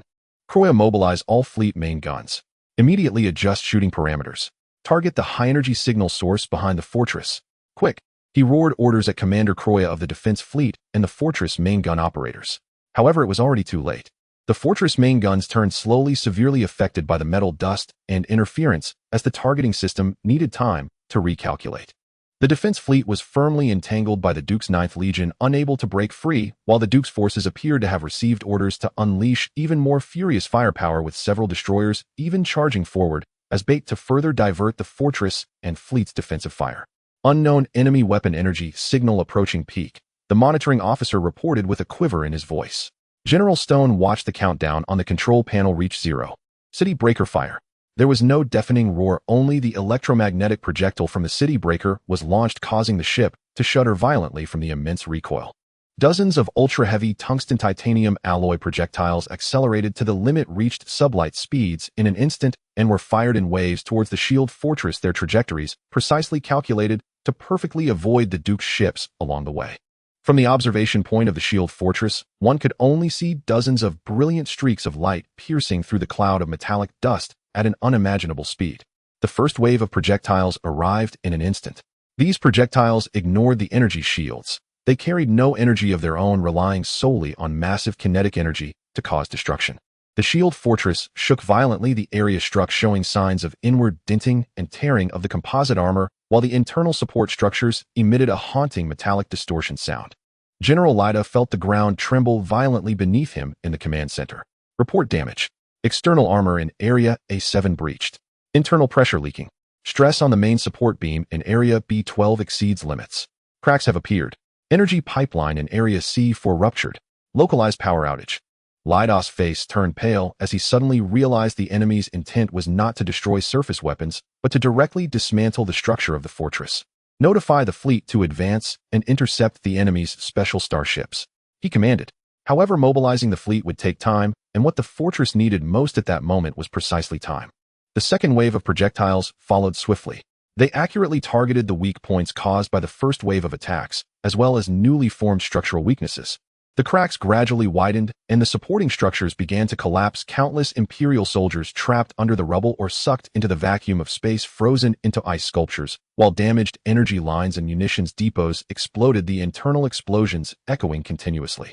Integrity of the core support structure has dropped to 40%. 20%. Warning. Structure is about to collapse. Abandon the external gun positions. All personnel retreated to the core area. Before General Lida could finish issuing his command, the third wave, the most intense wave of projectiles, tore through the air, delivering the final blow to the fortress. The massive shield fortress fractured simultaneously at several critical structural points. First, the outer armor plates scattered like peeling eggshells, followed by the complete disintegration of the internal framework, a chain reaction of explosions tearing it apart from within. The core command center was engulfed by a massive explosion at the last moment. General Lida and the Imperial soldiers inside perishing in the inferno. The enormous fortress, under the assault of the Duchy's highly specialized weaponry from the 5th Legion, sustained less than 30 minutes before it exploded in disintegrated metal fragments scattering over 1,000 kilometers. With the destruction of the shield fortress, the remaining small Imperial defense platforms nearby, and the starships that hadn't managed to retreat lost all will to resist, the fleet turned away, retreating towards the interior of the Imperial defense line. 9th Legion, clear the battlefield, destroy all remaining resistance forces. 13th Legion, maintain electronic suppression to prevent any information leaks. 5th Legion, the battering ram units, retreat to a safe area for cooling and maintenance. General Stone methodically issued the follow-up orders. Then, looking at the signal of the shield fortress dissipating on the holographic platform, he solemnly said to the communications officer, report to Admiral Camp, the shield fortress has been cleared and the trade route is open. The Second Front Army requested the next set of orders. However, the Duchy's supposedly tight news blockade in Mo Lee's eyes was as transparent as an old couple who were shy to undress. He had already seen through it all. TSK tisk, quite lively. Mo Lee marveled at the brutal scene of battle. These brash folks from the Duchy are really something else. As the shield fortress disintegrated into stardust under the unreasonable physical bombardment of the Duchy's battering ram-class heavy artillery ship, Mo Lee, who had initially lounged in the command chair, couldn't help but sit up straighter. He waved his hand to pause the footage, zooming in on those uniquely shaped battering ram-class heavy artillery ships, most of their hull occupied by a massive cannon. In the footage, these steel behemoths were slowly retreating from their firing positions under the protection of a few escort ships, their long cannon barrels still retaining residual electromagnetic energy in the vacuum. Hiss! Mo Lee inhaled softly, his fingers unconsciously tapping on the armrest. This thing is quite interesting. The playful smile on his face faded slightly, and his expression turned serious. From a distance, not engaging in energy shield combat directly, using solid projectiles to shatter the target with pure kinetic energy. Simple, brutal, but damn effective. Especially against this turtle shell-like fixed fortress, it's simply a perfect fit. Xihe, standing at his side, added, Commander, according to the data analysis from the deep diver, the Duchy's battering ram-class heavy artillery ship is approximately 1,800 meters long with a core weapon of an unknown model supersized electromagnetic railgun. Its advantage lies in its extreme single-shot destructive power, having a devastating effect on fixed targets and large ship structures. However, the drawbacks are equally apparent: long charging time, poor mobility, and extreme reliance on battlefield conditions and friendly cover, along with weak self-defense. Mo Lee nodded in acknowledgement, his gaze still fixed on the powerful silhouette of the battering ram-class ship. The drawbacks are clear, but the advantages are overwhelmingly pronounced. A weapon that can deliver a decisive blow. A real man should play with such big guns.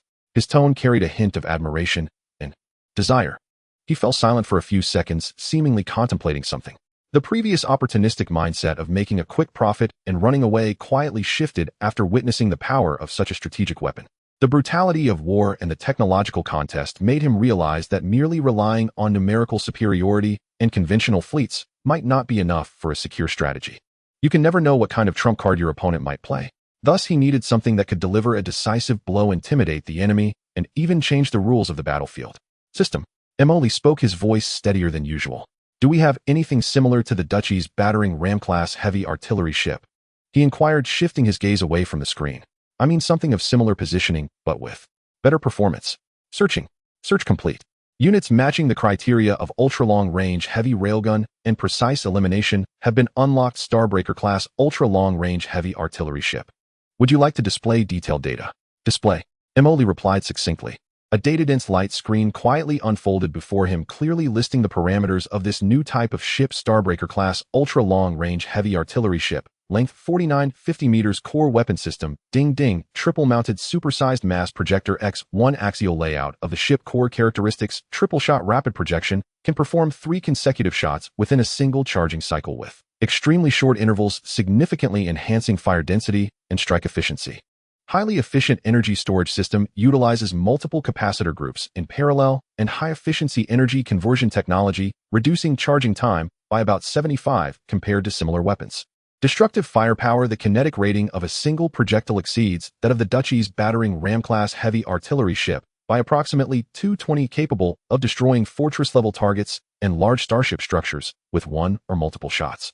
Outstanding sustained combat capability. Equipped with a dedicated ammunition automated assembly line and a high-efficiency cooling system, it can maintain prolonged and high-intensity bombardment operations given ample resources. Secondary weapons. Fortress Point Defense Matrix. X-48 Stop Closian Pulse Cannon Group. X-36 Defense System. 4th Generation Guardian Fortress Level Joint Shield System. Enhanced version. Unyielding type. Key Point Protective Armor Mobility. Stellar Level Jump Device. Maximum conventional cruising speed. Can reach faster than light independent combat without the need for escort.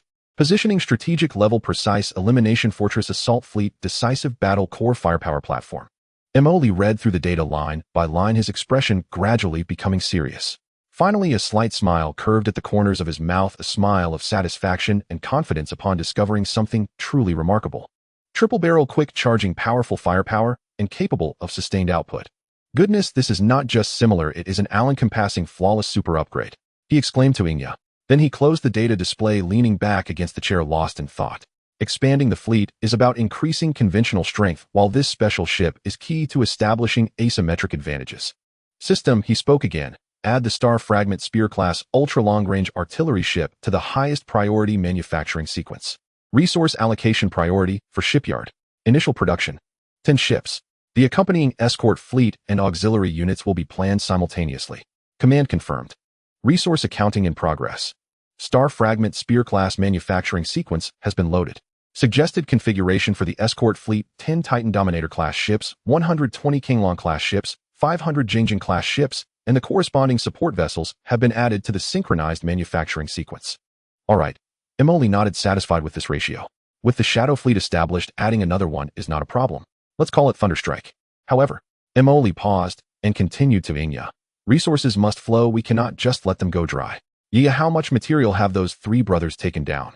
Commander, the Deep Diver Network has confirmed that the war status between the Empire and the Principality, as well as the Federation, has escalated from conflict level to full-scale war 6 standard hours ago. Fleets from all 78 star regions within the Empire are showing signs of moving towards the front lines. It is expected that within half a month the Empire will increase its fleet groups by 30 at the border. Xianxia then accessed the Deep Diver Network and slowly began to speak. Currently, the battlefield situation along the contact line of the 3 factions is extremely intense. Based on the energy signal dissipation, the rate of ship beacons disappearing, and the density of battlefield debris, preliminary model analysis shows that the losses of vessels and facilities among the 3 factions in a short time have reached catastrophic levels. According to initial estimates, the Empire, the Principality, and the Federation have confirmed losses exceeding 30,000 starships, with various space stations and defense platforms lost in the thousands. And this number is still rising. Emily's eyes sparkled with excitement as he exclaimed, over 30,000. Just imagine how much premium recyclable resources that is. Drifting in space like this, what a waste. He slightly tilted his head, looking at Xianxia. How's the 1st and 3rd Fleet's rest going? Can they be deployed? The 1st Fleet Dawn and the 3rd Fleet Thunder have completed all ship launches, system self-checks, and logistics, energy, and ammunition replenishment. They are currently in a state of high readiness and can respond to and execute any level of combat or non-combat missions at any time. Xianxia immediately brought up the detailed status panels of the 2 fleets with a flurry of green confirmation indicators and performance parameters filling the screen. Very good. Emoli nodded, refocusing his gaze on the star map, specifically the Rust Corridor war zone, where the Empire and the Principality were suffering the most intense battles. There the lights representing the Empire's defense nodes were extinguishing one by one, replaced by a red tide, representing the forces of the Principality continuously pushing forward. And in the wake of the tide were vast gray marks representing out-of-control debris or failed facilities. Command. He spoke in a deep voice. The First Fleet Dawn and the Third Fleet Thunder immediately stand down from readiness and elevate to Level 1 combat readiness. Target area: the main combat zones of the Empire against the Principality and the Federation, especially the confirmed wreckage zones of the Empire's turbine star system's large dock, the shield fortress debris area, and the debris belts formed by the intensive ship battles. He paused for a second, scanning the star map. Tell Junfeng and Sangpu that their core mission is not to engage in combat, but to conduct battlefield resource recovery. The fleet will advance in standard deterrence formation without hiding its movements, recovering those Starship Rex engines, weapon arrays, armor modules, and energy cores. After all, we are space pirates, and we must seize what is rightfully ours. Yas data streams accelerated instantly without raising any objections, simply confirming, Commander, our fleet has localized advantages in both quantity and quality, but if we get dragged into a direct confrontation due to being too close or a misjudgment by the other party, it would contradict our strategic intent of not directly intervening. Risk and reward coexist. Right now the Principality is on the offensive. By the time they salvage the debris, we won't even be able to get the leftovers. Mo Lee's tone was calm and determined. The Principality is currently focused entirely on smashing the Empire's defenses.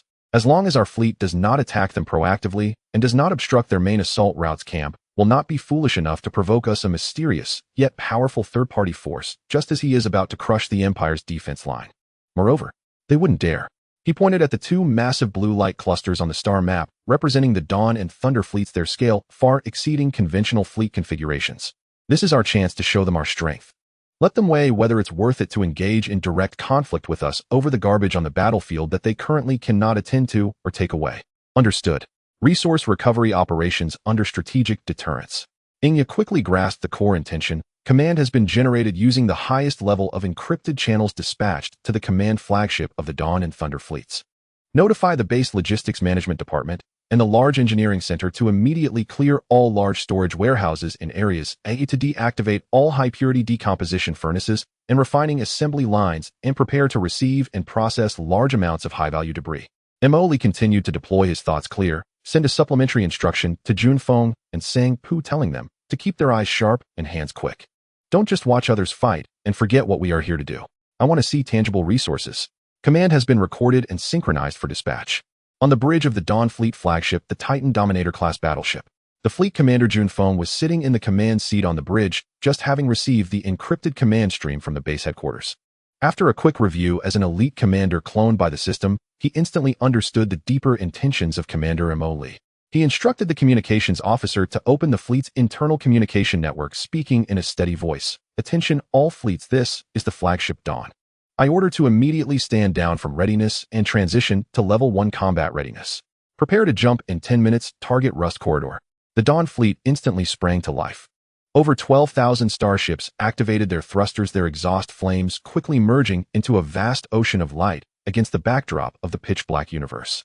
In another direction, the Thunder fleet mirrored this scene, tearing through space towards the Rust Corridor and the Bassistar region under the commander's orders, entering a state of hyperspace jump. The entire assembly process was efficient and swift. At this moment, a battle had just concluded in the Rust Corridor. The 13th Legion of the Principality aboard the Wanderer-class Hammer-class cruiser bridge. Private Kafu felt as if his eyes were about to be pierced by the light on the tactical screen. He had been staring at this damned post for 6 hours, with the distant main fleet still engaged in firefights with the remnants of the Empire, the explosions casting their afterglow outside. His task was dull and tedious, monitoring this space that had just finished battle guarding against ambushes from small Imperial units, and casually watching the engineering ships salvage the battlefield debris, even though he had seen it hundreds of times. Hey Kafa, look over there, that huge piece of wreckage is almost dismantled. The communication soldier beside him nudged him with his elbow, his tone tinged with a hint of reluctance. Such a large piece of wreckage, there must be plenty of good stuff. Oh, it's really a bargain for those logistics guys. Why am I not in logistics? Salvaging wreckage was a routine procedure after battles, though boring, it was at least safe, and they might even pick up a few useful items from the debris. Such tasks, which were both safe and profitable, were naturally sought after by everyone. However, such good positions in the logistics department were not accessible to everyone. Those who went there either had connections or were influential. Otherwise, people like him, who had neither power nor influence, could only watch others profit. Kaffa soon stopped overthinking and adjusted the sensor's focus, aimlessly scanning the distant wreckage of the dismantled Imperial cruiser. Suddenly, a series of high-energy signals at the edge of the sensor caught his attention, which were neither familiar Imperial nor Principality signals, nor those sluggish engineering ships. Hey, what is this? He murmured, magnifying the image in that area on the deep space telescope. The scene displayed on the screen made him catch his breath. Starships. A vast number of starships. He saw a large fleet silently docked at the edge of the battlefield, perfectly wedged between the Principality's control area and the combat buffer zone. Unidentified fleet detected. Location U-7355. Kaffu's voice slightly trembled with tension as he immediately sounded the alarm, his fingers flying across the console to gather more data. The alarm rang out across the bridge and dark red lights flashed alternately, instantly tightening the previously relaxed atmosphere. Captain Markov's voice sounded, identify the signals. Analyzing. Comparing with database. Kaffu swallowed hard, watching the unknown identification code pop up on the screen. Identification code. Unknown. It's space pirates. Space pirates. Captain Markov's voice was filled with disbelief as he angrily said, are you telling me this is a pirate fleet? Kaffu could not answer. The data relayed by the sensors made cold sweat break out on his forehead. Number of ships. Exceeding 5,000. No, it's still increasing. Detected. Detected signals from numerous heavy battleship-class starships. Repeat, monitoring numerous heavy battleship-class presence. What? Markov rushed to the main tactical screen in front of Kaffu.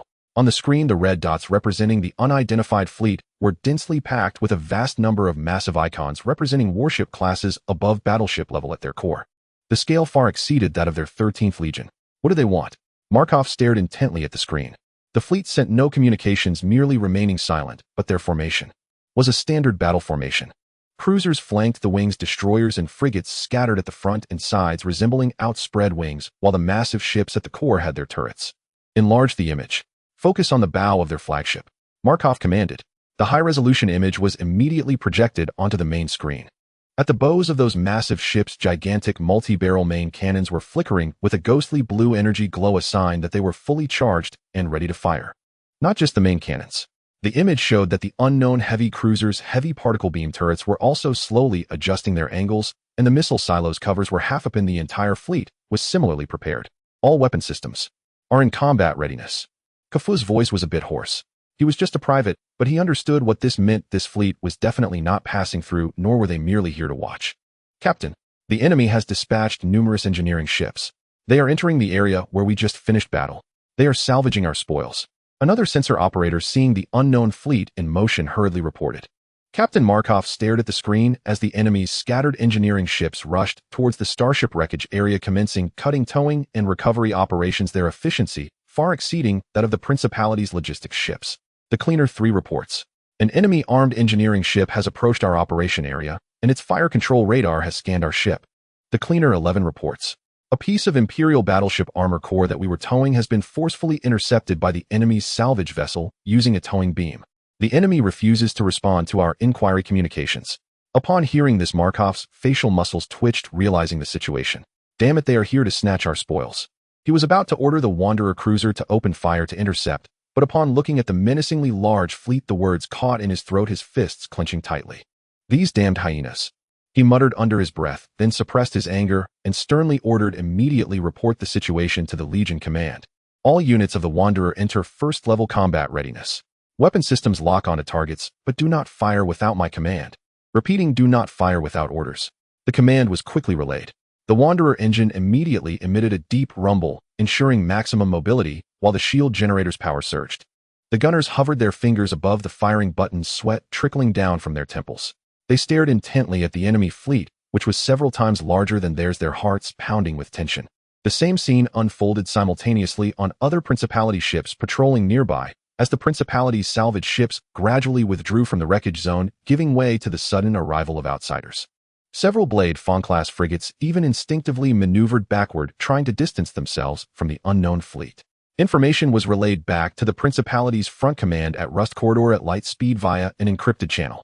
In the Principality, at the front command center of the Rust Corridor, the temporary flagship Furnace Core, General Camp had just repelled a counterattack from a remnant force of the Empire, intently studying the star map to plan the next offensive route.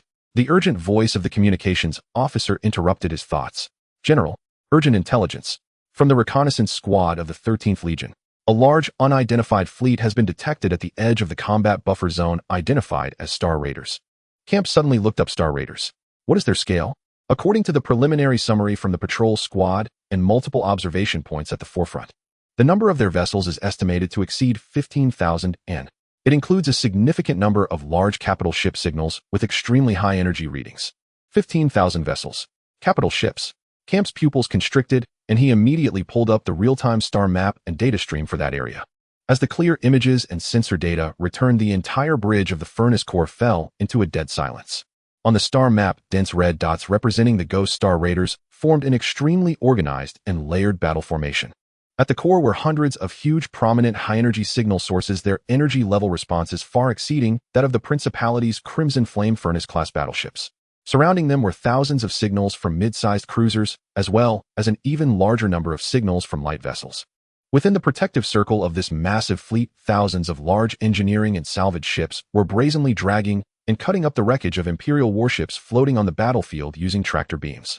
Those wrecks in the eyes of the Principality were valuable resources and technical samples that could be reclaimed after the war. They are stealing our spoils. A young staff officer couldn't help but yell, his face filled with anger. General Camp stared at the screen, his expression dark. As the highest commander on the front lines of the Principality, he had never encountered such provocation. An unknown force actually dared to plunder the fruits of victory so openly under the noses of his main army. General. Another tactical analyst's voice trembled slightly based on energy signal analysis and ship model comparisons. The large ships at their core likely possess firepower and defense levels that may completely surpass our Crimson Flame Furnace class. Their cruiser-class units also generally have energy readings higher than our Hammer class. This statement doused the restless atmosphere on the bridge with cold water. Completely surpassing the Crimson Flame Furnace class. What does that imply? The highest-level battleship that the Principality relies on to maintain its military strength might just be a standard unit in their eyes. Camp took a deep breath, forcing himself to calm down. He could not make irrational decisions out of anger. Communications officer attempt to establish contact with them using the universal channel. Inquire about their intentions and identity. He commanded, his voice regaining its usual calmness.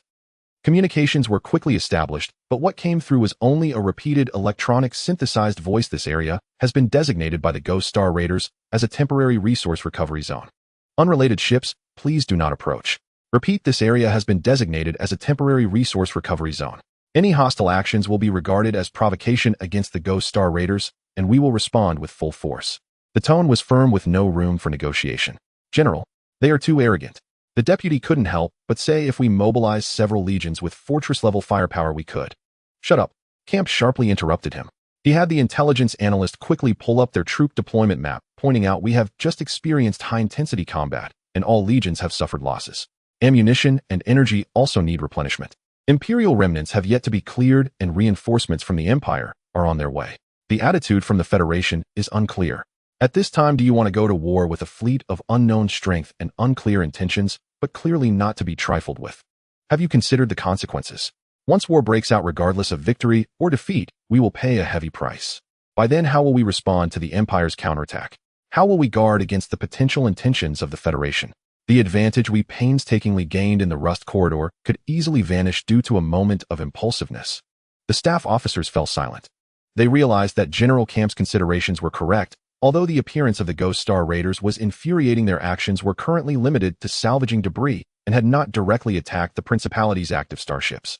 If the Principality initiated hostilities, it would provoke a formidable armed force, unnecessarily creating an enemy and placing itself in the perilous situation of fighting on two fronts. But, General, are we just going to let them? One staff officer reluctantly pointed at the screen showing the spoils that rightfully belonged to the Principality being salvaged. General Camp looked at the wreckage being dragged away on the screen, his eyes twitching slightly. Ultimately, he took a deep breath and made a decision order. All the officers immediately straightened their bodies. All frontline troops withdraw to a safe distance. Without my direct orders, no unit is to enter the so-called recovery zone designated by the Ghost, nor fire upon their salvage ships or escort fleet. General, execute the order. Camp's voice left no room for doubt. Report the situation here and my decision in full to the Supreme Marshal. At the same time, notify all frontline commanders to remain vigilant and closely monitor the movements of the Ghost fleet. If they take further hostile actions, such as attacking our ships or attempting to approach our core positions, we will make further decisions. Additionally, record all types and locations of high-tech valuable wreckage that they salvage. This debt will be noted. The orders were quickly relayed. Despite filled with reluctance and anger, the Principality's frontline ships began to retreat, as commanded, distancing themselves from the area occupied by the Ghost Fleet. On the bridge of the Furnace Corps, General Camp stood alone before the large observation window, gazing at the brightly lit, bustling Ghost Fleet in the distant star. See his expression somber. Ghost Star Raiders. He murmured the name, a cold glint flickering in his eyes. No matter who you are or who stands behind you. Once the Empire is dealt with, one day the Principality's iron torrent will make you pay for your arrogance today. Meanwhile, both the Empire and the Federation decided to adopt a laissez-faire policy towards the suddenly appearing scavengers at the edge of the battlefield. To this, Mo Li expressed his agreement. You do your thing, I salvage mine. If you don't let me salvage, then I can only fight you. Report, Commander. The recovery in Zone L7 is complete with 47 sets of Stardust-class main gun array components and 380 complete energy cores retrieved. In Zone S12, a half-section of the Stormhammer-class ships bow has been discovered with the internal reactor structure remaining relatively intact. We are attempting to drag it out intact. Report, 83% of the debris from the space station at the edge of the Bassa Star domain has been successfully recovered. Continuous reports of fruitful results from various salvage teams echoed through the communication channel. Junfeng and the two commanders stood on their respective flagship bridges, observing everything. They could sense the probing beams from the three factions scanning their fleet repeatedly, filled with vigilance. Yet no orders for attack ever came. Mo Li sat in the control room of the Screw Factory base, watching the rapidly rising figures of real-time recovery data and resource inventory, a faint smile curling at the corners of his mouth. Did you see that, Xihe? I told you it would be like this. This is what we call the power of influence that comes with strength. He turned to Xihe with a smile. To get things done without firing a single shot, and they dare not say anything more. Doesn't this feel better than fighting personally? Xihe stood quietly behind him, her lips slightly parted as she spoke. Commander, based on the resource recovery efficiency calculations, the input-output ratio of this operation is extremely high. It is expected that within 48 standard hours, the value of the recovered resources will exceed 3,000% of the energy consumption incurred by our fleet's deployment. Oh ho, a tenfold profit. No, it's a zero-cost profit. Mo Li chuckled. Tell them to speed up. Take everything that can be moved, not leaving a single alloy plate for those three families. Just as Mo Li's resources began to accumulate once more, the Empire finally started to react to the sudden outbreak of war. In the Imperial Palace in the deep inner council chamber, Emperor Onedo Bell had just finished a meeting with the Minister of Internal Affairs regarding the domestic allocation of supplies. He sat on the throne, eyes closed in rest, his fingers lightly tapping the armrest. At that moment, a court attendant hurried in, whispering, Your Majesty, the Director of Intelligence, Solari, requests an urgent military audience. The Emperor slowly opened his eyes, showing no signs of fatigue. Summon him. Then Solari rushed into the council chamber, not even bothering to complete the customary greetings, presenting the virtual data pad in his hand. Your Majesty. Urgent military situation. The Federation and the Duchy have simultaneously dispatched troops. The border front is in crisis. The Emperor took the data pad, his gaze quickly scanning the text and the accompanying star map situation, his expression unchanged, as if he were merely reading a routine report. Solari spoke rapidly. The Federation has dispatched at least 30 fleet groups to launch a surprise attack on the Empire's Bassa Star domain and the eastern front of the Ashen Star domain. On the Duchy's side, a large-scale army has also launched a fierce attack on the Rust Corridor. Our military strength is already at an absolute disadvantage in both border areas. Border Commander General Selefina requests the mobilization of reinforcements from within the Empire. Solari finished, nervously watching Onedo, fearing the Emperor's wrath. However, Onedo merely set the data pad down beside his throne and spoke slowly, his tone flat, bringing in the heads of each department for an audience. The personal attendant respectfully acknowledged and turned to leave the chamber. Before long, beneath the throne in the council chamber, the Imperial Prince Orphans, the military minister, Aster, the Minister of Internal Affairs, and the Minister of Finance, among other core officials of the Empire, stood solemnly on either side, listening to Solares report, the atmosphere growing increasingly somber. In summary, esteemed lords, the Federation and the Duchy's assault this time is highly coordinated and unprecedented in scale. Under the worst-case scenario, it is highly likely that the Federation has reached some undisclosed agreement with the Duchy. In this situation, the pressure on the eastern defense line of the Bassa Star domain and Ashen Star domain is immense, and the Rust Corridor is also in grave danger.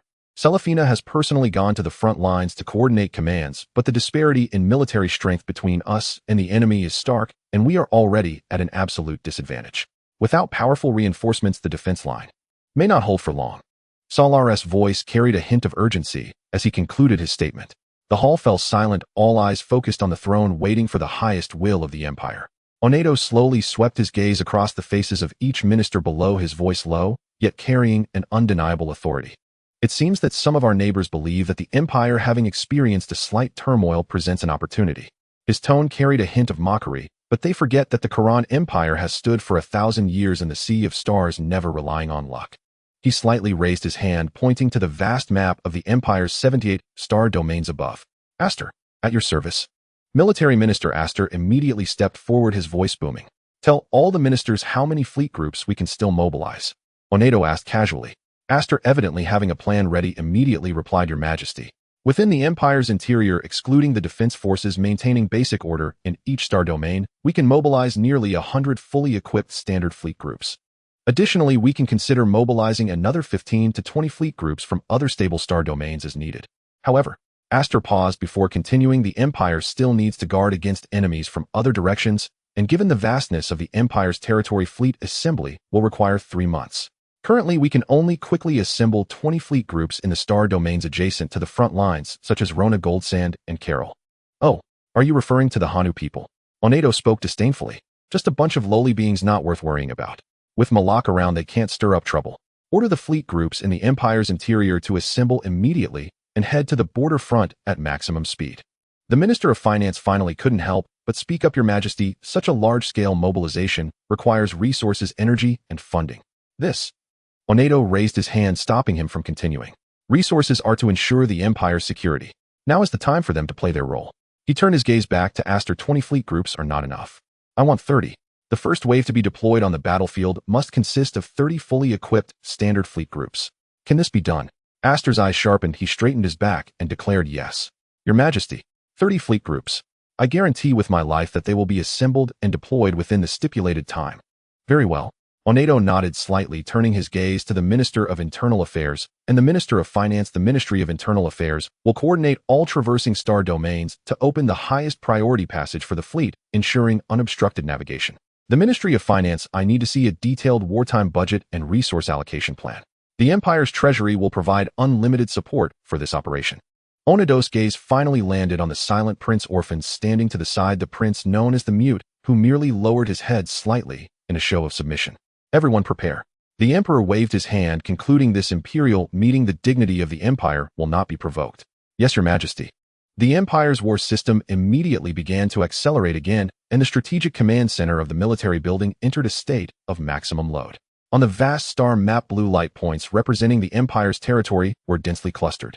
As a series of encrypted commands were issued at superluminal speed, numerous light points representing fleet groups within the Empire's interior and relatively stable star domains began to turn a glaring red, indicating a state of emergency assembly.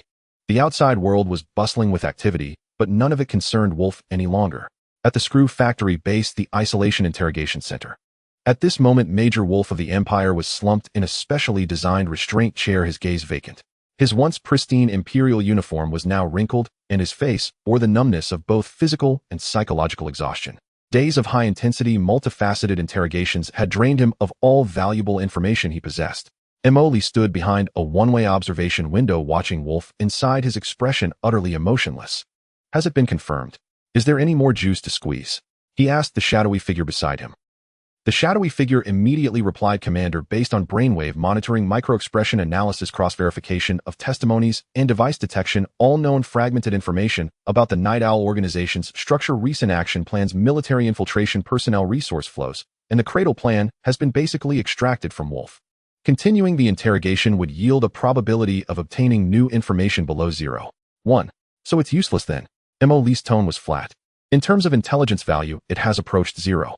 Furthermore, keeping him poses a continuous risk. Emoli nodded without hesitation. Dispose of him. Make it clean. Understood.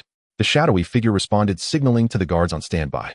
2 expressionless soldiers then entered the room. Wolf seemed to sense something, a profound fear flashing in his murky eyes. He let out a hoarse sound from his throat, attempting to struggle, but it was meaningless.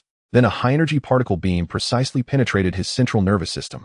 Wolf's body stiffened abruptly before going completely limp, his life signs disappearing from the monitoring screen. Biomass recovery. The shadowy figure ordered again.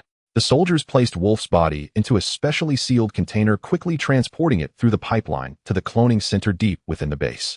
There his remains would be decomposed into the most basic biological raw materials for the next round of cloning cultivation, achieving a certain kind of recycling. 4 hours later, the cultivation chamber opened. A clone indistinguishable from the deceased wolf stepped out, donned the clothing handed to him by the staff, his gaze initially dazed, then quickly focused on Mo Li and the shadowy figure waiting in front of the chamber, standing at attention and giving a standard imperial military salute. Commander. The voice tone and even the subtle facial expressions of Clone Wolf were indistinguishable from the original. The foundational loyalty protocol instilled by the system had already overridden his original consciousness. Mo Li sized him up, a satisfied smile, emerging, not bad, very perfect. How do you feel? Memories intact, physical functions at peak condition. Ready to await the commander's orders. Wolf replied. Very good. Mo Li stepped closer. Your task is clear. Replace the original wolf, return to the Night Owl, and become our deep infiltrator. Understood. Primary mission: obtain higher-level intelligence from the Night Owl organization, especially concerning the Cradle Plan and Council information. Wolf smoothly recited the core directive. Correct. But for your first step back, you need a plausible escape story, and to convey a message. Mo Li's eyes flashed with cunning, suggesting to test the waters with the identity of Phantom within Night Owl, as it might yield unexpected surprises. Inform your superior Shepard, the leader of the Phantom Star Pirates, that he has a bit of interest in the philosophy of Night Owl. Prompt them to say we are not enemies, and there might even be potential for cooperation against the Empire. Mo Li patted his shoulder. You handle the details. EY trust in the system's professionalism. The shadowy figure will prepare all the supporting evidence and background needed for your escape process. I will ensure the mission is completed, Commander. Days later, in a hidden star system at the Empire's border at an abandoned communication relay station. This was a backup emergency contact point for the Night Owl organization, known to Wolf. Clone Wolf piloted a camouflaged light cargo ship, docking at the dilapidated docking port of the relay station. Following the complex procedures from memory, he activated a certain ultra-low-frequency quantum beacon buried deep within the core of the relay station. After the signal was sent, he faced a long wait. He had to display the anxiety and vigilance characteristic of a recently escaped infiltrator. 36 standard hours later, the beacon finally received a reply that had undergone multiple encryptions with an untraceable source containing only a coordinate and a time window. Wolf promptly arrived at a dense asteroid belt's depths, as instructed within the specified time. After releasing a small communication buoy, a severely distorted holographic image soon appeared on the cargo ship's communication interface. Wolf. The distorted image emitted an electronic voice laden with undisguised skepticism. You're still alive. After Nebula 04, we lost all signals from you. Explain. Wolf's face instantly reflected just the right amount of fear and relief. Lord Shepard. It's me. I escaped. He gasped as if still shaken. They captured me at Nebula 04, locked me in a secret location, and subjected me to repeated interrogations. But I didn't say a thing. He timely showcased pain. Not long ago, there seemed to be some kind of chaos within them. Taking advantage of the guard's carelessness, I found an opportunity, took out the guard, and stole a small transport ship to escape. The other end of the communication fell silent for a few seconds, clearly assessing the truth of his words. How can you prove your identity hasn't been compromised? Did you leak any organizational secrets? Shepard asked sharply. Wolf's face displayed anger and grievance from being questioned, responding passionately, My lord. I swear on my family's honor. I absolutely did not betray the organization. The contact methods I know, the safe houses some resource channels. I wouldn't dare let anything slip. In the end, they seemed to lose their patience. He lowered his head, his voice tinged with a hint of fear. My escape actually involved a lot of luck. I feel. They seemed to realize they weren't extracting anything, and then deliberately let me go. Deliberately let you go? Shepard asked in confusion. Why? Clone Wolf lifted his head and slowly said, After I escaped, the leader of Phantom contacted me through the ship's communicator and sent me a message. He said, Go back and tell your master that we Phantom have no interest in the internal mess of you Night Owls. Our enemy is the Kalan Empire. If you're smart enough, perhaps, we can engage in limited cooperation. He paused and added, he also said, If you want to cooperate, show sincerity, don't send someone like Wolf to test the waters and waste each other's time. Then gave me a coordinate and communication password telling me to find him in person if I came to my senses. Shepard fell silent upon hearing this, fully aware of how false Wolf's words were. However, obtaining a chance to contact Phantom made the question of whether Wolf would betray or not matter little. The Shepard was swiftly weighing his options. The miraculous survival of a captured senior officer was already full of doubts. After nearly a minute, the Shepard's voice sounded again, seemingly swayed by Wolf, his tone somewhat softened. Wolf, it is good that you can contact me safely. But everything you have experienced needs to be strictly examined. Now report your exact coordinates, and I will send someone to pick you up. You know the organization, isolation and scrutiny are indispensable. Upon hearing this, a look of relief and understanding appeared on Wolf's face. Yes, my lord. The coordinates are. He reported a location at an abandoned relay station. I will wait here for the pickup. Stay hidden and wait for further instructions, the shepherd said before cutting off the communication.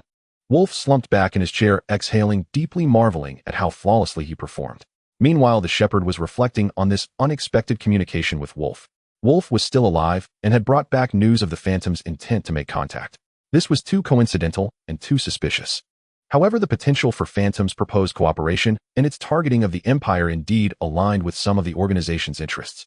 More importantly, if the Phantom truly possessed certain powerful technological sources to share with the organization, the temptation was immense. He immediately organized the situation into an encrypted report, attached the communication records, and sent it to Gardner 07.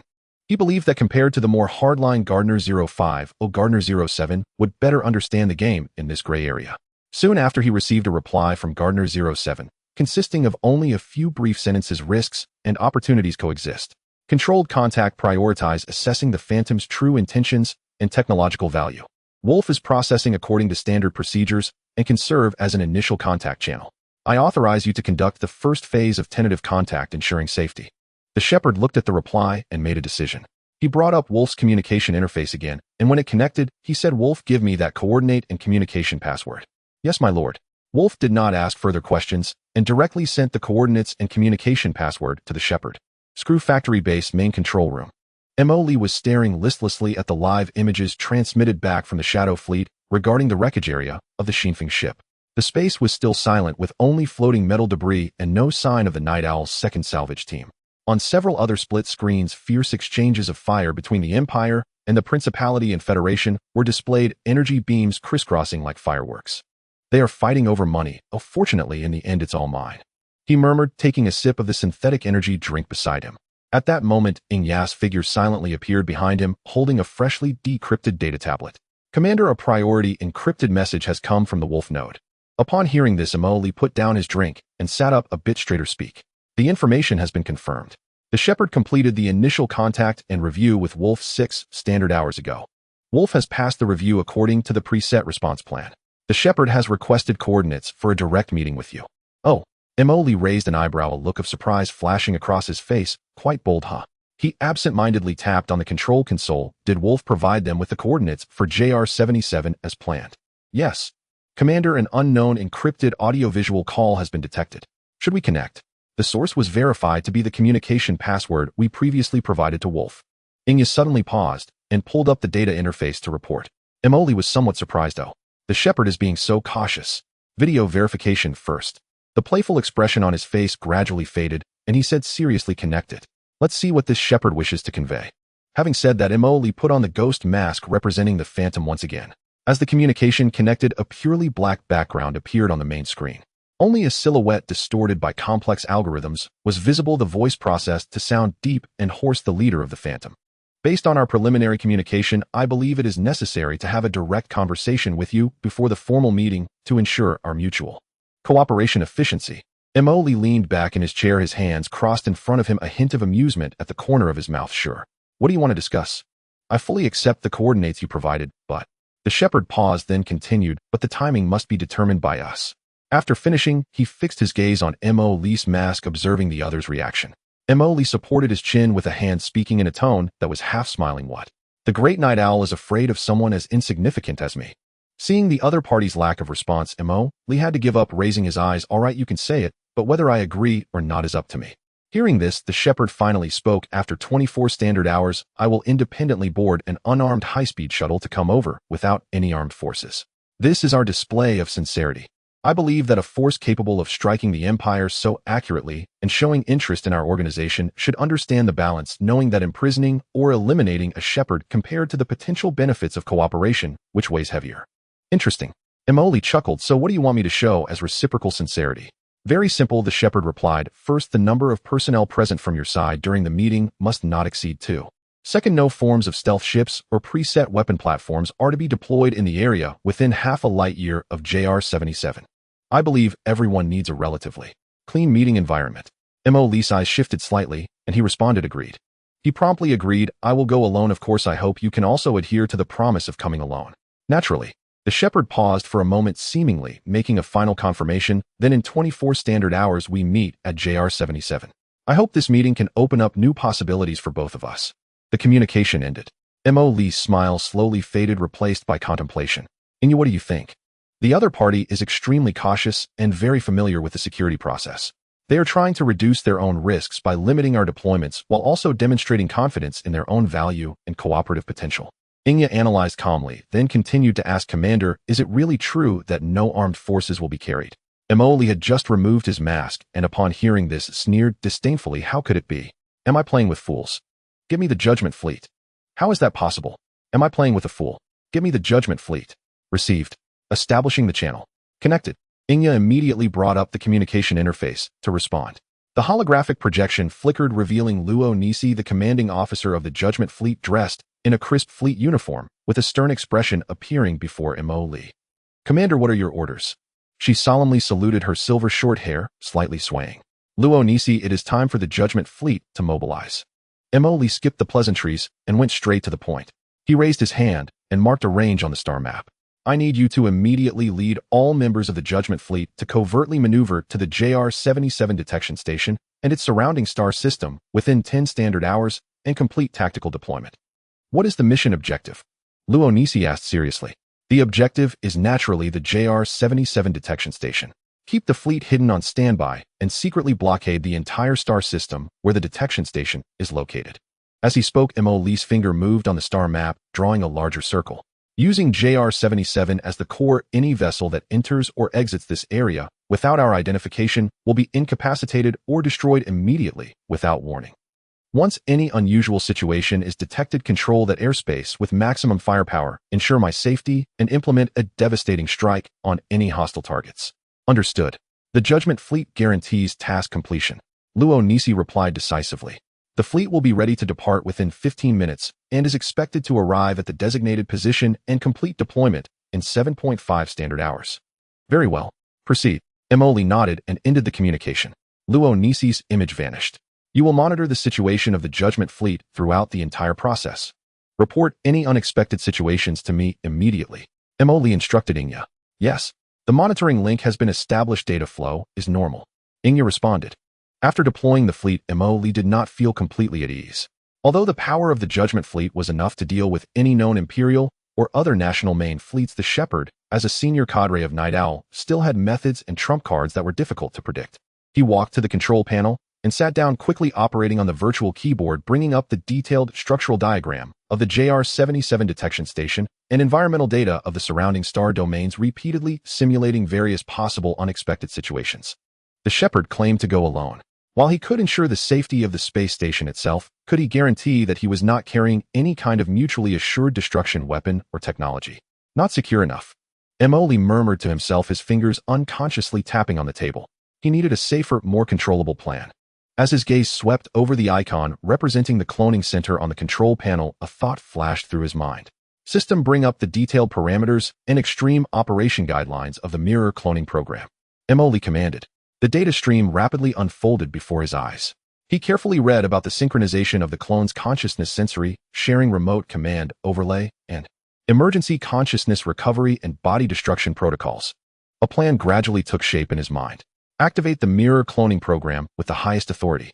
Target myself. Invoke my latest biological template and memory synchronization data. Mo Lee decisively issued the command to the system. Command confirmed. Activating mirror protocol. Target Commander Mo Lee. Invoking biological template. Invoking recent memory data backup. Starting to construct the clone. Estimated completion time, 3 standard minutes. A mechanical voice of the system sounded. Deep within the base, a certain independent and highly isolated cultivation unit of the cloning center was activated. The nutrient solution began to surge, and the biological printer started to construct a body that was completely identical to Mo Lee's, albeit with slight differences in appearance, with extreme precision. Meanwhile, an extremely complex quantum synchronization connection system began to establish a one-way link between the brain activity of the clone and the core consciousness of Mo Lee's body. This meant that everything the clone saw, heard, and felt could be transmitted to Mo Lee's body in real time, as if he were experiencing it firsthand. Mo Lee's body could issue action commands to the clone, like controlling a high-end drone, and the clone would autonomously respond to various situations based on the character template and memories inherited from Mo Li, exhibiting behavior patterns almost indistinguishable from Mo Li himself. Most crucially, the core directive written into the clone's underlying consciousness remained absolute loyalty to Mo Li's body. Thus, Mo Li's body had 100% control over the clone. This cloning process was far more complex and rapid than cloning Wolf, and the resources consumed increased geometrically. But in Mo Li's view, this investment was entirely worth it to deal with the shepherd. Several hours later, the liquid in the cultivation chamber was drained. The clone Mo Li slowly opened his eyes, his gaze carrying a hint of the confusion of just having awakened, which was gradually filled by familiar memories and thought patterns after a brief buffer. He moved his hands and feet, feeling the near-identical control of his body as his original. Then the hatch opened, and the clone stepped out, taking the black combat uniform that Xihe handed over, identical to Mo Li's original, putting it on with fluid movements that showed no signs of hesitation. "How does it feel?" Mo Li looked at the clone of himself, finding the sensation quite marvelous. "It feels very familiar, just like waking up from a deep sleep." The clone replied, his voice and tone completely identical to Mo Li's original. "Describe your mission," Mo Li then asked. "Mission objective: proceed to the JR-77 detection station, make contact with the senior cadre of Night Owl, codenamed the Shepherd, probe their intentions for cooperation, assess risks, and obtain as much intelligence on the Night Owl organization as possible." "Correct." Mo Li's original nodded. "Remember, your behavior pattern will be judged based on your memories and character template. I will monitor in real time through the synchronization connection. If you encounter any danger that you cannot handle, or if I judge that the meeting needs to be aborted, I will issue direct commands. Remember, your primary task is to gather information and ensure that the core secrets of the base are not leaked while extracting as many secrets as possible." "Understood." A light of contemplation flashed in the clone Mo Li's eyes. "I will act according to the situation." The clone Mo Li then ceased further conversation and turned towards the passage leading to the hangar. His steps were steady and his demeanor was natural, with every subtle expression and posture indistinguishable from Mo Li's actual presence. The Shadow shuttle quietly slid out from the hidden exit of the screw factory, based the blue light engine emitting ion vortices, adjusting direction and instantly accelerating towards the JR-77 coordinate point. Inside the central control room, Mo Li comfortably sat in the command chair, the virtual screen before him displaying the first-person perspective of his clone. The macro situation map of the Judgment Fleet stealth zone and the real-time environmental monitoring of the surrounding star system were presented on the large screen in the base's control room. The clone had boarded the Shadow shuttle and left the base, heading towards JR-77. "The Shadow has entered the planned route. Estimated arrival at the JR-77 detection station in 30 minutes," reported Xihe. Mo Li responded, focusing primarily on the perspective of the clone. He could feel the slight vibrations of the shuttle's engine and saw the increasingly clear and rust-covered outline of the detection station through the front window. This immersive yet absolutely safe sensation allowed him to observe and analyze with complete calmness. Xihe conduct comprehensive monitoring of the clone's physiological indicators and the stability of the neural link. Monitoring in progress. All physiological indicators of the clone are normal. The neural link signal strength is stable and data transmission is without delay, Xihe replied, fingers flying. In this moment, Mo Li had completely transformed from a potential executor facing danger into a master strategist in control. He sat firmly in the absolute safety of the rear, with all risks shifted to the clone, which could be discarded at any moment, while all information and final decision-making power remained firmly in his hands. Luo Nisi report on the situation in the blockade zone. Mo Li contacted the Judgment Fleet again through an encrypted channel. The blockade zone is stable, no abnormal jump signals or invisible units have been detected. The JR-77 detection station has detected a single life signal consistent with the Shepherd's signal characteristics recorded during the previous contact with Wolf. After analyzing the imaging traces, the Shepherd entered the detection station 1 standard hour ago with no other thermal or hidden energy reactions detected. Luo Nisi quickly responded. Continue monitoring. 24 standard hours later, at the abandoned deep space detection station JR-77, the ancient space station resembled a giant abandoned metal jellyfish slowly rotating in microgravity. Most of the external structure was covered in thick cosmic dust and frost, with only the docking port of the core connection module still flickering with a few red guiding lights, particularly striking against the dark starry sky. Mo Li piloted the Shadow using its advanced stealth coding and noise suppression system to silently dock at the designated port. After pressure equalization, the hatch slid open and Mo Li stepped out alone. He wore a black lightweight combat suit and a holographic combat helmet with the fabric effectively absorbing detection waves across multiple bands. Apart from the sleek, powerful compact pulse energy pistol at his waist, he carried no conspicuous weapons or equipment. The corridor was filled with the scent of metallic decay and dust, and the air circulation system barely maintained basic operation. He moved forward along the corridor, his footsteps echoing in the empty metal passage. At the end of the corridor was a circular observation chamber, clearly once a place for the station's personnel to observe the starry sky. Now looking out, the massive observation window was smeared with grime, allowing only a faint glow from the external nebula to filter through. Most of the equipment in the chamber had been removed or rendered obsolete, with only some seat bases still fixed to the floor in the central area. A figure stood with its back to the entrance, quietly gazing out at the silent starry sky through the observation window. Wearing a common gray interstellar traveler's cloak, the figure was wrapped tightly, making it appear somewhat slender and not tall. Hearing Emily's footsteps, the figure slowly turned around, revealing a smooth, featureless white alloy mask that completely obscured its appearance. "You're quite punctual, Mr. Phantom." A voice processed through a sophisticated voice modulator came from behind the mask. Emily stopped about 5 meters away, a distance that allowed both attack and retreat. He casually placed his hands in the pockets of his combat suit, his gaze unabashedly assessing the other person from head to toe. "Are you the shepherd?" "Yes, Mr. Phantom. We come with great sincerity to discuss cooperation with you." The shepherd's voice came through the voice modulator, continuing. Hearing this, Emily's lips curled slightly, revealing a hint of a smile that wasn't quite a smile. "Sincerity?" He gently shook his head, his tone suddenly turning cold and firm. "Wearing a mask that conceals your identity and talking to me about sincerity." He took a step forward, although the stride was small, an invisible sense of pressure instantly filled the space between them. "Take it off," Emily ordered decisively. "Let me see what kind of person you are and whether you qualify to discuss cooperation with me here." The shepherd remained silent for a moment, and the eyes behind the mask seemed to flicker slightly, but the body made no movement. "This seems to have no direct correlation with the cooperation topic we are about to discuss, Mr. Phantom. I say it is related, so it is related." Emoli refused to back down, his gaze sharp as he locked onto the eyes hidden behind the mask. "I said take it off. Now you have two choices. Either you turn around immediately and go back from where you came, and we act as if we have never met, or you follow my rules. Here, my rules are the rules. You have no third option." As soon as the words fell, the observation chamber fell into brief silence, the atmosphere suddenly dropping to a freezing point, with only the faint metallic stress sounds of the old structure occasionally echoing. The shepherd stood still, momentarily stiffened, engaging in a silent standoff with Emoli. A few seconds later, just as Emoli thought the other would choose to leave, the shepherd moved. He gently sighed and slowly raised his right hand to gently press on the mask's clasp hidden behind his ear. Click. A faint mechanical sound echoed particularly clear in the silent hall. The white alloy mask was slowly removed by his fingers, revealing the true face beneath. Following this, as if to show complete honesty, he undid the collar of the gray cloak with both hands and casually slipped off the oversized cloak, revealing a fitted dark blue combat suit underneath.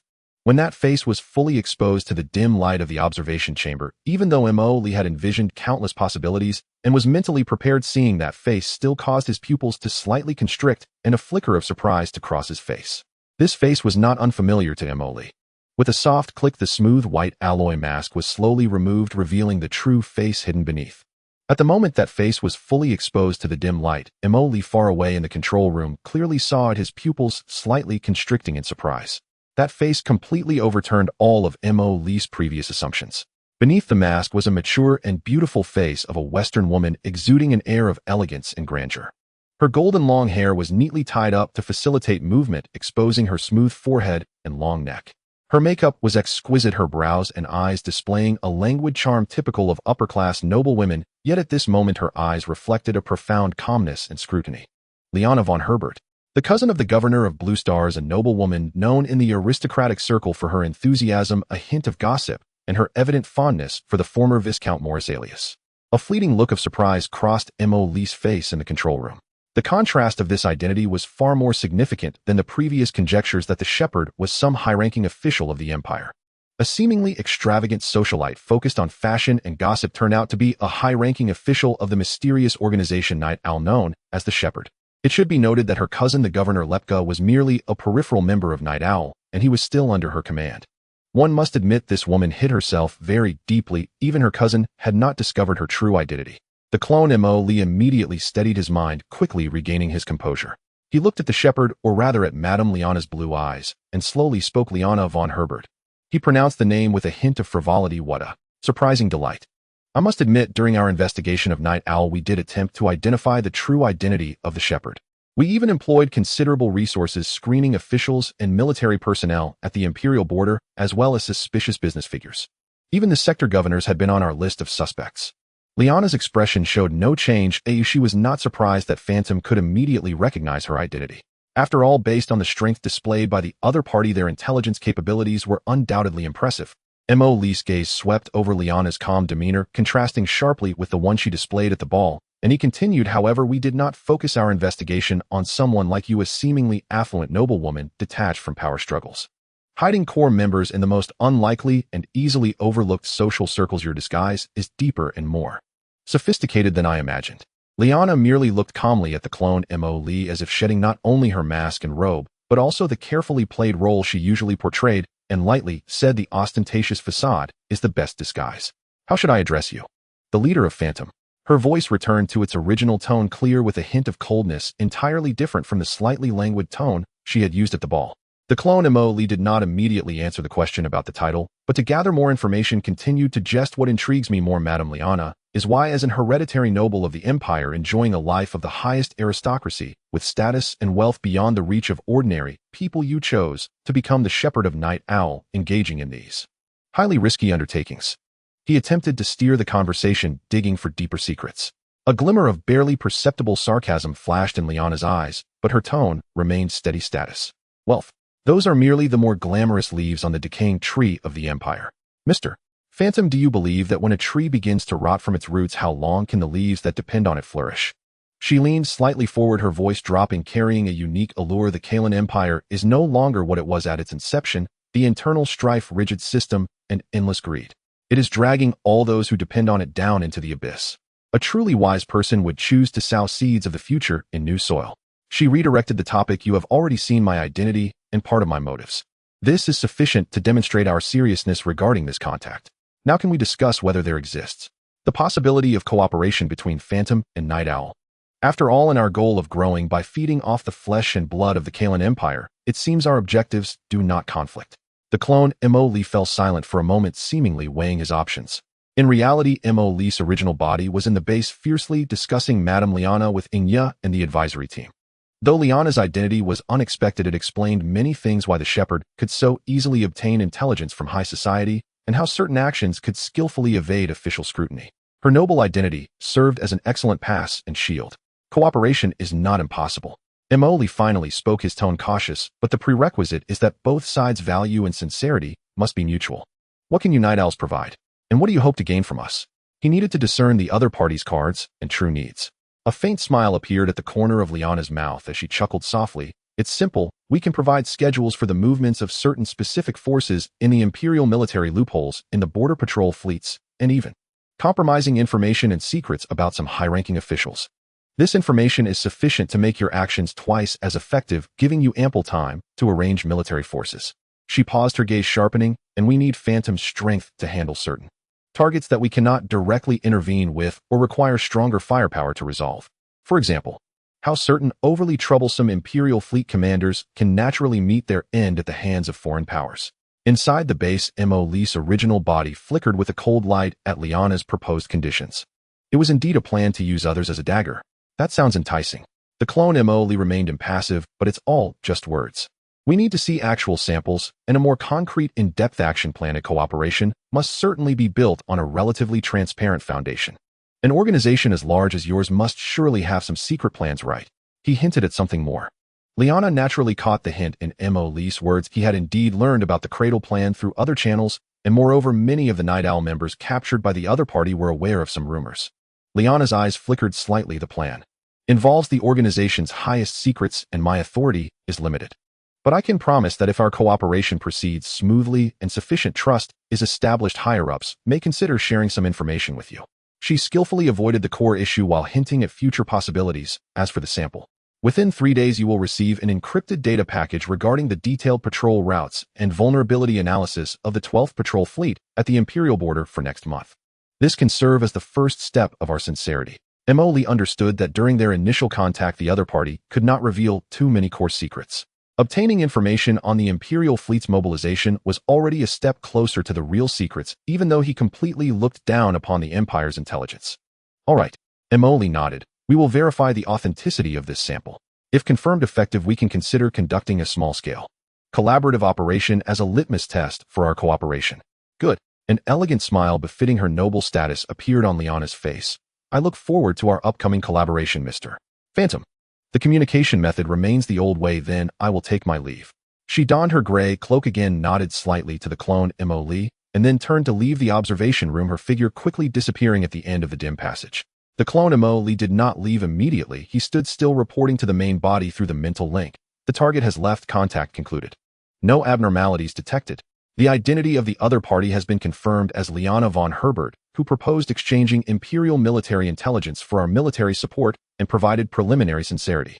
In the base's control room, the main body of Emoli put down the already cool tea, his eyes glowing with intensity. Liana von Herbert. The shepherd. He murmured, a subtle smile forming at the corners of his mouth. This saves us quite a bit of investigation work. Interesting. He looked at Shadow Crow. Receive and analyze the data package she promised. At the same time, adjust the monitoring level for the Herbert family and its related social circles on Blu-ray Star. This Lady Liana, we need to pay special attention to. Understood, Shadow Crow replied. The monitoring priority for the Herbert family and related personnel has been elevated. Emoli's main body leaned back in the chair and let out a long breath. This meeting made him realize that the Empire's body had long been eroded and riddled with holes, and even the top-tier noble circles had been infiltrated. Notify Lornis to have the Judgment Fleet bring the clone back. Emoli ordered Shadow Crow. Just then the communication alert rang out rapidly. Commander, urgent message from the Shadow Fleet's 141st Special Reconnaissance Team. Shadow Crow reported. Emoli immediately switched to the main screen. The screen displayed real-time reports from a stealth reconnaissance team responsible for long-term monitoring of the Xinfeng wreck area under the Shadow Fleet. Report, Commander. Abnormal activities have occurred in the target area. 3 standard hours ago, a small fleet arrived at the main wreckage area of the Xinfeng.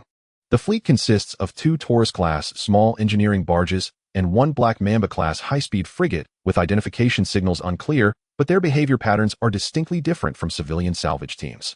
The screen simultaneously transmitted images captured by optical sensors. The 2 Taurus-class engineering barges extended multiple large mechanical arms, targeting specific areas on the twisted and broken hull of the Xinfeng, evidently searching for something. The Black Mamba-class frigate was on perimeter alert, frequently scanning the surrounding airspace with radar beams. They are acting quickly and with a clear target. The commander of the reconnaissance team added, this does not resemble a standard civilian salvage operation. Emoli leaned forward, his expression focused. Is it confirmed to be Night Owl personnel? Highly suspected.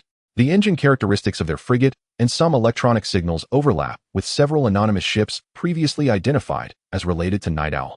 Moreover, the area they chose for salvage happens to be near several core sections of the Xinfeng that are structurally complex and theoretically most likely to hide important items. Finally, they have arrived. Emoli muttered, a hint of excitement curling at the corners of his mouth, proving that his patience had not been in vain. His mind raced as he contemplated how to seize the opportunity. Should he directly rob them in the guise of Phantom?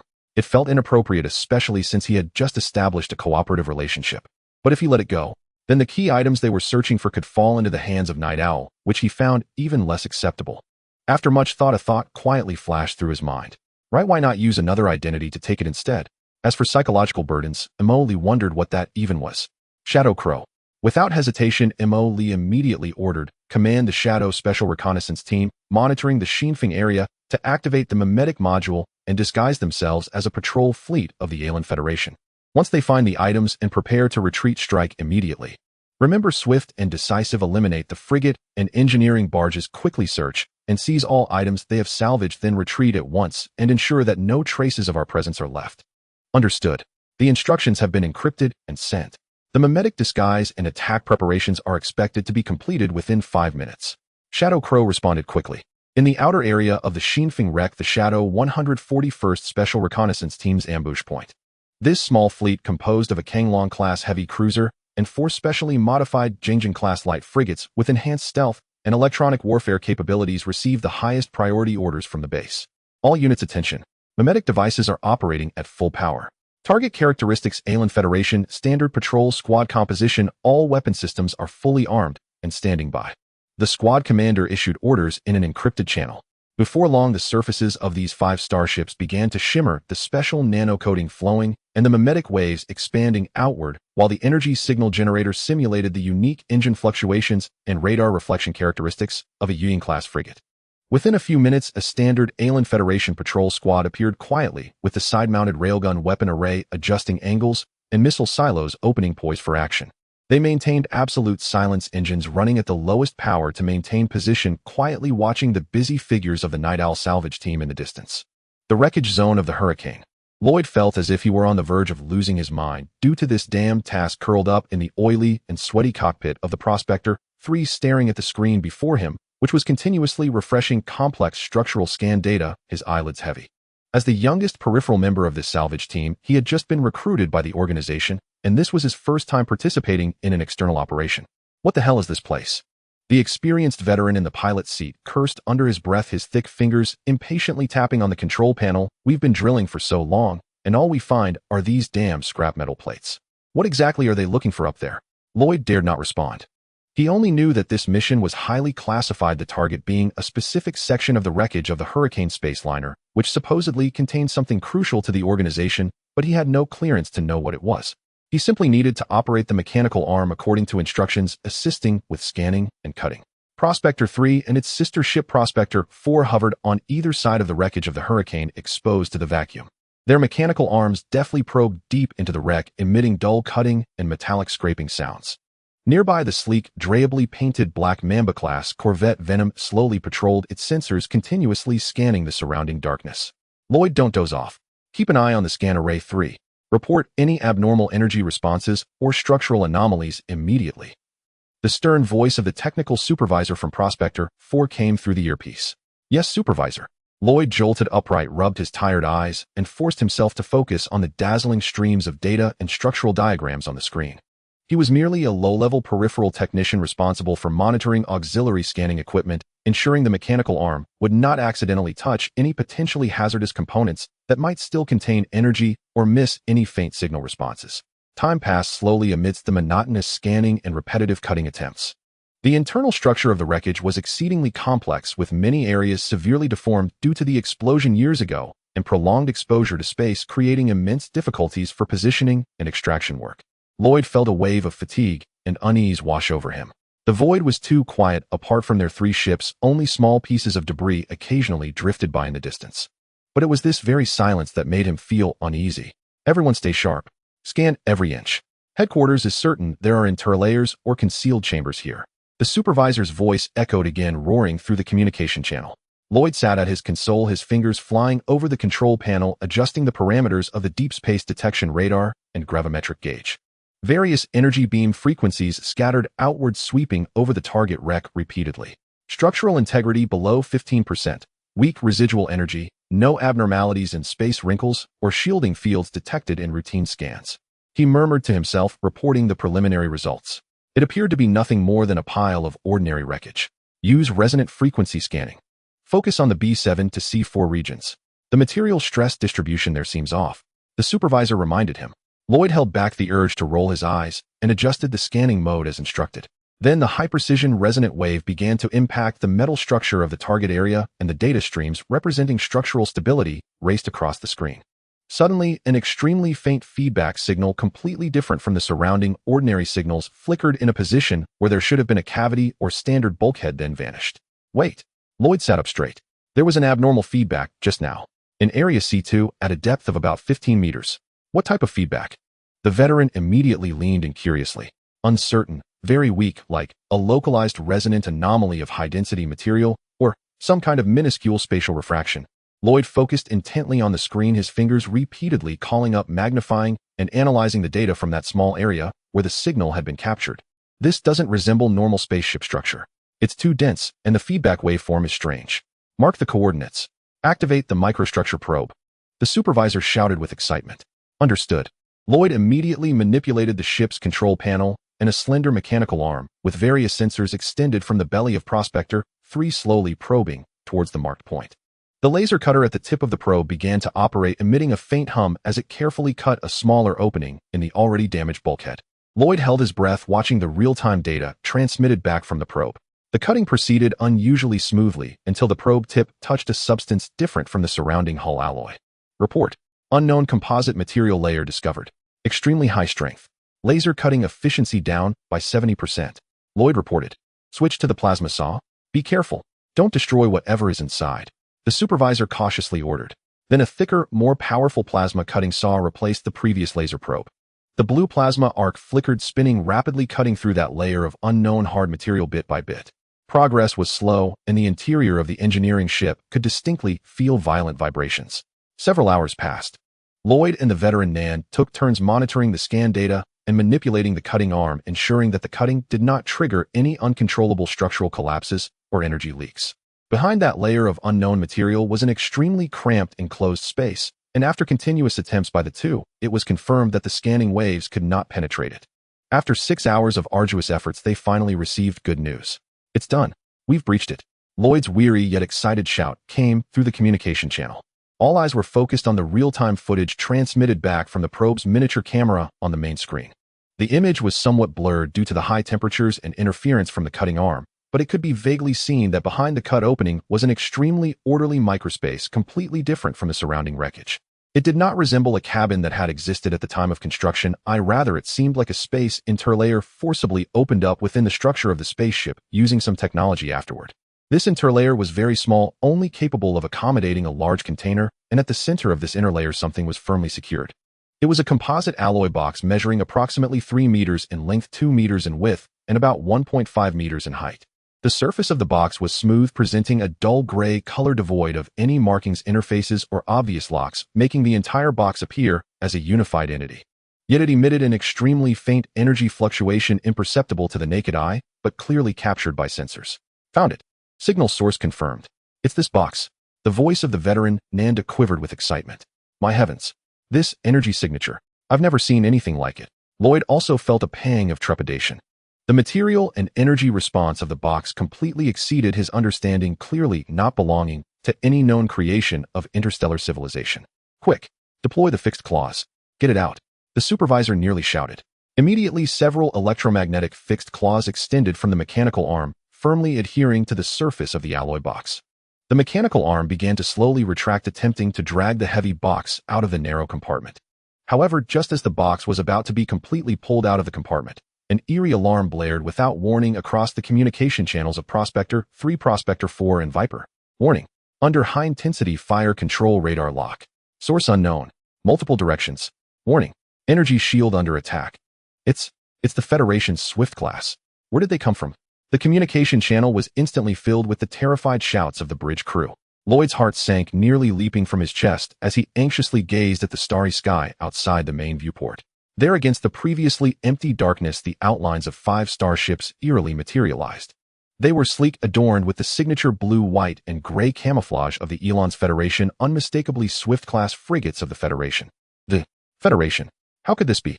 When did they get so close? The supervisor on Prospector 4 exclaimed in shock. After a moment of panic, he remembered that they were currently exploring the ruins as a civilian salvage team, and he gradually calmed down. Immediately send a communication request to them stating that we are a civilian resource recovery company of the Federation, legitimate citizens of the Federation. Hurry. As soon as the communication request was sent, although it was not connected, it seemed that the opposing fleet's movements had indeed stopped. Just as the supervisor thought they had managed to bluff their way through, the next second the main cannon of the Sol cruiser-class starship, which was significantly larger than the nearby starships, fired with a thunderous roar, unleashing blinding energy beams and a barrage of armor-piercing rounds violently directed at the Viper, which was attempting to turn and raise its shields. No. Lloyd heard a brief and desperate scream from the captain of the Viper over the communication channel. In the next moment, the shield of the Viper shattered instantly, and the immense explosion illuminated the cockpit of Prospector 3, casting it in a ghastly white. The engine section of the Viper first erupted into a dazzling fireball, followed by a series of chain explosions in the middle of the ship, its elegant lines twisted and broken by the violent energy. The massive shockwave even caused Prospector 3 to shake violently. It's over. Veteran Nanda murmured, his face ashen. Lloyd was frozen in his seat, his mind a blank. He watched helplessly as the frigate that had been patrolling just minutes before was completely reduced to space debris in a matter of seconds. The wreckage of the starship, mixed with frozen corpses and shattered equipment scattered in all directions, slowly merging with the debris of the sea breeze, becoming part of the space junk. Yet before he could recover from this sudden assault, the next wave of attacks descended upon their two unprotected engineering barges. Several particle beams accurately skimmed past, with the tail thruster array of Prospector 3 being the first to be hit. The violent explosion caused Lloyd to tumble from his seat, his head striking the edge of the control panel, momentarily blurring his vision. He felt warm liquid trickling down from his forehead. "We've been hit. Engines are offline.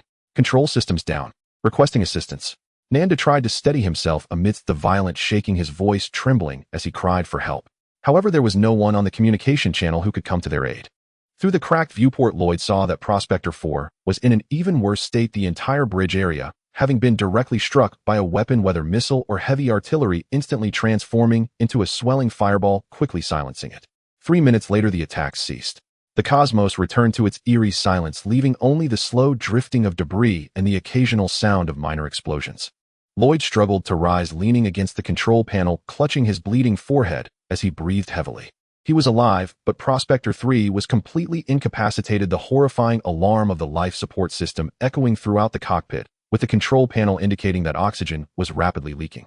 At that moment, Lloyd saw 2 Federation Swift-class frigates breaking formation, slowly approaching.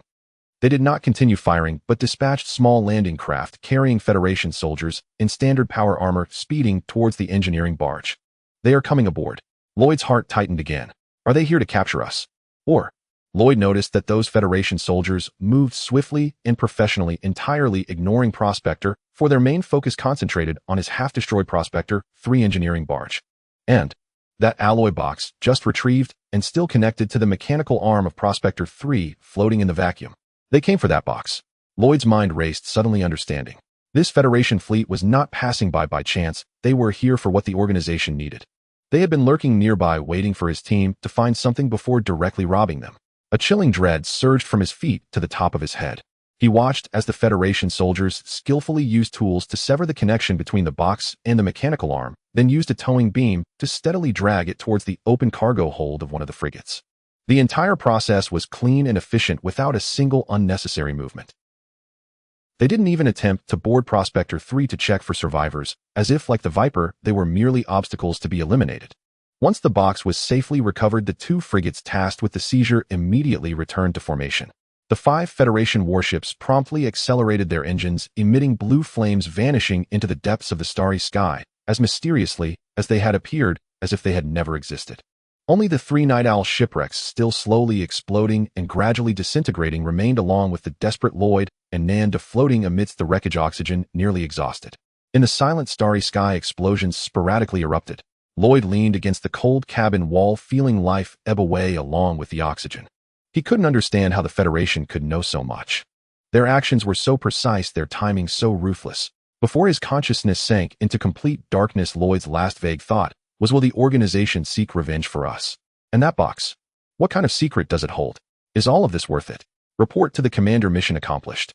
The enemy escort ship and engineering barge have been destroyed, and the mission target has been successfully recovered.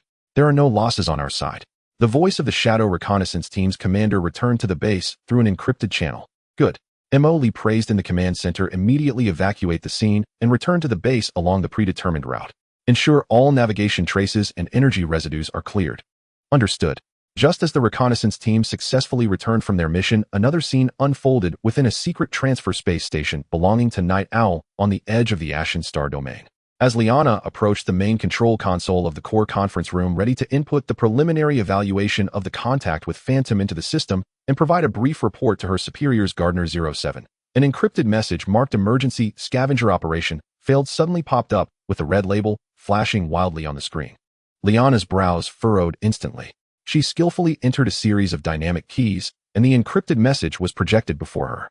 The message was very brief. The scavenger team lost contact at 1432 Standard Time in the wreckage zone of the Faithful Wind ship. The final signal indicated they encountered an unidentified ship that locked onto them. Subsequent intelligence confirmed that 2 Taurus-class small engineering barges and 1 Black Mamba-class escort ship of the operation team were destroyed.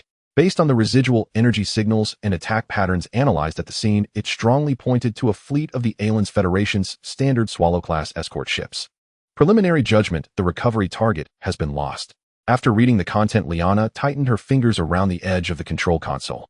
For the first time, a fluctuation appeared on her face, which always maintained elegance and composure. How is this possible? She instinctively murmured. The recovery team was wiped out, just when the mission was about to be completed and the target box had been located. Or was it the Federation's doing? Her first reaction was absurd. How could the Aliens Federation know about the organization's second salvage operation of the Faithful Wind wreck? Even if they learned through some secret channels that valuable items might exist in the wreck of the Faithful Wind, how could they grasp the timing so precisely? Unless the Federation's intelligence network has infiltrated the core of the Night Owl organization, or this operation has been under the other party's tight surveillance from the very beginning. Both possibilities sent a chill down her spine. She quickly called up the internal star map to verify the coordinates of the incident. The wreckage zone of the Faithful Wind was in the buffer area between the Empire and the Federation's actual control zones, but leaning more toward the Empire's side. A Federation patrol squad so deeply infiltrated just happened to appear at the critical moment. She dispatched the recovery team, launching such an efficient attack and disappearing immediately after. This was too coincidental to be normal. Was it to prevent us from obtaining the key? Or does the Federation also know about the existence of the Cradle Plan and want to intervene? Liana's mind raced, trying to find a reasonable explanation for the Federation's outrageous behavior. But regardless of which explanation, it meant that the situation facing Night Owl was more complex and dangerous than she had anticipated. Suddenly, a shocking speculation quietly crept into her thoughts. Phantom. She had just parted ways with that mysterious Phantom leader not long ago. The other party's performance during the meeting clearly indicated knowledge of the Cradle Plan, and their probing intentions were quite obvious. They evidently had some ulterior motive. Moreover, the technological strength and operational capabilities demonstrated by Phantom were sufficient to support such a precise interception and disguise. Disguising themselves as a Federation fleet would be no difficult task for them, intercepting the key while framing the Federation to incite hostility between Night Owl and the Federation, completely aligned with Phantom's penchant for stirring up trouble. More importantly, the timing was just too coincidental. She had just expressed her intention to cooperate with Phantom, and then the recovery team ran into trouble. There was something amiss. Liana's expression gradually darkened. She recalled the various behaviors of the Phantom leader during their meeting. That man was far from as simple as he appeared. She picked up the communicator and dialed the internal communication line. It's me. Her voice regained its calmness, but with a hint of coldness. When will the detailed analysis report on the failure of the scavenger operation come out? I need to know every detail of the enemy fleet, no matter how small the anomaly. Sir, preliminary battlefield data analysis is underway. The enemy's attack was extremely swift and precise, almost a one-hit kill. After destroying our starship, they quickly retreated, leaving very little valid information at the scene. However, the technical department noted a detail: the energy residual signal of the enemy ships exhibited an extremely slight deviation from the known Federation's Swallow-class standard signal. Seemed overly clean and efficient. Energy signal deviation. Liana murmured, her eyes filled with suspicion. Continue the analysis. Notify our station chief in the Federation to use all resources to verify all official deployment records of Federation fleets in the recent area to see if any corresponding numbered Swallow class appeared there. At the same time, activate our undercover agents within the Federation to investigate whether the Federation's military high command is aware of this matter. Yes. Ending the communication, Liana stood alone in the safe house, her body slightly tense due to the emotional shift. She was 70% sure that Phantom was behind this incident. Good Phantom. She muttered to herself, a murderous intent in her voice. Just finished discussing cooperation and you hit me with this. Are you trying to intimidate me? Or were you never genuinely intending to cooperate from the beginning? She realized that dealing with Phantom was far more dangerous and troublesome than she had anticipated. Not only were they powerful, but they acted without scruples, cunning as a fox. If the key falls into the hands of others, whether it be the Federation or Phantom, it would be a significant blow to Night Owl's plans. She must report this sudden situation to Gardner immediately and reassess the so-called cooperation with Phantom. But before that, she needed to do something. Regardless of others' emotions, Lee's mood at this moment was quite joyful. In the screw factory based the core isolation analysis room. The alloy box seized from the Night Owl salvage team was placed on the explosion-proof platform in the center of the analysis room. The surface of the box was incredibly smooth with no visible seams, locks, or interfaces, only the occasional blue energy patterns flickering in alternating flashes. Lee stood outside the thick, transparent isolation window, arms crossed, his gaze fixed intently on the box. Behind him stood Xianxia and several urgently summoned top experts and researchers in materials science, energy, engineering, and cryptography. Initiate preliminary scanning. The person in charge of the analysis, Chief Scientist Dr. Kai-Si, issued the command after receiving a nod of approval from Lee. Multiple scanning beams illuminated the surface of the box from different angles. High-energy X-rays, neutron flows, gravitational wave detectors. The base's most advanced non-invasive detection equipment took turns in action. Report X-ray penetration failed fully reflected at 3 millimeters below the surface. Neutron flow detection is obstructed, an unknown energy field interference exists inside. Gravitational wave detection shows that the internal structure is of extremely high and uneven density, but a concrete model cannot be constructed. Surface energy pattern analysis. The frequency and pattern do not belong to any known technological system. It is speculated to be some highly complex biological feature lock or energy key. A series of failure reports came in proving that the protective level of this box exceeded expectations. Attempt energy resonance. Dr. Xihe frowned and issued the order again.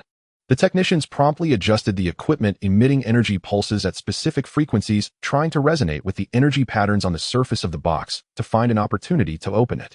The energy pulses range from low to high frequency, covering most known energy spectra of interstellar society. However, the energy patterns on the box's surface remained unresponsive, continuing to flow at their own inherent rhythm. Energy resonance ineffective, the operator reported. Proceed to the next plan. Attempt physical contact. Dr. Xihe looked at Mo seeking authorization. The risks of forcibly opening it were unknown. Approved. Start with the lowest intensity. Mo nodded in agreement. Then a high-precision mechanical arm extended its specially designed new alloy cutting head activated at tens of thousands of revolutions per second, carefully making contact with the surface of the box. A harsh grinding sound erupted, sparks flying. After a minute, the cutting head slowly stopped and the technicians immediately stepped forward to inspect. Report no visible scratches on the surface of the box. The cutting head is seriously worn. What, it's that hard? Dr. Xihe exclaimed. Increase the output power. If this doesn't work, switch to another tool. Outside, Mo issued commands through the external communicator. Subsequently, the technicians attempted high-pressure water jets, plasma cutting, laser focusing. All known physical cutting methods failed to leave even the slightest trace on the surface of the box. This thing is absurdly hard. Mo couldn't help but complain. Even the cutting tools produced by the system couldn't make a dent. Commander, all conventional methods have failed. Dr. Xihe summarized, a fleeting sense of defeat flashing across his face, soon replaced by a stronger desire for exploration. Requesting to use the necklace energy for inductive contact. Mo pondered for a moment. The inconspicuous metal box hanging around his neck could indeed be referred to as a necklace. This small box was the one thing he couldn't comprehend. Not only his own subordinate scientists could not analyze it, but even the system couldn't deduce its material. All he knew was that this metal box was also one of the keys sought after by the Night Owl. Using it would entail risks and opportunities. Okay, strictly control energy output and ensure shielding measures. Mo finally agreed. He also needed to know what secrets the box held. Then the necklace was carefully placed in a specially designed energy guiding device. The device activated, and a very faint special energy fluctuation was guided out, slowly reaching towards the alloy box like tendrils. At the moment this energy tendril made contact with the surface of the box, an abrupt change occurred. The blue energy patterns which had been slowly flowing suddenly lit up. The brightness of the box's surface surged, emitting a deep humming sound. Energy readings are skyrocketing. The internal shielding layer is showing unstable fluctuations. Detected specific frequency energy resonance. Responding to the energy of the necklace. All technicians stared intently at the data screens.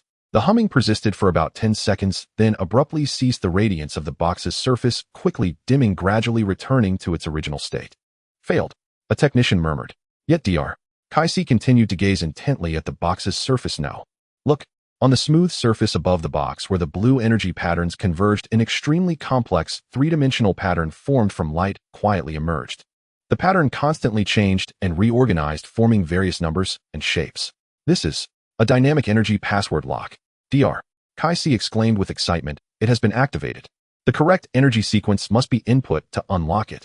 In the following days, the analysis room was brightly lit and the technicians devoted themselves fully to cracking the dynamic energy password lock. They attempted countless energy combinations, frequency modulations, and sequence simulations, trying to find the key to open it. However, progress remained extremely slow.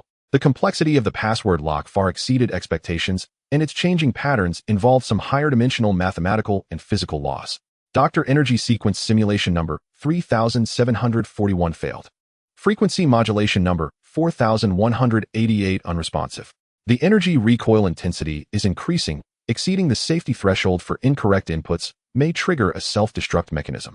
Bad news continued to pour in, and the atmosphere among the team grew increasingly oppressive. Mo came to inspect the progress almost every day. He watched the technicians who, despite their exhaustion, continued their research without urging, simply instructing Xianxia to ensure they received proper nourishment. He knew that such matters could not be rushed. Team A rest for 6 hours, Team B will take over. Dr. Xihe rubbed his bloodshot eyes and issued the rotation order. Not long after Team B took over, a technician responsible for monitoring the basic energy readings of the box suddenly shouted, "Doctor, we have a discovery." After contact with the energy of the necklace, the internal energy field of the box retained a special harmonic signal. This signal seems to be fixed. Everyone's attention was instantly drawn together. Dr. Xihe rushed to the data screen, analyzed this harmonic signal. Use it as the reference frequency and readjust our simulation sequence. Hurry. Having found the possible breakthrough for the alloy box, the team's morale soared. They centered their efforts around the unique harmonic signal and began reconstructing the energy unlocking model. As time ticked away, Mo Li, who had received news from outside the isolation window, held her breath. Sequence construction complete. Energy injection begins. The operator's voice was tinged with tension. The specific energy flow began to slowly inject into the energy password lock on the surface of the box according to the newly constructed model. The three-dimensional light pattern started to accelerate its rotation and transformation, emitting an increasingly bright blue glow. Energy matching at 70%, 80%, 90%. Everyone's heart tightened, rising to their throats. 98%, 99%. Match successful. A crisp sound echoed from within the box. Immediately, a seam quietly slid open at a previously unmarked spot on the surface of the box, gradually widening until a complete opening was formed. It's open. No explosion, no traps, just a wave of stale air rushing out from inside the box. Safety scan. Confirmed no harmful substances or energy radiation. The safety team promptly reported after scanning. Detecting internal structure. A micro-detection robot was then placed inside the box. The transmitted images showed that the internal structure of the box was not complex and most of the space was filled with an unknown cushioning material. In the center was a streamlined shuttle-shaped object only the size of a small finger, made of an unknown material, with tiny intricate, glowing energy circuits etched on its surface. Next to it was a palm-sized silver-black device resembling a data storage unit fixed in place along with a smaller projection unit connected to it. Carefully retrieve the items inside and attempt to connect the storage unit and projection unit independently. Dr. Kes came to his senses and gave the order first. The technicians carefully used mechanical arms to extract the 3 items. After placing the glowing object in a designated container, they connected the remaining 2 devices to the prepared independent power source and reading equipment. Storage unit encryption. Attempting to crack. Using necklace harmonic signal as the key. Crack successful. Projection unit starting. On the main screen, the snowflakes flickered a few times before stabilizing and beginning to play a video. The background of the video was a sleek, high-end Starship cabin. 2 figures appeared on screen, a man and a woman dressed casually, exuding a gentle and wise demeanor, clearly a couple. The moment Emily saw them, she felt a strange familiarity and instinctively took a step forward, nearly pressing against the isolation window. The middle-aged man in the video looked grave. He glanced at his wife beside him, nodded slightly, his gaze filled with resolve. Taking a deep breath and facing the camera, he spoke rapidly. "I am Auguste. No matter who you are, the fact that you can see this record means that the Protector has failed, or we have encountered misfortune. Time is of the essence, so we'll be brief. We are on the Wind Whisperer, heading to a secret meeting location. The topic of this meeting is a plan known as Cradle." Upon hearing the term Cradle, Mo Li's expression grew serious. Count Auguste continued, "The Cradle is not merely a technological project. It involves the essence of dimensions, the origin of life, and some hidden cosmic truths. Even the highest echelons of the Empire, possibly including members of the royal family, are involved. However, we suspect that its purpose is not as it claims on the surface, for the evolution and future of humanity." His tone was filled with deep concern. "It resembles more of a selection or harvesting, utilizing ancient relics known as keys to connect and activate some realm or existence we cannot comprehend. There is more than one key, each differing in form, but all related to relics from the creation period." Countess Auguste added, taking out the glowing object, her voice both gentle and firm. "The one we carry is just one of them. There is another with our child Emily. Cradle needs to gather all the keys to fully activate." Count Auguste took over. "We must stop it. At the very least, we need to reveal its truth." This secret meeting was initiated by a few high-ranking individuals we contacted who were skeptical about Cradle, aiming to exchange information and discuss countermeasures. However, we feel we may have already been discovered by Night Owl. The Night Owl organization is closely related to the Cradle plan. They are the executors and eliminators of the plan. At that moment, the video suddenly shook violently, and the sound began to cut in and out. An alarm blared through the recording device. "Warning. The hull is under attack from an unknown gravitational field. Structural integrity compromised. We are ambushed. It's Night Owl. They have come. Countess Auguste exclaimed. Count Auguste suddenly leaned closer to the camera, speeding up to leave his last few words. Remember, the core of the cradle is deep within the silent graveyard nebula at the junction of the Empire and unexplored star regions. Coordinates. Coordinates are. His words were abruptly interrupted by a massive explosion. The image was instantly flooded with blinding white light, and then the signal became extremely unstable, the screen flickering wildly, accompanied by the sounds of metal distortion and energy overload. Survive. Emoli. Go find Donna. Countess Auguste's disjointed yet anxious and reluctant voice faintly came through, but the subsequent words were completely drowned out by an even louder explosion. Zzz. The image turned into a flurry of snowflakes and then plunged into darkness. The recording ended here. Inside the analysis room, there was a profound silence. Only the faint humming of the equipment could be heard. He remained in that forward-leaning posture, standing still, his eyes fixed on the now-darkened screen, lost in thought. The final moments of his adoptive parents, the information they revealed about the cradle plan, and the truth of their murder, all weighed heavily on his heart. After a long while, he slowly straightened up. His face showed no expression, but deep within his black eyes a storm seemed to be brewing. Cradle. Key. Silent graveyard. Night Owl. He murmured these keywords to himself. He turned to look at Shadow Crow, his voice flat. Analyze all the information in the recorded records, especially the unfinished coordinates, and restore them with all your might. List the Silent Graveyard Nebula as the highest priority investigation area. Increase the collection of intelligence related to the Night Owl organization and the Imperial Royal family. Yes. Shadow Crow immediately nodded in response. Emoli took one last look at the glowing key and the snowflake screen, then turned and strode out of the analysis room. Emoli left the analysis room and returned to the control room, sitting down with his head lowered, lost in deep thought. Though he had come into contact with the cradle plan, it was incomplete, leaving him with an uncomfortable feeling, as if something had been abruptly interrupted. As he pondered how to identify who among the people were night owls and who opposed the cradle plan, a sudden thought of a person struck him. He then inquired of Xihe, where is Irina now? Commander, as per your instructions, Miss Irina is currently in a guest status in the core area of the base. To prevent any unforeseen incidents, I have ordered continuous strict surveillance for 24 hours, Xihe immediately replied. Oh right, with so much going on, I almost forgot about our dear young lady from the Duke's family. Emoli chuckled lightly and asked again, do you think, given the strength of the Augustine family, it would be possible to find out which high-ranking officials in the Empire are loyal supporters of the Night Owls? Indeed, Commander. Based on data analysis, the feasibility of such an action is 75%, and it is certainly worth a try. Very well, then it's settled. Bring Irina to me. Understood, Xihe promptly acknowledged and turned to leave the control room. 5 minutes later, at the Screw Factory base in the 3rd District, in a secure meeting room. This meeting room was different from the main control areas where Emoli usually stayed, filled with star maps and data streams.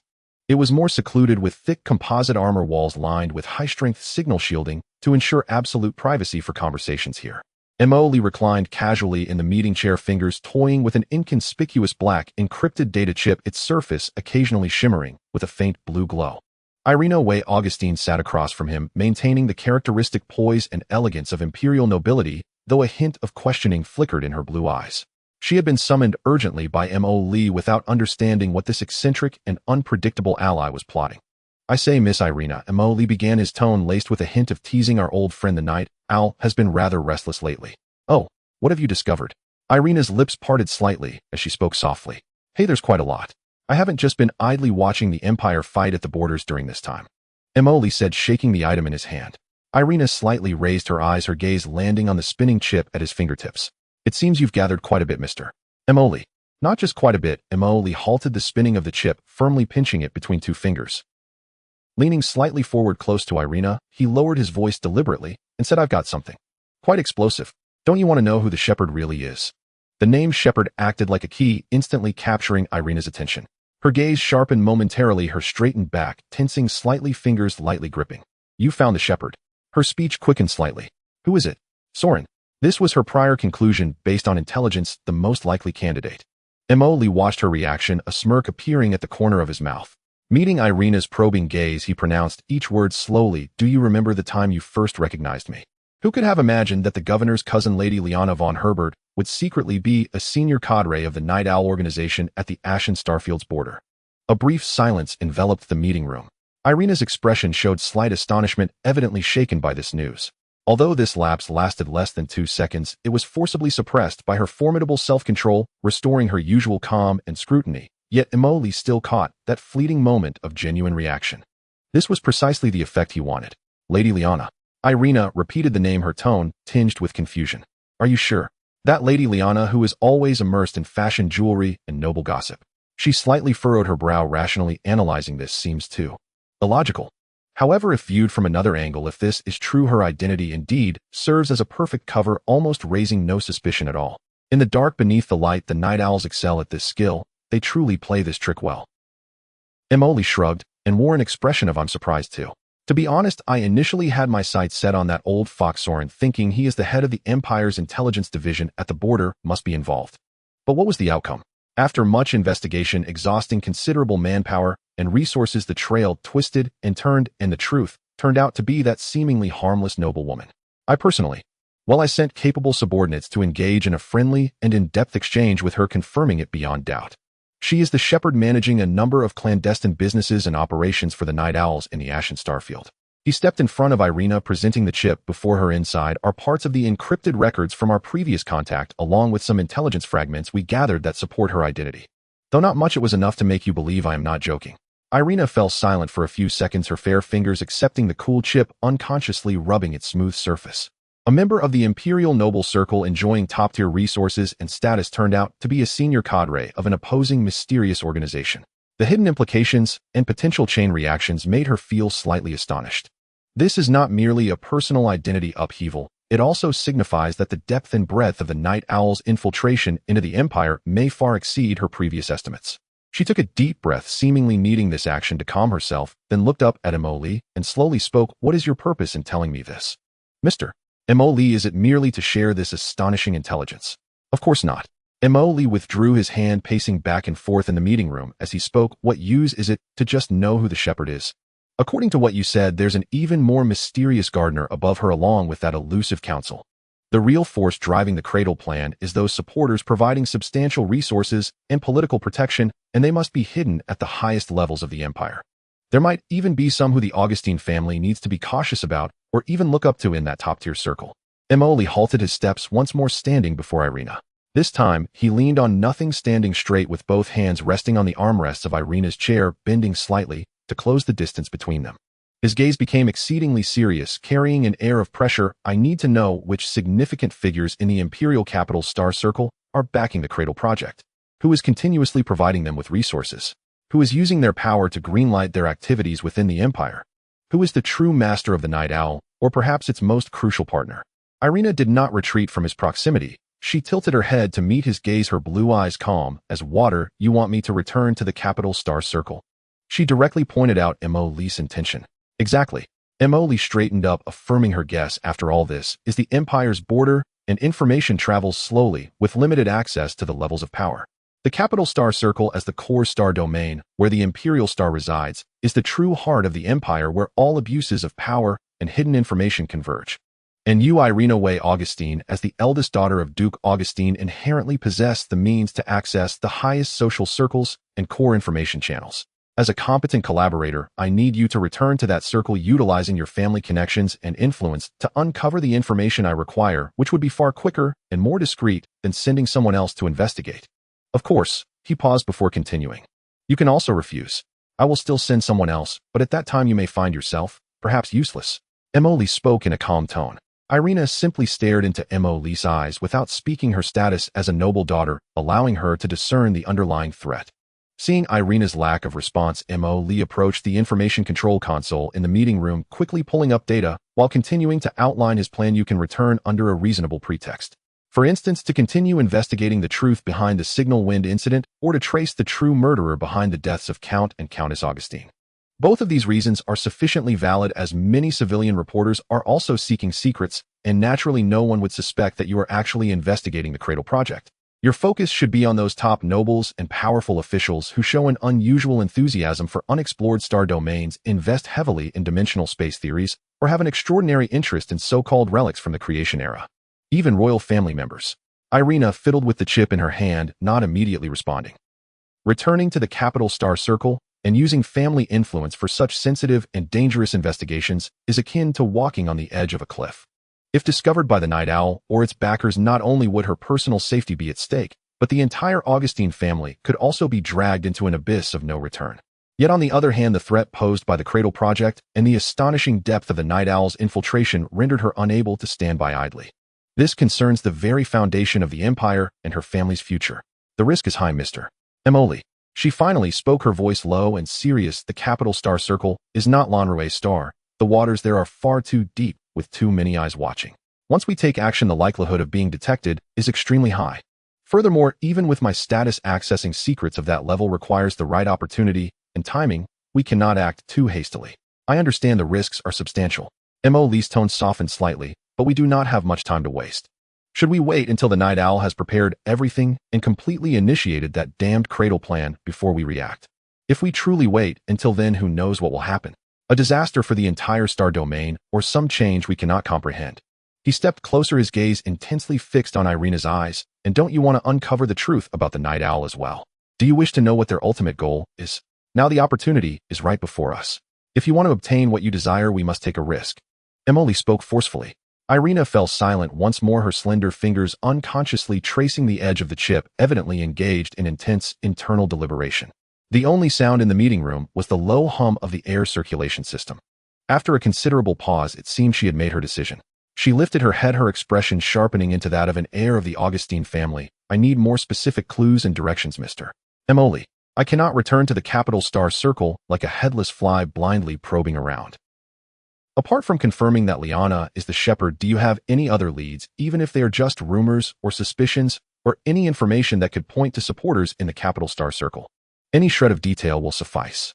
There are some, but not many, and they are quite fragmented. Emily moved to the console, swiftly sliding his fingers over the interface, pulling up several encrypted files. We previously analyzed some unusual resource flows associated with the Night Owl. The energy and special materials they consumed amounted to astronomical figures. Although they had undergone multiple disguises and whitewashing, a few large unaccounted sums still surfaced. Ultimately, their sources vaguely pointed towards several super-large conglomerates closely related to the royal family. For example, the Star Domain Development Consortium, which monopolizes nearly 30% of the Empire's rare mineral mining and star domain surveying rights, and the Ancient Technology Heritage Research Society, which, although operating under the guise of scientific research, has a mysterious background and complex funding sources. He then switched to another interface, continuing, moreover, it seems that the Imperial military is not entirely a solid block either. There appears to be an unknown force cooperating with certain actions of the Night Owl to some extent.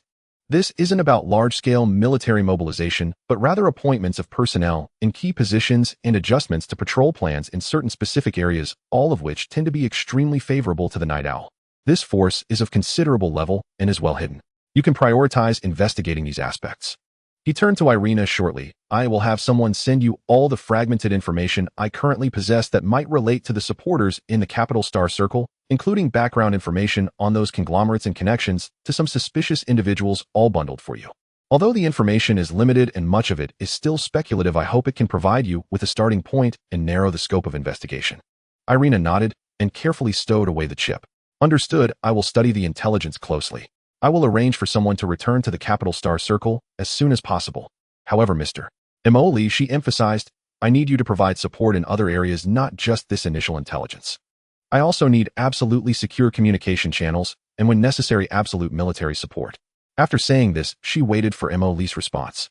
Rest assured, I am already prepared in this regard, Emily replied readily. I will leave all communication and security issues to my subordinates. They will establish a high-level single-line encrypted communication channel with you to ensure that the information transfer between us remains absolutely confidential.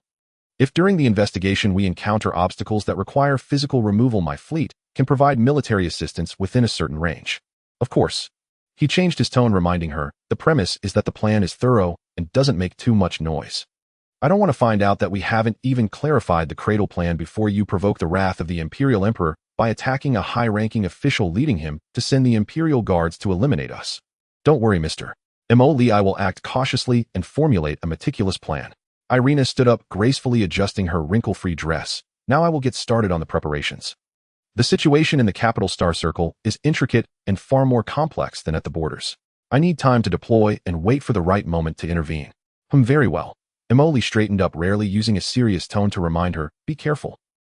I don't want to hear that a valuable ally who can penetrate the heart of the enemy has unexpectedly died at the hands of a high-ranking noble. Irina smiled faintly at his words, seeming to want to respond with a smile, but ultimately just nodded. Rest assured, I won't be so easily put in danger. As for you, Emoli, try to keep a low profile in the Ashen Star domain. Selefina is not someone to be trifled with. Don't play too recklessly under her watch and expose your position too early. I know what I'm doing. I will definitely retreat when necessary. Emoli waved his hand. Hurry along, Miss Augustine. The future fate of the Empire may depend on what shocking information you can unearth from those high-ranking figures during this trip back. Irina said no more and turned to leave the encrypted meeting room, the alloy door sliding shut silently behind her. Emoli watched her disappearing silhouette, the playful smirk on his face slowly fading away. He summoned a virtual star map, gazing at the densely packed spots representing the capital star, circle his brow, furrowing slightly. Yaya, he called out. The holographic projection of the Shadow Crow, which had been monitoring the entire process, appeared silently beside him. Commander. Emoli did not turn around, but tapped the position of the Heart of Glory on the star map. As for whether Irina's move is right or wrong, I truly have my doubts. This young lady has capability, but after all, she is an Augustine with her roots in the Empire. Her cooperation with us is entirely based on the grievances between Night Owl and her family. What if she discovers something that touches the core of the Empire or something detrimental to her family? Would she turn around and sell us out? He turned to the Shadow Crow. Trust is the most extravagant thing in the stars. We cannot put all our bets on her. We need to keep something in reserve.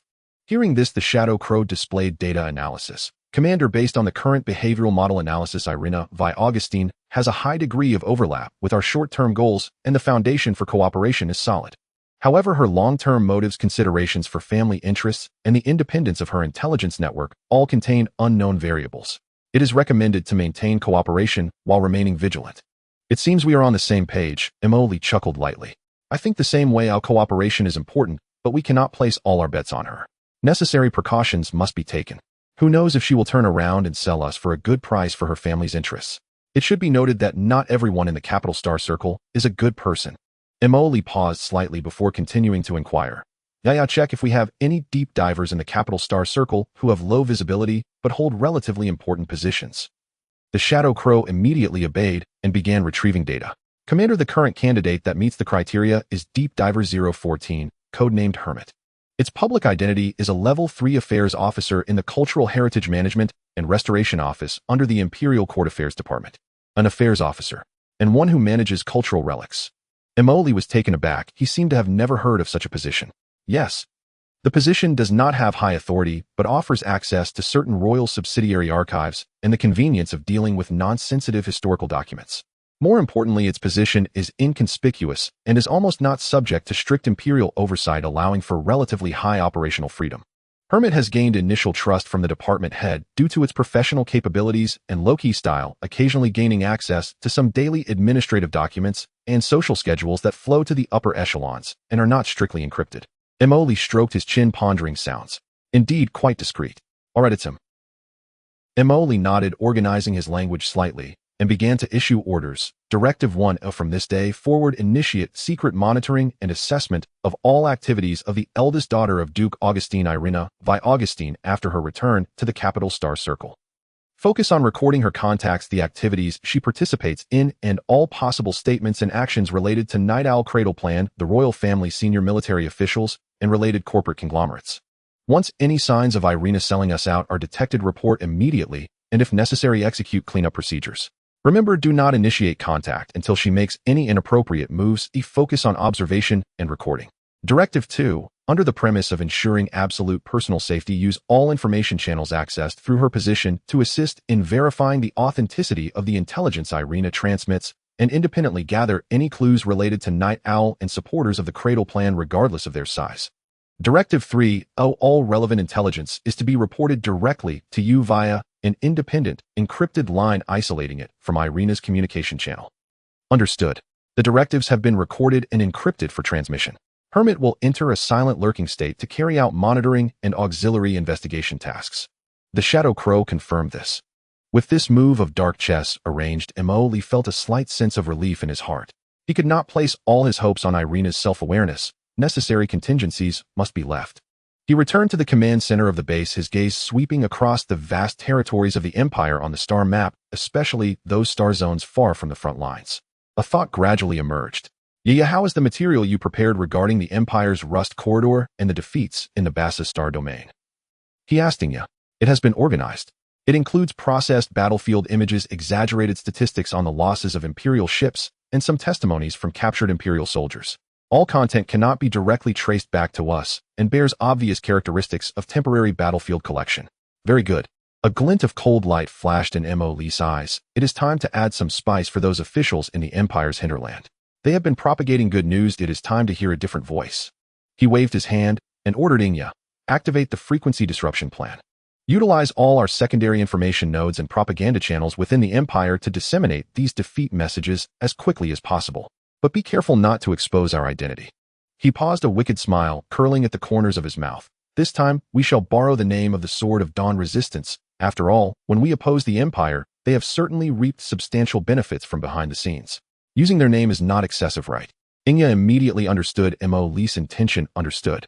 The information will be packaged as being acquired and spread through secret channels by the Sword of Dawn Resistance, aiming to expose the Empire's military concealment of the situation and deception of the public. This would create panic within the Empire, raising doubts among its citizens towards the government and military, while diverting the attention of the Empire's intelligence department towards the Resistance, providing cover for our own activities. Exactly. Mo Li nodded. We want them to think that it is the Resistance causing chaos. Just write the image in the Fei Feng ship's footage, mention the Sword of Dawn. They probably know something. Once the news spreads, they should come looking for us. We shall continue to quietly amass wealth. Remember to control the spread within several major industrial star domains and commercial hubs in the Empire's hinterland, where news travels fast and people are easily panicked. The orders have been issued. The frequency disruption plan is now underway. Relevant information is expected to start fermenting in the target star zones within 72 hours.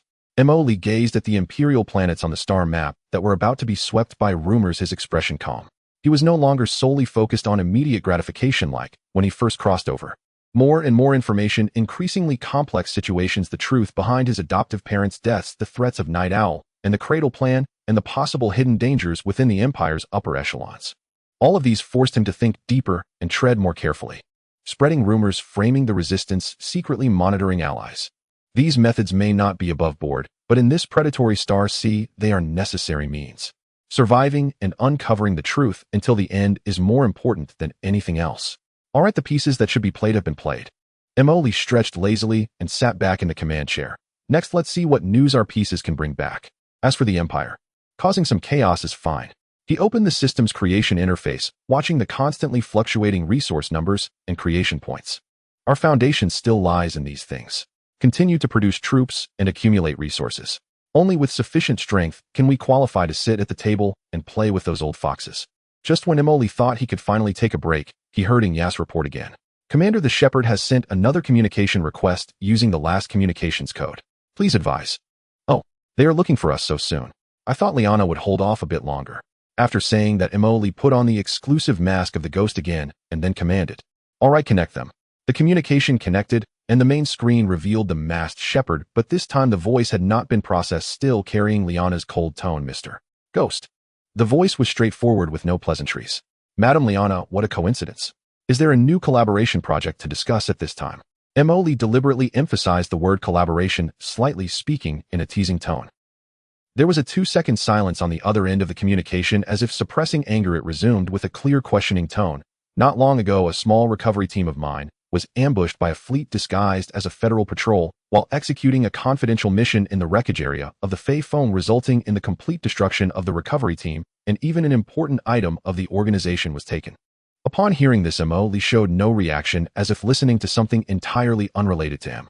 Liana's voice continued, speaking slowly. That fleet acted swiftly and ruthlessly, making perfect use of the battlefield environment and timing. I believe that the forces capable of doing this at the border are few and far between. She paused, then sternly asked, I would like to ask Mr. Ghost, is this matter related to you? Mo Li leaned back in his chair, lightly tapping his fingers on the armrest, neither immediately denying nor revealing any embarrassment of being caught. He even sighed lightly, his tone carrying a hint of almost regretful meaning. Oh, such a thing happened. Who is so bold, daring to steal from Night Owl? This is truly audacious. He did not answer yes or no, but instead shifted the topic with a tone that carried a hint of mockery, yet seemed sincerely suggestive.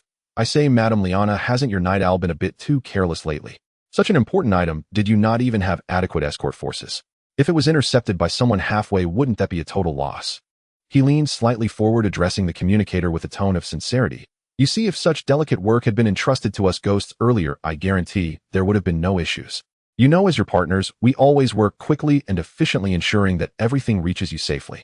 If you ask me, your organization's security level side is indeed a bit worrisome. On the other end of the communication, Liana fell silent. Through the screen, Emily could almost envision Liana gritting her teeth beneath her mask. His words, seemingly filled with sympathy and advice, were in fact laden with mockery and a sense of there's nothing to hide here. After several seconds, Liana finally spoke again, a hint of anger in her voice. Mr. Phantom, I hope you understand that this item is of great importance to the organization, and I hope you can grasp this point. Emily, hearing this, calmly replied without any hint of tension, Oh, of course I understand. However, Madam Liana, rather than pursuing who did this here, shouldn't we think about how to resolve the issue instead? Something lost must be retrieved.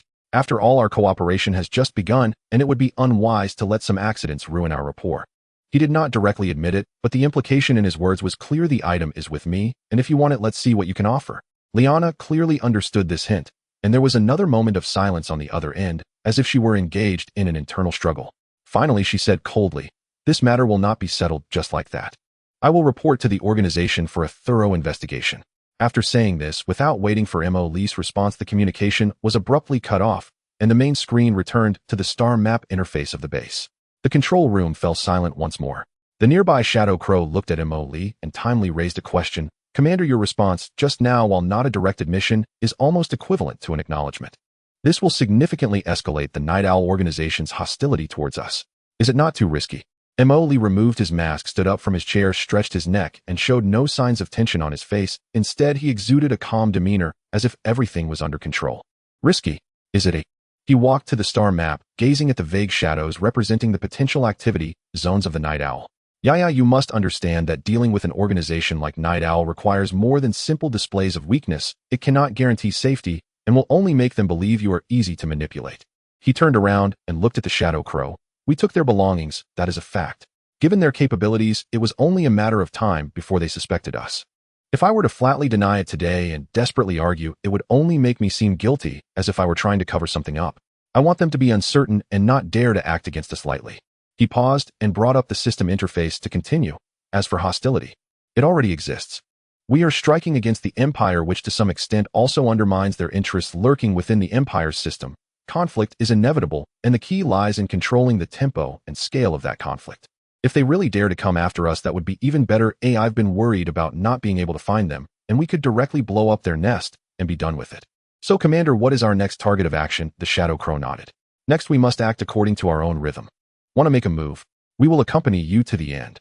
Just as Emily was pondering how to strike Night Owl again far away in the Barsastar region, the war between the Empire and the Federation was intensifying. The Empire's Third Fleet's battleship formation, the unyielding Bulwark, a Stormhammer-class battleship that had been in service for over 40 years, was currently spewing its last flames of fury. Its left flank armor had already been ripped open by the Federation's Star Core Annihilation-class triple volley, exposing internal pipelines with electric sparks leaping between the damaged hull. The number 3 main gun turret was stuck at a 45-degree elevation, the barrel twisted. Only 2 of the 6 secondary gun arrays were still capable of intermittent firing. The energy shield generator was overloaded by 270%, at risk of catastrophic failure at any moment. Inside the bridge, piercing alarm sounds echoed throughout, stained blood red by the warning lights. The 4th engine room has lost pressure. Fire has spread to the energy conduits. The right side missile array has suffered a catastrophic explosion. All damage control team members are unaccounted for. Shield output continues to decline. 15%. 10%. Colonel Alvin Crawford gripped the arms of his command chair tightly, his eyes bloodshot with rage, staring intently at the main tactical screen, where flashing red areas represented the collapsing Imperial defense line, while the center was filled with dense signals of the Federation fleet like a swarm of locusts. The general's reinforcements. His throat was dry, his voice hoarse. Haven't they arrived yet? The communication officer shook his head in despair. All faster-than-light communication channels are suppressed, and the intensity of the jump interference field continues to rise. We are cut off. Crawford closed his eyes and took a deep breath of the air, mixed with the smell of burning and ozone. All hands. After deep contemplation, he opened his eyes again, filled with reckless determination. Turn the ship, point the bow at the enemy's Star Core Annihilation-class flagship, the Punisher. All operational weapons. Load armor-piercing shells and fusion warheads, let us. Take them down with us. The order was promptly conveyed. The battered giant ship struggled to adjust its posture under inertia with the main gun aimed at the distant approaching Federation flagship. Punisher clearly sensed the intentions of this Imperial battleship. At the bow, 3 super-heavy particle main cannons began to charge brilliant blue-white light, gathering at the muzzle. Enemy ship's main guns locked on. The alarmed shout of the sensor officer rang out. Colonel Crawford straightened his back and shouted with all his might, "For the Empire, fire!" But before he could finish, his voice was drowned out by the energy glow. The attack did not come from outside but erupted from deep within the unyielding bulwark. A Grave Digger-class thermobaric bomb previously deployed by the Federation's high-speed assault ships finally reached its detonation timer. It penetrated the relatively weak belly armor and exploded violently next to the ship's core's secondary energy hub. At that moment, time seemed to stand still. First, an intensely blinding white light erupted from every crack, every breach, and even every observation window of the unyielding bulwark, as if a miniature sun had risen within the battleship. Immediately afterward, the white light transformed into a cataclysmic energy that rapidly expanded. Boom. Pure energy was released, scattering throughout the Imperial fleet. The colossal battleship, over 4,300 meters in length, was violently torn apart from the inside, swelling outward from the center, before completely disintegrating. Thick composite armor plates were flung away, the keel emitted a screeching sound of fracture, and chain explosions raced along the energy conduits and munitions storage. A massive energy sphere larger than the length of the battleship itself detonated in the void, instantly engulfing several Imperial Hound-class destroyers that failed to evade in time, and the Federation Swallow-class frigates that were entangled with them. The shockwave carried billions of metal fragments, and the bodies of personnel from both sides frozen in a vacuum, expanding spherically outward, tracing countless deadly trajectories in the cosmic void.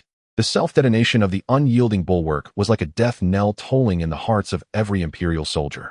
The already shaky defense line of the Empire in the Barsastar region began to visibly collapse in that instant. On the other side, a relatively new Storm Hammer-class battleship flagship, the Glory's Blade, was also battered and bruised.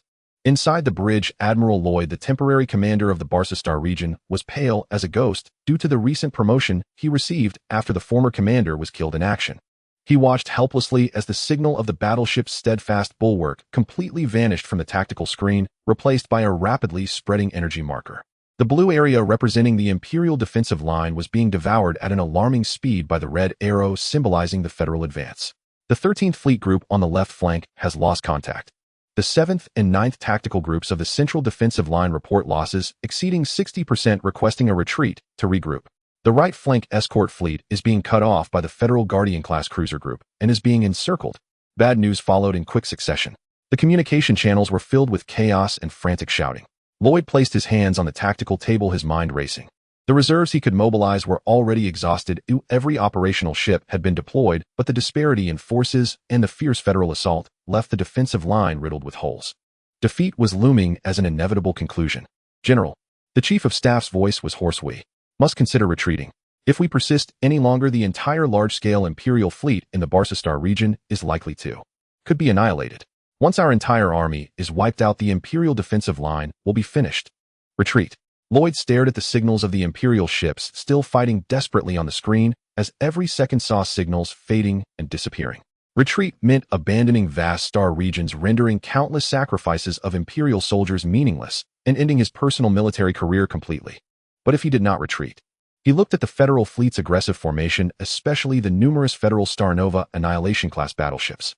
They were methodically tearing through the last layers of protection of the Imperial defensive line. "Order." Admiral Lloyd struggled to speak, his voice hoarse. "All fleets. Alternate cover. Towards the Mandala jump point.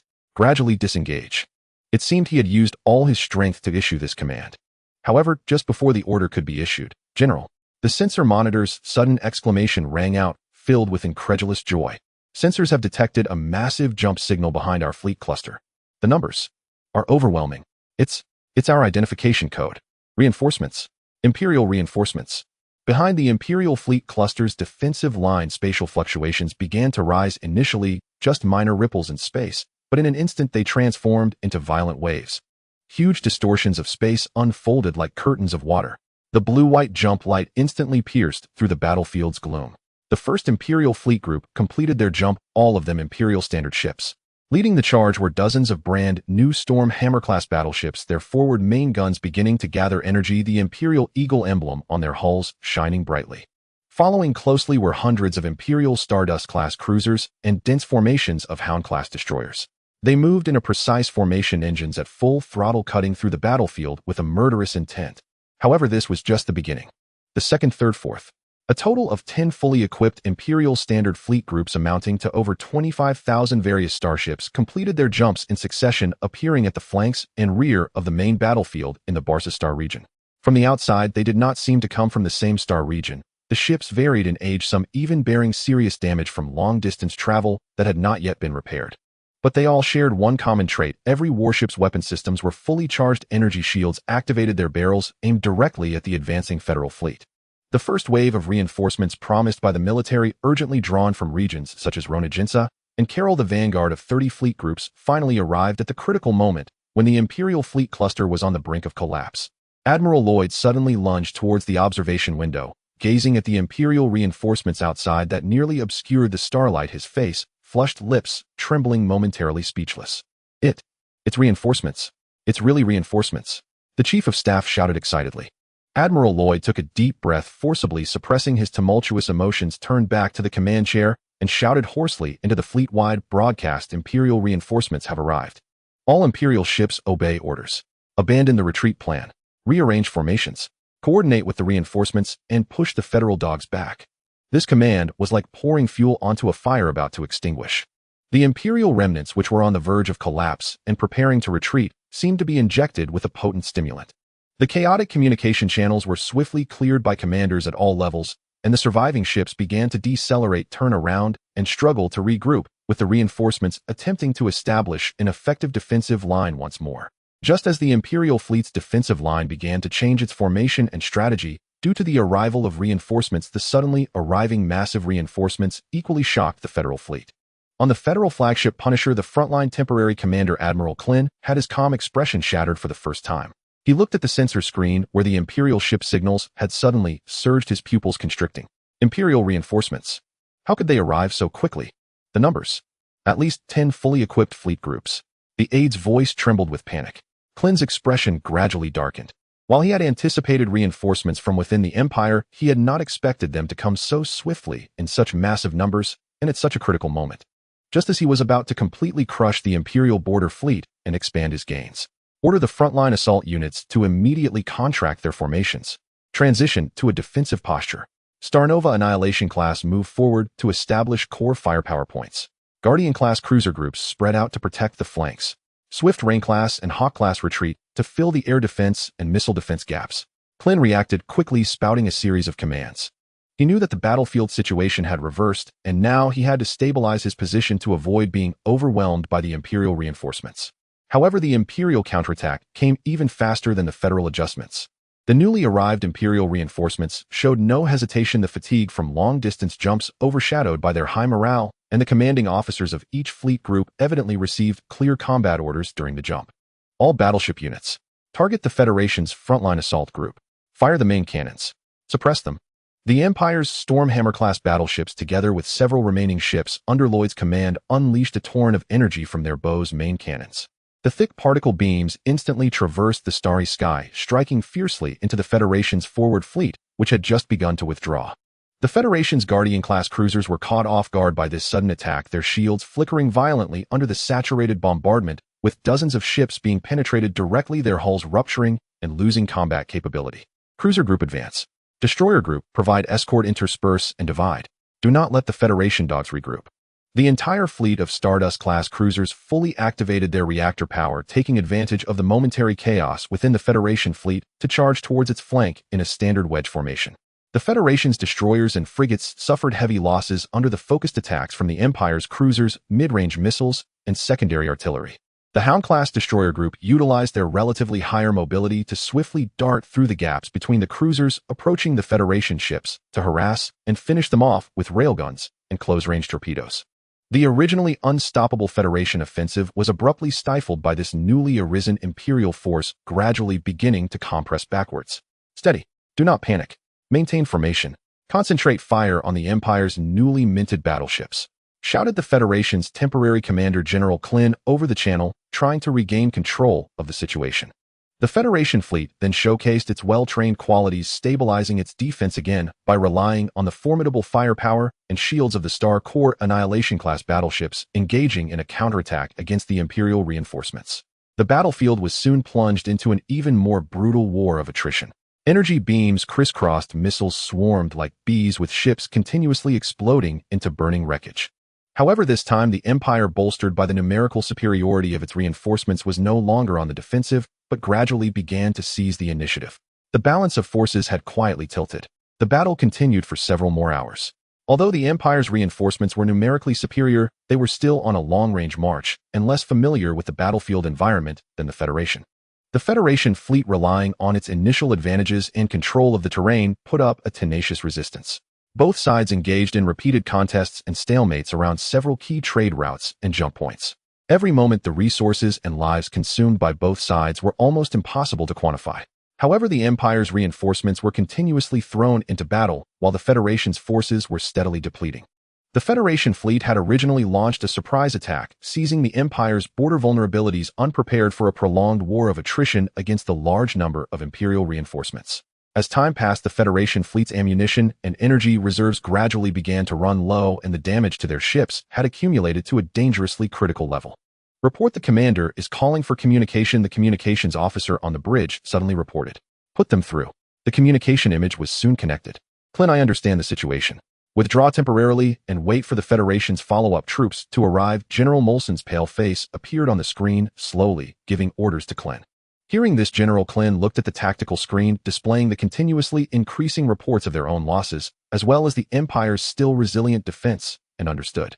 The original strategic goal of swiftly defeating the Empire's garrison in the Basar Star domain through a blitzkrieg to seize strategic initiative was no longer achievable. Continuing the fight would only plunge the Federation's main fleet deeper into a quagmire, potentially encircled by the Empire's follow-up reinforcements. "Yes, General, I understand."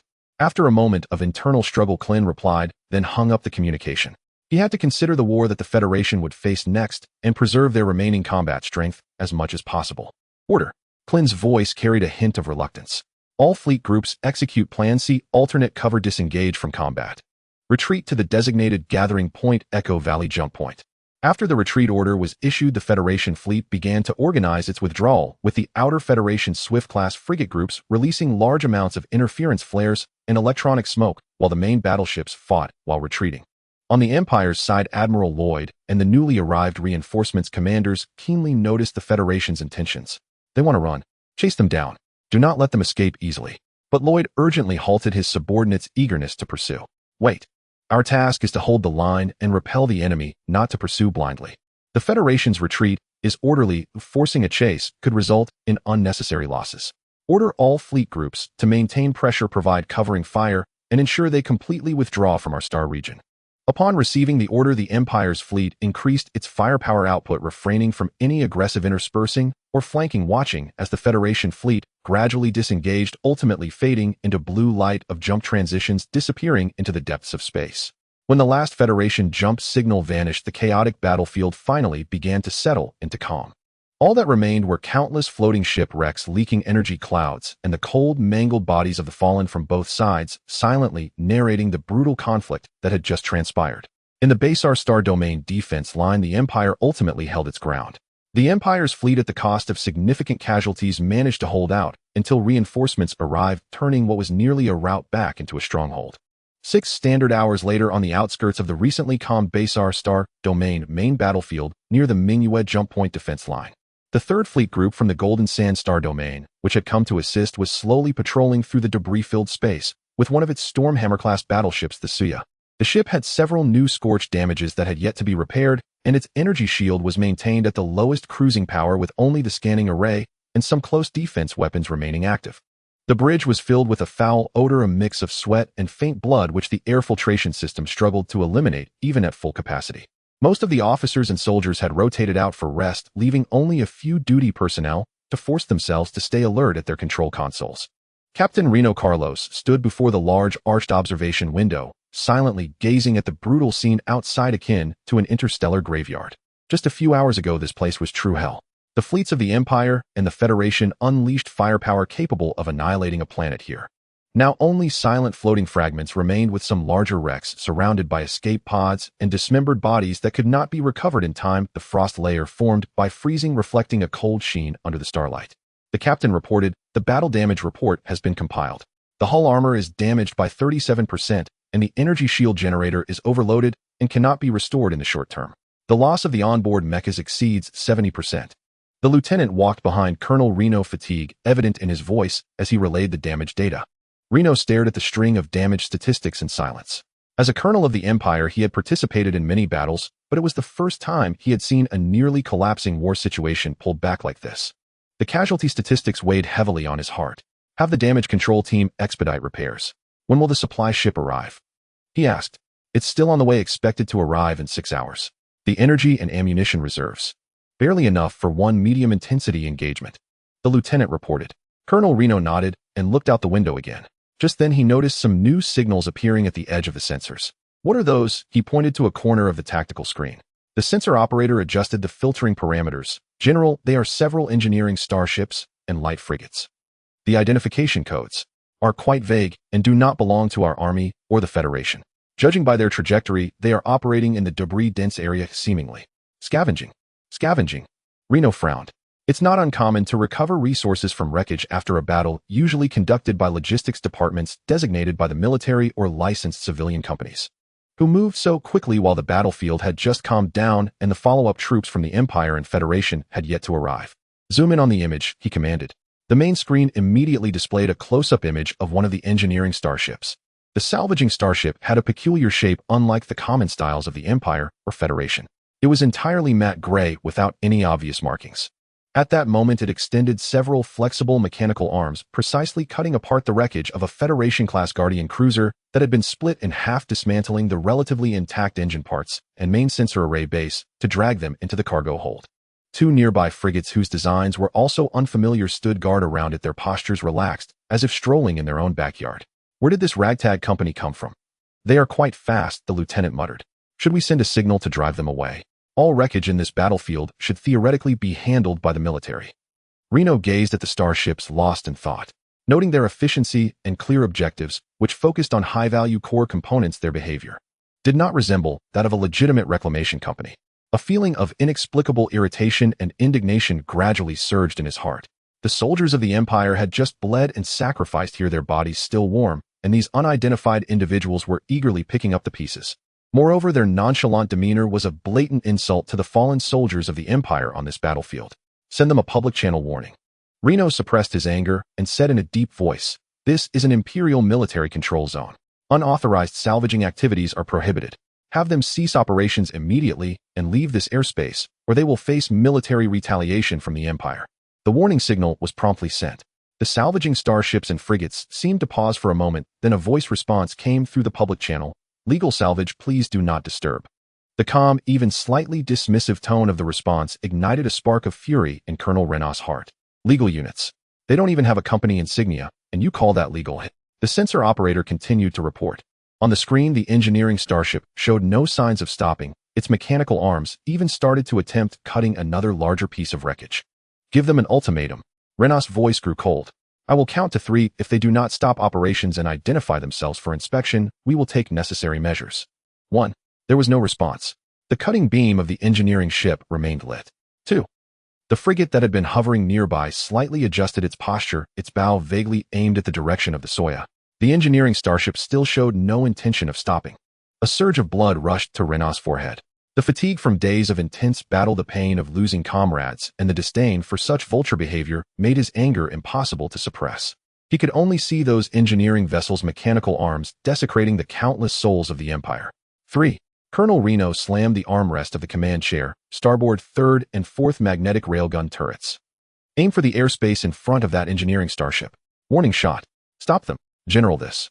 The lieutenant hesitated, wanting to remind him that the origins were unknown and opening fire directly could lead to unnecessary conflict. Execute the order. Reno growled, interrupting him. The massive hull of the Soyuz slightly adjusted its angle, and the 2 dual-mounted heavy magnetic railgun turrets on the starboard began to rotate, their muzzles gathering blue light. Bang! Bang!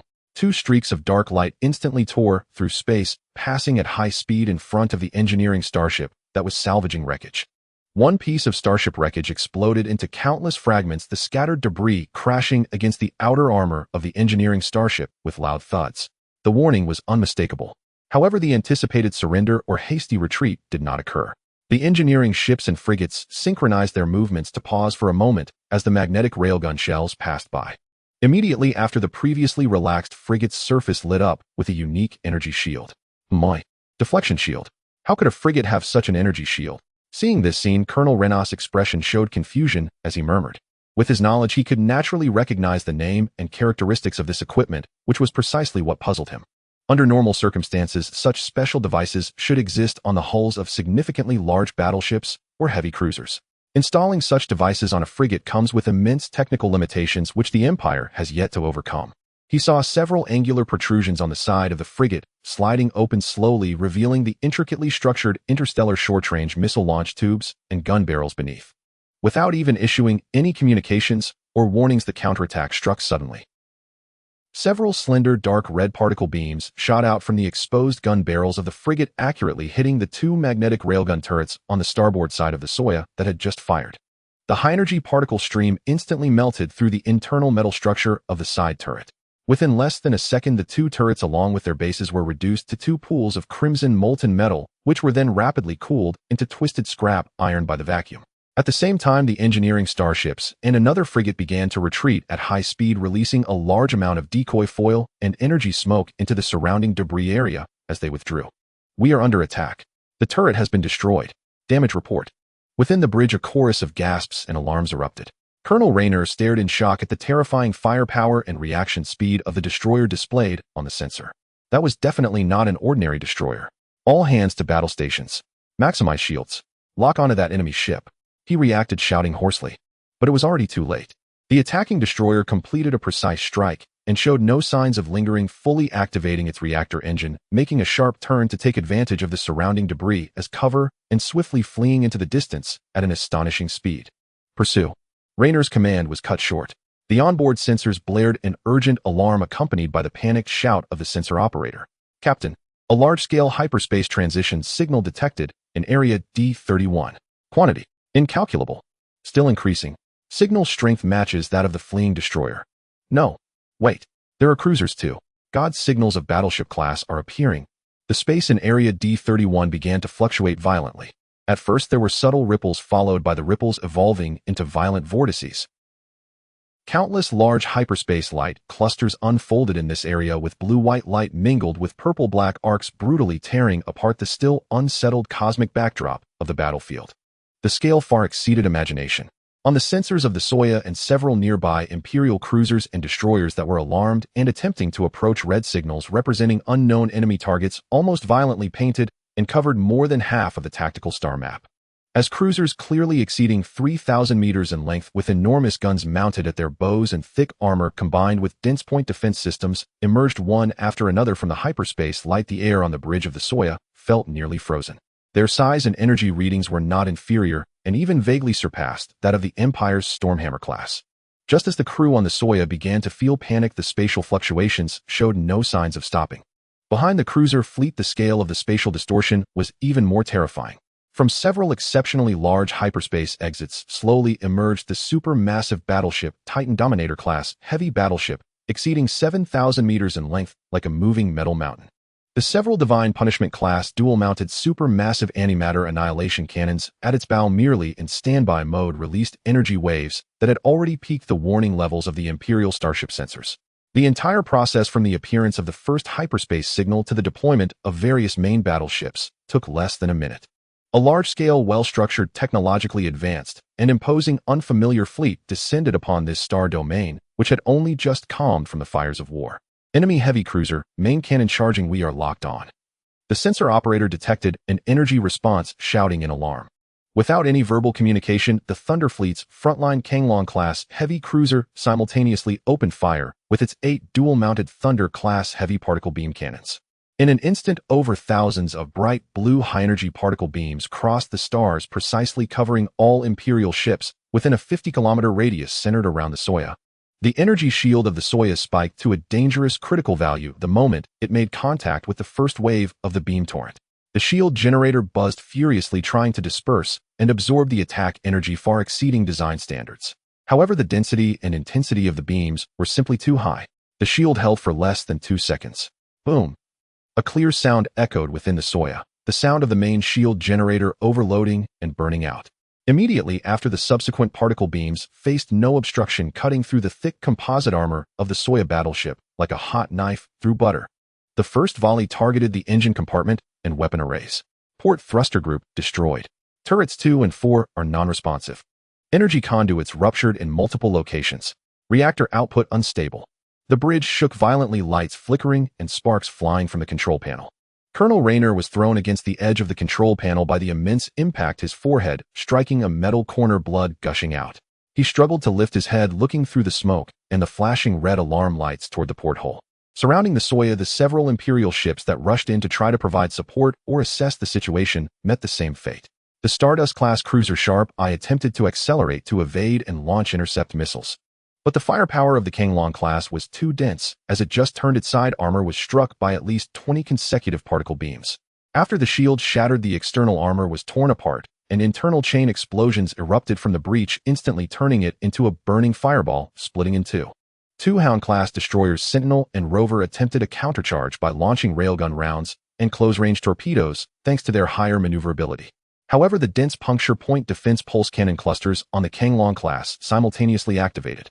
Countless high-speed pulse beams wove into a web of death, obliterating the incoming torpedoes and most of the shells mid-flight.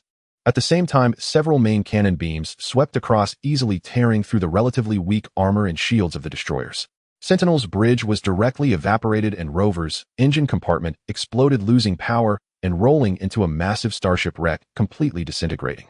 Just as the first round of concentrated fire from the Kanglong class had yet to fully dissipate, the Invincible-class light battleship, positioned slightly behind in formation, had completed charging its triple-mounted Star Destroyer-class Super Heavy Phase Impact main cannon.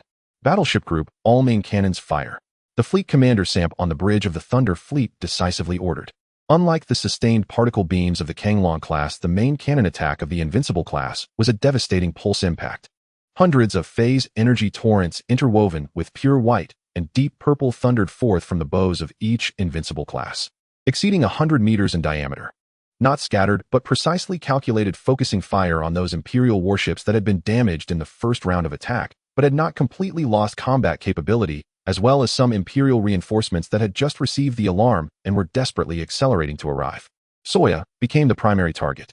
At least several phase impact torrents from different directions almost simultaneously struck its already battered hull. The structure is collapsing.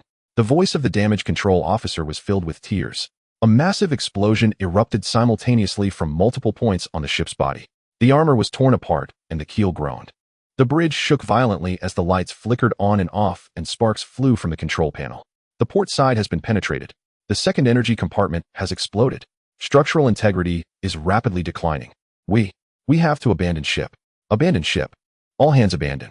The last thing Colonel Reno saw was the unfamiliar fleet outside the viewport, casting a shadow over them, as well as the Imperial rescue ships that rushed to help, only to be instantly engulfed by the torrent of steel. Outside the viewport, another Imperial Stormhammer-class battleship, the Iron Will, was hit by the enemy's main cannon as it just entered range. The entire front armor and shields of the battleship were pierced as if made of paper, and the bridge section above the bow was directly wiped away. The remaining hull continued to surge forward due to inertia, then erupted into a cloud of expanding flames and debris amidst a series of internal explosions. Some Imperial starships attempted to deploy mechs and starfighters to attack close in, buying time for reinforcements to arrive. However, the endless arrays of light prism turrets and the 108 swarm point defense laser matrices on the Fearless-class battleship opened fire en masse, decisively clearing away any Imperial small and medium vessels and mechs that attempted to approach. A concentrated barrage of particle cannons and laser beams wove a curtain of death. Any Imperial unit attempting to get close was instantly obliterated. Throughout it all, the heavy battleships at the core of the fleet, the Titan Dominator class, did not even actively participate in this round of attack. They simply hovered quietly, watching their subordinate fleet carry out the cleansing mission. On the surface of their hulls, 204 Retribution close defense turrets and 2,000 absolute domain point defense nodes glimmered with energy, ready to respond to any potential incoming attacks. Despite such ferocious firepower, the surviving Imperial ships could barely organize any effective counterattack. From the moment the Thunder Fleet completed its jump to the complete destruction or crippling of the Soja and several nearby Imperial ships, the entire process took less than 5 minutes. Efficient, overwhelming. When the last large piece of debris belonging to the Soja was completely shattered in a secondary explosion, this star region, which had just experienced a bloody battle between the Empire and the Federation, was once again forcibly cleared by the might of the Thunder Fleet. Only the floating, newly added remnants of Imperial ships remained, along with those that had managed to stay out of range or had turned to flee in anticipation of disaster, capturing the brief encounter with their sensors. In the last few seconds before the Soja completely disintegrated, the remaining communication array strained to send out an extremely compressed data packet along with the last fragments of video captured by the bridge recorder through a backup encrypted channel. The temporary flagship of the Empire at the front line of the Bassa Star region, the battleship Glory's Blade. Admiral Lloyd had just swallowed the last bitter sip of a stimulant, forcing himself to focus on the preliminary post-battle report. The loss figures were staggering, but the defense line had barely held, which allowed the tension in his nerves tightly wound for more than 10 hours to slightly ease. At this moment, he was contemplating how to report to the military, needing to convey both the severity of the situation and the decisive role of the reinforcements, while not appearing incompetent in his command.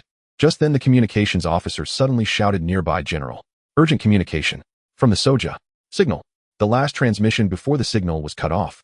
The communications officer's voice was filled with disbelief. What happened? Lloyd suddenly stood up from his chair, his gaze sweeping across the main tactical screen. A segment of video data accompanied by the sounds of violent explosions and intermittent footage immediately appeared on the main screen. Engaged by an unidentified fleet. The enemy's scale is vast. Firepower is fierce. The Soja has suffered heavy damage. Repeating, the enemy's ship type is unknown. Attacking our armed units. We are being Xihe boom. The footage showed numerous unknown model starships launching a ferocious attack, and in the distance the Imperial ships could be seen being destroyed in explosive flames. The video image suddenly cut off with a roar of explosion. The screen was replaced by large red markers.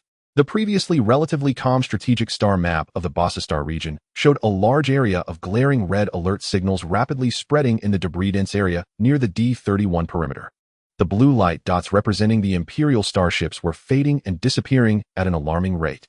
"General, our reinforcement fleet is under heavy fire from an unidentified fleet. Losses are continuing to increase. Please advise." The intelligence officer hurriedly reported. "Unidentified fleet." The operations officer exclaimed. "The main force of the Federation has just retreated. There are no movements from the Principality. Where did this main fleet emerge from?"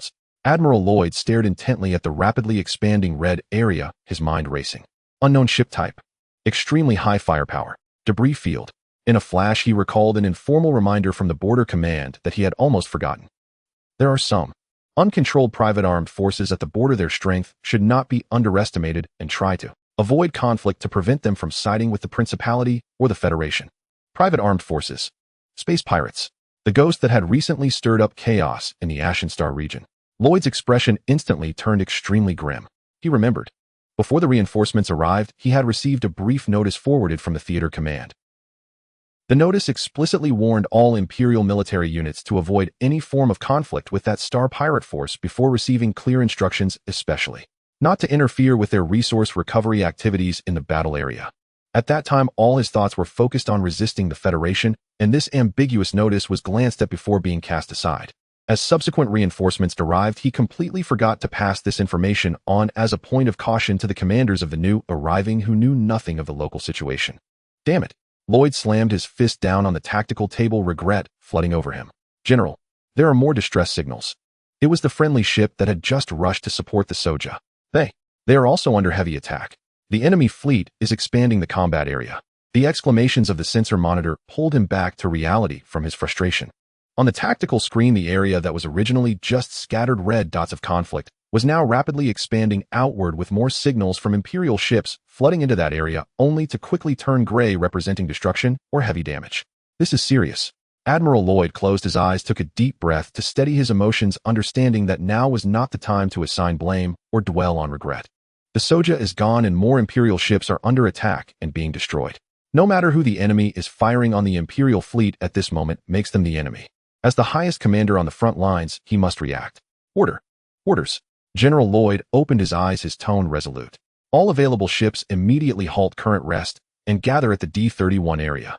Prioritize rescuing surviving Allied ships and preventing the enemy from further escalating their attacks. He paused and added, send the highest level of notification to all Imperial ships in the area. The enemy is a highly dangerous and unknown pirate force with advanced technology and firepower.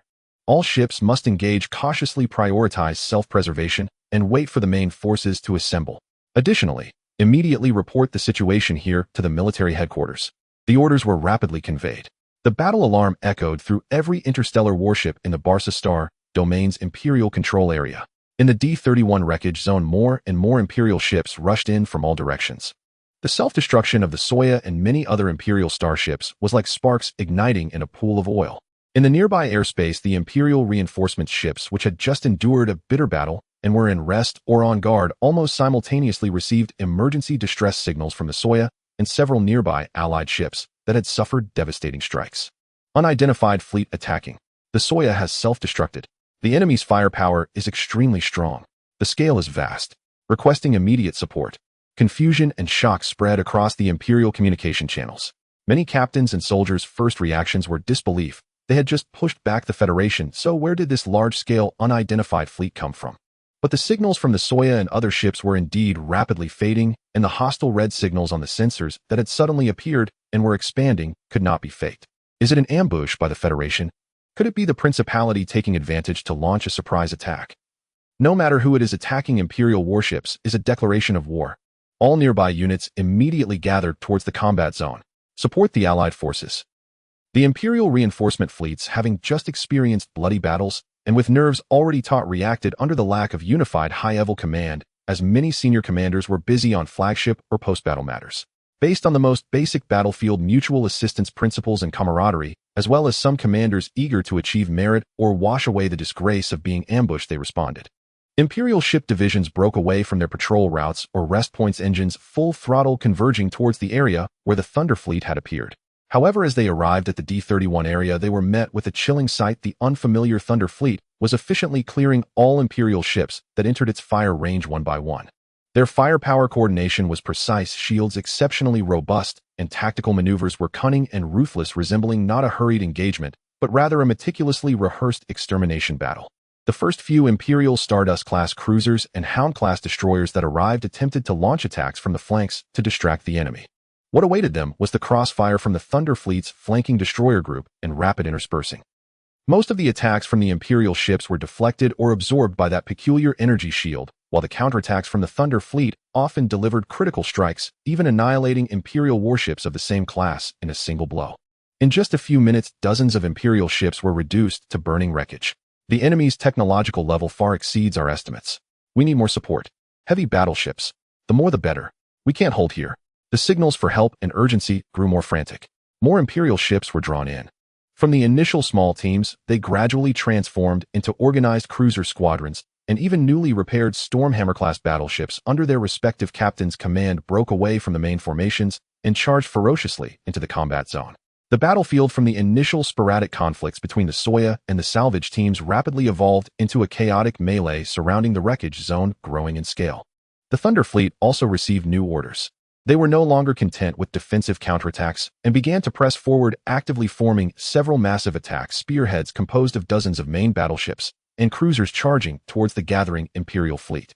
Energy beams crisscrossed, interstellar missiles flew about with trailing flames, and Imperial ships continued to disintegrate in explosions, while occasionally Thunder Fleet ships had their shields flickering violently or sustained damage, but the proportions were overwhelming. The Imperial reinforcements struggled to hold on with sheer bravery, but having just experienced a great battle, their condition was far from optimal, and they lacked effective understanding of the Thunder Fleet's weapons and tactics, leading to escalating casualties. The combat zone resembled an ever-expanding vortex, consuming the forces committed by both sides. At the center of the vortex, the once quiet battlefield wreckage zone was now recovered with denser flames of battle. Samp stood on the bridge of the Thunder Fleet's flagship, the Wrath of Thor, coldly watching the increasing signals of Imperial ships on the tactical screen. His fingers lightly tapped on the armrest. Commander, the speed of Imperial ship gathering exceeds expectations. Should we proceed with the original plan and deliver a harsher punishment before disengaging? The adjutant inquired. Samp looked at the screen, a thoughtful expression in his eyes, him demonstrating power, and punishing the established target of provocation has been exceeded, but since the Imperial side chooses to continue committing forces, we shall consider it an escalation of hostilities. Order all attack groups to execute Plan 3, expand the strike range, focusing on destroying their heavy units. Understood.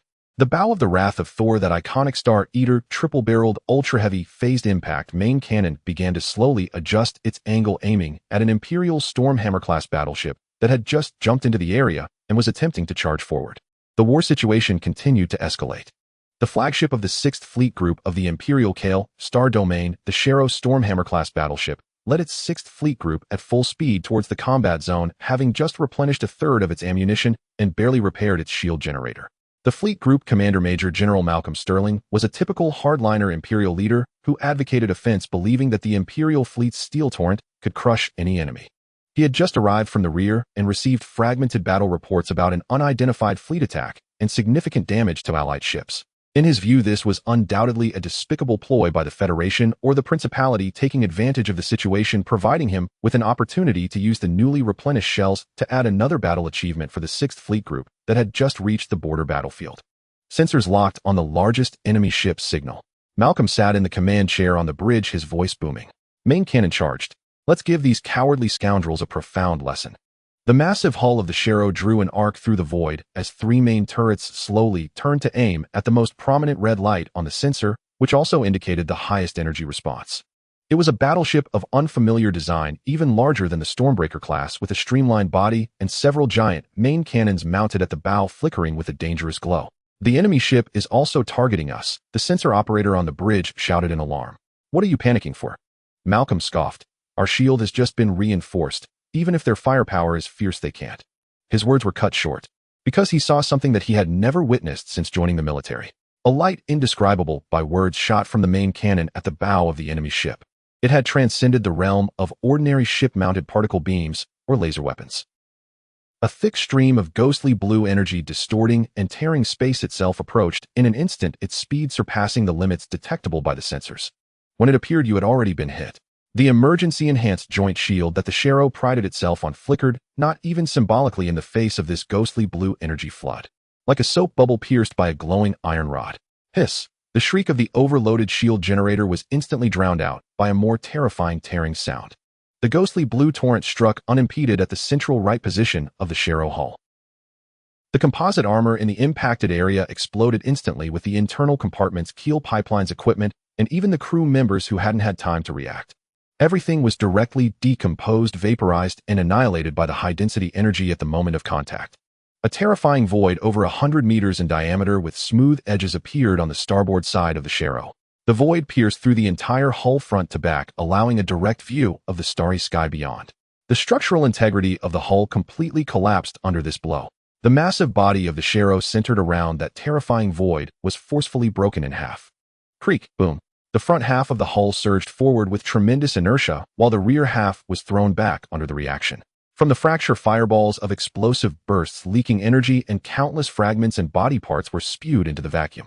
The two halves of the wreckage helplessly rolled and disintegrated in the starry sky, with chain explosions continuously erupting from within, swiftly turning them into 2 expanding metal flame tombs.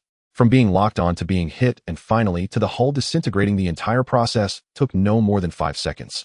On the bridge of the Shadow, Major Malcolm's last expression was frozen in disbelief and terror before he and the entire bridge module were engulfed by the ruptured metal and explosions. This shocking scene was clearly captured by the sensors of all nearby Imperial ships, as well as the remote observation equipment of reinforcements that rushed to the scene. An Imperial battleship fully loaded with energy and in sound condition was directly severed in half by a salvo from a suspected battleship-class enemy starship. A deathly silence descended upon the communication channel, followed by gasps and trembling exclamations. What? What kind of weapon was that? The Shadow is gone. In one round. Impossible. This cannot be true. Fear instantly wrapped around the hearts of every Imperial soldier witnessing this scene. However, once the Imperial war machine started moving, especially after the news of suffering heavy losses from an unknown force spread rapidly through encrypted channels, its reaction speed was astonishing. Larger and more numerous Imperial fleets began to converge from various points on the front lines of the Basha star domain, and even from jump points in neighboring star domains towards this area that had once again ignited in conflict. The second fully staffed fleet arrived, bringing over 3,000 starships. The 3rd and 4th fleets followed closely behind. By the time the lead ships of the 5th fleet completed their jump and aimed their fearsome cannons at the Thunder fleet, over 14,000 Imperial warships of various classes had already densely gathered at the outskirts of this star region. Among them were at least 500 Stormbreaker-class battleships along with thousands of cruisers, destroyers, and other auxiliary vessels. Though they still bore the fatigue and damage from their bitter struggle against the Federation, their numbers had formed a scale, and they continued to jump in from all directions with the scale still increasing. The temporary highest commander of the Imperial reinforcements was an old general with the rank of Admiral from the Gold Sand Star Domain fleet, currently observing the tactical screen aboard his flagship, where the friendly fleets had gained a temporary numerical advantage, and he asked the intelligence officer on the bridge in a deep voice, "Have we clarified their origins?" "No, General." The intelligence officer shook his head. "The ship-type database has no matches, weapon characteristics are unknown, and their shield technology far exceeds our understanding. They are using an extremely efficient particle weapon and energy shields. Our conventional attacks find it difficult to inflict effective damage. Furthermore, it seems they possess some sort of extraordinary long-range main cannon. The power. You have already seen it." The old General Chimere glanced at the playback on the screen of the Shero being severed by a single shot, his eyes twitching slightly. That kind of destructive power made even this seasoned veteran feel a pang of anxiety. No matter who they are, no matter what technology they possess. The old general's voice was resolute. Attacking the Imperial fleet and inflicting significant casualties must come at a price. Order all fleets to maintain distance, form a circular fire network, and gradually compress their operational space. Crush them with numbers. Beware of their main cannon salvos. All battleships do not enter the enemy's optimal firing range without my orders. The command was swiftly conveyed. The massive Imperial fleet began to adjust its formation, no longer charging recklessly like before, but instead converging like a giant net from multiple directions towards the Thunder fleet. Dense firepower poured onto the shields of the Thunder fleet from all directions. Although the effect of each individual attack was limited, the idea of many ants can kill an elephant was well understood by all. The morale of the Imperial fleet was slightly restored due to the temporary numerical advantage and the steady tactics of the new commander. The flagship of the Thunder fleet, the Wrath of the Thunder, a Titan-class heavy battleship. At this moment, Fleet Commander Samp stood in the center of the bridge, and the holographic tactical screen before him showed that the number of Imperial ships had reached parity with his own Thunder fleet, and Imperial reinforcements were continuously arriving. Although thanks to their technological advantage, the number of Imperial ships destroyed by the Thunder fleet far exceeded their own losses, the energy of their shields was continuously depleting, and their ammunition reserves were dwindling. The Imperial fleet changed its tactics, no longer charging recklessly to their deaths, but instead using long-range firepower for sustained attrition, which undoubtedly posed even greater troubles. Commander, Imperial reinforcements have exceeded 5 standard fleet groups, with total ship numbers estimated to be over 14,000 and still increasing. The enemy is employing a long-range attrition encirclement tactic. If we continue to stalemate, the risks will continue to escalate. The aide calmly reported the current situation. Samp's face was devoid of any expression as his eyes scanned each piece of data on the tactical screen. After a few moments of silence, he slowly spoke to the communications officer. Communications officer, establish a secure link with the main base immediately. Requesting the commander's decision. Yes. Establishing a high-priority encrypted link now. The communications officer's fingers flew across the console. A few seconds later, the link was successfully established. The main communication screen slowly revealed Mo Lee's face, who was just putting down his datapad. Upon receiving the communication request from Samp, he displayed a look of surprise and said, "Samp, what's the matter? Did you find something valuable?"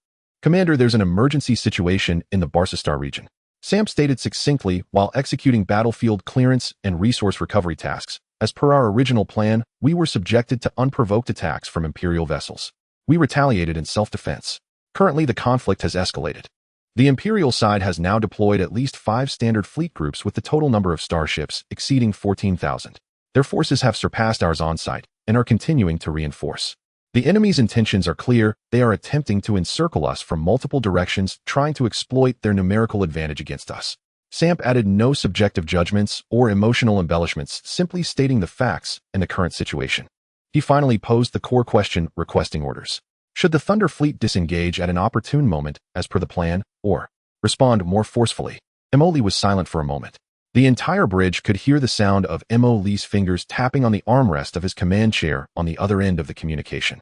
About 30 seconds later, Mo Lee spoke steadily. "Oh, are we starting to feel bold now that reinforcements have arrived?" His tone carried a hint of amusement. Looking up at Samp, he continued, "Had they just finished with the Federation and are already eager to take their frustrations out on us? Do they think we're easier to deal with than the Federation? Since they want to fight, let's not hold back, Samp. Emily commanded sternly. Immediately follow Operation Plan No. 1 and annihilate them. Yes. Commander, however, executing the plan may result in some battle losses and will expose part of our core combat capability data. Authorize it. Granted. Emily replied without hesitation. When it's time to show our strength, we must do so. Hiding only makes them think there are vulnerabilities to exploit. Battle losses are acceptable as long as we prioritize maintaining the integrity of the fleet's core structure and command chain. Remember, the Shadow Fleet will be responsible for covering and clearing your safe retreat routes. Understood. The last trace of doubt vanished from Samp's heart. The commander not only authorized the attack, but also provided subsequent assurances, which was enough. Oh right, Emily seemed to remember something, and added, when we engage, make the display a bit more grand. Let those Imperial generals see what their iron tide looks like in the face of true power. I want to hurt the Empire with this battle. Can we do it? We guarantee the mission will be completed. Samp replied resolutely with a salute. The communication was promptly cut off. Samp slowly turned to face all the combat personnel on the bridge. His gaze swept across every face as he slowly spoke. The commander has authorized it. His voice was not loud, but it resonated clearly throughout every corner of the bridge. Execute Operation Plan No. 1. These simple words instantaneously changed the atmosphere on the entire bridge. The slight tension that had been present due to the overwhelming enemy was replaced by a solemn atmosphere of war. Everyone understood what Operation Plan No. 1 signified. Relay the order to the entire fleet, Samp commanded sharply. All units enter the highest state of combat readiness. The entire fleet unlock energy shield limiters, prepare weapon systems at full power, and stand by the jump engines. As soon as his voice fell, a deep, low-frequency rumble resonated from deep within the ship. The 18 main energy nodes spread throughout the ship released their safety limits, and a torrent of energy began to pour unreservedly into the shield generators, weapon capacitors, and propulsion arrays. Outside the ship, the previously restrained energy shield suddenly became bright and solid, resembling a layer of flowing mercury. The massive fleet surrounding the flagship also responded in kind. Order the first assault group, centered around 50 Fearless-class light battleships, supported by 300 Changlong-class heavy cruisers, and corresponding escort vessels, will advance to coordinates D-33 to establish the first mobile defense line. The mission is to delay and disrupt the Imperial forward assembly, create chaos, and draw the enemy's attention. The second and third main strike groups, each centered around Titan Dominator-class heavy battleships, supplemented by 500 Changlong-class heavy cruisers and their respective escort ships, will move stealthily to coordinates D-35 and D-36. Once the Imperial main force penetrates or shows vulnerabilities in their formation, launch a devastating surprise attack from the flanks and rear, focusing on their battleship formations and command ships. The fourth rapid response group will consist entirely of high-speed assault ships and specialized electronic warfare vessels dispersed to infiltrate the battlefield wreckage zones and surrounding nebulae. Execute battlefield interdiction, interfere with enemy communications and sensors, hunt down isolated or damaged high-value targets, and ensure the safety of our main force from the rear. Additionally, order all engineering and logistics vessels to immediately retreat to the designated jump point dust cloud to be picked up by the Shadow Fleet's 4th Division. A series of commands flowed from Samp's mouth. The staff officers quickly recorded, verified, and encrypted the messages, and the entire Thunder Fleet began to mobilize efficiently. Hundreds of Changlong-class heavy cruisers began rotating their Thunder main gun turrets in unison, calibrating initial firing parameters. The hatches of the missile vertical launch systems opened in batches, revealing the deadly warheads ready for launch. The fearsome triple-barreled main gun of the Fearless-class light battleship extended and adjusted with the charging indicator light, shifting from green to yellow, finally turning a blinding crimson. Further away, the Titan Dominator-class heavy battleships, resembling moving metal mountains, began gathering a disturbing energy vortex at the muzzle of their divine punishment main guns, distorting the surrounding light. The bandwidth of the tactical data links of each ship was instantly maximized, and enemy recognition signals, firepower distribution plans, maneuver routes, and shield coordination data. A massive flow of information rushed silently, weaving the entire fleet into a highly unified combat organism. Samp's gaze fixed upon the holographic star map. The dark red tide, representing the Imperial fleet, was slowly surging from multiple directions, attempting to overwhelm the blue light points with numerical superiority. He lightly tapped his fingertip on the armrest and murmured with a slight smile in a tone only his adjutant could barely hear, "It's time to show the Imperial lords why we are called Thunder." The mighty war machine known as the Thunder Fleet roared to life, with each component operating efficiently towards its designated position. 50 Invincible-class light battleships served as the vanguard, flanked by 300 Changlong-class and their accompanying escort ships. With their reactor engines fully powered, they charged with a compact spear formation towards the most concentrated area of the Imperial fleet in the D-33 sector. On the Imperial side, the frontline defense was manned by part of the 14th Fleet under the command of General Lant from the Gold Sand Star domain, mostly composed of Stardust-class cruisers comprising over 2,000 starships. The squadron commander, witnessing the Thunder Fleet's bold division of forces for an assault, felt a surge of delight instead of surprise. The enemy has split their forces. Perfect, we can concentrate our superior strength to annihilate this vanguard. All units lock onto the enemy's frontline battleships and launch a saturated attack. Keep them outside our defense line. The Imperial Starship defense line accelerated to meet the challenge, firing first. A dense web of magnetic railgun shells, plasma orbs, and energy beams wove together in the void, enveloping the first assault group charging forward. Commander Dis of the first assault group aboard the Sander Invincible-class battleship calmly observed the oncoming barrage. All ships synchronize shields, adjust frequencies automatically. Maintain the charge formation. We will enter range of our main cannon in 3 seconds. Target the central zone of the enemy formation's Stardust-class cruisers. Star Destroyer, main cannon, concentrated saturated strike. The charge continued. Most of the Imperial firepower was deflected and consumed by the joint shields supported by the Invincible class and Kanglong class. The few stray shots that managed to hit were quickly assessed and disregarded. The distance closed gradually. Entering range. The fire control system officer's voice was taut. Fire Disc commanded decisively. Dozens of dark red streams of destruction erupted once more.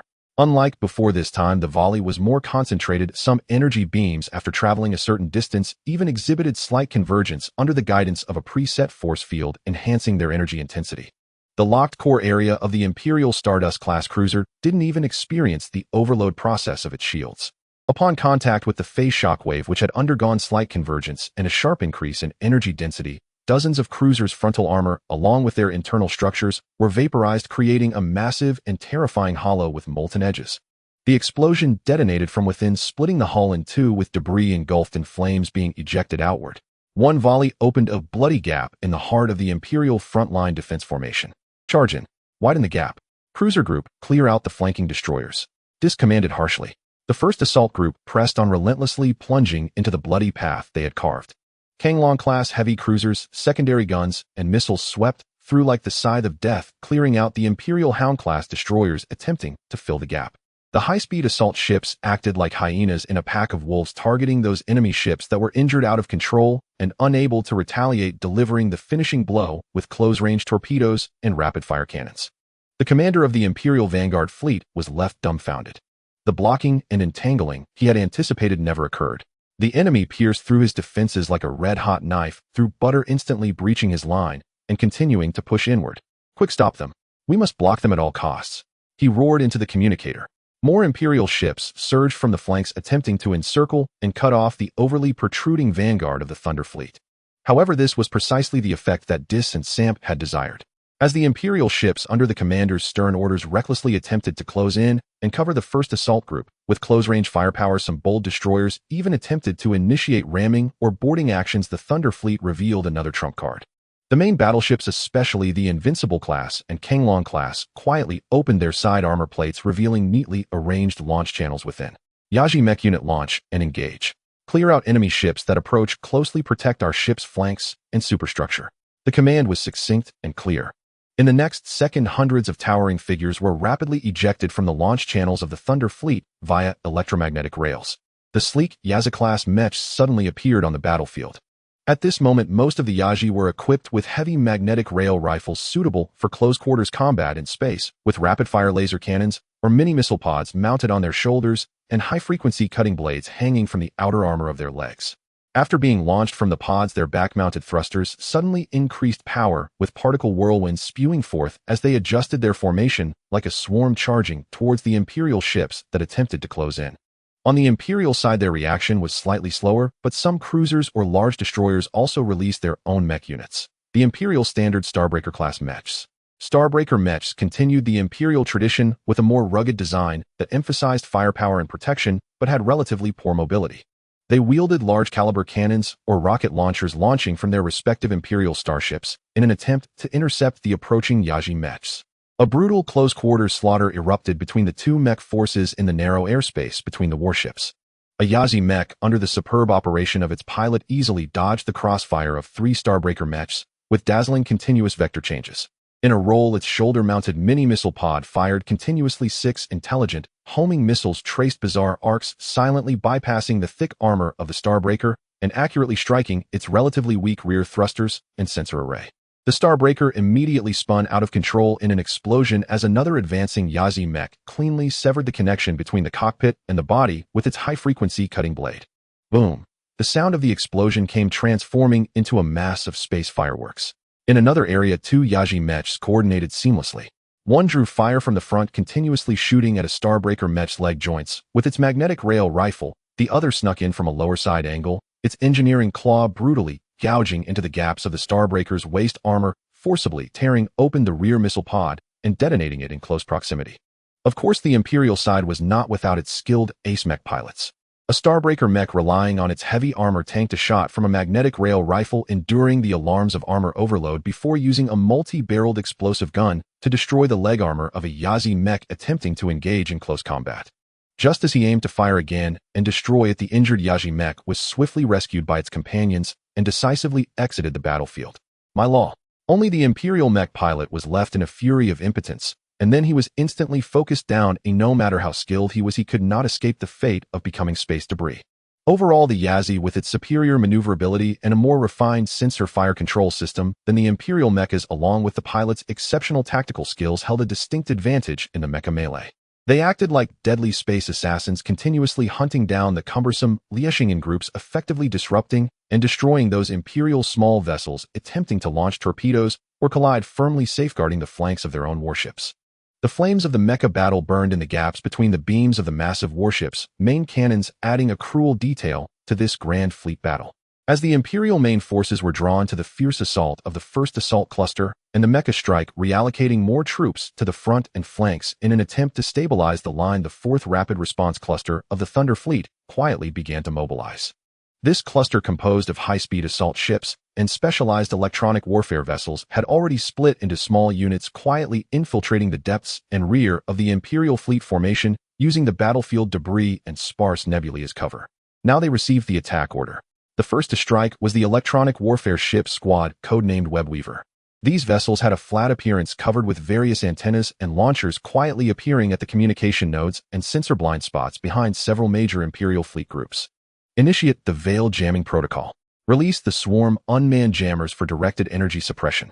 Target enemy flagship-level units, superluminal communication arrays, and long-range fire control radars. The squad commander calmly issued the order. Instantly, an invisible electronic storm erupted within the Imperial fleet. A large number of microjammers were projected. Their own signals were weak, yet they could emit powerful noise in specific frequency bands, severely disrupting the laser communications and data link transmissions among Imperial vessels. Even more deadly were the high-powered directed energy suppression beams. They struck like invisible spears, precisely targeting the key sensor arrays of several Imperial Stormhammer-class battleships and large cruisers. The outer shells of these arrays rapidly overheated and melted under the energy impact, while the internal precision chips and circuits were burned through. Report. Long-range sensors are malfunctioning. Fire control radar is severely jammed. Lock-on failure. Tactical data links with the 3rd and 7th Fleet groups have been interrupted. The flagship Imperial Holy Sword has overloaded and been damaged. We have lost contact with the rear headquarters. Panic spread across the Imperial command channels. Without effective real-time communications and battlefield awareness, the vast Imperial fleet was like a giant, blinded and deafened, its immense power rendered uncoordinated. Immediately afterward, the Hunter high-speed assault ship squad was deployed. These vessels were extremely fast, with excellent stealth capabilities, armed with specialized anti-ship magnetic rail cannons and heavy anti-ship torpedoes. They glided like ghosts under the cover of electronic fog, specifically targeting those Imperial ships that were disoriented due to communication disruptions or attempting to re-establish contact after breaking formation. An Imperial Stardust-class cruiser temporarily detached from its formation due to sensor failures attempted to maneuver into relatively clean airspace to reboot its systems. However, the captain of the Imperial Starship was oblivious to the fact that this decision would cost them their lives. 2 hunters slipped silently from the shadows of the debris like sharks smelling blood. The magnetic rail cannon roared to life. Special ultra-high-speed armor-piercing projectiles hit the relatively weak engine exhaust area and shield generator nodes of the cruiser with precise consecutive impacts from a great distance. The shield overloaded instantly, and the engine suffered severe damage. The cruiser dramatically slowed, drifting helplessly at the edge of the wreckage. Subsequently, heavy torpedoes were launched from close range, drilling into the vessel's interior through the breach created by the magnetic rail cannon rounds, triggering a catastrophic secondary explosion. This cruiser did not even see who the enemy was before it transformed into an expanding fireball. Similar hunting scenes unfolded simultaneously in multiple locations. The combination of electronic suppression and physical hunting acted like an invisible rasp, continuously weakening and cutting into the organization and combat strength of the Imperial fleet, creating optimal conditions for the imminent fierce output from the main frontal forces. On the reserve command ship, where General Salim, the highest temporary commander of the Imperial reinforcements, was stationed, the voice of the communications officer was already tinged with tears. General, our direct communication with the left and right-wing fleets has been completely severed. We are only receiving sporadic distress signals. The pressure on the front is immense, and the enemy assault cluster is still advancing. Our vanguard has lost over 40%. General Salim's forehead throbbed with veins. He was gradually realizing that the situation was dire. The enemy's electronic warfare capabilities far exceeded expectations, and the combat strength of that assault cluster was unnaturally strong. But he still held on to a glimmer of hope, after all the Imperial fleet continued to come to their aid. Order the 5th and 6th Fleet groups of the Ronistar region to advance and support the front. At all costs, eliminate that damned assault unit. Send high-speed reconnaissance ships to break through the jamming and ascertain what is happening on the flanks. He tried to stabilize the situation and regain the initiative. However, just as the Imperial Reserve forces began to maneuver and the frontline troops rallied to encircle the first assault cluster, creating a brief gap in the flanking fire network, the attack opportunity that Samp had been waiting for finally appeared. On the bridge of the Wrath of Thor, Samp's gaze was as sharp as an ice spike scanning the ever-changing data streams on the holographic tactical screen. A flaw had finally appeared in the formation of the Imperial fleet cluster. The blue blocks representing the Imperial left and right defensive forces were visibly thinning. The Imperial cruisers and destroyers that were supposed to hold the flanks were recklessly converging towards the front battlefield under General Salim's order to eliminate the assault cluster at all costs. To encircle DCIS first assault cluster, the Imperials had drained the blood from their flanks.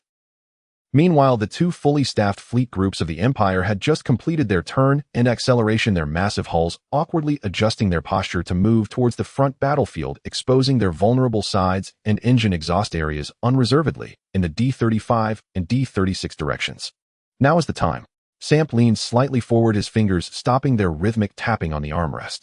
The moment has come. He decisively ordered Command's 2nd and 3rd main strike clusters turn towards the exposed flanks and central reserve of the Imperial fleet. Fire. Order confirmed. The aide's voice immediately responded, encrypted channel sending. Transmission complete.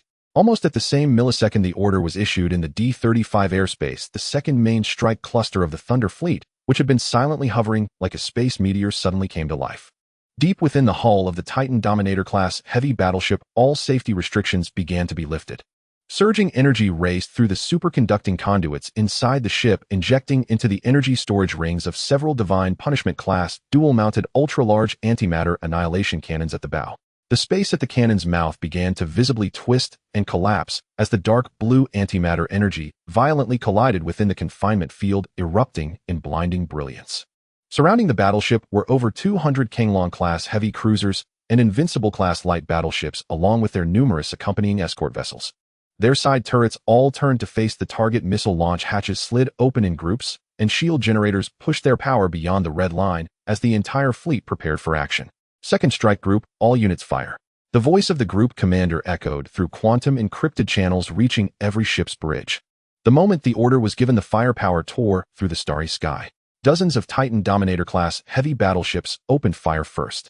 Hundreds of dark blue energy torrents, each over 50 meters in diameter, erupted from the bow of the battleships.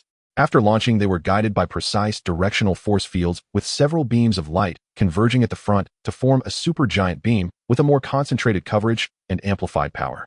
The speed far exceeded the capture limits of conventional sensors. Just as the alarm of the outermost Stardust-class cruiser formation of the Imperial left flank blared, the dark blue torrents had already engulfed them. The hundreds of various Imperial starships that were directly hit disintegrated into basic atomic dust at the moment of contact, without even a flash of explosive light, vanishing entirely into the dark blue radiance. The torrent pressed on, continuing to surge forward, crashing violently into the temporary formation of the Imperial Stormhammer-class battleships in the core area of the left flank, that were turning and attempting to construct an interception fire network. This time there was some resistance. The combined shields of dozens of battleships unfolded in a critical moment, with a heavy energy barrier flickering, with an unstable orange-eared glow attempting to withstand this cataclysm. Sizzle, boom. The dark blue and orange-eared clashed violently. Space was torn apart, creating spiderweb-like fine black cracks, which then slowly began to repair. The combined shield held out for 0.7 seconds. Then, like an eggshell crushed under heavy pressure, it exploded outward into a shower of energy fragments from the point of impact. Without the shield's protection and fully exposed to the firepower, the external composite armor of the Stormhammer-class battleship quickly melted and vaporized under the assault of antimatter energy. The right flank of the Emperor's Blade battleship was entirely sheared off, exposing its internal compartments to the vacuum, as a chain reaction explosion spread along the energy conduits to the bow's main ammunition depot, triggering a super explosion that tore the entire ship into 3 pieces. The engine compartment of the kill cloud was instantly penetrated, and the uncontrolled energy backflow burned out the main reactor control core, leading the battleship to fall silent after a few dull thuds, transforming into a steel coffin adrift in the darkness. Most battleships like the Emperor's Blade were directly killed in a single strike. Just one round of Titan salvo had carved a bloody gash into the core defensive perimeter of the Imperial left flank. And this was merely the beginning. Almost as soon as the light from the Titan cannons had not fully dissipated, the remaining ships of the Second Strike Group unleashed their firepower like a torrential downpour. The Thunder Fleet's Second Strike Group, consisting of hundreds of heavy cruisers, simultaneously lit up with their lateral Thunder-class heavy particle beam cannons.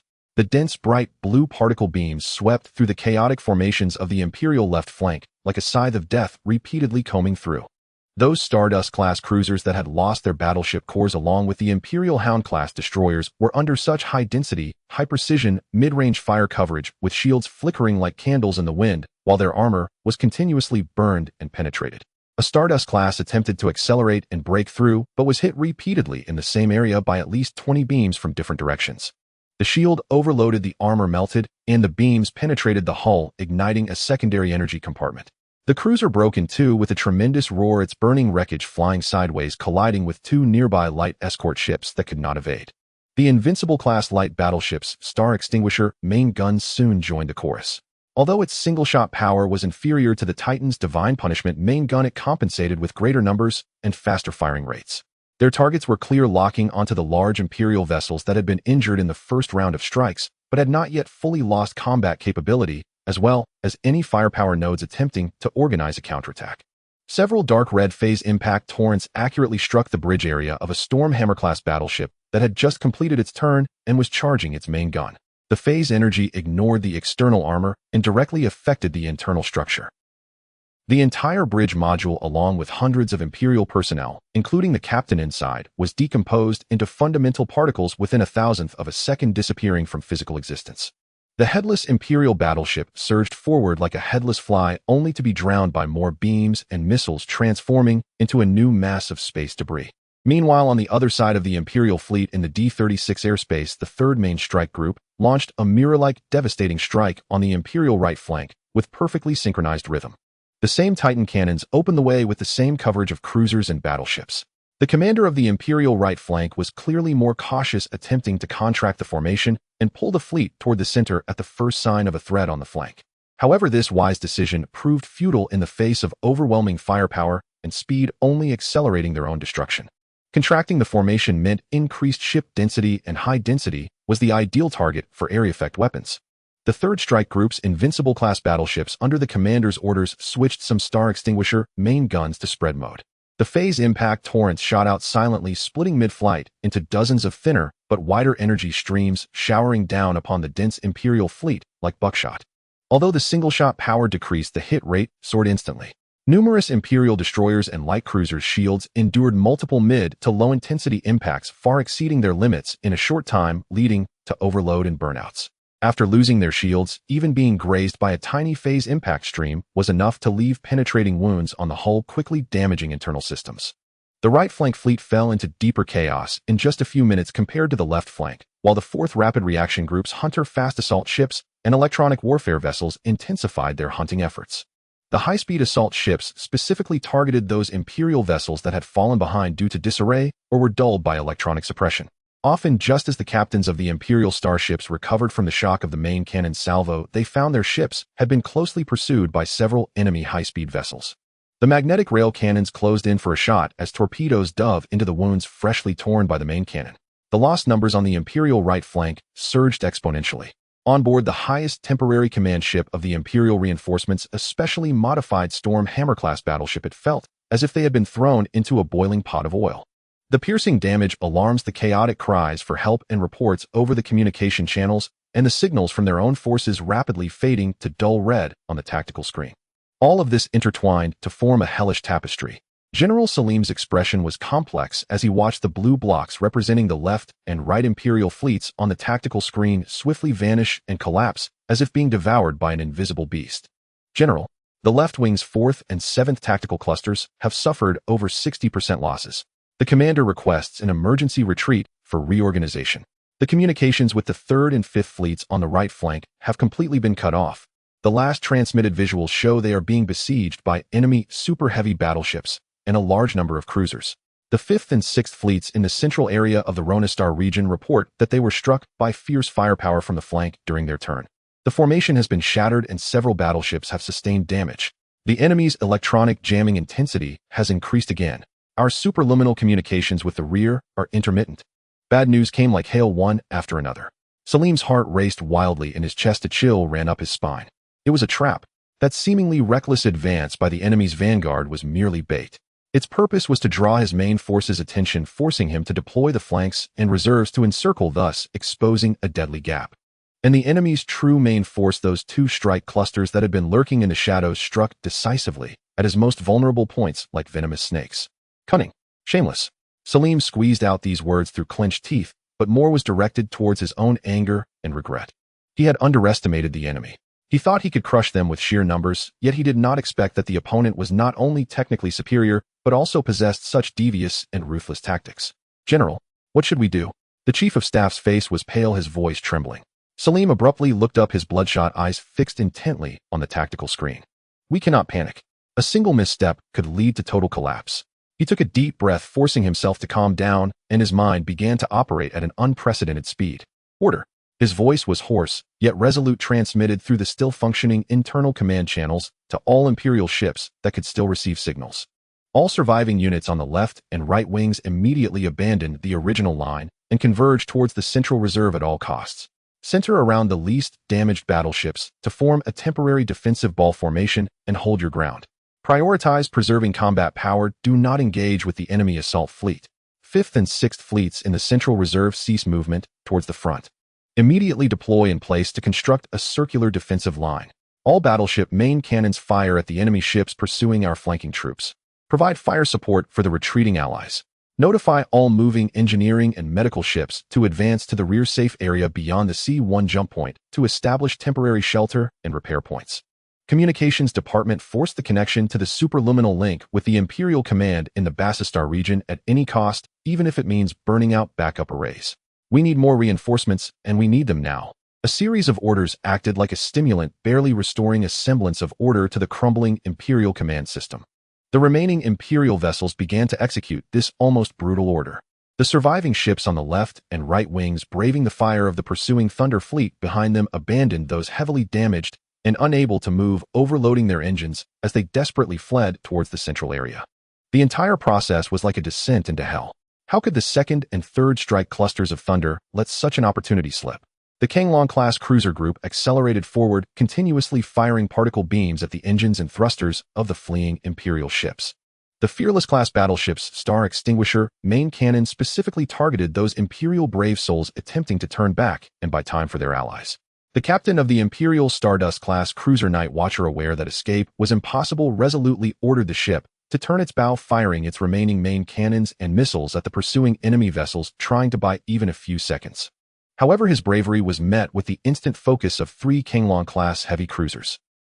Night Watcher instantly transformed into a brilliant, yet fleeting firework amidst the dense particle beams, but it did indeed buy precious time for several destroyers behind to gain distance. The 5th and 6th fleets of the Central Reserve also displayed the quality of the Imperial Regular Army at this moment. Despite being attacked during their turn, their formation scattered, and suffering significant losses under the commander's deathly orders, the remaining nearly 1,000 ships still managed to hold their ground.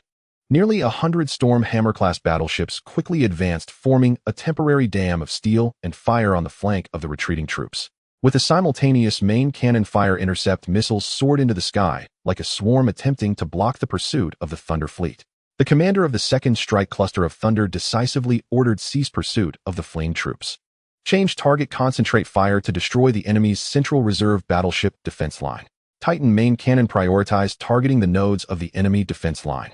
The Divine Punishment main cannon of the Titan Dominator-class heavy battleship immediately began recharging again.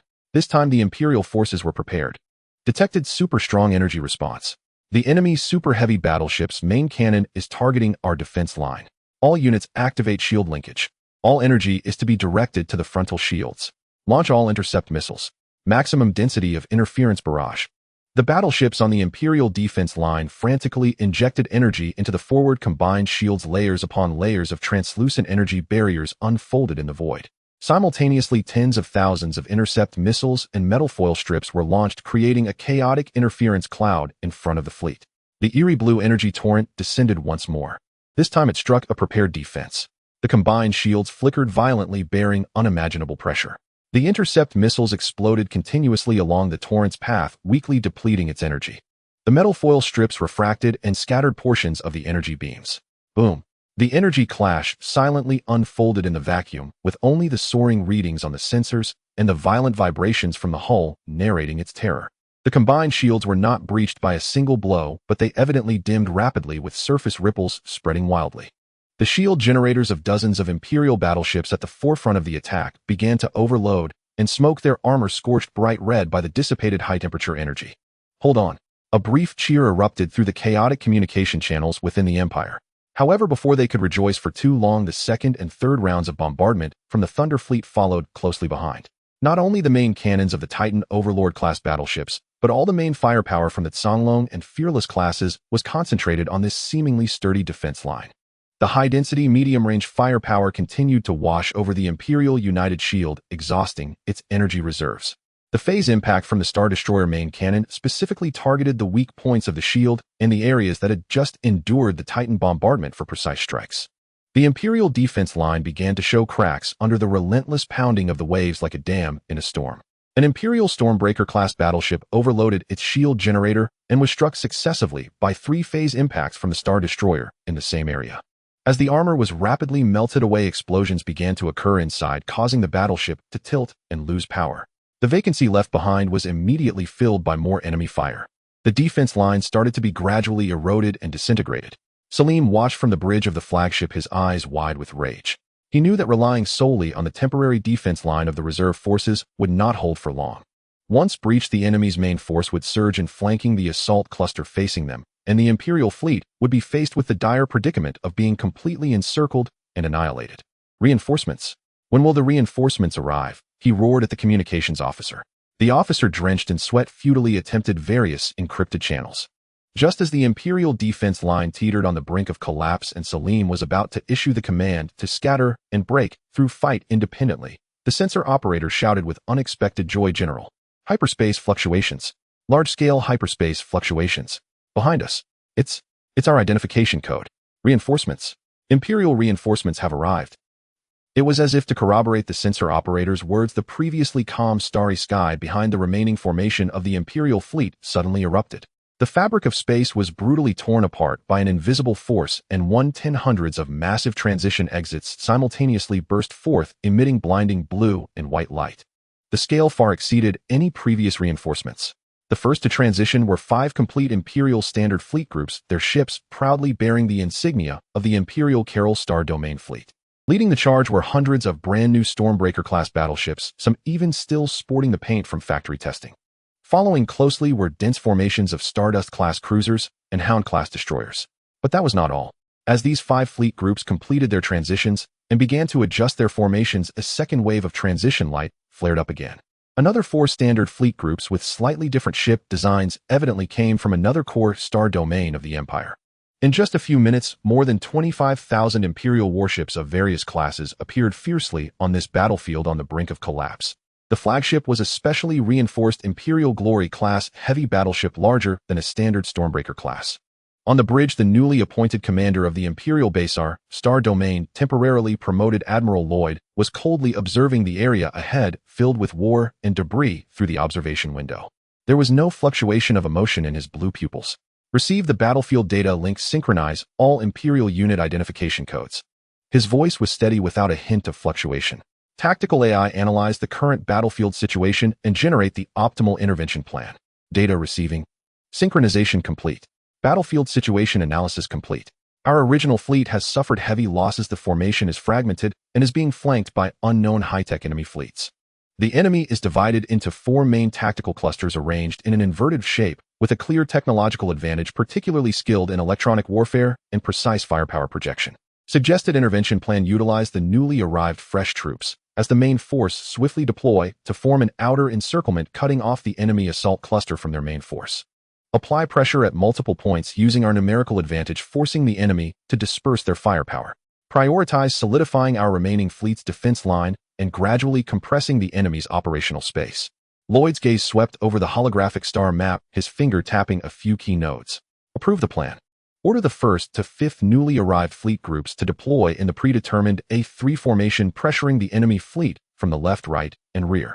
The 6th and 7th fleet groups are to advance and support the remnants of General Salim, assisting in solidifying their defense line. The 8th and 9th fleet groups serve as strategic reserves, guarding the battlefield periphery, especially towards unexplored star domains and potential hyperspace transition routes from the Federation.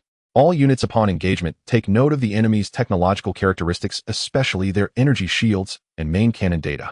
This battle's primary objective is to repel the enemy and stabilize the front line. A series of clear orders were swiftly issued. The newly arrived Imperial fleet groups immediately began to operate efficiently upon hearing the command. The massive fleet began to split and deploy, encircling the various clusters of the Thunder Fleet from multiple directions. The arrival of the fresh troops instantly changed the balance of power on the battlefield. The previously precarious pressure on the Imperial defense line significantly eased, allowing the remaining forces of Salim to finally catch their breath and begin to regroup under the cover of their comrades. On the Thunder Fleet's side, the assaults from the 2nd and 3rd strike clusters faced their first significant obstacles.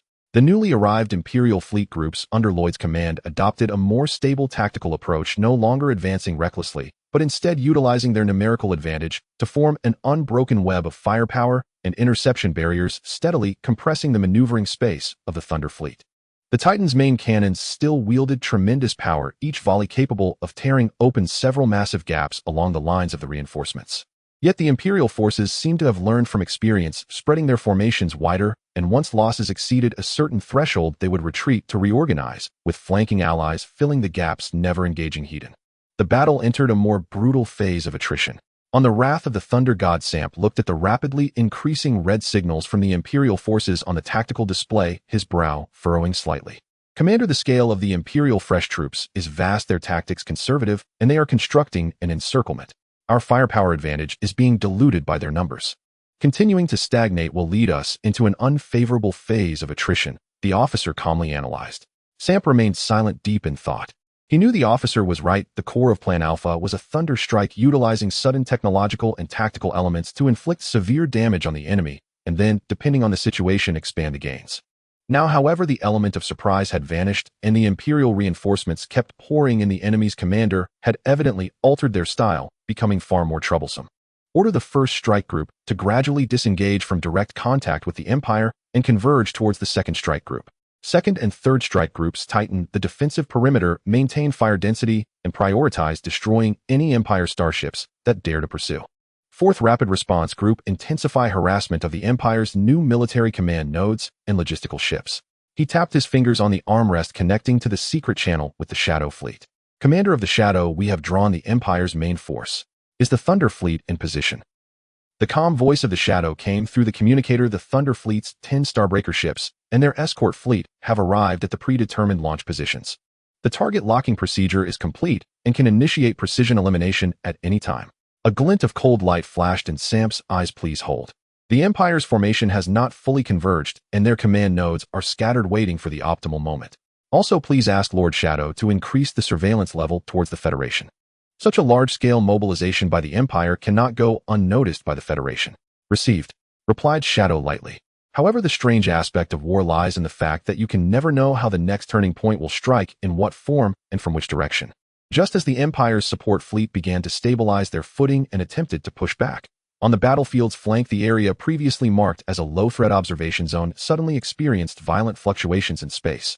Yet, this time the transition signal did not belong to the Empire's standards, nor to the unique energy signatures of the Thunder Fleet.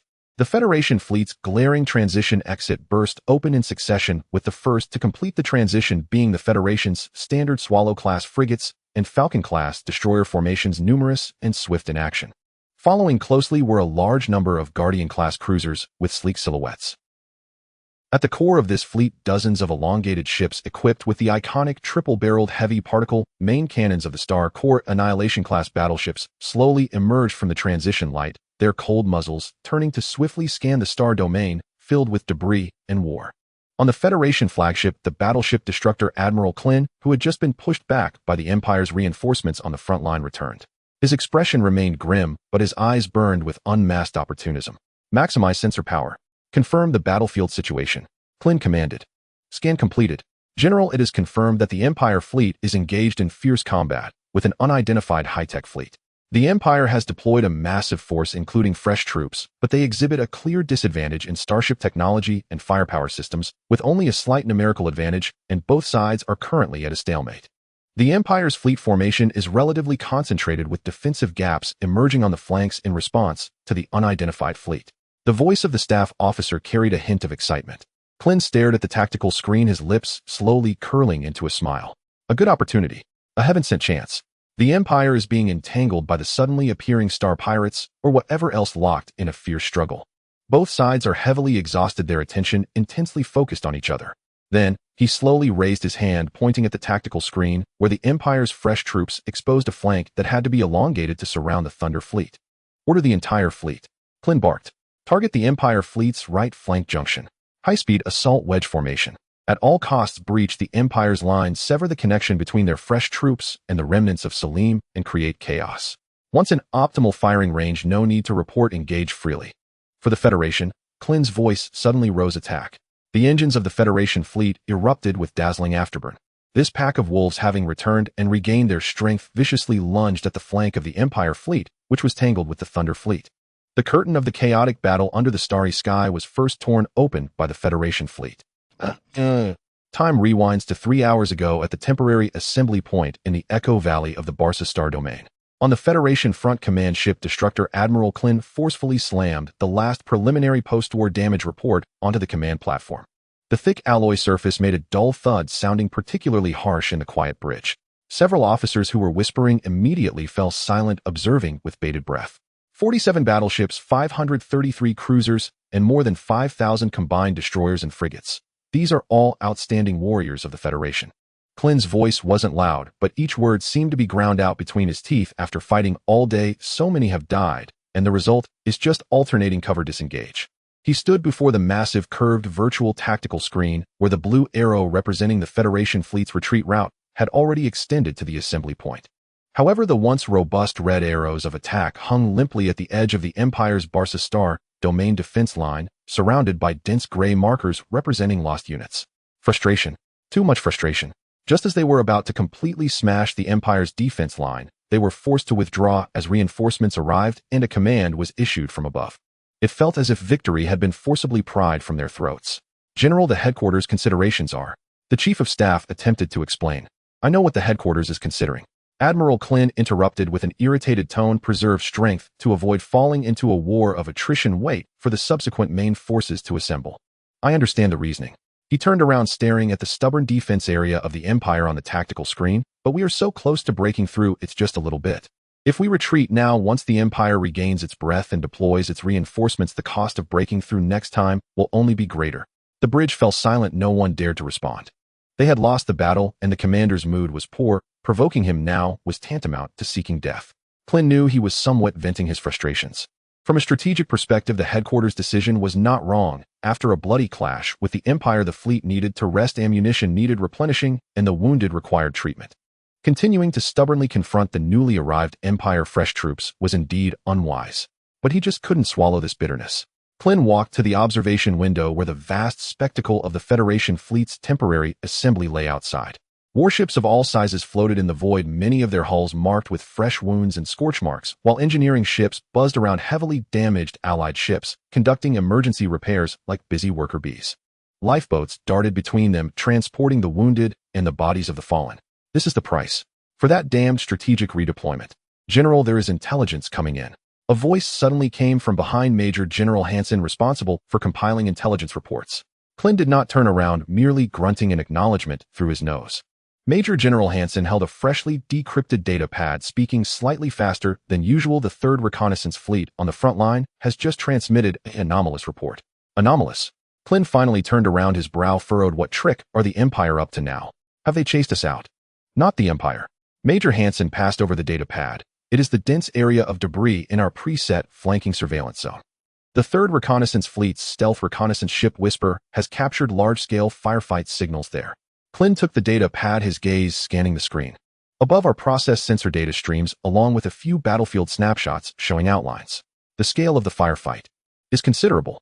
The energy readings are alarmingly high. The identification codes of both sides. One is the Empire's standard military identification code, confirmed without error. The other side. Is it the space pirates?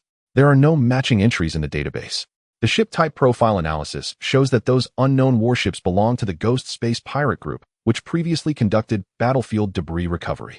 How did the Empire get entangled with them? Clint murmured, sliding his finger across the data pad to bring up a more detailed energy analysis chart. What about their numbers?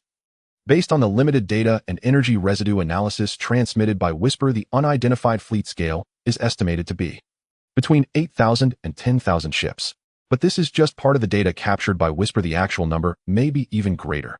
What about the Empire's side? The Empire's deployed forces, judging by the density of identification codes and signal strength, are at least equivalent to 5 to 6 standard fleet groups, if not more. Moreover, Major Hansen paused. The Empire's signals in the firefight area are rapidly decreasing. Clint looked up at Hansen. What does that mean? It means. Major Hansen licked his somewhat dry lips. The Empire is suffering losses, and the losses are substantial. The firepower efficiency and shield strength of the space pirate fleet far exceed those of the Empire's current equivalent vessels. Whisper has recorded multiple instances of Empire Stormhammer-class battleships being severely damaged or even destroyed by a volley of main cannon fire from the enemy's suspected battleship-class units. The bridge fell silent for a few seconds. Several staff officers who overheard this conversation exchanged glances, their faces showing disbelief. A single volley taking down a Stormhammer-class battleship. What a joke.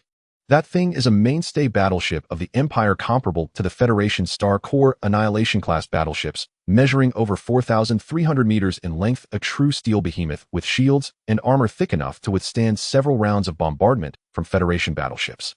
A single volley, it can't be real, right? General Clint said nothing, only staring at the energy peak records on the data pad. The peaks were absurdly high, almost bursting out of the chart limits. This cannot be fake.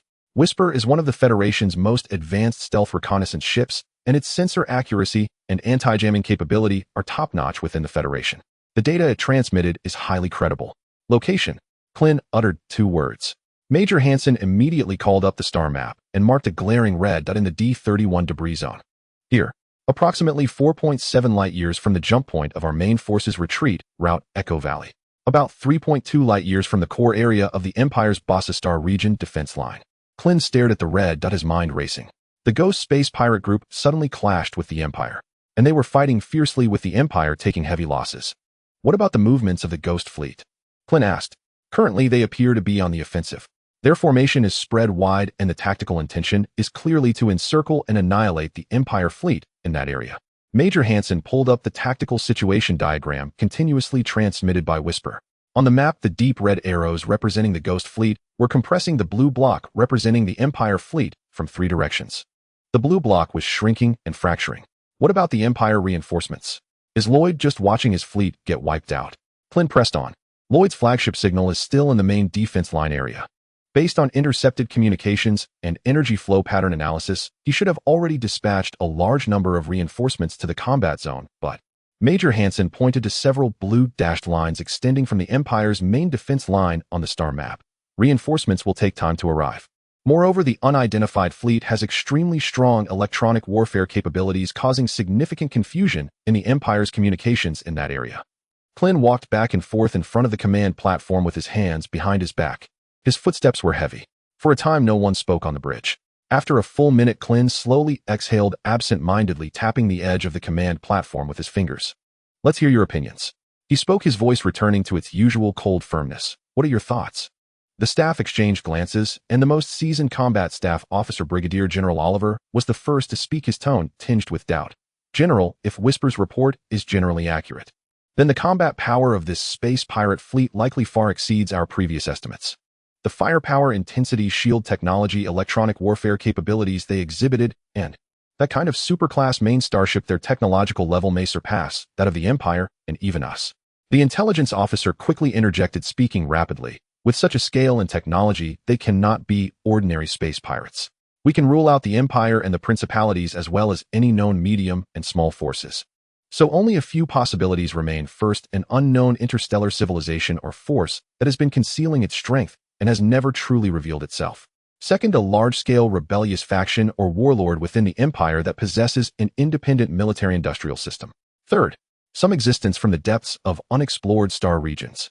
Unexplored star regions, someone repeated softly with a hint of instinctive trepidation in their tone. That vast, mysterious, and dangerous dark zone has always hung like the sword of Damocles over known civilizations. No matter who they are, a radical officer's eyes lit up. General, this is an opportunity for us. A tremendous opportunity. Clint looked at him. Go on. Colonel Anderson approached the tactical screen, pointing at the combat area with excitement. General, look. The Empire's reinforcements just repelled us, Hedon, and they are surely thinking of consolidating their defenses and even counterattacking. But suddenly out of nowhere comes this unexpected player, dragging them into the debris zone to bleed. His finger moved. According to the footage and reports, the Empire has suffered significant losses and is struggling in the fight. This space pirate fleet is clearly not to be underestimated. If the Empire wants to win, they will have to exert every ounce of effort and might even need to draw forces from the front line. He turned around, looking at Clint and the others. What does this mean? It means that the Empire's focus is mostly drawn to this suddenly emerging tough opponent. Their frontline forces will be weakened. Moreover, they are in a deadlock with this space pirate fleet. Both sides are exhausting each other. He waved his arm vigorously. When the clam and the heron fight, the fisherman benefits. General, although we have suffered some losses, our main force is still intact, and the remaining ammunition is definitely enough for a surprise attack. If we strike back now. Colonel Anderson's eyes flashed with a fierce light. While the Imperial fleet is entangled and thrown into chaos by the pirate fleet, we will strike a heavy blow to the Empire from the flank or rear. The more he spoke, the more excited he became. Maximizing the destruction of the Empire's living forces, especially those newly arrived reinforcements. If we take them out, the Empire will truly be severely weakened in the Bassistar region. At that point, not to mention a counterattack, it would even be a problem to hold our existing defenses. And we would also clear a significant obstacle for our next phase of attack. This proposal was extremely tempting. Many young officers in the bridge also had their eyes light up, and the frustration of being forced to retreat earlier seemed to find an outlet. However, the prudent Major General Hansen frowned.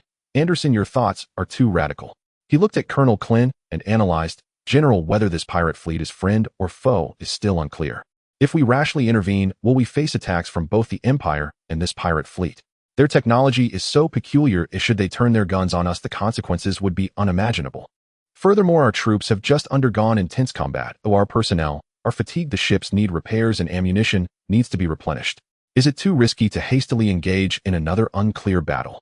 The third point, and the most important, Major General Hansen emphasized, the command from headquarters is to disengage, return to the assembly point, and stand by. To arbitrarily change the plan and actively engage in another battle, especially such a complex melee, requires bearing enormous political and military responsibility. If the outcome is glorious, it would be good, but what if? What if the situation turns against us or the losses exceed expectations? General, what you would have to face is not just the inquiries of a military court. This statement was like a bucket of cold water, calming some heated minds. Anderson's expression changed slightly at this, and he said urgently, General, opportunities are fleeting. By the time we consult headquarters, the battle will already be over. Whether the Empire defeats the pirate fleet or the pirate fleet crushes the Empire, we will end up with nothing. Headquarters wants results. If we can deal a heavy blow to the Empire's main forces here, even if we take some risks, headquarters will recognize it. But what if we are caught in a pincer attack? What if that pirate fleet targets us as well? Logistics Officer Colonel Taylor also spoke up, as he was more concerned about practical issues. Our ammunition reserves, especially the heavy shells and missiles for the main ships, are only at 40 to 60% of the standard quantity. The energy shield generators generally require cooling and maintenance, and many warships have only received temporary emergency repairs. In this state, even executing a well-planned ambush would be difficult, let alone getting involved in this three-way chaotic battle. Then we can prioritize attacking Imperial targets, trying to avoid engaging the pirate fleet. Anderson's face reddened slightly as he argued loudly. We can attempt to establish temporary contact with the pirate fleet, even if it means just tacitly allowing us to attack the Empire. They are fighting fiercely against the Empire and are likely to be in an antagonistic relationship. The enemy's enemy, even if not a friend, can be temporarily utilized. How do you know they are willing to be utilized? Brigadier General Oliver countered. What kind of benevolent and virtuous force possesses such immense strength? Would they easily accept others taking advantage while they fight? What if they feel offended and want to eliminate everyone who intrudes into the battlefield? Then let's fight. Anderson's blood surged. No matter how strong they have just fought fiercely with the Empire. We will wait for them to tire and concentrate our forces for a strike. Even if we can't annihilate them, we can still inflict serious damage. Nonsense. Oliver scolded. You are gambling with the fate of the entire fleet. War is inherently a gamble. Wasn't the previous charge against the Empire's defenses a gamble? Anderson raised his voice as well. All right. General Klin's voice rang out, suppressing the argument. He had remained silent, quietly watching the blurred combat images on the tactical screen and listening to the discussions among his subordinates. Anderson is right. Opportunities for battle are rare. The Empire is being powerfully restrained by a third-party force which was completely unanticipated. If we can seize the opportunity, it could indeed inflict a blow on the Empire far beyond a frontal assault. Oliver's concerns are not without basis. The state of the troops is poor and the attitude of the pirate forces is unclear, so the responsibility of acting arbitrarily is enormous. Headquarters. Thinking of the bureaucrats sitting comfortably in their offices at headquarters, Klin felt a wave of frustration.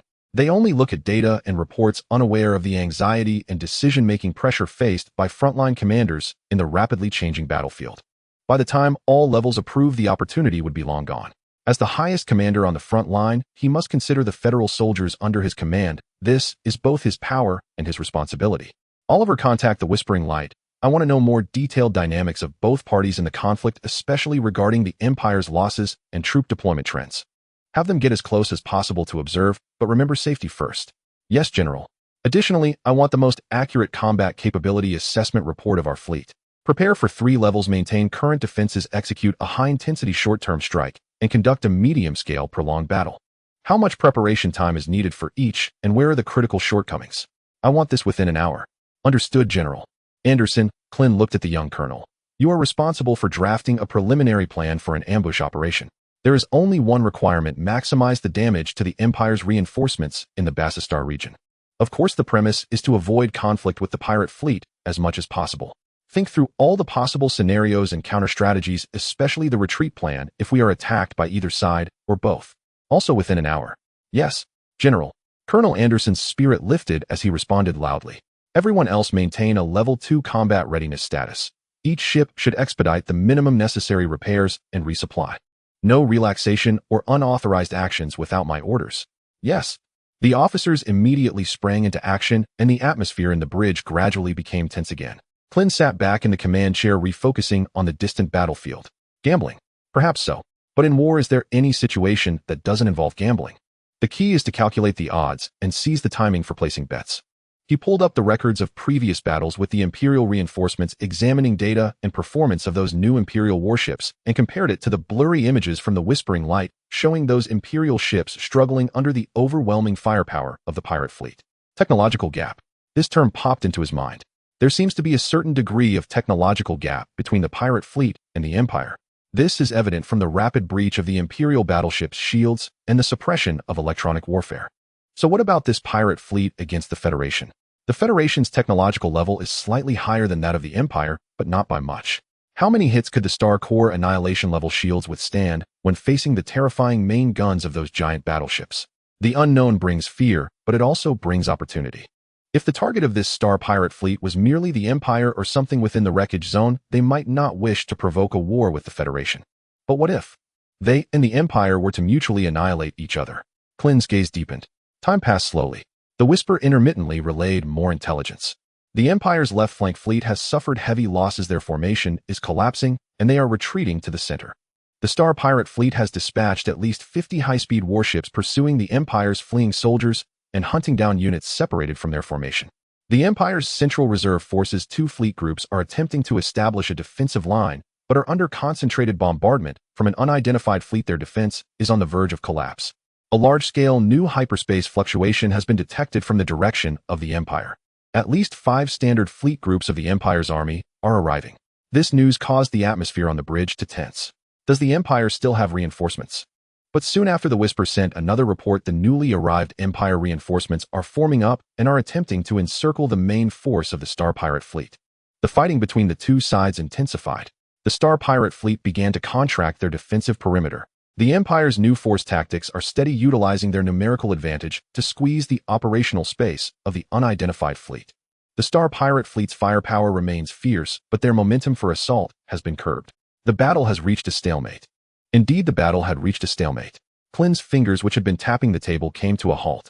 The Empire's new force had arrived and successfully stabilized their formation.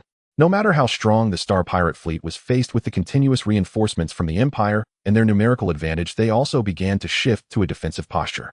The two sides were like two titans locked in battle, exerting all their strength, yet remaining deadlocked. At this moment, if one were to trip one of the giants from the side, Major Hansen and Colonel Anderson almost simultaneously sent reports. Qin quickly skimmed through.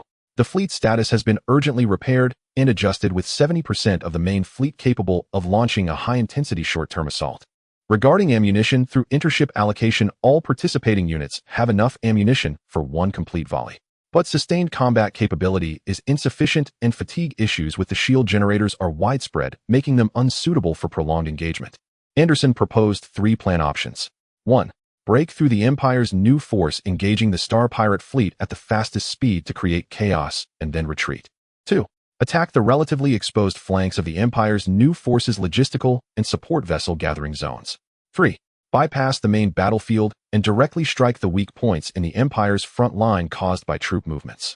After quickly reviewing the plans, General Qin fell into deep thought.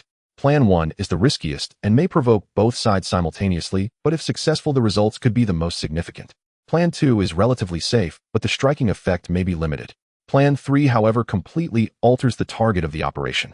Oliver also brought the latest comprehensive intelligence analysis. General, based on our comprehensive assessment, the Star Pirate fleet and the Empire are in a situation of mutual destruction, and their battle will not end in the short term. Furthermore, based on energy readings and combat pattern analysis, although the Star Pirate fleet's technology is advanced, they do not seem to show signs of wanting to reinforce their numbers further. Their fleet size seems to be limited to these, while the Empire reinforcements will continue to increase. He paused and continued, if we choose to intervene, the best timing may be now, when the Empire's attention is completely drawn to the Star Pirate fleet and their formation is distorted due to troop convergence and movements, while both sides have reached a certain level of exhaustion. But doing so still carries the unpredictable risk of the Star Pirate fleet. Qin fell into contemplation upon hearing this. The bridge fell silent, everyone waiting for his decision. To gamble or not to gamble?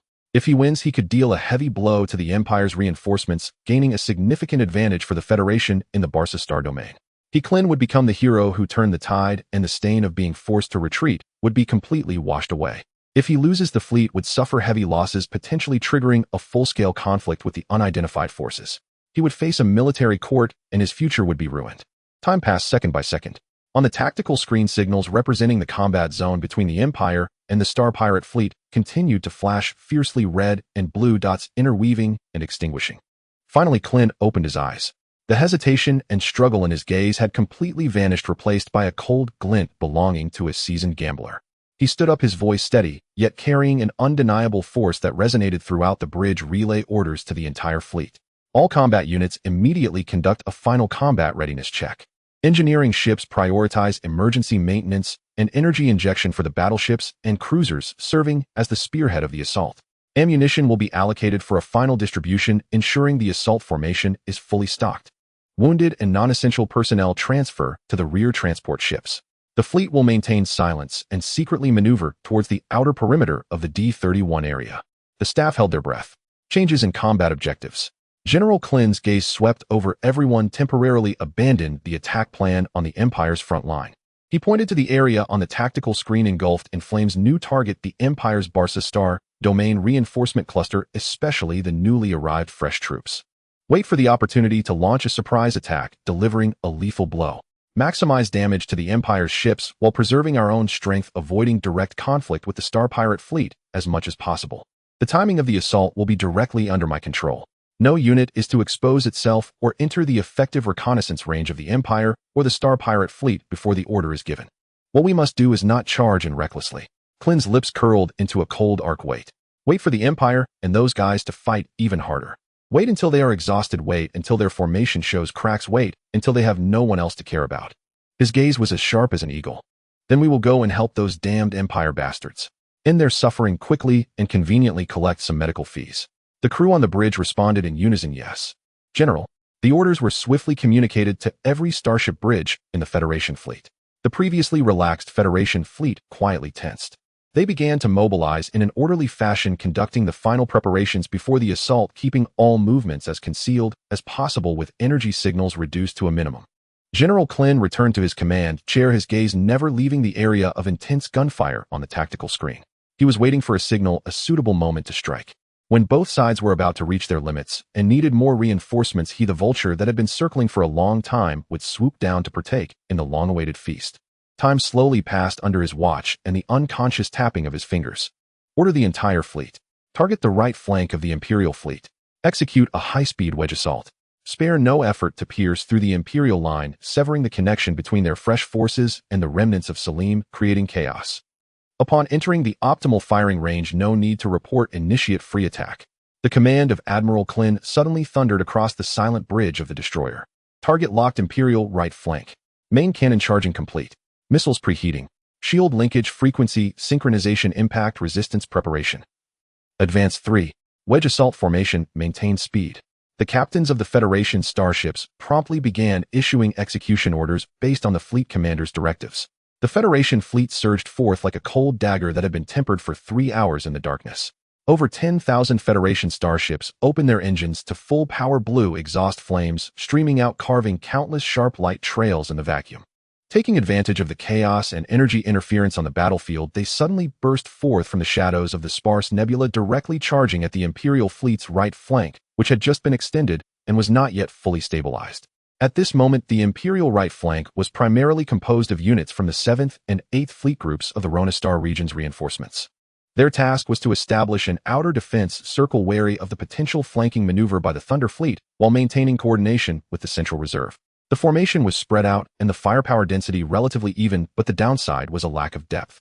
The attention of most captains was firmly locked onto the front where the Thunder Fleet was engaged in fierce combat.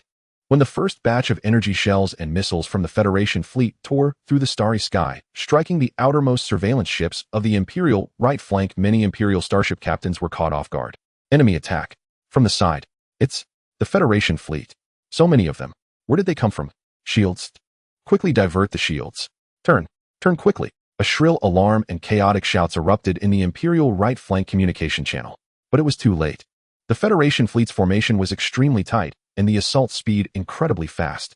The leading groups of Guardian-class cruisers struck like the head of a heavy hammer, forcefully hitting the weakest point of the Imperial right flank. Hundreds of thick particle beam blasts from the Federation warships erupted simultaneously, converging into a devastating rain of light, precisely covering the Imperial Stardust-class cruisers and Hound-class destroyers that had just begun to awkwardly turn with their shields not fully deployed.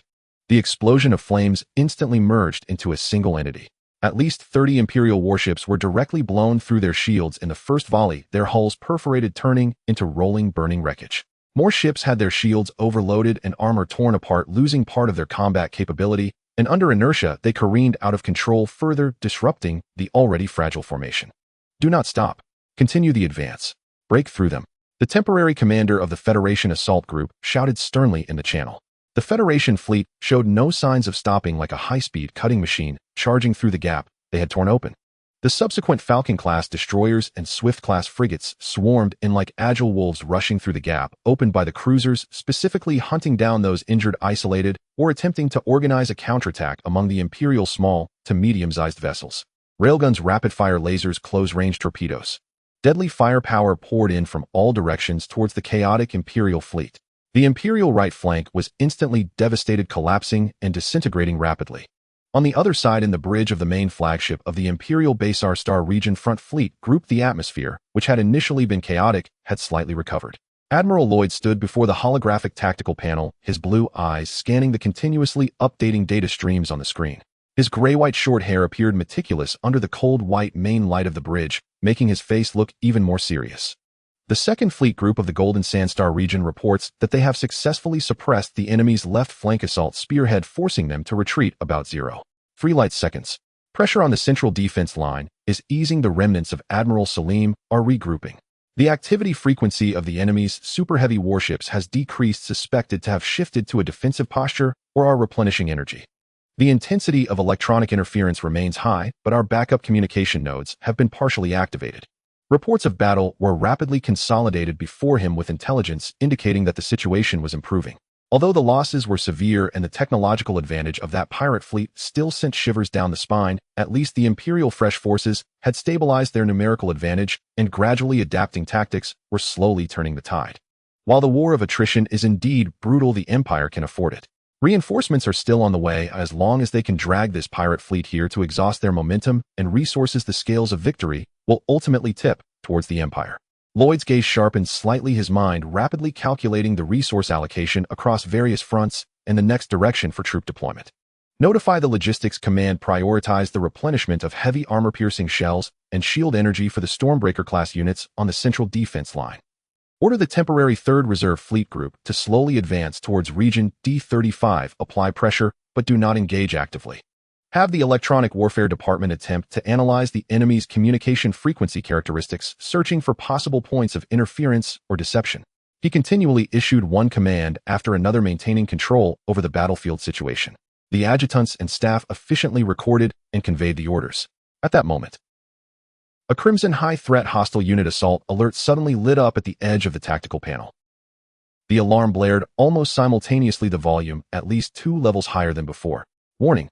Large-scale hostile jump signal detected. Outside our right flank. Identification code confirmed. Elon's Federation. Numbers exceed 10,000. They are rapidly penetrating our formation.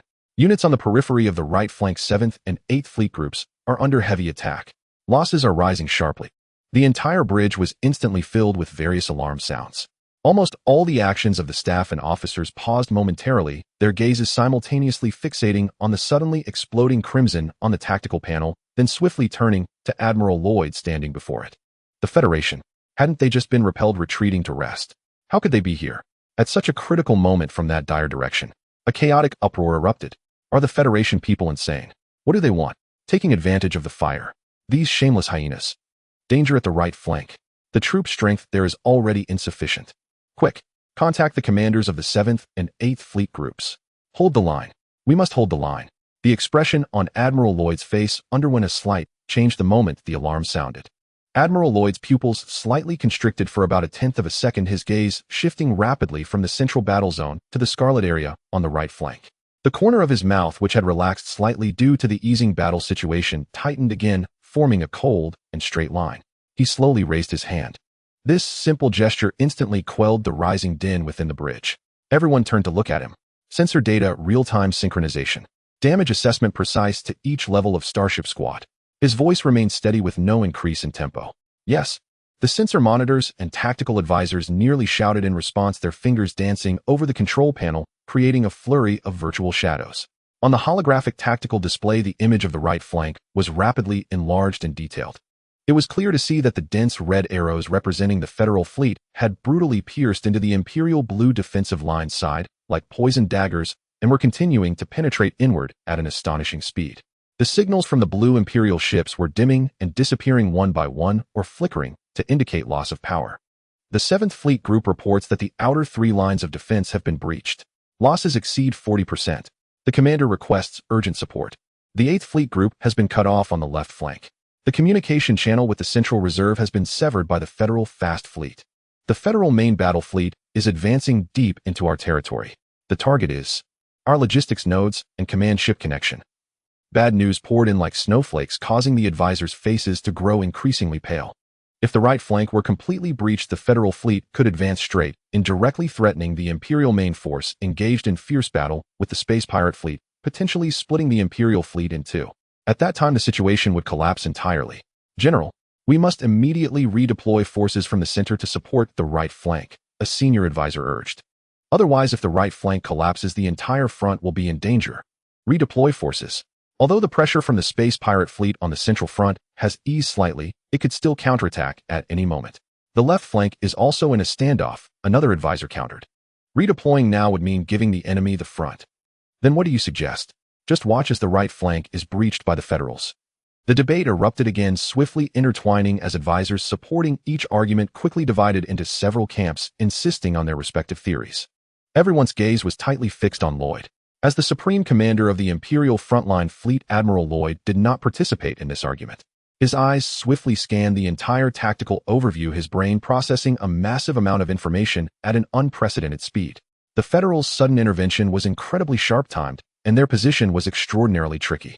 Undoubtedly, that old fox Klin had been observing in the shadows, waiting for the Empire and the space pirate fleet to clash fiercely before swooping in to take advantage.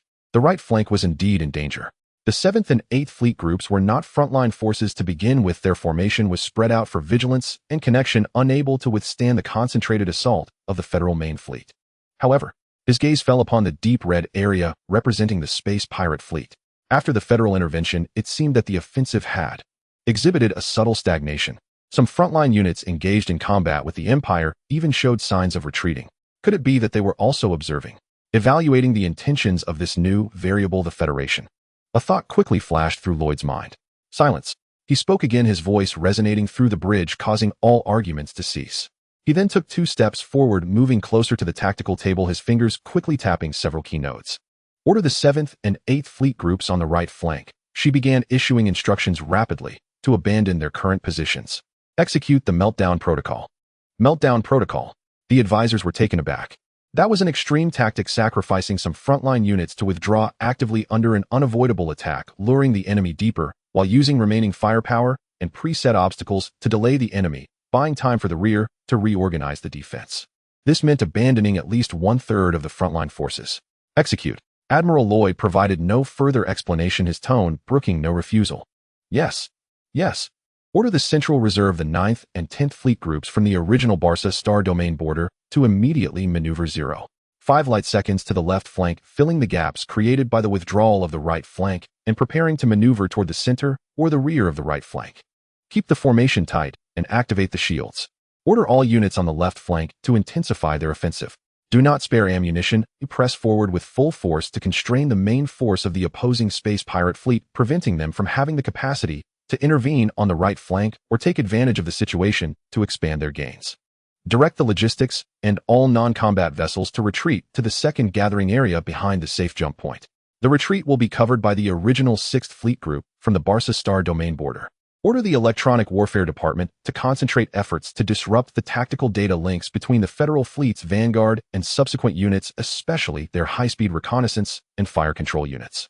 Complete disconnection is not necessary, just create delays and misjudgments. A series of commands were clear and swift with no hesitation. Lloyd did not hastily redeploy valuable central forces to fill the gap on the right flank, but chose to temporarily sacrifice the front line on the right, reducing its strength while applying pressure in other directions to confuse the enemy and protect the critical non-combat units' retreat. More importantly, he was testing the reaction of the space pirate fleet to the Federal intervention. If the space pirate fleet took the opportunity to launch a fierce attack on the left flank or center, it would indicate their intent to ally with the Federation to quickly crush the Empire. Then the Empire would face the most dangerous situation. But if they slowed their offensive or even retreated to observe, there might still be room for maneuver. The three-way standoff offered more uncertainty and operational space than a two-party battle. Although the advisors felt pained at the thought of giving up the right flank, they were also awed by Lloyd's calmness and clarity of thought amid the sudden upheaval, immediately busying themselves to encrypt and dispatch each order. After issuing the commands, Lloyd turned his gaze back to the tactical table, especially towards the direction of the Thunder Fleet. His face still bore no expression, but the calculating light in his blue eyes flickered rapidly. "Klin, do you want to be the fisherman? Then we'll see if the clams and snipe in the water are willing to follow your script." On the right flank of the battlefield, the Federal Assault Group's frontline. Report. The Imperial right flank frontline is actively withdrawing. Resistance is weakening. Detected large-scale mobilization signs behind the Empire, suspected to be reorganizing defenses. The enemy's electronic interference has intensified, and our Vanguard Group's data link with the Central Army has experienced delays. The news reached the Federal flagship destroyer. General Klin stared at the tactical screen, watching as the Imperial blue signals receded like a retreating tide, leaving behind a burning wreckage and a few abandoned ships still desperately resisting. Trying to draw the enemy in by contracting your forces? Klin sneered, not a bad reaction. Unfortunately, it's a bit late. Order the Vanguard group not to pursue deeply. Maintain the pressure formation without dispersing. Focus on clearing those abandoned remnants and fire points and consolidate the breach. Central forces accelerate. Expand on both sides of the breach to maximize the gains and keep up the pressure. The rear of the assault group must remain vigilant of the flanks, especially towards the Nebula Belt Guard against Imperial ambushes or any movements from that pirate fleet. Klin did not rush forward due to the initial short-lived gains. The Imperial response was as he anticipated, sacrificing the front line to buy time and space for reorganization, which is standard in interstellar warfare. But his objective was never to annihilate the entire Imperial right flank in one go. That was unrealistic.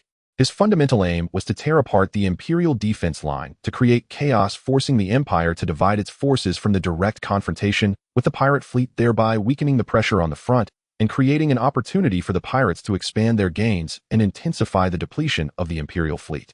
At the same time, he needed to ensure that his own fleet was not caught off guard by a desperate counterattack from the Empire or a sudden betrayal from the pirate fleet. General, the pirate fleet seems to have slowed their offensive. The staff officer reported. Klin's eyes flickered. Oh, they haven't taken the opportunity to launch a fierce attack. Inform the front units to maintain pressure on the Imperials, and all fire should avoid the pirate fleet's active zones. No shots shall be fired at the pirate fleet without my command. Understood. The battlefield situation grew increasingly bizarre and complex. The Imperial right flank continued to bleed and retreat under the Federation's fierce assault, but the pace of their collapse was slower than the Federation had anticipated. The retreating Imperial forces continued to resist in an organized manner and attempted to establish a new defense line. Meanwhile, due to Lloyd's orders, the Imperial center and left flank intensified their pressure on the Thunder Fleet, the intensity of the battle rising rather than falling, trying to pin down the main forces of the Thunder Fleet. At the same time, on the flagship of the Thunder Fleet, the Wrath of the Thunder. Alert! In the D-37 to D-39 area of the battlefield's flank, large-scale hyperspace jump energy reactions detected. Signal characteristics matching. Matching complete. It's the Alliance fleet. The sensor officer's exclamation shattered the tense atmosphere of the bridge. Sam's gaze instantly shifted from the central Imperial formation on the main tactical screen to the area on the flank that had just lit up with blinding green light. How many? His voice showed no fluctuation. Preliminary estimates. Over 10,000 ships. At least 20 standard battle formations. The proportion of capital ships is very high. Observation of the jump has been completed, and they are deploying assault formations. The monitoring officer's voice was hurried. The target is the junction of the Imperial fleet's right flank. On the holographic tactical screen, the bright green dots representing the Federal fleet surged like a tsunami, converging at an astonishing speed into a sharp wedge, aiming directly at the thinned area of the Imperial blue defense line that had been strained to respond to their fleet. The Imperial fleet had clearly also detected this sudden deadly threat. The Imperial right fleet, which had been fiercely trading shots with the Thunder Second Strike Group, showed clear signs of chaos and delay. Some warships hesitantly turned their turrets towards the flank, and the distribution of energy shields became chaotic in an instant, flickering erratically. The Federals. Sam's aide murmured softly, his brow furrowed. What are they trying to do? Taking advantage of the chaos to loot. Sam did not respond immediately. He stared at the green tide, watching it charge towards the Imperials without losing speed. They were not coming for his Thunder Fleet. At least not as their primary target. Commander, the Federal Fleet is entering a high-speed engagement state. Energy weapons are beginning to charge. They are about to enter effective range against the Imperial Fleet. The Fire Control Monitoring Officer reported. Order. Sam finally spoke, his voice clear across the bridge. First Assault Group, Second and Third Strike Groups, all units immediately compress the defensive perimeter, maintain the same fire density, and switch attack intensity to suppression level. All ships' shield energies prioritize their own fronts, and the maneuvering evasion level is to be raised to level 2.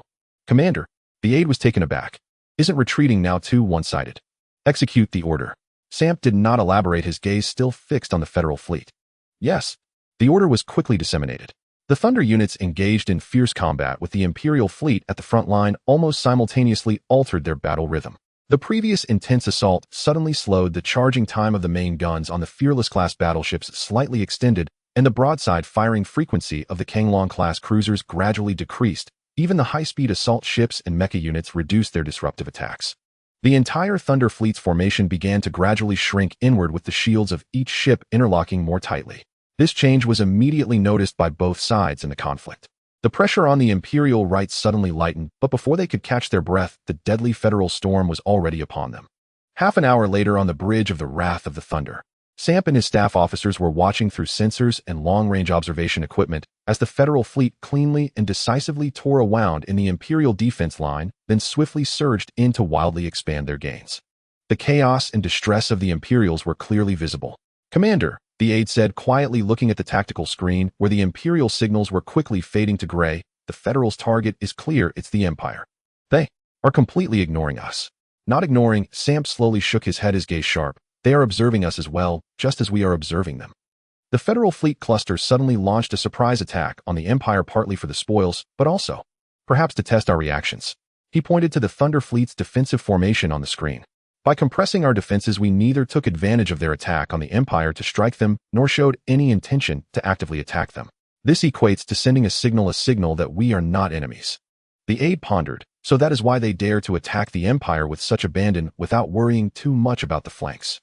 "At least it appears to be so for now." "At least for now it seems that way," a senior advisor spoke in agreement.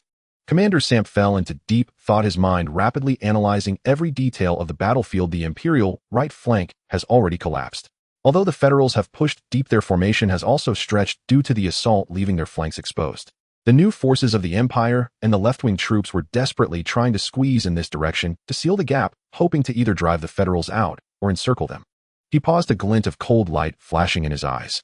"But this requires time and will further disperse the Empire's forces, disrupting their formation."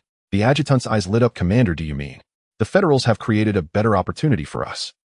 Samp leaned slightly forward, his tone still steady, but his pace quickened a bit. "The attention, forces, and firepower of the Empire are now divided into three parts. One part is defending against us, the majority is blocking the breach created by the Federals, and another part is dealing with the Federal troops that have surged in." He ordered the battle analysis officer to pull up the firepower distribution heat map, pointing to several areas on the Imperial defense line where the colors had faded, indicating a decrease in firepower density. "Here and here, the Imperial suppression fire against us has decreased by at least 40%. Their formation was twisting to the right, gaps appearing at the junctions of the left wing and center, and the command chain was undoubtedly more chaotic than before." He raised his head, looking at the adjutant and all the officers in the bridge waiting for orders. "Relay to the entire fleet, cancel the active defense plan. First assault group, second and third strike groups, all combat units, increase engine thrust to maximum combat levels. Target the weak areas on the left flank and central junction of the Imperial fleet exposed due to troop movement. Change combat mode to fleet-wide assault. Fire at will, do not spare any ammunition." His voice suddenly turned sharp, "Since the Federals' friends have so enthusiastically helped us attract fire to create opportunities, we cannot disappoint them. Fire. Hit them hard. Tear apart the Imperial formation." "Yes, Commander." The orders were quickly relayed. Almost the instant the command was given, the Thunder Fleet, which had just retracted its hedgehog, suddenly unfurled all its spikes, charging fiercely toward the already riddled Imperial defense line. The frequency of the main cannons, which had originally slowed down, increased, once more firing in rapid succession.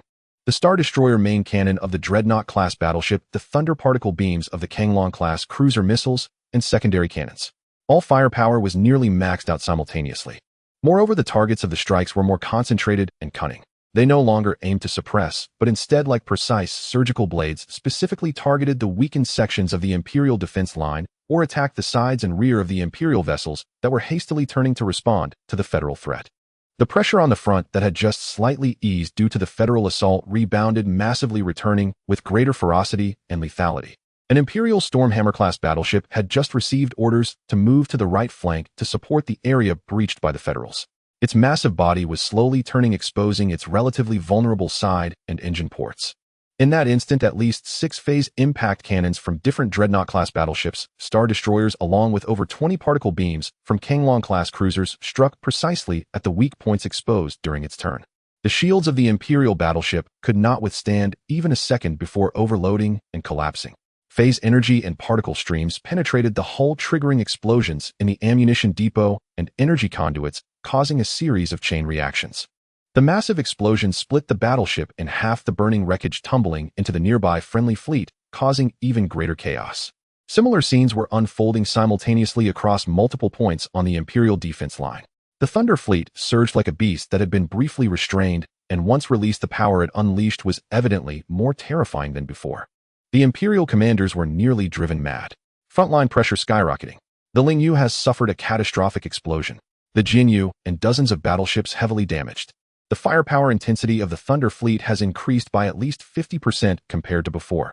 They are focusing on our maneuvering units and junctions. Federals are interspersing from the right flank. We are being attacked from both sides. Hold the line. Order the left-wing troops to converge towards the center. Compress the formation. We must not let the Federals completely sever our lines. On the flagship of the various fleets of the Empire's new forces, the voices of the commanders were starting to grow hoarse, veins throbbing on their foreheads. However, executing the orders faced tremendous difficulties. Communications were disrupted, formations were thrown into disarray, and many units were struggling to survive, unable to execute complex tactical maneuvers. The formation of the Imperial fleet was visibly deforming and collapsing. On the bridge of the Thor's Wrath, Samp watched the signs of collapse appearing on the Imperial defense line on the tactical screen, his face still devoid of expression, yet a sharp light flashed in the depths of his eyes. Not fast enough. Although the Empire was in chaos, its bulk remained. The Federals were pushing hard, but they were also being held back by parts of the defense line that the Empire's new forces were gradually stabilizing. If this continues, it will ultimately be a war of attrition. Even if we win, our losses will exceed expectations. Commander, should we request the Grand Commander to deploy the Shadow Fleet for deeper interspersing and cutting? The adjutant suggested. Within the Thunder Fleet, to facilitate distinction and show respect, we refer to M.O. Lee as the Grand Commander. Samp shook his head. The task of the Shadow is to protect the Thunder and the subsequent evacuation routes. It cannot be easily deployed. He pondered for a moment. With the Federals entering the fray, the Empire was thrown into chaos. This was indeed a golden opportunity to deal a heavy blow or even shatter the main force of the Imperial reinforcements in the Bassa Star domain. But a decisive force was needed to break the current stalemate and accelerate the collapse of the Imperial fleet. After a moment of contemplation, he said to the communications officer in a deep voice, immediately connect to the dedicated encrypted channel with the Shadow Fleet. Yes. Establishing link. Link successful. After a brief flicker on the communication hologram, the signature beautiful and cold face of Ingya appeared. Commander Samp. Ingya's voice was calm and emotionless. Lady Ingya. Samp nodded in acknowledgement, skipping pleasantries and diving straight into the matter. The battlefield situation has changed. The Federal fleet suddenly entered and launched a fierce attack on the side flank of the Imperial fleet, causing disorder in their formation. We are reinforcing our offensive posture, but we need decisive firepower to accelerate their collapse. He pulled up the encrypted data stream of the current battlefield situation and sent it over. I personally believe the time has come. I request the Thunder Fleet to execute a precision strike on the following predetermined coordinates. After sending a few coordinate points, he continued, requesting the Thunder Fleet target priority. First, the flagship of the Empire's new force, the Empire Glory. Second, the Salim flagship, Glory's Blade. Third, any heavy battleships or large command ships identified as high-level command nodes of the Empire. A glimmer of understanding flickered in Ingya's eyes. The Thunder Fleet is in position. The main cannon of the Starbreaker is charged to 80% and ready to fire at any moment. Target parameters have been updated according to real-time data. Very good, Sangpu replied. The firing window will be created by the Thunder Fleet. In 30 seconds, I will order the second strike cluster to launch a high-intensity suppressive volley against the Empire's front line, drawing the attention of the Empire fleet's sensors and firepower. Your volley must be completed within this 30-second window and ensure hits. Understood, Ingya responded decisively. 30-second countdown synchronized. The Thunder Fleet is entering the final launch procedures. The Shadow Fleet will advance to clear any potential Empire reconnaissance units to ensure a clean firing path. Additionally, Sangpu added, looking at Ingya. After the volley is completed, regardless of the results, the Thunder Fleet must immediately perform a tactical jump and retreat from the current firing position to a backup assembly point. The Shadow Fleet will be responsible for covering their retreat. Once the Empire or the Federation reacts, they will undoubtedly spare no effort to locate and destroy them. The contingency plan is ready. The cover and retreat routes have been planned. Ingya nodded. Mission execution begins. Communications end. The holographic projection then dissipated. Sangpu turned his gaze back to the bridge. All ships' attention, entering countdown for the decapitation operation. All Titan Dominator class, Fearless class, and Songlong class units of the Second Strike Cluster relock the core area of the Empire's front line. Coordinates from G66 to H12. Load high explosive and armor-piercing mixed ammunition. Shield energy tilted forward. In 30 seconds, await my order for 3 volleys. Do not conserve ammunition, create enough chaos and sensor interference in that area. First Assault Cluster, Third Strike Cluster, maintain current engagement intensity to pin down other Imperial forces. 4th Rapid Response Cluster penetrate the edge of the Empire's right flank and Federation combat zone monitor both sides' movements, especially the Federation flagship destroyer. Orders were issued in an orderly fashion. The data link bandwidth within the Thunder fleet was once again maxed out with firepower distribution, ballistic calculations, energy scheduling. Countless commands flowing silently. Meanwhile, on the other side of the battlefield behind the Thunder fleet, 10 long, uniquely designed, yet aesthetically pleasing Starbreaker-class super-long-range heavy artillery ships floated quietly behind a cover of shattered asteroids and dust clouds. Their hulls approached 5,000 meters in length, but the most striking feature was the triple-mounted Dominion Super giant mass projector at the bow, almost as wide as the hull itself. At this moment, the 3 giant barrels, shimmering with a dark golden metallic luster, were slightly adjusting their angles, with a low hum faintly emanating from the depths of the barrels, characteristic of charging capacitors. Surrounding these 10 heavy artillery ships was a powerful escort formation composed of dozens of Titan Dominator-class, hundreds of Songlong-class, and more escort ships, all in a state of maximum alert. In the outer layer, the stealth ships of the Shadow fleet maneuvered like ghosts, their electronic warfare arrays fully activated, weaving an invisible shield network to isolate this area from sensor detection by the main battlefield as much as possible. On the Shadow fleet's night walker, Xianxia stood before the central command platform. The screen before her displayed the real-time status of 10 firing units side by side, as well as the real-time dynamics of the Empire targets transmitted via the Shadow fleet's dedicated data link encryption from the main battlefield. Target 1. The coordinates of the Empire Glory have been locked. Trajectory prediction completed. Shield strength analysis underway. Analysis complete. It is recommended to use armor-piercing Gaia explosive mixed ammunition, 3 consecutive shots, firing parameters injected. Target 2. Glory's blade coordinates locked. Trajectory prediction. The target is in a relatively stationary command position. It is recommended to use high explosive incendiary ammunition, 2 consecutive shots, ensure destruction. Targets 3 to 7. Imperial Command node ships coordinates locked, parameters injected. A cold electronic voice continued to report. Xianxia quickly scanned the data to confirm accuracy. All Starbreakers report final status. She spoke. Ship 1 Dominion charged to 92% ammunition, in position, target locked. Ship 2 charged to 91% ready. Ship 3. The 10 heavy artillery ships reported in sequence, all status green lights. Sync countdown with Commander Sangpu. Xianxia ordered. A bright red number jumped onto the main screen before her. 15, 14, 13. The cannon of the Thunder's second strike cluster also began to discreetly increase the attack frequency. The flagship of the Empire's new force, the Empire Glory. Admiral Lloyd stood on the bridge calmly scanning multiple tactical display screens. In front, the Thunder fleet seemed to be readjusting cannon muzzles, flashing as if preparing to launch a new round of attacks. The pressure was still on. The breakthrough speed of the right-wing Federation was faster than he had anticipated. The cruiser formation he dispatched was just engaging with the Federation vanguard when it was driven back by intense firepower, failing to serve as an effective obstruction. The gap on the right was widening. Trouble, but not a dead end. The Empire fleet still held a numerical advantage as long as they maintained the front. The chaos on the right could be controlled, and they could even use the Federation's aggressive advance to conduct a counter-encirclement at the right moment. But he needed time. Order all ships to hold their positions. The right-wing forces should be centered around the remaining battleships to form a circular defense point to layer their attacks. Do not engage the Federation assault cluster. Heat in or consume their speed and momentum.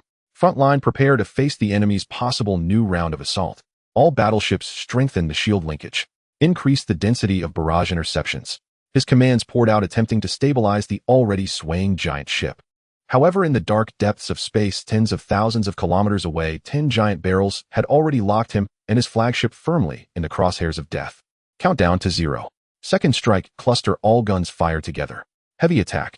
Sangpu's order reached every ship of the Thunder fleet through encrypted channels in an instant. The Titan Dominator-class Divine Punishment main cannon, the Fearless-class Star Destroyer main cannon, the Songlong-class Thunder main cannon roared simultaneously.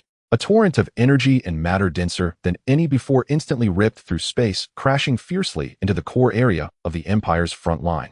Bluish, dark red, bright blue. Various colors of destructive light intertwined, forming a super energy storm capable of blinding ordinary sensors. The shields on the Empire's front line flickered wildly, bearing the unprecedented pressure. Explosive firelights connected into a mass, nearly obscuring that expanse of starry sky. Now's the time. A glimmer of cold light flashed in the eyes of Xianxia. All targets of the star-shattering spear have been locked and confirmed. Fire the Ding-Ding main cannon in a rapid 3-round burst. Fire. The 10 star-shattering spear-class long-range heavy artillery ships shuddered simultaneously. The three cannon mouths at the bow emitted an astonishing electromagnetic brilliance. Boom. There was no dazzling energy beam, only the purest and most violent kinetic projection. Dozens of thick, dark beams shot out from the cannon mouths at a speed hundreds of times greater than conventional ship cannons, disappearing into the dark expanse of space. They silently traversed the chaotic space at the edge of the battlefield along the calculated trajectory, circumventing the main combat zones of both sides, while hiding under the cover of various energy fluctuations, striking precisely at their respective targets. On the bridge of the Empire's flagship Imperial Glory, the piercing alarm rang almost simultaneously with the impact. Super high-speed mass object approaching. Cannot intercept. It's too fast. Collision warning. Front. Shields at full power. The sensor officer's desperate warning had not finished before it was too late. The first dark projectile crashed violently into the fully activated joint shield of the Imperial Glory. Boom. The heavy energy barrier was shattered in an instant by the solid projectile racing at a terrifying speed. Energy fragments scattered everywhere. Following closely were the second and third projectiles. The frontal armor of the Imperial Glory had already suffered severe deformation and cracking from the impact of the first projectile. The second projectile drilled through the breach, tearing open a devastating path inside the hull, distorting the armor plates, breaking the keel, rupturing pipes, and collapsing compartments. The third projectile directly hit the core energy reactor area beneath the bridge. Boom. A brightness more blinding than a solar flare erupted violently from the midsection of the Imperial Glory. The entire nearly 5,000-meter-long super battleship was torn apart, as if by an invisible giant hand, splitting loudly in two. The flames of the ensuing explosion spread wildly along the fracture, consuming everything in their path. The bridge module was thrown into the air and shattered at the moment of the explosion, with General Lloyd and all senior commanding officers and staff reduced to cosmic dust before they could react. The Imperial Glory, serving as the flagship of the Empire's newly appointed commander in the Basar star domain, was completely destroyed in less than 3 seconds under the focused assault of the star-shattering spear. Almost simultaneously on the flagship Glory's dagger of the Empire's original front command. General Selim had just barely regained his composure from the shock of the right flank's collapse, and was frantically trying to re-establish contact with various units to quickly regroup the retreating troops. He saw the terrifying energy storm in front, and felt an alarm ringing in his heart. However, before he could comprehend what it all meant, the fatal blow quietly descended. 2 dark beams grazed the edge of the residual explosion from the Imperial Glory, striking the relatively weak rear engine array of the Glory's dagger at a tricky angle. The first projectile destroyed the main thruster and nearly half of the auxiliary engines, causing the battleship to instantly lose most of its power. The second projectile drilled deep into the engine room, igniting the fuel depot and energy lines. The chain explosion twisted the entire rear section of the Glory's dagger into a mass of scrap metal flames and leaking plasma pouring out from the ruptured sections. The hull lost balance and began to spin and roll uncontrollably. Selim was thrown against the control panel in the bridge, his head bleeding. He struggled to lift his bloodied eyes and saw several dark beams rapidly approaching through the observation window. No, he murmured, filled with despair and disbelief. Though the Glory's dagger did not disintegrate instantly, it inevitably suffered fatal damage, completely losing its combat effectiveness and command capability, becoming a floating coffin of steel in space. Besides these 2 most important flagships, dozens of other high-command ships of the Empire's various fleet groups were also ruthlessly targeted by the star-shattering spear. 2 of the command ships, being smaller and less protected, were directly hit in their bridge and core areas, exploding and disintegrating on the spot. 10 star-shattering spears, dozens of super-heavy projectiles precisely severed the Empire fleet's highest command center and critical nerve nodes across most of the battlefield in just a few seconds. The effect was immediate. When the brilliant and terrifying explosion of the Imperial Glory ignited at the center of the battlefield, a silence lasting several seconds fell upon the entire Empire fleet's communication channels, followed by utter chaos. Flagship. General Lloyd's flagship has exploded. The Glory's dagger has also lost signal. The command channel is in disarray. We can't find our superiors. Who is in command? Who do we listen to now? The right flank can't hold. The Federation is breaking in. The enemy's firepower is too intense at the front. We are suffering heavy losses. Panic spread through the Empire fleet like a plague at lightning speed. Having lost unified and effective command, each fleet group and even each subfleet began to fight independently. Some wanted to continue executing General Lloyd's previous orders to hold their ground, while others felt a retreating urge upon seeing the flagship explode. Some even tried to regroup with other allies who still appeared to be resisting, only to disrupt their formations instead. The Empire's once relatively intact defensive line and formation completely collapsed at the moment the command center was decapitated. As the barrage of the Thunder's second strike group had just ended, the Empire's defensive line began to show widespread loosening and chaos. Many of the Empire's warships began to fire more sporadically and chaotically, with some even starting to turn around. "Commander, the Thunder has succeeded. The Empire's command system has completely collapsed," the tactical officer reported excitedly. Samp looked at the tactical screen where the Empire's signals showed widespread chaos and signs of collapse and decisively order all strike groups to launch a full counterattack. Formations spread out and advanced aggressively. Prioritize exterminating the remaining organized heavy units of the Empire, ignoring the retreating troops for now. Send an encrypted broadcast to the Federation with the message, "The Empire has collapsed. Harvest, as you please, do not cross the boundary." He paused and added, "Also inform Lord Xihe that the decapitation was successful. Thunder Fleet will withdraw as planned. Phantom Fleet can begin to sweep valuable targets at the edges of the battlefield, avoiding the main forces of the Federation." Yes, the Thunder Fleet transformed into a torrent of steel and energy, crushing towards the already collapsing Empire fleet. On the Federation side, Klin also witnessed the shocking explosion of the Empire flagship and the ensuing disarray from the destroyer. He was momentarily taken aback, then overwhelming joy surged in his heart. It worked. The gamble paid off. The Empire's command center has been taken out, and they did it so cleanly and swiftly.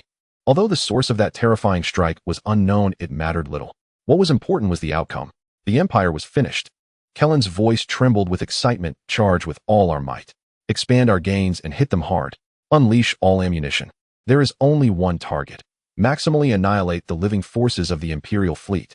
Notify all fleet commanders to fight without restraint. No need to worry about formations. Focus on maximum firepower. And keep a close watch. Do not let them take the opportunity to ambush us from behind."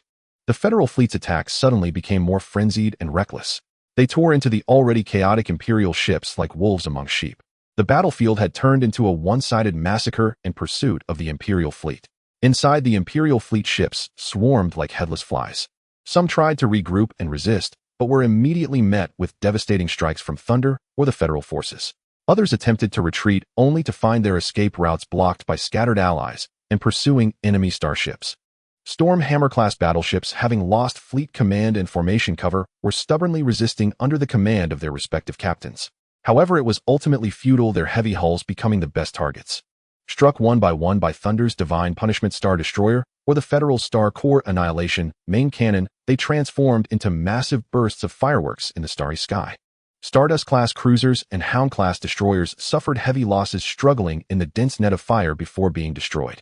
Only a few lucky or extremely quick Imperial ships under the leadership of seasoned captains barely formed small groups, desperately fleeing toward the battlefield's outskirts in the direction of the Empire's controlled area. Meanwhile, the Thunder Fleet and the Federal Fleet began to tactically divide their respective harvesting zones. The Thunder main force continued to pressure the remnants of the Empire at the front and on the left flank, while the Federal focused on dealing with the more chaotic retreating troops on the right flank and rear. Though both sides remained vigilant and maintained a safe distance, neither had any intention of firing at the other. Occasionally, small groups of Imperial fleeing soldiers would rush into the border zone between the two sides, only to be met with crossfire from both directions, leading to a quicker demise. At the rear of the Thunder Fleet's preparation point, the Thunderbolt Fleet, having completed their astonishing barrage, did not pause and immediately activated their short-range jump engines according to the plan. 10-star Fragment Spear-class ships and their massive escort fleet vanished from their original position in a ripple of space, as if they had never existed.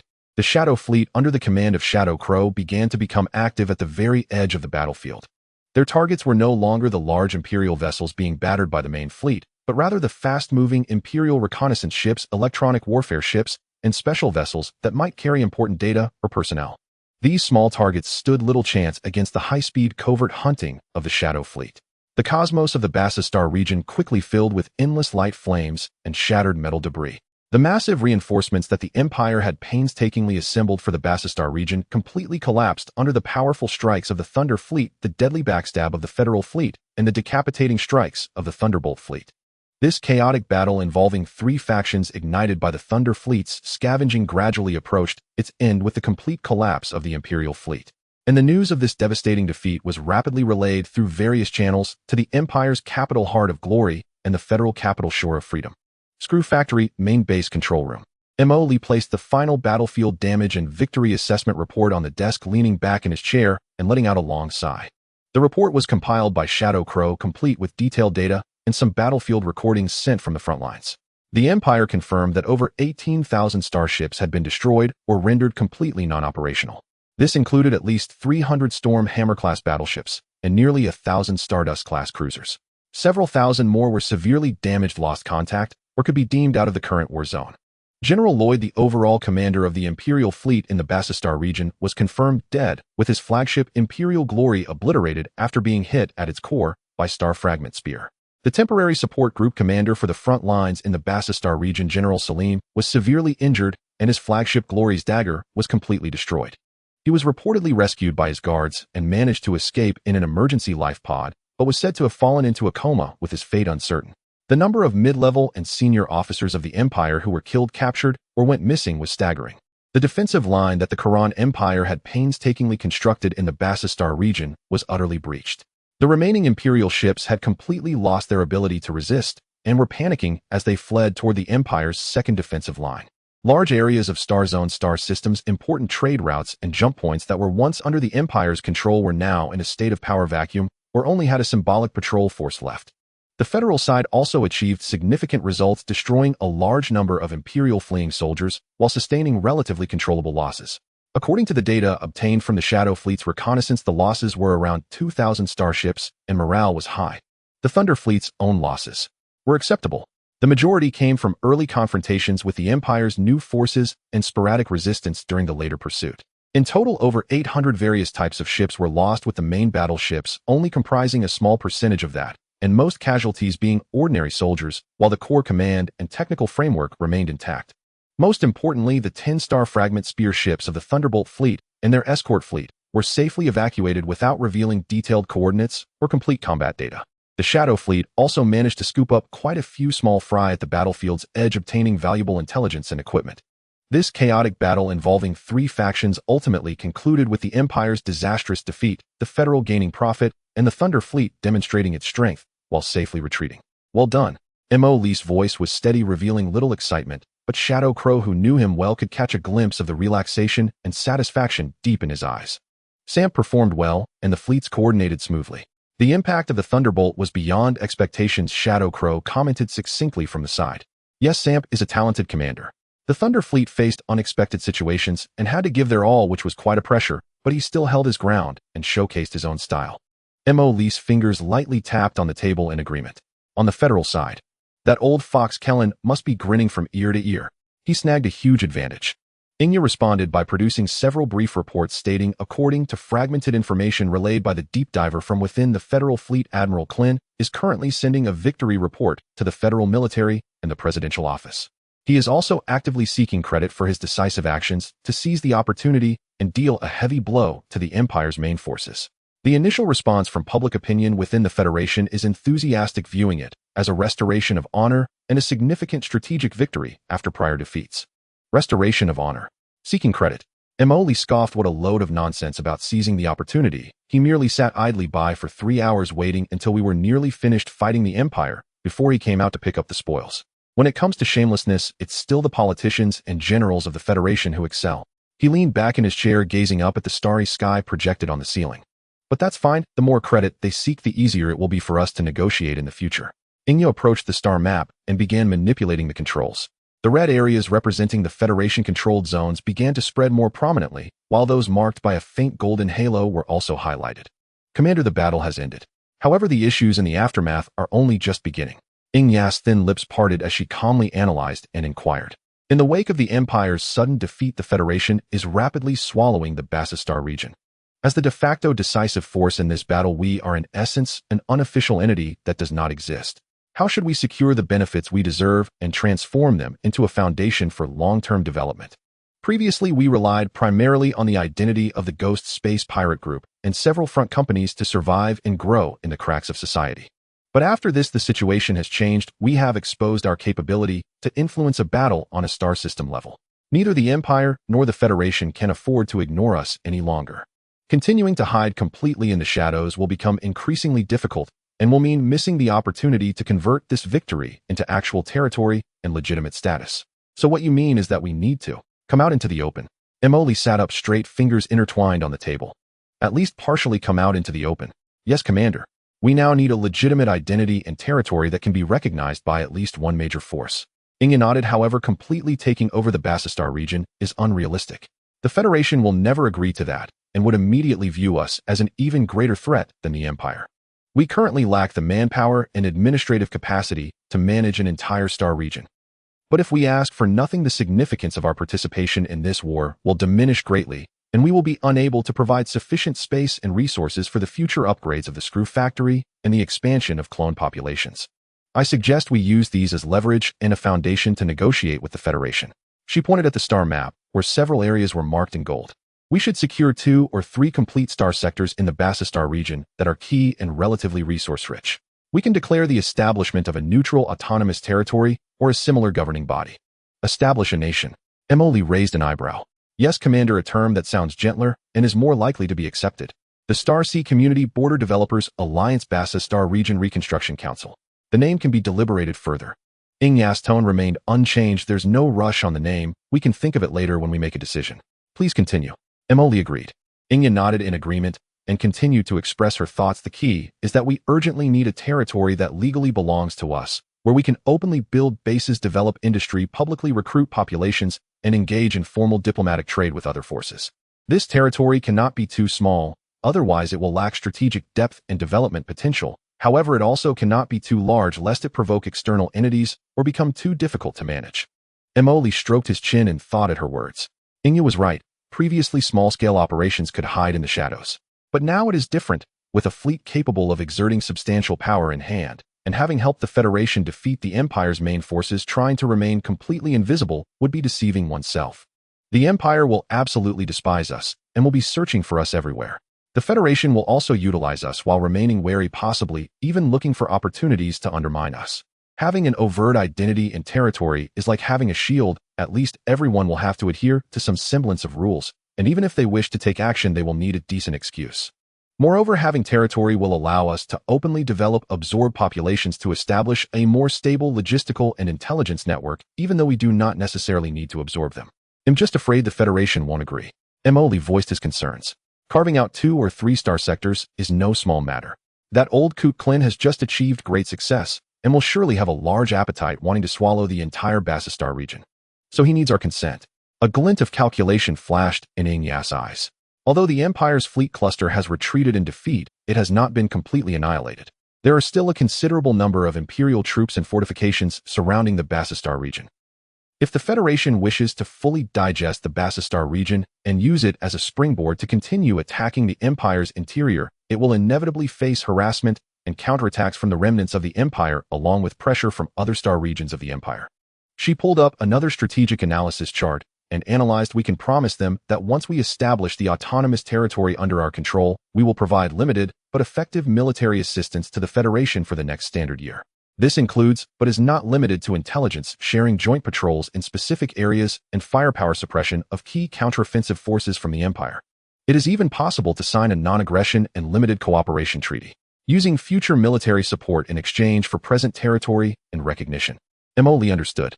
Yes, the Federation itself likely does not want to provoke a powerful unknown force. For the Federation, exchanging 2 or 3 star sectors they cannot temporarily digest for the open support of a strong ally hostile to the Empire, along with a period of stable rear, is undoubtedly a lucrative deal, especially since they have just witnessed the power of this ally. Xihe continued her analysis. Klin needs more victories to solidify his position, and the Federation also needs time to stabilize the newly occupied areas. Our existence can help them constrain a large portion of the Empire's forces, allowing them to more comfortably digest their gains and plan the next phase of their offensive. Emily stood up and began pacing in the command room, contemplating. After 2 laps, he stopped and looked at the faint golden markings on the star map. Which star sectors are the most suitable? He asked.